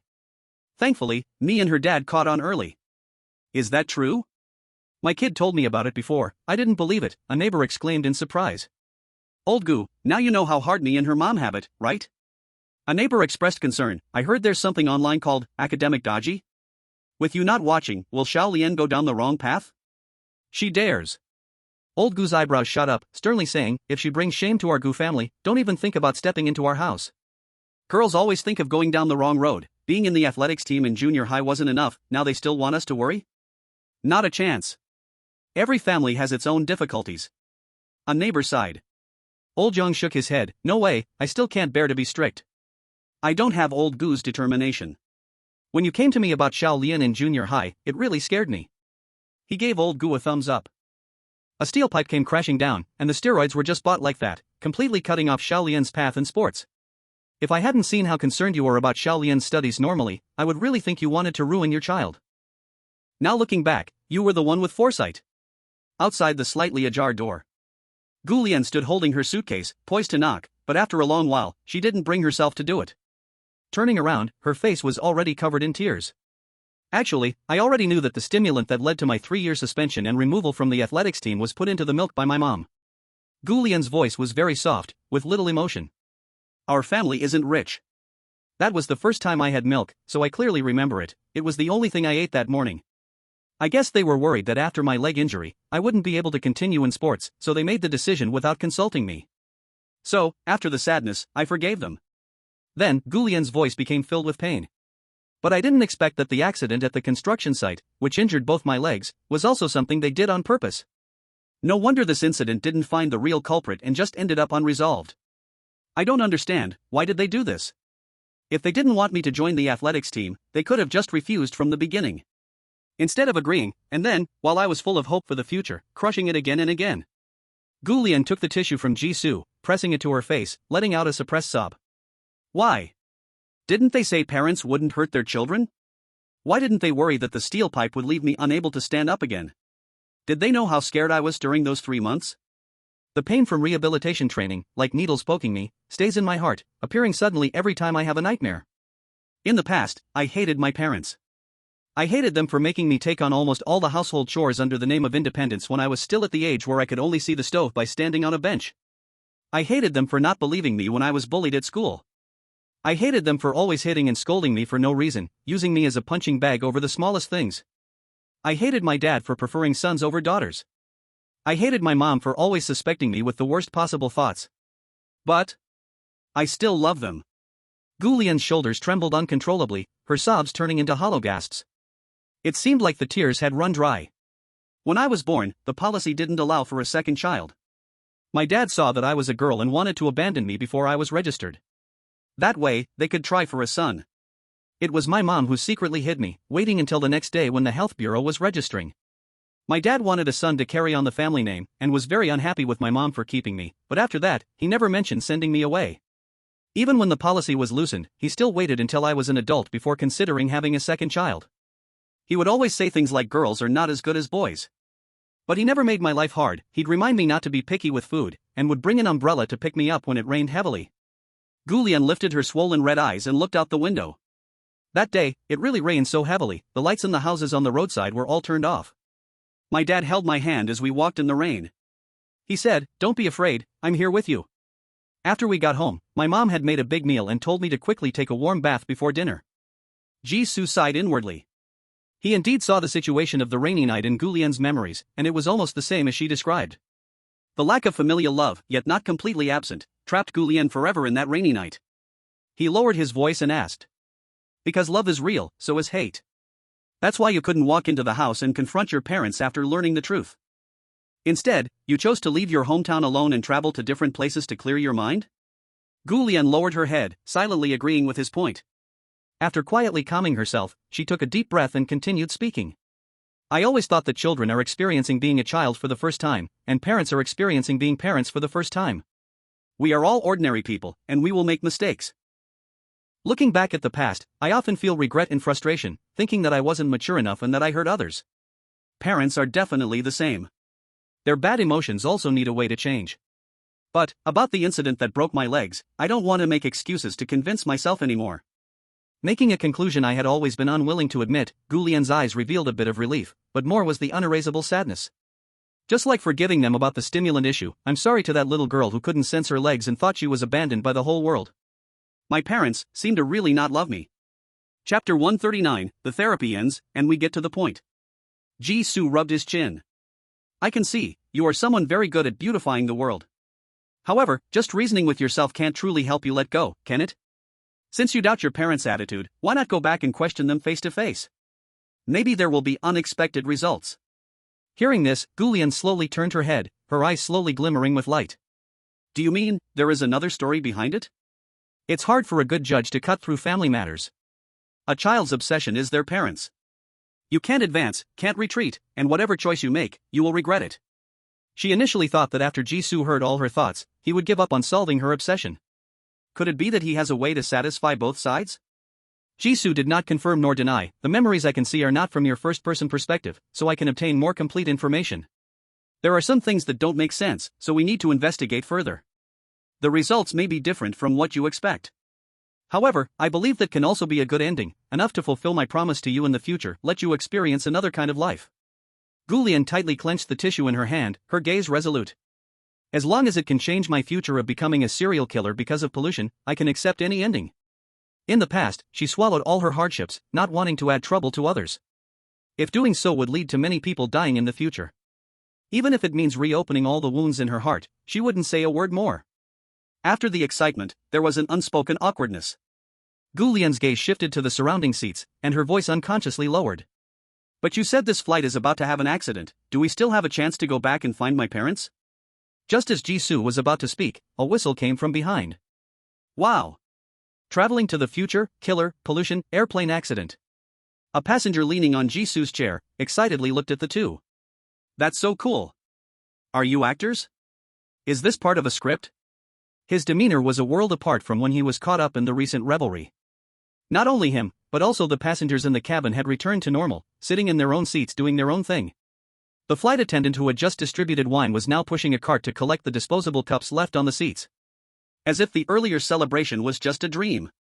Jisoo raised his eyebrows and looked at Gulian. Gulian also felt at a loss and said softly, I don't know why, but after venting to you, it seems like I can feel my strength. It was a feeling from the depths of her being. So much so that she didn't immediately notice that the magnetic field she emitted had been passively withdrawn. It's okay, since the end of the world hasn't completely arrived, you can practice repeatedly until you master it. Jisoo understood very well. A fierce foreign boss also needs to grow from scratch. He propped his chin with one hand and began to think. But if that's the case, it will be a bit troublesome for us to go back now. Right now? Gu Lian was confused. Jisoo calmly nodded and said, Of course, you don't think I went through all this trouble just to give you a therapy session, do you? Then just wait for the plane to crash, witnessing the end of the world? I don't have that much time to waste. He turned his head to look at the passengers behind the seats, still excitedly watching the commotion. Lifting his right hand to form a gripping gesture. A silver-white, ancient long sword appeared in his palm, resting on the passenger's neck. Jisoo revealed a warm and friendly smile, politely saying, Good afternoon, hijacker. The lines of the hero's sword were smooth, exuding a bone-chilling coldness, clearly a genuine weapon that had been drawn and tasted blood. After 2 seconds of silence, the passenger, with a frozen expression, let out a sharp scream. Help! This cry tore through the calm of the cabin, panic spreading like wildfire. A knife! He has a knife! Help! People screamed as they jumped from their seats, only to be yanked back by their seatbelts. Wine glasses rolled, and luggage compartments banged. The scene was incredibly chaotic. Several bold men tried to rush over to stop him, but were quickly and easily repelled by Jisoo. Red alarms flashed continuously. Yet Jisoo, as if taking a leisurely stroll, moved with Gu Lian down the aisle, approaching the cockpit safely. 2 crew members lost their ability to move under Jisoo's sword. Gu Lian's heart pounded, and her cheeks turned red from nerves. So strong. Thank you for the compliment, Jisoo replied while preoccupied. This sword and sword technique were actually acquired from the future you. Fortunately, the basic sword skills learned in the hero's otherworld were simple enough. Switching from using a game controller to Jisoo's actual practice, there was no sense of unfamiliarity, and the effectiveness remained unchanged. Basic sword techniques are completely skills that can be mastered through study. Maybe after waking up, they could be used in the Misty world. The effect might not be as powerful without the talent sequence, but it would still be a means of combat. New skill, get. Not far away, a flight attendant rushed towards Jisoo while shouting. Cockpit. He wants to go to the cockpit. Stop him. Call the police. Quickly call the police. Avoiding the flight attendant's attack once again, Jisoo sighed. The biggest regret I have is not being able to buy a hot weapon from you. With a hot weapon made in the hero's otherworld, the resistance encountered during the hijacking would be much weaker. Instead of clearly seeing the great power gap between Jisoo and others, they kept rushing over one after another. Gu Lian, who had been passively moving all the way, seemed to understand. The future me, is this powerful? Of course, you're the ruler who tore a piece of territory in a polluted world full of monsters. Be more confident. Successfully reaching the cockpit door, Jisoo cast a final glance at the fallen crowd behind him. Most of the people on this plane would make good helpers. After everything is over, you can try to come back and save them when you learn to materialize healing potions. Such items, common in the hero's otherworld, should be Gu Lian's specialty. Click. Using the Master of Locking in the New Era, White, tag, Jisoo easily unlocked the locked cabin door. The middle-aged white captain, with graying temples and a stern face, glared at Jisoo and shouted. Put down your weapon immediately. We are 10,000 meters in the sky. Any extreme behavior will lead to the destruction of the plane and the death of everyone. If you have any demands, please state them. Don't do anything reckless. The co-pilot also kept a vigilant eye on the 2 unexpected guests, ready to face death. Don't be nervous, Captain Hack, Jisoo said leisurely, closing the door. You've already contacted the ground, right? Now, return to our departure airport as quickly as possible, and I assure you that no one on the plane will be harmed. Captain Hack's eyes widened in shock, replacing his anger with disbelief. How do you know my name? I also know you went to become a salesman. You must be the best at digging into customers' pockets. Countless summoners will be scammed out of gold coins by this seemingly honest and simple man in the future. Let them buy props that, in turn, enhance the villagers' combat strength. Jisoo looked at the old, thin version of the blacksmith, Old Hack, and thought in his heart.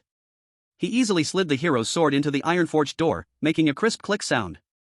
With a gentle smile on his face, now, just do as I say. Chapter 140, The Future Trends of the World. Captain Hack looked at the extraordinary young man in front of him, who dared to hijack a plane alone and spoke to him as if he knew him well. He glanced at the hijacking weapon only a short distance from the precise instruments, beads of cold sweat forming on his forehead. After a brief yet long struggle, he sat back in the pilot's seat. It announced that the entire control of the airplane was taken over by Jisoo. The speed of returning was very fast. The rolling sea of clouds outside gradually became thinner, revealing the increasingly clear outline of the ground below. Jisoo saw a large piece of open space. It must be that the ground troops received Captain Hack's distress signal not long ago and evacuated the crowd in advance. They even considered the risk of the plane crashing and moved other passenger planes away. Sure enough, you didn't let me down. Jisoo showed a look of satisfaction. The plane began to descend, and the airport runway, navigation lights, and terminal, everything was getting closer. The tower continuously sent inquiries and instructions, and Captain Hack was sweating profusely as he responded, glancing at Jisoo from the corner of his eye. At this moment, Jisoo moved. He raised his hand, reaching over the captain and co-captain, pressing a button beneath a clearly marked red cover in the cockpit. A loud alarm instantly rang out throughout the cabin. The entire space was illuminated bright red by flashing warning lights. Are you crazy? Captain Hack, unable to stop everything in time, shouted in anger, his eyes bloodshot. That is the emergency escape button. Many people outside are injured. Parachuting at this altitude, they will lose their lives. Jisoo blocked the cockpit door, isolating the two spaces, making the crew members outside dare not move recklessly. The plane was returning, but there was no new news coming from the cockpit. Suddenly hearing the emergency escape alarm, the flight attendants would definitely think the situation in the cockpit had deteriorated to an irrevocable point. Regardless of how serious the injuries were outside, the flight attendants would still instruct the passengers to prepare for parachuting escape. This altitude is sufficient. Jisoo appeared calm, like an outsider, or rather, cold. I know their injuries best, staying on the plane will truly lead to death. Not only that, his gaze shot like lightning towards the two people in their seats. You jump too. Now. Captain Hack vehemently retorted, no. I am the captain. With a chop of his hand, Captain Hack rolled his eyes and collapsed in his seat. Jisoo retracted his hand, looking calmly at the trembling co-pilot on the other side. This is my first time doing this too, he won't pass out for long. You have received professional training, you should be able to take him along to parachute, right? The co-pilot nodded repeatedly. Yes, yes, yes. At a glance, the other person had seen blood, he dared not offer any rebuttals. Kicking both of them out of the cockpit, only Jisoo and Gu Lian were left in the small space. Jisoo took out the mask of the skin-changing ghost from his backpack and had Gu Lian put it on. In just a few breaths, Gu Lian's appearance and body shape turned into that of another person. It really works. Jisoo felt completely at ease, this world indeed does not reject pollutants. Whether it was the hero's sword or the skin-changing ghost's mask, both could still take effect normally. He once again reminded. This is the mask of the skin-changing ghost, which can not only change appearance but also alter aura and voice. As long as you don't take it off, it will remain effective. This plane is about to crash, you should use it to blend in with the parachuting passengers to avoid being caught by the police after landing. Your talent has just awakened, but the potential is enormous, affecting the cognition and emotions of ordinary people from close range should not be a big problem. Once you escape the first round of searches, find a way to escape the blocked airport and meet me. Jisoo lowered his head and scanned the entire airport, revealing a remote meeting point. Once again, witnessing Jisoo conjure something out of thin air, Gu Lian was taken aback. She examined her new appearance through the reflective surfaces in the cabin. In disbelief, she pinched her cheek, amazing. So there really are face-changing masks in this world. Then, she looked at Jisoo anxiously. You gave me this thing, what about you? Quickly using his ability with the labeled disguise graffiti, green, Jisoo changed his face and looked up. What? Nothing. Gu Lian silently retracted her unfinished words. She still underestimated the abilities of people from the future. They could even cross time and space, mastering additional skills of disguise seems not to be a difficult task. Right, crossing time and space, Gu Lian finally realized what she had overlooked, her voice filled with unease. Mr. X, aren't you afraid that hijacking a plane recklessly will change the future? You know the butterfly effect and all. She thought that someone capable of returning to the past would act with extra caution, trying not to make significant changes to history, so as not to cause unpredictable upheavals in the future. Hijacking a plane is a big deal, it changes the fate of hundreds of people on board. Just like what he said before, when the apocalypse occurs, these people were supposed to be on the other side of the world. Butterfly effect? Jisoo suddenly chuckled, then you greatly underestimate the grand dynamics of the future world. At least from the information he got from the summoners he had known and the guides at the transit station, it was all strange, chaotic, mad, monsters roaming. Existences that seemed human were all disguised monsters. People from the future couldn't even piece together a complete civilization from the polluted world in the other dimension. In such a grand scale, how could Jisoo's hijacking change anything? The coming of the apocalypse is destructive, the pollution existing in the information brings destruction just by knowing it. This is intelligence I gathered from some existence. In this case, even if the entire human race were informed about the apocalypse a few hours earlier, it would only hasten the world's descent into ruin. The result would change nothing. There is no shortage of extraordinary individuals in the world. Those who awaken special talents at this time certainly aren't just you.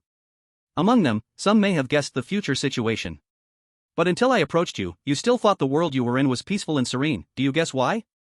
Gulian's expression became serious as she fell into thought over his words. When exactly did her talent appear? After boarding the plane? No, it should have been earlier. When her experiments were frequently going wrong according to the usual methods. If at that time, her talent had already shown signs. Wouldn't others, more perceptive at that time, truly be oblivious to everything? All right. Jisoo snapped his fingers, bringing Gulian back to her senses. Heavy topics like disaster, future, and the world can be thought about later. Now, we need to solve the trouble in front of us. Jump. With the last passenger leaving the plane, the autopilot giant Iron Bird continued along its automated flight path. Bang, the parachute opened, leaving a trail of colorful mushrooms in the air. The terrified passengers watched as the plane flew away. Moments later, sounds of lament and curses came from the air, expressing anger for their unfortunate encounter with the hijacking incident. Chapter 141, Escaping the Airport, Returning Home. In the next second, a sudden change occurred. Just before the plane was about to contact the runway, the middle of the left wing suddenly twisted and deformed without warning. Then the whole thing broke. No explosion, no flames. Only the harsh sound of metal breaking, faintly audible even at high altitude. Countless fragments scattered, and the plane, driven by terrifying inertia, slid forward to the left. A long trail of sparks was scraped across the runway. Finally, with a loud boom, it crashed into the wall at the end of the runway. Thick smoke billowed from the entire plane. The cursing in the air instantly stopped. Captain Hack, now awake, slowly descended with the help of a parachute. He looked at the distant flames and black smoke, feeling a chill all over his body. Something really went wrong. He recalled the words of the strange young man he met not long ago. Staying on the plane is what will truly cost you your life. Captain Hack's breath quickened. Who exactly is he? When the survivors landed, they were immediately surrounded by police, who had been waiting nearby for a long time. Checking, protecting, rescuing, interrogating, controlling the scene. Everything was proceeding in an orderly manner. Don't move. Be careful of your wounds. The doctor will be here soon. First, let's do emergency bandaging. Don't worry, you are safe now. Gulian followed Jisoo's instructions, mingling with the crowd of people still in shock. She lowered her head, intentionally quickening her heartbeat to make her fear feel more natural. Then, she flowed with the crowd to the makeshift shelter at the airport. The shelter was packed with people, with cries, phone calls, and voices searching for loved ones filling the air. Police and airport security had set up a cordon nearby, loudly maintaining order and counting the number of people. They informed everyone to cooperate with the investigation and that they could not leave for the time being. Gulian mixed with the crowd, discreetly moving northeast towards the shelter. Over there, near the airport's outskirts, was a tall barbed wire fence, with relatively sparse police presence. Hey! Halfway, Gulian was stopped by a glamorous woman who wasn't in uniform but was clearly an official. Please cooperate with the investigation and do not leave the shelter at will. Gulian's heart skipped a beat. But she didn't show her emotions. Instead, she held her stomach and pretended to look anxious. I want to use the restroom. The glamorous woman looked Gulian up and down for a while, not sure what she was thinking.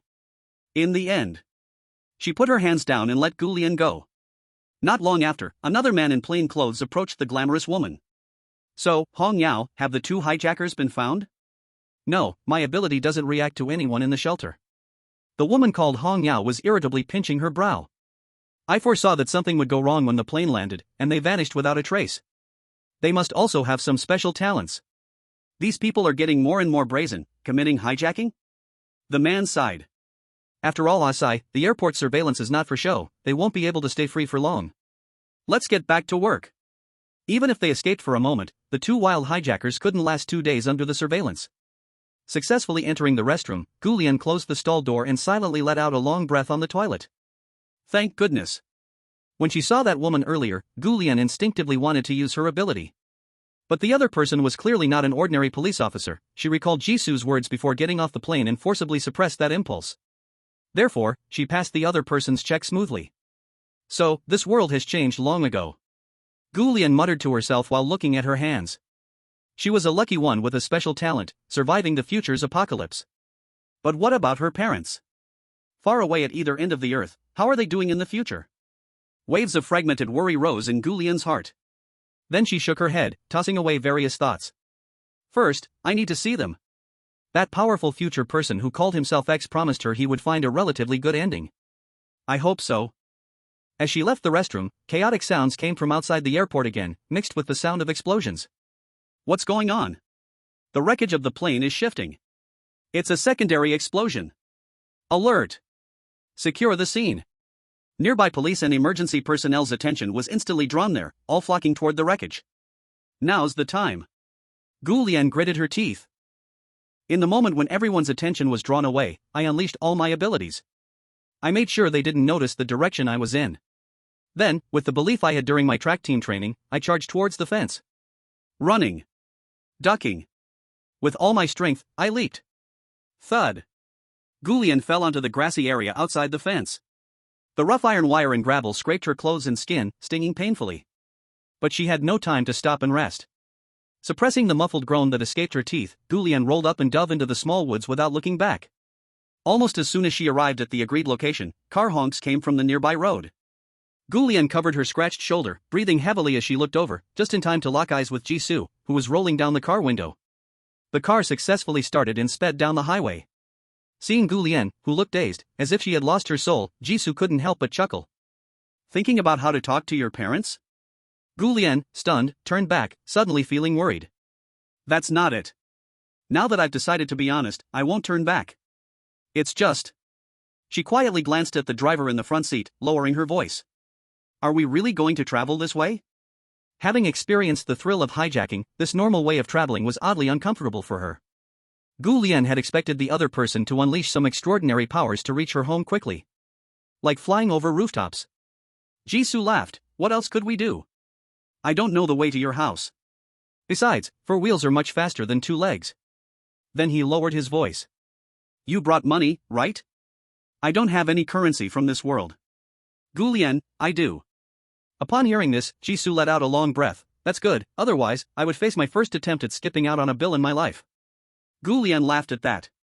Any one thing in your hand probably far exceeds the taxi fare, right? Just like the disguise mask on her face, that sword capable of cutting through iron. A person who remained unflinching during a hijacking, actually afraid of skipping the bill? Jisoo shrugged. Good things need a market, besides, I don't have many items in my hand. After Jisoo's interruption, Gulian's rising concern was also scattered. Until the sun set. The taxi finally arrived at its destination.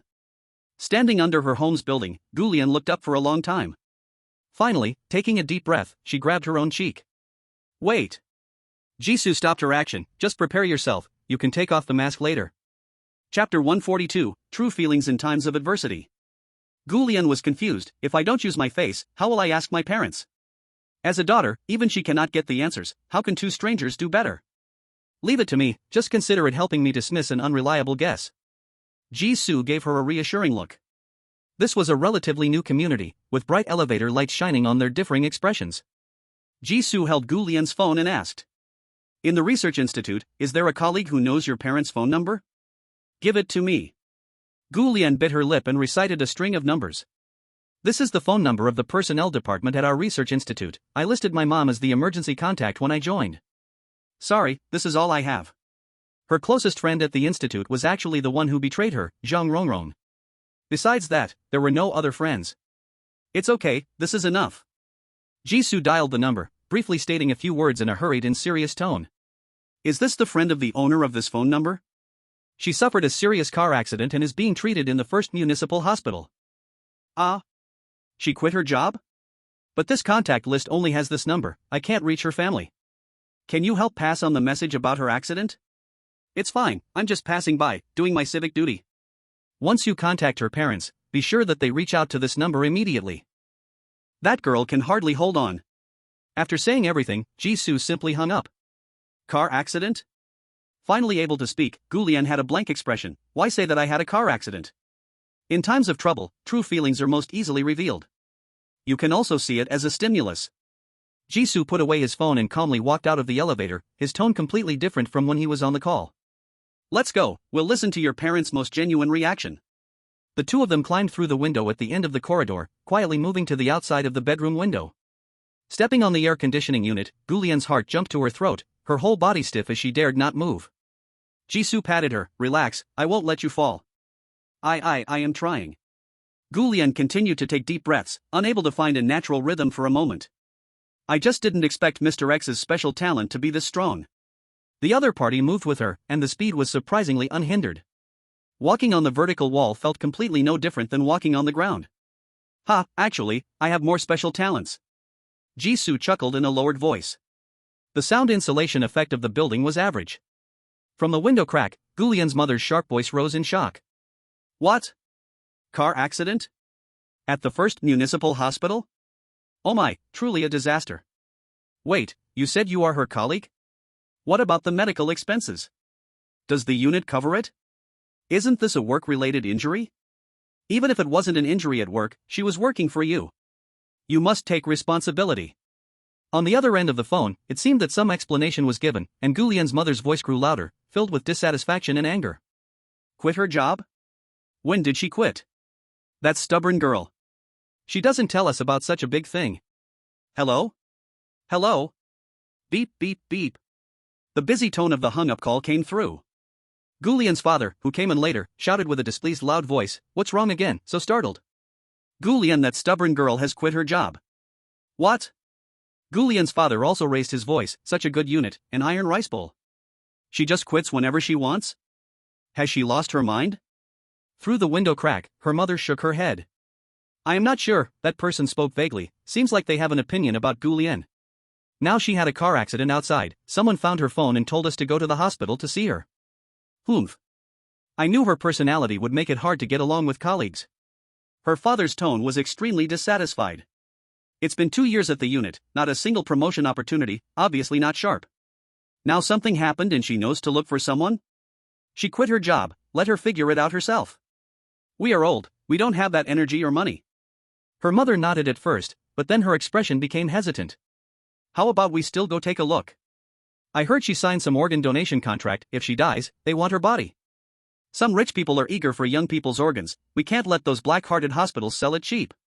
Outside the window, Gulian pressed against the cold wall, her fingers unconsciously digging into the rough cement brick seams. Quit her job, body donation. Just from a phone call about a car accident, without seeing the injuries with her own eyes. Her parents already assumed she was undoubtedly dead and began to consider posthumous matters? Inside the room, her father angrily scolded. What are you looking at? If the body is donated, there won't be any money left. There's no work injury insurance. Won't going to the hospital cost money? If it wasn't for you being more timid than a needle, always waiting for the other party to study a few more years, going to some research institute, would things have become this way? I said a long time ago, quickly bring her back to get married. Now it's better, the bride price from the Wang family has also gone down the drain. Her mother lowered her head, like a quail, shrinking her neck to listen to the scolding. Sigh, I am just thinking, can she find someone better than the Wang family this way? She really is a troublemaker, never at peace anywhere. Every word felt like an ice-cold needle, stabbing at Gulian's already torn heart. She thought she had already accepted her parents' indifference toward her. But this, after her accident, the naked, unapologetic calculation, and the sheer indifference to money, still gave her a dull, knife-like sensation of slow and painful death. It turned out that after the work injury compensation and other potential earnings vanished, she wasn't even worth the value of a simple look anymore. In her parents' eyes, she was just a troublemaker. Jisoo stroked his chin. It's about time, now it's my turn. While Mr. and Mrs. Gu were still repeatedly shifting the blame between each other and complaining about Gulian, a clear knocking sound echoed. Knock, knock, knock. Through the peephole, Mr. Gu warily looked at the unfamiliar young man outside. Who are you? Is this Mr. Gu and Mrs. Gu? I'm the nephew of Widow Lee. Jisoo generously revealed his face, his smile harmless. I heard that Gulian was in a car accident.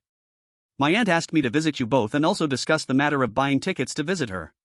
Aunt has not been in good health these years, so she asked me to help her take care of this matter. Mr. Gu's wariness faded considerably, though his tone turned harsher. Widow Lee? Didn't she promise not to interfere in our family matters? Now she wants to break her word? Some matters are urgent. The phone call has already been made to my aunt. She is also concerned about this child. Jisoo's voice was gentle, with just the right amount of detachment and politeness. It was as though he was simply entrusted with this task, with an attitude of business-like professionalism. Thus, after a brief wait, Jisoo successfully entered the living room. Mr. Gu observed him with a scrutinizing gaze. Did your aunt send you? Has she told you everything? Chapter 143, The Truth Behind All the Conflicts. Ji-Su showed a confused expression. I heard that Gu Lian was badly injured, and my aunt asked me to help. Given your appearance, should I know something? Widow Li. A person who only appeared briefly in Gu Lian's memories, but who almost shaped Gu Lian's entire childhood. The ball that broke Widow Li's window could be said to be the starting point of everything. Without it, Wang Xiaohu wouldn't have targeted Gu Lian at school, there wouldn't have been the intensified bullying in middle school. Perhaps it wouldn't have been the beginning of Gu Lian's love for athletics either. After Gu Lian's identity as a whistleblower was exposed, she never went near Widow Li's house again. Every time they met, it was only by chance in the neighborhood. However, Ji-Su still saw some interesting things in Gu Lian's memories. Although Mr. and Mrs. Gu didn't care about Gu Lian being isolated and facing cold violence at school, they were always keen to buy study materials for her, pushing her to study. They appeared to be just ordinary parents, hoping their child would succeed. If Mr. and Mrs. Gu hadn't, after Gu Lian became capable of self-care, swiftly transitioned all household chores onto her shoulders. Even the most uninformed parents could understand that a child, after school, needs time to do homework. Not squeezing in time to complete their studies while juggling household chores. In middle school, Gu Lian declared her intention to join the athletics team, needing at least 2 hours of training every day and to increase the training on weekends. After cursing and shouting, Mr. and Mrs. Gu's first reaction was to look at the unwashed dishes in the kitchen late at night. The observer talent sequence analysis showed that the couple valued Gu Lian's ability to labor far more than her academic achievements. This was strange. From Gu Lian's conversations with others, it was clear that outsiders saw Mr. and Mrs. Gu as deeply concerned about Gu Lian's education, willing to spend large sums on various learning materials, and running around for their daughter's academic success. Good parents who truly loved their child. Why, then, would these narrow-minded, labor-driven old folks want to create a completely different facade in front of others? Unless this was specifically meant for certain people to see. With this hypothesis in mind, Mr. and Mrs. Gu's reaction to Gu Lian joining the athletics team seemed. The contrast between the beginning and the end is so great that it can be understood. At first, they were strongly opposed to Gu Lian joining the track team. But at that time, Gu Lian was at the peak of her rebellious age, feeling wronged, and no longer wanted to maintain the illusion of a harmonious family. Many neighbors were gossiping about Gu Lian's situation. Then, their attitudes did a complete 180, agreeing to Gu Lian's request to join the track team. After that, they secretly created accidents and made Gu Lian take performance-enhancing drugs. After Gu Lian started working, they forced her to buy the current apartment in their community. Even though they only paid the down payment and needed to continue paying off the mortgage, they quickly moved away from the previous community. Putting all these conditions together, Ji-Su guessed that the person secretly pressuring Gu's parents must be a neighbor from the original community. As for why it was the widow on the second floor, he was only about 80% sure. There are 2 reasons. First, when Gu Lian told her mother about being bullied by Wang Xiaohu at school, Gu's mother not only didn't want to help, but also agreed that Gu Lian shouldn't meddle in others' affairs. This unnecessary remark was not just a criticism of Gu Lian, but also contained Gu's mother's dissatisfaction towards the widow. At the initial dinner table, Gu's father had also made a similar remark about the widow. People like her, who love to meddle, would be better off dead sooner. Second, after falling seriously ill, the widow's health deteriorated, and she rarely went out, yet Ji-Su had seen her in several instances. Every time Gu Lian went out or came home, she just happened to run into the widow walking in the community. Everything was too coincidental. Ji-Su appeared as the widow's nephew, needing a reason to show himself and also to probe them. Unexpectedly, a single remark revealed everything. Gu's father's inquiry was both a response and a test for Ji-Su. Such matters should be mentioned briefly, showing that one knows too much could be unhelpful for future conversations. Sure enough. After receiving Ji-Su's confused answer, Gu's parents' expression softened a bit. It was as if they sighed in relief. The vigilance in Gu's father's eyes completely dissipated as he let out a breath through his nostrils. Humph. She doesn't dare to speak out. Gu's mother's dissatisfaction was especially strong. She should have died 20 years ago. Instead, she still has the energy to meddle in others' family matters. What a scourge that has lasted 1,000 years. Ji-Su showed an unhappy expression. Aunt, please mind your words. My aunt and I are here to help. Go away. Who needs your help? Gu's mother said disdainfully, you only make things worse. Whoever gets involved brings misfortune. Quickly go back from where you came. Exactly. Gu's father nodded in agreement before Ji-Su could speak. He no longer hid his irritation on his face and spoke in a condescending tone. Since Gu Lian is dying, we have no need to entangle with you anymore. Tell your aunt, what does it matter if she has ample evidence of the past? Does she really think she would seek justice for a dead person? Gu's mother nodded repeatedly, clearly having held back for a long time, we have done enough, why should we spend money in the hospital to help her collect a body? That matter never succeeded, even if she goes to court now, we're not afraid. Jisoo's heart stirred. What happened back then, what is it? Gu's father picked up a broom, ready to chase him away. It has nothing to do with you, get out of my house. His voice was silenced under the pressure of a sword held to his neck. The silver sword light turned his face pale. You are not. After a moment, Gu's father and mother were tightly bound by Jisoo and placed against the wall. After simply demonstrating his destructive power to both, Jisoo successfully obtained the truth of the story. It was actually very simple. A couple who had witnessed chaotic times, with a strong feudal mindset, completely disliked their newly born daughter. They planned to imitate others at the time and abandon the child. But precisely their act of abandoning the child. An outsider saw it, and he had extremely solid evidence. In that chaotic era that used heavy punishments, even cutting down a tree the size of a bowl owned by the public would land you 7 years in prison. Abandoning a baby was even more strictly forbidden. If caught, it would be treated as a typical crime. That couple sat down with the meddling outsider to discuss. The outsider was willing to offer financial help to the poor couple, on the condition that they must use the money to raise the child. The couple agreed, but also required the outsider not to tell anyone about the whole matter, and he was not allowed to contact the baby girl. At this point, Mother Gu's face twisted with rage. I didn't expect her to say one thing to our faces but do another behind our backs. We have indulged her so much, yet she still managed to get the dead girl's number and has been secretly in touch with her. Stop, I need to say something here. Season pointed the tip of his sword at the tea table. Widow Lee really hasn't had any contact with Gu Lien. My presence here is unrelated to her, so don't wrongfully accuse anyone. Father Gu frowned tightly. If it's not Widow Lee, then who could it be? The other party went around in circles, entering the house and even threatening them, just to find out this trivial matter, right? Bang, bang, bang. Footsteps approached from outside the door, and Gu Lien emerged from the shadows, standing in the light. She still had tears on her face, her eyes swollen, but her gaze had turned resolute and cold. It's me. Chapter 144 Farewell to the Past. Gu Lien? Mother Gu's eyes widened, then her brows knitted together, and her voice rose. You dead girl, weren't you in a car accident? You actually colluded with outsiders to deceive your parents. Yeah. I fooled the parents who almost abandoned me since birth. Gu Lien, who had listened outside the door, lowered her eyelids, showing little emotional fluctuation. Seeing this scene, Season thought to himself, oh? It seemed this girl was truly ready to face everything, saving him a lot of trouble. Father Gu snorted heavily and stared tightly at Gu Lien. And then?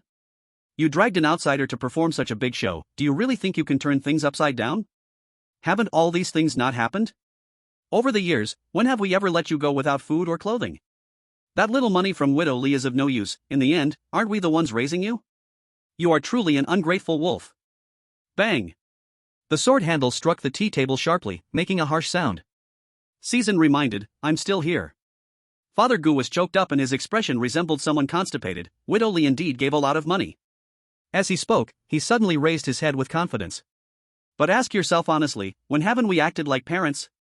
If you had been born into a poor family, maybe it wouldn't have been better than what we have.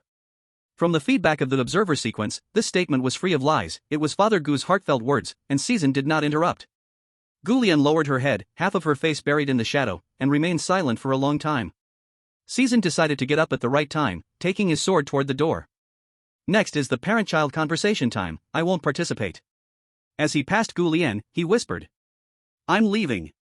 They may not speak the truth, just this time, don't make a decision you'll regret in the future. Thank you, Mr. X. Gu Lien's voice was hoarse. After waiting for about 20 minutes, the voices inside finally stopped. Hearing the click sound of the door opening, Season, who was enjoying the view outside, turned around, sizing up the girl who came out. Seems like your worries have been completely resolved? Having experienced great ups and downs in a short time, Gu Lien looked exhausted. But her eyes were bright, completely different from when they first met. After a few seconds of calming down, Gu Lien let out a long breath. The corner of her mouth curled into a slight arc, carrying a sense of relief. I always thought facing them would be very difficult, but after doing it, I found it wasn't that hard. They understand me, they know what to say to hit my sore spot, but I'm not bad either, I understand them even better. To better understand themselves. They promised they wouldn't tell anyone about our visit tonight, as if nothing happened. Jisoo nodded slightly. Indeed, this will ensure your safety for a while, but that's not the main point. He didn't care whether he would be wanted afterward. At the moment when the world was about to change, the danger Gu Lien faced was actually elsewhere. Hearing this, Gu Lien's eyes flickered, her voice carrying a hint of guilt. I left most of my cash and valuables with them as the price for severing our parent-child relationship. She shifted her gaze to the starry sky outside the window. Actually, since high school, I have been responsible for my tuition fees myself, and after graduating and working, most of my salary was sent back home. Even if I don't count my contributions by working at home, the money I left for them far exceeded what they spent on me. But when I decided to stop caring about them, I still feel a tide of guilt in my heart. Just as my dad said, although their care for me over the years was mixed with many external factors, there were moments when they genuinely cared for me. Although such moments were very few. Jisoo nodded. The most heinous fugitive doesn't commit crimes and kill every moment, sometimes they can also show kindness on a whim. People are complex, it's just that such actions being equated to kinship makes it easier for those involved to hesitate. Gulian looked at him in surprise. I didn't expect Mr. X to think this way? She lowered her head, feeling even more ashamed. I thought you wouldn't agree with my decision. You've been busy helping me, while I acted cowardly and evasively, completely unworthy of your efforts. Whether the result is worth it, of course, depends on the person's own thoughts. Jisoo spread his hands. What I'm doing is just providing a choice. Many things cannot be evaluated without first-hand experience. Some people crave kinship, some crave friendship. This is normal. Perhaps elsewhere there are also people admiring your carefree attitude towards friendship. Gulian's life experience was very challenging. She had no close friends since childhood, wanting to show kindness but being betrayed. Yet in the realm of brave heroes, one could see no shadows of past bullying and betrayal in others. There, they still believed in friendship and yearned for the adventurous stories of hero teams. Is it, really? Gulian was taken aback, lowering her head even further. Actually, I'm not as kind as you think. After the end of the world comes, the value of money will quickly turn to waste paper. Knowing that the end is near, giving them money, wasn't it also a kind of self-satisfying torment? Sometimes, a sense of ceremony is also a part of officially bidding farewell to the past. Jisoo stated, let's not talk about this. Where do you want to go next? Gulian hesitated for a moment. I want to find Widow Lee. She has been kind to me, and I want to express my thanks in person. Actually, I never blamed her for what happened with the window glass back then, and I never felt that she was the one who exposed me. She is not in good health, rarely goes out, and is not someone who enjoys gossiping about others. It was just Wang Xiaohu who thought I was in cahoots with her and threatened to bring people to smash her windows again. That's why I deliberately distanced myself from her, to avoid dragging her into my troubles. After all, we really weren't close. Knowing her so well, you don't seem to have an unfamiliar relationship. Jisoo said. Gulian's cheeks flushed with embarrassment. It's just an inexplicable feeling, I can't quite explain it. Suddenly realizing that behind her unprivileged life, there was a lifesaver secretly providing assistance, it was normal for her emotions to be complex. Jisoo didn't press further, nodding in agreement. Alright, I can stay for a while longer and take you there. She's still in the original community, right? Do you remember the way? Widow Lee was all alone, without family or savings. There's a high chance I can't afford to change the house. I remember. Gulian nodded. It's about 6 kilometers away. I'll call a car now. No need to make it so troublesome. Jisoo patted his shoulder and flashed a smile, showing 8 teeth. Only 6 kilometers, I have a faster way. Chapter 145, The Final Touch. Ah! The feeling of weightlessness made Gulian's heart jump to her throat, and with her mouth open, she was hit by gusts of cold wind. She tightened her arms around Jisoo's neck, her face pale. Sir, do we really have to go this way? Yes, no need to take detours, so quick and convenient. Jisoo said without looking back. Running, jumping, weaving through the buildings. With each step Jisoo took, Gulian, who was being carried on his back, felt her heart race. In less than 10 minutes. Jisoo made a light arc through the air, landing steadily on the roof of a slightly shorter building. Then he leaped again, using the protrusions on the exterior wall, jumping through a window onto the second-floor corridor. Alright, we're here. As her feet touched solid ground again, Gulian, her body soft, loosened her grip around Jisoo's neck, her head buzzing. Okay. Thank you. She felt the world around her still rocking up and down, and the wind in her ears roaring. She looked at her phone, and a shock ran through her mind. Only 8 minutes? This speed, it's almost like a car ride, right? Jisoo nodded, his tone slightly regretful. I'm not familiar with the route, so it took longer than expected. I checked when I went downstairs, Lee Widow was in the bedroom, still not asleep. Next, you can knock on the door yourself, I'll avoid for a bit. I'll come back to get you in half an hour if I'm still around by then. After saying that, he waved his hand and left through the window nearby. Gulian stared at his back. Even though he couldn't hear, she still murmured at the spot. She then took a deep breath and stepped forward to knock on the door.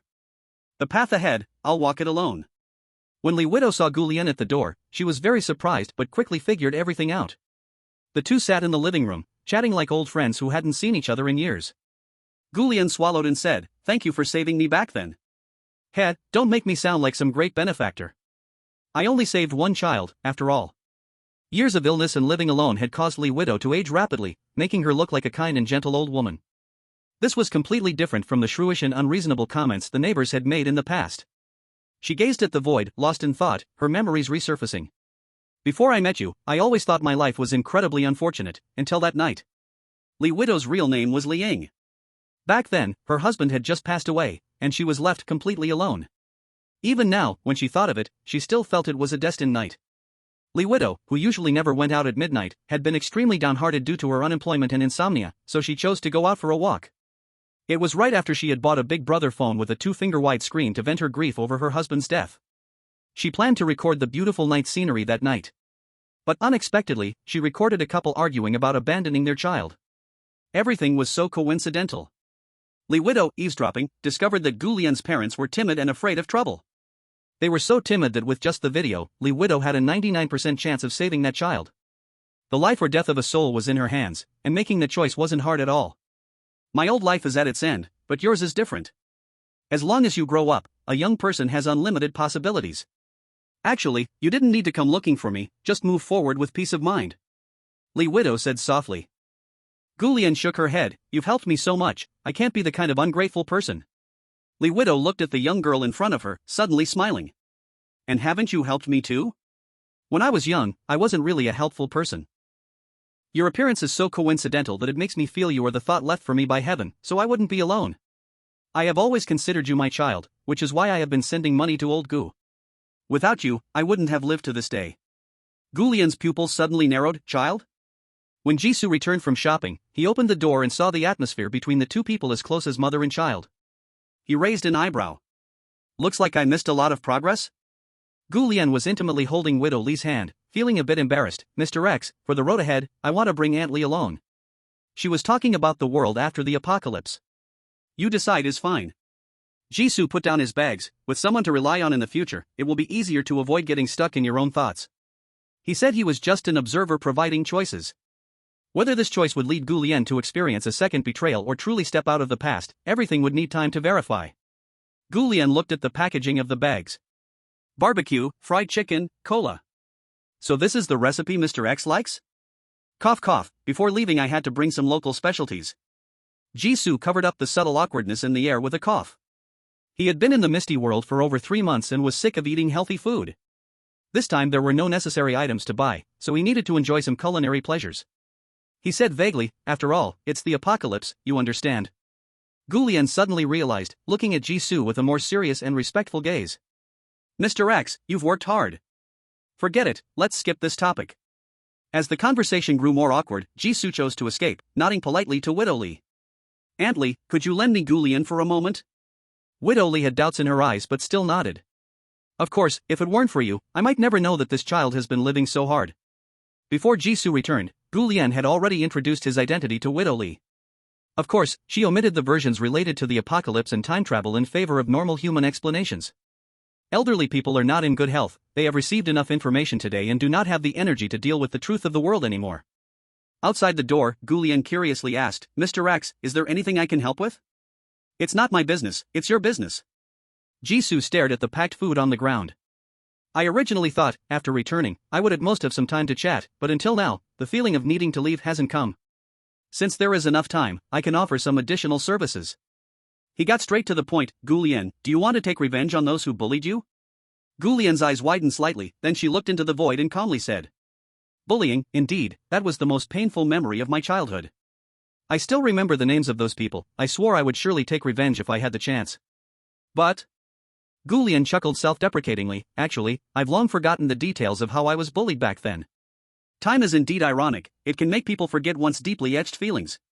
If you hadn't mentioned it, I might have even forgotten why I liked athletics. Everyone has grown up, and for me, there's only an impression left. What else can I pursue? Jisoo, the memories I've retrieved are clear enough, and I have ways to find them as adults, you just need to tell me. Do you want to? The air fell into endless silence. After a long while, the corners of Gu Lian's eyes gradually turned red. I do. Chapter 146, Information about Cancer. Classmates from elementary and middle school, neighbors, most of them knew each other. Using Gulian's memories and the names provided, Jisoo easily found the whereabouts of a few who had bullied Gulian the most. The good news is that they are all in the same city and not far away. In a dim alley. The streetlights of the late night stretched the figures of passers-by into long shadows. Drunk Wang Xiaohu staggered towards home. Drink, who's afraid of whom? If you have the guts, come again tomorrow. Suddenly, he stumbled. He kicked aside the stone blocking his way and squinted at the two unwelcome guests ahead. Who the hell, standing in the middle of the road like a statue? Hurry, get out of my way. A bottle of cold water splashed over him. Wang Xiaohu shivered, his anger suddenly rising. Damn. Looking for trouble, huh?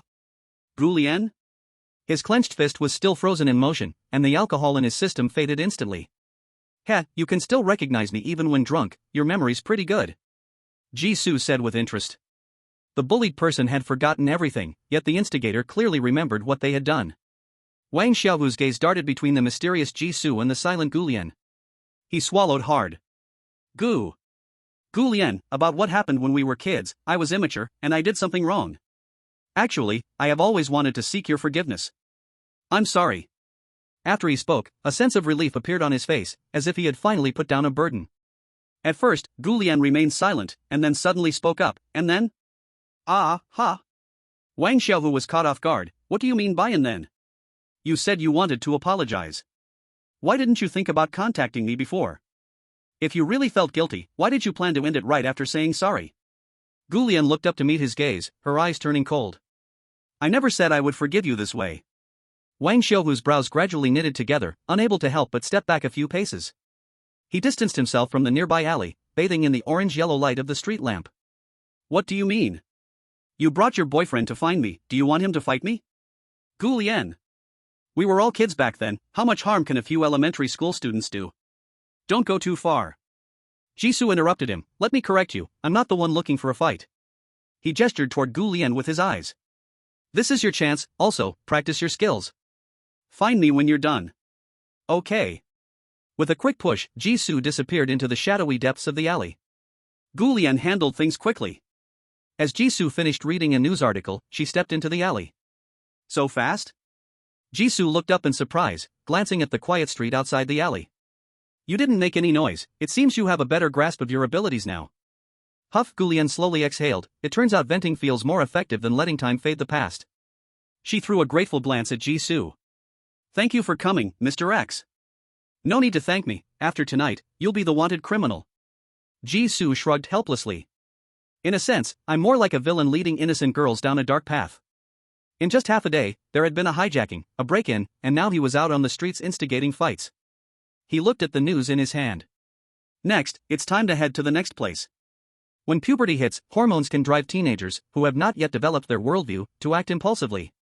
For example, escalating family conflicts, becoming more sensitive and extreme. Some even like to show strength over the weak, aspiring to hierarchy, invincible. Clearly, those who bullied Gulian back then were also such people. Used to solving problems through aggression, when strength fails, they will run into walls everywhere. Thus, most of these people do not live well, stuck in a small town named Wungue City. Even if they suddenly get beaten, they can only lie at home all day, having nightmares, and nobody knows. After taking care of the last person on the list, Jisoo felt a force in the void, one that was about to take him away from this world. He stood on the empty rooftop of a tall building, looking down at the city below. Time's almost up, I have one last question for you. Question? You're leaving? Gulian's smile gradually faded, turning into deep worry. You saved this question for last because it's very important? A question even you don't know the answer to, I might not know either, but I will certainly tell you everything I know. The cold wind in the late night made the clothes of the two people rustle. Jisoo chuckled softly, there's no need to act so serious, it's okay if you can't answer. I kept it until the end because I was worried that a certain guy would be too petty and involve you because of me. He wasn't sure if there were constellations at this time, or if cancer had found Gulian. But opportunities should always be asked about. Just considering the final abnormal upgrade in the foreign realm of the brave, he decided to leave the question until the end to minimize the trouble for Gulian. Have you ever heard of constellations? Jisoo asked directly. Constellations? Gulian's serious expression cracked and became somewhat confused. Is it the kind of constellation fortune found online? Jisu's eyes lit up. Yes, yes, yes. It's the 12 constellations. Thank goodness, this world is normal. Just now, he had skimmed through some major news from recent years using Gu Lian's phone. Some news content was the same as his original world, while some were completely different. It almost made him think he had entered a parallel world with a background like that of a video game, where the pop culture was completely different. But they are not just a collection of stars, they are a term for a humanoid existence. Have you encountered one called Cancer? Gu Lian tilted her head and thought seriously. Cancer, Suddenly, her expression changed, hands clutching her head, her face showing immense pain. My head, it hurts so much.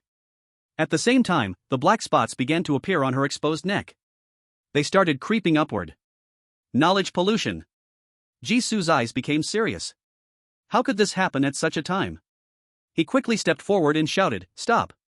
If you can't remember, then forget it." If Gu Lian turned into a polluted being before the apocalypse arrived, all his efforts would be in vain. No. I can. Gu Lian's eyes were tightly shut, her body trembling, she gritted her teeth and spat out a few words. I remembered, before getting on the plane. I met a strangely dressed red-haired woman. She said I had great potential, told me not to get on the plane, she said her name was Cancer. Slap. Gu Lian suddenly opened her eyes, her pupils completely turned black. She had 4 braids, the ends of her hair looked like crab claws, and she was holding a glowing ball. Chapter 147, Gu Lian's prequel DLC, Final Settlement. Gu Lian quickly finished speaking, her appearance twisted into a non-human form in an instant. She opened her mouth revealing fangs, and she was wearing. Enough. Jisu forcibly interrupted her, that's enough. His body was quickly fading, and the rooftop was suddenly filled with wild winds. At the last moment, Jisu stuffed the memory fog crystal from his backpack into her palm. It conceals certain memories, survive. The last syllable drifted in the wind, leaving only a fainted long-winged monster on the rooftop. When he opened his eyes, it was to the familiar white ceiling. Jisu rubbed his neck, which was sore from sleeping on the sofa, nearly giving him a stiff neck. Hiss, so this is what it feels like to witness someone close to you encounter knowledge pollution, it's indeed quite frightening. In just a few breaths, the humanity in the eyes of a living person quickly faded away. That was even more terrifying than physical changes, it was a mental synchronization. For a moment, Jisu almost thought he saw a foreign boss version of Gu Lian. I originally thought that the pollution hadn't appeared at that past time point. It awakens gradually before a certain time point, just like Gu Lian's talents, until it finally uncontrollably destroys the original world rules. But Gu Lian's final appearance was even more terrifying than the speed at which the summoner's assimilation rate skyrocketed. The world had long been assimilated by pollution, it was just hidden very well? Various thoughts lingered in Jisu's mind, and he sighed. I hope she can use the pollutants I gave her. The memory fog crystal. It can read or hide part of the memory. Originally, it was a gift from the Grey Raven Shadow Fox to repay his life-saving grace. He had no memories he needed to hide. The reading of memories has reached a higher level of the talent sequence. The Thief of Memories from the Ruins. Season G repeatedly savored the name of the talent sequence. Indeed, it is the sequence number 49. Even in its incomplete state, its effect cannot be underestimated. It can read memories that even the host has forgotten, and in the third person, it can see details that the host cannot see. It's not actually reading the person, but using the person as a medium to obtain complete information from the so-called ruins of memory? Should this be classified as reading memories or reading history? If there is a ruins of memory, is there another ruins that can see the future? Of course, these speculations currently only exist in Season G's mind. He checked the food that had come back with him after teleportation. Still missed a few bags, but what I brought back is enough for me to eat for a week. He strictly followed the same weight limit for purchasing food, but unfortunately, there was still a discrepancy, so he could only wait for the next try. After categorizing the food and putting it in the refrigerator, Season G picked up the game controller from the coffee table. It's time to take a look at Gu Lian's future. I hope this girl is lucky enough. The screen lit up, revealing several lines of text. Pre-DLC experience completed. Pre-DLC experience results are being recorded. Would you like to check the recorded results? Season G clicked confirm. Yes. Operation successful. The display flickered and a large amount of text spread out.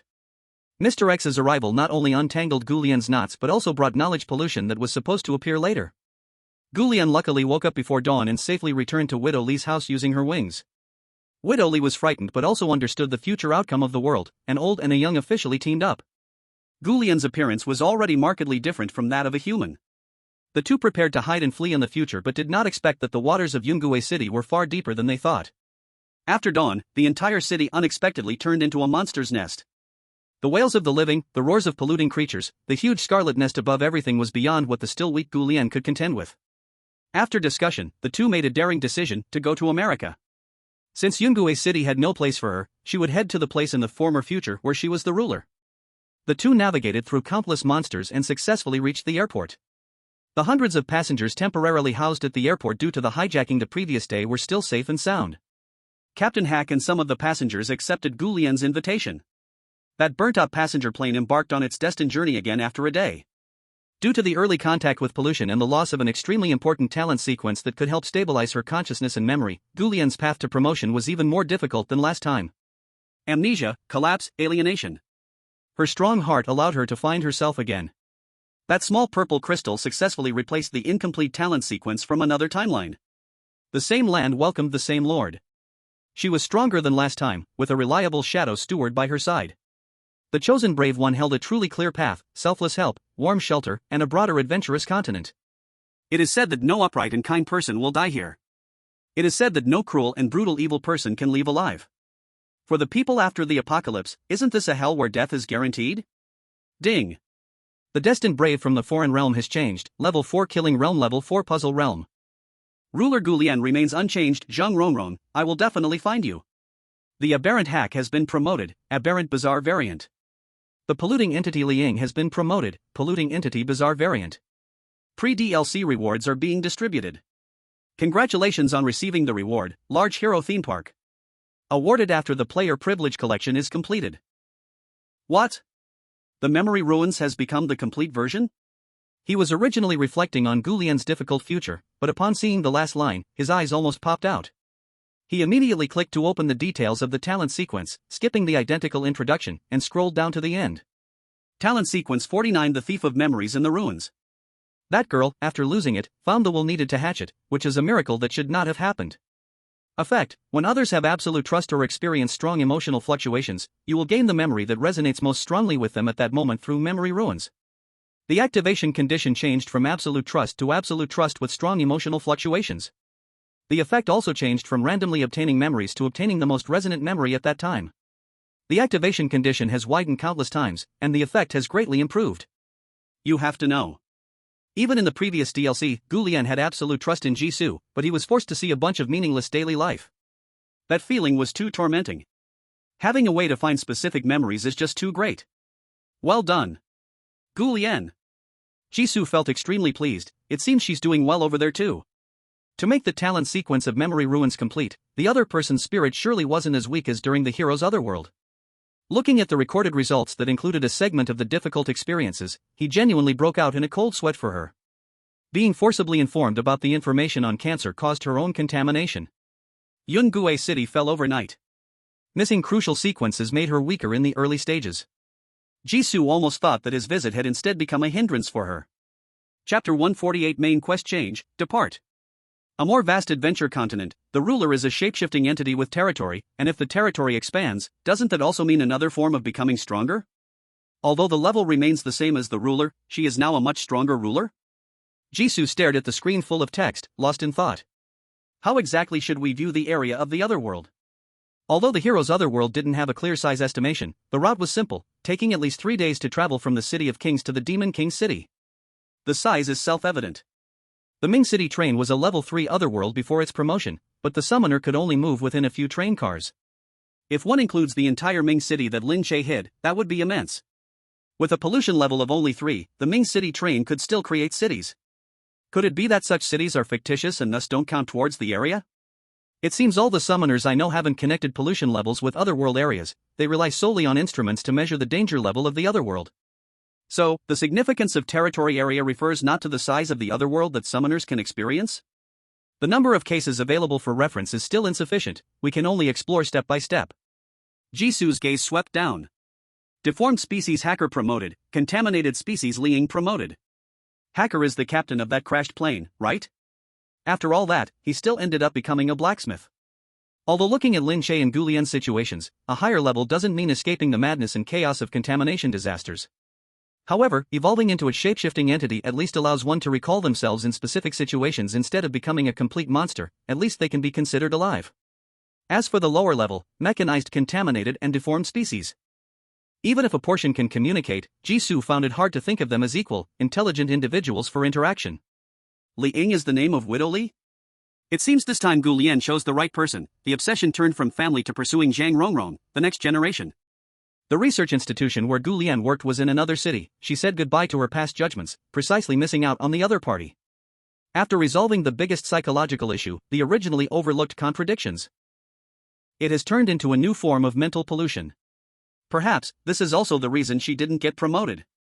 I hope to find a way to help her later. Solving a junior's issue is definitely simpler than dealing with my own parents. Jisoo stroked his chin, silently making a decision. The complete mythical level talent sequence, the information on cancer, she has really helped me a lot. The previous reward was still too little. After reviewing the recorded results, he gained a clearer understanding of the weight of this talent sequence. The uniqueness of the mythical level talent sequence is truly one of a kind. Even though the past Gu Lian hadn't given it to Jisoo, she had already lost this power prematurely. This made her path to rise even more difficult.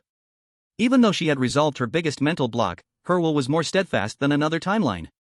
Jisoo noted down the information about cancer on paper. Humanoid form, it appeared when everything seemed normal in the world and could operate freely. The extent of its power is still unclear. Red hair, for braids, the ends like crab pincers, holding a glowing orb, suspected weapon. How does it look like cosplay? Other constellations don't look like this, right? That would be easy to identify. With this information, Jisoo promised that he would recognize cancer at a glance the next time they met. Another reward, large hero theme park, needs to gather player privileges to be awarded. Having only one piece of privilege, Jisoo was already used to it. He closed the settlement page and re-entered the game. Although he took a nap on the sofa and had a bit of a stiff neck, Jisoo didn't forget that his main quest was still unfinished. On a brightly moonlit night, the sparsely populated outskirts felt especially quiet. Lu Chenzhou, who left the transfer station early, waited by the roadside for a long while before he saw Jisoo appear. His eyes lit up, and he hurried over. Mr. G. Unexpectedly, the other person suddenly raised a hand to stop him from getting closer, speaking seriously. Wait a moment, I have something to take care of. The originally joyful Lu Chenzhou paused and stopped in place. Although he was unclear about what urgent matter there was in the remote wilderness. But due to the special identity of the other party, he had no doubts whatsoever. One could say, it was already surprising that Jisoo could appear in reality like an ordinary summoner after the other world. Lu Chenzhou stood ready to wait, but just after the other spoke, he looked up. I'm done. Lu Chenzhou? Done what? In less than a second, the incredibly natural change in expression once again amazed him about this traveler. Unaware of Lu Chenzhou's thoughts, Jisoo looked at the new popping prompt box. Destined Hero Otherworld experienced a major change. The originally planned main quest witness has been altered. Quest resimulation started. Ding. New main quest, destroying a key part of the Silent Eye secret plan, completed. Countdown to exit, 1 minute. Although he didn't know what secret plan the Silent Eye was up to, in any case, Jisoo had successfully disrupted it. Main quest completed, no need to go to the mayoral election. 1 minute later, the game ended directly. Feels like I played $5 less of the story. Jisoo couldn't help but complain. After investigating for so long, he really wanted to know the purpose of the Silent Eye. Who knew that this evil god church's plan was so fragile? He only changed the plot of one other world, and their plan couldn't continue anymore. Even the actions they prepared to take during the mayoral election were cancelled. Lu Chenzhou puzzled. Mr. G, what are you talking about? Oh, I mean, for some reason, I need to leave for a while, so I won't be attending the mayoral election site. When I return, I hope you can tell Charlie for me, and also, I placed his guide fee in the alley behind the building where we first met. I promise he will find it. Lu Chenzhou was surprised. So anxious? Did he even need help to say goodbye? He felt a little lost in his heart. Opportunities to closely contact a friendly avatar of a dark god were rare. But such things cannot be forced. So, Lu Chenzhou nodded and agreed, just in time. I also need to return home quickly, there's no time to watch tomorrow's election. He received a lot of information about constellations from Jisoo and must quickly relay it back to the supernatural administration. Since he found the traveler itself, it seemed unnecessary to have the assistance of the Free Federation. Continuing to investigate would be meaningless for Lu Chenzhou. Chapter 149, Before the Traveler's Birth, concludes. Tomorrow? Have we spent 2 days in the other realm? Jisoo looked at his unscathed head. You came out long ago? Not really. Luchinjo shook his head. The injuries on me were healed at the transit station. As long as you survive and leave the other realm, the transit station has a special service for healing, and they even allow credit. I see. Jisoo suddenly understood. While chatting, the 1-minute countdown quickly approached its end. Suddenly, Jisoo remembered something. By the way, you still want to invite me to be your supernatural administration special consultant, right? He still didn't think his mixed knowledge had anything to do with the dark god claiming to be a constellation in the other realm. But that doesn't mean he wasn't envious of the identity of a civil servant in Dragon Country. If he needed to operate in Dragon Country later, a household registration would save a lot of trouble. Coincidentally, he got genuine constellation information from Gulien, so he isn't just a slacker earning a paycheck. So, Jisoo reminded him at the last second, remember my household. Special consultants should at least have a household registration in Dragon Country, right? Unfortunately, halfway through, the screen went dark first. Main mission, destroy the key link of Silent Eye's secret plan. Completed. Settling. Watching the continuously generated text, Jisoo put down the flashlight-shaped microphone in his hand, with a very disappointed expression. Still didn't finish. I hope Captain Lu understands what I meant. Next is the settlement time. Understand the information of a missing person case in Glen City, 10 points x2. Understand the missing case of Daphne Provis, 20 points. Understand the anomalies before Daphne's disappearance, 5 points. Understand the connection between the missing case and the assassination of Glen City's former mayor, 5 points. Gained a politically inclined helper, 5 points.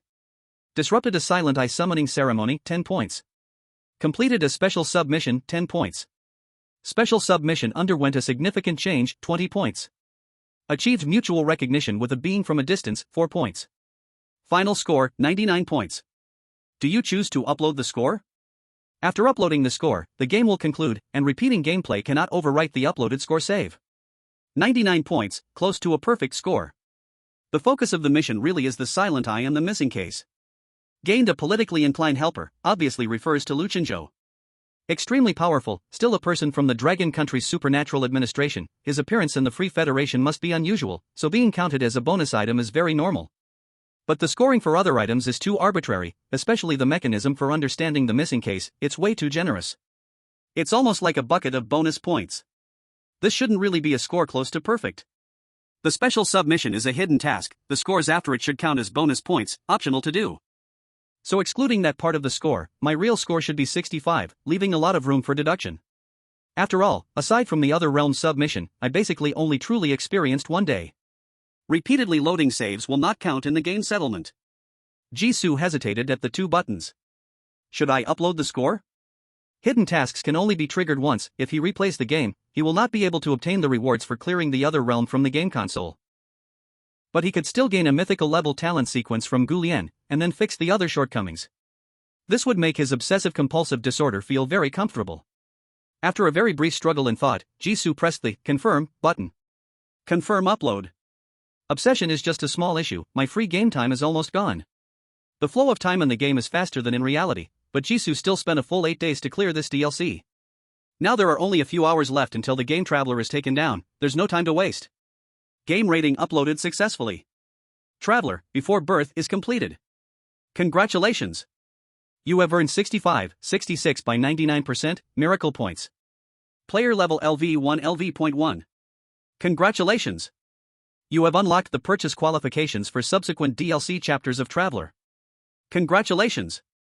You have triggered the game mainline quest changes achievement. Player privilege draw pool will be upgraded from normal pool to advanced pool. Player privilege drawing in progress? Congratulations! You have obtained any privilege fragment *1. Detected that you already have a privilege fragment in your backpack, converting to a similar privilege fragment. Conversion successful. Congratulations! You have obtained the player privilege, game pre-DLC, incomplete, unique. Detected that the privilege fragments you possess are complete. Would you like to synthesize?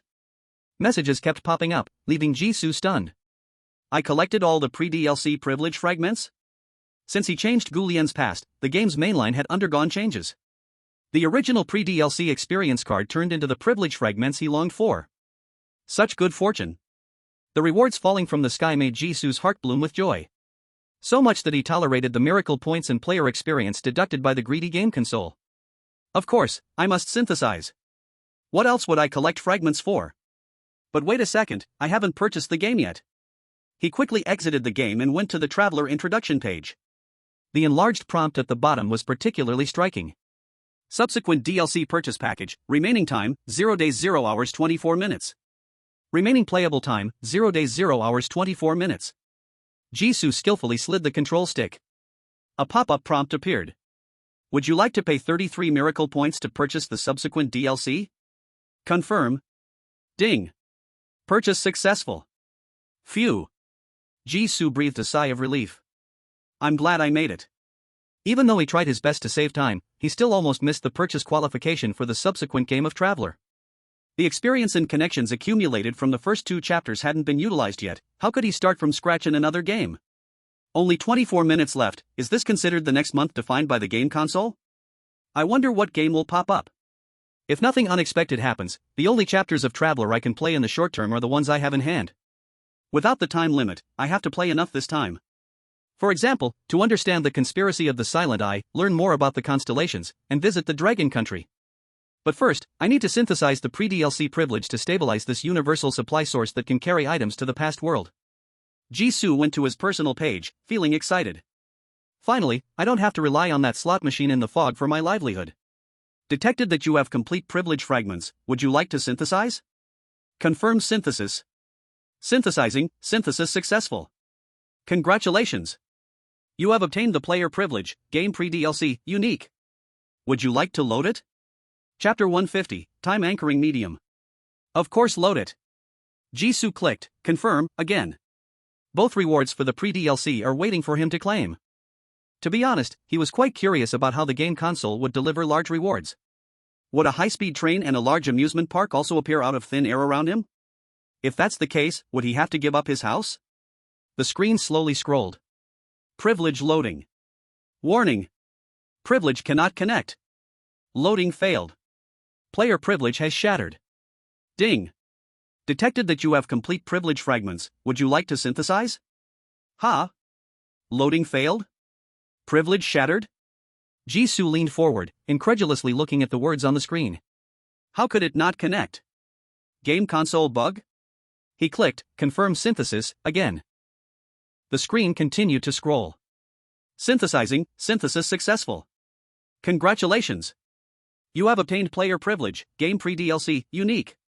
Would you like to load it? Load. Privilege loading. Warning. Privilege cannot connect. Loading failed. The same prompt rolled around again. What the heck, is this some kind of monkey wrench at this point? Jisoo felt a headache coming on. I can't believe the fragments I collected could really be part of a scam by the game console? What exactly caused the privilege connection to fail? Did I overlook some key clue? If he couldn't solve this problem, he couldn't focus on playing the next chapter of the game. Closing the privilege fragment synthesis prompt, Jisoo repeatedly searched through every page of the game console, leaving no corner unchecked. After a long time. Finally, he found a line of text that almost blended into the background in the corner of the player privilege page. Time Anchor Medium Verification Point. After opening it with an extremely complicated path, he found 2 lines of small text. Fate is the destiny carved by time, touching time is also to resist fate. A forcefully forged destiny will surely have no favor from time. Time Anchor Medium. Jisoo frowned and finished reading the 2 lines of text. What do these even mean? These 2 lines of text made the overall style of the game console feel odd. Riddler? The first sentence seems to talk about the relationship between time and destiny. If the power of the game console brought me to the past of the mist world, what I did in the pre-DLC can indeed be considered resisting fate. But the second sentence, forcefully forged destiny, does it mean that someone interfered with what Lin Che and Gulian experienced in the past? That's not right. It should be that some existence deliberately guided the destiny of the whole world, leading to the tragedy for ordinary people like Lin Che and the others. The apocalypse in the pre-DLC was man-made? I haven't even figured out the relationship between the Mist World, other realms, and the normal world in Traveler, and now there's another concept?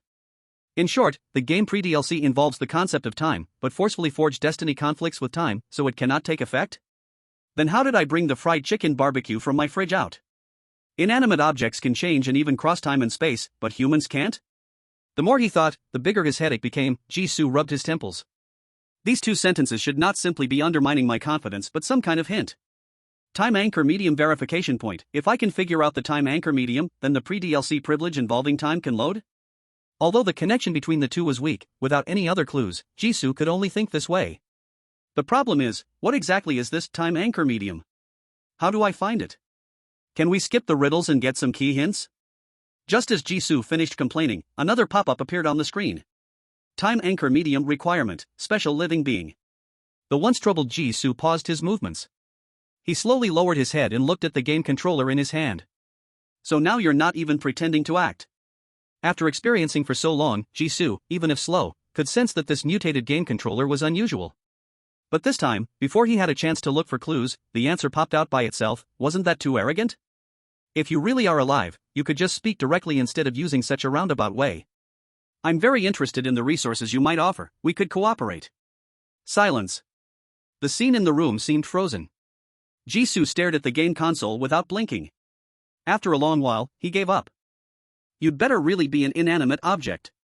Let me see. To verify the time anchor medium, do I just need to place the target near you? Jisoo flipped the game controller over. On the back was a glowing blue halo, looking very high-tech. He placed his hand on it. A new prompt box popped up on the screen. Detection of suspected item, verify time anchoring medium? Confirm. Jisoo clicked the confirm button, and his expression became serious. Medium requirement, special living organism.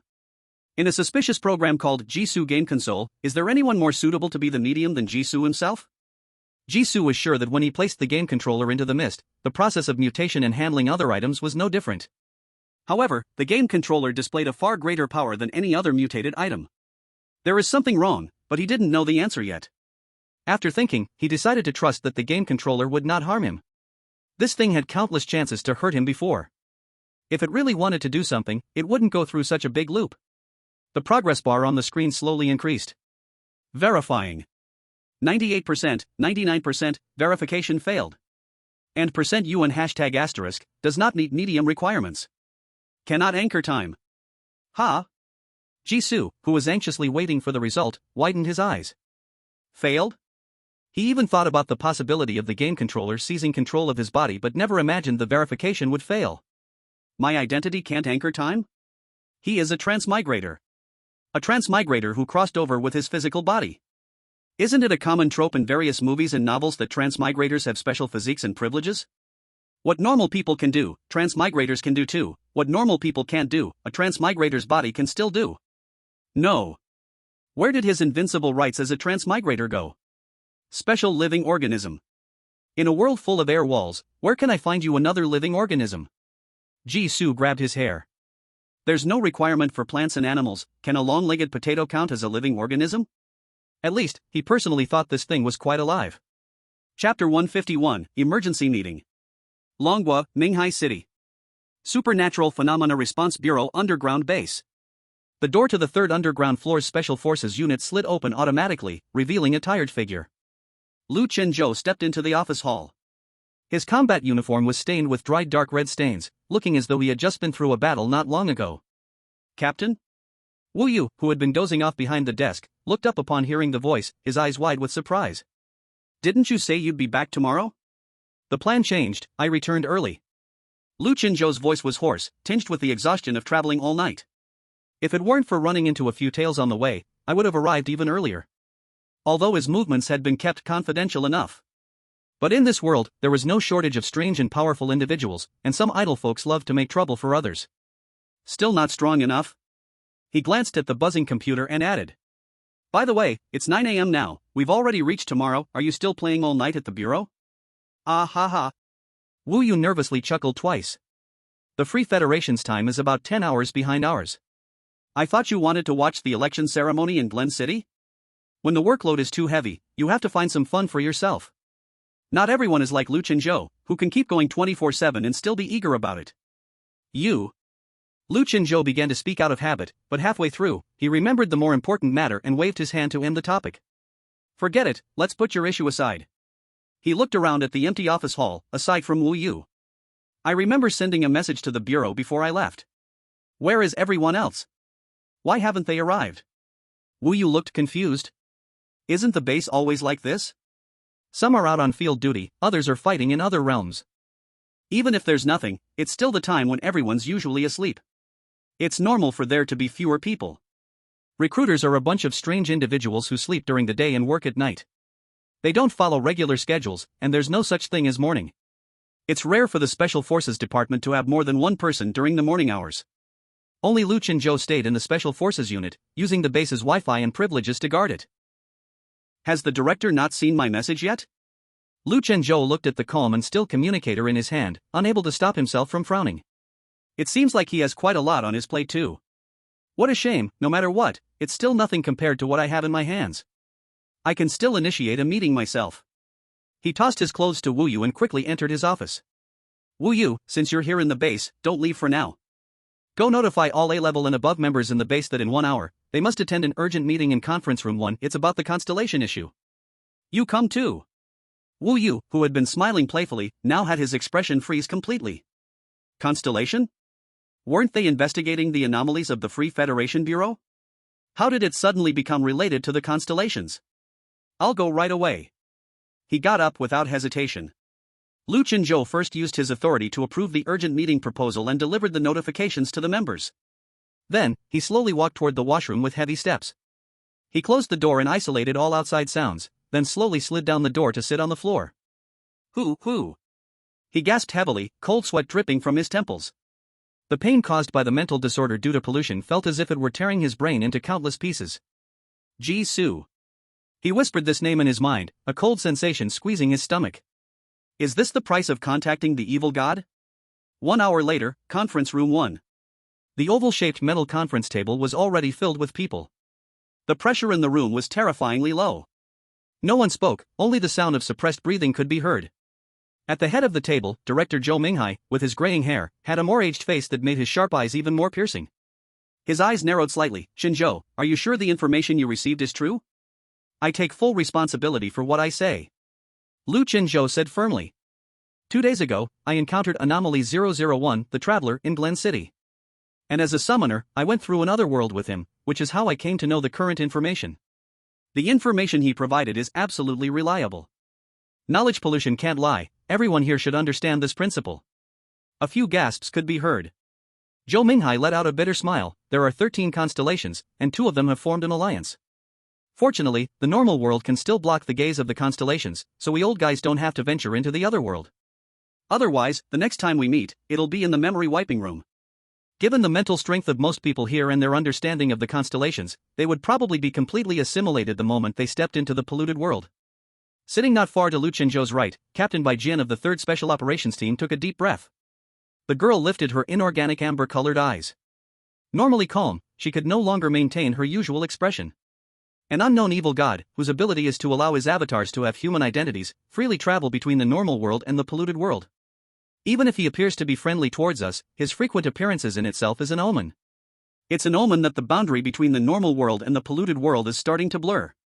If one evil god does this, sooner or later, others will take action as well. The 2 worlds will eventually merge, and the time for that is no longer far away. Whether that being exists or not doesn't matter. Zhou Minghai said slowly. He sighed deeply, his voice wavering. After all, our world was already an exception, struggling to survive.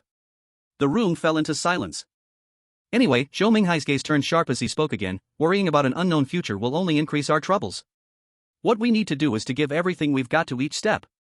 The information about the constellations is crucial to us. No matter what the traveler's intentions are in working with us, we cannot overlook this information. Let's hear everyone's thoughts. The 13th constellation. Bai Jian pondered for a long time before shaking her head. I once, by a twist of fate, successfully observed the constellations, but the number of constellations I saw matched the intel from the major organizations. There were 12. Perhaps, the 13th constellation has only recently appeared? Zhou Wenbin, wearing a white lab coat, pondered while resting his chin. Another person spoke. Are you referring to the traveler himself? Lu Chen-jo immediately rejected the idea. No, I believe the traveler is not one of the 13 constellations. I've spent a considerable amount of time with him. His reactions to the constellations, the way he mentions a few special constellations with an air of detachment, it's not something that could be faked. Zhou Wenbin shrugged. Alright, since it's the pollution you triggered, naturally you're right. Then let's consider other possibilities. 1. The 13th constellation, just like the traveler, was deliberately hidden in the past. 2. One of the current 12 constellations has had an accident and split into two. 3. Some entity that we don't know about has already reached the level of the constellations, and was recognized by the traveler, joining the ranks of the constellations. Which one do you lean towards? Chapter 152, Analysis of Constellation Intelligence. The three options made the atmosphere of the meeting chill for a moment. Everyone waited for Lu Chenzhou to give an answer. However, after hesitating for a long while, Lu Chenzhou shook his head. If I could figure out the answer to the problem, it wouldn't have been the first topic of discussion in this meeting. He placed his hands on the cold metal table, looking at the colleague who kept bringing up dangerous words. The price I've paid may only be enough to trigger an emergency meeting. The answer to the problem still depends on all of you here, for example. Dr. Zhou. Pollution is both an unstoppable, violent force and an incredibly sly enemy. Knowledge pollution is just the same. Its impact depends on how much humanity knows about the polluted world. The same piece of information, when known by different people, will affect those who can draw knowledge from it the most, making them more likely to be assimilated by the polluted world.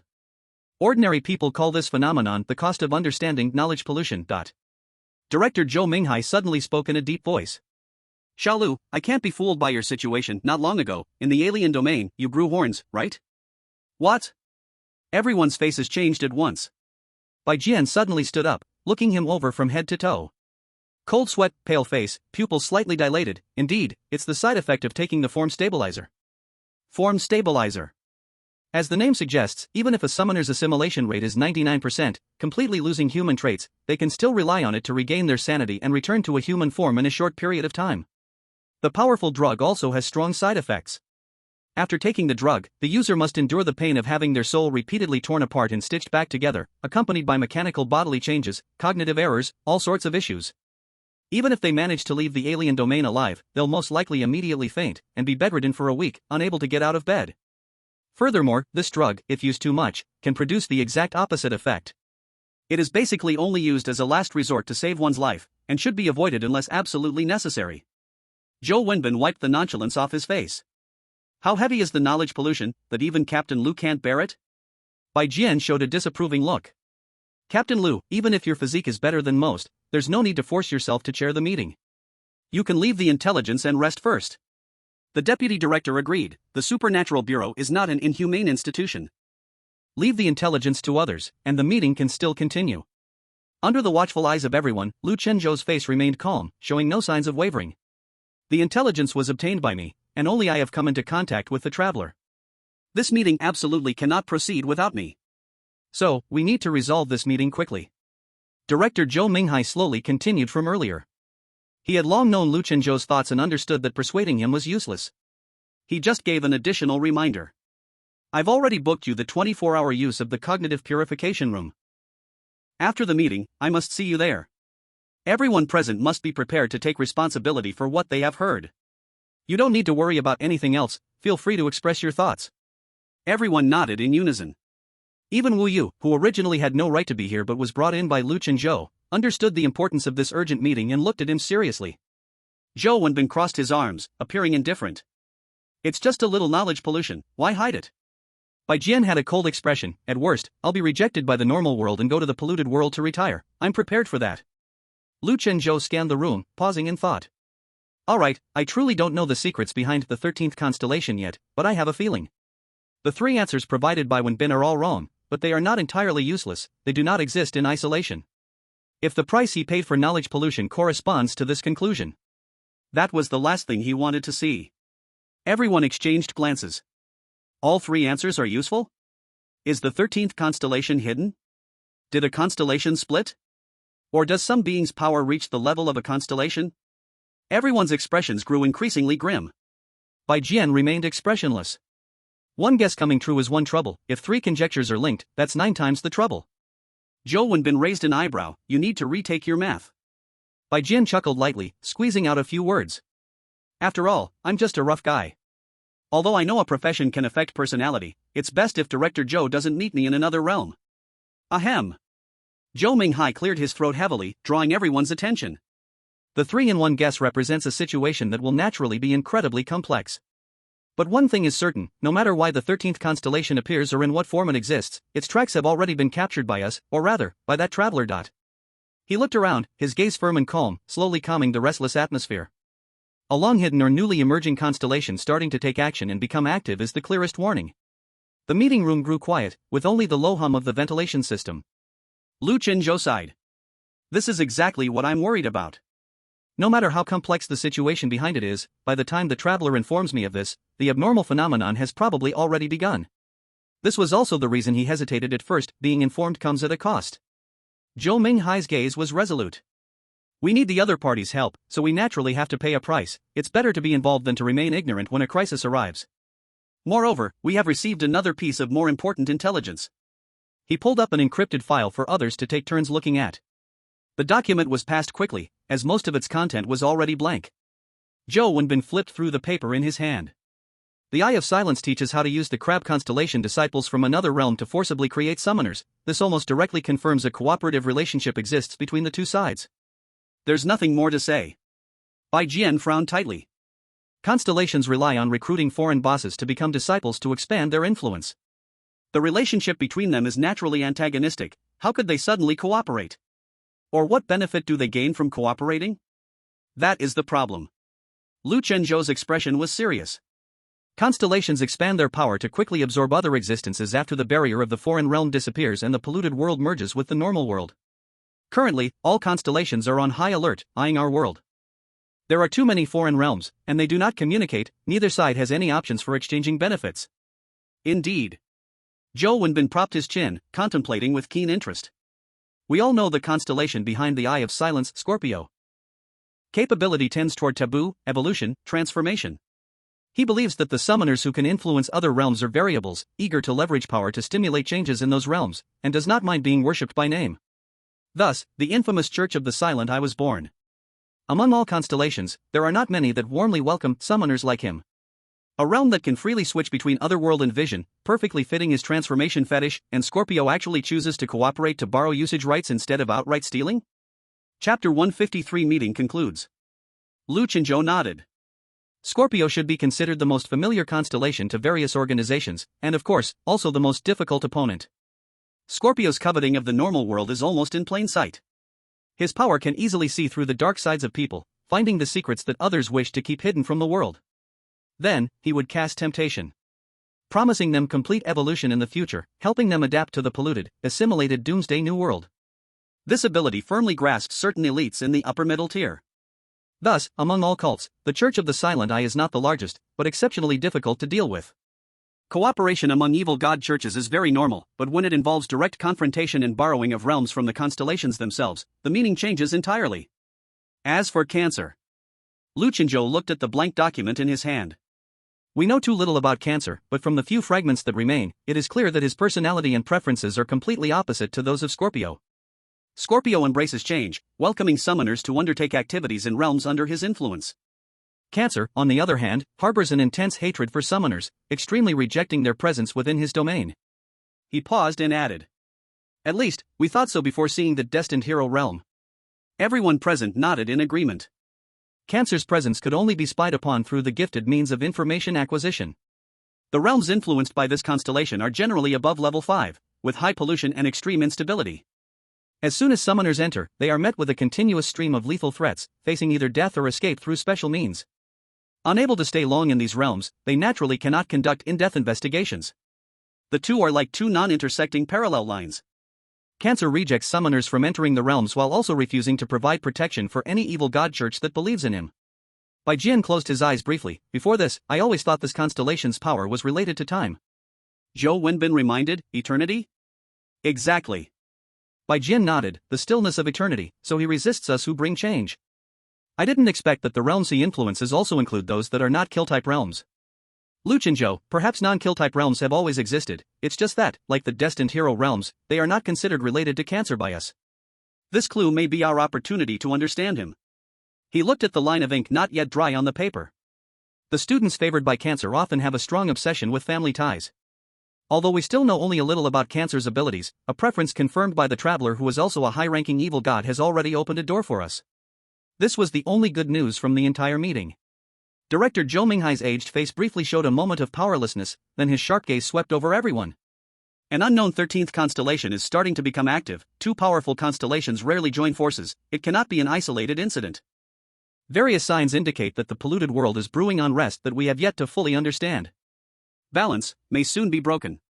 A heavy sense of pressure permeated the air. Everyone's expressions were equally serious. If the news of the 13th zodiac brings unknown caution, then the cooperation of the two zodiac signs points to a more specific and urgent threat. The polluted world is no longer satisfied with scattered erosion and accidental infiltration. The powerful existence behind it has begun to actively plan for the future. Therefore, the strategic value of the traveler must be reassessed. The captain of the 2nd Special Operations Team, a middle-aged man with a stern expression, spoke up. He is currently our only stable contact, showing no hostility towards the normal world.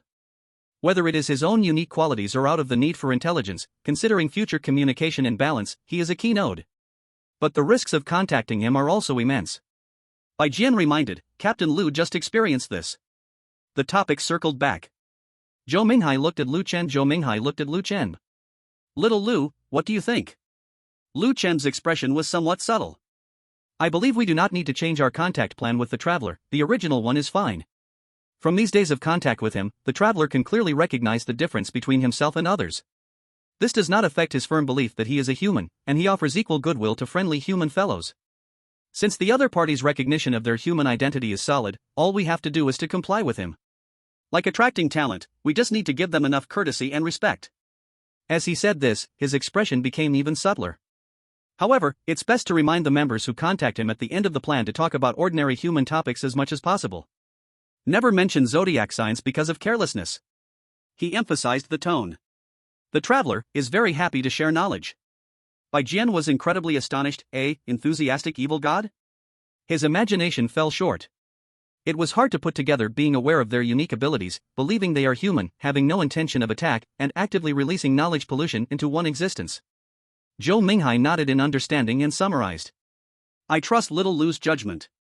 The contact plan with the traveler does not need adjustment, but we should add precautions. Also, since we understand his more specific whereabouts, we should assign special personnel to contact him to show Longwa's sincerity. Wu Yu, take a few people from the task force to the Free Federation. Wu Yu was taken aback. Huh? What? Huh? What? Huh? What else did he have? What do you mean, huh? Otherwise, do you think your captain kept you behind for what? Zhou Minghai raised an eyebrow.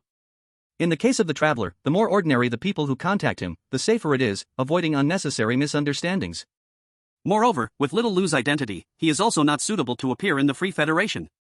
Speaking of which, little Lu, remember to hand in your reflection on acting without permission when you come out of the cognitive purification room. Chapter 154, Time Anchor Successfully Set. Finally recalling what he had forgotten, Lu Chen felt frustrated and rubbed his forehead. Understood. After the meeting, everyone left with a strong sense of urgency. Continuously monitoring the traveler, investigating the secrets behind the 13th zodiac, and deeply investigating the extremely averse crab zodiac. Clearing memories that shouldn't remain, stabilizing self-awareness. They had too many tasks ahead of them. Before leaving the conference room, Lu Chen took a glance at the room executing the cleaning order. The entire room was filled with a black-red glow. The closer they walked to the presence of the polluted world, the more it felt like walking on the edge of an abyss. But to protect the world they were in, there was no way back. I need to get some good rest. Lu Chen muttered to himself as he turned around and yawned. First was the 7 days and nights in a foreign land, then the overnight journey back for an emergency meeting. If he didn't get a good sleep, the scene he would wake up to wouldn't be the ceiling of a hospital ward. In a realm filled with all sorts of monsters. A day later. Lu Chenzhou opened his eyes on the bed of the cognition purification room. He slowly exhaled, carrying a hint of regret. What a beautiful dream. Waking up naturally brought a pleasant feeling throughout his body. He got up, left the room, found his belongings stored outside, and checked the time. 23 hours, no wonder I slept so well.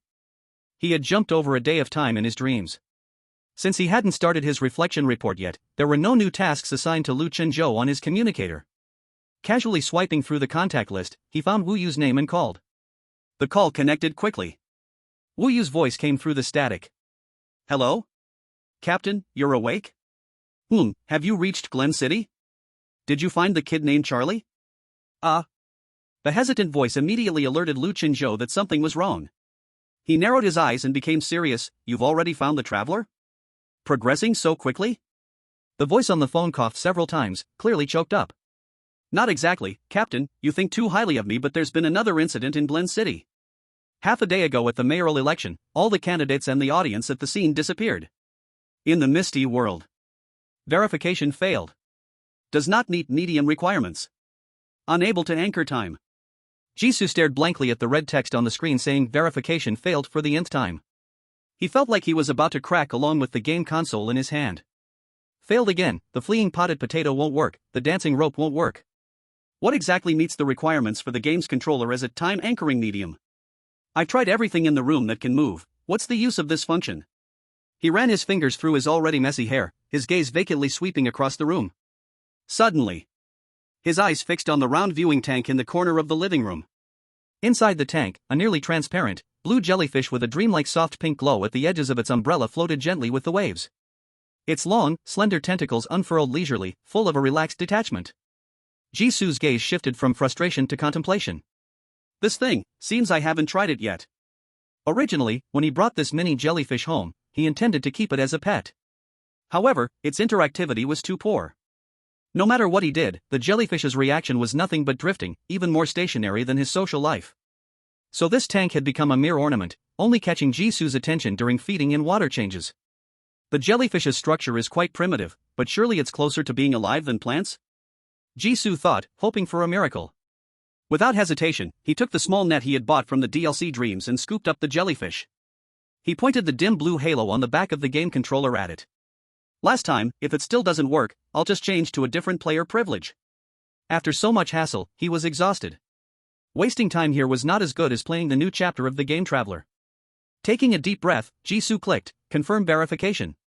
The progress bar appeared again, slowly climbing. He had gotten used to the initial smooth growth of the progress bar, watching it without feeling anything.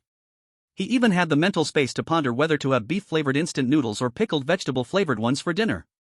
He had been eating too healthily lately, making him miss junk food. 1%. 50%. 80%. Just when he thought he would hear that familiar failure prompt again. Verifying. 98%, 99%, 100%. Ding. Verification successful. Detecting eligible time anchoring medium jellyfish, temporary name. Binding medium. Binding successful. Anchoring correct time. Time anchoring successful. The entire screen seemed to refresh, flashing a stream of data across. Ha! It succeeded? Jisoo blinked, a subtle feeling flowing from his heart. This feeling is as unreal as if a pie had fallen from the sky. Not possible? Can this really succeed? So, does the anchoring time require a living creature unique to the fog world? What a coincidence! If it weren't for the heavy rain on my last trip, and if I hadn't found a jellyfish falling from the sky, I wouldn't have been able to deal with those monsters roaring everywhere in the mist world, which I couldn't even touch through the air wall. The original prompt box disappeared, and a new one appeared. Ding! Detected that the privilege fragments you own are complete. Would you like to combine them? Another prompt about combining the player's privilege fragments. However, the 3 words complete in the text turned gold, clearly different from before. Of course, combine. Jisoo pressed the button. Combining. Combination successful. Congratulations, you have obtained the player privilege, pre-game DLC, unique. Would you like to install it? The word install also radiated golden light. Install. Installing privilege. Installation successful. Detected that there are unopened rewards in your backpack, automatically opening. Congratulations, you have received the following rewards. 1. Mingqing Train. 2. Large-scale hero theme park, Winky Face. It worked. After being tormented by the player privilege fragment for so long, Jisoo almost cried tears of joy. It had been almost 10 days, and finally, he could claim the pre-game DLC rewards. Would you like to claim the rewards now? Confirm. Ding. Claim successful. Congratulations, you have received Mingqing Train One-Way Ticket X1, Destined Hero Theme Park Entry Ticket X1. Chapter 155, A Visitor from Another Planet, Daisy. Great. Wait, why are there only a ticket and an entry pass? Jisoo, who had just been happy for a few seconds, was immediately splashed with cold water. Earlier, it was said that the reward was the entire package, so why did it turn into tickets for passengers and visitors? He watched as the blue light on the game controller became dazzling. Finally, the light went out. 2 long pieces of paper fell from the game controller. The size of a palm, looking just like ordinary commemorative tickets. The antique is glowing. A surprised high-pitched little girl's voice suddenly sounded. Jisoo's hair stood on end in an instant. The voice, another person's voice. He had been alone for more than 3 months, thinking that the safe house in the entire mist world was his alone, but now, there was someone else inside. He gripped the game controller and tickets tightly, almost throwing them out in his panic, and cautiously turned his head to observe the surroundings. The clean, tidy living room, with meticulously arranged furnishings, a half-filled trash bag yet to be cleaned. Everything was just as Jisoo remembered it. Not a single thing had been moved or touched. There were no footprints left by anyone else. If it were before, Jisoo would have already been driven by a sense of danger to grab a weapon for defense. Perhaps after staying in the mist world for so long, he had unknowingly been affected. Although he had been startled at first due to his unpreparedness, once he came to his senses, he felt no fear whatsoever. Only pure doubt and curiosity remained in his heart. Just like earlier, when he tried to recalibrate the game controller that had changed unpredictably. Who is it? There was no response in the living room anymore. It was as if everything had been just a hallucination of Jisoo. But he didn't believe the other person had the ability to disappear so quickly. The antique glowing? Was it referring to the game controller in his hand? The other person must have been near him for a while, but he hadn't noticed anything unusual before they spoke. Was it a highly skilled hiding technique? Or was the other person's appearance simply not conspicuous? Let me think. Jisoo spoke slowly. His eyes moved slowly around the room, with no trace of emotion. Finally, he slowly lowered his head, looking at the net in his hand. A light blue jellyfish was tangled in the mesh, weakly suspended in the air, as if it had lost its vitality. Found you. Eek. The light blue jellyfish emitted a sharp burst of sound. The jellyfish in the net began to struggle wildly, but its tentacles were tightly wrapped in the net, and the more it struggled, the less it could move. Ghost. The little jellyfish screamed. Damn. Jisoo also cursed out loud. Afraid that the jellyfish would strangle him, he quickly tossed the net into the water tank. Splash. The clear sound of splashing water made the room instantly quiet. Jisoo and the jellyfish stared at each other. Jisoo picked up the net that quickly separated from the jellyfish after hitting the water and poked at the light blue jellyfish floating in the middle. Stop playing dead, what are you? The jellyfish could actually talk? He pinched his thigh with his other hand. It hurt, this wasn't a dream. Although Jisoo had seen many strange things in the misty world, he had heard various sounds before, but this was the first time he met a creature that could communicate. In many parts of the mist, terrifying monster roars could be heard. Some sounds had a strange tone, like a certain language, but Jisoo had never understood it once. This was Jisoo's first encounter with a communicative being. And it was after the other party had been in his house for over a week. At first, Jisoo did try to communicate with the jellyfish. After all, it was a specialty of the misty world, it wasn't strange for anything to change. However, after several attempts, he found that this jellyfish had no strange mutations, no special abilities, and reacted very little to external stimuli. Without the water flow provided by the pump, it couldn't even move in the tank, only opening and closing in place. Since then, Jisoo regarded it as an ornamental object to change his mood during meals. Why did it only start talking now, after he treated it like a game controller? Was it because of the game controller? The little jellyfish that Jisoo poked suddenly exploded. You are the thing. Rude guy. The little jellyfish blew out a series of bubbles, sounding really fierce. My name is Daisy, and I am a high-level intelligent life form from Jellyfish Planet, Jellyfish People. Jellyfish Planet? People? Aliens? Jisoo examined Daisy's thumb-sized body. The development of this world has actually reached the Great Cosmic Civilization Exchange era? What is the misty planet he lives on? An abandoned, deserted trash planet? No wonder the game controller he held could create things out of nowhere and also pull him into another world through dreams. It turned out to be a high-tech game console from the future.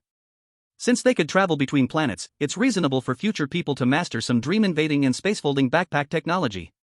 Once his mind opened up, Jisoo's thoughts couldn't stop. Wait. The game controller was something Jisoo bought in his original world, so there couldn't be a chance it was a creation of future people. Like being splashed with a bucket of ice water in the dead of winter, Jisoo suddenly calmed down. Your planet's name is really casual, he teased. Casual planet names, casual races. It was probably a creature lost in a fantasy story setting, similar to Gulien. Rude guy. It's easy to remember. Of course, our planet has its own number, called Forgotten? None of your business. Rude guy. Daisy retorted angrily. Anyone could hear the guilt in her voice for forgetting her planet's number. Seeing the topic drift farther away, Jisoo redirected it back to the main point. My name is Jisoo, please don't call me rude guy again. Look, When you came at me accusingly saying I was a ghost, I didn't mind either. Is this Jellyfish Planet? Of course not. Daisy floated quickly in the water, stirring up a series of bubbles. Her voice became very despondent. I originally wanted to travel to another jellyfish planet. The interstellar sightseeing spaceship suddenly stopped halfway. I floated back and forth in the air and saw many people crowding to get off.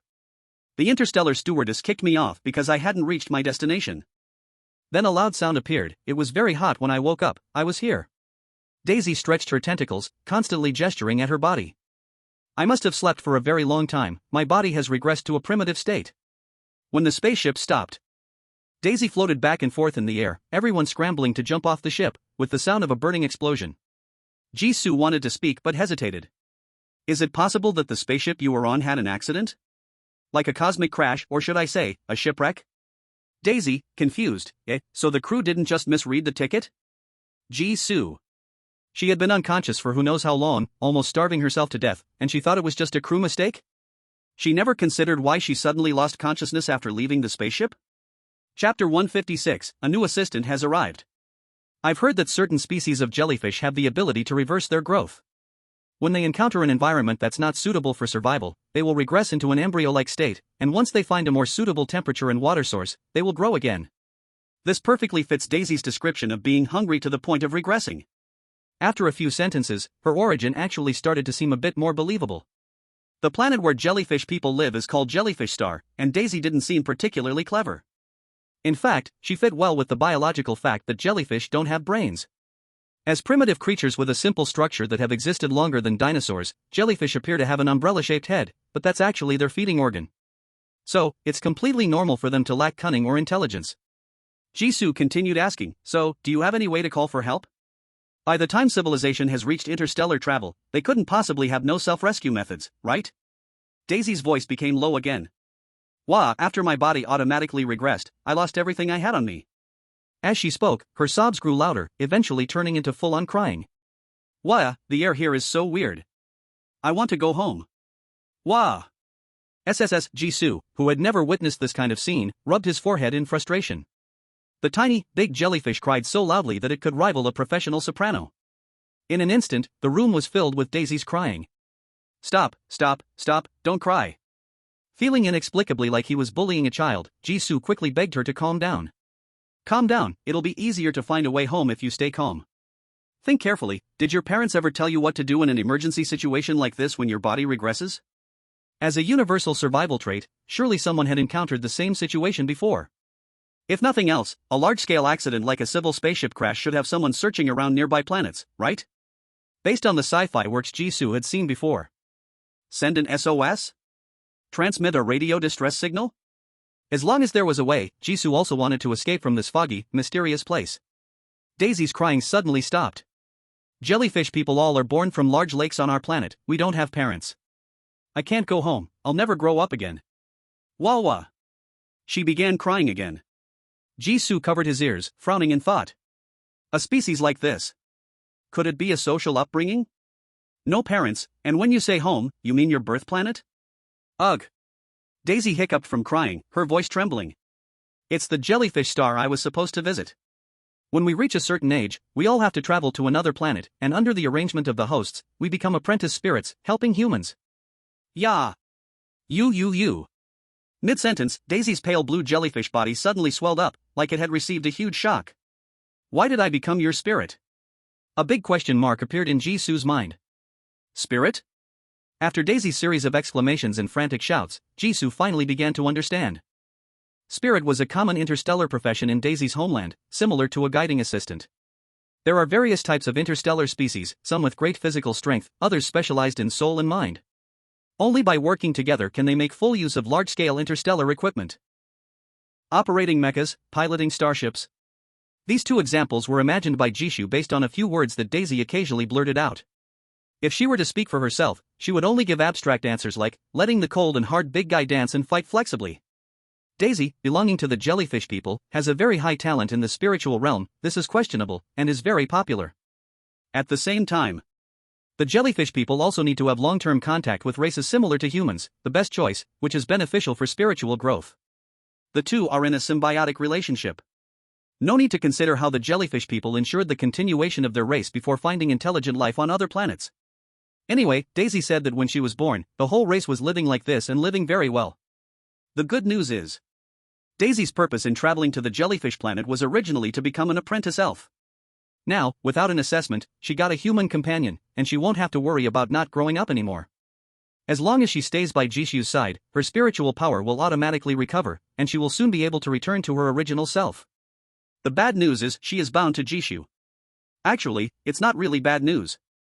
Even if she had not been bound to Jishu, she wouldn't be able to leave here on her own abilities. Daisy pressed her body against the glass wall of the tank, locking eyes with Jishu. Wow! Wow! Wow! Her voice grew louder with each exclamation. Like seeing a strange animal in the zoo for the first time, each wow contained different emotions. Stop with the wow. Jishu rubbed his temples. Things are not as simple as you think. According to your description, humans and jellyfish people establish a contract through a complex ritual. Clearly, I don't have the conditions you mentioned. You should be bound to this game controller. The game controller is strange, it's perfectly normal for it to cause problems. If we say the worldview Daisy belongs to is scientific, then the game controller represents the metaphysical side, which makes a bit of sense. Moreover, Daisy did wake up after the so-called time anchoring medium was input into the game controller. Jishu asked again, "Are you sure you can grow your spiritual power while I am around?" "Of course," Daisy said decisively. "The air around is strange, it keeps making me hungry, and without food appearing, I wouldn't wake up." Food, Jishu. Wait a minute, did I accidentally reveal my true intentions? How about I put the game controller here, step back a bit, and you feel it again? Jishu tested again. The pale blue jellyfish spun around in the tank, creating a string of tiny bubbles. No need, antiques made with trash and unrefined iron blocks are not alive. The contract is like an invisible line, I can clearly feel it, and its other end is on you. She pointed her tentacles at the nearby wet bag that had traces of water. Just like how you can find me the moment you hear my voice, it's a feeling. Jishu. The game controller in the lowest position of the episode. Additionally, he can find Daisy, it's not about any contract or connection. It's simply that he heard the sudden voice get pretty close, looked down, and casually faked a scare. Who knew the other side would be so easy to frighten, immediately exposing themselves? Since you think it's reliable, then stay. Jishu said decisively. While he doesn't need the high spiritual power of an elf assistant to operate the mecha or starship, nor does he have the conditions for that. But he does need a wise creature that can communicate in the real world. A being with physical strength less than a palm-sized wet bag, still within his means to support. Spiritual power, this thing still sounds too metaphysical, Jishu hasn't felt its effect even in the game. Alright. The pale blue jellyfish happily swam a circle in the water. Although it feels like the worldview is going off track, at least Daisy's situation has been resolved. Jishu also needs to redo the important task he didn't finish earlier. He looked at the 2 tickets in his hand. Ming City Train one-way ticket. Description: a magical train that can go anywhere, currently only usable by the conductor. Opening hours, to be filled. Destined Hero theme park admission ticket. Description: a fake paradise, a true hero's treasure house, currently only open to its owner. Opening hours, to be filled. Chapter 157, experimenting with the use of the tickets. The patterns on the 2 tickets were surreal, showing only the vague outlines of scenes hidden in fog. The meaning of opening hours to be filled was that he could set the usage time freely, entering the 2 locations at any time. How to enter was one issue.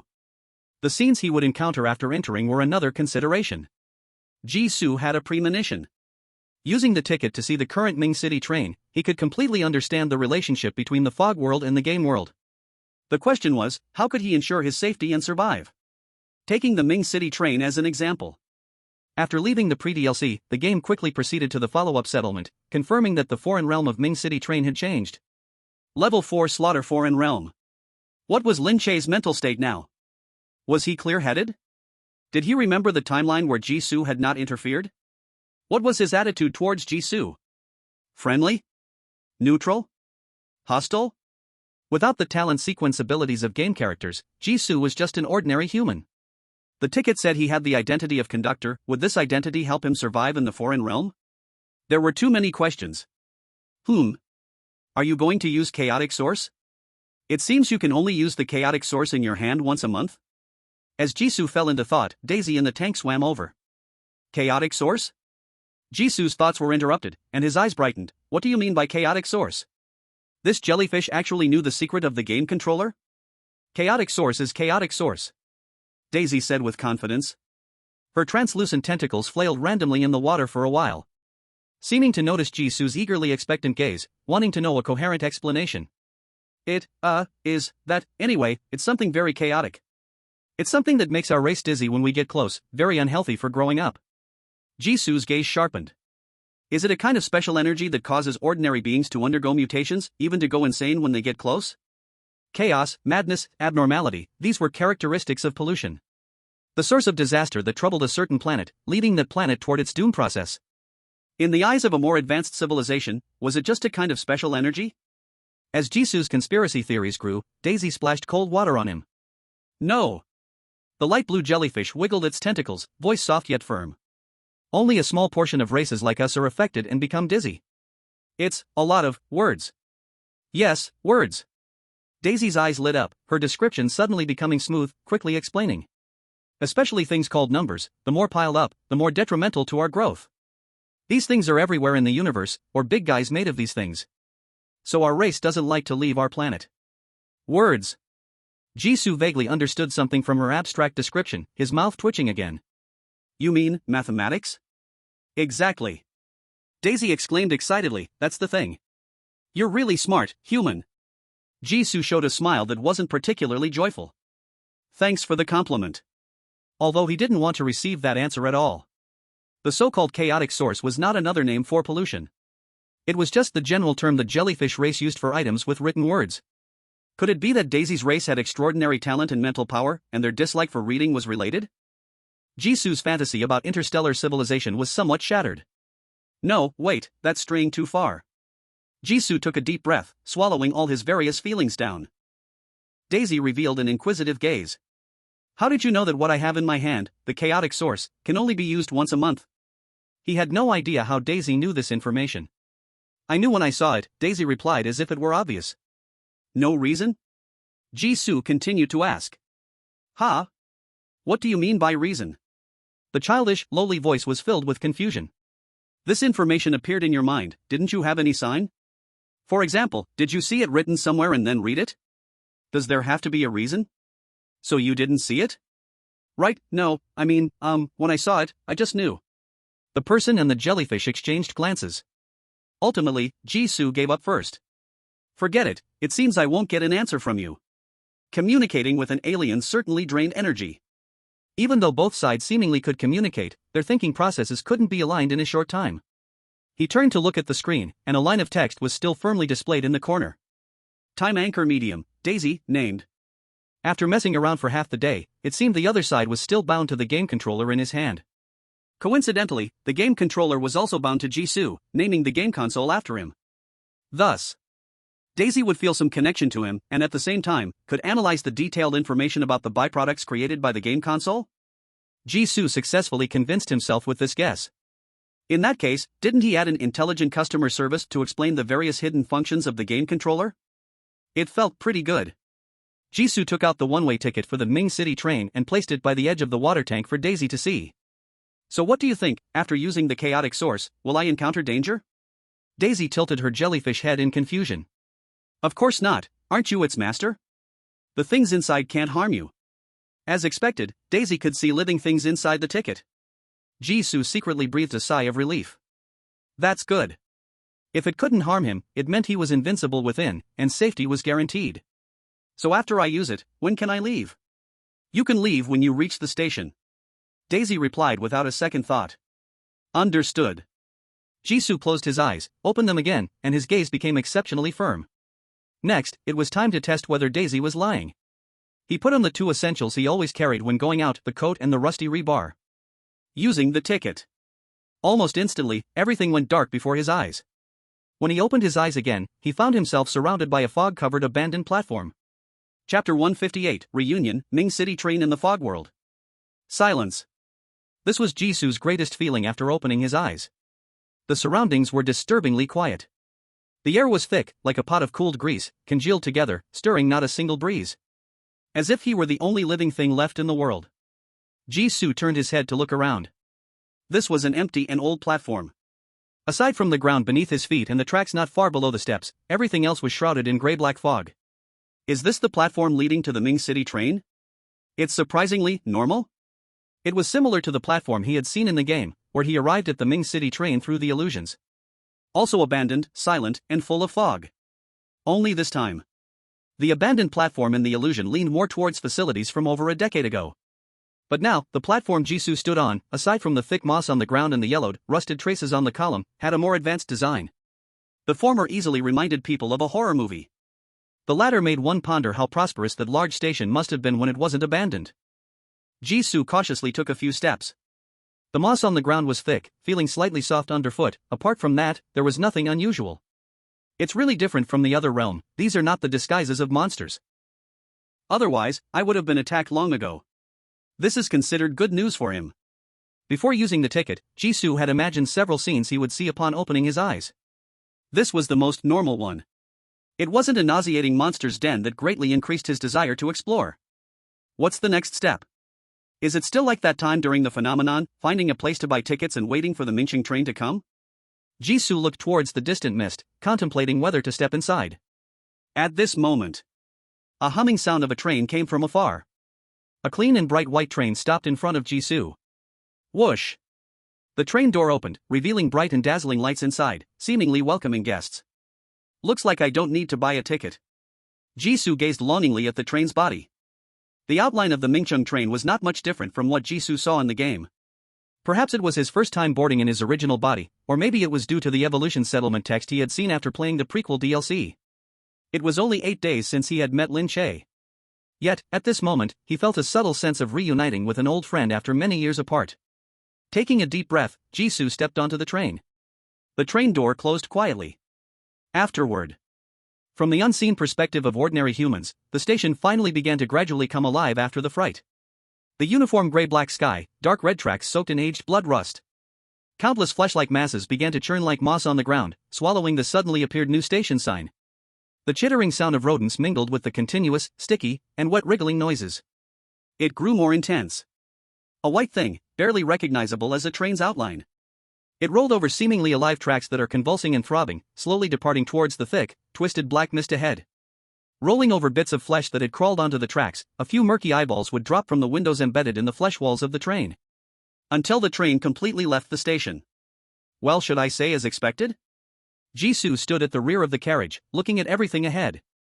The white light illuminated every corner, a clean carriage, and wide seats. And a monster on the seat that was hard to describe with adjectives. Seeing this made Jisoo want to start a social media account called the Ugliest Polluted Species Bot. It would surely shock ordinary people whose eyes have not been polluted. Is it because of the exaltation from the foreign domain? When I played the game, I didn't think the polluted species inside looked this ugly. Holding this indescribable thought, Jisoo walked into the carriage. 1 step, 2 steps. Until Jisoo passed through a carriage, he didn't feel any hostility from the polluted passengers. Or rather, these polluted beings didn't even notice his existence. Is this the effect of the train conductor? Not being attacked by the creatures inside, nor being noticed by them? Jisoo speculated in his heart. Low-level foreign domain monsters, let alone communication, they have no intelligence at all. Staying in the carriage would only waste time, not uncovering any valuable information. It's more important to find Lin Che first. Thinking this, Jisoo quickened his pace toward the cockpit. The cockpit door was tightly closed. Almost the moment Jisoo thought of opening the door, the cockpit door swung open. He stepped inside unceremoniously. Then, he was shocked by the scene before him. There were no seats in the cockpit, no control panels, not even space for Jisoo to stand. The world inside was completely filled with countless white, nerve-like tubes. Their texture resembled both flesh and metal, emitting a faint white light, constantly rising and falling like breathing. Like countless trembling, interconnected spider webs. And at the center of all these spider webs was a pale, closed-eyed head. From the parts that still resembled a human form, Jisoo could vaguely recognize its identity. Lin Che? Jisoo tentatively called out. To be honest, his first reaction was disbelief. Lin Che's current appearance was 1,000 times worse than after recovering his memory in the Strange Realm. Jisoo had cleared the Strange Realm and used the earlier DLC to change Lin Che's past. How could it be that in the end, Lin Che's situation not only hadn't improved but was reduced to just a head? Swish! The head suspended in the air suddenly opened its eyes. It was a pair of eyes that had only the white showing. Terrifying and inhuman, just like its own existence. Lin He Che. The head awkwardly repeated the previous words in a strange tone. A strange voice. It's an intruder. No, that's not right. Why, does it feel familiar? This is my name. Then, its eyes shook slightly, and black pupils began to appear. Though small, there was a spark of intelligence beginning to form. The eyeballs moved extremely slowly and clumsily. Bit by bit, they finally fixed their gaze on Jisoo's face. AI, the head cracked its withered lips, sounding hoarse as if it hadn't spoken in hundreds of years. Its original name, this letter, its past. So distant, like a story from a past life. But with this call, the memories belonging to Lin Che began to revive. Decisions to go to Ming City, the strange person who called himself X before buying a ticket, the apocalypse, the tragedy on the train. And, the endless cycle.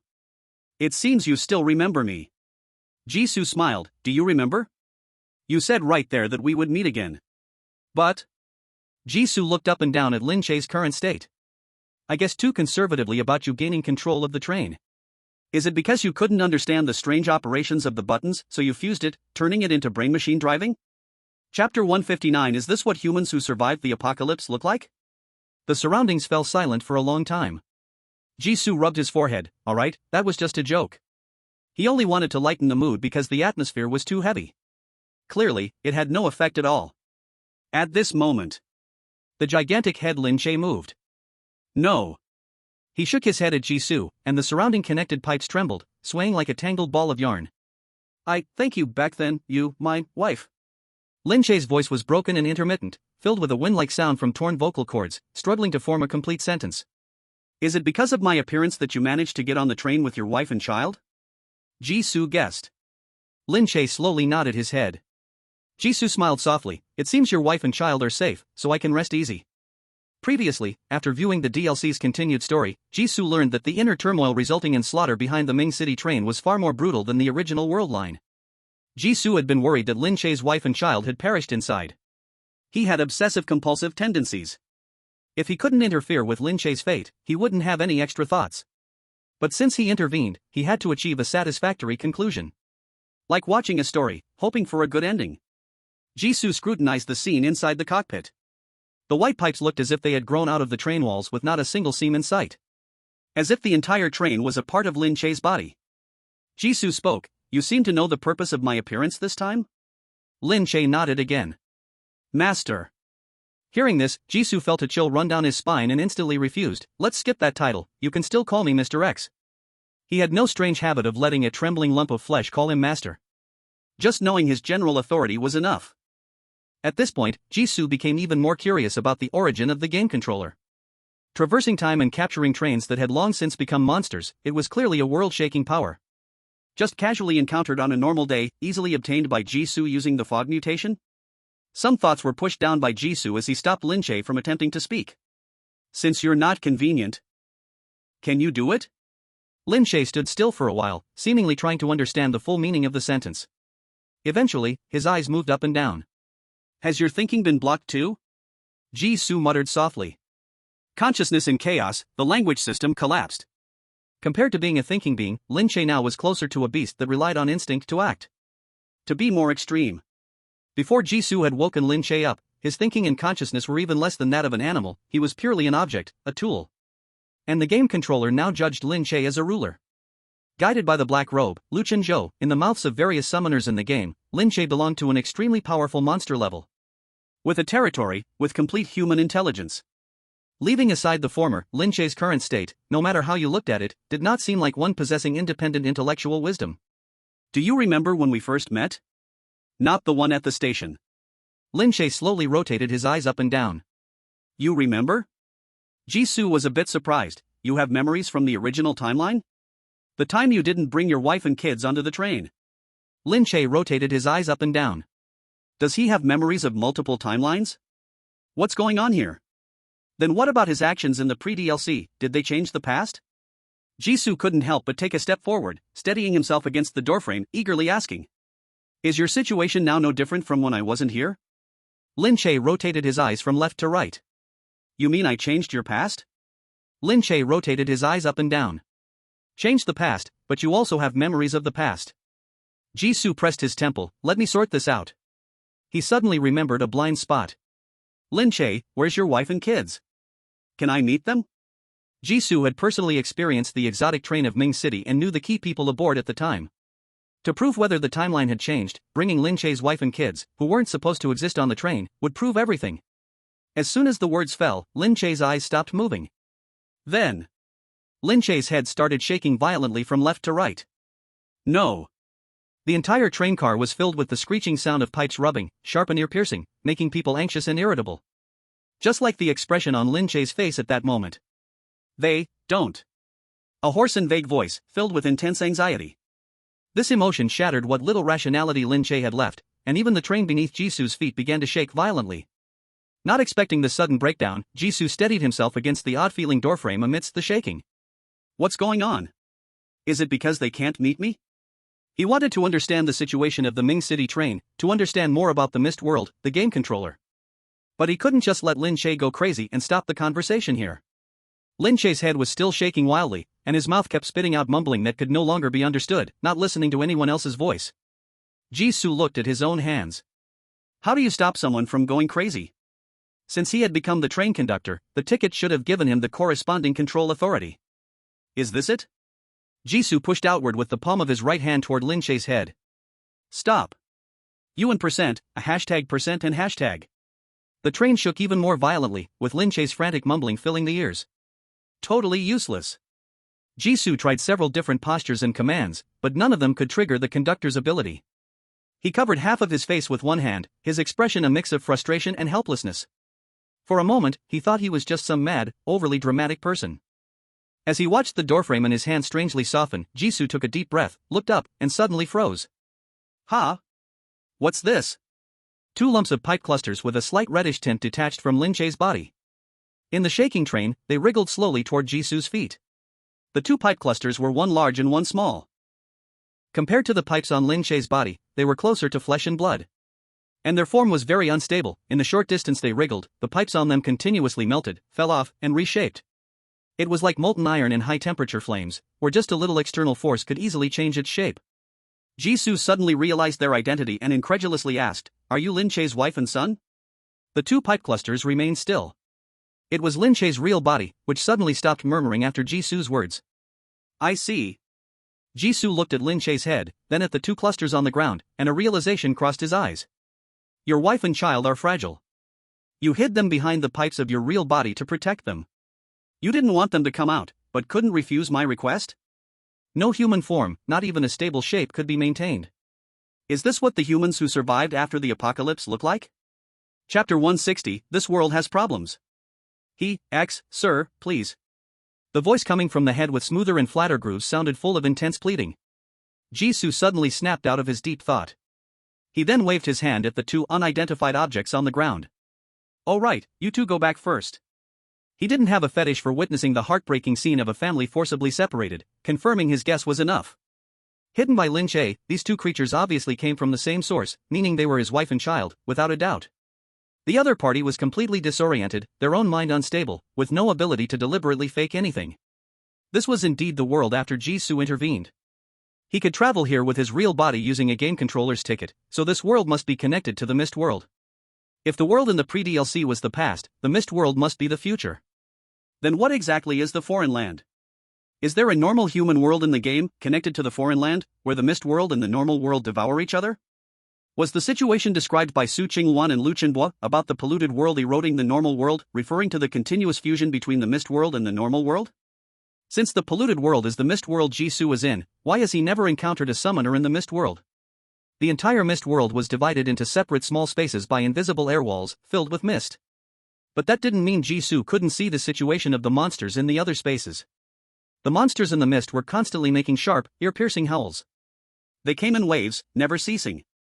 However, he had never once heard a normal human cry for help in it. The sounds of the monsters were always chaotic, and even if they occasionally mimicked human sounds, they never appeared steadily or for long. If you stayed long enough, you could easily tell the difference. Let's not talk about the game controller for now. The existence of this world is also full of mysteries. What does the person who caused this situation want? Jisoo furrowed his brow deeper and deeper. One thing was certain, the form of the Mist World was definitely not naturally formed. Even if no one personally fabricated it, there had to be some individual or group deliberately guiding it. If only Jisoo knew about the changes in the timeline before, the problem would lie with his game controller. However, even Lin Che understood the changes in the world, which meant the problem was with the entire world. Because of the forced separation of his wife and child, Lin Che's sanity was obviously greatly affected, and the shape of his head became even more inhuman. Jisoo knew clearly that the other party didn't have much time to remain rational. It was time to act swiftly. After the two pink pipe clusters merged into the dense pipes in the cockpit and calmed Lin Che down, he immediately asked the next question. Lin Che, how much do you know about the situation after the apocalypse? To avoid the other party not understanding, Jisoo added one more sentence. For example, what exact signs led to its outbreak? Which place suffered the worst disaster? Are there any strong names you remember? Season had a premonition that his future life would be intertwined with the other realm. It is always good to know more about the doomsday situation in the other realm's past. Even if it doesn't help with solving the tasks of the other realm, at least he could know which names were trouble and if there was a chance to recruit them. Lin Che's small black pupils had been chaotic for a long time. In the end, he turned his eyeballs left and right. Don't know a single one? You have no clue about the doomsday progress outside the train? Even after taking full control of the Ming City train, you still don't know the landscape of the outside world while the train travels across the globe? After confirming several times, Season ground his teeth.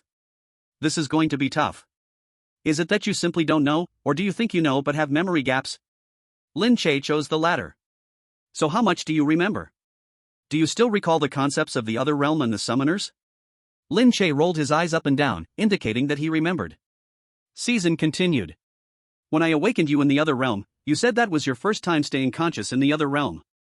In other words, even if you weren't conscious before, you could act on instinct, do some things, and retain memories? Is it that you can't do things, or that you haven't retained complete memories? Only fragmented bits? This time Lin Che responded affirmatively. All your memories after Doomsday come from fragmented information in the other realm? This time it was also an affirmative answer. I understand. Season could only sigh. It seemed impossible to get more information related to Doomsday from Lin Che. Next, I need you to answer a question. I need to understand my authority on the train. The Ming City train had already merged with Lin Che. Season was not particularly interested in the position of conductor provided by the ticket. Thus, this question was left for last, far less important than the history of the Mist World. Lin Che's gaze once again lingered for a long time, filled with emptiness and confusion. It seemed he couldn't understand why Season knew nothing about this matter. Then, he shook a section of the pipe near the door of the driver's cabin, which fell to the ground with a pop. The plaster-colored pipe crawled towards Season, and when it got close, it struggled to lift its head, revealing a honeycomb cross-section. Do you want me to touch it? Season guessed, looking at the strange pipe. He slowly squatted down and reached out his hand. The moment his fingers touched the pipe, a stream of information flooded into his mind.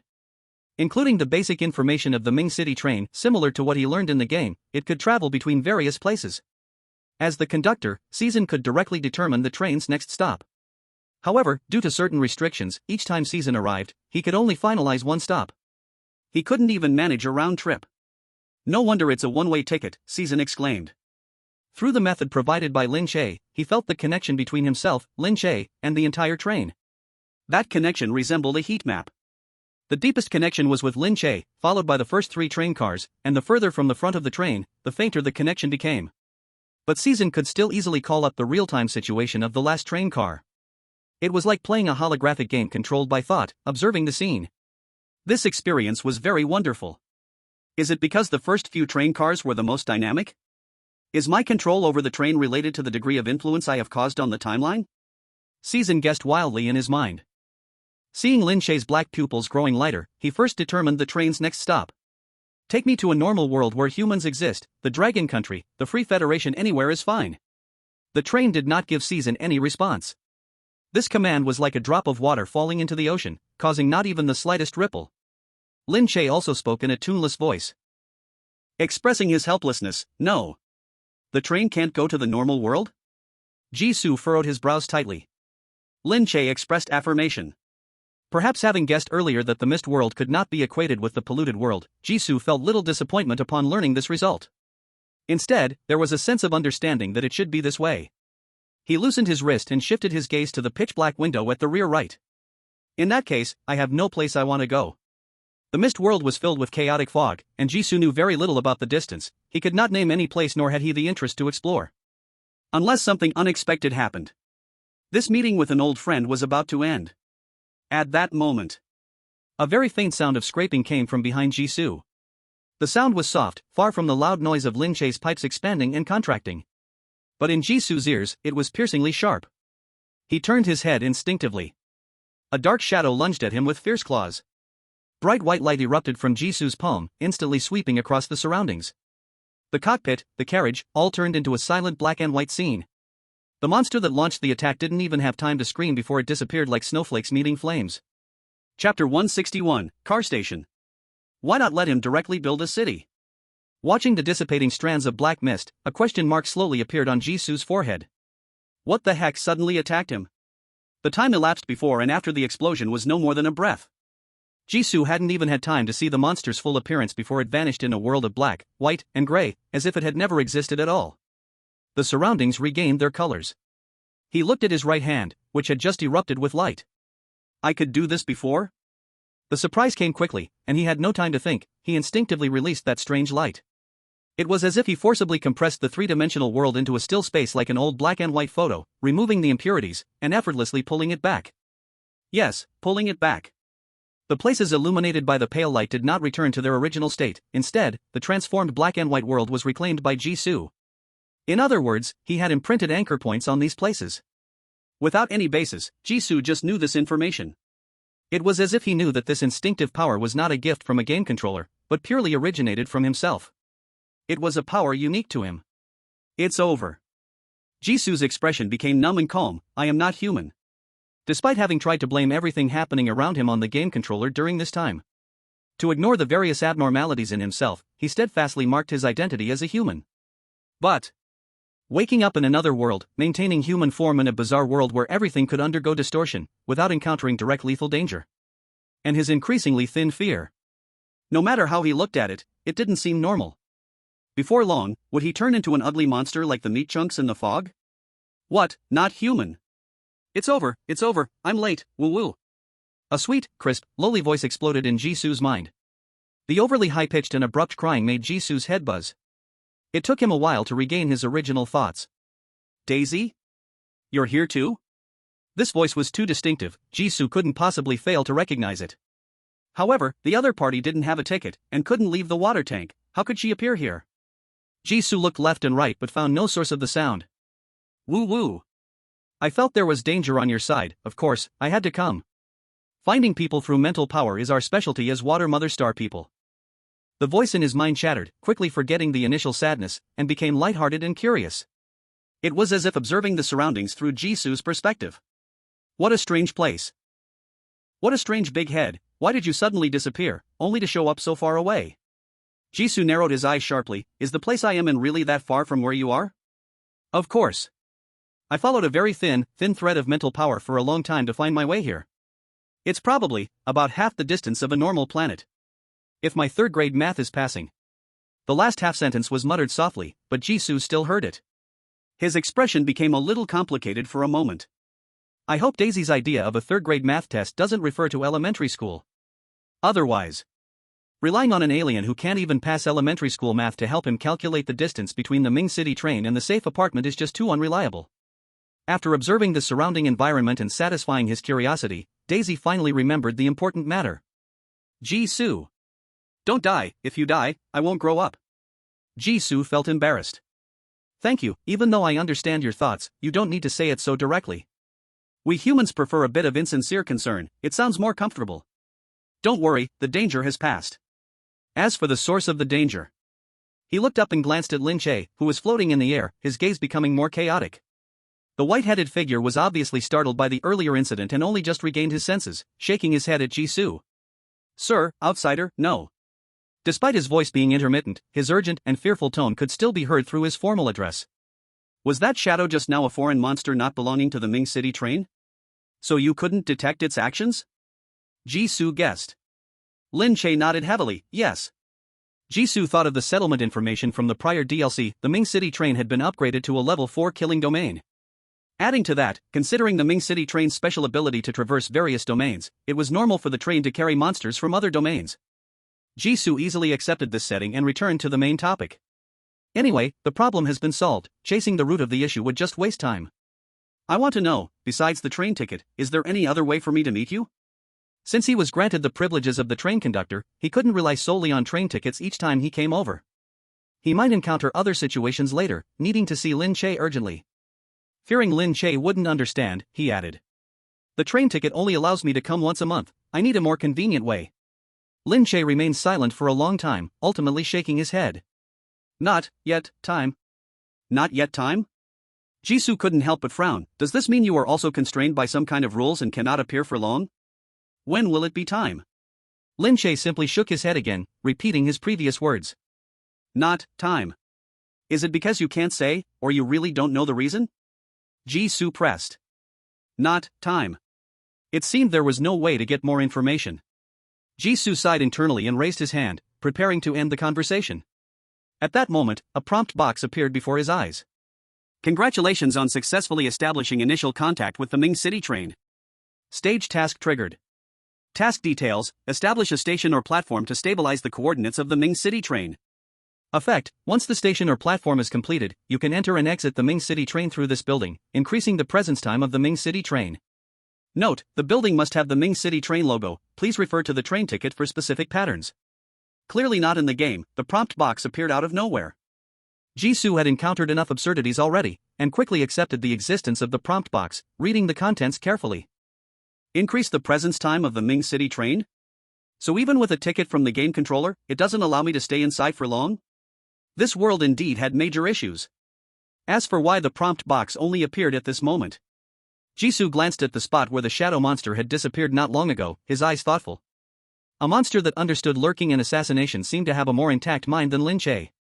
Handling monster issues by himself. Subtly changed Lin Che's attitude? Anyway, he received a new schedule again. Building a station in the misty world, why not let him directly build a city? Daisy. Jisoo called out. Ah? What is it? A crisp voice with sleepiness replied, what are you talking about? I don't understand. Such a plain sentence successfully amused Jisoo. Funny, I don't understand much either. Do you have a way to take me out? Lin Che's intervals of being awake were getting longer, he needed to leave. Daisy, of course. Isn't the ticket in your spiritual sea? Just think about it to come back. Jisoo moved his mind as the thought flowed. A pulling force separated him from the whole world, similar to how he felt when he used the ticket to come here. Goodbye. Jisoo waved his hand to Lin Che to say farewell. Next time, if you remember, can you tell me about that call from Ming City? For example, did it come from a certain constellation? Swish. The black pupils, which had completely disappeared, reappeared in Lin Che's eye sockets. He opened his mouth as if he wanted to say something, but the confusion in his eyes made him lose his words. I don't. This reaction was correct. Jisoo was satisfied and withdrew his gaze, waiting for the world in front of him to be swallowed by darkness. Chapter 162, Information Summary, Past, Foreign Lands, Future. During the departure, Jisoo deliberately kept his eyes open, concentrating on observing the whole process of the transmission. Unfortunately, the transmission was just a moment's event. When he came to his senses, he was already standing in the living room of the apartment, not seeing any signs of a special passage. The principles of metaphysical power are indeed hard to investigate. Jisoo couldn't help but sigh. The jellyfish in the tank floated to the surface. Yay, you're back. Thank you for reminding me halfway. Jisoo nodded at Daisy. Although he could find a way back if he explored a little longer. But it's always more convenient to omit unnecessary processes and get the answer directly. Through this test, he could also confirm Daisy's connection with the game controller. The other party could indeed obtain some hints from the game controller that Jisoo needed to actively inquire about. Moreover, she had no malicious intent towards Jisoo and didn't plan to lie to him with this information. The jellyfish, praised, covered its head with its tentacles. Wow! I got praised. She shook shyly, her voice drifting. No need to thank me, I am your spirit. I am the best assistant to humans. The chaos source in your hand has turned gray, did you get what you wanted this time? Jisoo looked at the colorless ticket in his hand, now resembling ashes, and nodded heavily. Of course, the harvest was great. The turning point in Lin Che's life began with a distress call he received late at night after the disaster broke out in Ming City. After the disaster in Ming City broke out, the whole city lost contact with the outside world. That distress call from his mother in Ming City was very strange. However, Having met Lin Che at the Fog City station, Jisoo knew too little of the clues. Even if he realized the problem with the call, he couldn't delve too much into it. It wasn't until he left the prequel DLC storyline with Gulian that Jisoo learned that the time when the constellation was active was earlier than the complete outbreak of the apocalypse. Then, the possibility that the call was the handiwork of a certain constellation kept increasing. Speculation is one thing, verification is another. Although Jisoo felt good about himself and enjoyed the thrill of testing the edges of the unknown danger. But he wasn't foolish enough to directly ask a constellation's plan with his main body. Playing around in the game was one thing. Since Lin Che was still alive, constellations must also exist in some corner of the Misty World. As a human with weak combat abilities, he couldn't afford to call out a constellation's true name and attract their attention. Moreover, judging from Lin Che's performance, he did not have most of the memories after the apocalypse. Not necessarily knowing much more than his past self at the Fog City station. From the very beginning, Jisoo's purpose was merely to point out his guess at the last moment before leaving, to elicit Lin Che's immediate reaction. Each constellation has its own way of doing things. As long as it can be confirmed that there is a constellation involved in Lin Che's incident, he will eventually figure out the identity of the other party. There are only 12 constellations in total, the process of elimination is enough. Shuttling through space. A flicker of thought crossed Jisoo's eyes. What does the person behind want to do with the Mingcheng train? Using it to bridge various other realms that do not interfere with each other? Su Qingwan once said that connections between major other realms are very rare. This could indeed be a reason why Lin Che was targeted. But at the same time, the information he received from the summons in the Brave Realm stated that the existence of constellations is not limited by other realms and can shuttle freely. They are a higher existence than the 6th level other realms with the highest pollution levels. The other realms' bosses they truly wish to influence and recruit are generally found in the 5th and 6th level other realms. From this perspective, Lin Che's original 3rd level other realm hadn't been taken seriously by the corresponding constellation at all. They may have simply foreseen Lin Che's future experiences, left a phone number, and pushed him along a bit. There was no specific plan at all. In any case, this is a step for me to connect with a strange constellation. It's always good to know more. Jisoo flipped out his notebook. Thanks to the surplus of blank pages left over from his student days. Having not received any additional information, he still has plenty to work with after more than 3 months of digging. He began recording the information obtained from the visit to the Mingcheng train. A doomsday disaster once occurred in the fog world, destroying the original civilization, turning humans into monsters, and causing the world to fall.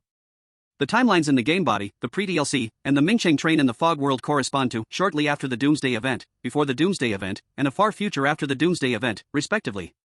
1. In the fog world, all beings on the Mingcheng train were no longer humanoid, and the rulers of the territory could not maintain their sanity. It is a world close to death, where intelligent life has vanished and silence reigns. 2. In the other realm shortly after the doomsday, everyone was influenced by the arrival of the doomsday, with physical abnormalities. Monsters were everywhere, but the human content was still much higher than in the fog world. The polluted beings could communicate and still show signs of their original human form. And there was a clear promotion mechanism. As long as one became a strange changeling, they could regain their original memories and human wisdom. The higher they go, the more human they can become. It was like the early stages of the doomsday outbreak when the world pattern was rewritten, various capable individuals rose, and new territories were established. 3. The pre-DLC before the doomsday. To be exact, it was the night before the imminent outbreak of the doomsday. Lin Che's train to Mingcheng had not yet reached its final stop. The day after Gulian's flight took off, the doomsday came. The towering civilization human beings had built over thousands of years collapsed in an instant. Stopping his pen at this point, Jisoo thought. If only I could arrive at the time point before the doomsday next time, even earlier would be better, knowing someone related to the doomsday would be ideal. Neither Lin Che nor Gulian had any access to the truth of doomsday in their living environment.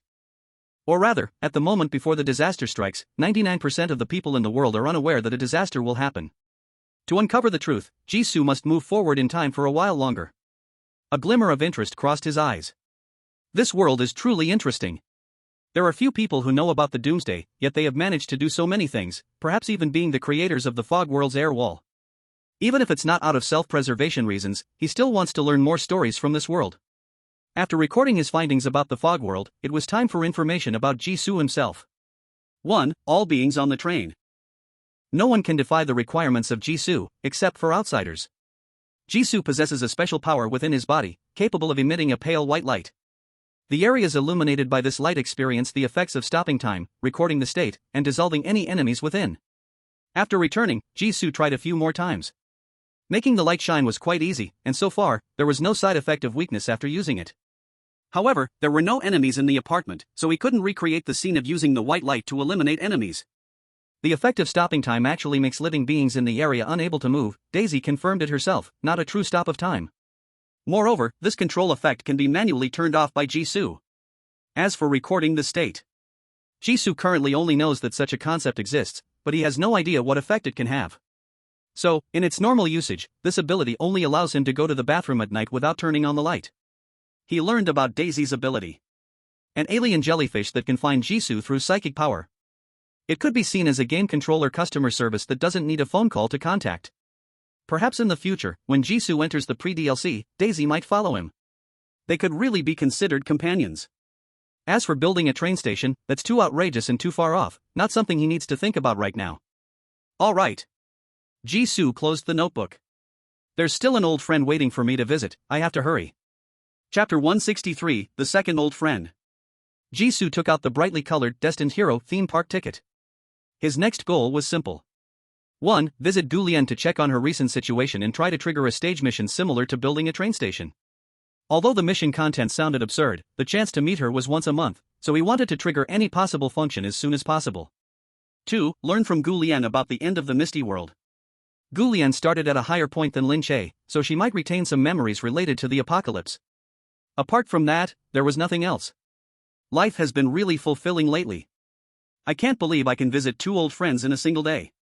Jisoo's mood was quite complicated. Before obtaining the game controller, his life consisted only of eating, sleeping, and occasionally taking care of the potatoes that escaped onto the balcony. Every day, his mind was occupied with what to eat, passing the day in a haze with no sense of purpose, only to lie back down again. During that time, he had plenty of time and could freely observe the strange weather outside the window. Every now and then, he would be forced to go out on an adventure to gather food. That period felt unbearably long to him, and he could only measure time with the clock in the apartment. But upon careful thought, no results were left behind. Unlike now. In just half a month, Jisoo was about to meet an old friend, entertain an alien jellyfish that fell from the sky, and play the newly bought game chapters. There was simply no time left. Daisy, do you want to come with me? Jisoo hesitated for a moment before inviting the jellyfish blowing bubbles in the water. Daisy, floating with the water currents, immediately turned her head with surprise in her voice. You want to take me out to play? Yes, yes. Her tone was exactly like a child who's been home too long, making Jisoo feel like he was already taking care of a kid, which made him chuckle a little. Kind of, yes. The place I'm going to is indeed a theme park. Of course, what it looked like was a different matter altogether. Anyway, you can find me through the contract, and rather than you coming over after something goes wrong, it's better if we go there together. Daisy had already become the time anchoring medium for the game controller. Though they still weren't sure what exactly a medium was used for. But anything connected to time clearly had to be tied to the pre-DLC. Now, both of them, one human and one jellyfish, were in the same boat, with no need for any avoidance. Really? Daisy cradled her head with her semi-transparent tentacles. Jisoo, you must be the best human. Then, her voice became very close. It was as if she had jumped straight into Jisoo's mind from a distance. The tone was filled with joy and excitement. I am ready. Woo. I am so moved that Jisoo actually let me voluntarily enter the sea of consciousness. Jisoo raised his eyebrows. Is it really necessary to be this excited? Didn't you come to find me on your own not long ago? His understanding of mental power was still very limited. But seeing Daisy move freely, even if he disagreed with her entering his mind, Daisy's actions would face no obstacles. It's different. Daisy argued earnestly. The senior fairy I knew before said that humans rely on our abilities but do not like our abilities. If you just jump into someone else's mind to talk, it's very easy to be eliminated by your human partner and fail the apprentice fairy exam. If I hadn't felt danger around you just now, I wouldn't have come. Woo. You're not angry like the senior said, you must be the kindest human. Should I say it's really like a jellyfish? Tears come flowing without warning. But Jisoo understood the main point. Jumping into someone else's mind to speak certainly can lead to misunderstandings, like worrying that you can read thoughts. Everyone has secrets that they do not want others to know, so naturally, they would be wary of related abilities. However, Jisoo had already seen Daisy's silly nature and did not think she had this ability at all. He had encountered many strange things and didn't lack just Daisy. It was just like getting a free personal assistant. Before leaving, Jisoo used the white light he had just learned to wrap around a notebook filled with various information. The black notebook lost its luster under the pale light, and soon after, it returned to its original state. Though he didn't know what use recording the status of various items with white light had, and there were no side effects, why not use it? After finishing everything, Jisoo happily withdrew his gaze. Okay, let's go. Familiar darkness and a momentary feeling of weightlessness. When he opened his eyes again, the chosen hero theme park ticket had disappeared from his hand. He found himself standing on a piece of land that was hard to accurately describe with words. Under his feet was some dark red, rough sandstone-like ground. Hard, cold, extending all the way to the hazy skyline in the distance. The air was dry, carrying a strange mix of rust, weathered stone powder, and a faint sweet metallic taste, which felt a bit rough going into his lungs. He looked around, and everywhere he could see was very spacious, without the black-gray mist of the Ming City train station platform. One could even say the visibility was very good. Daisy? He called out in his heart. I'm here, I'm here. A cheerful childlike voice rang out, as energetic as ever. What's up? Jisoo, how far are we from where we were originally? Stop treating fairies as navigation tools. Daisy protested angrily in his mind, then paused for a moment. This time the mental energy line is thicker, it's a bit closer than the last place we went, but still very far, I'm not sure. She actually calmed down so quickly and reported the result? Jisoo was slightly surprised in his heart. Could it be that the fairy profession in interstellar culture often double as navigation tools, so Daisy accepted it so quickly? I must say, this ability to separate spirit and body really is suitable for testing absolute distances. A bit closer. So that means this place is still a misty world? Jisoo looked to the left and right but still couldn't believe it. The misty world actually had large areas of land without surrounding fog? Or was there actually an illusion creating a boundary that hid the areas wrapped in mist? He personally preferred the latter possibility. Forget it, finding Gu Lian is the priority. Jisoo withdrew his gaze from the distant horizon and looked towards a not-too-far spot ahead. There stood a solitary door. Or rather, the remnants of a door that could still be vaguely recognized. It was a massive, arched architectural structure. The material was neither metal nor stone, but more like a weathered, pale giant bone that had suffered for countless years. The surface of the white bone was covered with honeycomb-like corrosive holes and deep scratches, as if repeatedly torn by giant claws. It resembled a grand entrance gate made for some uniquely themed amusement park. However, it truly was only a grand door. The surrounding walls that should connect to it were completely empty, leaving it standing alone on the crimson earth. Daisy also saw this scene through Jisoo's eyes. It's so empty here, there's nothing at all. Are you sure the person you're looking for is really here? Of course. Jisoo answered firmly, it's just about retracing the path we walked before. He walked toward the arched door built of bone. As he stepped through the white bone gate, the surrounding environment instantly changed, just like when he passed through the blue stone archway. A pitch-black castle, dark like a cocoon, unfolded in his vision. Chapter 164, The Fate of the Sovereign. The ground beneath his feet was damp, soft, and had a strange elasticity, made of some unknown substance. The dark red ground stretched forward, leading to the pitch-black castle that occupied all of Jisoo's sight. Though called a castle, it was merely his guess based on the silhouette of this building. It was composed of countless indescribable, wriggling and entangled black substances, curling into black giant pillars and tumor-like structures. In literary terms, it could perhaps be called a mother nest. Though Jisoo had never seen an insectoid mother nest, the very moment he laid eyes on this building, he instinctively felt.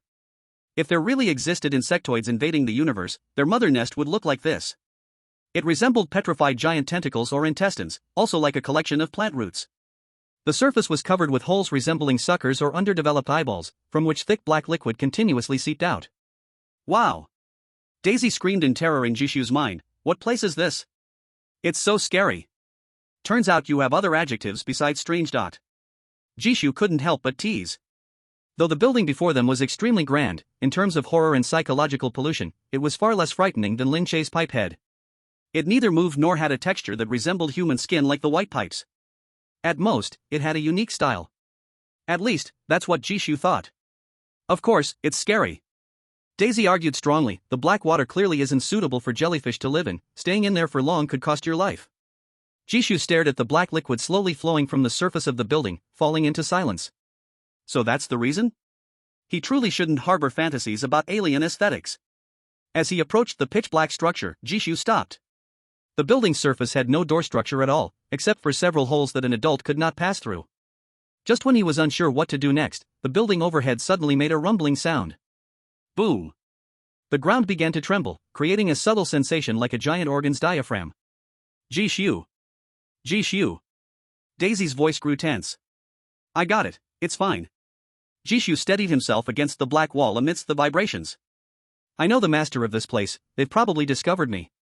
The holes from which the black liquid flowed began to expel grey mist.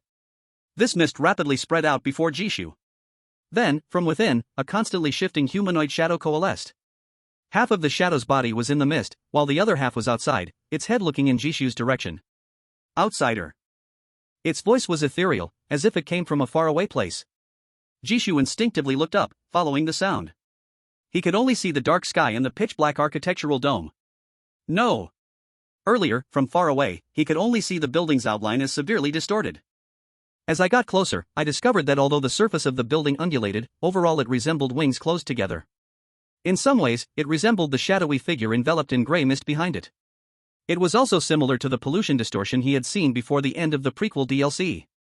Jisoo narrowed his eyes, comparing several times, and then softly spoke. Gulian? The grey mist that was about to grasp his throat froze in place. Jisoo ignored this small interruption and looked up at the giant black building. This is your true form, right? Actually, before I came here, I had guessed that the brave new world is so vast that I might first need to find your underlings before I could see you. Yet, Gulian's form was actually larger than Lin Che, which connected the entire train. He got lucky and encountered her as soon as he entered. The shadow in the grey mist paused for a long time, as if an old film had been pressed to pause. You? 2 orange flames lit up in the shadow's eyes. You are, no. No, the aura, the appearance, the power. The shadow held its head in both hands, the flames in its eyes flickering, as if they could be blown out by a light breeze at any moment. Jisoo looked down at himself in confusion. Aura, appearance, power? Based on his experience of waking Lin Che, when he called out Gulian's name, wouldn't she be able to regain some moment of clarity? Aura was hard to say. His current appearance was actually the same as in the prequel DLC, so there was no reason for Gulian not to recognize him. It was the power that had a problem, causing her to instinctively resist. My power now is indeed different from when I first met you. Do you remember that emergency landing flight before the apocalypse? Jisoo's voice was quiet, almost soothing, successfully calming the shadow's pained expression, making it stop trembling. The shadow slowly lowered its hands, meeting his gaze. After a long while, a voice that Jisoo was more familiar with, from Gulian in the prequel DLC, rang out from the air. Mr. X. Congratulations, you have successfully established preliminary contact with the Destined Hero theme park. Phase task triggered. Task details: find enough land for the park to settle, stabilize the park's coordinates. Effect: after land evaluation is approved, the park will be built at the designated location, increasing its existence time. Note: the building must bear the Destined Hero theme park logo, please check the ticket for the specific design. It seems you remember everything completely. Jisoo chuckled lightly. Whether it was psychological effect or not, he felt the shadow before him seemed a bit more humane than before. The shadow nodded slightly. 2 kinds, appearances, the same. Mr. Jisoo spread his hands. It seems I don't need to ask you if you have any memories related to the other world. Since she could remember 2 appearances, Gulian must know what he looked like as a traveler, essentially from the previous timeline. The problem indeed lay with this world. Ignoring the myriad of questions swirling in his mind like a jellyfish, Jisoo admired the scenery around him. I originally had many questions to ask you, including what happened to you after we separated. Although he had gotten a simple understanding of Gulian's experiences through the text on the settlement page, a summarized version could never match the detail of her own narration. He wanted to know how Gulian had gotten along with the original captain of the aircraft and the widow, Liang, who once saved her. However, seeing Gulian now turned to stone as a pitch-black castle, only able to convey messages through grey mist. And the moment she confirmed his identity, she offered trust again, giving him the phase task related to the park. These questions didn't seem so necessary anymore. The pollution that brought about the apocalypse was merciless enough, unwilling to be more lenient just because Gulian was stronger than most people. The fate of the ruler was destined to merge with the territory they ruled. Jisoo suddenly laughed. I want to ask, do you need my help now? The shadow shook its head, no. Then, she turned to look behind her. From the moment he recognized Jisoo's identity, the grey mist around him began to swirl endlessly. Until now, the remnant shadow took out 2 items from the grey fog and handed them to him through the mist. This is... Jisoo stared blankly at the black Gatling gun, which was completely out of place with the surrounding scene. Mother's hand thread, clothing on the traveler, 22222, blue. A special Gatling gun powered by imagination materialization. As long as you firmly believe you still have bullets, it truly has them. Chapter 165 Traveler, Birth.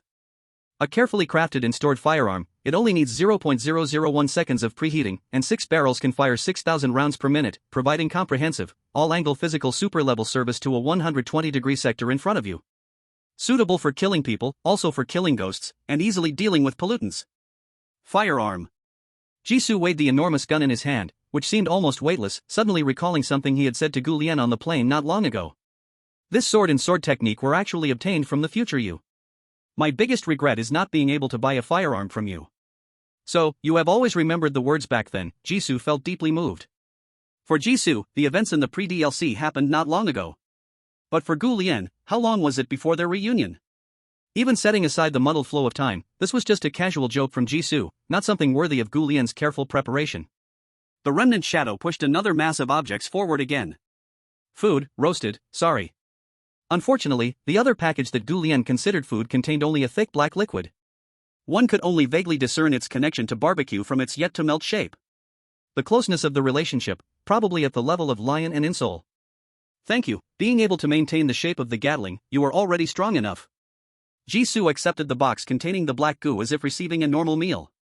Having lived in the misty world for over 3 months, he understood very well how difficult it was to keep an object in its original form. This gift could certainly be considered a pleasant surprise. Clearly I was the one who asked you if you needed help, yet in the end, it's still you who gave me something. Jisoo said helplessly. And it was something he absolutely could not refuse, a firearm for the Mist World. Whether in the game or the Misty World, he had gained too much from Gu Lian. Weapons, information about constellations. Adding them up, the help he provided was far less than the gifts received from her.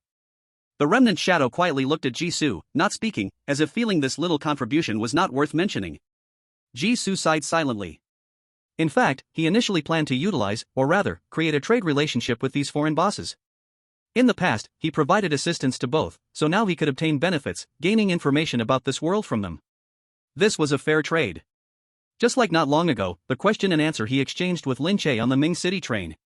However, after receiving an extra gift from Gu Lian, the balance of the trade was no longer equal. Jisoo's mood was very complicated.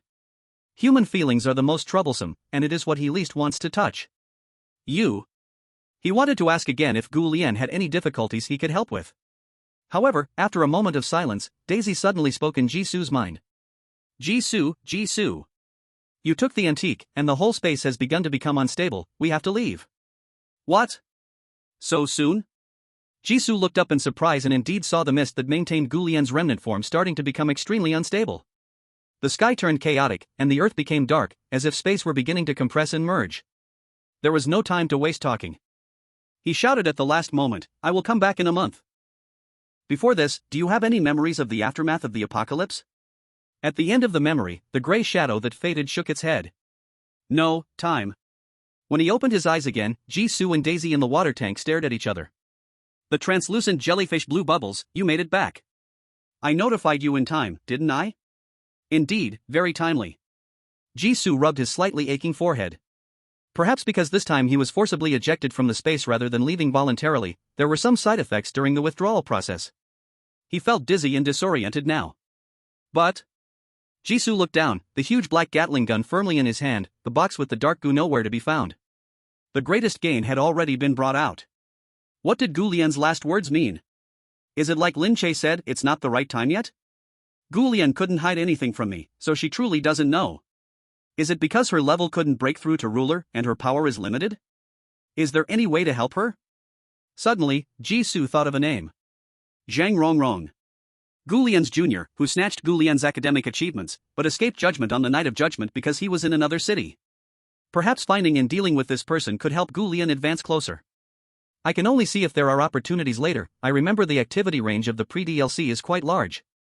As long as he could ask for the address of the research institute where Gu Lian worked, he would have a chance to sneak over later and deal with the other party. Maybe he would even have a chance to meet his past self and Gu Lian. But would this cause a time paradox? Is time truly so simple to change and play with? Jisoo suppressed the hidden concerns and worries in his heart. Let's walk and see together. He always felt like he had overlooked something, but after recalling repeatedly, he couldn't find any clues. To know the truth, he needed to delve deeper into the game world provided by the game controller. The good news was that he had plenty of time. The Gatling gun with unlimited ammunition that could harm all living beings needed to be stored properly. After putting it away and recording some clues obtained from Gu Lian in his notebook, Jisoo sat down on the sofa again. Daisy's lively voice rang in his mind. Jisoo, it's dark outside, aren't you going to sleep? Since saying his name, this little jellyfish had been saying Jisoo's name more and more fluently, even developing a tendency to make it a catchphrase. Just like a child who has just learned rare foreign language words. Jisoo was making the last preparations before starting the new game, casually responding. Just because it's dark doesn't mean it's night. Theoretically, it should be 8 o'clock in the morning now. Although he had stayed up all night, he felt no drowsiness, so he decided to take a look at the tasks in the new chapter Traveler. And besides, don't you have anything else to do? There's nothing in the water tank, so I can only come over here to play. The unchanging living room environment was certainly not as interesting as what Jisoo saw from his perspective. Daisy tried to cover up her guilt for wandering around carelessly. I'm an elf, the best helper for humans, specially here to help. Jisoo smiled, wanting to ask the little jellyfish how she could help, but after pressing the game start button, his words froze in his mouth. Welcome back to Traveler. Detected that mental power has reached the limit value, please select Game Experience Mode. 1. Normal Mode. 2. Complete Mode, New. Jisoo last entered the game half a day ago, so naturally his mental power wouldn't suddenly increase in such a short time. This hint clearly indicated that the jellyfish, which had the talent for mental power and somehow signed a contract with Jisoo, had become part of Jisoo's abilities. The words he wanted to say took an unexpected turn. Daisy. What's up? You're right, you can really be a great help. After praising her, Jisoo unhesitatingly chose option 2. Then everything went dark, and a line of text appeared in his mind. New chapter, Birth. Birth? Season suddenly thought of the previous chapter name suffix from the Traveler. Traveler, Prologue. Traveler, before birth. Traveler, birth. What exactly is the chapter name talking about the birth of? Chapter 166, The Anger of the Free Federation People. The tip of his nose is filled with the fresh scent of grass and trees. Season stared blankly at the flower bed beside him and the wide asphalt road ahead where cars were passing by. 2 pedestrians walked past him, heatedly discussing their lunch plans, without pausing for even a moment at this foreign tourist. This is? Season incredulously touched the clothes on his body. The real texture of the fabric, the real sense of smell, the real sense of hearing, an immersive environment. Everything felt so familiar yet so strange. Had he crossed into the game? A thought floated up, and a prompt box popped up in front of his eyes. Do you want to exit the game? No. Season immediately used his mind to reject the system's proposal, and the prompt box disappeared. The chattering voice of Daisy came to his ears. Wow, what a normal game. So your planet has normal places. Season, where shall we go next? Don't rush, let me think. Season moved his arms and legs while getting familiar with the various game controls.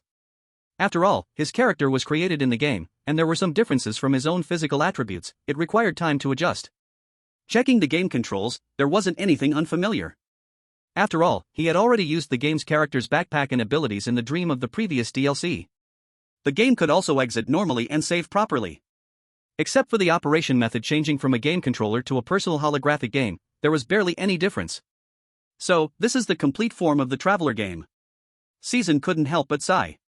He had suspected before that the game controller obviously had the ability to pull him into the previous DLC for personal action, so why could the main game only be operated by a controller? Turns out the conditions weren't met. A holographic experience game means more convenient and free communication and lower difficulty in combat movements. Actions like bending down to dodge an attack, which normally required sweaty hands on a controller, finally had simpler triggering methods. He no longer needed to stare dumbly at a few buttons on the controller. Season, what is the complete form? Wasn't the game we played before like this? Such things are not clear in 1 or 2 sentences. Season thought for a moment. The mainstream game in my understanding is to hold the antiques you mentioned, operating the little person jumping on the electronic screen on the wall. Oh, what a backward planet, only able to play puzzle games for 3-year-olds. Season. He actually heard a hint of pity in Daisy's voice. Aren't you supposed to say you're a jellyfish person? How do you know about humans? I heard from the spirits of the ocean that humans have many games, so I know. So, you haven't played games either?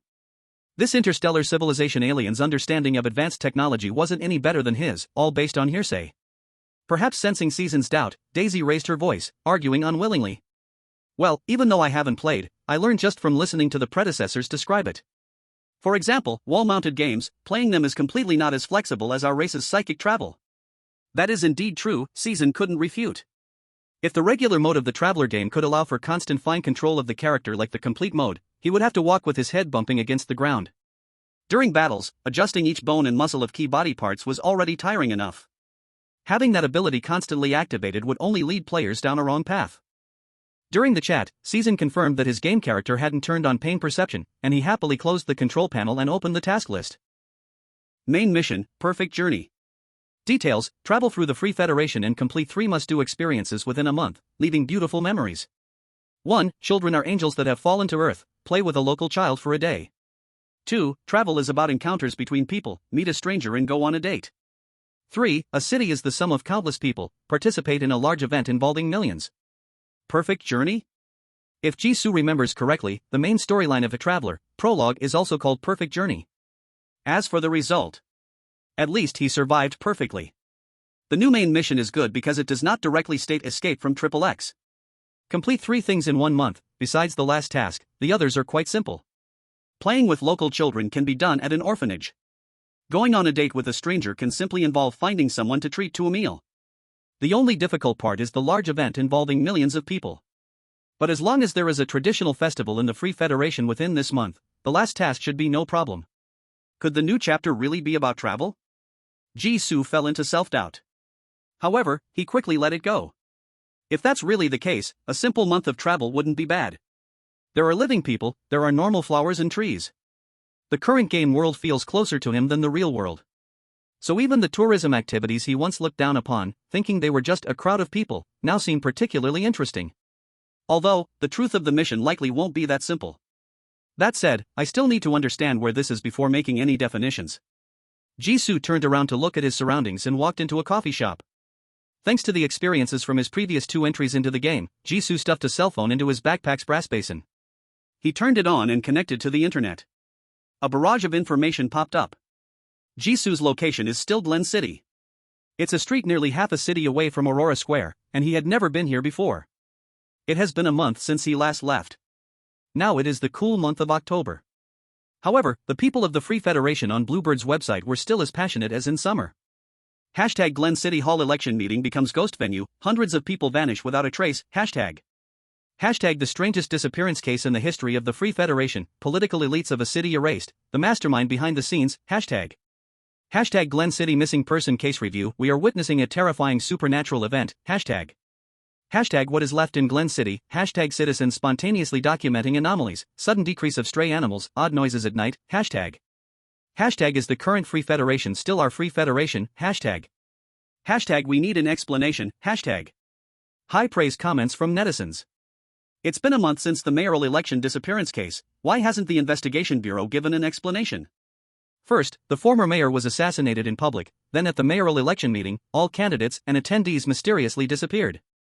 The people behind this are not targeting Glen City but waging war against the entire Free Federation, while what is our government doing? Chapter 167, The Elusive Situation of the Free Federation. First the politicians were attacked, now ordinary visitors have evaporated. Who will be next? Is it us waiting in line at the supermarket or watching a game at the stadium? Anger, anger. In Glen City, if you have nowhere to report a crime, you can sign up to run for mayor. It's the fastest missing person report channel in the city, with a 100% success rate. Hundreds of people disappeared simultaneously, with a time span of no more than 5 minutes. It requires extremely strong control, and must have used rare anesthetic. In my view, the true culprit must be. You are all missing the point. The important thing is not who has vanished, but what they do not want the rest to know, deep thought. My uncle was right there. 2 minutes before he went missing, he sent me his last message, check my Bluebird account for the full version. We understand the public's concerns. A related investigation is underway at the federal level. Glen City municipal services are operating normally, and we urge citizens not to believe or spread rumors. This country is beyond saving, hands praying. God, how do we move forward, crying heavily? The various comments are dazzling to the eyes. Jisoo simply summarizes the general events. Former Glen City Mayor Sean Miller was assassinated in front of the cameras, and the federal government wants to quickly suppress the negative impact of this incident. While suppressing public opinion online, they are hastening the election of the new mayor in reality. This is also the main storyline task in Jisoo's previous chapter of the game, witnessing the results of the Glen City mayoral election on site.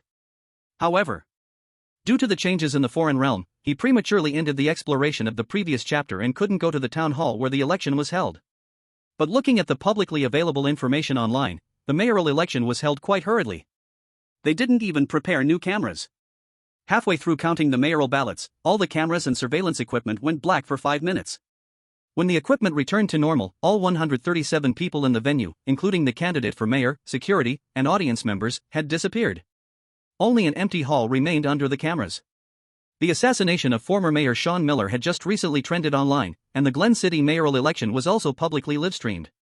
The incident of 137 living people disappearing from the town hall immediately caused a huge uproar online. If the former mayor's death was met with indifference from the public due to his politician status, treated almost like a joke, the Free Federation easily covered it up with celebrity gossip news. The number of people involved in the mayoral election disappearance case and their identities can no longer be brushed aside as small matters that other conflicts can overshadow. It is a complete and utter terror attack. The public is vehemently accusing the Free Federation government of inaction, and anger is escalating. During this period, the official responses remain evasive and non-committal. In this month, the mayoral election disappearance case has seen many additional twists and turns. Like a large tree falling, it crushes many small saplings and weeds beneath. The resulting chain reaction has kept this topic trending high. The netizens' comments have moved past the peak of anger, but the remaining comments are still filled with deep sorrow.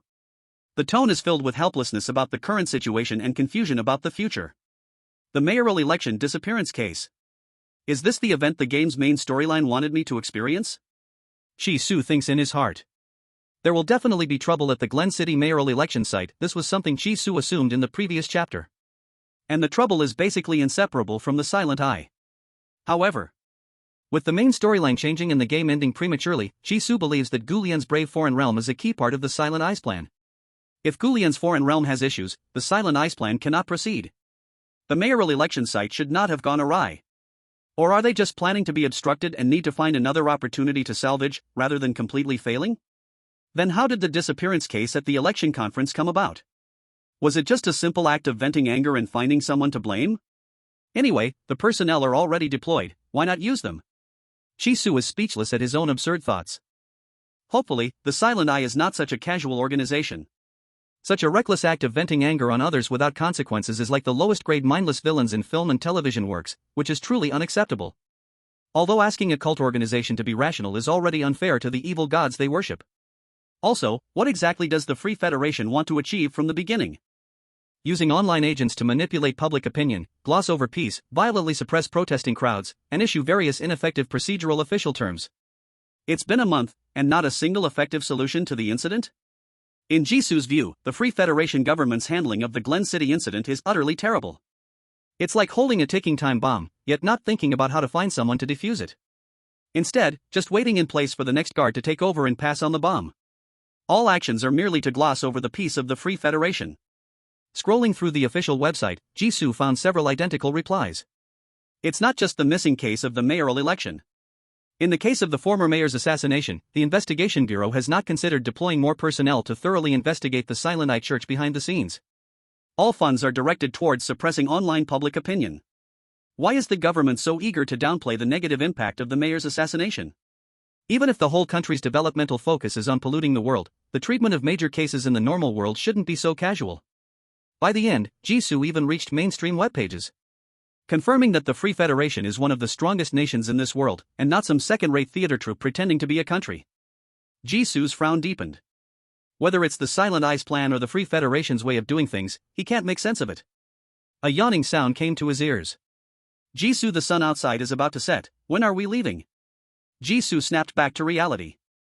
He indeed saw the sky outside the street tinged with orange. He turned off his phone. It's fine, we can leave now. Really?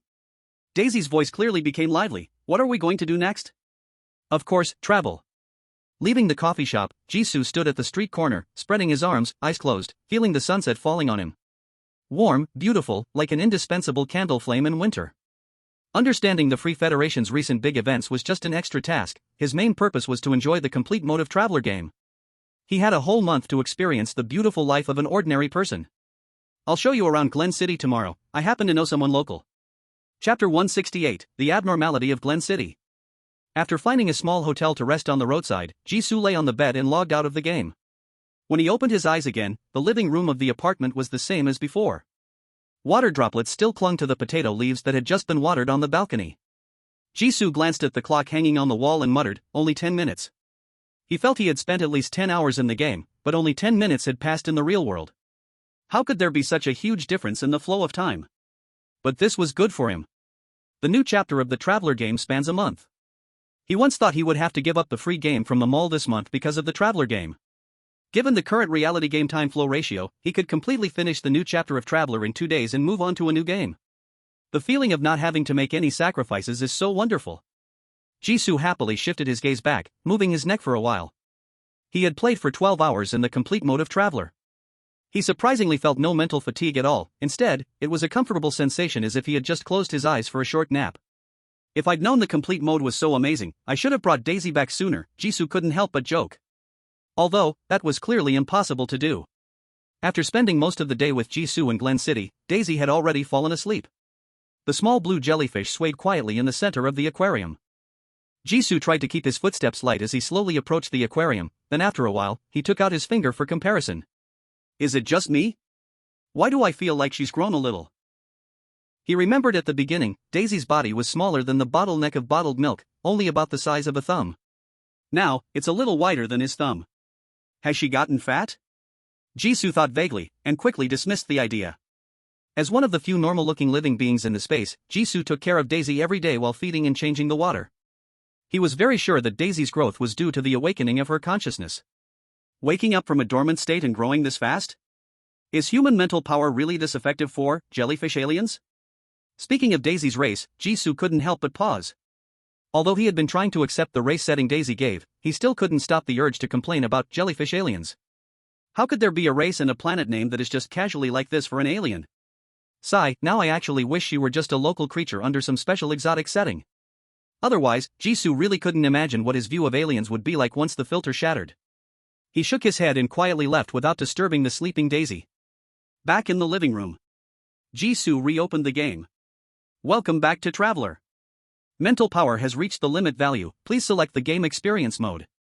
1. Normal mode. 2. Full mode. Even though Daisy was already asleep, Jisoo could still activate full mode due to their connection.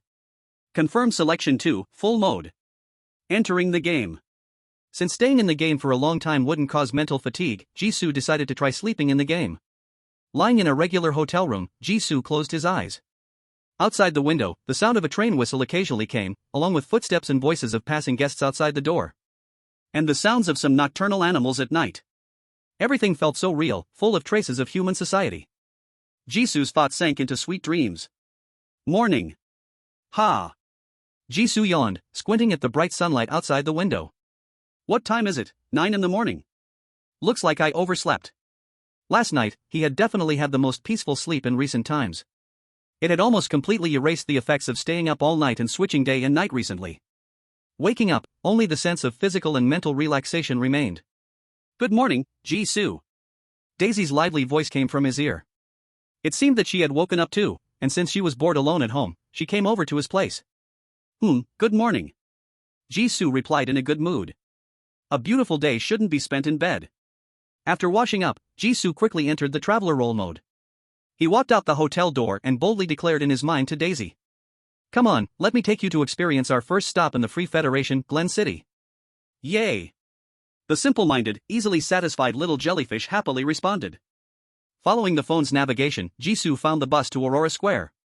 That was the area he knew best in the whole of Glen City, so it was the best choice to start the tour there. The destination was quite far from the starting point. Because Daisy kept asking him, what's that, and what's this, about the shops along the street. Jisoo didn't find the journey boring at all. The bus stopped and started again. Some people got on, while others got off. Even though Jisoo wasn't paying much attention to the passers-by, he could clearly tell that something was off about the city. Jisoo? Jisoo? Jisoo snapped back to reality and replied in his mind, what's wrong? I wanted to ask, what was that yellow animal as tall as a house just now? You didn't reply. Daisy's voice sounded disappointed. That was a large balloon, not a living animal. It's a mascot placed in front of amusement parks to attract visitors. Oh, not animals, the animals in the game are so small, not even as big as the clouds in reality. Thank you, but I actually don't want to call that thing an animal. Were you just daydreaming? It shouldn't count as that. Jisoo's gaze suddenly swept around, then fell back on the scenery outside the window. Did you notice the looks from the passengers in the car? They've been staring at us. Is there? Daisy was startled. Jisoo quietly thought Even though their scrutiny was very subtle, everyone pretended to read books or chat on their phones.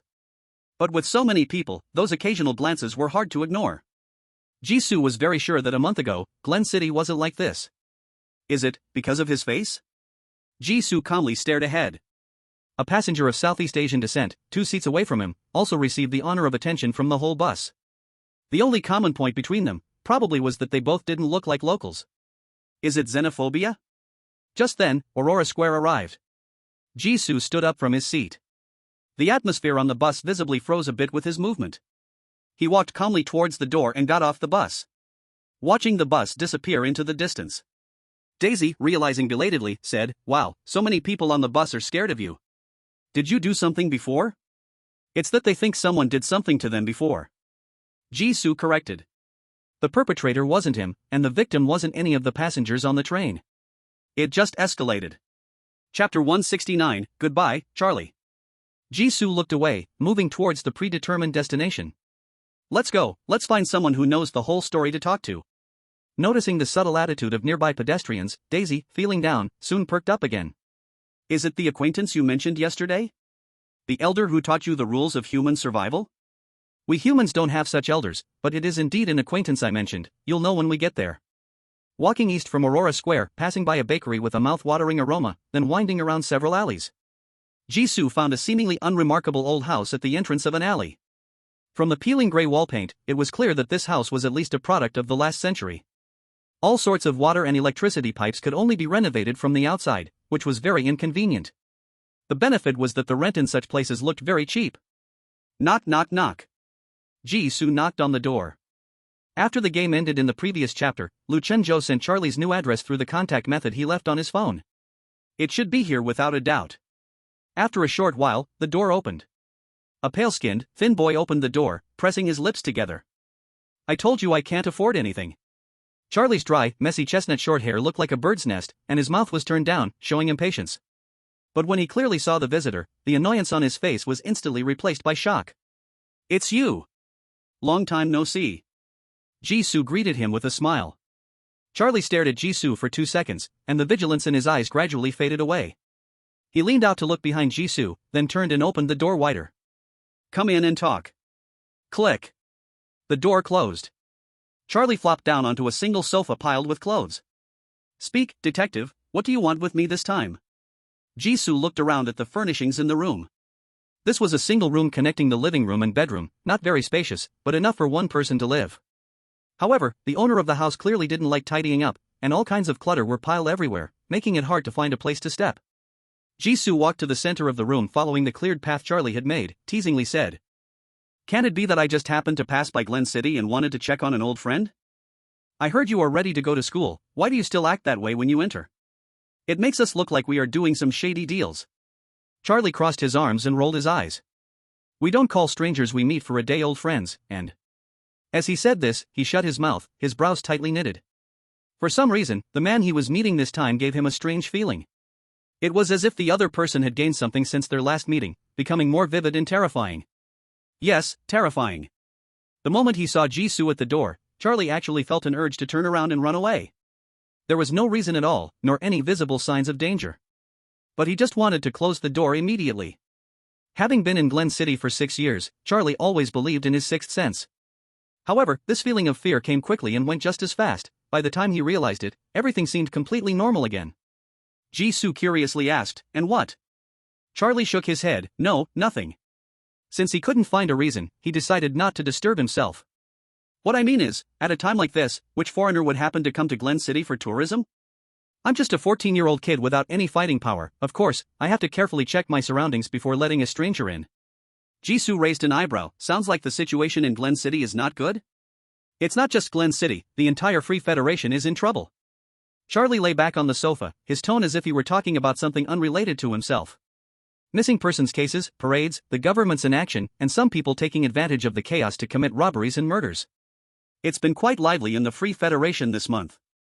And since that major case causing hundreds of disappearances happened in our city, everyone here is on edge, extremely cautious about unfamiliar faces. They always feel that a stranger is the mastermind behind the missing persons case and could strike at any moment. Listening patiently, Jisoo nodded in agreement. Indeed, many people on the road showed me signs of suspicion and vigilance. The conclusion was not far from his guess. Because of this, the tourism industry in Glen City has been severely affected. The newly appointed mayor is busy every day. But this has nothing to do with me. Disasters fall equally on everyone, and the biggest losses will only be on those with the most wealth, Charlie said nonchalantly. Then, he pushed a folding stool to Jisoo, who was standing in the middle of the room deep in thought. What, the danger-seeking mysterious detective, are you interested in the major case sweeping through the Free Federation? Kind of. Jisoo took the stool, opened it, and sat down on the spot. Although I'm really here for tourism, I've already made some connections with it. After that, I will definitely encounter it, so it's not a bad thing to learn some information. Made some connections already?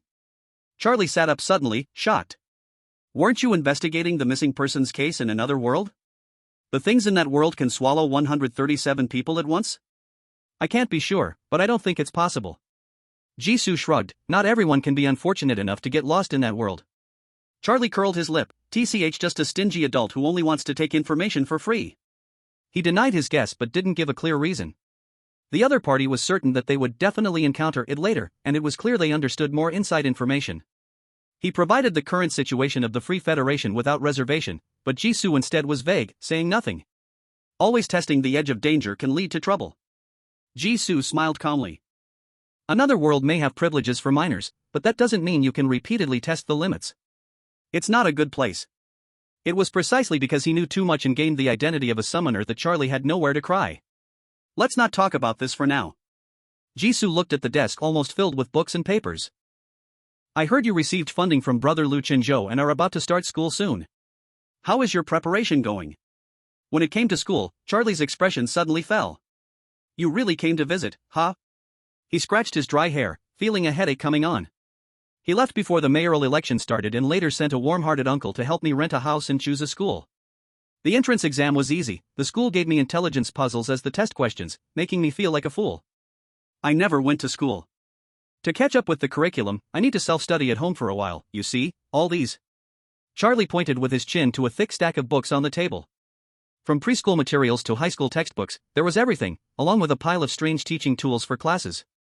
That uncle named Wu Yu was really too warm-hearted. He bought me a lot of stuff, astronomy, chemistry experiment equipment. A lot of them are elective interest courses in materials that I won't use until later. I really didn't need to buy them. At this rate, who knows when I can pay him back? His tone was full of complaints, but Jisoo could hear the joy and affection hidden within. The others assigned by Lu Chenzhou. They should also be people from the Dragon Kingdom. Maybe I could get to know them. Just as Jisoo was thinking this, Charlie continued. Unfortunately, you came at the wrong time. The uncle just left a few days ago. Like you guys, he is also a busy person who likes to take time to do good deeds. Chapter 170, Apocalypse Anxiety. What a pity, Jisoo sighed. Indeed, people from the Dragon Kingdom, after all, can't stay in another country forever. Especially during a time of turmoil in the Free Federation. Suddenly, Charlie's eyes brightened. If you want to know about the city, I happen to have half a month before I start school. How about I be your guide and take you around nearby? Jisoo ruthlessly poked through his little plan. You want to escape from that pile of studies on the table while you're at it. Hey, I've learned most of the content already, missing a day is no big deal. Charlie's eyes darted around, revealing his guilty conscience. He couldn't just say he was used to a free and easy life. Just the thought of being locked in school in half a month, feeling constricted everywhere, made it hard to study, right? Also, my ink pen is almost out. It's perfect to go out and buy some new ones. Since Charlie said so, Jisoo certainly had no problem. He happened to need a local to guide him and reduce the chances of drawing unwanted attention on the streets. Before stepping out again, Jisoo put on a hat and mask. He initially worried this disguise would attract more attention, but unexpectedly, the effect was surprisingly good. There was no one standing out, nor any foreign face that attracted immediate notice. Passers-by just buried their heads in their own business with headphones on. Strangers maintained a safe distance, and there were almost no smiles on their faces. Everyone seemed like isolated islands. Clearly a bustling street filled with people, yet there was no lively atmosphere at all. Up ahead is the shopping mall. There should be more people, so you stay on my left side and try to avoid other people. I'm still quite confident in my disguise. There's no need to be too nervous, Jisoo advised. He intentionally used the ability of disguise doodle, making it hard to spot any clues to his identity just by looking at his eyes. By the way, I forgot to ask, Why does the public unanimously believe the culprit of the large disappearance case at the mayoral election scene is a foreigner? Charlie walked ahead and casually replied. Prejudice, rumors, ordinary people need a sufficiently concrete presence to vent their fears. Any reason will do. If rumors had logic, they wouldn't be rumors. As they turned a street corner, Charlie pointed to the modern mall in front of them and said, "All right, we've arrived." Pedestrians wrapped in coats were leaving with bag after bag of goods. The bags were mostly filled with daily necessities and food, but the quantity was clearly bought for a family of many. This was not an isolated case. With just a glance, Jisoo saw at least 4 such people. They were carrying so much that it was hard not to notice. What is this? Jisoo stared at the long line of people crowded at the mall entrance, a bit stunned. Are many people moving recently? He thought what Charlie mentioned about being prepared referred to the usual crowd flow in large malls. Now it looked more like a market for groceries. It's apocalypse anxiety, Charlie explained. The mayor's election disappearance case has made no progress. The 137 missing people have not been found, leading to various speculations among the public. Some believe it is the work of a large crime organization with vast connections. Others think it is a mysterious phenomenon that cannot be explained by current science, a sign that the end is near. Although the authorities have controlled online information and deleted most posts about the apocalypse, the number of people believing the latter is still overwhelmingly greater than the former. The apocalypse, divine punishment, the power written in the Bible, is much more popular than the scientific principle of abduction that hasn't found any clues until now. Under the influence of apocalyptic views, overly anxious people show symptoms like those in front of us. Constantly fearing unknown disasters, hoarding food, building shelters in their yards, and so on. Charlie spoke in a mature tone not typical for his age. Even though he had been busy this month with entrance exams and related matters, he hadn't lost his touch. He could identify most people they passed by and knew their situations. Recently, the number of such people has increased, leading to the rush for supplies you see. I see, Jisoo suddenly understood. Soon, this sentiment turned into a subtle sigh. The more baseless the view, the easier it is to gain mass approval. This phenomenon really is. It's hard to tell whether to blame the general theological beliefs among the people of the Free Federation or to lament the blind conformity of the crowd. But most of the pedestrians I met on the way were obviously vigilant about foreigners, Jisoo countered. Believing in the apocalypse doesn't prevent them from thinking that foreigners are part of the apocalypse as well. They might just all believe it without conflict. That makes sense. In any case, the ultimate goal was to avoid potential dangers around them. Jisoo silently applauded in his heart. Entering the mall, Charlie went to find the study supplies he needed, leaving Jisoo to wander around nearby. Prepare for the worst. The Wise Survive ARC project safeguards your future with family. The salesman's voice carried far through the loudspeaker, making it hard for Jisoo not to notice. He followed the sound and found the salesman already surrounded by people. Compared to other areas of the mall, this section had a noticeably larger crowd. The items sold inside were all packaged large-capacity food and daily necessities. A newly hung sign on the ceiling boldly read "Emergency Area for the Apocalypse." A shopping frenzy caused by rumors can actually open a separate section? Jisoo was astonished. Has the impact of the large-scale disappearance case from a month ago on ordinary people been too great?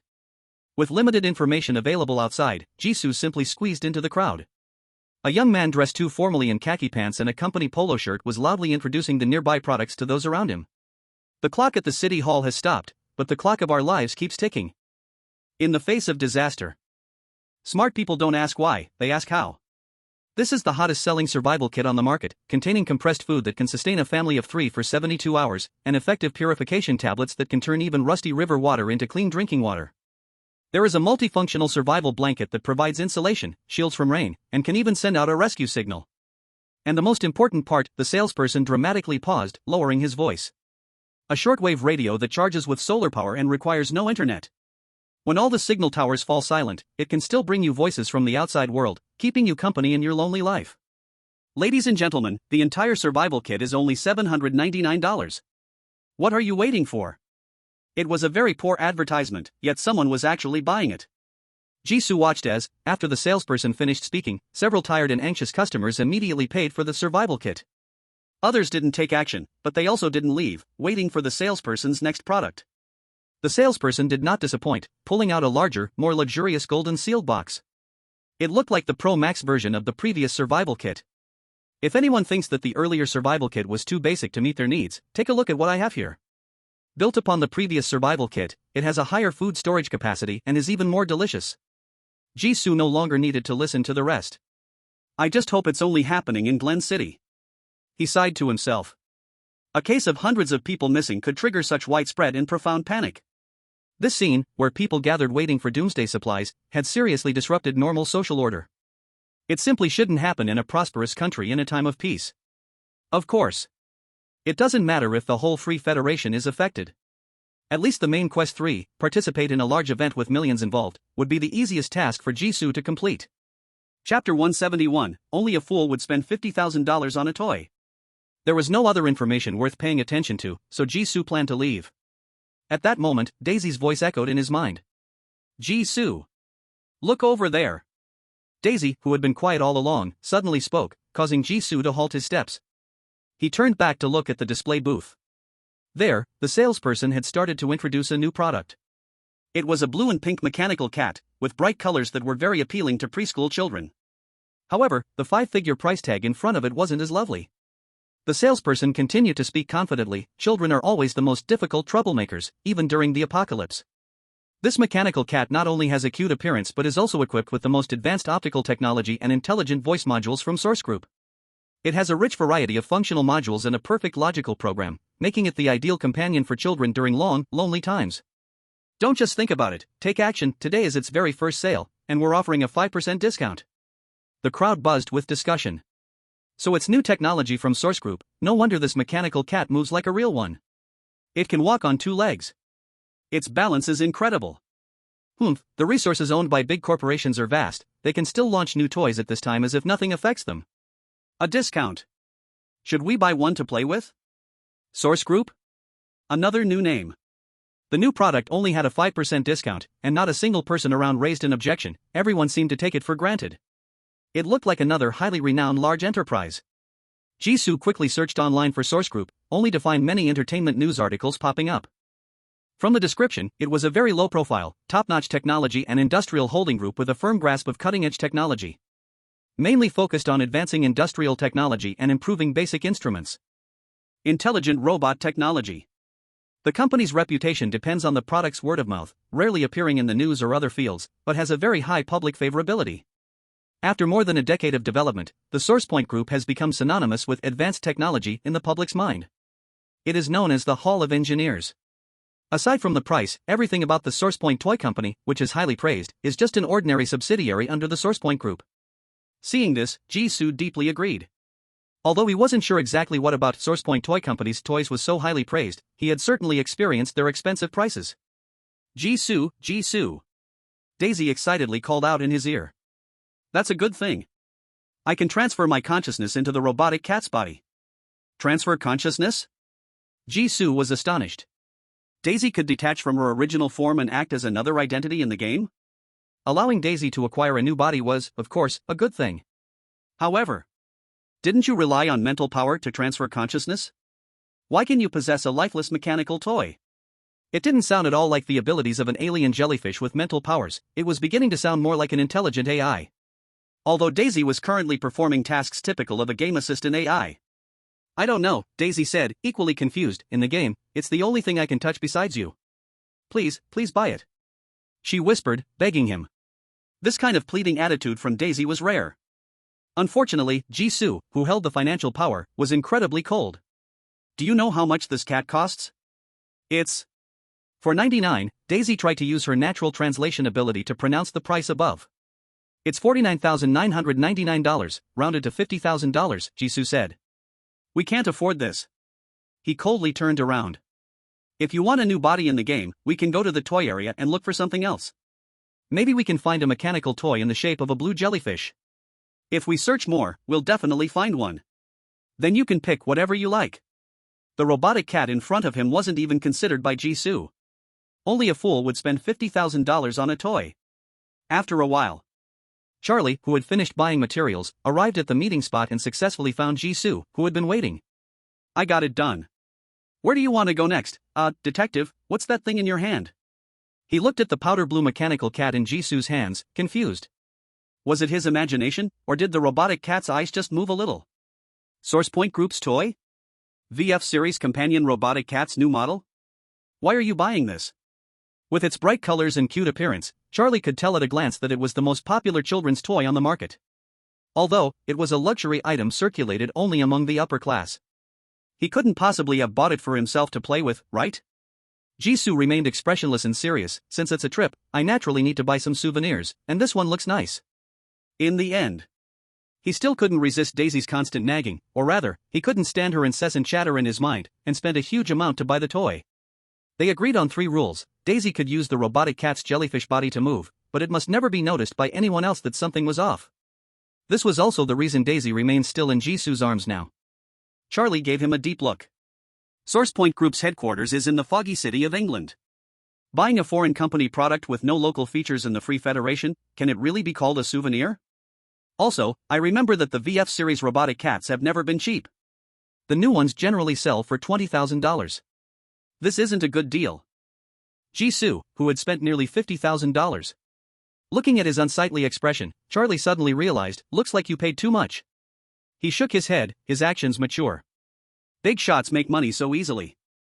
They can casually buy tens of thousands of dollars worth of toys. I wish I could do the kind of work you do. Spending money without worry, it was exactly the way he had dreamed. The unemployed Jisoo's expression became even more helpless. It's best not to set your sights on me, this is the last bit of money I have left. Chapter 172, The Illiterate One Turned Out to Be Me. Robbing the Silent Eyes assassin, picking up corpses of summoned ones he encountered. His funding source was far from clean, not someone to look up to. Everything was for the sake of giving himself some peace and quiet. The bitterness of spending 50,000 yuan on toys couldn't be shared with anyone. Jisoo sighed and skipped the topic. Let's leave this place first, he said. The mall was crowded and full of distractions, not the right place for serious talks. Once they had left the busy street, Jisoo immediately asked. Tell me more about doomsday anxiety. When did it start becoming popular? The mall they visited wasn't upscale, but it wasn't just any random street shop either. To openly promote doomsday as a business gimmick showed that doomsday anxiety had already made its way into the mainstream. I knew it. Charlie displayed a look of, just as I thought. Anyone who wanted to learn about the mayoral election disappearance case must have paid attention to doomsday anxiety. When did it become popular? If I had to say, it goes back to the tail end of the golden era of the last century. Back then, some director or screenwriter had a sudden flash of brilliance and made a doomsday-themed film. Although the film was too bloody and its content wasn't popular with the mainstream audience, it was a cult classic with good word of mouth. But the viewers who liked it believed deeply in the doomsday described in the movie and did many things that others thought were irrational. For example, hoarding food that could last a lifetime, digging bunkers in their backyards. And that's how doomsday anxiety first entered the public's eye. The golden era? Jisoo asked in return. Hey, you don't know this? Read more books, great detective. Charlie proudly showed off the history book he had just bought. The second chapter of the book was titled History of the Golden Era of the Free Federation. Jisoo's forehead twitched with 3 black lines. I guess you just learned that word a few days ago. When he provided intelligence earlier, he didn't keep spouting professional terms like this.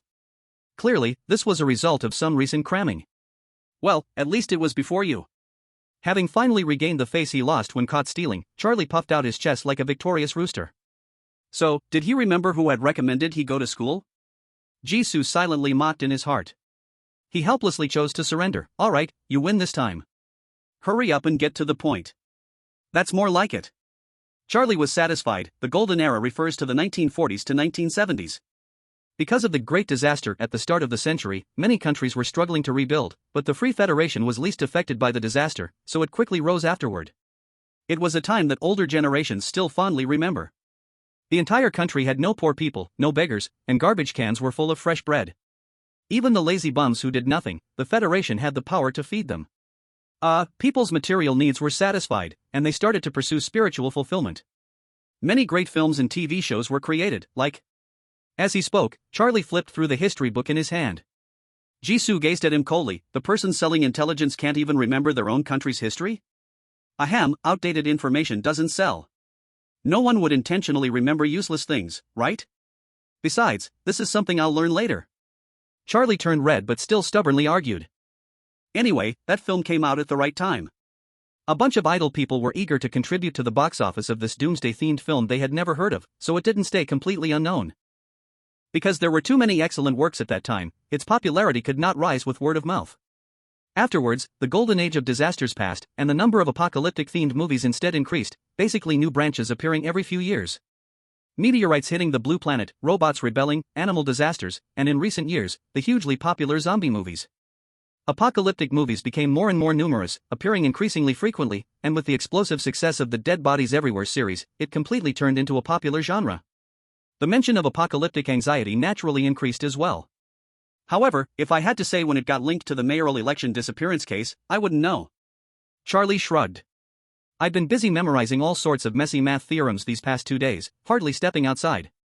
But I guarantee, 2 days ago, there were no special stalls selling apocalyptic merchandise at the mall. So, the situation escalating happened just as he entered the game during these 2 days? He really arrived at the right time. Jisoo's thoughts gradually scattered. So, are you feeling any urge to tip for what you've heard? Charlie winked at him. I'd love to, but unfortunately, I'm a bit short on cash at the moment, Jisoo replied regretfully. He handed over the mechanical cat in his hand. How about I leave this with you as collateral? What do you think? Meow. The blue-pink mechanical cat emitted an electronic sound filled with accusation. Unprepared, Charlie was quite startled.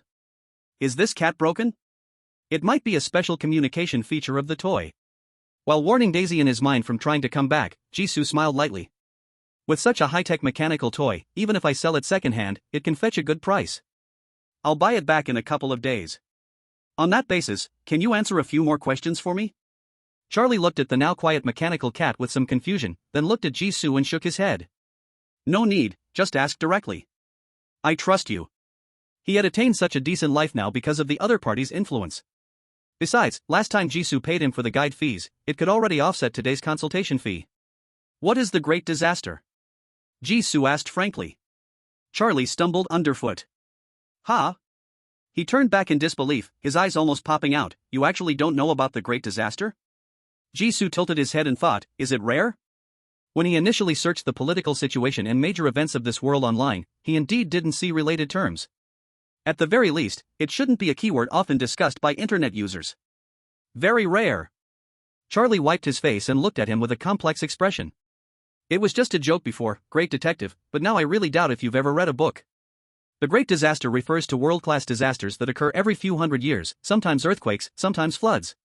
Almost all countries suffer from it. The better cases just lose some people and a bit of land, while the worst could mean the total disappearance of a country. The Great Disaster in the early last century was a massive flood that even changed the world map. I knew this when I was a beggar. You actually don't have a clue? Flood? I have an impression of that. Jisoo's memories were awakened. It seemed he indeed saw those related terms online, saying that due to the flood, the Iron Winter Alliance and the Free Federation were once the two strongest countries in the world. This was merely entertainment news unrelated to history, a casual topic in the building, filled with a sense of déjà vu as it related to the history of his past life. He thought it was just an artistic processing of war history, merely a background story for the game, not paying much attention to it. Did Charlie look down on his education, and the illiterate one turned out to be myself? Jisoo awkwardly coughed twice while covering his lips. So that flood was called the Great Disaster? There seems to be very little news about it online. Casually discussing a major disaster online will be seen as deliberately creating panic, Charlie casually explained. After all, with today's technology, no country can find effective ways to detect and prevent major disasters. The more we talk, the more hopeless it becomes. Fortunately, the interval between major disasters is long enough, at least 300 years. Our generation doesn't have to worry about it, so it's naturally unnecessary to discuss. Season nodded thoughtfully. It seems that he still lacks knowledge about the history of this world, so he must remember to catch up when he goes back. Meteorite strikes on Blue Planet, robot rebellions, animal disasters, zombie apocalypses, all sound like popular topics from his past life. It is estimated that related themes from other worlds are very common in the polluted world as well. According to the information he learned earlier, the existence of other worlds far exceeds the time when the flood disaster occurred. Although the number of summoners is small, it has not reached the point of complete extinction. Movies related to apocalyptic themes surprisingly only appeared at the end of the Golden Era, when the entertainment industry was nearing its prosperous conclusion. It was only with the recent zombie movie The Dead Are Everywhere that it finally gained widespread fame.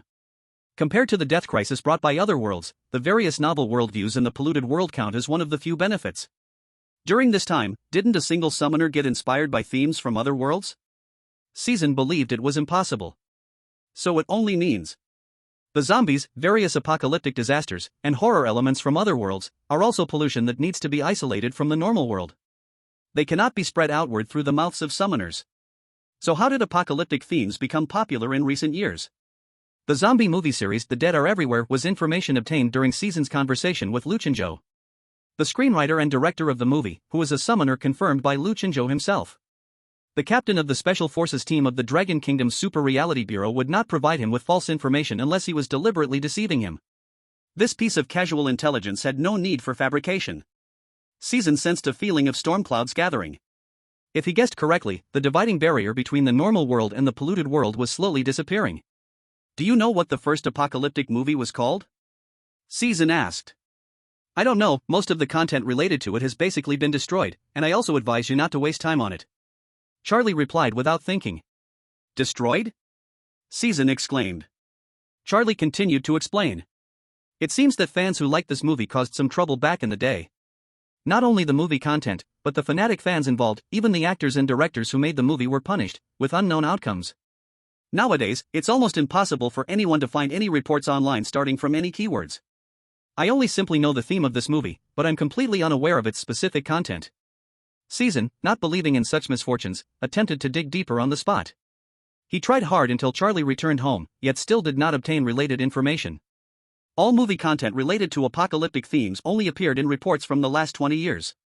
As for the origins of apocalypse anxiety, every expert claims they personally named it. They were active before the time when apocalyptic movies appeared. The content was completely banned, yet Charlie somehow knew it was apocalyptic themed and recognized it as the true origin of apocalypse anxiety? Season couldn't help but scrutinize Charlie, becoming more amazed as he looked, sometimes shaking his head, sometimes sighing. Charlie felt uneasy under the gaze, closing the door. Uncle, just say it if there's something. I'm not the kind of person who values privacy over money.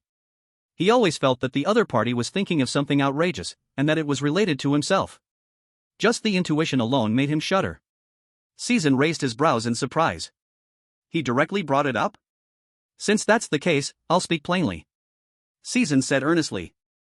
You managed to get the information that was sealed off by the authorities 50 years ago. Your identity can't be as simple as it looks, right? When you think about it carefully, Charlie's appearance was just too well-timed. He showed up right when Jisoo had no progress on the missing persons case. He knew everything about the victims of the missing persons case. And when they were being interrogated and doubted by the old butler of the Pravis family, he stepped up to provide clues about the whereabouts of Daphne Pravis before her disappearance. When they needed to investigate the strange occurrences in Glen City, he offered a large amount of information about the anomalies. He was a natural-born seer, able to see anomalies from a young age. And now he even knew secrets from half a century ago, secrets from the Free Federation. Is this really the same little beggar Jisoo met back then, the one who couldn't even afford a meal? It's well known that orphans in games often have impressive backgrounds, carrying deep grudges from bloodshed. When the protagonist appears, their fate begins to change, and step by step, they will reclaim everything they've lost. Based on how often Charlie showed up and the effect he had in front of Jisoo, he must be destined to be someone at the level of the future president of the Free Federation, right? Jisoo, fully identifying with his game protagonist role, nodded in satisfaction inside his heart. The deduction was successful. Uncle, you're so childish. Charlie rolled his eyes. No matter how tightly the information is sealed online, the investigation bureau can't block everyone's mouth. Not everyone from 50 years ago is dead. There's a strange old man in Glen City who still remembers the events of that year.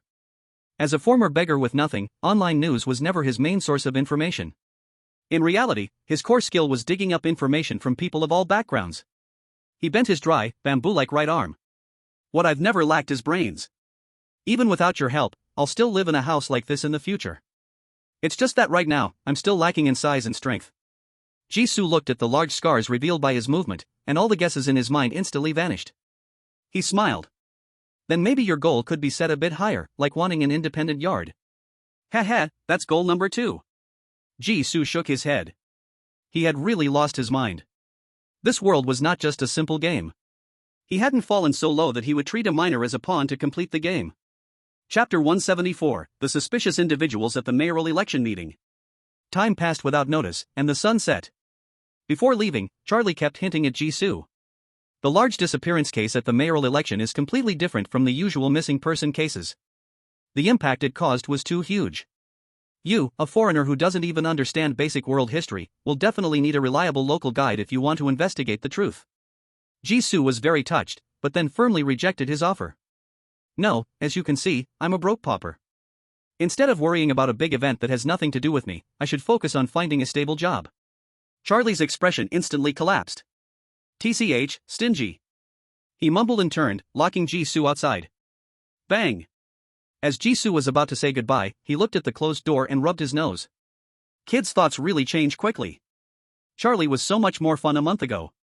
Complaining constantly, seeming helpless as he followed Jisoo back and forth, yet always having a high level of vigilance toward the outside world. He knew the boundaries, understood self-preservation, and ran faster than anyone when facing dangerous anomalies. It seemed that in this month, Lu Chen and the helper he brought called Wu Yu had helped the kid a lot.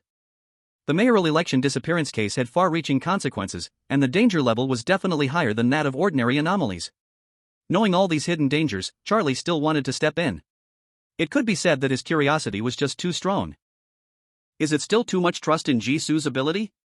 Perhaps, he really will have a grand future. However, that is all for later. The future needs to be verified with time measured in years, not something belonging to today's story. Jisoo took a deep look at the house and turned to leave. Back at the temporary hotel, Jisoo opened the task list. 3 unfinished tasks were glaringly displayed, not moving at all. Sure enough, the loophole failed. He looked at the first task, play with a local child for a day. The task did not specify the child's age or identity, but inferred it from his experience with Charlie for a day. The definition of a child is not just underage. At least 14-year-old Charlie does not meet the task's conditions. Do I have to find a local child under 10? I would definitely be chased by the parents. Thinking this way, the robotic cat in Jisoo's arms moved a little. Daisy struggled and jumped to the ground using her hands and feet. Ha, I'm free, she cheered in the room. The brightly colored cute toy cat ran around the room on 2 legs. Wow! I'm walking with legs. Wow! What a backward room. Wow! A big iron block. Wow! There's actually glass here. Wow! The room was soon filled with Daisy's excited exclamations, lively as if 100 ducks were quacking. This scene successfully awakened Jisoo's memory of the $50,000. Suddenly regretting his decision from earlier, could he reload the game? At this moment, finally familiar with her new body, and losing interest in everything in the room, Daisy came trotting over. Jisoo, what is that black square antique? It's a television, I remember mentioning it to you during the day. Jisoo replied. Also, remember to tell me before you take action next time. This world has video technology. Even if there are only the 2 of us in the room, it doesn't mean a moving, talking toy cat won't be discovered. Yelling at the television as an antique, and marveling at the window glass, what was the civilization Daisy came from like? Although this world is not Jisoo's real hometown, he still felt a subtle sense of his own technology being looked down upon. They really are not in an agricultural era where glass is not even made. I know, I checked, there are no other electronic antiques, devices in the room. Daisy's eyes sparkled, she really had lights in her toy cat eyes. She grabbed Jisoo's pant leg and shook it repeatedly. Jisoo, I want to watch TV. After helping Daisy find the remote and turn on the television, it finally became quiet beside Jisoo. Was it really a right decision to bring her in? He began to doubt his past self. How did the theme shift more towards traveling with a child? The more he thought, the more tangled Jisoo felt, shaking his head. Forget it, a little noise is fine. At least Daisy was very well behaved, though lively, like a little child. But she wouldn't cause trouble when he was doing serious work, staying very quiet all day. In the end, Jisoo gave up the idea of reloading the game. This game task had a long time, and the difference in time flow between reality and the game offered a lot of forgiveness. Since this is a trip, the focus must be on enjoying the unknown and new things. As long as there aren't any unsolvable traps that make it impossible to continue the game later, there was no need to reload.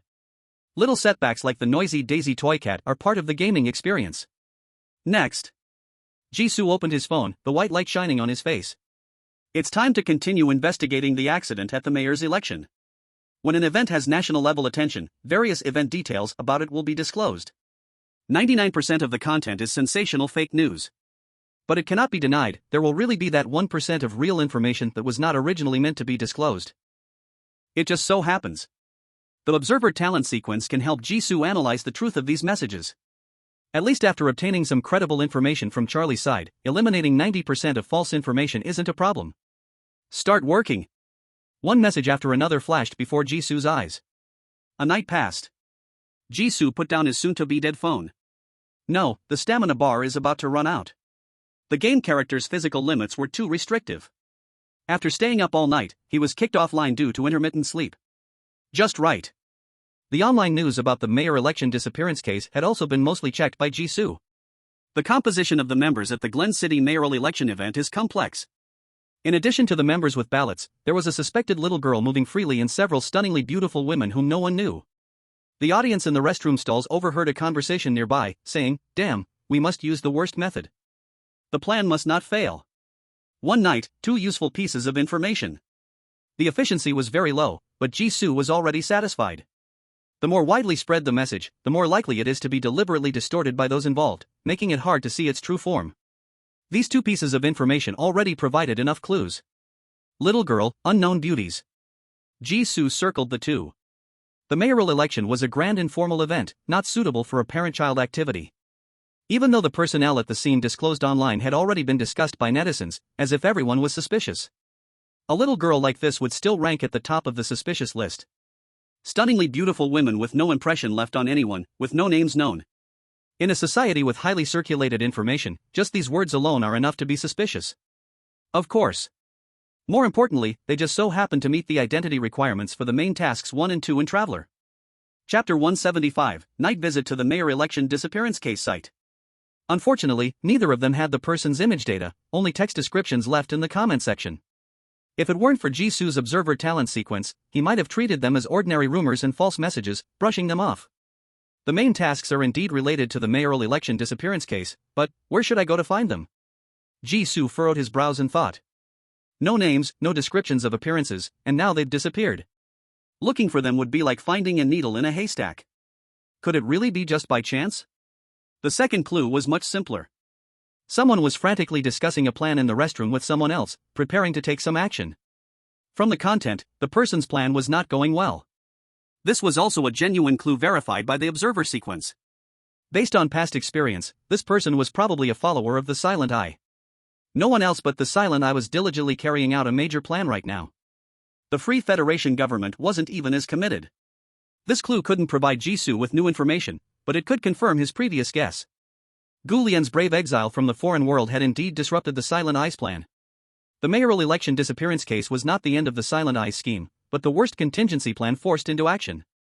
Sooner or later, they would make their next move. This time frame could be limited to within a month. Next, he should visit the disappearance case site, perhaps he would make some discoveries. Burning the paper with the clues written on it, Jisoo's stamina bar was completely empty. He relaxed his body and lay down on the bed. Then, he was forcibly kicked offline. He let the game time continue to pass. Jisoo simply had a meal, which could roughly be considered breakfast, reducing the risk of starving to death in reality, and logged back into the game. Opening his eyes. The room was filled with the glow of the sunset projected from the window, gorgeous and tranquil. I slept for a whole day? Jisoo opened the character panel. The stamina bar is completely filled. After 12 hours of idling, getting a full status is a good piece of news. His initial plan was to sneak into the scene of the missing person case at night, and since it was still early, he had enough time to rest a bit before heading out. Thinking of this, Jisoo opened the door to the room. The lively sound of a cartoon burst out. Yay yay yay, damn those cat warriors, you are doomed, ha. The veins on Jisoo's forehead couldn't help but throb. He looked at the mechanical cat sitting on the sofa, deeply engrossed, and at the cartoon that was currently playing on the television. Jisoo silently walked forward and touched the back of the TV. It was scorching hot. His body blocked most of the TV, and Daisy squirmed behind, complaining unhappily. Jisoo, you're blocking me. The righteous cat warrior has been captured by the bad guys, I want to see what happens next. I guess you've already watched the whole continuation for a day. Jisoo rubbed his aching temples. Don't tell me you haven't logged off to eat at all during this time, and have been sitting here watching cartoons? He taught Daisy to use the TV to give her a way to understand human life, so how did she suddenly become obsessed with cartoons? Claiming to come from a technologically advanced interstellar civilization, hadn't she experienced better and more entertaining activities? Perhaps next time he should book a cheaper room. For example, one without a TV. Daisy giggled sheepishly, looking down. Our race can go hungry for a few days without any problem. Just let me finish this episode, then I'll go eat right away. Jisoo shook his head. You can watch TV, but I need to go out to take care of something soon. Okay, safe travels. Daisy replied obediently. You need to come with me. Huh? Daisy froze. What do you mean, huh? The expense of buying this mechanical cat has to be counted on your account. Such a large sum of money would take you a long time to work off. Jisoo crossed his arms, his expression cold and ruthless. Besides, didn't you say that elves are the best assistants to humans? How can an assistant enjoy themselves at home? Remembering her own job, Daisy nodded blankly. Yes, yes. Such smooth communication gave Jisoo a sense of guilt, like he was enticing a child into labor. His conscience rarely ached for a second. Then, with a straight face, he arranged the departure time and let the TV go back to Daisy. In the last bit of free time before departure, Jisoo browsed through the history of Blue Star. Modern Blue Star has many similarities to the world of his past life, but the history is completely different. Due to world-class natural disasters that erupt every few hundred years, the history of Blue Star can be described as a mess. Contradictory folklore, scattered historical records, oral local legends, literary discussions, private letters. The documents and references that survived the great disasters are far too few. Verifying their authenticity requires countless energy and time, and the returns are almost negligible. Therefore, there are very few recognized historical records from various countries, amounting to only 2 thin volumes. The recorded content is also very brief, only allowing a faint glimpse of how the current major nations evolved from feudal times to now. After reading a few pieces of folklore by chance, Jisoo was greatly shocked. He immediately decided to find a professional historian to further study the related content in the future. Without proper historical officials as references, the historical books were simply too difficult for him, an outsider. If he kept looking, he feared he would develop some inexplicable impressions of the ancients. Descriptions of the great disasters online were likewise scarce. They were largely replaced by specific natural disasters like floods, earthquakes, and storms, similar to what Charlie had told him. No new clues whatsoever. This time I really haven't missed any common knowledge. Jisoo flipped through all the popular content in the history and trending sections of the Bluebird software. Even recorded a few celebrity gossip stories. Only then did he feel at ease to turn off his phone. Now, he is a true blue citizen of Blue Planet. Just in time, night has fallen. Glen City, City Hall. Under the night sky, the whole building is brightly lit, like a pale lighthouse forced to ignite. Further away is the pitch-black night enveloping the building, with guards holding flashlights moving through the darkness. It has been a full month since the mayoral election that swallowed over 100 people. But the impact it caused shows no signs of fading. Fear and suspicion's roots are quietly growing wildly in this so-called lighthouse of civilization. There is still a considerable crowd nearby trying to enter the building to investigate the missing persons case. Having been warned several times, this group no longer raises slogans or signs, but has formed a silent and stubborn camp. Like stubborn skin lesions, they camp with tents, blankets, and folding chairs, watching the building in the distance. Go! Go! No vagrants allowed near here. The guards wielding clubs constantly drive away the protesters by the roadside. The protesters walk 6 or 7 steps away and then lie down again. The guards mutter something as they turn and walk in another direction. Jisoo hides behind a giant half-body statue in the flower bed in front of City Hall, watching the whole thing unfold. It seems I am not the only one with this thought. Chapter 176, The Blocked Mayor Election Scene. Jisoo pats Daisy, who insists on bringing the toy cat's body out, and communicates in thought. Next, it's up to you, help me mark all the surveillance coverage areas around. Daisy, snuggling on his shoulder, reluctantly complains. Why do we have to search for people in the missing persons case? Can't we find some ordinary people that meet the standards to complete the task? She can also see the 3 requirements of the main quest. Clearly the task standards are not strict. Even when traveling, we need to find some challenging targets to add some fun to the process, Jisoo casually replied. Can't you detect the cameras around? When returning to the hotel room, Daisy casually revealed her ability to detect surrounding cameras, which made Jisoo decide to bring her out. If she can do this, his subsequent actions will be much more convenient. Of course I can.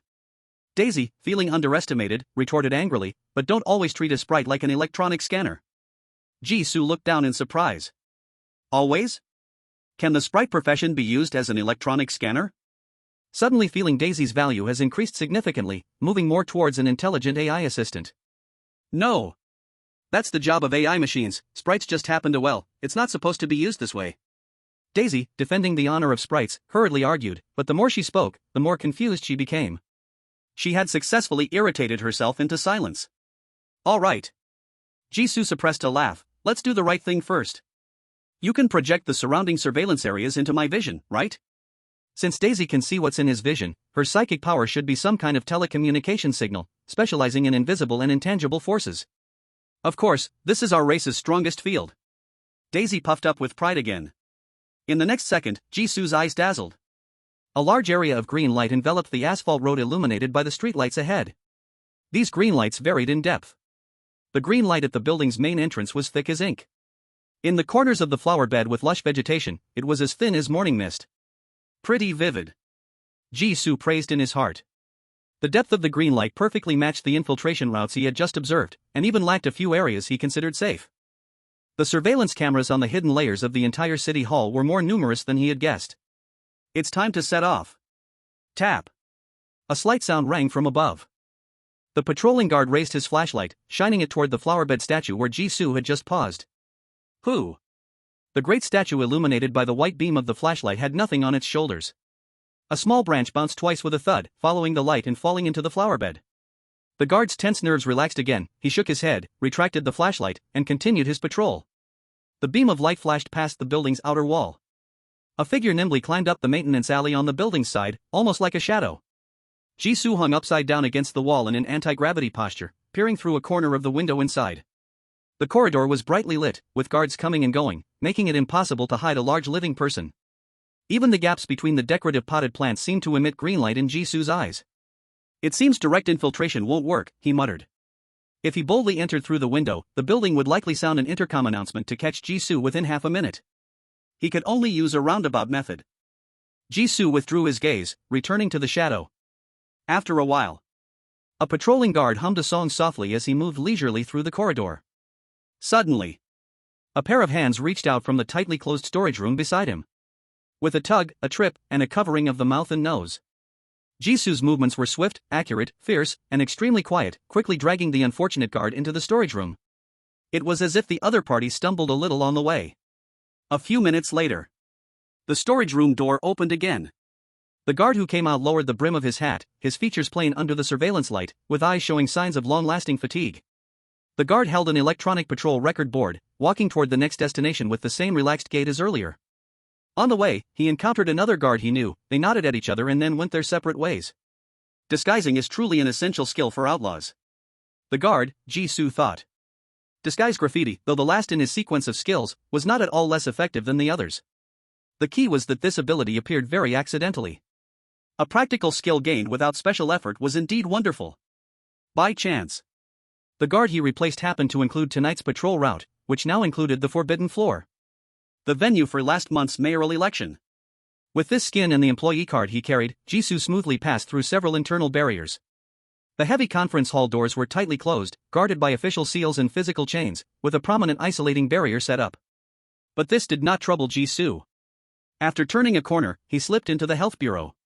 Then silently pried open the top panel at the back, slipping into the narrow passage filled with dust and the smell of rust. After a period of crawling, Jisoo emerged from a concealed access point above the decorative drape at the back of the conference hall, landing lightly on the heavy carpet. He made no sound at all. Thanks to the drape's concealment, Jisoo could clearly see the entire layout of the hall. The room was extremely spacious, filled with a strong smell of disinfectant. All the chairs that should have been in the area were piled in the corner, and even the podium was gone. Clearly, there had been a thorough investigation, or one could say a cleaning. Even the carpet seemed to have been completely washed or replaced, its color uniform without a flaw. In Jisoo's view, he could see large patches of green light, as well as hidden ultraviolet rays. Though the conference hall had been sealed off, prohibiting anyone from entering, the surveillance equipment had not stopped operating. Leaving the curtain, his movements would be spotted by those in the monitoring room at any moment, leading them to send someone over. He had to hurry. Jisoo took a deep breath, activated the observer sequence, and stepped out from behind the heavy decorative drape. On the wall, a small clump of dust at the edge of the baseboard. A clean carpet. He started checking inch by inch from the doorway. A jumble of information flooded his mind. Not long ago, countless people had entered this room. Tall, short, fat, thin, there were all kinds. An angry person left a gray smudge with fingerprints on the white wall. Someone nodded and backed up, hitting the wall with the heel of their shoe.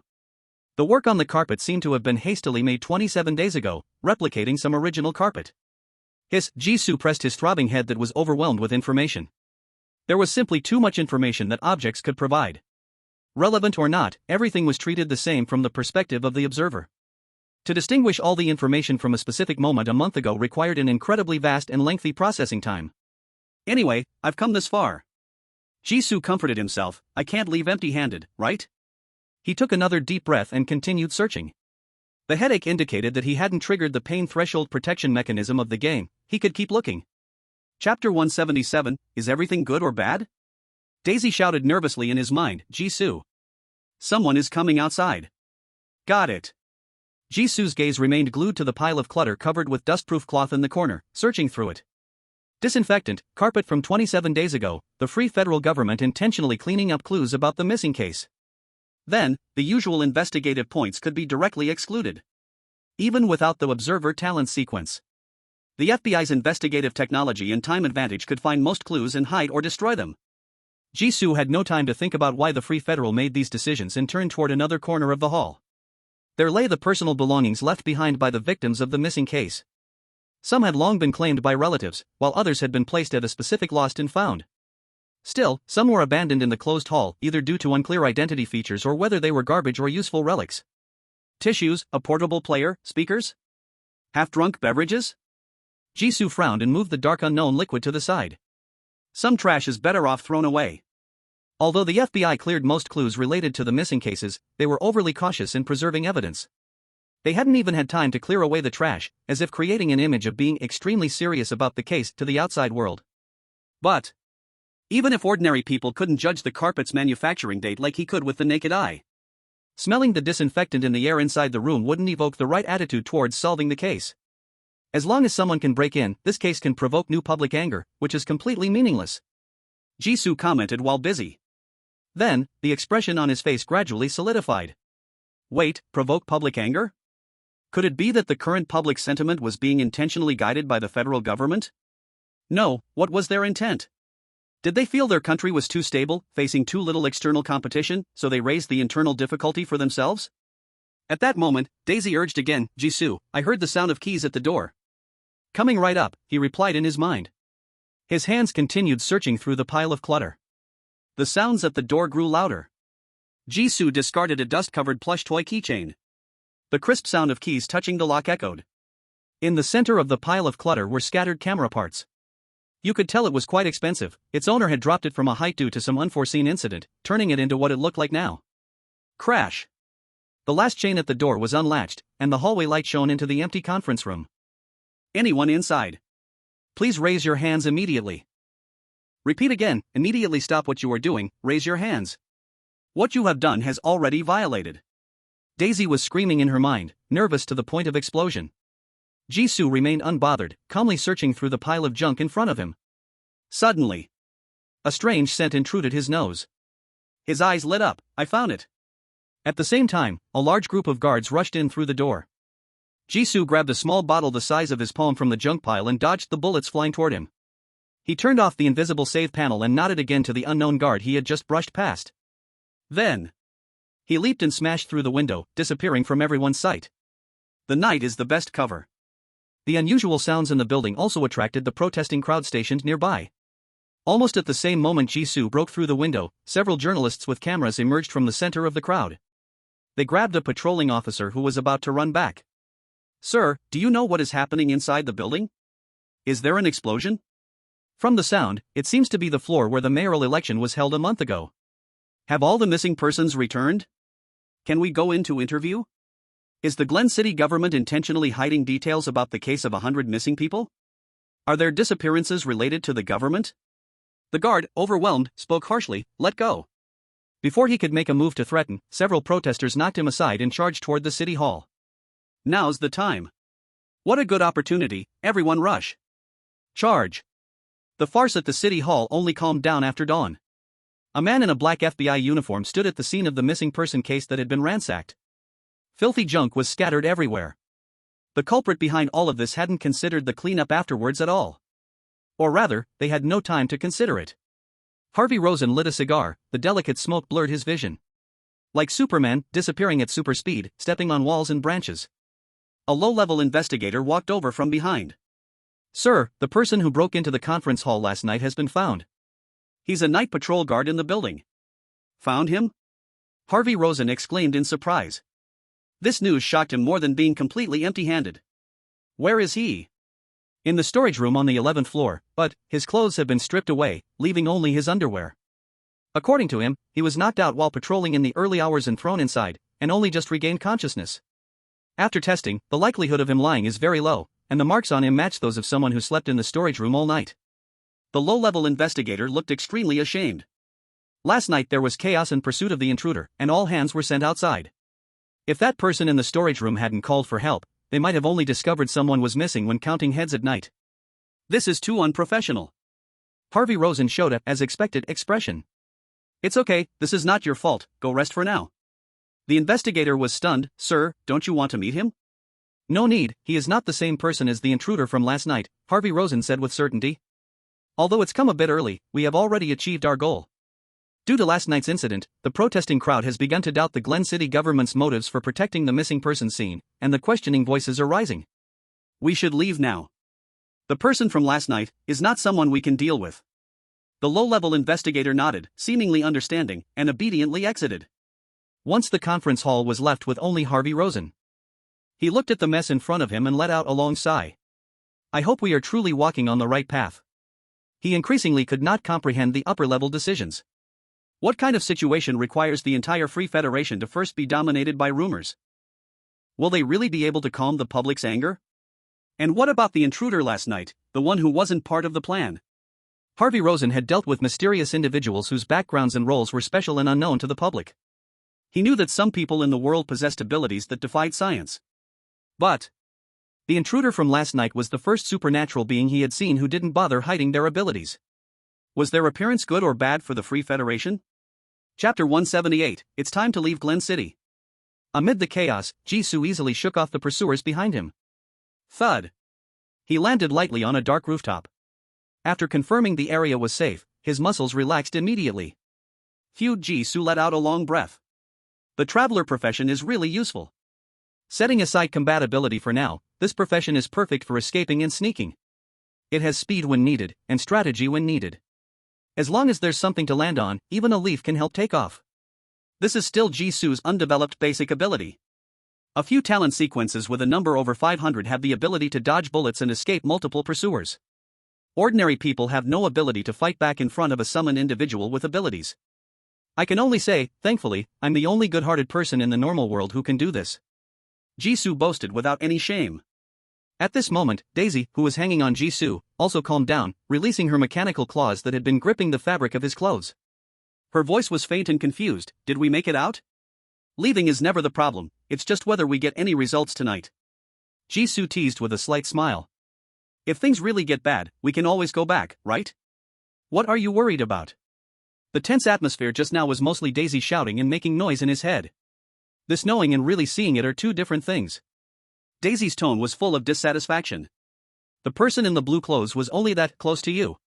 She gestured with her claws, showing the width of a fingernail. And jumping off the building, it scared the cat to death. This feeling of weightlessness with such heavy body weight was something Daisy had never experienced before. She almost got scared out of line and back to her original body. Aren't you a jellyfish?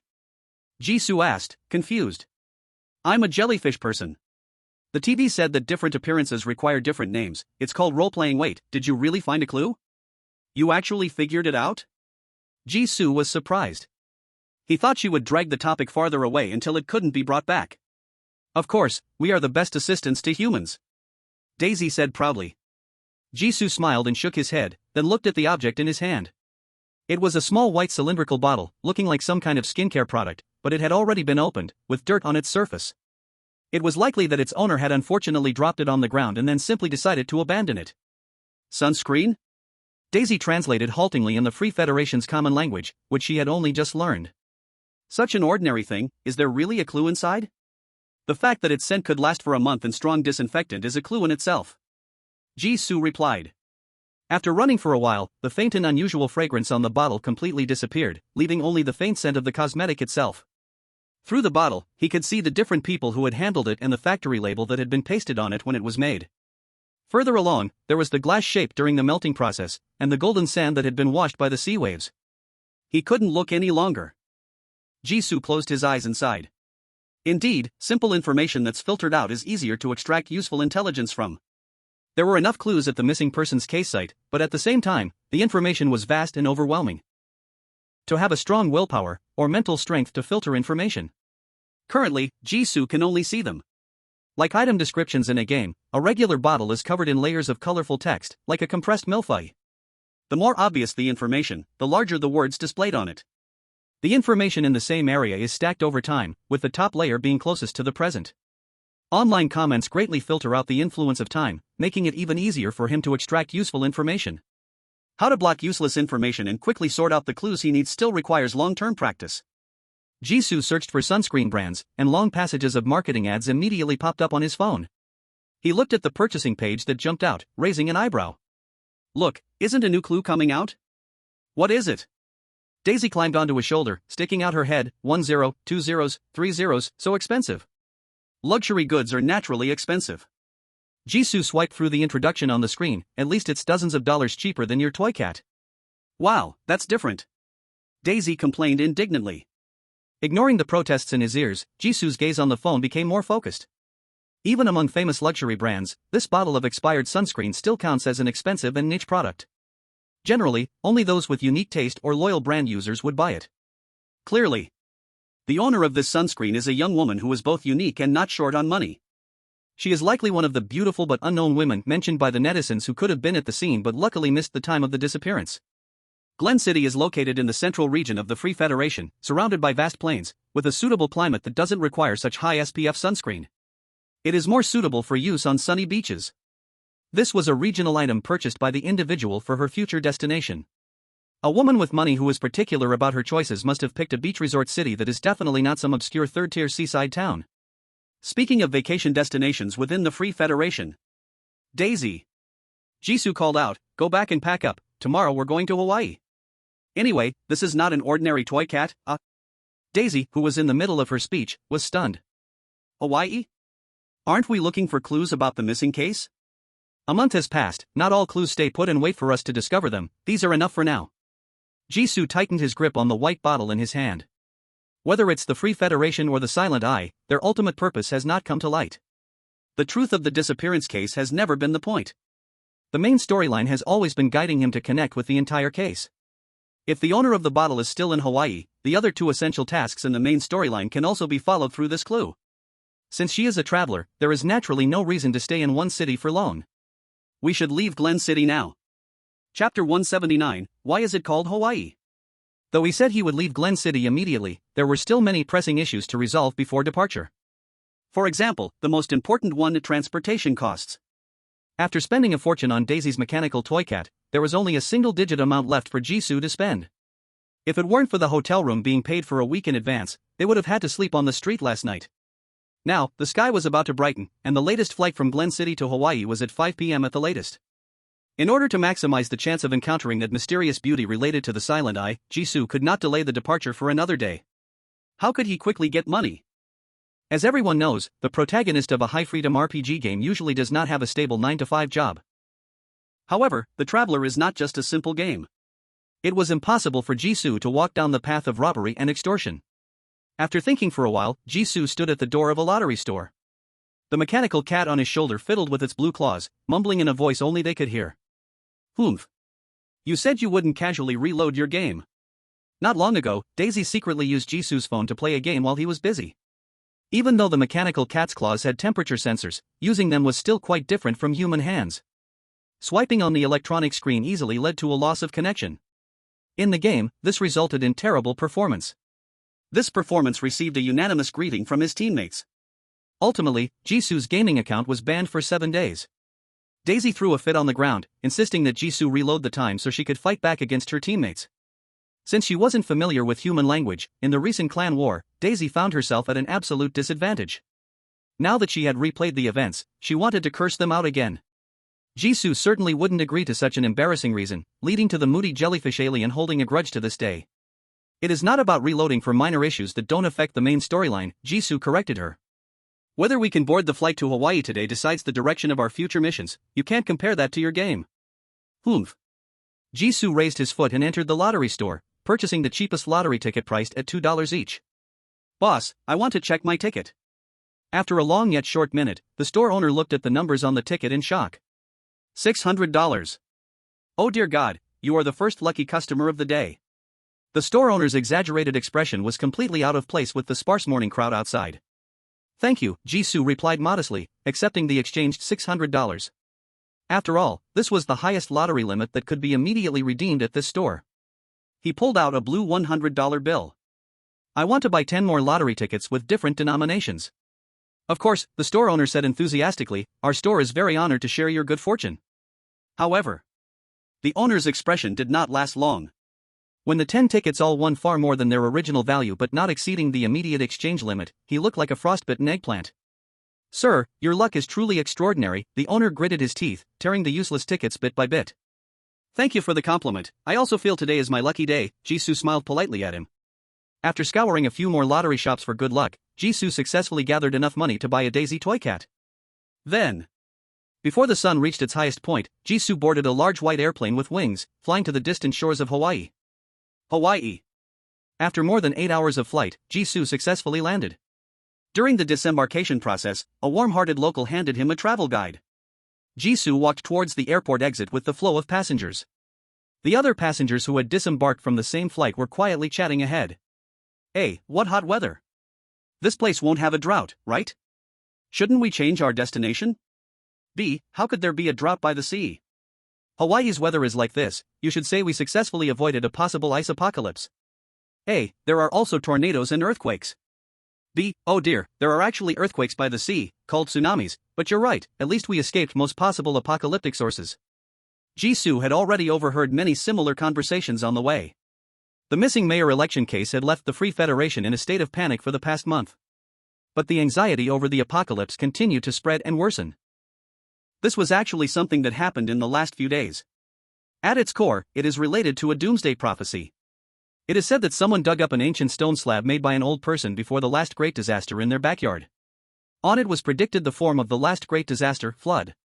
And the time of the next great disaster, October 30th, 250 years after the founding of the Free Federation. In simple terms, that's the end of this month. Although the Great Disaster occurred in the early last century, the Free Federation was relatively less affected, and it continued to use the name from before the disaster. This doomsday prophecy has no source or the identity of the person involved, and no preserved photos of the stone slab remain. However, more and more people claim with certainty. Everyone echoes each other, and they all assume that those faked, poor-quality stone slabs online are the authentic ancient prophecies. Even though the Free Federation officially condemned it as a false rumor, it still couldn't stop the people from spontaneously preparing for the apocalypse. Buying survival supplies for doomsday, going to safer places for refuge. And this also created an early tourist peak in Hawaii, Jisoo murmured while looking at the promotional image in his hand. Perhaps influenced by the well-preserved Bible myths like the Great Flood and Noah's Arkansas. Hawaii was chosen as a refuge by many people from the Free Federation. Of course, this was not Jisoo's main concern. On the back of this Hawaii promotional image, there was a map of the Free Federation. It showed 50 large cities. Coincidentally, a country from Jisoo's memory also had 50 states. Because the territories were different, some of these cities he could find similar names for in his memory, while others were completely unfamiliar. But why did only Hawaii retain the exact same name as in his original world? Jisoo shook his head. No, it should be said, it's the same name as in the polluted world. Compared to Blue Star, the polluted world had clearly long since changed beyond recognition, and in the past, it was closer to the world before his crossing. The high levels of the big country should have some understanding of the polluted world. The Free Federation, in particular, used some method to reduce the difficulty of strange appearances and phenomena occurring within its borders. Their research into the polluted world would only deepen. Did they really not discover that there was also a city called Hawaii in that world? Or is it that this city made up of islands was named to correspond with the other world? Chapter 180, The Curse of Peel. Hiss, why is the current clue getting more and more dangerous? Jisoo gasped at his own guess. The more he looked, the more he felt that the Free Federation's attitude towards the polluted world leaned towards friendliness. It can even be said that they and the Silent Eye were on the same page, both trying to use some way to leverage the power of the polluted world. The normal world was already being penetrated by phenomena, turning into a sieve. And now introducing the power of the polluted world is accelerating the fusion of the two worlds, isn't it? Did people from the Silent Eye mix into the upper echelons of the Free Federation? From the handling measures of the various missing persons cases, they clearly belong to two different camps that have no cooperation or contact. Forget it, no more thinking about it. Jisoo withdrew his gaze from the map and shook his head to himself. At least there is still a long time before the sky falls. The influence of the doomsday prophecy has not spread to countries outside the Free Federation, which shows that the danger it caused is still controllable. Blue Star is not only made up of one big country, other countries are not caught up in trouble. This behavior is itself a kind of crisis-level assessment. It can't be that other countries are also too entangled in trouble, unwilling to pay attention to the Free Federation's reckless behavior of dragging everyone down, right? Jisoo couldn't help but chuckle at the sudden thought that popped into his mind. Unknowingly, he had already walked out of the airport. Daisy was asking in his mind, Jisoo, where should we go to find people next? I don't know. Jisoo shrugged innocently and said. Setting off on time shows our seriousness about the task, but how to find the owner of the bottle, now we have no clues. Although the famous detectives in TV dramas can use an unremarkable item to deduce most of its owner's information. From what the person liked to eat as a child, what habits they had, what they were allergic to, and even their exact location in the next period, down to a 10-meter radius. They could make impressive inferences. Unfortunately, Jisoo wasn't a real detective, the observer sequence could only provide logical information. The abilities of the observer were amazing, but they couldn't match the wild imaginations of the legendary detectives. Daisy elongated her voice, clearly very disappointed. Isn't it good that we don't have to do serious work and can go play everywhere? As long as we can find clues, we can come back at any time. Jisoo casually saved a file right there. Then he unfolded the travel brochure he had received and began to read intently. A newcomer to a famous vacation spot has limited places to go, doesn't he? In the last month, newcomers usually either chased renowned tourist spots or sought out unique local customs. In relation to the polluted world, the suspected presence of Silent Eye members would likely lead them to find a special anomaly. In short, first, they should find a city with a lot of people to stay in. With the Silent Eye style of operation, if they were to take action, the city would certainly not be calm. Upon hearing this, Daisy immediately perked up. So, does that mean I can stay in the room and watch TV? Yay! The toy cat stuffed in the backpack cheered with raised hands, excited. They found a hotel to stay in, and this time Jisoo specially requested a soundproof guest room suite. After letting Daisy, who was temporarily unused, watch TV, Jisoo went downstairs to the hotel. After a whole day of investigating a missing person case, gathering money, and rushing to Hawaii to find a place to stay, the sky outside had turned a gem-like deep blue. Jisoo, whose energy was nearly bottomed out, looked up at the sky. He suddenly realized that he had been operating at night lately, whether in the game or outside of it. It seemed that doing things at this time was particularly efficient, and it was easier to discover key clues. Next time, I still need to pay attention to adjusting my schedule, living at odd hours is not good for my health. Jisoo said to himself. Then he looked away and began to search outside the hotel door. This remaining energy was not enough for vigorous exercise, but gathering some information was still doable. As a popular tourist city, there were always locals outside the hotel looking to sell their services to this group of tourists. Jisoo quickly spotted at least 10 people. Isn't this number too much? He wondered to himself. The place he was staying was not a famous luxury hotel, it only hosted a few ordinary tourists, not many. In such a place, could there really be this many local guides? Or was it due to the apocalypse rumors that the hotel's occupancy rate had recently spiked? Random guesswork was not the solution, so Jisoo casually called over a middle-aged guide with dark skin. This local guide had good spirits, his eyes sparkling, and he bowed 90 degrees to Jisoo, saying, "Hello, sir, are you planning to go out at night? The nights in Hawaii have the most beautiful night views in the world. If you want to go to the famous Moonlight Beach, I can help you buy tickets quickly and save parking fees. If you prefer something more unique, the main streets on the east side of the city are also hosting Pele's Curse theme night tours. You absolutely can't miss it." Jisoo intended to interrupt the conversation but paused his movements. The Curse of Pele? What is that? Before coming, Jisoo had brushed up on some information and knew that Pele was the goddess of volcanoes in local mythology. A famous local folk legend? This happened to be the local information he needed to gather, so he listened attentively. The local guide lowered his voice, as if sharing an important secret that was not known to many. It's a legend that has been passed down here. To be precise, it's related to a real case from a few years ago. Now, it has become the most exciting topic of conversation here, the Black Sand Beach dismemberment case. Have you heard of it? Jisoo shook his head, signaling him to continue. About 4 years ago, near that famous Black Sand Beach to the east, a incomplete body of a tourist was discovered. The guide's voice was even lower now, creating the atmosphere of telling a ghost story. The case was never solved, and the killer was never caught. After all, it was just a cold case. But strangely, the night before the body was found, several people living nearby swore that they saw a shadow on the Black Sand Beach, doing many strange movements towards the direction of the volcano. And then, jumped into the sea. But the next day, the body was found on the shore, quite a distance from the sea. Days passed, and as the case failed to find any leads and the police were considering giving up, several more cases of tourists going missing appeared in the city. This time, they couldn't even find a body. They could only see some traces on the beach the day after the incident, burn marks that didn't look like ordinary flames, and strange marks that looked like something had dragged across. During that period, volcanic activity was quite frequent nearby. However, every time the volcano only produced a strange colored smoke, without causing any disasters. When the volcano stopped showing activity, new missing persons cases also stopped appearing in the city. Slowly, people began to spread the word. He deliberately paused to observe Jisoo's reaction. Seeing that the other party was just listening quietly, he continued. That it was not an ordinary killer, and the missing tourists offended the volcano goddess Pele with their disrespectful actions. The killer was driven by the goddess and gained the ability to walk in flames, specifically dealing with those who showed disrespect to the divine. He could control the power of lava to cover his tracks, so there was never any evidence of his actions. The end of volcanic activity meant that the goddess had lifted her curse, and naturally, there were no new incidents of missing people. Chapter 181, A Star from the Free Federation is coming to vacation? It's also for this reason that the police didn't find any clues related to the killer in the earlier missing persons cases. The killer is not human, so of course, you cannot use methods meant for humans to solve the case. After listening, Jisoo remained silent for 2 seconds and commented flatly. It sounds like a combination of an overly imaginative folk story and a failure of criminal investigation. The contradiction between jumping into the sea and the location of the body on the shore could be due to body dumping or tidal issues. As for the so-called strange marks, there could be anything on the beach. Volcanic activity is a geological phenomenon.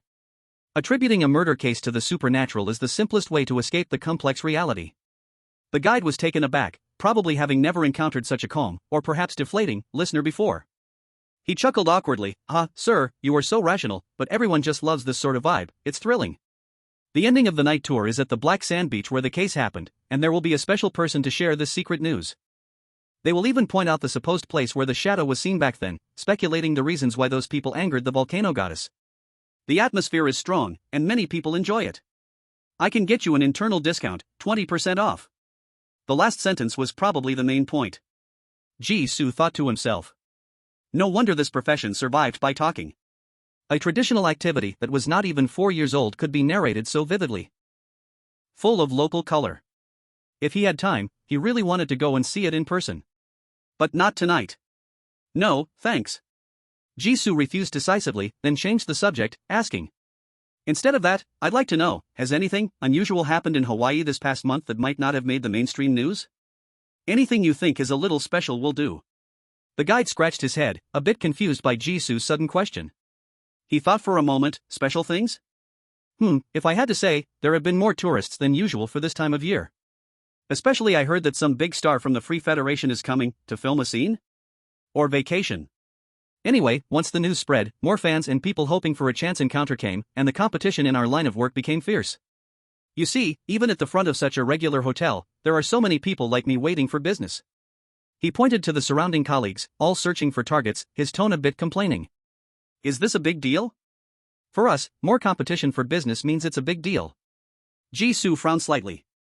The increase in tourists due to a celebrity visit sounded too ordinary, too reasonable, and it was a big deal in the eyes of regular people.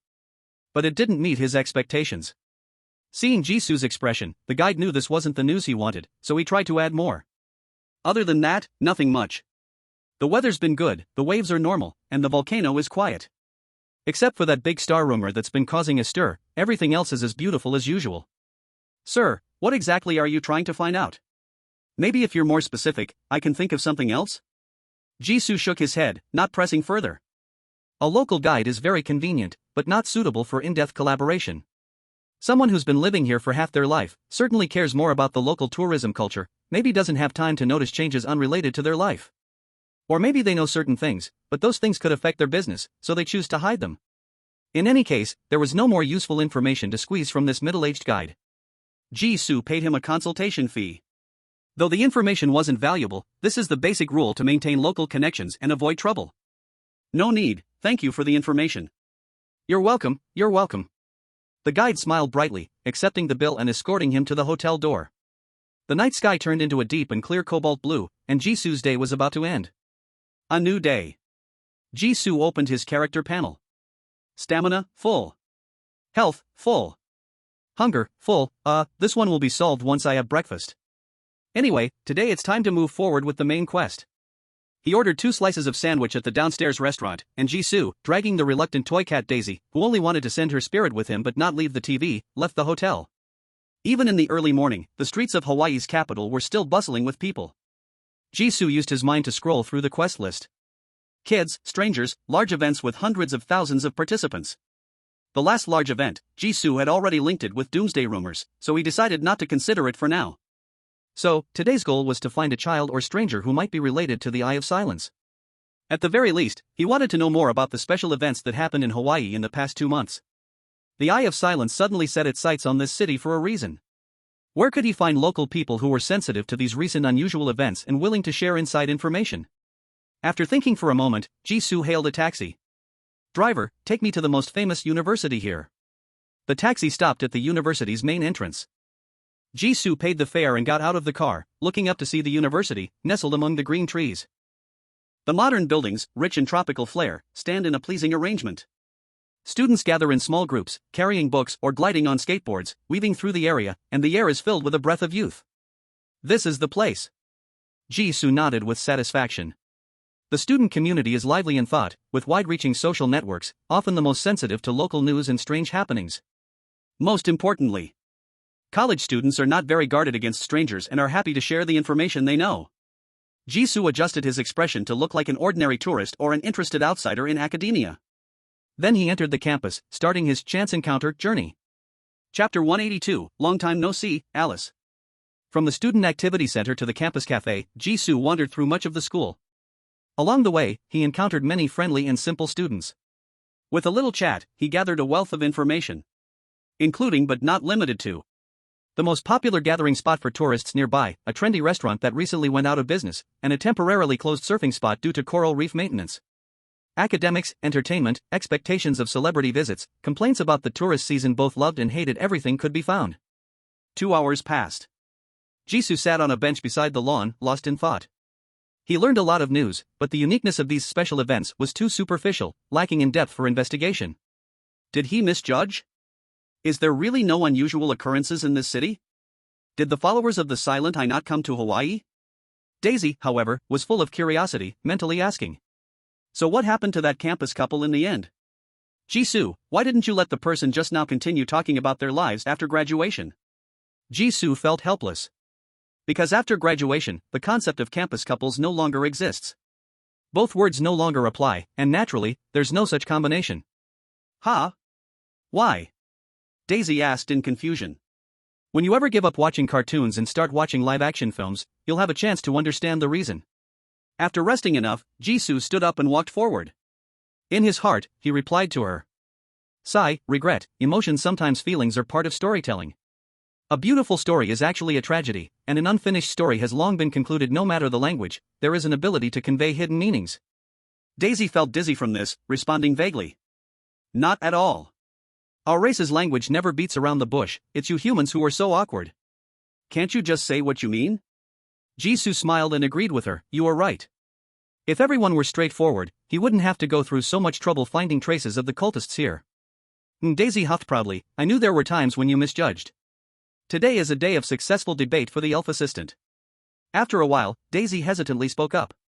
So, what happened to that couple later? As Jisoo walked, his movement paused for a second in the air. Daisy. What's up? Daisy replied carefreely. Jisoo showed a smile without emotional fluctuation.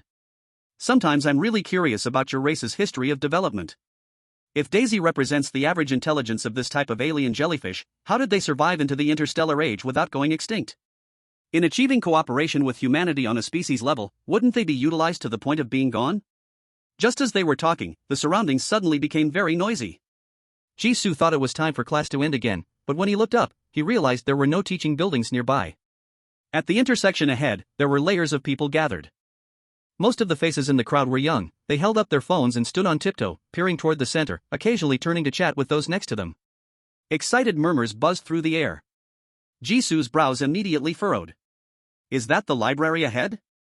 Looking through the gaps in the branches, the name of the building ahead was clearly visible, and he felt increasingly strange inside. The school was holding an event, yet it was specifically chosen to be near the quiet library? Moreover, several vans were parked by the roadside. A few workers, obviously not from the school, were busy unloading various tools from the vans while maintaining order at the scene. Jisoo immediately approached a girl who was trying to squeeze into the crowd. Excuse me, what's happening inside? Ha? You don't know? The girl's eyes sparkled with excitement, and she spoke rapidly. It's Nora. Nora is inside borrowing the library to shoot a new Sans MV. Oh my god, I can't believe she's coming to our school, today must be my lucky day. After saying that, she eagerly turned around, trying to raise her phone high. Nora? Jisoo recalled that she seemed to be a very popular female singer. A talented singer who became famous young, beautiful, and with a great voice, she completed a career grand slam at 22. It seemed she was a template for the protagonists in entertainment stories, very popular, and had a good public reputation. The first time Jisoo heard her name was in Glen City. If it weren't for hearing that the famous singer Nora would appear at the Aurora Square Sky Garden, there wouldn't have been so many paparazzi on the day Mayor Miller was shot. The difficulty for Jisoo to escape the Aurora Square would likely rise a few more percent. The big star that had been buzzing around for the past few days, who would appear in Hawaii, turned out to be her. At this moment, Daisy buzzed in his ear, Jisoo, there are so many cameras around you. There are also cameras on the rooftops of the buildings behind. It's normal, you can't have a star without some sneaky paparazzi around. Jisoo responded calmly. He doubted whether these people could wait until the big star Nora made her appearance. However, these were things that the big star herself needed to consider. The chaotic crowd in noisy environment, with a complex composition of people, would only make it easy for the situation to get out of control. This place was not suitable for gathering information. Jisoo didn't want to be caught up in the inevitable chaos that would come later. After figuring out why the crowd had gathered, he immediately withdrew his gaze, preparing to step away. Then, just as he was about to leave, he caught a glimpse of a bright gold color out of the corner of his eye. Jisoo instinctively looked over, his gaze passing through the crowded crowd, and found a small figure about half his height in the corner of the last row. There stood a little girl about 6 years old. 2 golden braids fell smoothly over her chest, and she wore a floral dress, hugging a worn-out bat doll that was longer than her arms. The little girl stared at Jisoo with her disproportionately large, light-colored eyes, blinking not even once. Jisoo's breath suddenly caught in his throat. All the surrounding noises seemed to instantly recede like a tide. The world shrank down to just him and the little girl under the shade of the tree across from him. Daisy, completely out of it, urged in his ear, Jisoo, what are you looking at? Didn't you say you were going to leave? Jisoo ignored her and stepped closer to the little girl. Until they were less than 2 meters apart. Jisoo, long time no see, Alice. You recognized me. Alice smiled and tilted her head, greeting him just as he had. We meet again, big brother. Daisy was baffled. Jisoo, you know her? Who is she? A stranger who provided me with disguise abilities. Jisoo stared intently at the child in front of him. What? Your ability is provided by her. Daisy's question was directly blocked by Jisoo. Compared to answering her questions, he needed enough space to think about the current situation. Why would the little girl he had a brief encounter with in Glen City coincidentally appear again in another city thousands of miles away? This is a secret. There are many people around, and it's really not a good place for a conversation. After getting the little girl named Alice to agree, the two found a quieter coffee shop near the university. The second floor of the cafe was very quiet. In front of them were empty seats, and they could faintly hear the sound of coffee beans being ground from downstairs. Jisoo chose the innermost booth and settled Alice across from him. Then, he took out a cola and still warm fried chicken he bought on the way from a paper bag. The golden fried chicken emitted an enticing aroma of oil and spices, and the cola cup was covered with cool water droplets. Alice's light-colored eyes were almost instantly fixed on the food, sparkling with excitement. Originally, the strange aura that was unrelated to her age disappeared the moment she came into contact with the fried chicken. In its place was a pure desire belonging to a 6-year-old child. Jisoo pushed the food toward her. Eat up, consider it a welcome gift from me. Thank you, big brother. Saying this, Alice grabbed the fried chicken and began to feast. The crunchy sound was especially clear in the quiet space. She squinted her eyes in satisfaction, then picked up the cola and took small sips. The cold, sweet liquid made her let out a small burp, followed by an even brighter smile. The atmosphere instantly became relaxed, even giving the illusion of a common adult sneaking snacks with a child. Big brother, every time I see you, there's something delicious. You really are a good person. Jisoo, who received another good person card, couldn't help but smile inside. Last time, with a hot dog, he indirectly gained the ability to change his appearance called disguise graffiti from Alice. This ability greatly facilitated his subsequent actions, making it hard to tell who benefited more. Since you accepted my invitation to come here, I naturally want to show my sincerity. That's just polite and not worthy of praise. No, it's different. Alice shook her head like a little adult. Bad people wouldn't take me to such a beautiful place. She looked at the sunlight filtering through the blinds, sniffing the aroma of coffee beans in the air, her expression calm and happy. The adults who want to know secrets always like to take me to faraway places, finding a totally safe dark room to stay in, according to them. That kind of room has no windows, is very narrow, very dark, and doesn't have delicious fried chicken like this. Big Brother didn't do that, so Big Brother is a good person. Jisoo felt embarrassed. Why did she describe him like a child trafficker? If he could, he would also like an absolutely safe place to communicate, note, not a dark room. The current cafe was indeed not absolutely safe, with significant risks of information leakage. But it was the best place Jisoo could find around the university. Not knowing much about Alice's background or why she was nearby, Jisoo couldn't take her too far away. This was good for both of them. Jisoo patiently waited until she finished off half of the fried chicken before speaking in a casual tone. Alice, how did you end up here all alone? Where are your parents?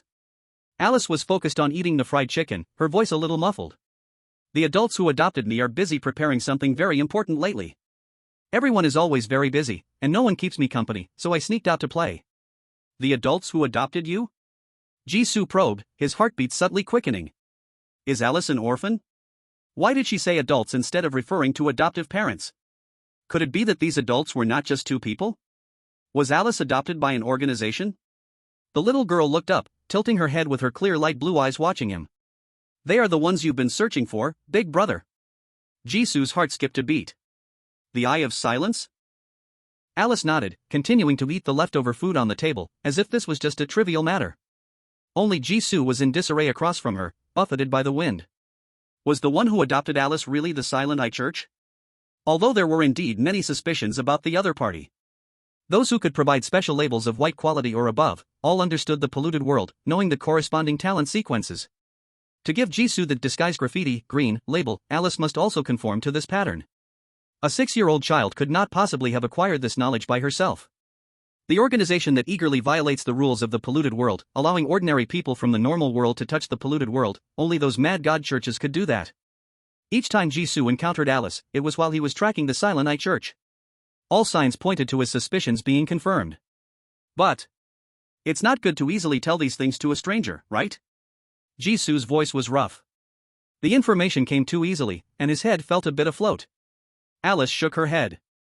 We have met 3 times, you've treated me to many delicious things, so you're definitely not a stranger. 3 times? Jisoo asked in surprise. The first time was their initial encounter at Aurora Square, where they exchanged a hot dog for a green quality label. The 3rd time is now. When was the 2nd time? As if she heard Jisoo's thoughts, Alice nodded and said. The adults built houses underground in many places. You broke in once before, and I saw you with some adults in another place. After that, there was a big explosion there. She playfully winked. Don't worry, you're a good person, I haven't told the other adults about our secret meeting. A big explosion was at the wastewater treatment plant outside Glen City, one of the isekai'd church's strongholds. When he infiltrated the wastewater treatment plant, Jisoo used the disguise power of disguise graffiti. Was Alice actually able to recognize him through surveillance? However, this ability was provided by Alice, and it was only a green quality. It's reasonable for her to have a way to recognize him. Although the summoners could not use their talent sequences in the normal world, some sequences inherently had passive abilities, so having a special 6th sense was quite normal. After understanding this, Jisoo looked at the carefree Alice with a complex expression. Thank you for keeping my secret, I really didn't expect this to be your reason for revealing something about your background. Because he had blown up a stronghold of the organization that adopted her, the two weren't considered strangers. So, information could be shared. Jisoo could not help but ask. From what I know, this organization is not well liked, aren't you afraid I might tell others about it? This is a secret. Alice cupped the cup of cola, looking very seriously at Jisoo. Big Brother, you are part of the group who can know the secret.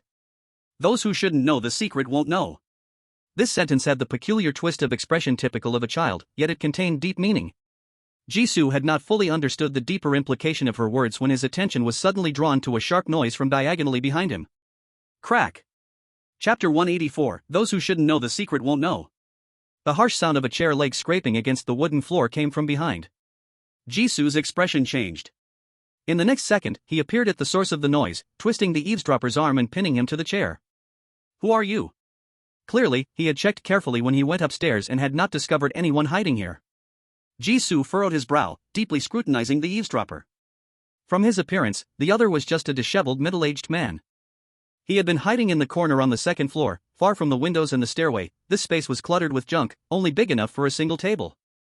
If one does not look closely, one would never imagine that this corner of the room had an extended space. But this should not be the reason he overlooked the other party.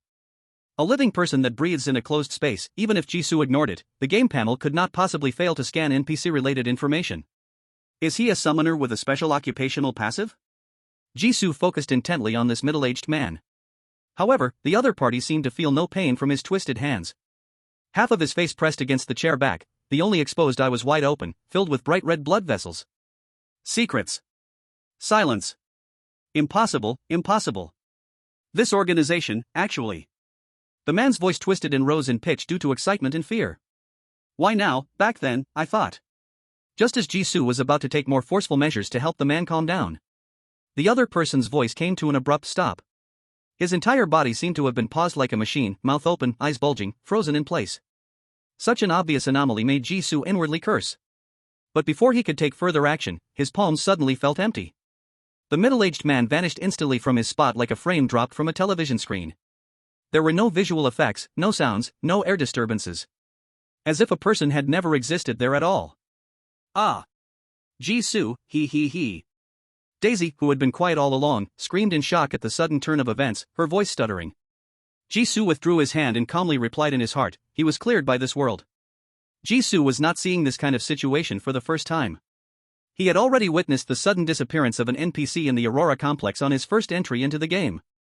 At first, he thought it was a special ability of the Silent Eye cultists. Later, he learned it was a rule of this world. Everything that does not conform to reason, that violates scientific laws, will be rejected by the normal world suitable for human life. The first rejection made those who understood the truth into summoners. The second rejection completely exiled the person to the polluted world. At that time, the Silent Eye cultists, having nowhere to turn, actively triggered this rule, belonging to the second rejection. However, just now, Jisoo only simply captured the eavesdropping man and did not show any sense of oppression or murderous intent. The man's expression also did not reflect the fear and determination one should have when realizing they were to be permanently cast into a deathly foreign land. This only indicated that the eavesdropping middle-aged man was not a summoner. He triggered the first rejection. As long as he survives and clears the foreign land, he still has a chance to return. Jisoo's brow furrowed even deeper. Could it be that he was wrong? An evil god cult that is keen on cultivating summoners cannot possibly have followers who are unaware of the polluted world. Is it really just an ordinary person who coincidentally stumbled in due to Jisoo's oversight? Perhaps the man knew something about the Silent Eye but did not take it seriously. Until he overheard the conversation between Jisoo and Alice, he completely confirmed the truth of the information and learned about the existence of the polluted world. Then, did he send himself to the foreign land? This guess is full of drama and coincidence, but it is the only explanation for the current situation. Jisoo looked up towards Alice's direction. She sat calmly in her seat, quietly drinking cola. The simple and innocent blonde little girl showed no reaction to the events that just unfolded, showing no concern for the eavesdropper's appearance or disappearance. Alice, do you know him? Jisoo asked. Alice obediently shook her head. I don't know him, but big brother, look, those who should not know the secrets, will not know them. Not really a person from the Silent Eye. Jisoo frowned and stood in place. Not an evil god cultist, not a summoner, just an ordinary person? No wonder Alice dared to boldly tell him the secret.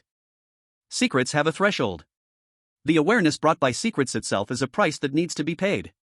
What is Alice's status in the Silent Eye? Why did these cultists adopt her? Snap. A white hard plastic card was kicked out from under the chair by Jisoo, hitting the wall. That was the chair of the worn-out middle-aged man who had just been eavesdropping. Jisoo bent down and picked it up. The hard plastic card felt cool to the touch, made of the common material used for access cards. The front of the card had a faded blue photo. The man in the photo looked a bit younger, but his worn-out eyes and deep nasolabial folds were unmistakable. Next to it was printed text. Marcus Kilo. Hawaii Volcano and Blue Star Monitoring Station, Level 2 Technician. Below there was a string of employee numbers and the station's logo. Jisoo remembered the information on the card, then stored it away, looking up at Alice and saying, "We have to leave here." The earlier incident had already proven that this place was not safe. He did not know what kind of false disappearance the world's rejection rules would create for the middle-aged man. If the cafe owner mistakenly identified them as kidnappers, things would be troublesome. Alice wiped her mouth with a tissue, hugged her bat doll, and slid down from the chair herself. Then she obediently nodded, okay. It happened that she had finished eating, too. Jisoo led Alice along a sidewalk lined with palm trees. If one ignored their obviously different facial features and hair colors, they looked like a normal young father and daughter. Jisoo asked, "Can you take me to meet the people who adopted you?" Alice shook her head, her expression serious. "No, big brother, even though you are a good person, they are not good people. You would definitely fight if you meet. Last time you came and made a big scene, an uncle who often brought me snacks got really angry. Such things can't happen again." Jisoo awkwardly laughed. "At that time, it was a misunderstanding. But I didn't expect my standing in your heart to be better than those people. Of course, I'm not stupid." Alice puffed up her cheeks. "No good person hides all the time. Even though they adopted me, I am also a sensible good child." Having failed in the plan to take a shortcut to contact the Silent Eye through Alice, Jisoo was not discouraged. Being able to meet Alice and confirming that the Silent Eye was still active in Hawaii was enough for him. There was still a long time ahead. "So why did you appear at the university? Was it to see the big stars?" Jisoo continued to ask. Aside from her awareness, Alice's preferences were clearly the same as a typical child her age. Loves snacks, candies, calorie-bursting desserts, and fried chicken. If she sneaked out to play, why was the destination a boring university instead of an amusement park or somewhere fun? No, Alice shook her head, it was for the library. Chapter 185, The Disappeared Library. Library? Jisoo was puzzled. What kind of reason is that? A child in the early stages of losing teeth is still in the phase of learning to read, right? Daisy whispered in his mind. It shows that all of this is her disguise. She just looks like a child on the outside, but in reality, she is an ancient monster who has lived for thousands of years. Jisoo helplessly replied in his heart, "Calm down, Daisy, your prejudice against Alice is too great." After witnessing the disappearance of the eavesdropping middle-aged man in the cafe, Daisy's emotions became extremely agitated. She was convinced that Alice had long discovered the man's existence but deliberately stayed silent. To showcase her abilities during the conversation and give them a warning. That the other party was actually the mastermind behind everything, pretending to be harmless, only to reveal their true nature in the end as a villainous monster. To this, Jisoo felt that Daisy had indeed watched too many animated shows these past few days. Prejudice? Daisy's voice was filled with deep disbelief. You don't trust me, instead you trust her? As Jisoo walked with Alice, he calmly replied in his heart, "First of all, your sense of time clearly has a huge problem. A normal world wouldn't have old monsters who have lived for thousands of years. The existence of players is the only exception in the game. Only players can treat the talent sequence as a skill label and use it in the normal world. Even if Alice really had the mind of an adult, though Jisoo felt this was highly unlikely, she would only be a person with dwarfism or similar scientific conditions. She would only be an ordinary human. As long as she can't use the talent sequence, it doesn't matter to Jisoo whether the other person is a sturdy adult or a little girl. Second, if you really care about me, you should honestly observe the suspicious people around us, instead of releasing hostility towards the neutral party that is cooperating with us. The current situation is not at all the dangerous scenario that Daisy has imagined where harmless children might suddenly turn violent. How to find the Silent Eye cultists that may appear around Alice is their next goal." Daisy sulked and murmured in discontent, reluctantly fading away. Jisoo shook his head and then asked Alice the question he hadn't gotten to earlier. "The library you mentioned, is it the one we encountered earlier? You went there to help busy adults with something?" After thinking for a while, he still didn't believe that Alice wanted to go to the library to read. The one who was truly scheming about the library was likely the eccentric Silent Eye cultists. Alice shook her head, then nodded again. Her golden hair swayed gently with the movement. "It's to help, but the library is not there." Her small face became serious, bearing the expression of a child trying to understand the adult world. "The library is a quiet, stable, and rooted place. The adults looking for the library say so. But our previous library is gone, and after that, all the adults became so busy, constantly searching for a new one. I secretly ran out, wanting to help look for it." "A library is gone?" Jisoo's heart stirred. The Silent Eye lost a library? As a cult organization, the so-called library clearly did not refer to an ordinary public facility. Given the nature of this organization, it was likely a stronghold storing their important items, information, or conducting some special rituals. Could it be an archive? Could it be that Alice's understanding of the world is insufficient, and seeing many books led her to mistakenly think it was a library? The so-called disappeared, was it destroyed? The disappearance of the library, is it related to me? Jisoo couldn't help but ask. Could it be such a coincidence that the sewage treatment plant in Glen City he destroyed was the place where the Silent Eye stored important archives? However, Alice shook her head firmly. No. After the library disappeared, the uncles and aunties got very angry. "Big brother, you only made one uncle angry. She gestured in the air with her small hands. The front anger was like the sun, while the back uncle's anger was only a small part of the sun, it's a star. A wonderful metaphor. The adults refer to the ordinary followers of the silent eye. Those uncles and aunties are likely specific followers closer to Alice, or individuals of higher status that even children need to pay attention to. In any case, Jisoo understood that the disappearance of the sewage treatment plant stronghold had a negligible impact on the silent eye. Furthermore, why describe the disappearance of the library as something that happened before? Could it be that this event occurred before he destroyed the sewage treatment plant? When he first met Alice? Is the other person also secretly sneaking out to find the library? The library is the source of all events. Its disappearance has caused a serious issue with a certain plan of the silent eye, requiring more radical measures. Thus, we have the later assassination of the former mayor of Glen City in public, and the case of hundreds of people going missing during the subsequent mayoral election? Jisoo's thoughts suddenly became clear. He guided the conversation and asked, "Could you tell me what features the library you are looking for has? Maybe I can help." As long as it's about finding something, he wouldn't mind reaching a common goal with the silent eye. Of course, the development after finding the item would not be included in the discussion. A quiet, stable, rooted place. The first two adjectives can be understood, but what does a rooted place mean? A rooted place is like the roots under a big tree? I don't know. Alice frowned in distress. But soon, she perked up again. But I believe, once I find it, I will know it is the library that adults want. A very idealistic answer. Clearly, Alice also knows nothing about the so-called library. If he continued to ask, it wouldn't yield any results, so Jisoo decided to stop this topic. Later, he would investigate recent special events in Hawaii, starting from the clue of the library. During the next walk, Jisoo casually asked some questions. Unfortunately, the information Alice could provide was far less significant than the disappeared library. Most of it was snippets she had overheard, filled with a child's vague understanding and imagination. Moreover, her fondness for the silent eye was very high, and she would refuse to answer some uncomfortable questions. Regarding the silent eye's personnel and specific plans in Hawaii, Jisoo still knew nothing.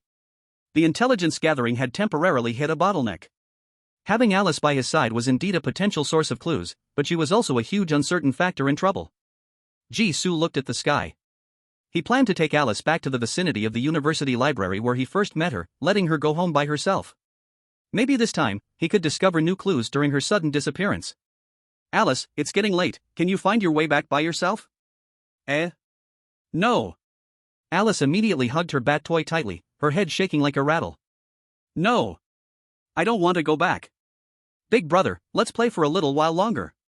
Just a little." Her earlier little adult tone had vanished, her eyes constantly watching the interesting and novel people or things by the roadside. It seemed that such a chance to sneak out and play was rare for her. Chapter 186, Underdeveloped Volcano Monitoring Station. Play for a little longer? Jisoo suddenly felt a headache.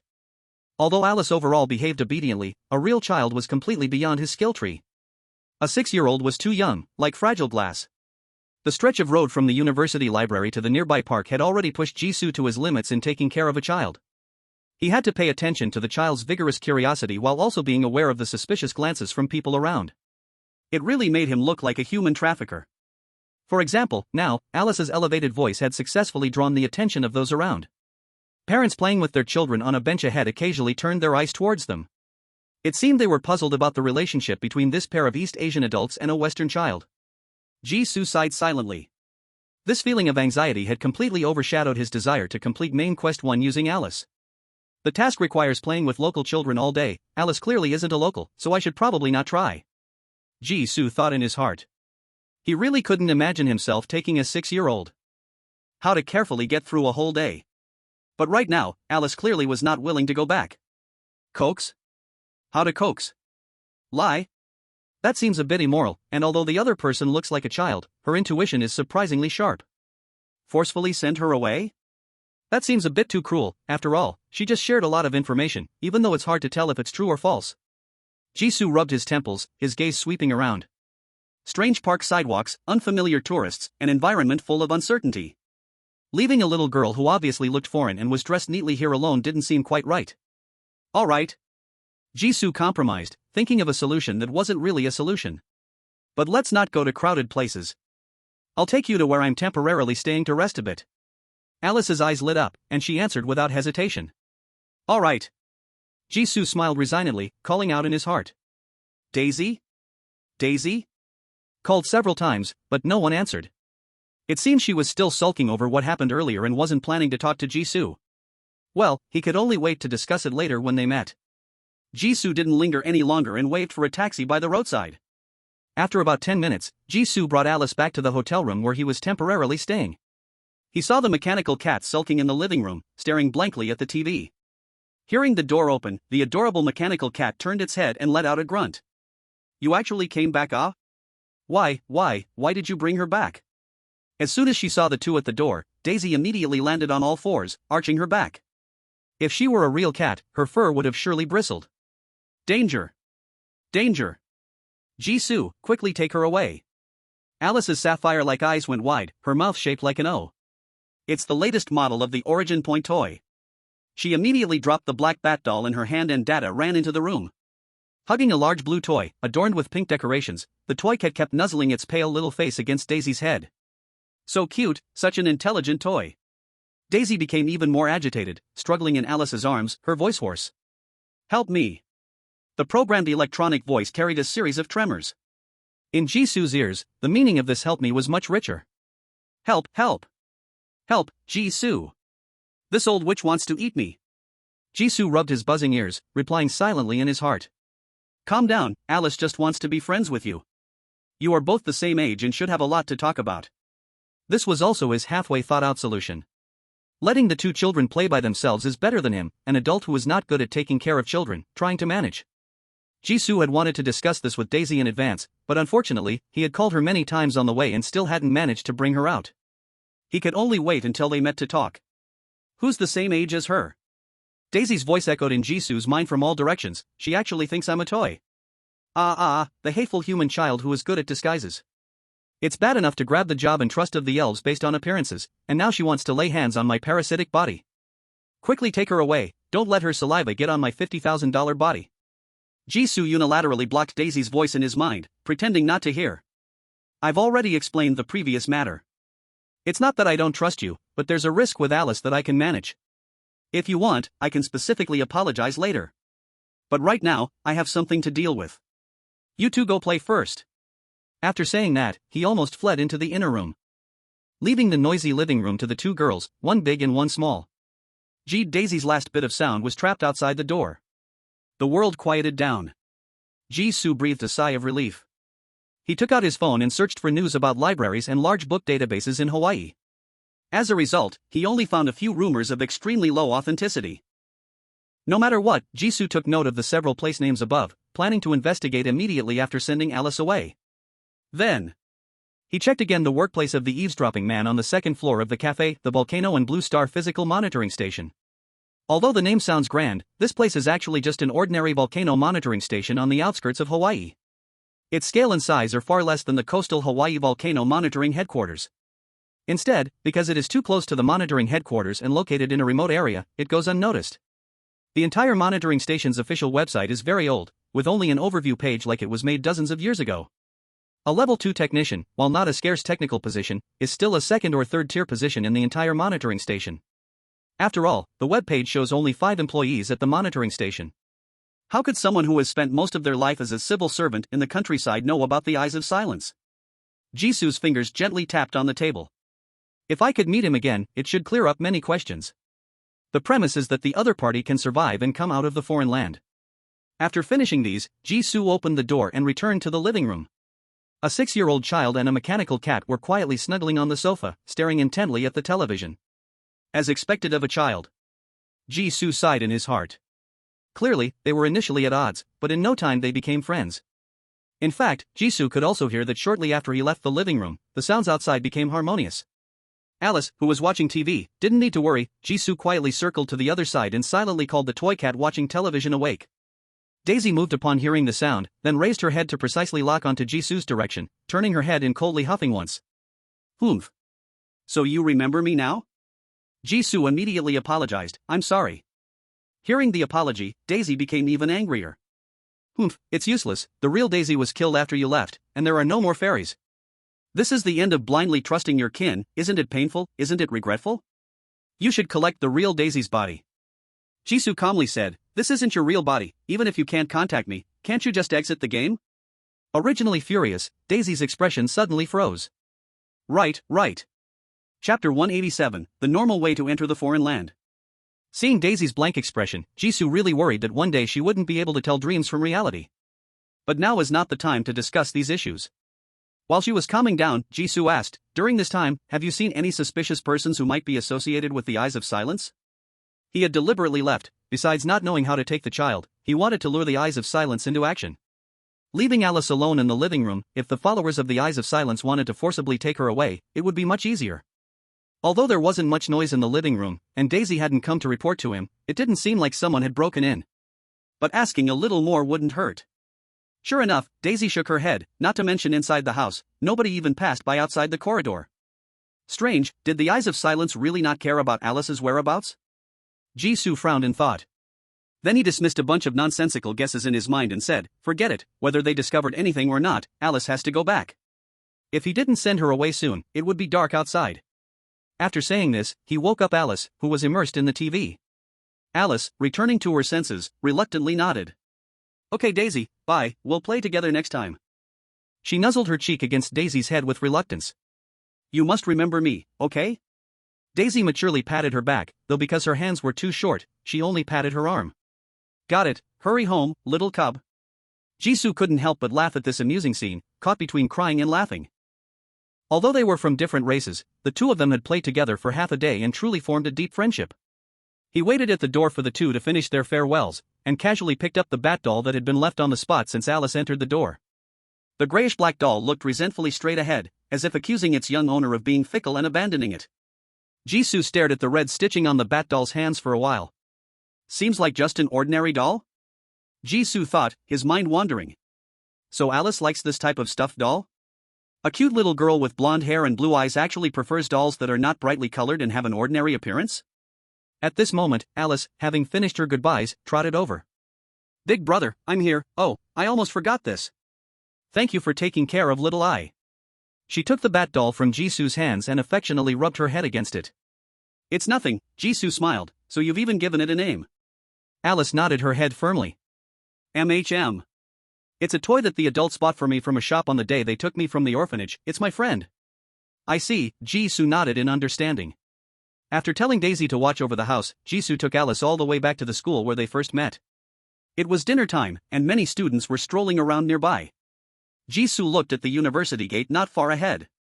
Is this far enough? Do you want me to walk you further? No need, Alice shook her head. No matter where he walked her, the distance she had to walk home would be the same. Alice hugged her bat doll and looked up at Jisoo. Big brother Jisoo, will you play with me again? If there's a chance, Jisoo replied uncertainly. Considering the connection he had with the Silent Eye organization, they would likely meet again in the future.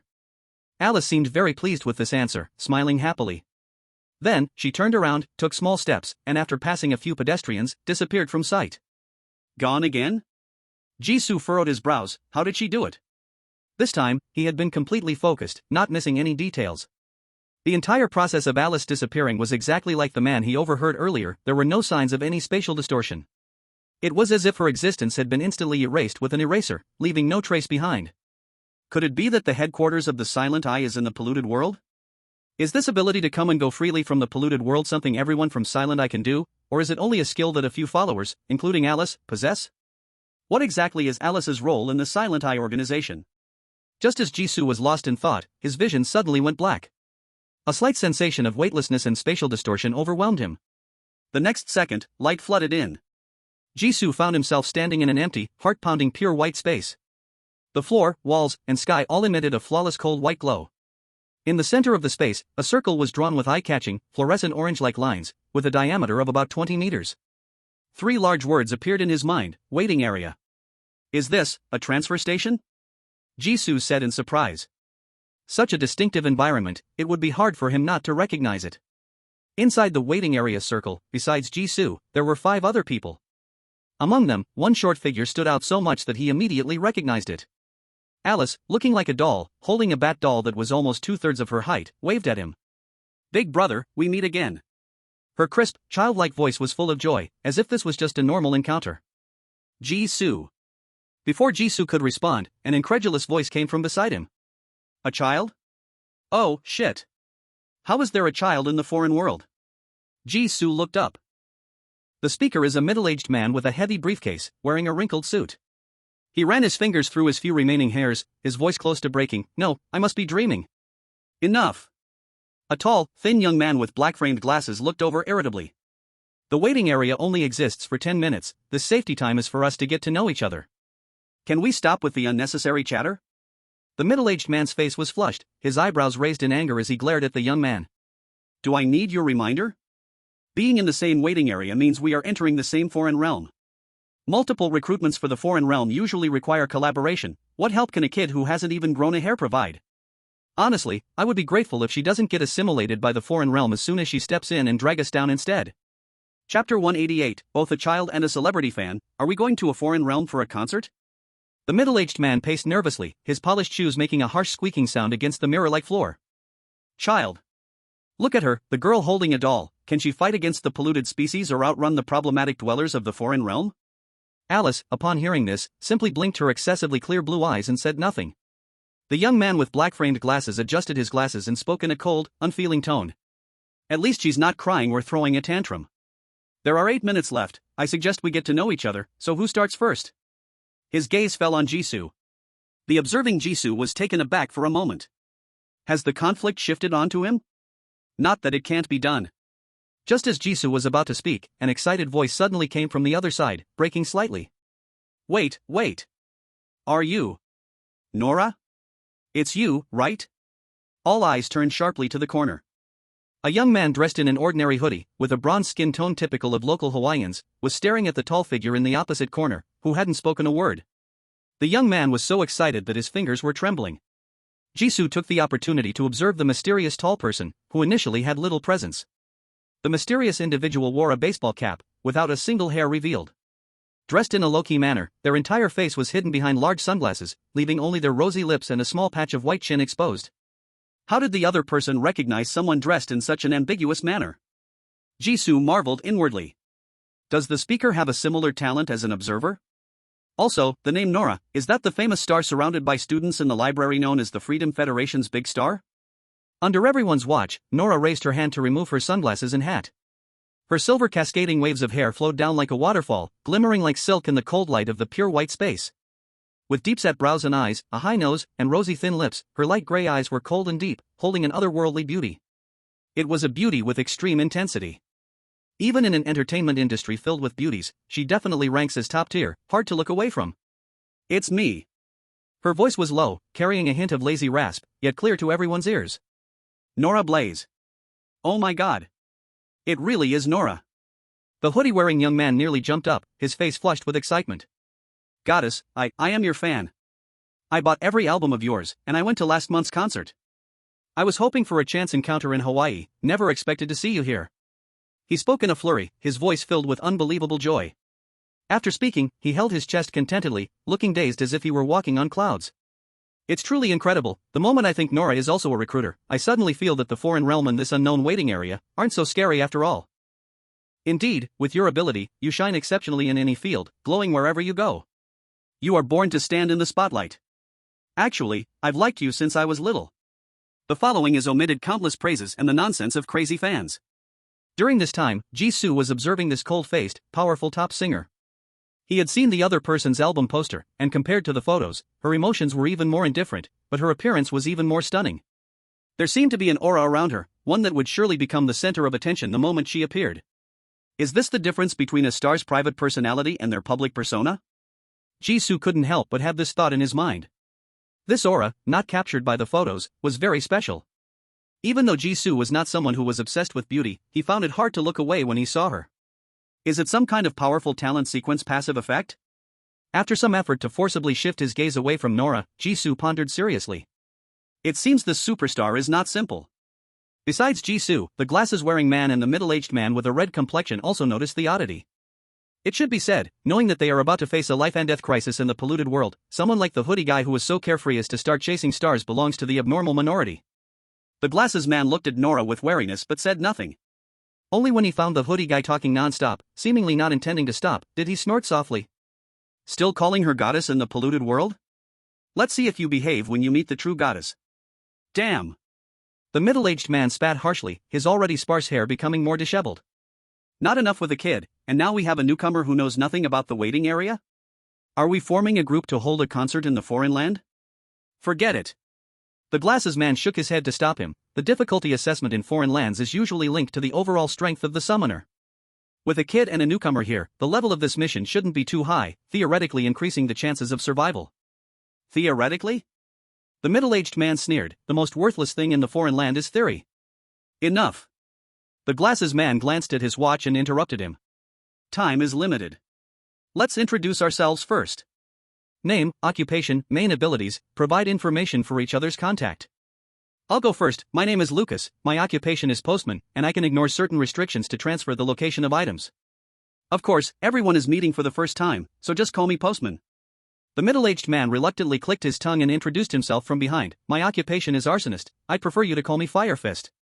My ability can be understood literally, I can control flames. Feeling the gaze gathering on him, Jisoo took the topic further. My occupation is traveler.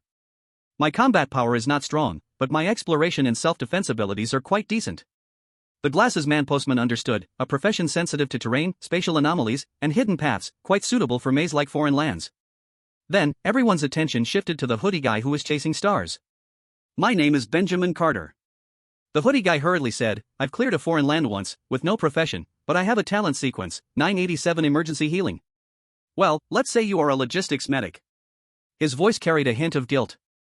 Clearly, no matter how carefree, he realized his existence in the entire team was only second to the 6-year-old girl next to him dragging behind. In response, the glasses man postman didn't react much. Newcomers gaining a talent sequence upon clearing a foreign land for the first time is the only mercy the polluted world offers to summoners. Unfortunately, your talent sequence number is too low, not counted in your occupational structure, and its growth potential is very limited. I advise against putting all your hopes on it. Translated, this means this talent sequence is too useless, don't think of it as leverage. Hiding behind others, doing nothing. No one needs this level of logistical medical care. Jisoo silently supplemented the potential meaning for the bespectacled male postman. The postman had good emotional intelligence, kicking back the newbie's opportunistic thoughts as soon as they surfaced. And what he said was indeed a fact. With a talent sequence close to 1000, at most it could urgently handle normal injuries like bleeding and fractures. Once faced with corrosive wounds caused by pollution creatures, it would probably be useless. The expression on the hoodie-wearing man's face became awkward. Is that so? Seems my luck isn't too great. The awakened talent sequence is often closely related to the qualities of the summoner, not purely a matter of luck. The postman didn't say this out loud but casually looked over at Nora, who seemed out of place and almost glowing among the others. It's your turn. Chapter 189, The Solitary Nora. Nora crossed her arms, being succinct. Nora Blaze, as for my profession. I'll talk about it once I know more about the other world. This suggested she did not intend to pursue deep cooperation. As Jisoo had guessed before, this famous singer was a powerful, seasoned summoner. She was confident that she could survive without relying on others' cooperation once entering a world with multiple lives. She wouldn't even go so far as to fabricate a false occupation to maintain a facade of harmony in the team. Hearing this response, the postman behind the glasses showed no displeasure, nodding in understanding. Every summoner has their own secrets. I believe Ms. Nora is good at timing, and will tell us when needed. The middle-aged man who called himself Firefist also did not refute. Perhaps it was because Nora's attitude was strong enough, or maybe their long experience in the polluted world gave them judgment. Anyway, in Jisoo's eyes, it was already strange for a summoner who travels through the polluted world to become a star in the normal world. Star schedules are often tightly packed, with eyes on them wherever they go in life. Yet, summoners are a profession that could face life and death crises at any moment. One second it's the stage, flowers, and applause, the next second, fans clapping hands could sprout eyes and teeth. This huge gap makes it hard to distinguish the boundaries of the two worlds. Nora not only didn't neglect her life in the normal world, but she also managed it well, proving her strength in itself. The postman adjusted his glasses. Since there's a newcomer who has just been summoned, let me briefly introduce the waiting area. Caught in thought, Jisoo paused at these words, instinctively lowering his head to make eye contact with the leaning Alice. Alice was holding a doll, her eyes clear as if nothing had happened. One person hadn't introduced themselves, yet the postman moved on so briskly? Jisoo looked at Alice, then at the postman moving to the next section. He opened his mouth but finally said nothing. Well, the other party probably regarded Alice as a burden or a corpse, not wanting to bother at all. Pushing it forward wouldn't change anything. The postman continued. The waiting area, as the name implies, is the waiting zone for summoners before entering the otherworld. Except for the first otherworld experience for newcomers, summoners will spend some time in the waiting area before entering the otherworld. Summoners can meet fellow companions heading to the same otherworld in the waiting area, allowing them to speculate on the type and difficulty of the otherworld. Fighting among summoners is prohibited in the waiting area, everyone can exchange information here. By the way, the waiting area is located at the transit station, part of the polluted world, allowing access to the summoner panel. We can replace pollutants in our backpacks here. Most exotic lands do not allow personal belongings to be brought in, all the summoner can rely on is the channel recognized by the rules of the polluted world. He pointed to his temple. That is, the summoner's panel. The hoodie guy tried to follow suit and indeed summoned his own summoner panel. Then he asked in confusion. But, it has only been 6 days since I last left the exotic land, the countdown hasn't ended yet. The summoning countdown is just an estimate of the longest duration for the summoner's next entrance into the exotic land, the postman interrupted him.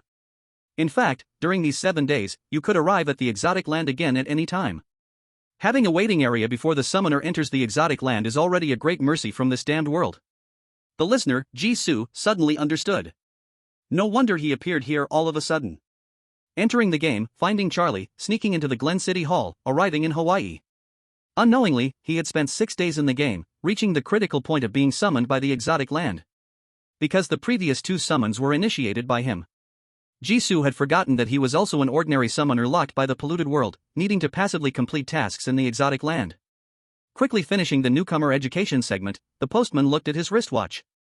There's still a little time, I suggest everyone choose a leader first to make it easier to gather information and organize in the exotic land. The Fire Fist uncle immediately agreed, I think that's good. The postman asked, so, who is willing to take on this position? The waiting area suddenly became very quiet. Fire Fist widened his eyes, you proposed the idea, why don't you do it? The postman raised his nearly muscle-less arm, self-deprecating. I'm just a level 10 summoner, my abilities and skills are average, and I'm not smart enough for this position. Big brother, your combat ability is clearly the highest, how about you? Line Fist waved his hands repeatedly. I can't read much, almost 50 years old, full of illnesses, and my mind isn't sharp, I can't take it. In the exotic land, it is most taboo to be the leading bird. He had survived until now by knowing when to yield. So? The postman looked troubled, subconsciously looking at the arms-crossed Nora. The beautiful woman with silver long hair closed her eyes in meditation, not moved by this. He reluctantly took back his gaze and swept it over the remaining 3 people. Jisoo also had an appearance of being unconcerned. Alice was still a child. As for the hoodie guy, he stared vacantly, seemingly still fiddling with his summoner panel. The postman took a deep breath. Forget it, but 6 people acting alone could easily encounter danger and struggle to gather resources. How about everyone pair up to look out for each other? Fire Fist again agreed, exactly. It's easily dangerous to be alone in the exotic land, collaborating will strengthen us and make our actions easier. As he spoke, he secretly glanced at Jisoo. Jisoo raised an eyebrow. It seemed this tactic was aimed at him? Sure enough. The next second, Fire Fist eagerly looked at Alice. This child greeted the traveler as soon as she came in, since you both know each other, why don't you team up? Alice hugged a bat doll and cheerfully said, I'm Alice. I can take care of myself. Fire Fist rolled his eyes, clearly not taking this seriously at all. A 6-year-old saying she can take care of herself? In the exotic land? What a joke. Jisoo thought for 2 seconds and nodded, if Alice agrees, I can. Alice's eyes widened in surprise, her thick eyelashes fluttering, then a smile blossomed on her face. Okay, big brother. Seeing this, the postman let out a sigh of relief in his heart. One big problem successfully solved. He turned to look elsewhere, then I choose Nora. The hoodie guy looked at the woman who put her sunglasses and hat back on with admiration, interrupting eagerly. Goddess, let me team up with you, I will definitely protect you. Nora said calmly, I prefer to act alone. Okay. The hoodie-wearing man couldn't hide his disappointment. Jisoo looked at the scene in front of him, his eyes thoughtful. Even with his own fans, this big star still showed no courtesy. Could it be that the nature of his job required him to be solitary? Chapter 190, Welcome to the Otherworld, Pele's Curse. Alright then, the postman sighed, let's adjust our strategy after entering the otherworld. Before entering the otherworld, they had only exchanged their identities during the precious preparation time. In the 6-person group, the summoned individuals were either eccentric or had unusual identities. They couldn't even rely on others to indirectly analyze the information of the otherworld. Fire Fist looked at the white void above, a hint of melancholy in his eyes. I hope everything goes smoothly. If they had a choice, who would want to be a summoner, spending their later years with monsters and oddities? Time ran out. The orange circle on the edge lit up brightly, then quickly faded, blending into the pure white space. Jisoo felt his body freeze for a moment. Then the view shifted, and the white light before him darkened like a tide receding. The sounds of noisy voices in the humid, stifling air hit him immediately. The ground beneath his feet became hard and rough, but more real. Jisoo blinked, his vision gradually returning. He was standing in the center of a brightly lit, crowded square. In the distance was the silhouette of the dark sea under the night sky, and even farther away, the outline of several mountain peaks. The square was adorned with colorful lights and flower garlands made of fresh flowers and grass leaves, with a huge bonfire burning in the center. Around him, people wore brightly colored shirts and shorts, swaying their bodies to the lively music, laughter filling the air. Jisoo could smell roasted meat and the sea breeze in the air. Welcome to the Otherworld, Pele's Curse. Mode, 6-person collaboration, initial. Hilo Town on the Big Island of Hawaii is one of the oldest towns in the area. The volcano is its heartbeat, and the goddess Pele is its breath passed down through generations. At this moment, the town is celebrating the volcano goddess's birthday festival, a 5-day celebration. Bonfires, dances, and legends grow wildly in the night. You are a folk research team temporarily assembled due to shared interest, with the goal of investigating the most mysterious local topic, Pele's Curse. Legend says that during the birthday celebration, the goddess Pele will look down on the mortal world, casting divine punishment on all who disrespect her. Is mythology an ancient warning? Or a carefully woven lie? Mission: uncover the truth behind Pele's curse or survive until the end of the birthday celebration. Note, the level of truth exploration will greatly impact the final evaluation and rewards. Special simulation rules activated, summoner stamina system started. Current stamina, October 10th. Current location, Hilo Town Celebration Square. Folk research team? Jisoo quickly read through the text in his mind, then looked down at the brightly colored shirt and the heavy, oversized backpack at his feet. Was this the uniform identity for summoners in this other world? Hawaii, Pele's Curse. These words sounded so familiar. He immediately scanned the surroundings. The NPCs of the other world were immersed in the festive atmosphere of the celebration, happily dancing around the bonfire. They paid no attention to Jisoo, who stood motionless in the middle. The beach, the bonfire, the flowers, the spiked roof houses deeply integrated with nature. Wasn't this the style of Hawaii? Not the Hawaii from Jisoo's memory, from another world, but the normal world Hawaii. Before being pulled into the waiting area, Jisoo had encountered many houses similar to these while on his way to send Alice home. Pele's Curse was also a special local legend he had learned about a few days ago, from the people of this normal world Hawaii. The Pele's Curse in the normal world didn't have a deep historical or cultural legacy, and it had only appeared in the last 4 years. It was a cold case, transformed in the mouths of the people, with a new legend relying on imagination and mysterious forces added on. Isn't the curse of Pele in the normal world something that formed naturally? But rather a story spread deliberately by some individual, or a group of summoners, after leaving this strange land? If this guess is true, then Jisoo has a grasp of the experience left by predecessors. In this strange land where seeking the truth is the primary objective, this would be a significant boost. Of course. The premise is that Jisoo can confirm that there is indeed a connection between the two curses of Pele. There are a total of 5 days in this strange land, and it's still too early to speak of these things. Jisoo looked up and searched the crowd, easily finding a few familiar faces that did not join the town's festive dance. Alice, holding a bat-shaped toy, curiously gazing around. Benjamin, a hoodie-wearing boy being pulled by an enthusiastic vendor to sell flower crowns. The postman and Fire Fist, frowning and huddled together, seemingly discussing something. And Nora, who was wandering away from the crowd. She had somehow gotten a wide-brimmed straw hat on her head. If it weren't for her unique behavior of distancing herself during the celebration, Jisoo might have missed her. Just as Jisoo was considering whether to call Nora back, she paused at the edge of the crowd and walked back again. At that moment, Alice also spotted Jisoo. She stood amidst the bustling crowd, excitedly shouting, "Big brother!" Other summoners all turned to look. Jisoo naturally withdrew his gaze and walked towards Alice. When he was less than 10 meters away from her, his body suddenly froze in place. Communicating with other members of the expedition team consumes 1 point of stamina. Confirm cancel. No matter how Jisoo tried, he found himself stuck in place.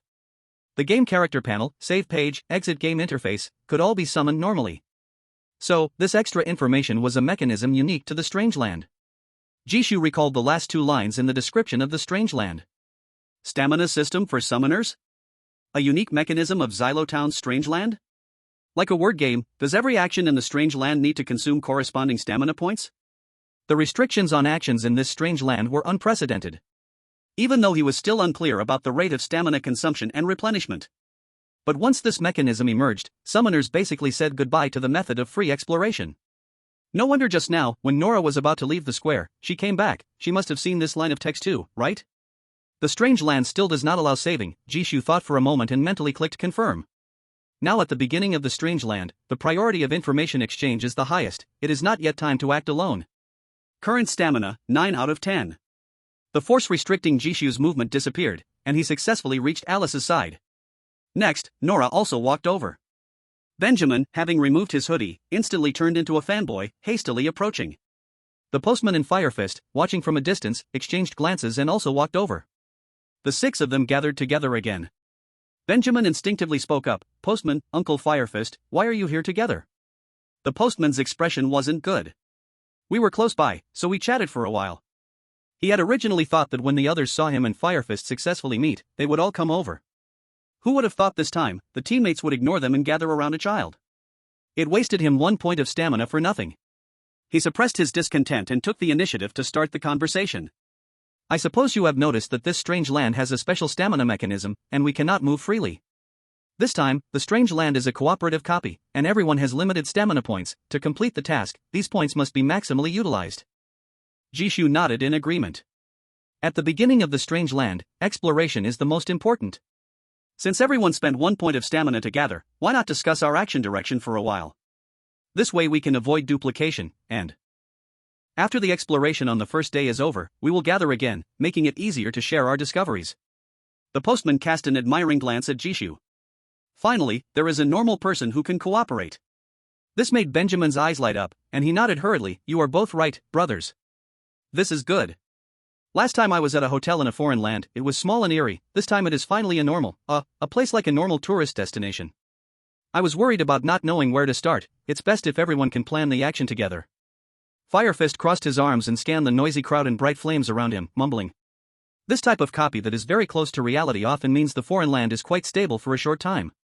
Even in a highly polluted foreign land, distortion and anomalies won't erupt on a large scale immediately. Indeed, we can act separately. The postman pushed his glasses, his gaze falling on the crowd in the square who were singing and dancing. He paid special attention to the locals wearing colorful stone ornaments or traditional grass skirts, looking particularly pious and engaged. "We will appear in the square first. This shows that we are at the core site of the volcano goddess's birth celebration. The people gathered in the square are likely the most devout and active believers in the town regarding the volcano goddess. If we want to understand this legend, this is the best entry point. I want to stay in the square." Firefist thought for a moment and nodded in agreement. "That makes sense. There are many people and various eyes in the square. It would be too inefficient to rely on just you for inquiries, and it's easy to miss things. I'll stay too. We can touch different circles of people separately." Nora Blaze, who had been quietly listening, slightly lifted the brim of her hat, revealing a beautifully contoured chin. Her voice was calm but carried an undeniable meaning. "I'll take a walk around the outskirts of the town to confirm the scope and boundaries of Hilo Town." She paused for a moment and continued. "On the way, I will also ask the townsfolk I encounter if there are any special folk customs or taboos during the celebration." The postman's gaze behind the lenses flashed, then he showed an expression of realization, nodding repeatedly. "Miss Nora is right. The foreign land description mentioned that Pele's curse is effective on those who disrespect the gods. If we want to survive safely until the last day, we must avoid triggering the volcano goddess's taboos. So during the investigation, everyone must pay attention to collect these taboo matters and show respect to the goddess." "Respect." Firefist repeated these 2 words, as if some unpleasant memories were triggered. His expression darkened, and he clenched his fists, the knuckles turning slightly white. To avoid some mind-reading entities, it's certainly necessary to maintain respect for the gods in our hearts. But let's not forget, the gods in foreign lands are never gentle beings who are merciful and protect their believers. Excessive admiration and worship can sometimes lead you right into their jaws. Jishu sized him up. "It sounds like you know a lot about this aspect?" Compared to being in the waiting area, Firefist's skin seemed redder, making him look like a boiled crab. "Is it the effect of a certain talent sequence or pollutant?" "Indeed. To survive under the ravages of the foreign land until nearly 50, the anxious and irritable Firefist is not as simple as he appears." "Poof." Firefist sneered, his face's wrinkles bunching together. "Just a guess." Benjamin did not sense the danger and chill in the air, his gaze fixed on Nora with a mix of worship and trust. "Truly a goddess, Sister Nora. You discovered the key to the foreign land right away." Jisoo shifted his gaze away from Fire Fist, seamlessly ending the previous question. Then I will go check the shops around the square. Bars, souvenir shops, snack stands, these places also have a lot of foot traffic. The staff might provide views different from the revelers. At this time, Alice, who had been quietly holding her bat doll, also lifted her head. The voice was crisp and pleasant. I want to stay in the square. Jisoo was taken aback and squatted down to meet her gaze. Alice, aren't you coming with me? They had just agreed to act together in the waiting area not long ago. Although Jisoo knew that Alice must have completed missions alone in strange lands before, she was still just a 6-year-old child. It seemed too much to ask for her to act alone in such a vast foreign world. Before Alice could answer, Fire Fist spoke up first. It's a good thing the child wants to help. She has 10 points of stamina, so gathering some information should be easy. With the strange land's unique mechanism, the child he first thought was purely a burden could instead play a role. Stamina points are very precious to everyone. If Alice and Jisoo acted together, they would consume the same points of stamina, meaning they would effectively lose one source of information. That was too unwise. Alice didn't care, but now that the other side took the initiative to offer help, it was naturally the best situation. He then added. Children are also a special group. Approaching it from this aspect, we might uncover some details we don't know. The postman grinned and said half-jokingly. Indeed, the range of the strange land is limited, making it less likely to encounter human traffickers, which allows kids to act alone. This is a special advantage born from countless bad news. Alice's small face was unusually serious. Big brother, I can take good care of myself. Jisoo stared into her eyes for a few seconds. From those overly calm blue eyes, he saw not just a child's innocence, but also a determination beyond her age. All right, be safe. Since the person involved said so, he wasn't going to be tactless. Alice smiled and nodded, hugging her bat doll tightly.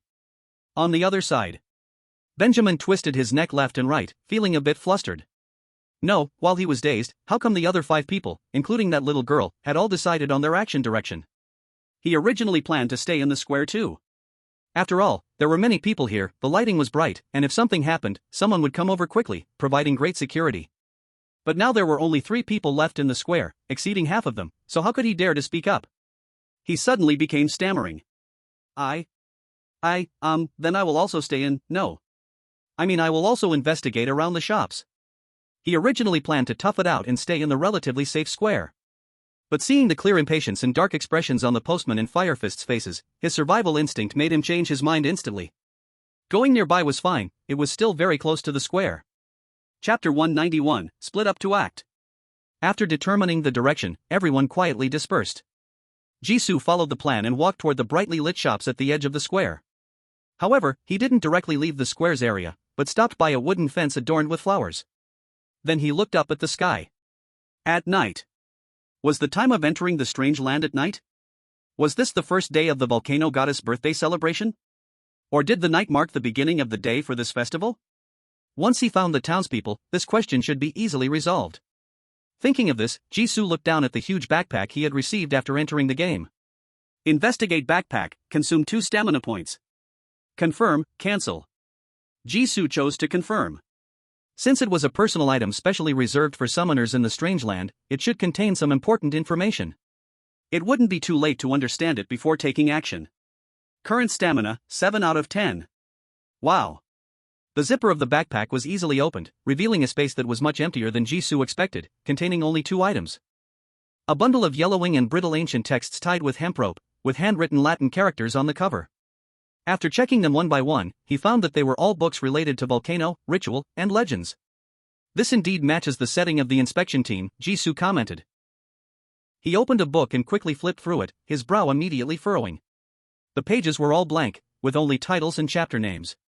Does it need a special way to show the content, or does the foreign land think this information is unimportant, just a backdrop, so nothing was written? Jisoo was speechless from his own nonsensical guesses. How could it be the latter? What was I thinking? I should just put it away for now. If the information inside requires specific conditions to appear, then these books are just decorative items taking up space for now. Another item was a simple leather wallet. When Jisoo opened it, he found 10 banknotes printed with local scenic patterns inside. Clearly, they were the currency of the foreign land and the funds for their activities over the past few days. Inside the wallet's compartment was a hard room card, clearly printed with Black Sand Inn. Room 203. This should be the place the foreign land arranged for them to stay. Jisoo noted the information and repacked his backpack, feeling a bit more assured. Now I can start the investigation. He stepped forward, officially leaving the area of the celebration square. Almost the moment he stepped out of the edge of the square, a line of prompts lit up before his eyes. Please select a destination. Black Sand Inn. Black Sand Beach. Volcano Monitoring Station. Take a stroll, random trigger. Stay in the square. The options were tightly packed, with the last row of text nearly touching the ground. So many. Do I really have enough stamina to see them all? Jisoo couldn't help but worry. Most of the places inside were unfamiliar, Jisoo only recognized the first one. What a coincidence. Jisoo's position just happened to allow him to see the neon sign hanging outside the inn.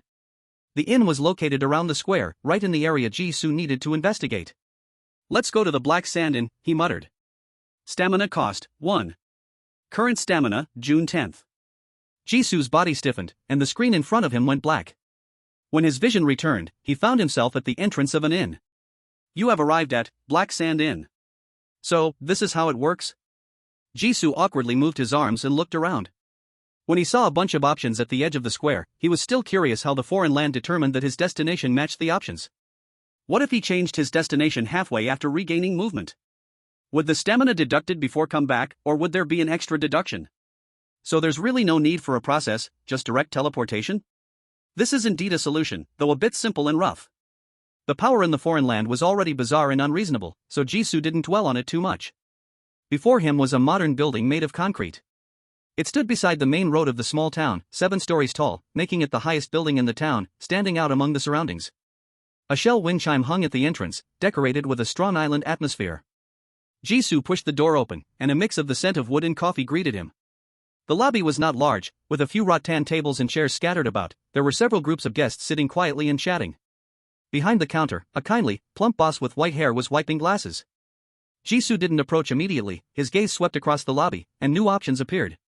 1. Investigate specific areas of the inn, cost 1 stamina. 2. Listen to the guests chatting in the lobby, cost 1 stamina. 3. Chat with the innkeeper, cost 2 stamina. 4. Go directly to room 203, no cost.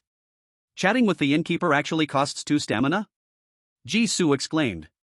According to his previous findings in the backpack, options that consumed more stamina would yield higher returns. Spending 1 stamina to gather with other summoners only allowed them to talk about their action plans. But he found suspected hidden texts in the backpack, highly relevant to the task, in a legendary historical book. In the wallet was money convenient for activities in the town, and a room card confirming the place to stay for the night.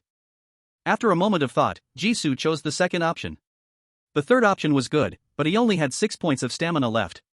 Without knowing the replenishment mechanism, Jisoo had to control his stamina consumption speed. First, he would collect low-cost information, later, speaking with the innkeeper might be smoother.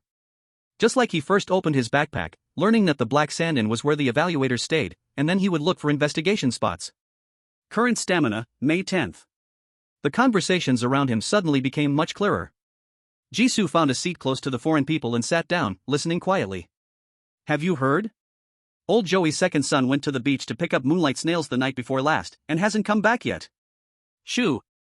Lower your voice. Talking about this during the festival, are you not afraid the goddess will hear? What's there to be afraid of? My grandpa's generation didn't really believe in this, and they lived just fine.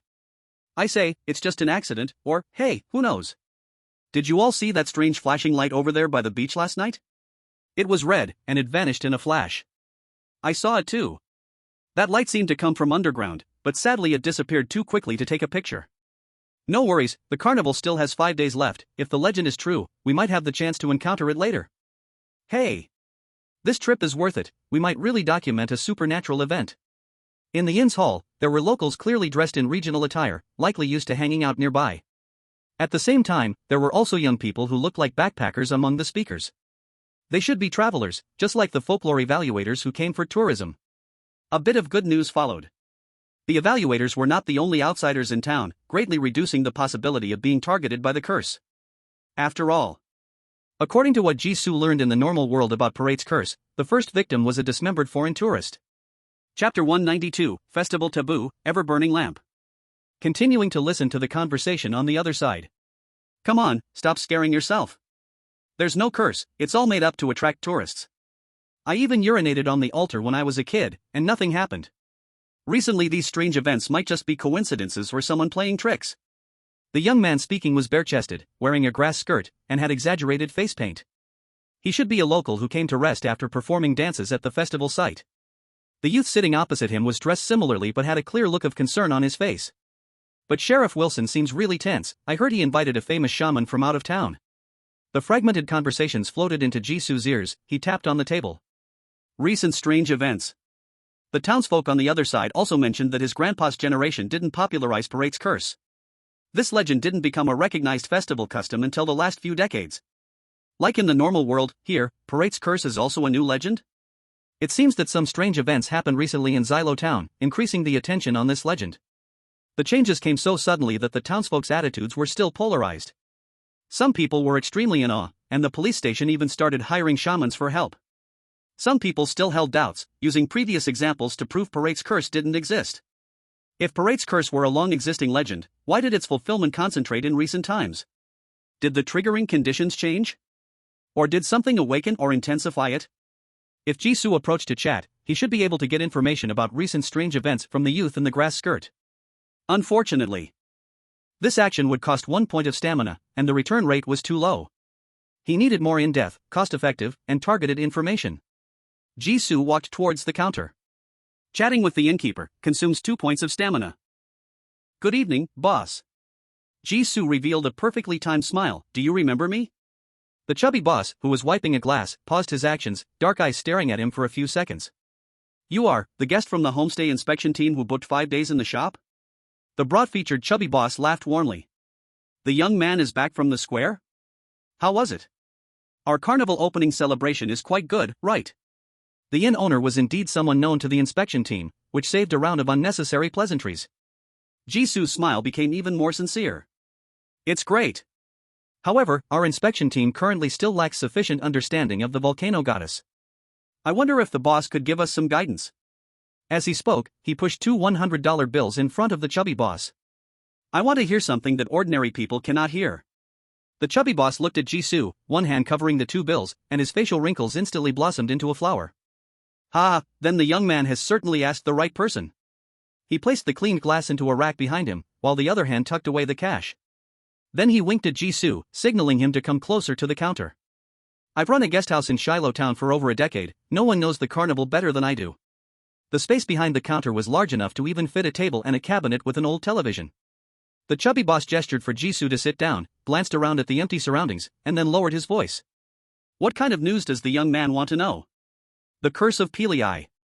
Jisoo replied with a faint smile. Does the boss know about this? The goddess's curse? Surprise flashed in the chubby boss's eyes. This Black Sand Inn is the largest hotel in Xylo Town.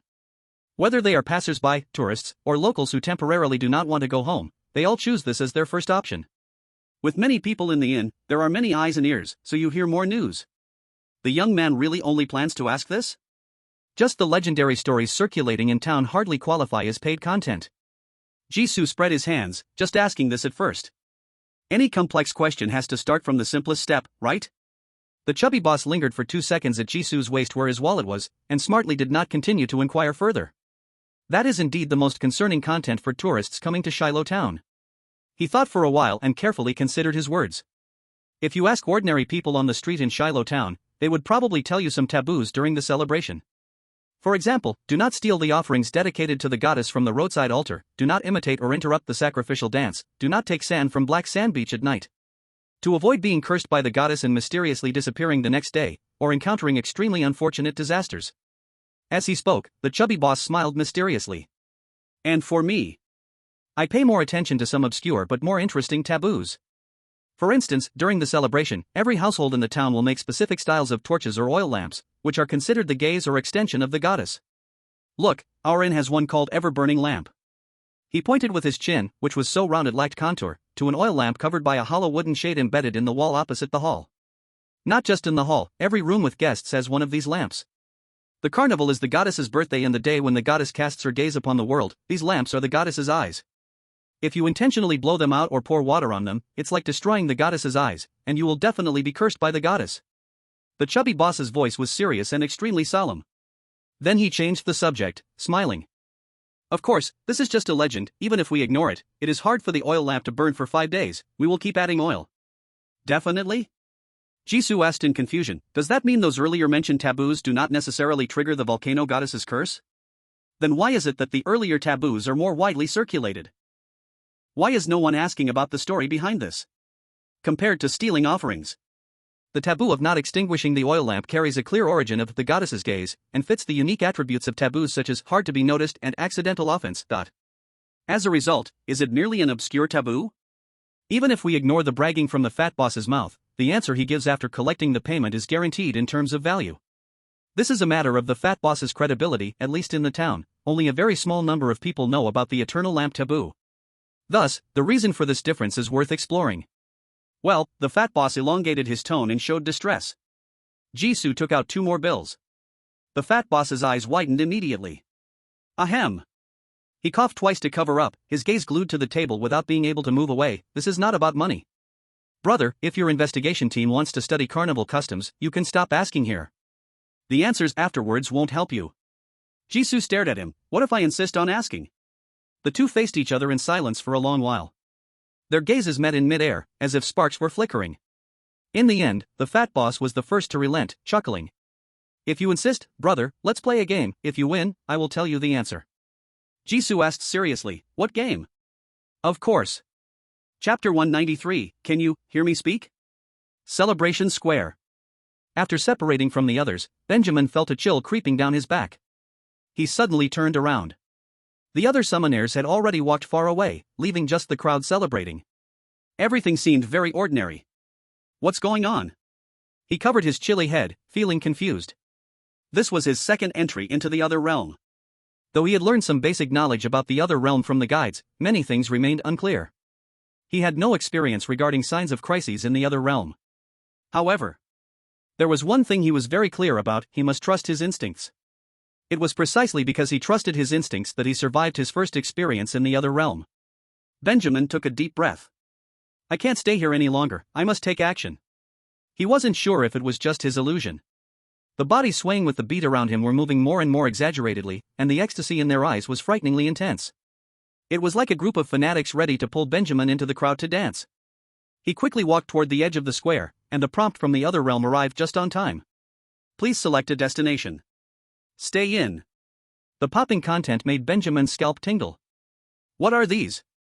All the options from top to bottom were gibberish, only the last 2 characters, stay, could be understood. Forcing him to decipher the gibberish would only bring him endless headaches. It felt like his head was split in 2 with an axe and stuffed with cotton that was about to overflow. Not even the content of the prompt from the other realm could be identified. This was a situation Benjamin had never encountered in the previous realm. He turned back, the crowd was still dancing around the bonfire. Those smiling faces, under the flickering firelight, occasionally twisted into strange expressions of laughter that seemed not to be laughter, disappearing in an instant. Benjamin was drenched in cold sweat, and his fear grew stronger. I need to leave first. He randomly selected the first option, and then everything went dark before his eyes. When his vision cleared again, Benjamin found himself in a narrow, dimly lit street. Stamina points consumed, 1. Current stamina, August 10th. The text in front of him was finally legible, and the chill that clung to his back like a leech gradually faded. He silently sighed in relief, then began to observe his surroundings. The shops on both sides of the street had their doors half closed, making it hard to see the layout inside. It was much quieter here than in the square, and he was the only one present, but he could faintly hear singing coming from the distance to his right. It seems this place isn't far from the celebration square. Benjamin comforted himself. His luck was fairly good, the blind selection happened to land on the area he needed to investigate. The sooner he found something, the sooner he could return to seek the protection of experienced and powerful summoners. With that thought, Benjamin stepped forward. Then, a severe headache hit him, making him instinctively clutch his head and bend down. Ugh. 1. 2. 3. 4. Again, options he could not understand at all. Just maintaining the existence of the options panel was giving Benjamin a splitting headache. He muttered under his breath, what the hell is this strange realm?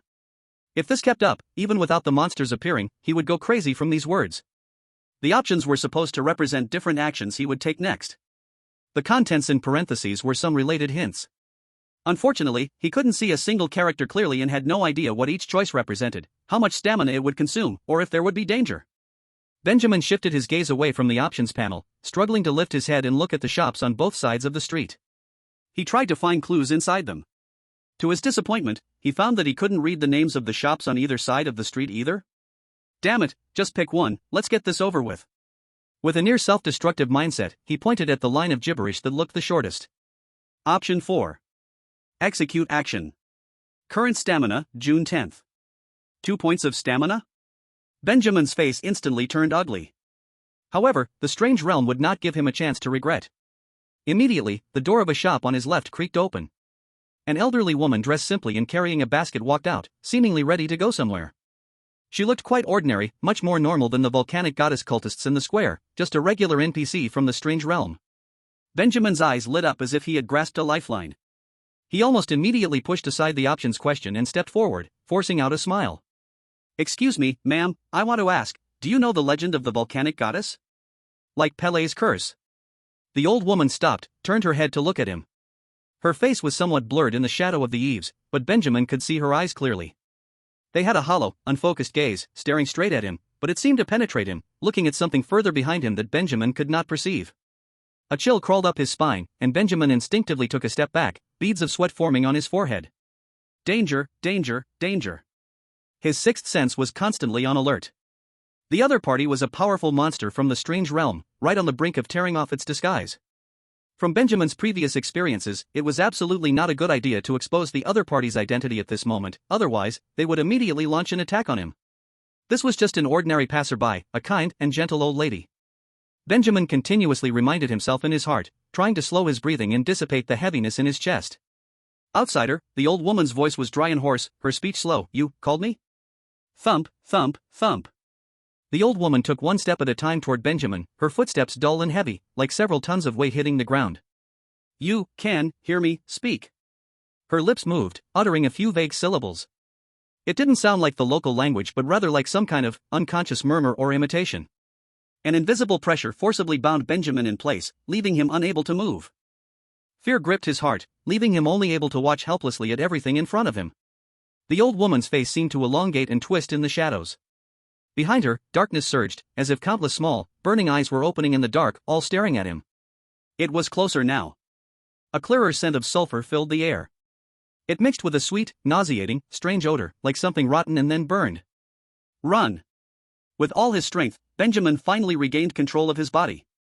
Rolling and crawling towards the opposite direction. This is not something he can deal with. I can't stay any longer. Chapter 194, Mental Erosion. Celebration Square. The postman leisurely wandered around the outskirts. In the center of the square, a giant bonfire blazed, flames shooting up to 10 meters high, quite a spectacle. Nearby, townsfolk played music and danced, their unique sounds joyful and festive, quite catchy. Though the square was full of people, the areas around the bonfire were still much more open, offering a better view. The postman's gaze, behind his glasses, carefully scanned every corner of the square. The stone patterns on the local residents, the specific dance steps and turns, the obscure syllables in the songs. He noted everything intentional, then quickly shifted his gaze away. Everything foreign carries pollution, mental assimilation is its strongest technique. To stay alert, one must learn to timely withdraw their attention.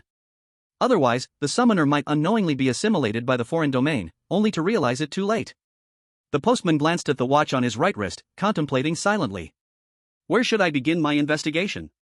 Getting closer to the crowd would trigger garbled behavior options, but staying away wouldn't gather intel. He had lingered on the outskirts for so long, yet couldn't find any anomaly in the square. Without any anomalies, there were no breakthroughs, it might as well be. The postman's eyes flickered. Just then, a townsman draped in colorful gemstones, waving a torch, approached with laughter alongside others. The postman brushed past him. Then. Bang! Hey! Are you blind when you walk? The originally cheerful townsman clutched his bumped arm, grumbling irritably. The postman immediately bent down to apologize. I'm sorry, truly sorry, I spaced out just now. Spaced out? The ordinary-looking man fixed his gaze on him. Do you know you've ruined my entire good mood for the day? Step. The man advanced a step, his dark shadow casting over the postman's face, his features almost melting and shifting like a wax figure. In the next moment, the man's eyes became two hollow dark voids.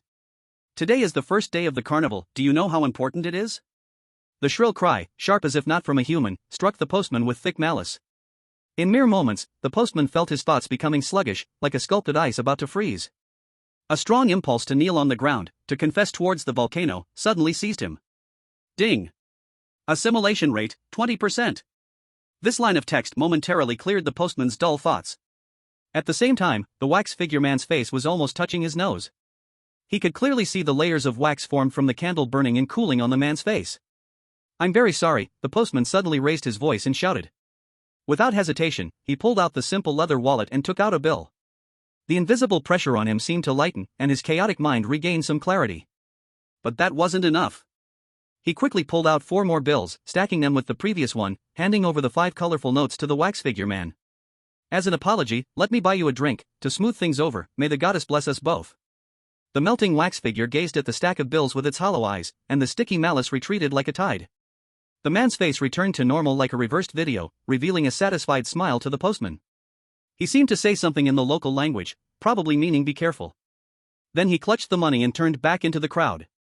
The postman stood there, gently exhaling, the back of his clothes slightly damp with cold sweat. He pushed up his glasses, his fingers trembling slightly. He was saved. "Hey, what are you frozen there for?" A loud voice startled the postman, making him jump. He suddenly looked up, his eyes sharp. "Who are you?" Fire Punch was equally startled by the mailman's reaction and instinctively stepped back. "Of course it's me. Isn't it normal for both of us to stay in the square investigating Pele's curse?" he said, puzzled. "I saw you talking to a townsperson for a while, so I came over to check. Hey, by the way, I didn't deduct any stamina points this time when I looked for you. Maybe we can frequently exchange information during our investigation. This is probably the benefit of staying in the same scene. We hit the jackpot." Fire Punch's tone was quite proud, clearly satisfied with his decision to stay in the square. But the mailman didn't look as good. He covered his racing heart and took a deep breath. "You mean you only saw me chatting with the townsfolk for a little while?" "Yeah." Fire Punch nodded naturally, "just 2 sentences, it was no more than 2 or 3 seconds. He rubbed his chin, feeling confused.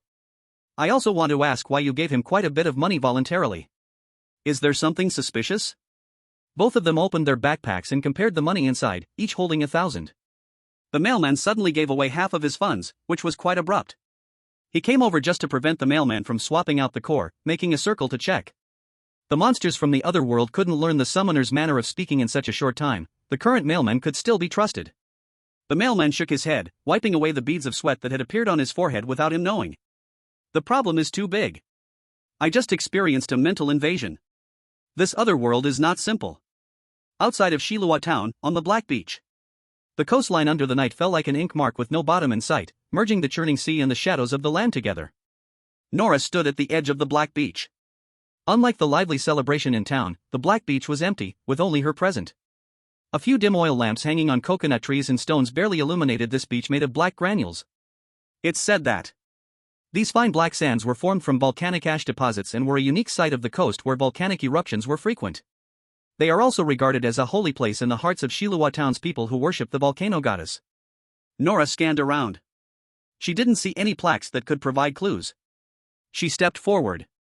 1. Independent investigation, consume 1 stamina point. With only one option, Nora made her choice without hesitation and approached the sea. This was the furthest point she could choose from the square of Shilua town, also one of the pilgrimage sites for the volcano goddess. There must be a reason for this location's existence, it just needed a bit more effort to investigate. The scenery in Nora's vision began to fade, replaced by subtler spectra, temperature, energy, marks of unnatural disturbances. All the details easily overlooked in normal sight became clear in her eyes. Then she saw it.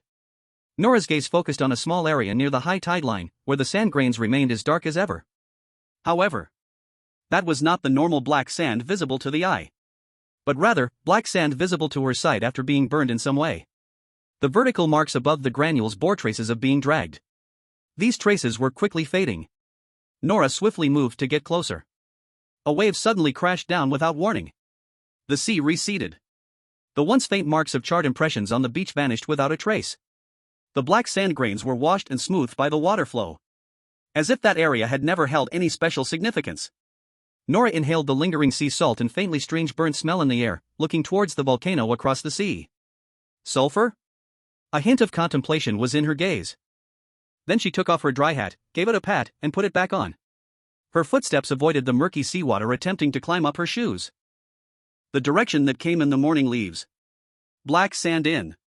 Game? What game? Jisoo looked curiously at the fat owner of the inn. The fat owner chuckled, a simple little game. As everyone knows, we in Shilua town believe in the volcano goddess, and according to many legends about her, she rarely appears directly before people. The goddess sleeps within the volcano, casting her gaze upon the world through the flames. So, this game is about seeing God. He took out a few dice from a drawer beside him and displayed them on the table for Jisoo to see. In a bit, you'll close your eyes, and I will throw the dice on the table. If you accurately guess the number on the dice, you win. There are a total of 5 dice here, and if you guess every one correctly, it proves you are favored by the goddess. She has expressed her attitude before you, granting you the qualification to know our town's history. Jisoo was taken aback. He looked at the 5 dice on the table, then looked at the expression of the fat owner. Is that it? Just guessing the dice? So simple? He thought he would have to go through a fierce battle or engage in a complicated intellectual duel to learn more about the volcano goddess's legends. But it's really just a game of luck? The fat owner nodded. The premise is that you must guess correctly, and you cannot use any underhanded abilities. He had a kind smile, as if he was saying something utterly ordinary. Our inn has been open for over 10 years, and I can count the number of visitors from outside on 2 hands, so I know a thing or two about certain matters. Your aura doesn't look ordinary, it's quite normal to have some tricks up your sleeve. Just to be clear, such abilities are strictly forbidden during the game. Jisoo was even more surprised and glanced around. The inn looked just the same as before, with backpackers and townsfolk chatting in the distant hall, and the corner they occupied was very quiet. What abilities? How would I know? The owner of Black Sand and knows of the summoner's existence? In the foreign land of the Mingcheng train, this was something only the final boss, Lin Che, knew. The foreign land continually refreshed its cycle. How could the fat owner still retain some memories? The fat owner smiled, the flesh on his face gathering together, making him look friendly. Perhaps, yes. From birth, people are divided into categories. Some are born with enviable resources, favored by fate. Such things have a nice name, talent. Some always possess special talents. Since you don't, it isn't something to focus on. If you are ready, we can start the game now. Talent, does it refer to the talent sequences possessed by summoners? Jisoo's brow furrowed slightly. The inn owner clearly did not want to delve into the topic of talent sequences, but wasn't this transition a bit too abrupt? Are we starting now? Don't you fear that I have the talent you mentioned and might lie during the game? The fat owner's gaze was clear, his tone sincere. I trust your honesty. These words left Jisoo unsure of how to respond. Or, the fat owner shifted his tone again, his smile widening, you could try to fool me. After all, I'm just a little shop owner with no ambition. I can't recognize everyone's abilities and talents under heaven. Maybe you could successfully cheat? Jisoo used the summoner talent sequence to check, and the fat owner wasn't lying. He didn't possess the ability to identify all talent sequences and hence couldn't prevent cheating in the subsequent game. He was telling the truth. In fact, there was a hint of anticipation in his tone, as if encouraging Jisoo to cheat. I understand. Jisoo gathered his excessive emotions and said seriously, I won't cheat using my talent. In fact, he also didn't have a suitable talent sequence to cheat in the Guess the Dice game. If the Guess Dice rule is to shake a dice box and guess the number of the dice inside, he could also use the Observer sequence to make deductions. But the Fat Boss's Guess Dice game required Jisoo to close his eyes. Not being able to see naturally meant he couldn't observe. Really not needed? The Fat Boss froze for a moment. Now it was his turn to feel surprised. Of course, just as you trust me, I am indeed an honest person. Jisoo said calmly. He looked at the red and white dice on the table. But I want to know, how can I ensure your honesty? He needed to guess the dice number with his eyes closed before he could open them and check the result. What if he guessed correctly, but the other person played tricks, secretly fiddling with the dice right before he opened his eyes? The Fat Boss snapped back to his senses, regaining his confident tone, and smiled. Don't worry about that, the customers in the store can witness for me, right, everyone? Of course. A loud and unified voice instantly rang out. Jisoo suddenly raised his head. He saw the group of people who had been chatting in the distant hall now gathered around the counter. Their expressions were stiff, their eyes fixed directly on the 2 people talking at the counter. It was as if they were a group of soulless, puppet-like robots being controlled. They looked completely different from their lively selves just moments ago. The shadow of the crowd blocked the bright lights of the hall, making the corner feel even darker. Jisoo stared at the crowd for a few seconds, then looked away and nodded at the Fat Boss. All right.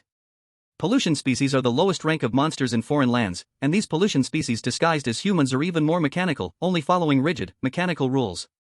Because they are too rigid, they are very suitable for being referees.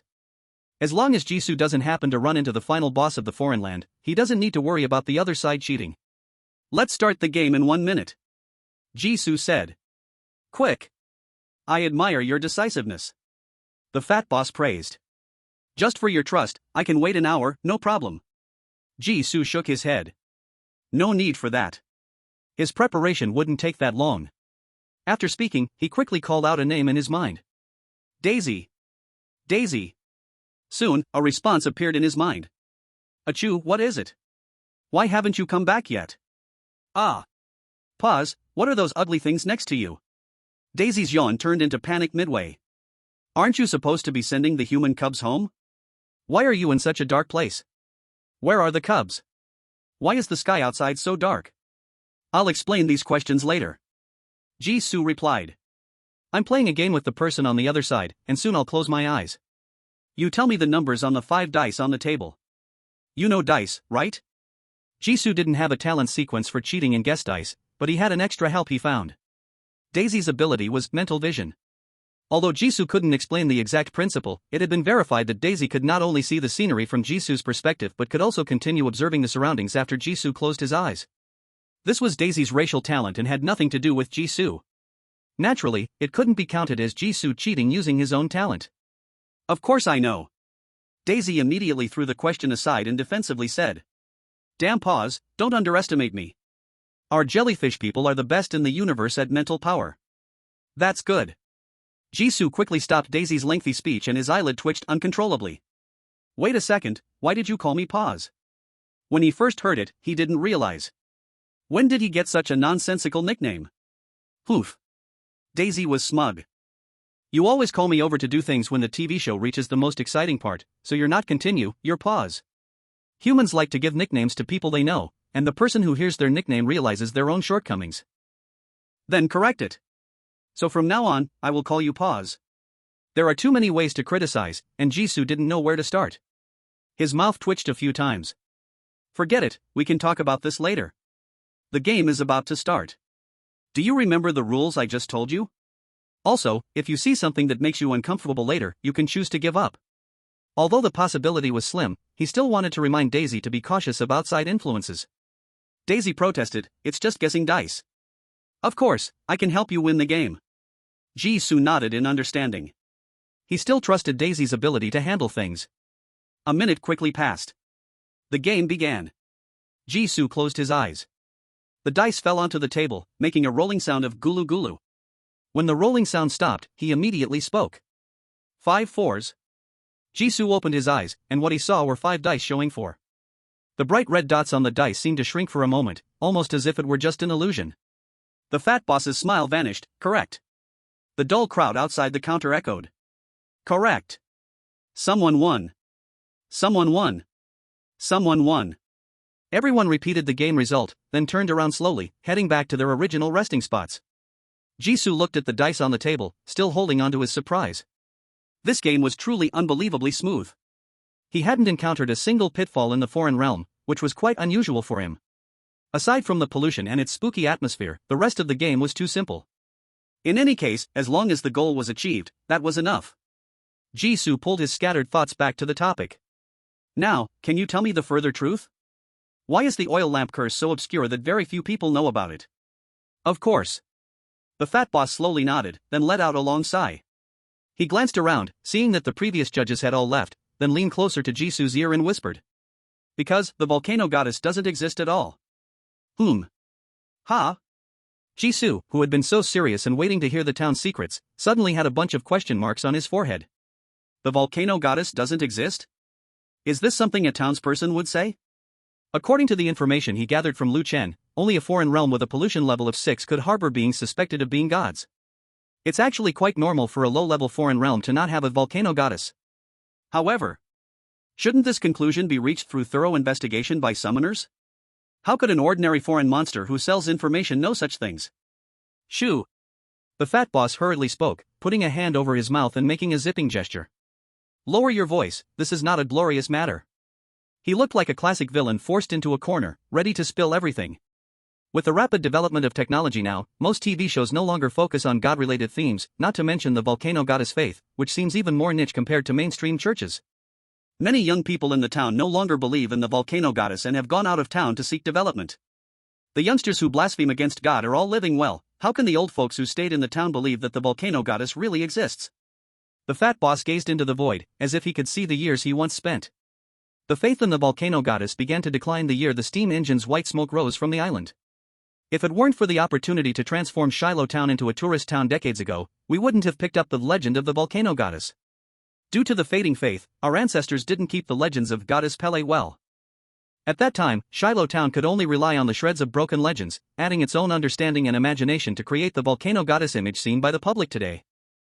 God is fictional, and the curses left behind are of course man-made. It's normal for the spread to vary. After all, man-made stories are meant to serve people. Jisoo spent several seconds digesting this statement. You mean to say, the curse of Pele is all made up by the townsfolk? Including the most widely circulated curses: don't steal the offerings from the roadside altar, don't imitate or interrupt the sacrificial dance, and don't take the sand from Black Sand Beach at night? The chubby boss nodded in admiration. That's correct. These are actually legends crafted by the town's mayors throughout the years. To transform Shiloh Town into a well-known folk tourism spot, during the festival that represents the birthday of the volcanic goddess, we place fruits and vegetables on the altars along the road as offerings. This not only deepens visitors' impressions of the volcanic goddess but also creates a generous and simple image of Shiloh Town, and it's one of the most shocking attractions. However, every year, there are visitors who can't control themselves and steal the offerings on the road. For aesthetics, we must promptly replace the missing parts. This consumes labor and requires extra funding to replenish the offerings. So, whenever we see tourists stealing offerings, we tell them that doing so will trigger the goddess's curse. As for not imitating the sacrificial dance, some visitors really lack dancing talent, and when they try to learn the steps from the sidelines, they end up distracting our dancer teachers. This kind of trouble happened at a previous festival. That year's dance was truly Psy. In short, it later became the second most famous curse in the festival. As for the third one, many tourists like to bring back souvenirs from Shiloh Town for their family and friends. Among them, the grains of sand from Black Sand Beach are particularly unique and are the first choice for visitors. During the day, it's fine, each visitor taking a jar of sand away doesn't harm the beach much. But at night, the scenery of Black Sand Beach is spectacular during the day, but once night falls, the black sand and the dark night blend together, making the view particularly dull and sparsely populated. Without an audience, visitors who are shy during the day and dare not take more sand will sneak in, becoming greedy dragons. At most, we once caught a visitor who was trucking sand away in a truck by the beach. Chapter 197, Strange Copy? No, Finance Channel. The air became very quiet. Jisoo took a moment to regain his voice. So, the curse of not extinguishing the oil lamp. Hee hee, that's a story my great-grandfather made up. The chubby boss awkwardly scratched his head. The dark-skinned strongman feigned shyness, which was quite an eyesore. The eternal flame lamp is a tradition of the festival and has gradually evolved into an essential prop for the night view of Shiloh Town. To let visitors know about our accomplishment of maintaining oil lamps and candles for 5 whole nights, my great-grandfather specially crafted it into a legend to promote to tourists. It's likely the story wasn't interesting enough and the connections were too weak, so it didn't become popular. Most young people born in the town are unaware. Isn't that out of the ordinary? As for the curse of extinguishing the oil lamp definitely triggering a curse, when creating a story, you have to think of some crisis element that is indispensable. Anyway, the curse itself is fake, whether the probability is high or low, it's all just a matter of what the storyteller says. An unarguable reason. Jisoo was left speechless. The curses known to the public, stealing offerings, imitating dances, are all things easily triggered by tourists. Designing them to definitely trigger a curse could easily ruin the atmosphere of the festival. So, the serious consequences are stuffed into some less-known stories, like the eternal flame lamp. If Shiloh Town were truly just an ordinary tourist spot, such a design wouldn't be an issue. Unfortunately, this is an exotic land. Curses in an exotic land are not just randomly made-up stories. Do you know any other curse stories besides the eternal flame? Maybe some more obscure ones? The fat boss clapped his hands and sighed. Please don't make it hard for me. My great-grandfather only managed to get a storytelling opportunity, but he wasn't taken seriously by the town mayor back then. If you want to know other stories, you'll need to ask someone else. He poured himself a cup of tea and cleared his throat. You scholars, of course, aren't keen on hearing these real stories mixed with money. So I said from the beginning, if it's a folklore investigation, we can finish after discussing the previous question. Jisoo didn't answer directly, but asked the next question instead. The carnival starts tonight, right? This question was very important. There are two ways to complete the foreign domain mission. One is to uncover the truth behind Pearl's curse, and the other is to survive until the carnival ends. It is known that the carnival lasts 5 days. If we start counting from the morning, by the time the summon enters the foreign domain, the first day of the carnival is nearly over. So, is the foreign domain being considerate, helping them shorten 1 day of the process? The fat boss nodded. That's right, the carnival starts at 8 p.m. and ends at 8 p.m. on the 5th day. One reason is to feature our town's uniqueness. The other reason: Hawaii's big island needs to accommodate tourists from all over the world. It's better to sleep during the day and have more people around at night. The last part wasn't really necessary. Despite it being a bizarre instance, the fat boss kept referring to tourism promotion and guesthouse compiling skills, dragging the conversation into a finance channel vibe. Jisoo tried to refocus on his original line of thought. So, what's up with the strange happenings in the town recently? If the truth of the curse was as the other party had said, he would have completed the mission and left the foreign domain by now. Clearly, this was just the truth in the ordinary townsfolk's understanding, not the kind of content the summon needed. What? There really are strange things happening in the town? Daisy exclaimed in surprise. The voice in his head was as lively as ever, making it impossible for Jisoo not to pay attention to it. Why are you still here? He asked in his mind. Of course, I find this place more interesting. Wow, goddess. Curse. I had no idea you were playing such an intriguing game here. Daisy said excitedly. Pause, I want to stay. You? Forget it. There might be times I need your help later, so it's fine for you to stay. Jisoo solemnly reminded in his mind. But don't speak out easily. Once things get busy, I might not be able to pay attention to you. Got it. Daisy replied happily. Back to the main topic. The fat boss tilted his head and thought for a long while, the recent strange happenings. Oh. You must be talking about the messages from a few days ago? He waved his plump palm carelessly. Most tourists coming to our place are interested in the legend of the volcano goddess. Every year, a group of tourists try to find the miraculous events where the goddess curses the disrespectful during the carnival. Things like stealing the offender's backpack or making someone have a bad day. A lot of things are just because tourists have poor memory or are good at making connections and imagining things. Ordinary little things can be seen as the volcano goddess manifesting. But today, this situation seems a bit more serious. Some tourists said that when they were sleeping in the hotel, they woke up to find themselves in the wild, having slept there for the whole night. Some said their companions mysteriously disappeared for a day. Someone said they were beaten up by an invisible, transparent person. The people involved described things in a way that seemed unbelievable, yet they couldn't provide any concrete evidence. Because of this, Sheriff Wilson has been running around every day, so busy that he might have to take a part-time job at the neighborhood committee. This year, these kinds of things are more frequent than in previous years, and many people in town believe they are real strange events. The fat boss tidied up the dice on the table and casually said, I don't believe in these rumors, but they've definitely increased the popularity of Pearl's curse. The security during the celebration has improved a lot. Indeed, until now, the fruits and vegetables outside the inn have not been touched. Outside the open door of the inn, you can vaguely see a small stone altar half a meter high. It is filled with a plate of fresh and tempting fruits. There are too many legends about the volcano goddess. It is really not easy to make tourists pay attention to this curse legend that helps maintain security. He supported his waist and staggered to stand up from the chair, his fat body having difficulty moving in the cramped space. All right, little brother, you've dug out all the information I know. The carnival time is limited. You should go enjoy this beautiful night elsewhere. Jisoo took note of the important information during the conversation and did not try to hold him back. He also stood up and slightly nodded to the other person. All right, I wish you a wonderful night as well. The information he got from the fat boss was enough, worthy of the expenditure of 2 points of stamina. It was time to see what discoveries others had made.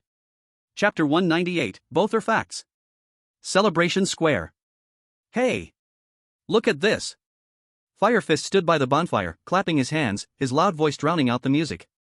Then he extended his finger, and the orange flames shot out like little snakes from his fingertips. The flames obediently circled around his palm, successfully attracting the admiration and whistles from nearby tourists and locals. Cool. Is this a new street performance? Do another one. In high spirits, some people even tossed coins and bills. Firefist was very pleased with this, picking up the scattered money from the ground, grinning widely. Thank you for your support. Next, I will perform another one. Idiot. A cold voice sounded beside him. The postman squeezed over at an unknown time, his face expressionless behind black-framed glasses. He scanned the applauding faces and said in a low voice. Are you afraid others won't know we're special?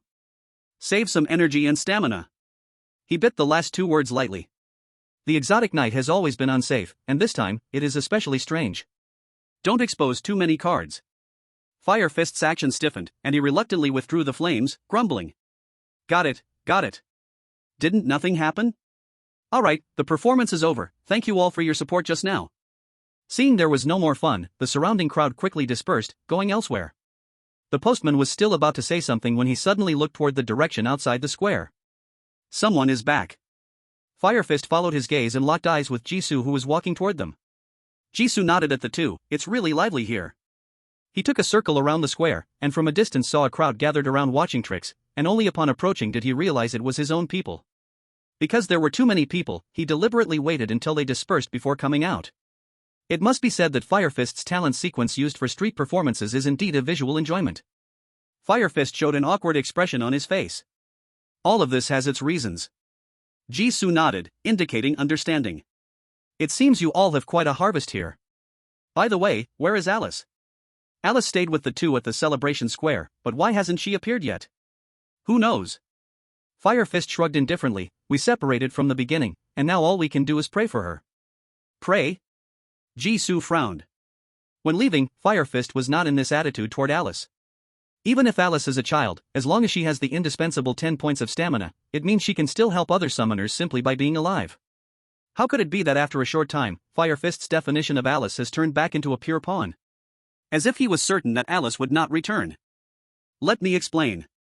The postman interjected, pushing up his black-framed glasses. This is a special foreign domain with a pollution level exceeding 4.2 and a level I stability. Level 4 foreign domain? Jisoo was greatly surprised. Ordinary modern towns have almost no dangerous initial landing spots. Among the summoners, there was also a pseudo-newbie who had just gained the identity of a summoner. How could this configuration possibly be a level 4 pollution domain? He looked around, his tone filled with doubt. Are you sure? Level 3 domains can have swords and magic. Level 4 domains, aside from a stamina bar system, look far more normal than the hero domain I last visited. Isn't pollution level supposed to represent the degree of difference from the real world? The postman let out a long sigh. This is precisely the drawback of eye-level stability. He took off the watch on his wrist, fiddled with it casually, and a line of blue numbers jumped out, forming a three-dimensional virtual image. 4.21. 4.29. 4.19.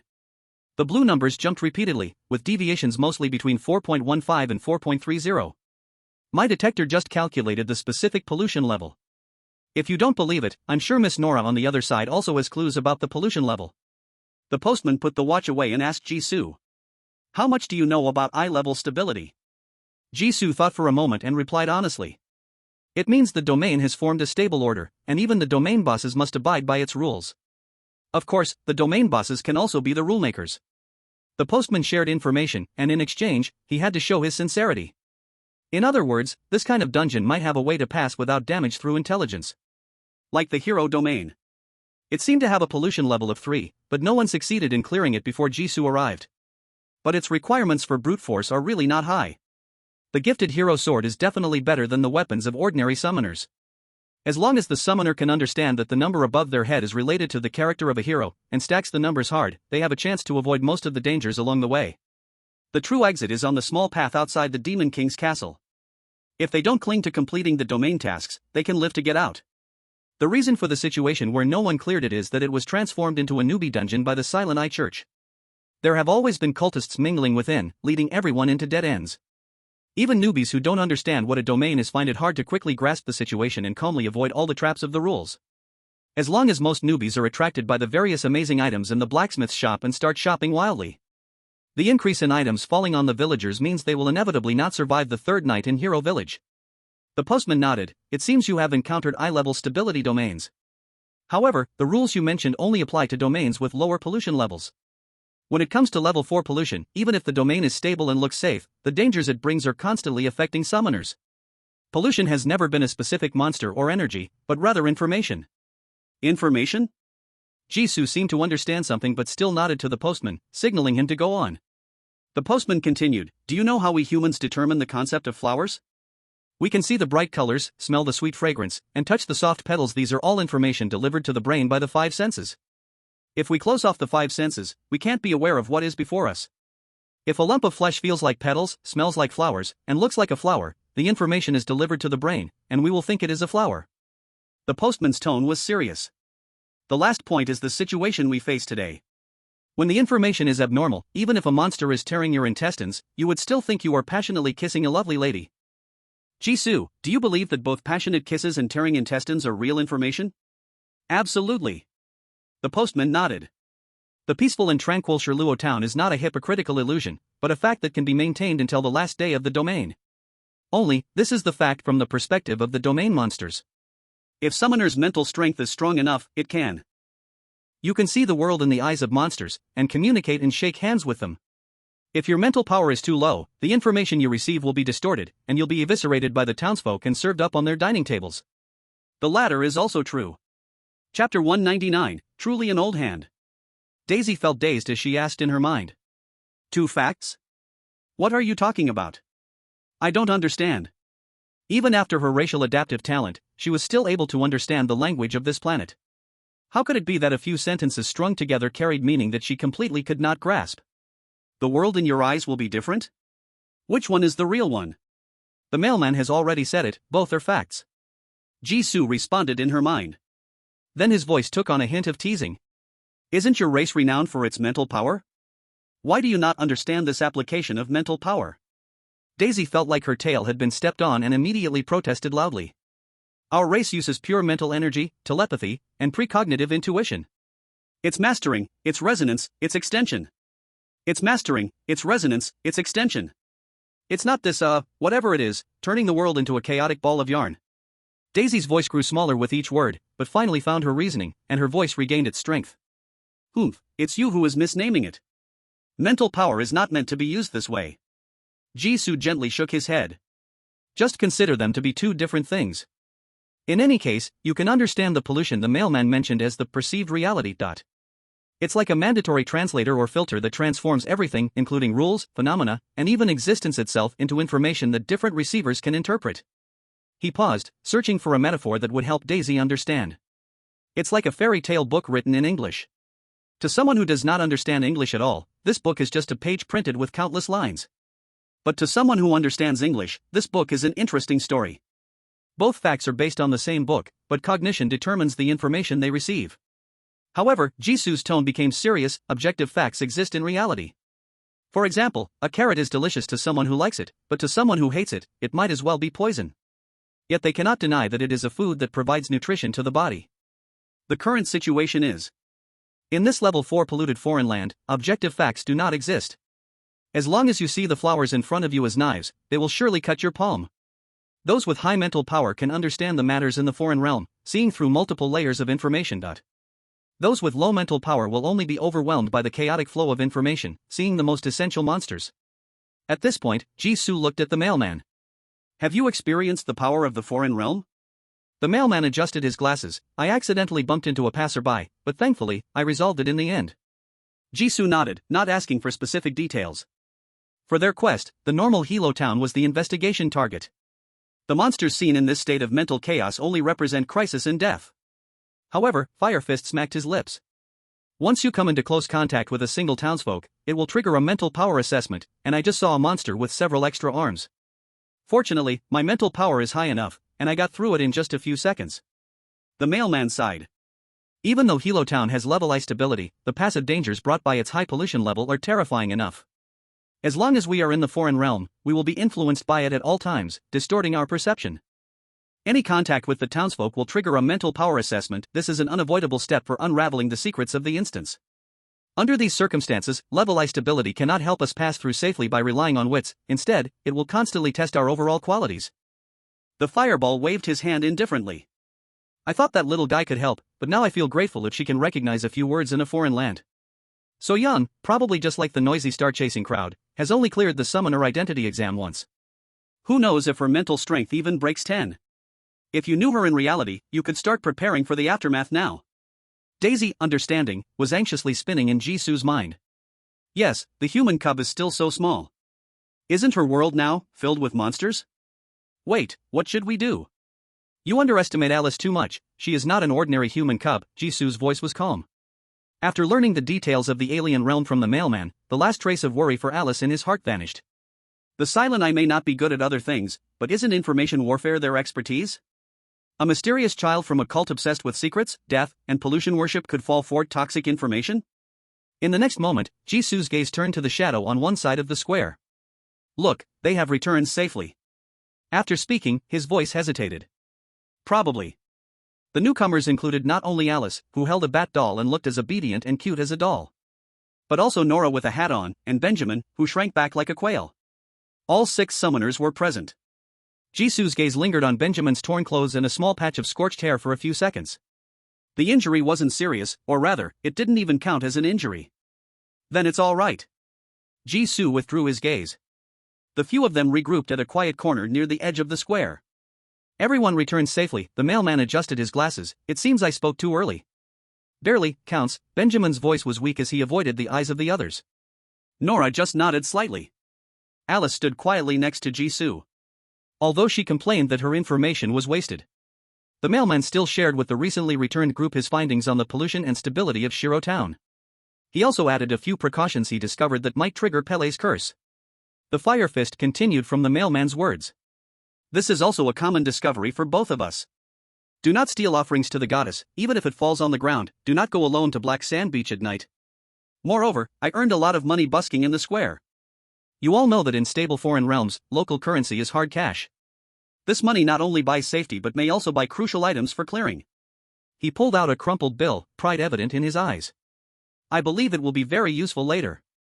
The mailman added, we saw quite a few things in the square, and there may be key clues for the clearing tasks. But currently, we know too little. Connecting them requires further investigation. Whether it's useful is unknown, but saying it at this time makes it useful. It represented the contribution the two made to the team. Jisoo almost laughed out loud. Indeed, an old hand, skillfully shifting the blame like this. Clearly, he only revealed the pollution and stability of Shiro Town, information unrelated to the clearing task. Still able to fill the contribution report to the brim during the briefing. Chapter 200, Clues from the Future? Complaints aside, Jisoo followed up and spoke. I went to the Black Sand Inn, and I believe everyone knows what it's for, so I won't waste my breath on it. Ha? Ah, ho. Benjamin wanted to question but turned to the other few who showed no reaction. He immediately realized that in some aspects, his progress had already lagged behind the others. He shrank his neck and swallowed the words that were on the tip of his tongue. Jisoo glanced at Benjamin's direction, pretending he didn't hear anything unusual, then continued with his previous words. The owner of the Black Sand Inn has an exclusive taboo that ever-burning lamps placed everywhere during the festival cannot be extinguished. And the various taboos of Pele's curse were actually compiled by the town's residents in the last century. Fire Fist, who had been paying attention, suddenly changed his expression after hearing the latter part. His face became strange. Is the latter part of the information your guess? It was something I heard from the inn owner after I won a small game. Jisoo replied indifferently. Fire Fist didn't say anything more. Games in foreign realms are often not real games. Such deeply trusted information, gained through risking one's life in a game, is highly credible. But Fire Fist couldn't hold it in any longer. What does this information have to do with our mission? Jisoo spread his two palms, looking indifferent as if to say whatever happens, happens. I don't know either. He was only responsible for sharing the information without hiding anything. The rest of the matter would be dealt with later. You. Fire Fist's face turned even redder. At this moment, Nora's cold voice rang out. I found burn marks and drag traces on Black Sand Beach, about 2 palms wide, suspected to be left recently. They are faint. As soon as I got close, the traces were erased by the waves. Her words were brief, yet packed with information. Waves? The postman perked up. How could there be burn marks near the tidal line on the beach? Where there's water, there can't be fire. Could the burn marks have been made by humans? Fire Fist scratched his chin. Drag traces are very common, though. On the beach, with tourists playing and chasing during the day, it's easy to leave deep or shallow drag marks. Benjamin began to think, could it be that someone lit a bonfire by the sea during the day? Maybe having a barbecue or something? Jisoo glanced at Nora's half-hidden face beneath the brim of her hat. The clues that catch Miss Nora's attention surely aren't ordinary traces, right? At least they wouldn't be something so simple like erased by the waves. Nora nodded. They're very faint, faint enough that most people can't see them. As soon as she said this, the expressions of the others changed instantly. The postman furrowed his brow tightly. Traces that most people can't see? Could it be a sign of some monster activity? No. Firefist immediately dismissed his guess. Signs usually appear in unstable foreign realms as a warning of increased contamination. But the foreign realm we're in is Class 1 stability. Saying this, he looked around, his gaze lingering on Benjamin and Alice for a few more seconds. Our team configuration doesn't meet the conditions for upgrading the foreign realm. That's true. The postman relaxed his brow and then looked at Jisoo. Traveler, it seems like you have something to say? Jisoo, interrupted in his thoughts, looked up and his gaze flickered. The other side's ability to read him was truly impressive. He didn't hide it, nodding calmly. Indeed, the clue provided by Miss Nora reminded me of a story I heard in Hawaii before. He paused for a moment, then added. I mean, real-life Hawaii. He briefly retold the version of Pele's curse he learned from the locals in the real world. The unsolved case from 4 years ago, the charred remains found on Black Sand Beach, rumors of shadows on the beach, and the birth of Pele's curse. That's all. Jisoo stopped and cleared his throat. In reality, Black Sand Beach is located west of the city of Hawaii, which is very bustling, while the Black Sand Beach in the foreign realm appears next to an unknown small town. Although I heard from the locals that strange things have been happening in the town recently, there haven't been any disappearances or casualties so far. At most, it's just some tourist getting drunk, thinking they spent the night in the wilderness. Saying this, he looked at the silver-haired woman who was lost in thought. But Miss Nora brought back traces of scorch marks from Black Sand Beach, which should be the strange traces that the local residents could only see on Black Sand Beach after the unsolved case occurred. Alice timely lifted her little face, pointing at the crowd not far away, her voice clear. At the biggest bonfire over there, the flames contain dirty, glowing dust floating inside, different from the fire elsewhere. But it will soon burn out. Bonfire? The postman and Firefist exchanged a glance, their faces grim. The two of them had been in the square, yet they had not noticed this phenomenon. Instead, the child they thought would be the first to die discovered the crucial clue. The postman put away the last trace of nonchalance on his face, analyzing seriously. The power to manipulate lava, difficult to trace. Is this the final boss we need to face in the other realm? Firefist fell into thought. Could it be that the case has already happened? Not necessarily. Jisoo countered. Recently, rumors about strange events in the town have been rampant. If someone really disappeared, the local people deeply affected by the rumors would definitely notice and react immediately. To widen the rumor's impact or completely squash it, both are possible, but it's definitely not the current situation of being neither light nor serious. Benjamin nodded repeatedly. That makes sense. Or could it be time fragments? The postman opened his mind, and the more he thought about it, the more he felt it made sense. Finally, he clapped his hands, his expression as if he had just realized something. Exactly, it must be this. The abilities of the other realm are numerous and strange. The ability to allow many summoners to repeatedly enter the same time loop is the most common. The traces on the beach are very likely projections of a future day, appearing in the present to provide us clues. The Black Sand Beach is the key to everything. Starting tomorrow, we should focus our investigation primarily on the Black Sand Beach. If you're not afraid of death, it's best at the Black Sand Beach at night. The other's conclusions were not much different from his, and no one refuted it. Then, everyone's gaze turned to the last person who had not provided any useful input, Benjamin. With a distressed expression, Benjamin stiffened, the ease on his face instantly vanished, replaced by stammering. Although I am risking the dangers of a level 4 other realm, trying hard to investigate around the square. But I had really bad luck, and the taboo information I got about the curse was all things you had already discovered in advance. Other clues also. My energy has run out, I really can't investigate other places anymore. His disjointed speech quickly chilled the atmosphere. In fact, he was scared by the first old lady townsperson he encountered and hid, not daring to continue the investigation. Estimating that others had already finished their investigations, he returned with no energy expended at all. Benjamin initially thought that at the very least, he would have Alice as a backup. At worst, he could just tell others the characteristics of the old lady monster he encountered, treating it as completing the task. Who would have thought? The postman was the first to speak, revealing the peculiarities of the other realm, making the monster information he held instantly meaningless. Later, even Alice could pose a question about the bonfire. The progress was too fast, and he couldn't keep up at all. The faces of several people were not looking too good, but no one exploded in anger. The postman forced a kind smile. It's all right, it's getting late, everyone work hard again tomorrow. Nora was the first to walk out of the square. The 6-person meeting was adjourned. Chapter 201, Fingerprint Stain. Daisy analyzed the clues obtained in Jisoo's mind in various ways. Why does everyone think it's a beach issue? Why did no one pay attention to the bonfire that the cub mentioned? Pause. I think we should continue investigating the suspicious people in the square, and why the last person could provide no clues. Pause. Are you listening? Jisoo was called back to reality by the continuous shouts, pulling his gaze back to Benjamin, who was slowly leaving in another direction. I'm listening. He looked at the slightly hunched figure of the other person, his gaze calm. The cooperation among summoners is not reliable.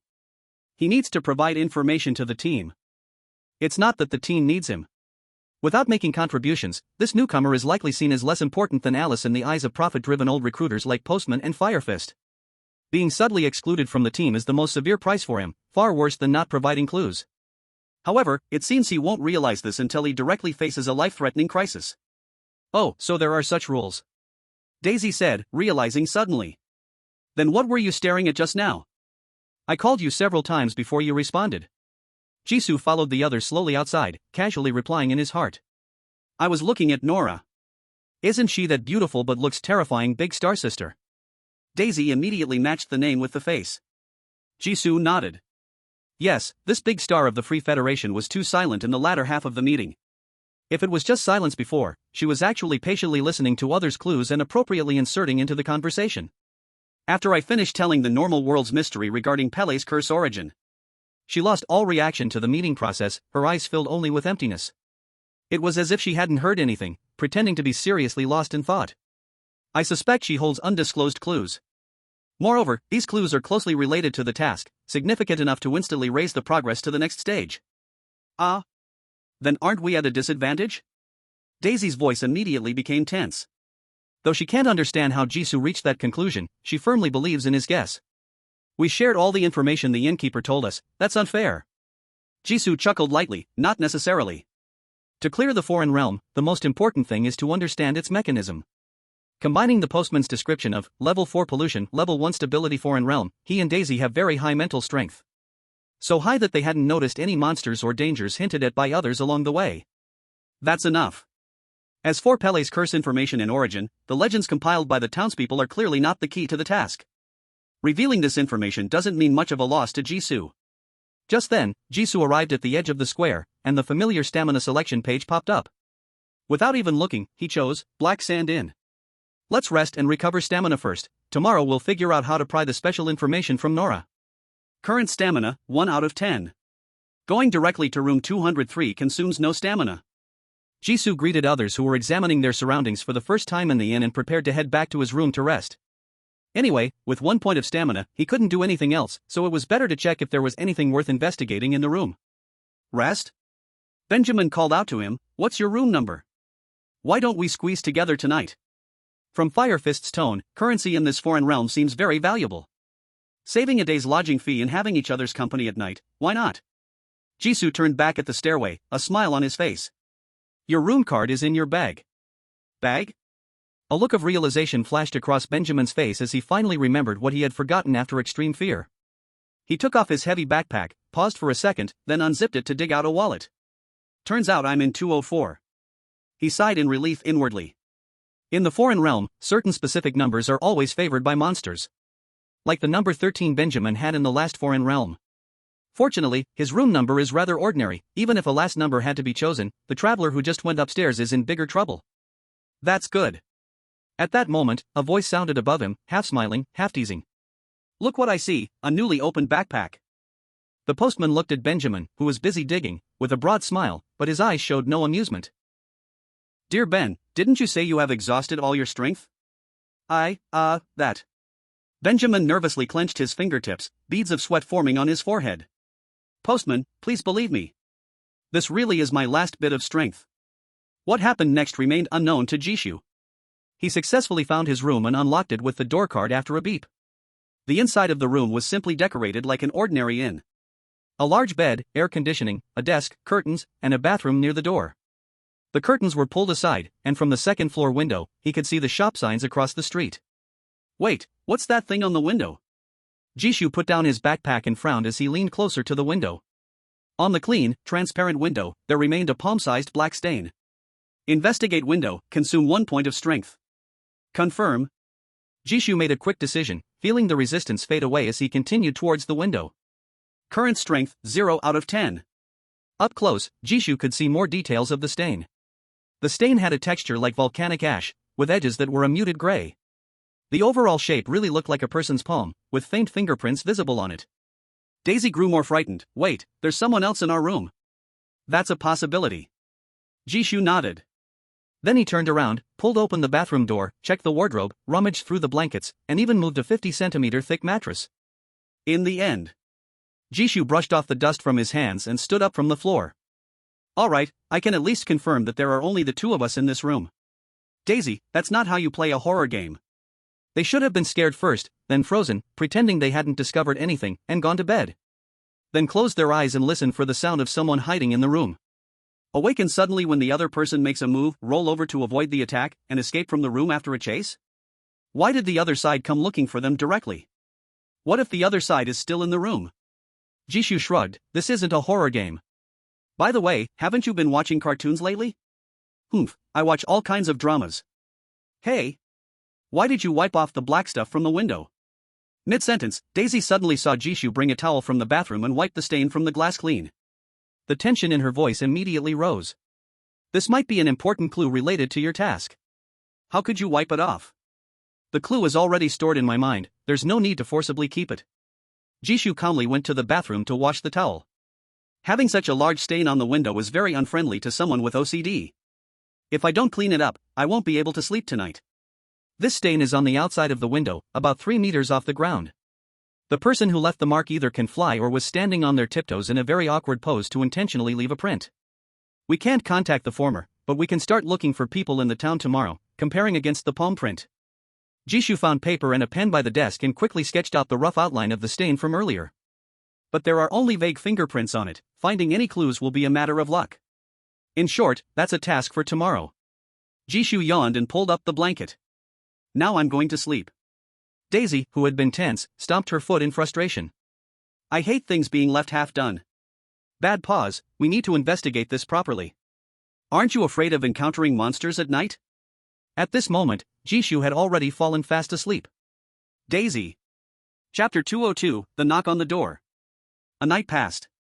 Jisoo opened his eyes and looked towards the window, the everlasting lamp on the bedside table still burned softly, emitting a gentle light.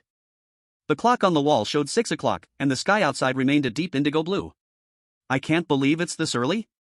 Jisoo rolled over, got out of bed, and rubbed his neck. Clear gaze. There is indeed a certain gap between games and reality. The time flow in the game is too fast, less than half an hour in the real world for a whole day. In such a short time, even with the stamina bar and fatigue value set in the game, Jisoo can hardly really fall asleep. At most, he goes offline to do some leisure activities, then closes his eyes to rest until his status automatically recovers and wakes him up. Jisoo opens various panels. Not only are all the characters' stats fully restored, but the stamina system of the other world has also been updated and replenished. Current stamina December 12th? 2 points more than the first day. Could it be that as time goes on, the summoner's actions become freer? However, the danger of the other world generally increases with time, it's best not to drag the front line back. Thinking of this, Jisoo prepares to go out and start a new round of investigations. Then, with a turn, he makes eye contact with the blue jellyfish floating in midair. Jisoo jolts, instinctively retreating and pulling out the hero's sword from his backpack. The shining sword light brightens the room even more. Wow! Don't hit me, it's me. Including the tentacles, the blue jellyfish, close to 80 centimeters in length, twists in the air, emitting a familiar and childish female voice. Her dreamy body, exaggerated in movement, looks quite comical. Jisoo's hand holding the sword pauses, squinting his eyes to carefully observe the floating creature in front of him. The jellyfish's translucent light blue umbrella-shaped top glows softly at the edges, and long tentacles sway, with the ends adorned in a cherry blossom like pale pink. This color scheme, this voice. Daisy, he asks hesitantly, slightly lowering the tip of his sword. Of course it's me. The umbrella part of the blue jellyfish excitedly flutters twice. You scared me. I thought you were going to slash me. Jisoo completely sets down the sword, his face filled with even more surprise. How did you turn into this? And so big? What happened to your original body? He gestures with his hand to recall the little jelly that was the size of a thumb in his memory. Wasn't your original form just this small? That's my Hydra state. It's a jellyfish larva. Do you understand larva? Daisy's voice carries indignation at being underestimated, and several tentacles protest as they rise up. My true form is very beautiful. I can also transform into a human shape. It just takes a long time to recover. She spins around in the air, mimicking everything that happened last night like performing in a stage play. This place is so dangerous, yet you dare to sleep, I was so worried. To prevent you from being gulped by monsters in your sleep, I specially guarded you here all night. Daisy could have happily returned to the mechanical cat's body to watch TV, but she stayed for her unreliable host. Do you know how much allure a TV series has for an alien? As she speaks, Daisy supports her umbrella top with her tentacle, sighing. It was really boring in between, I didn't see any danger, so I thought I'd try using my mental power for something. The light blue jellyfish turns her head, looking at Jisoo with a hint of sadness. To avoid someone mistaking mental power for pollution values. As a result, I just tried a bit, and my mental power took shape. Hee hee, I knew I was a genius. Jisoo, being indirectly scolded, touches his nose, feeling somewhat moved. I'm sorry. Daisy always saw herself as childlike. He truly did not expect her to stay up all night worrying for his safety. He explains with unusual care afterward. The summoner faces great restrictions, without stamina, I can only sleep. And in terms of danger, isn't our real world much more dangerous than it appears here? Compared to the strange environment of the other world and the misty world, it still feels far too anthropomorphized. Jisoo is accustomed to even calmly brushing his teeth and washing his face while witnessing the sun exploding outside the window. Knowing his body is merely a game character, it's difficult for him to feel true fear toward the other world. Although he knew there might be danger last night. The probability was low enough for him to consider it a safe environment, and he fell asleep peacefully. Daisy's light blue umbrella stopped shaking, and after several seconds, she exclaimed in shock. Right. How could she not think of that? Even if Jisoo died here, it wasn't true death. She should have watched TV. Jisoo didn't know the inner regret and confusion Daisy felt, so he tentatively touched her tentacles. It really is a physical object, so what principle allows you to fly in mid-air? Is it also mental power? It's a power our species has by nature. Daisy said proudly. She proudly flew around Jisoo. We can naturally float and move in various mediums. It's just that my true form hasn't fully recovered, so I can only stay in water. The more Daisy flew, the more excited she got, and she simply flew around the whole room. This game world is really strange. According to the recovery of my true form, I shouldn't be able to condense mental power into a physical form. But not only did I condense it into a physical form, it's a complete restored version of my true form. Woohoo, it feels so good to stretch my body freely. The carefree little jellyfish easily ignored the underlying problems, starting to freely roam around the room.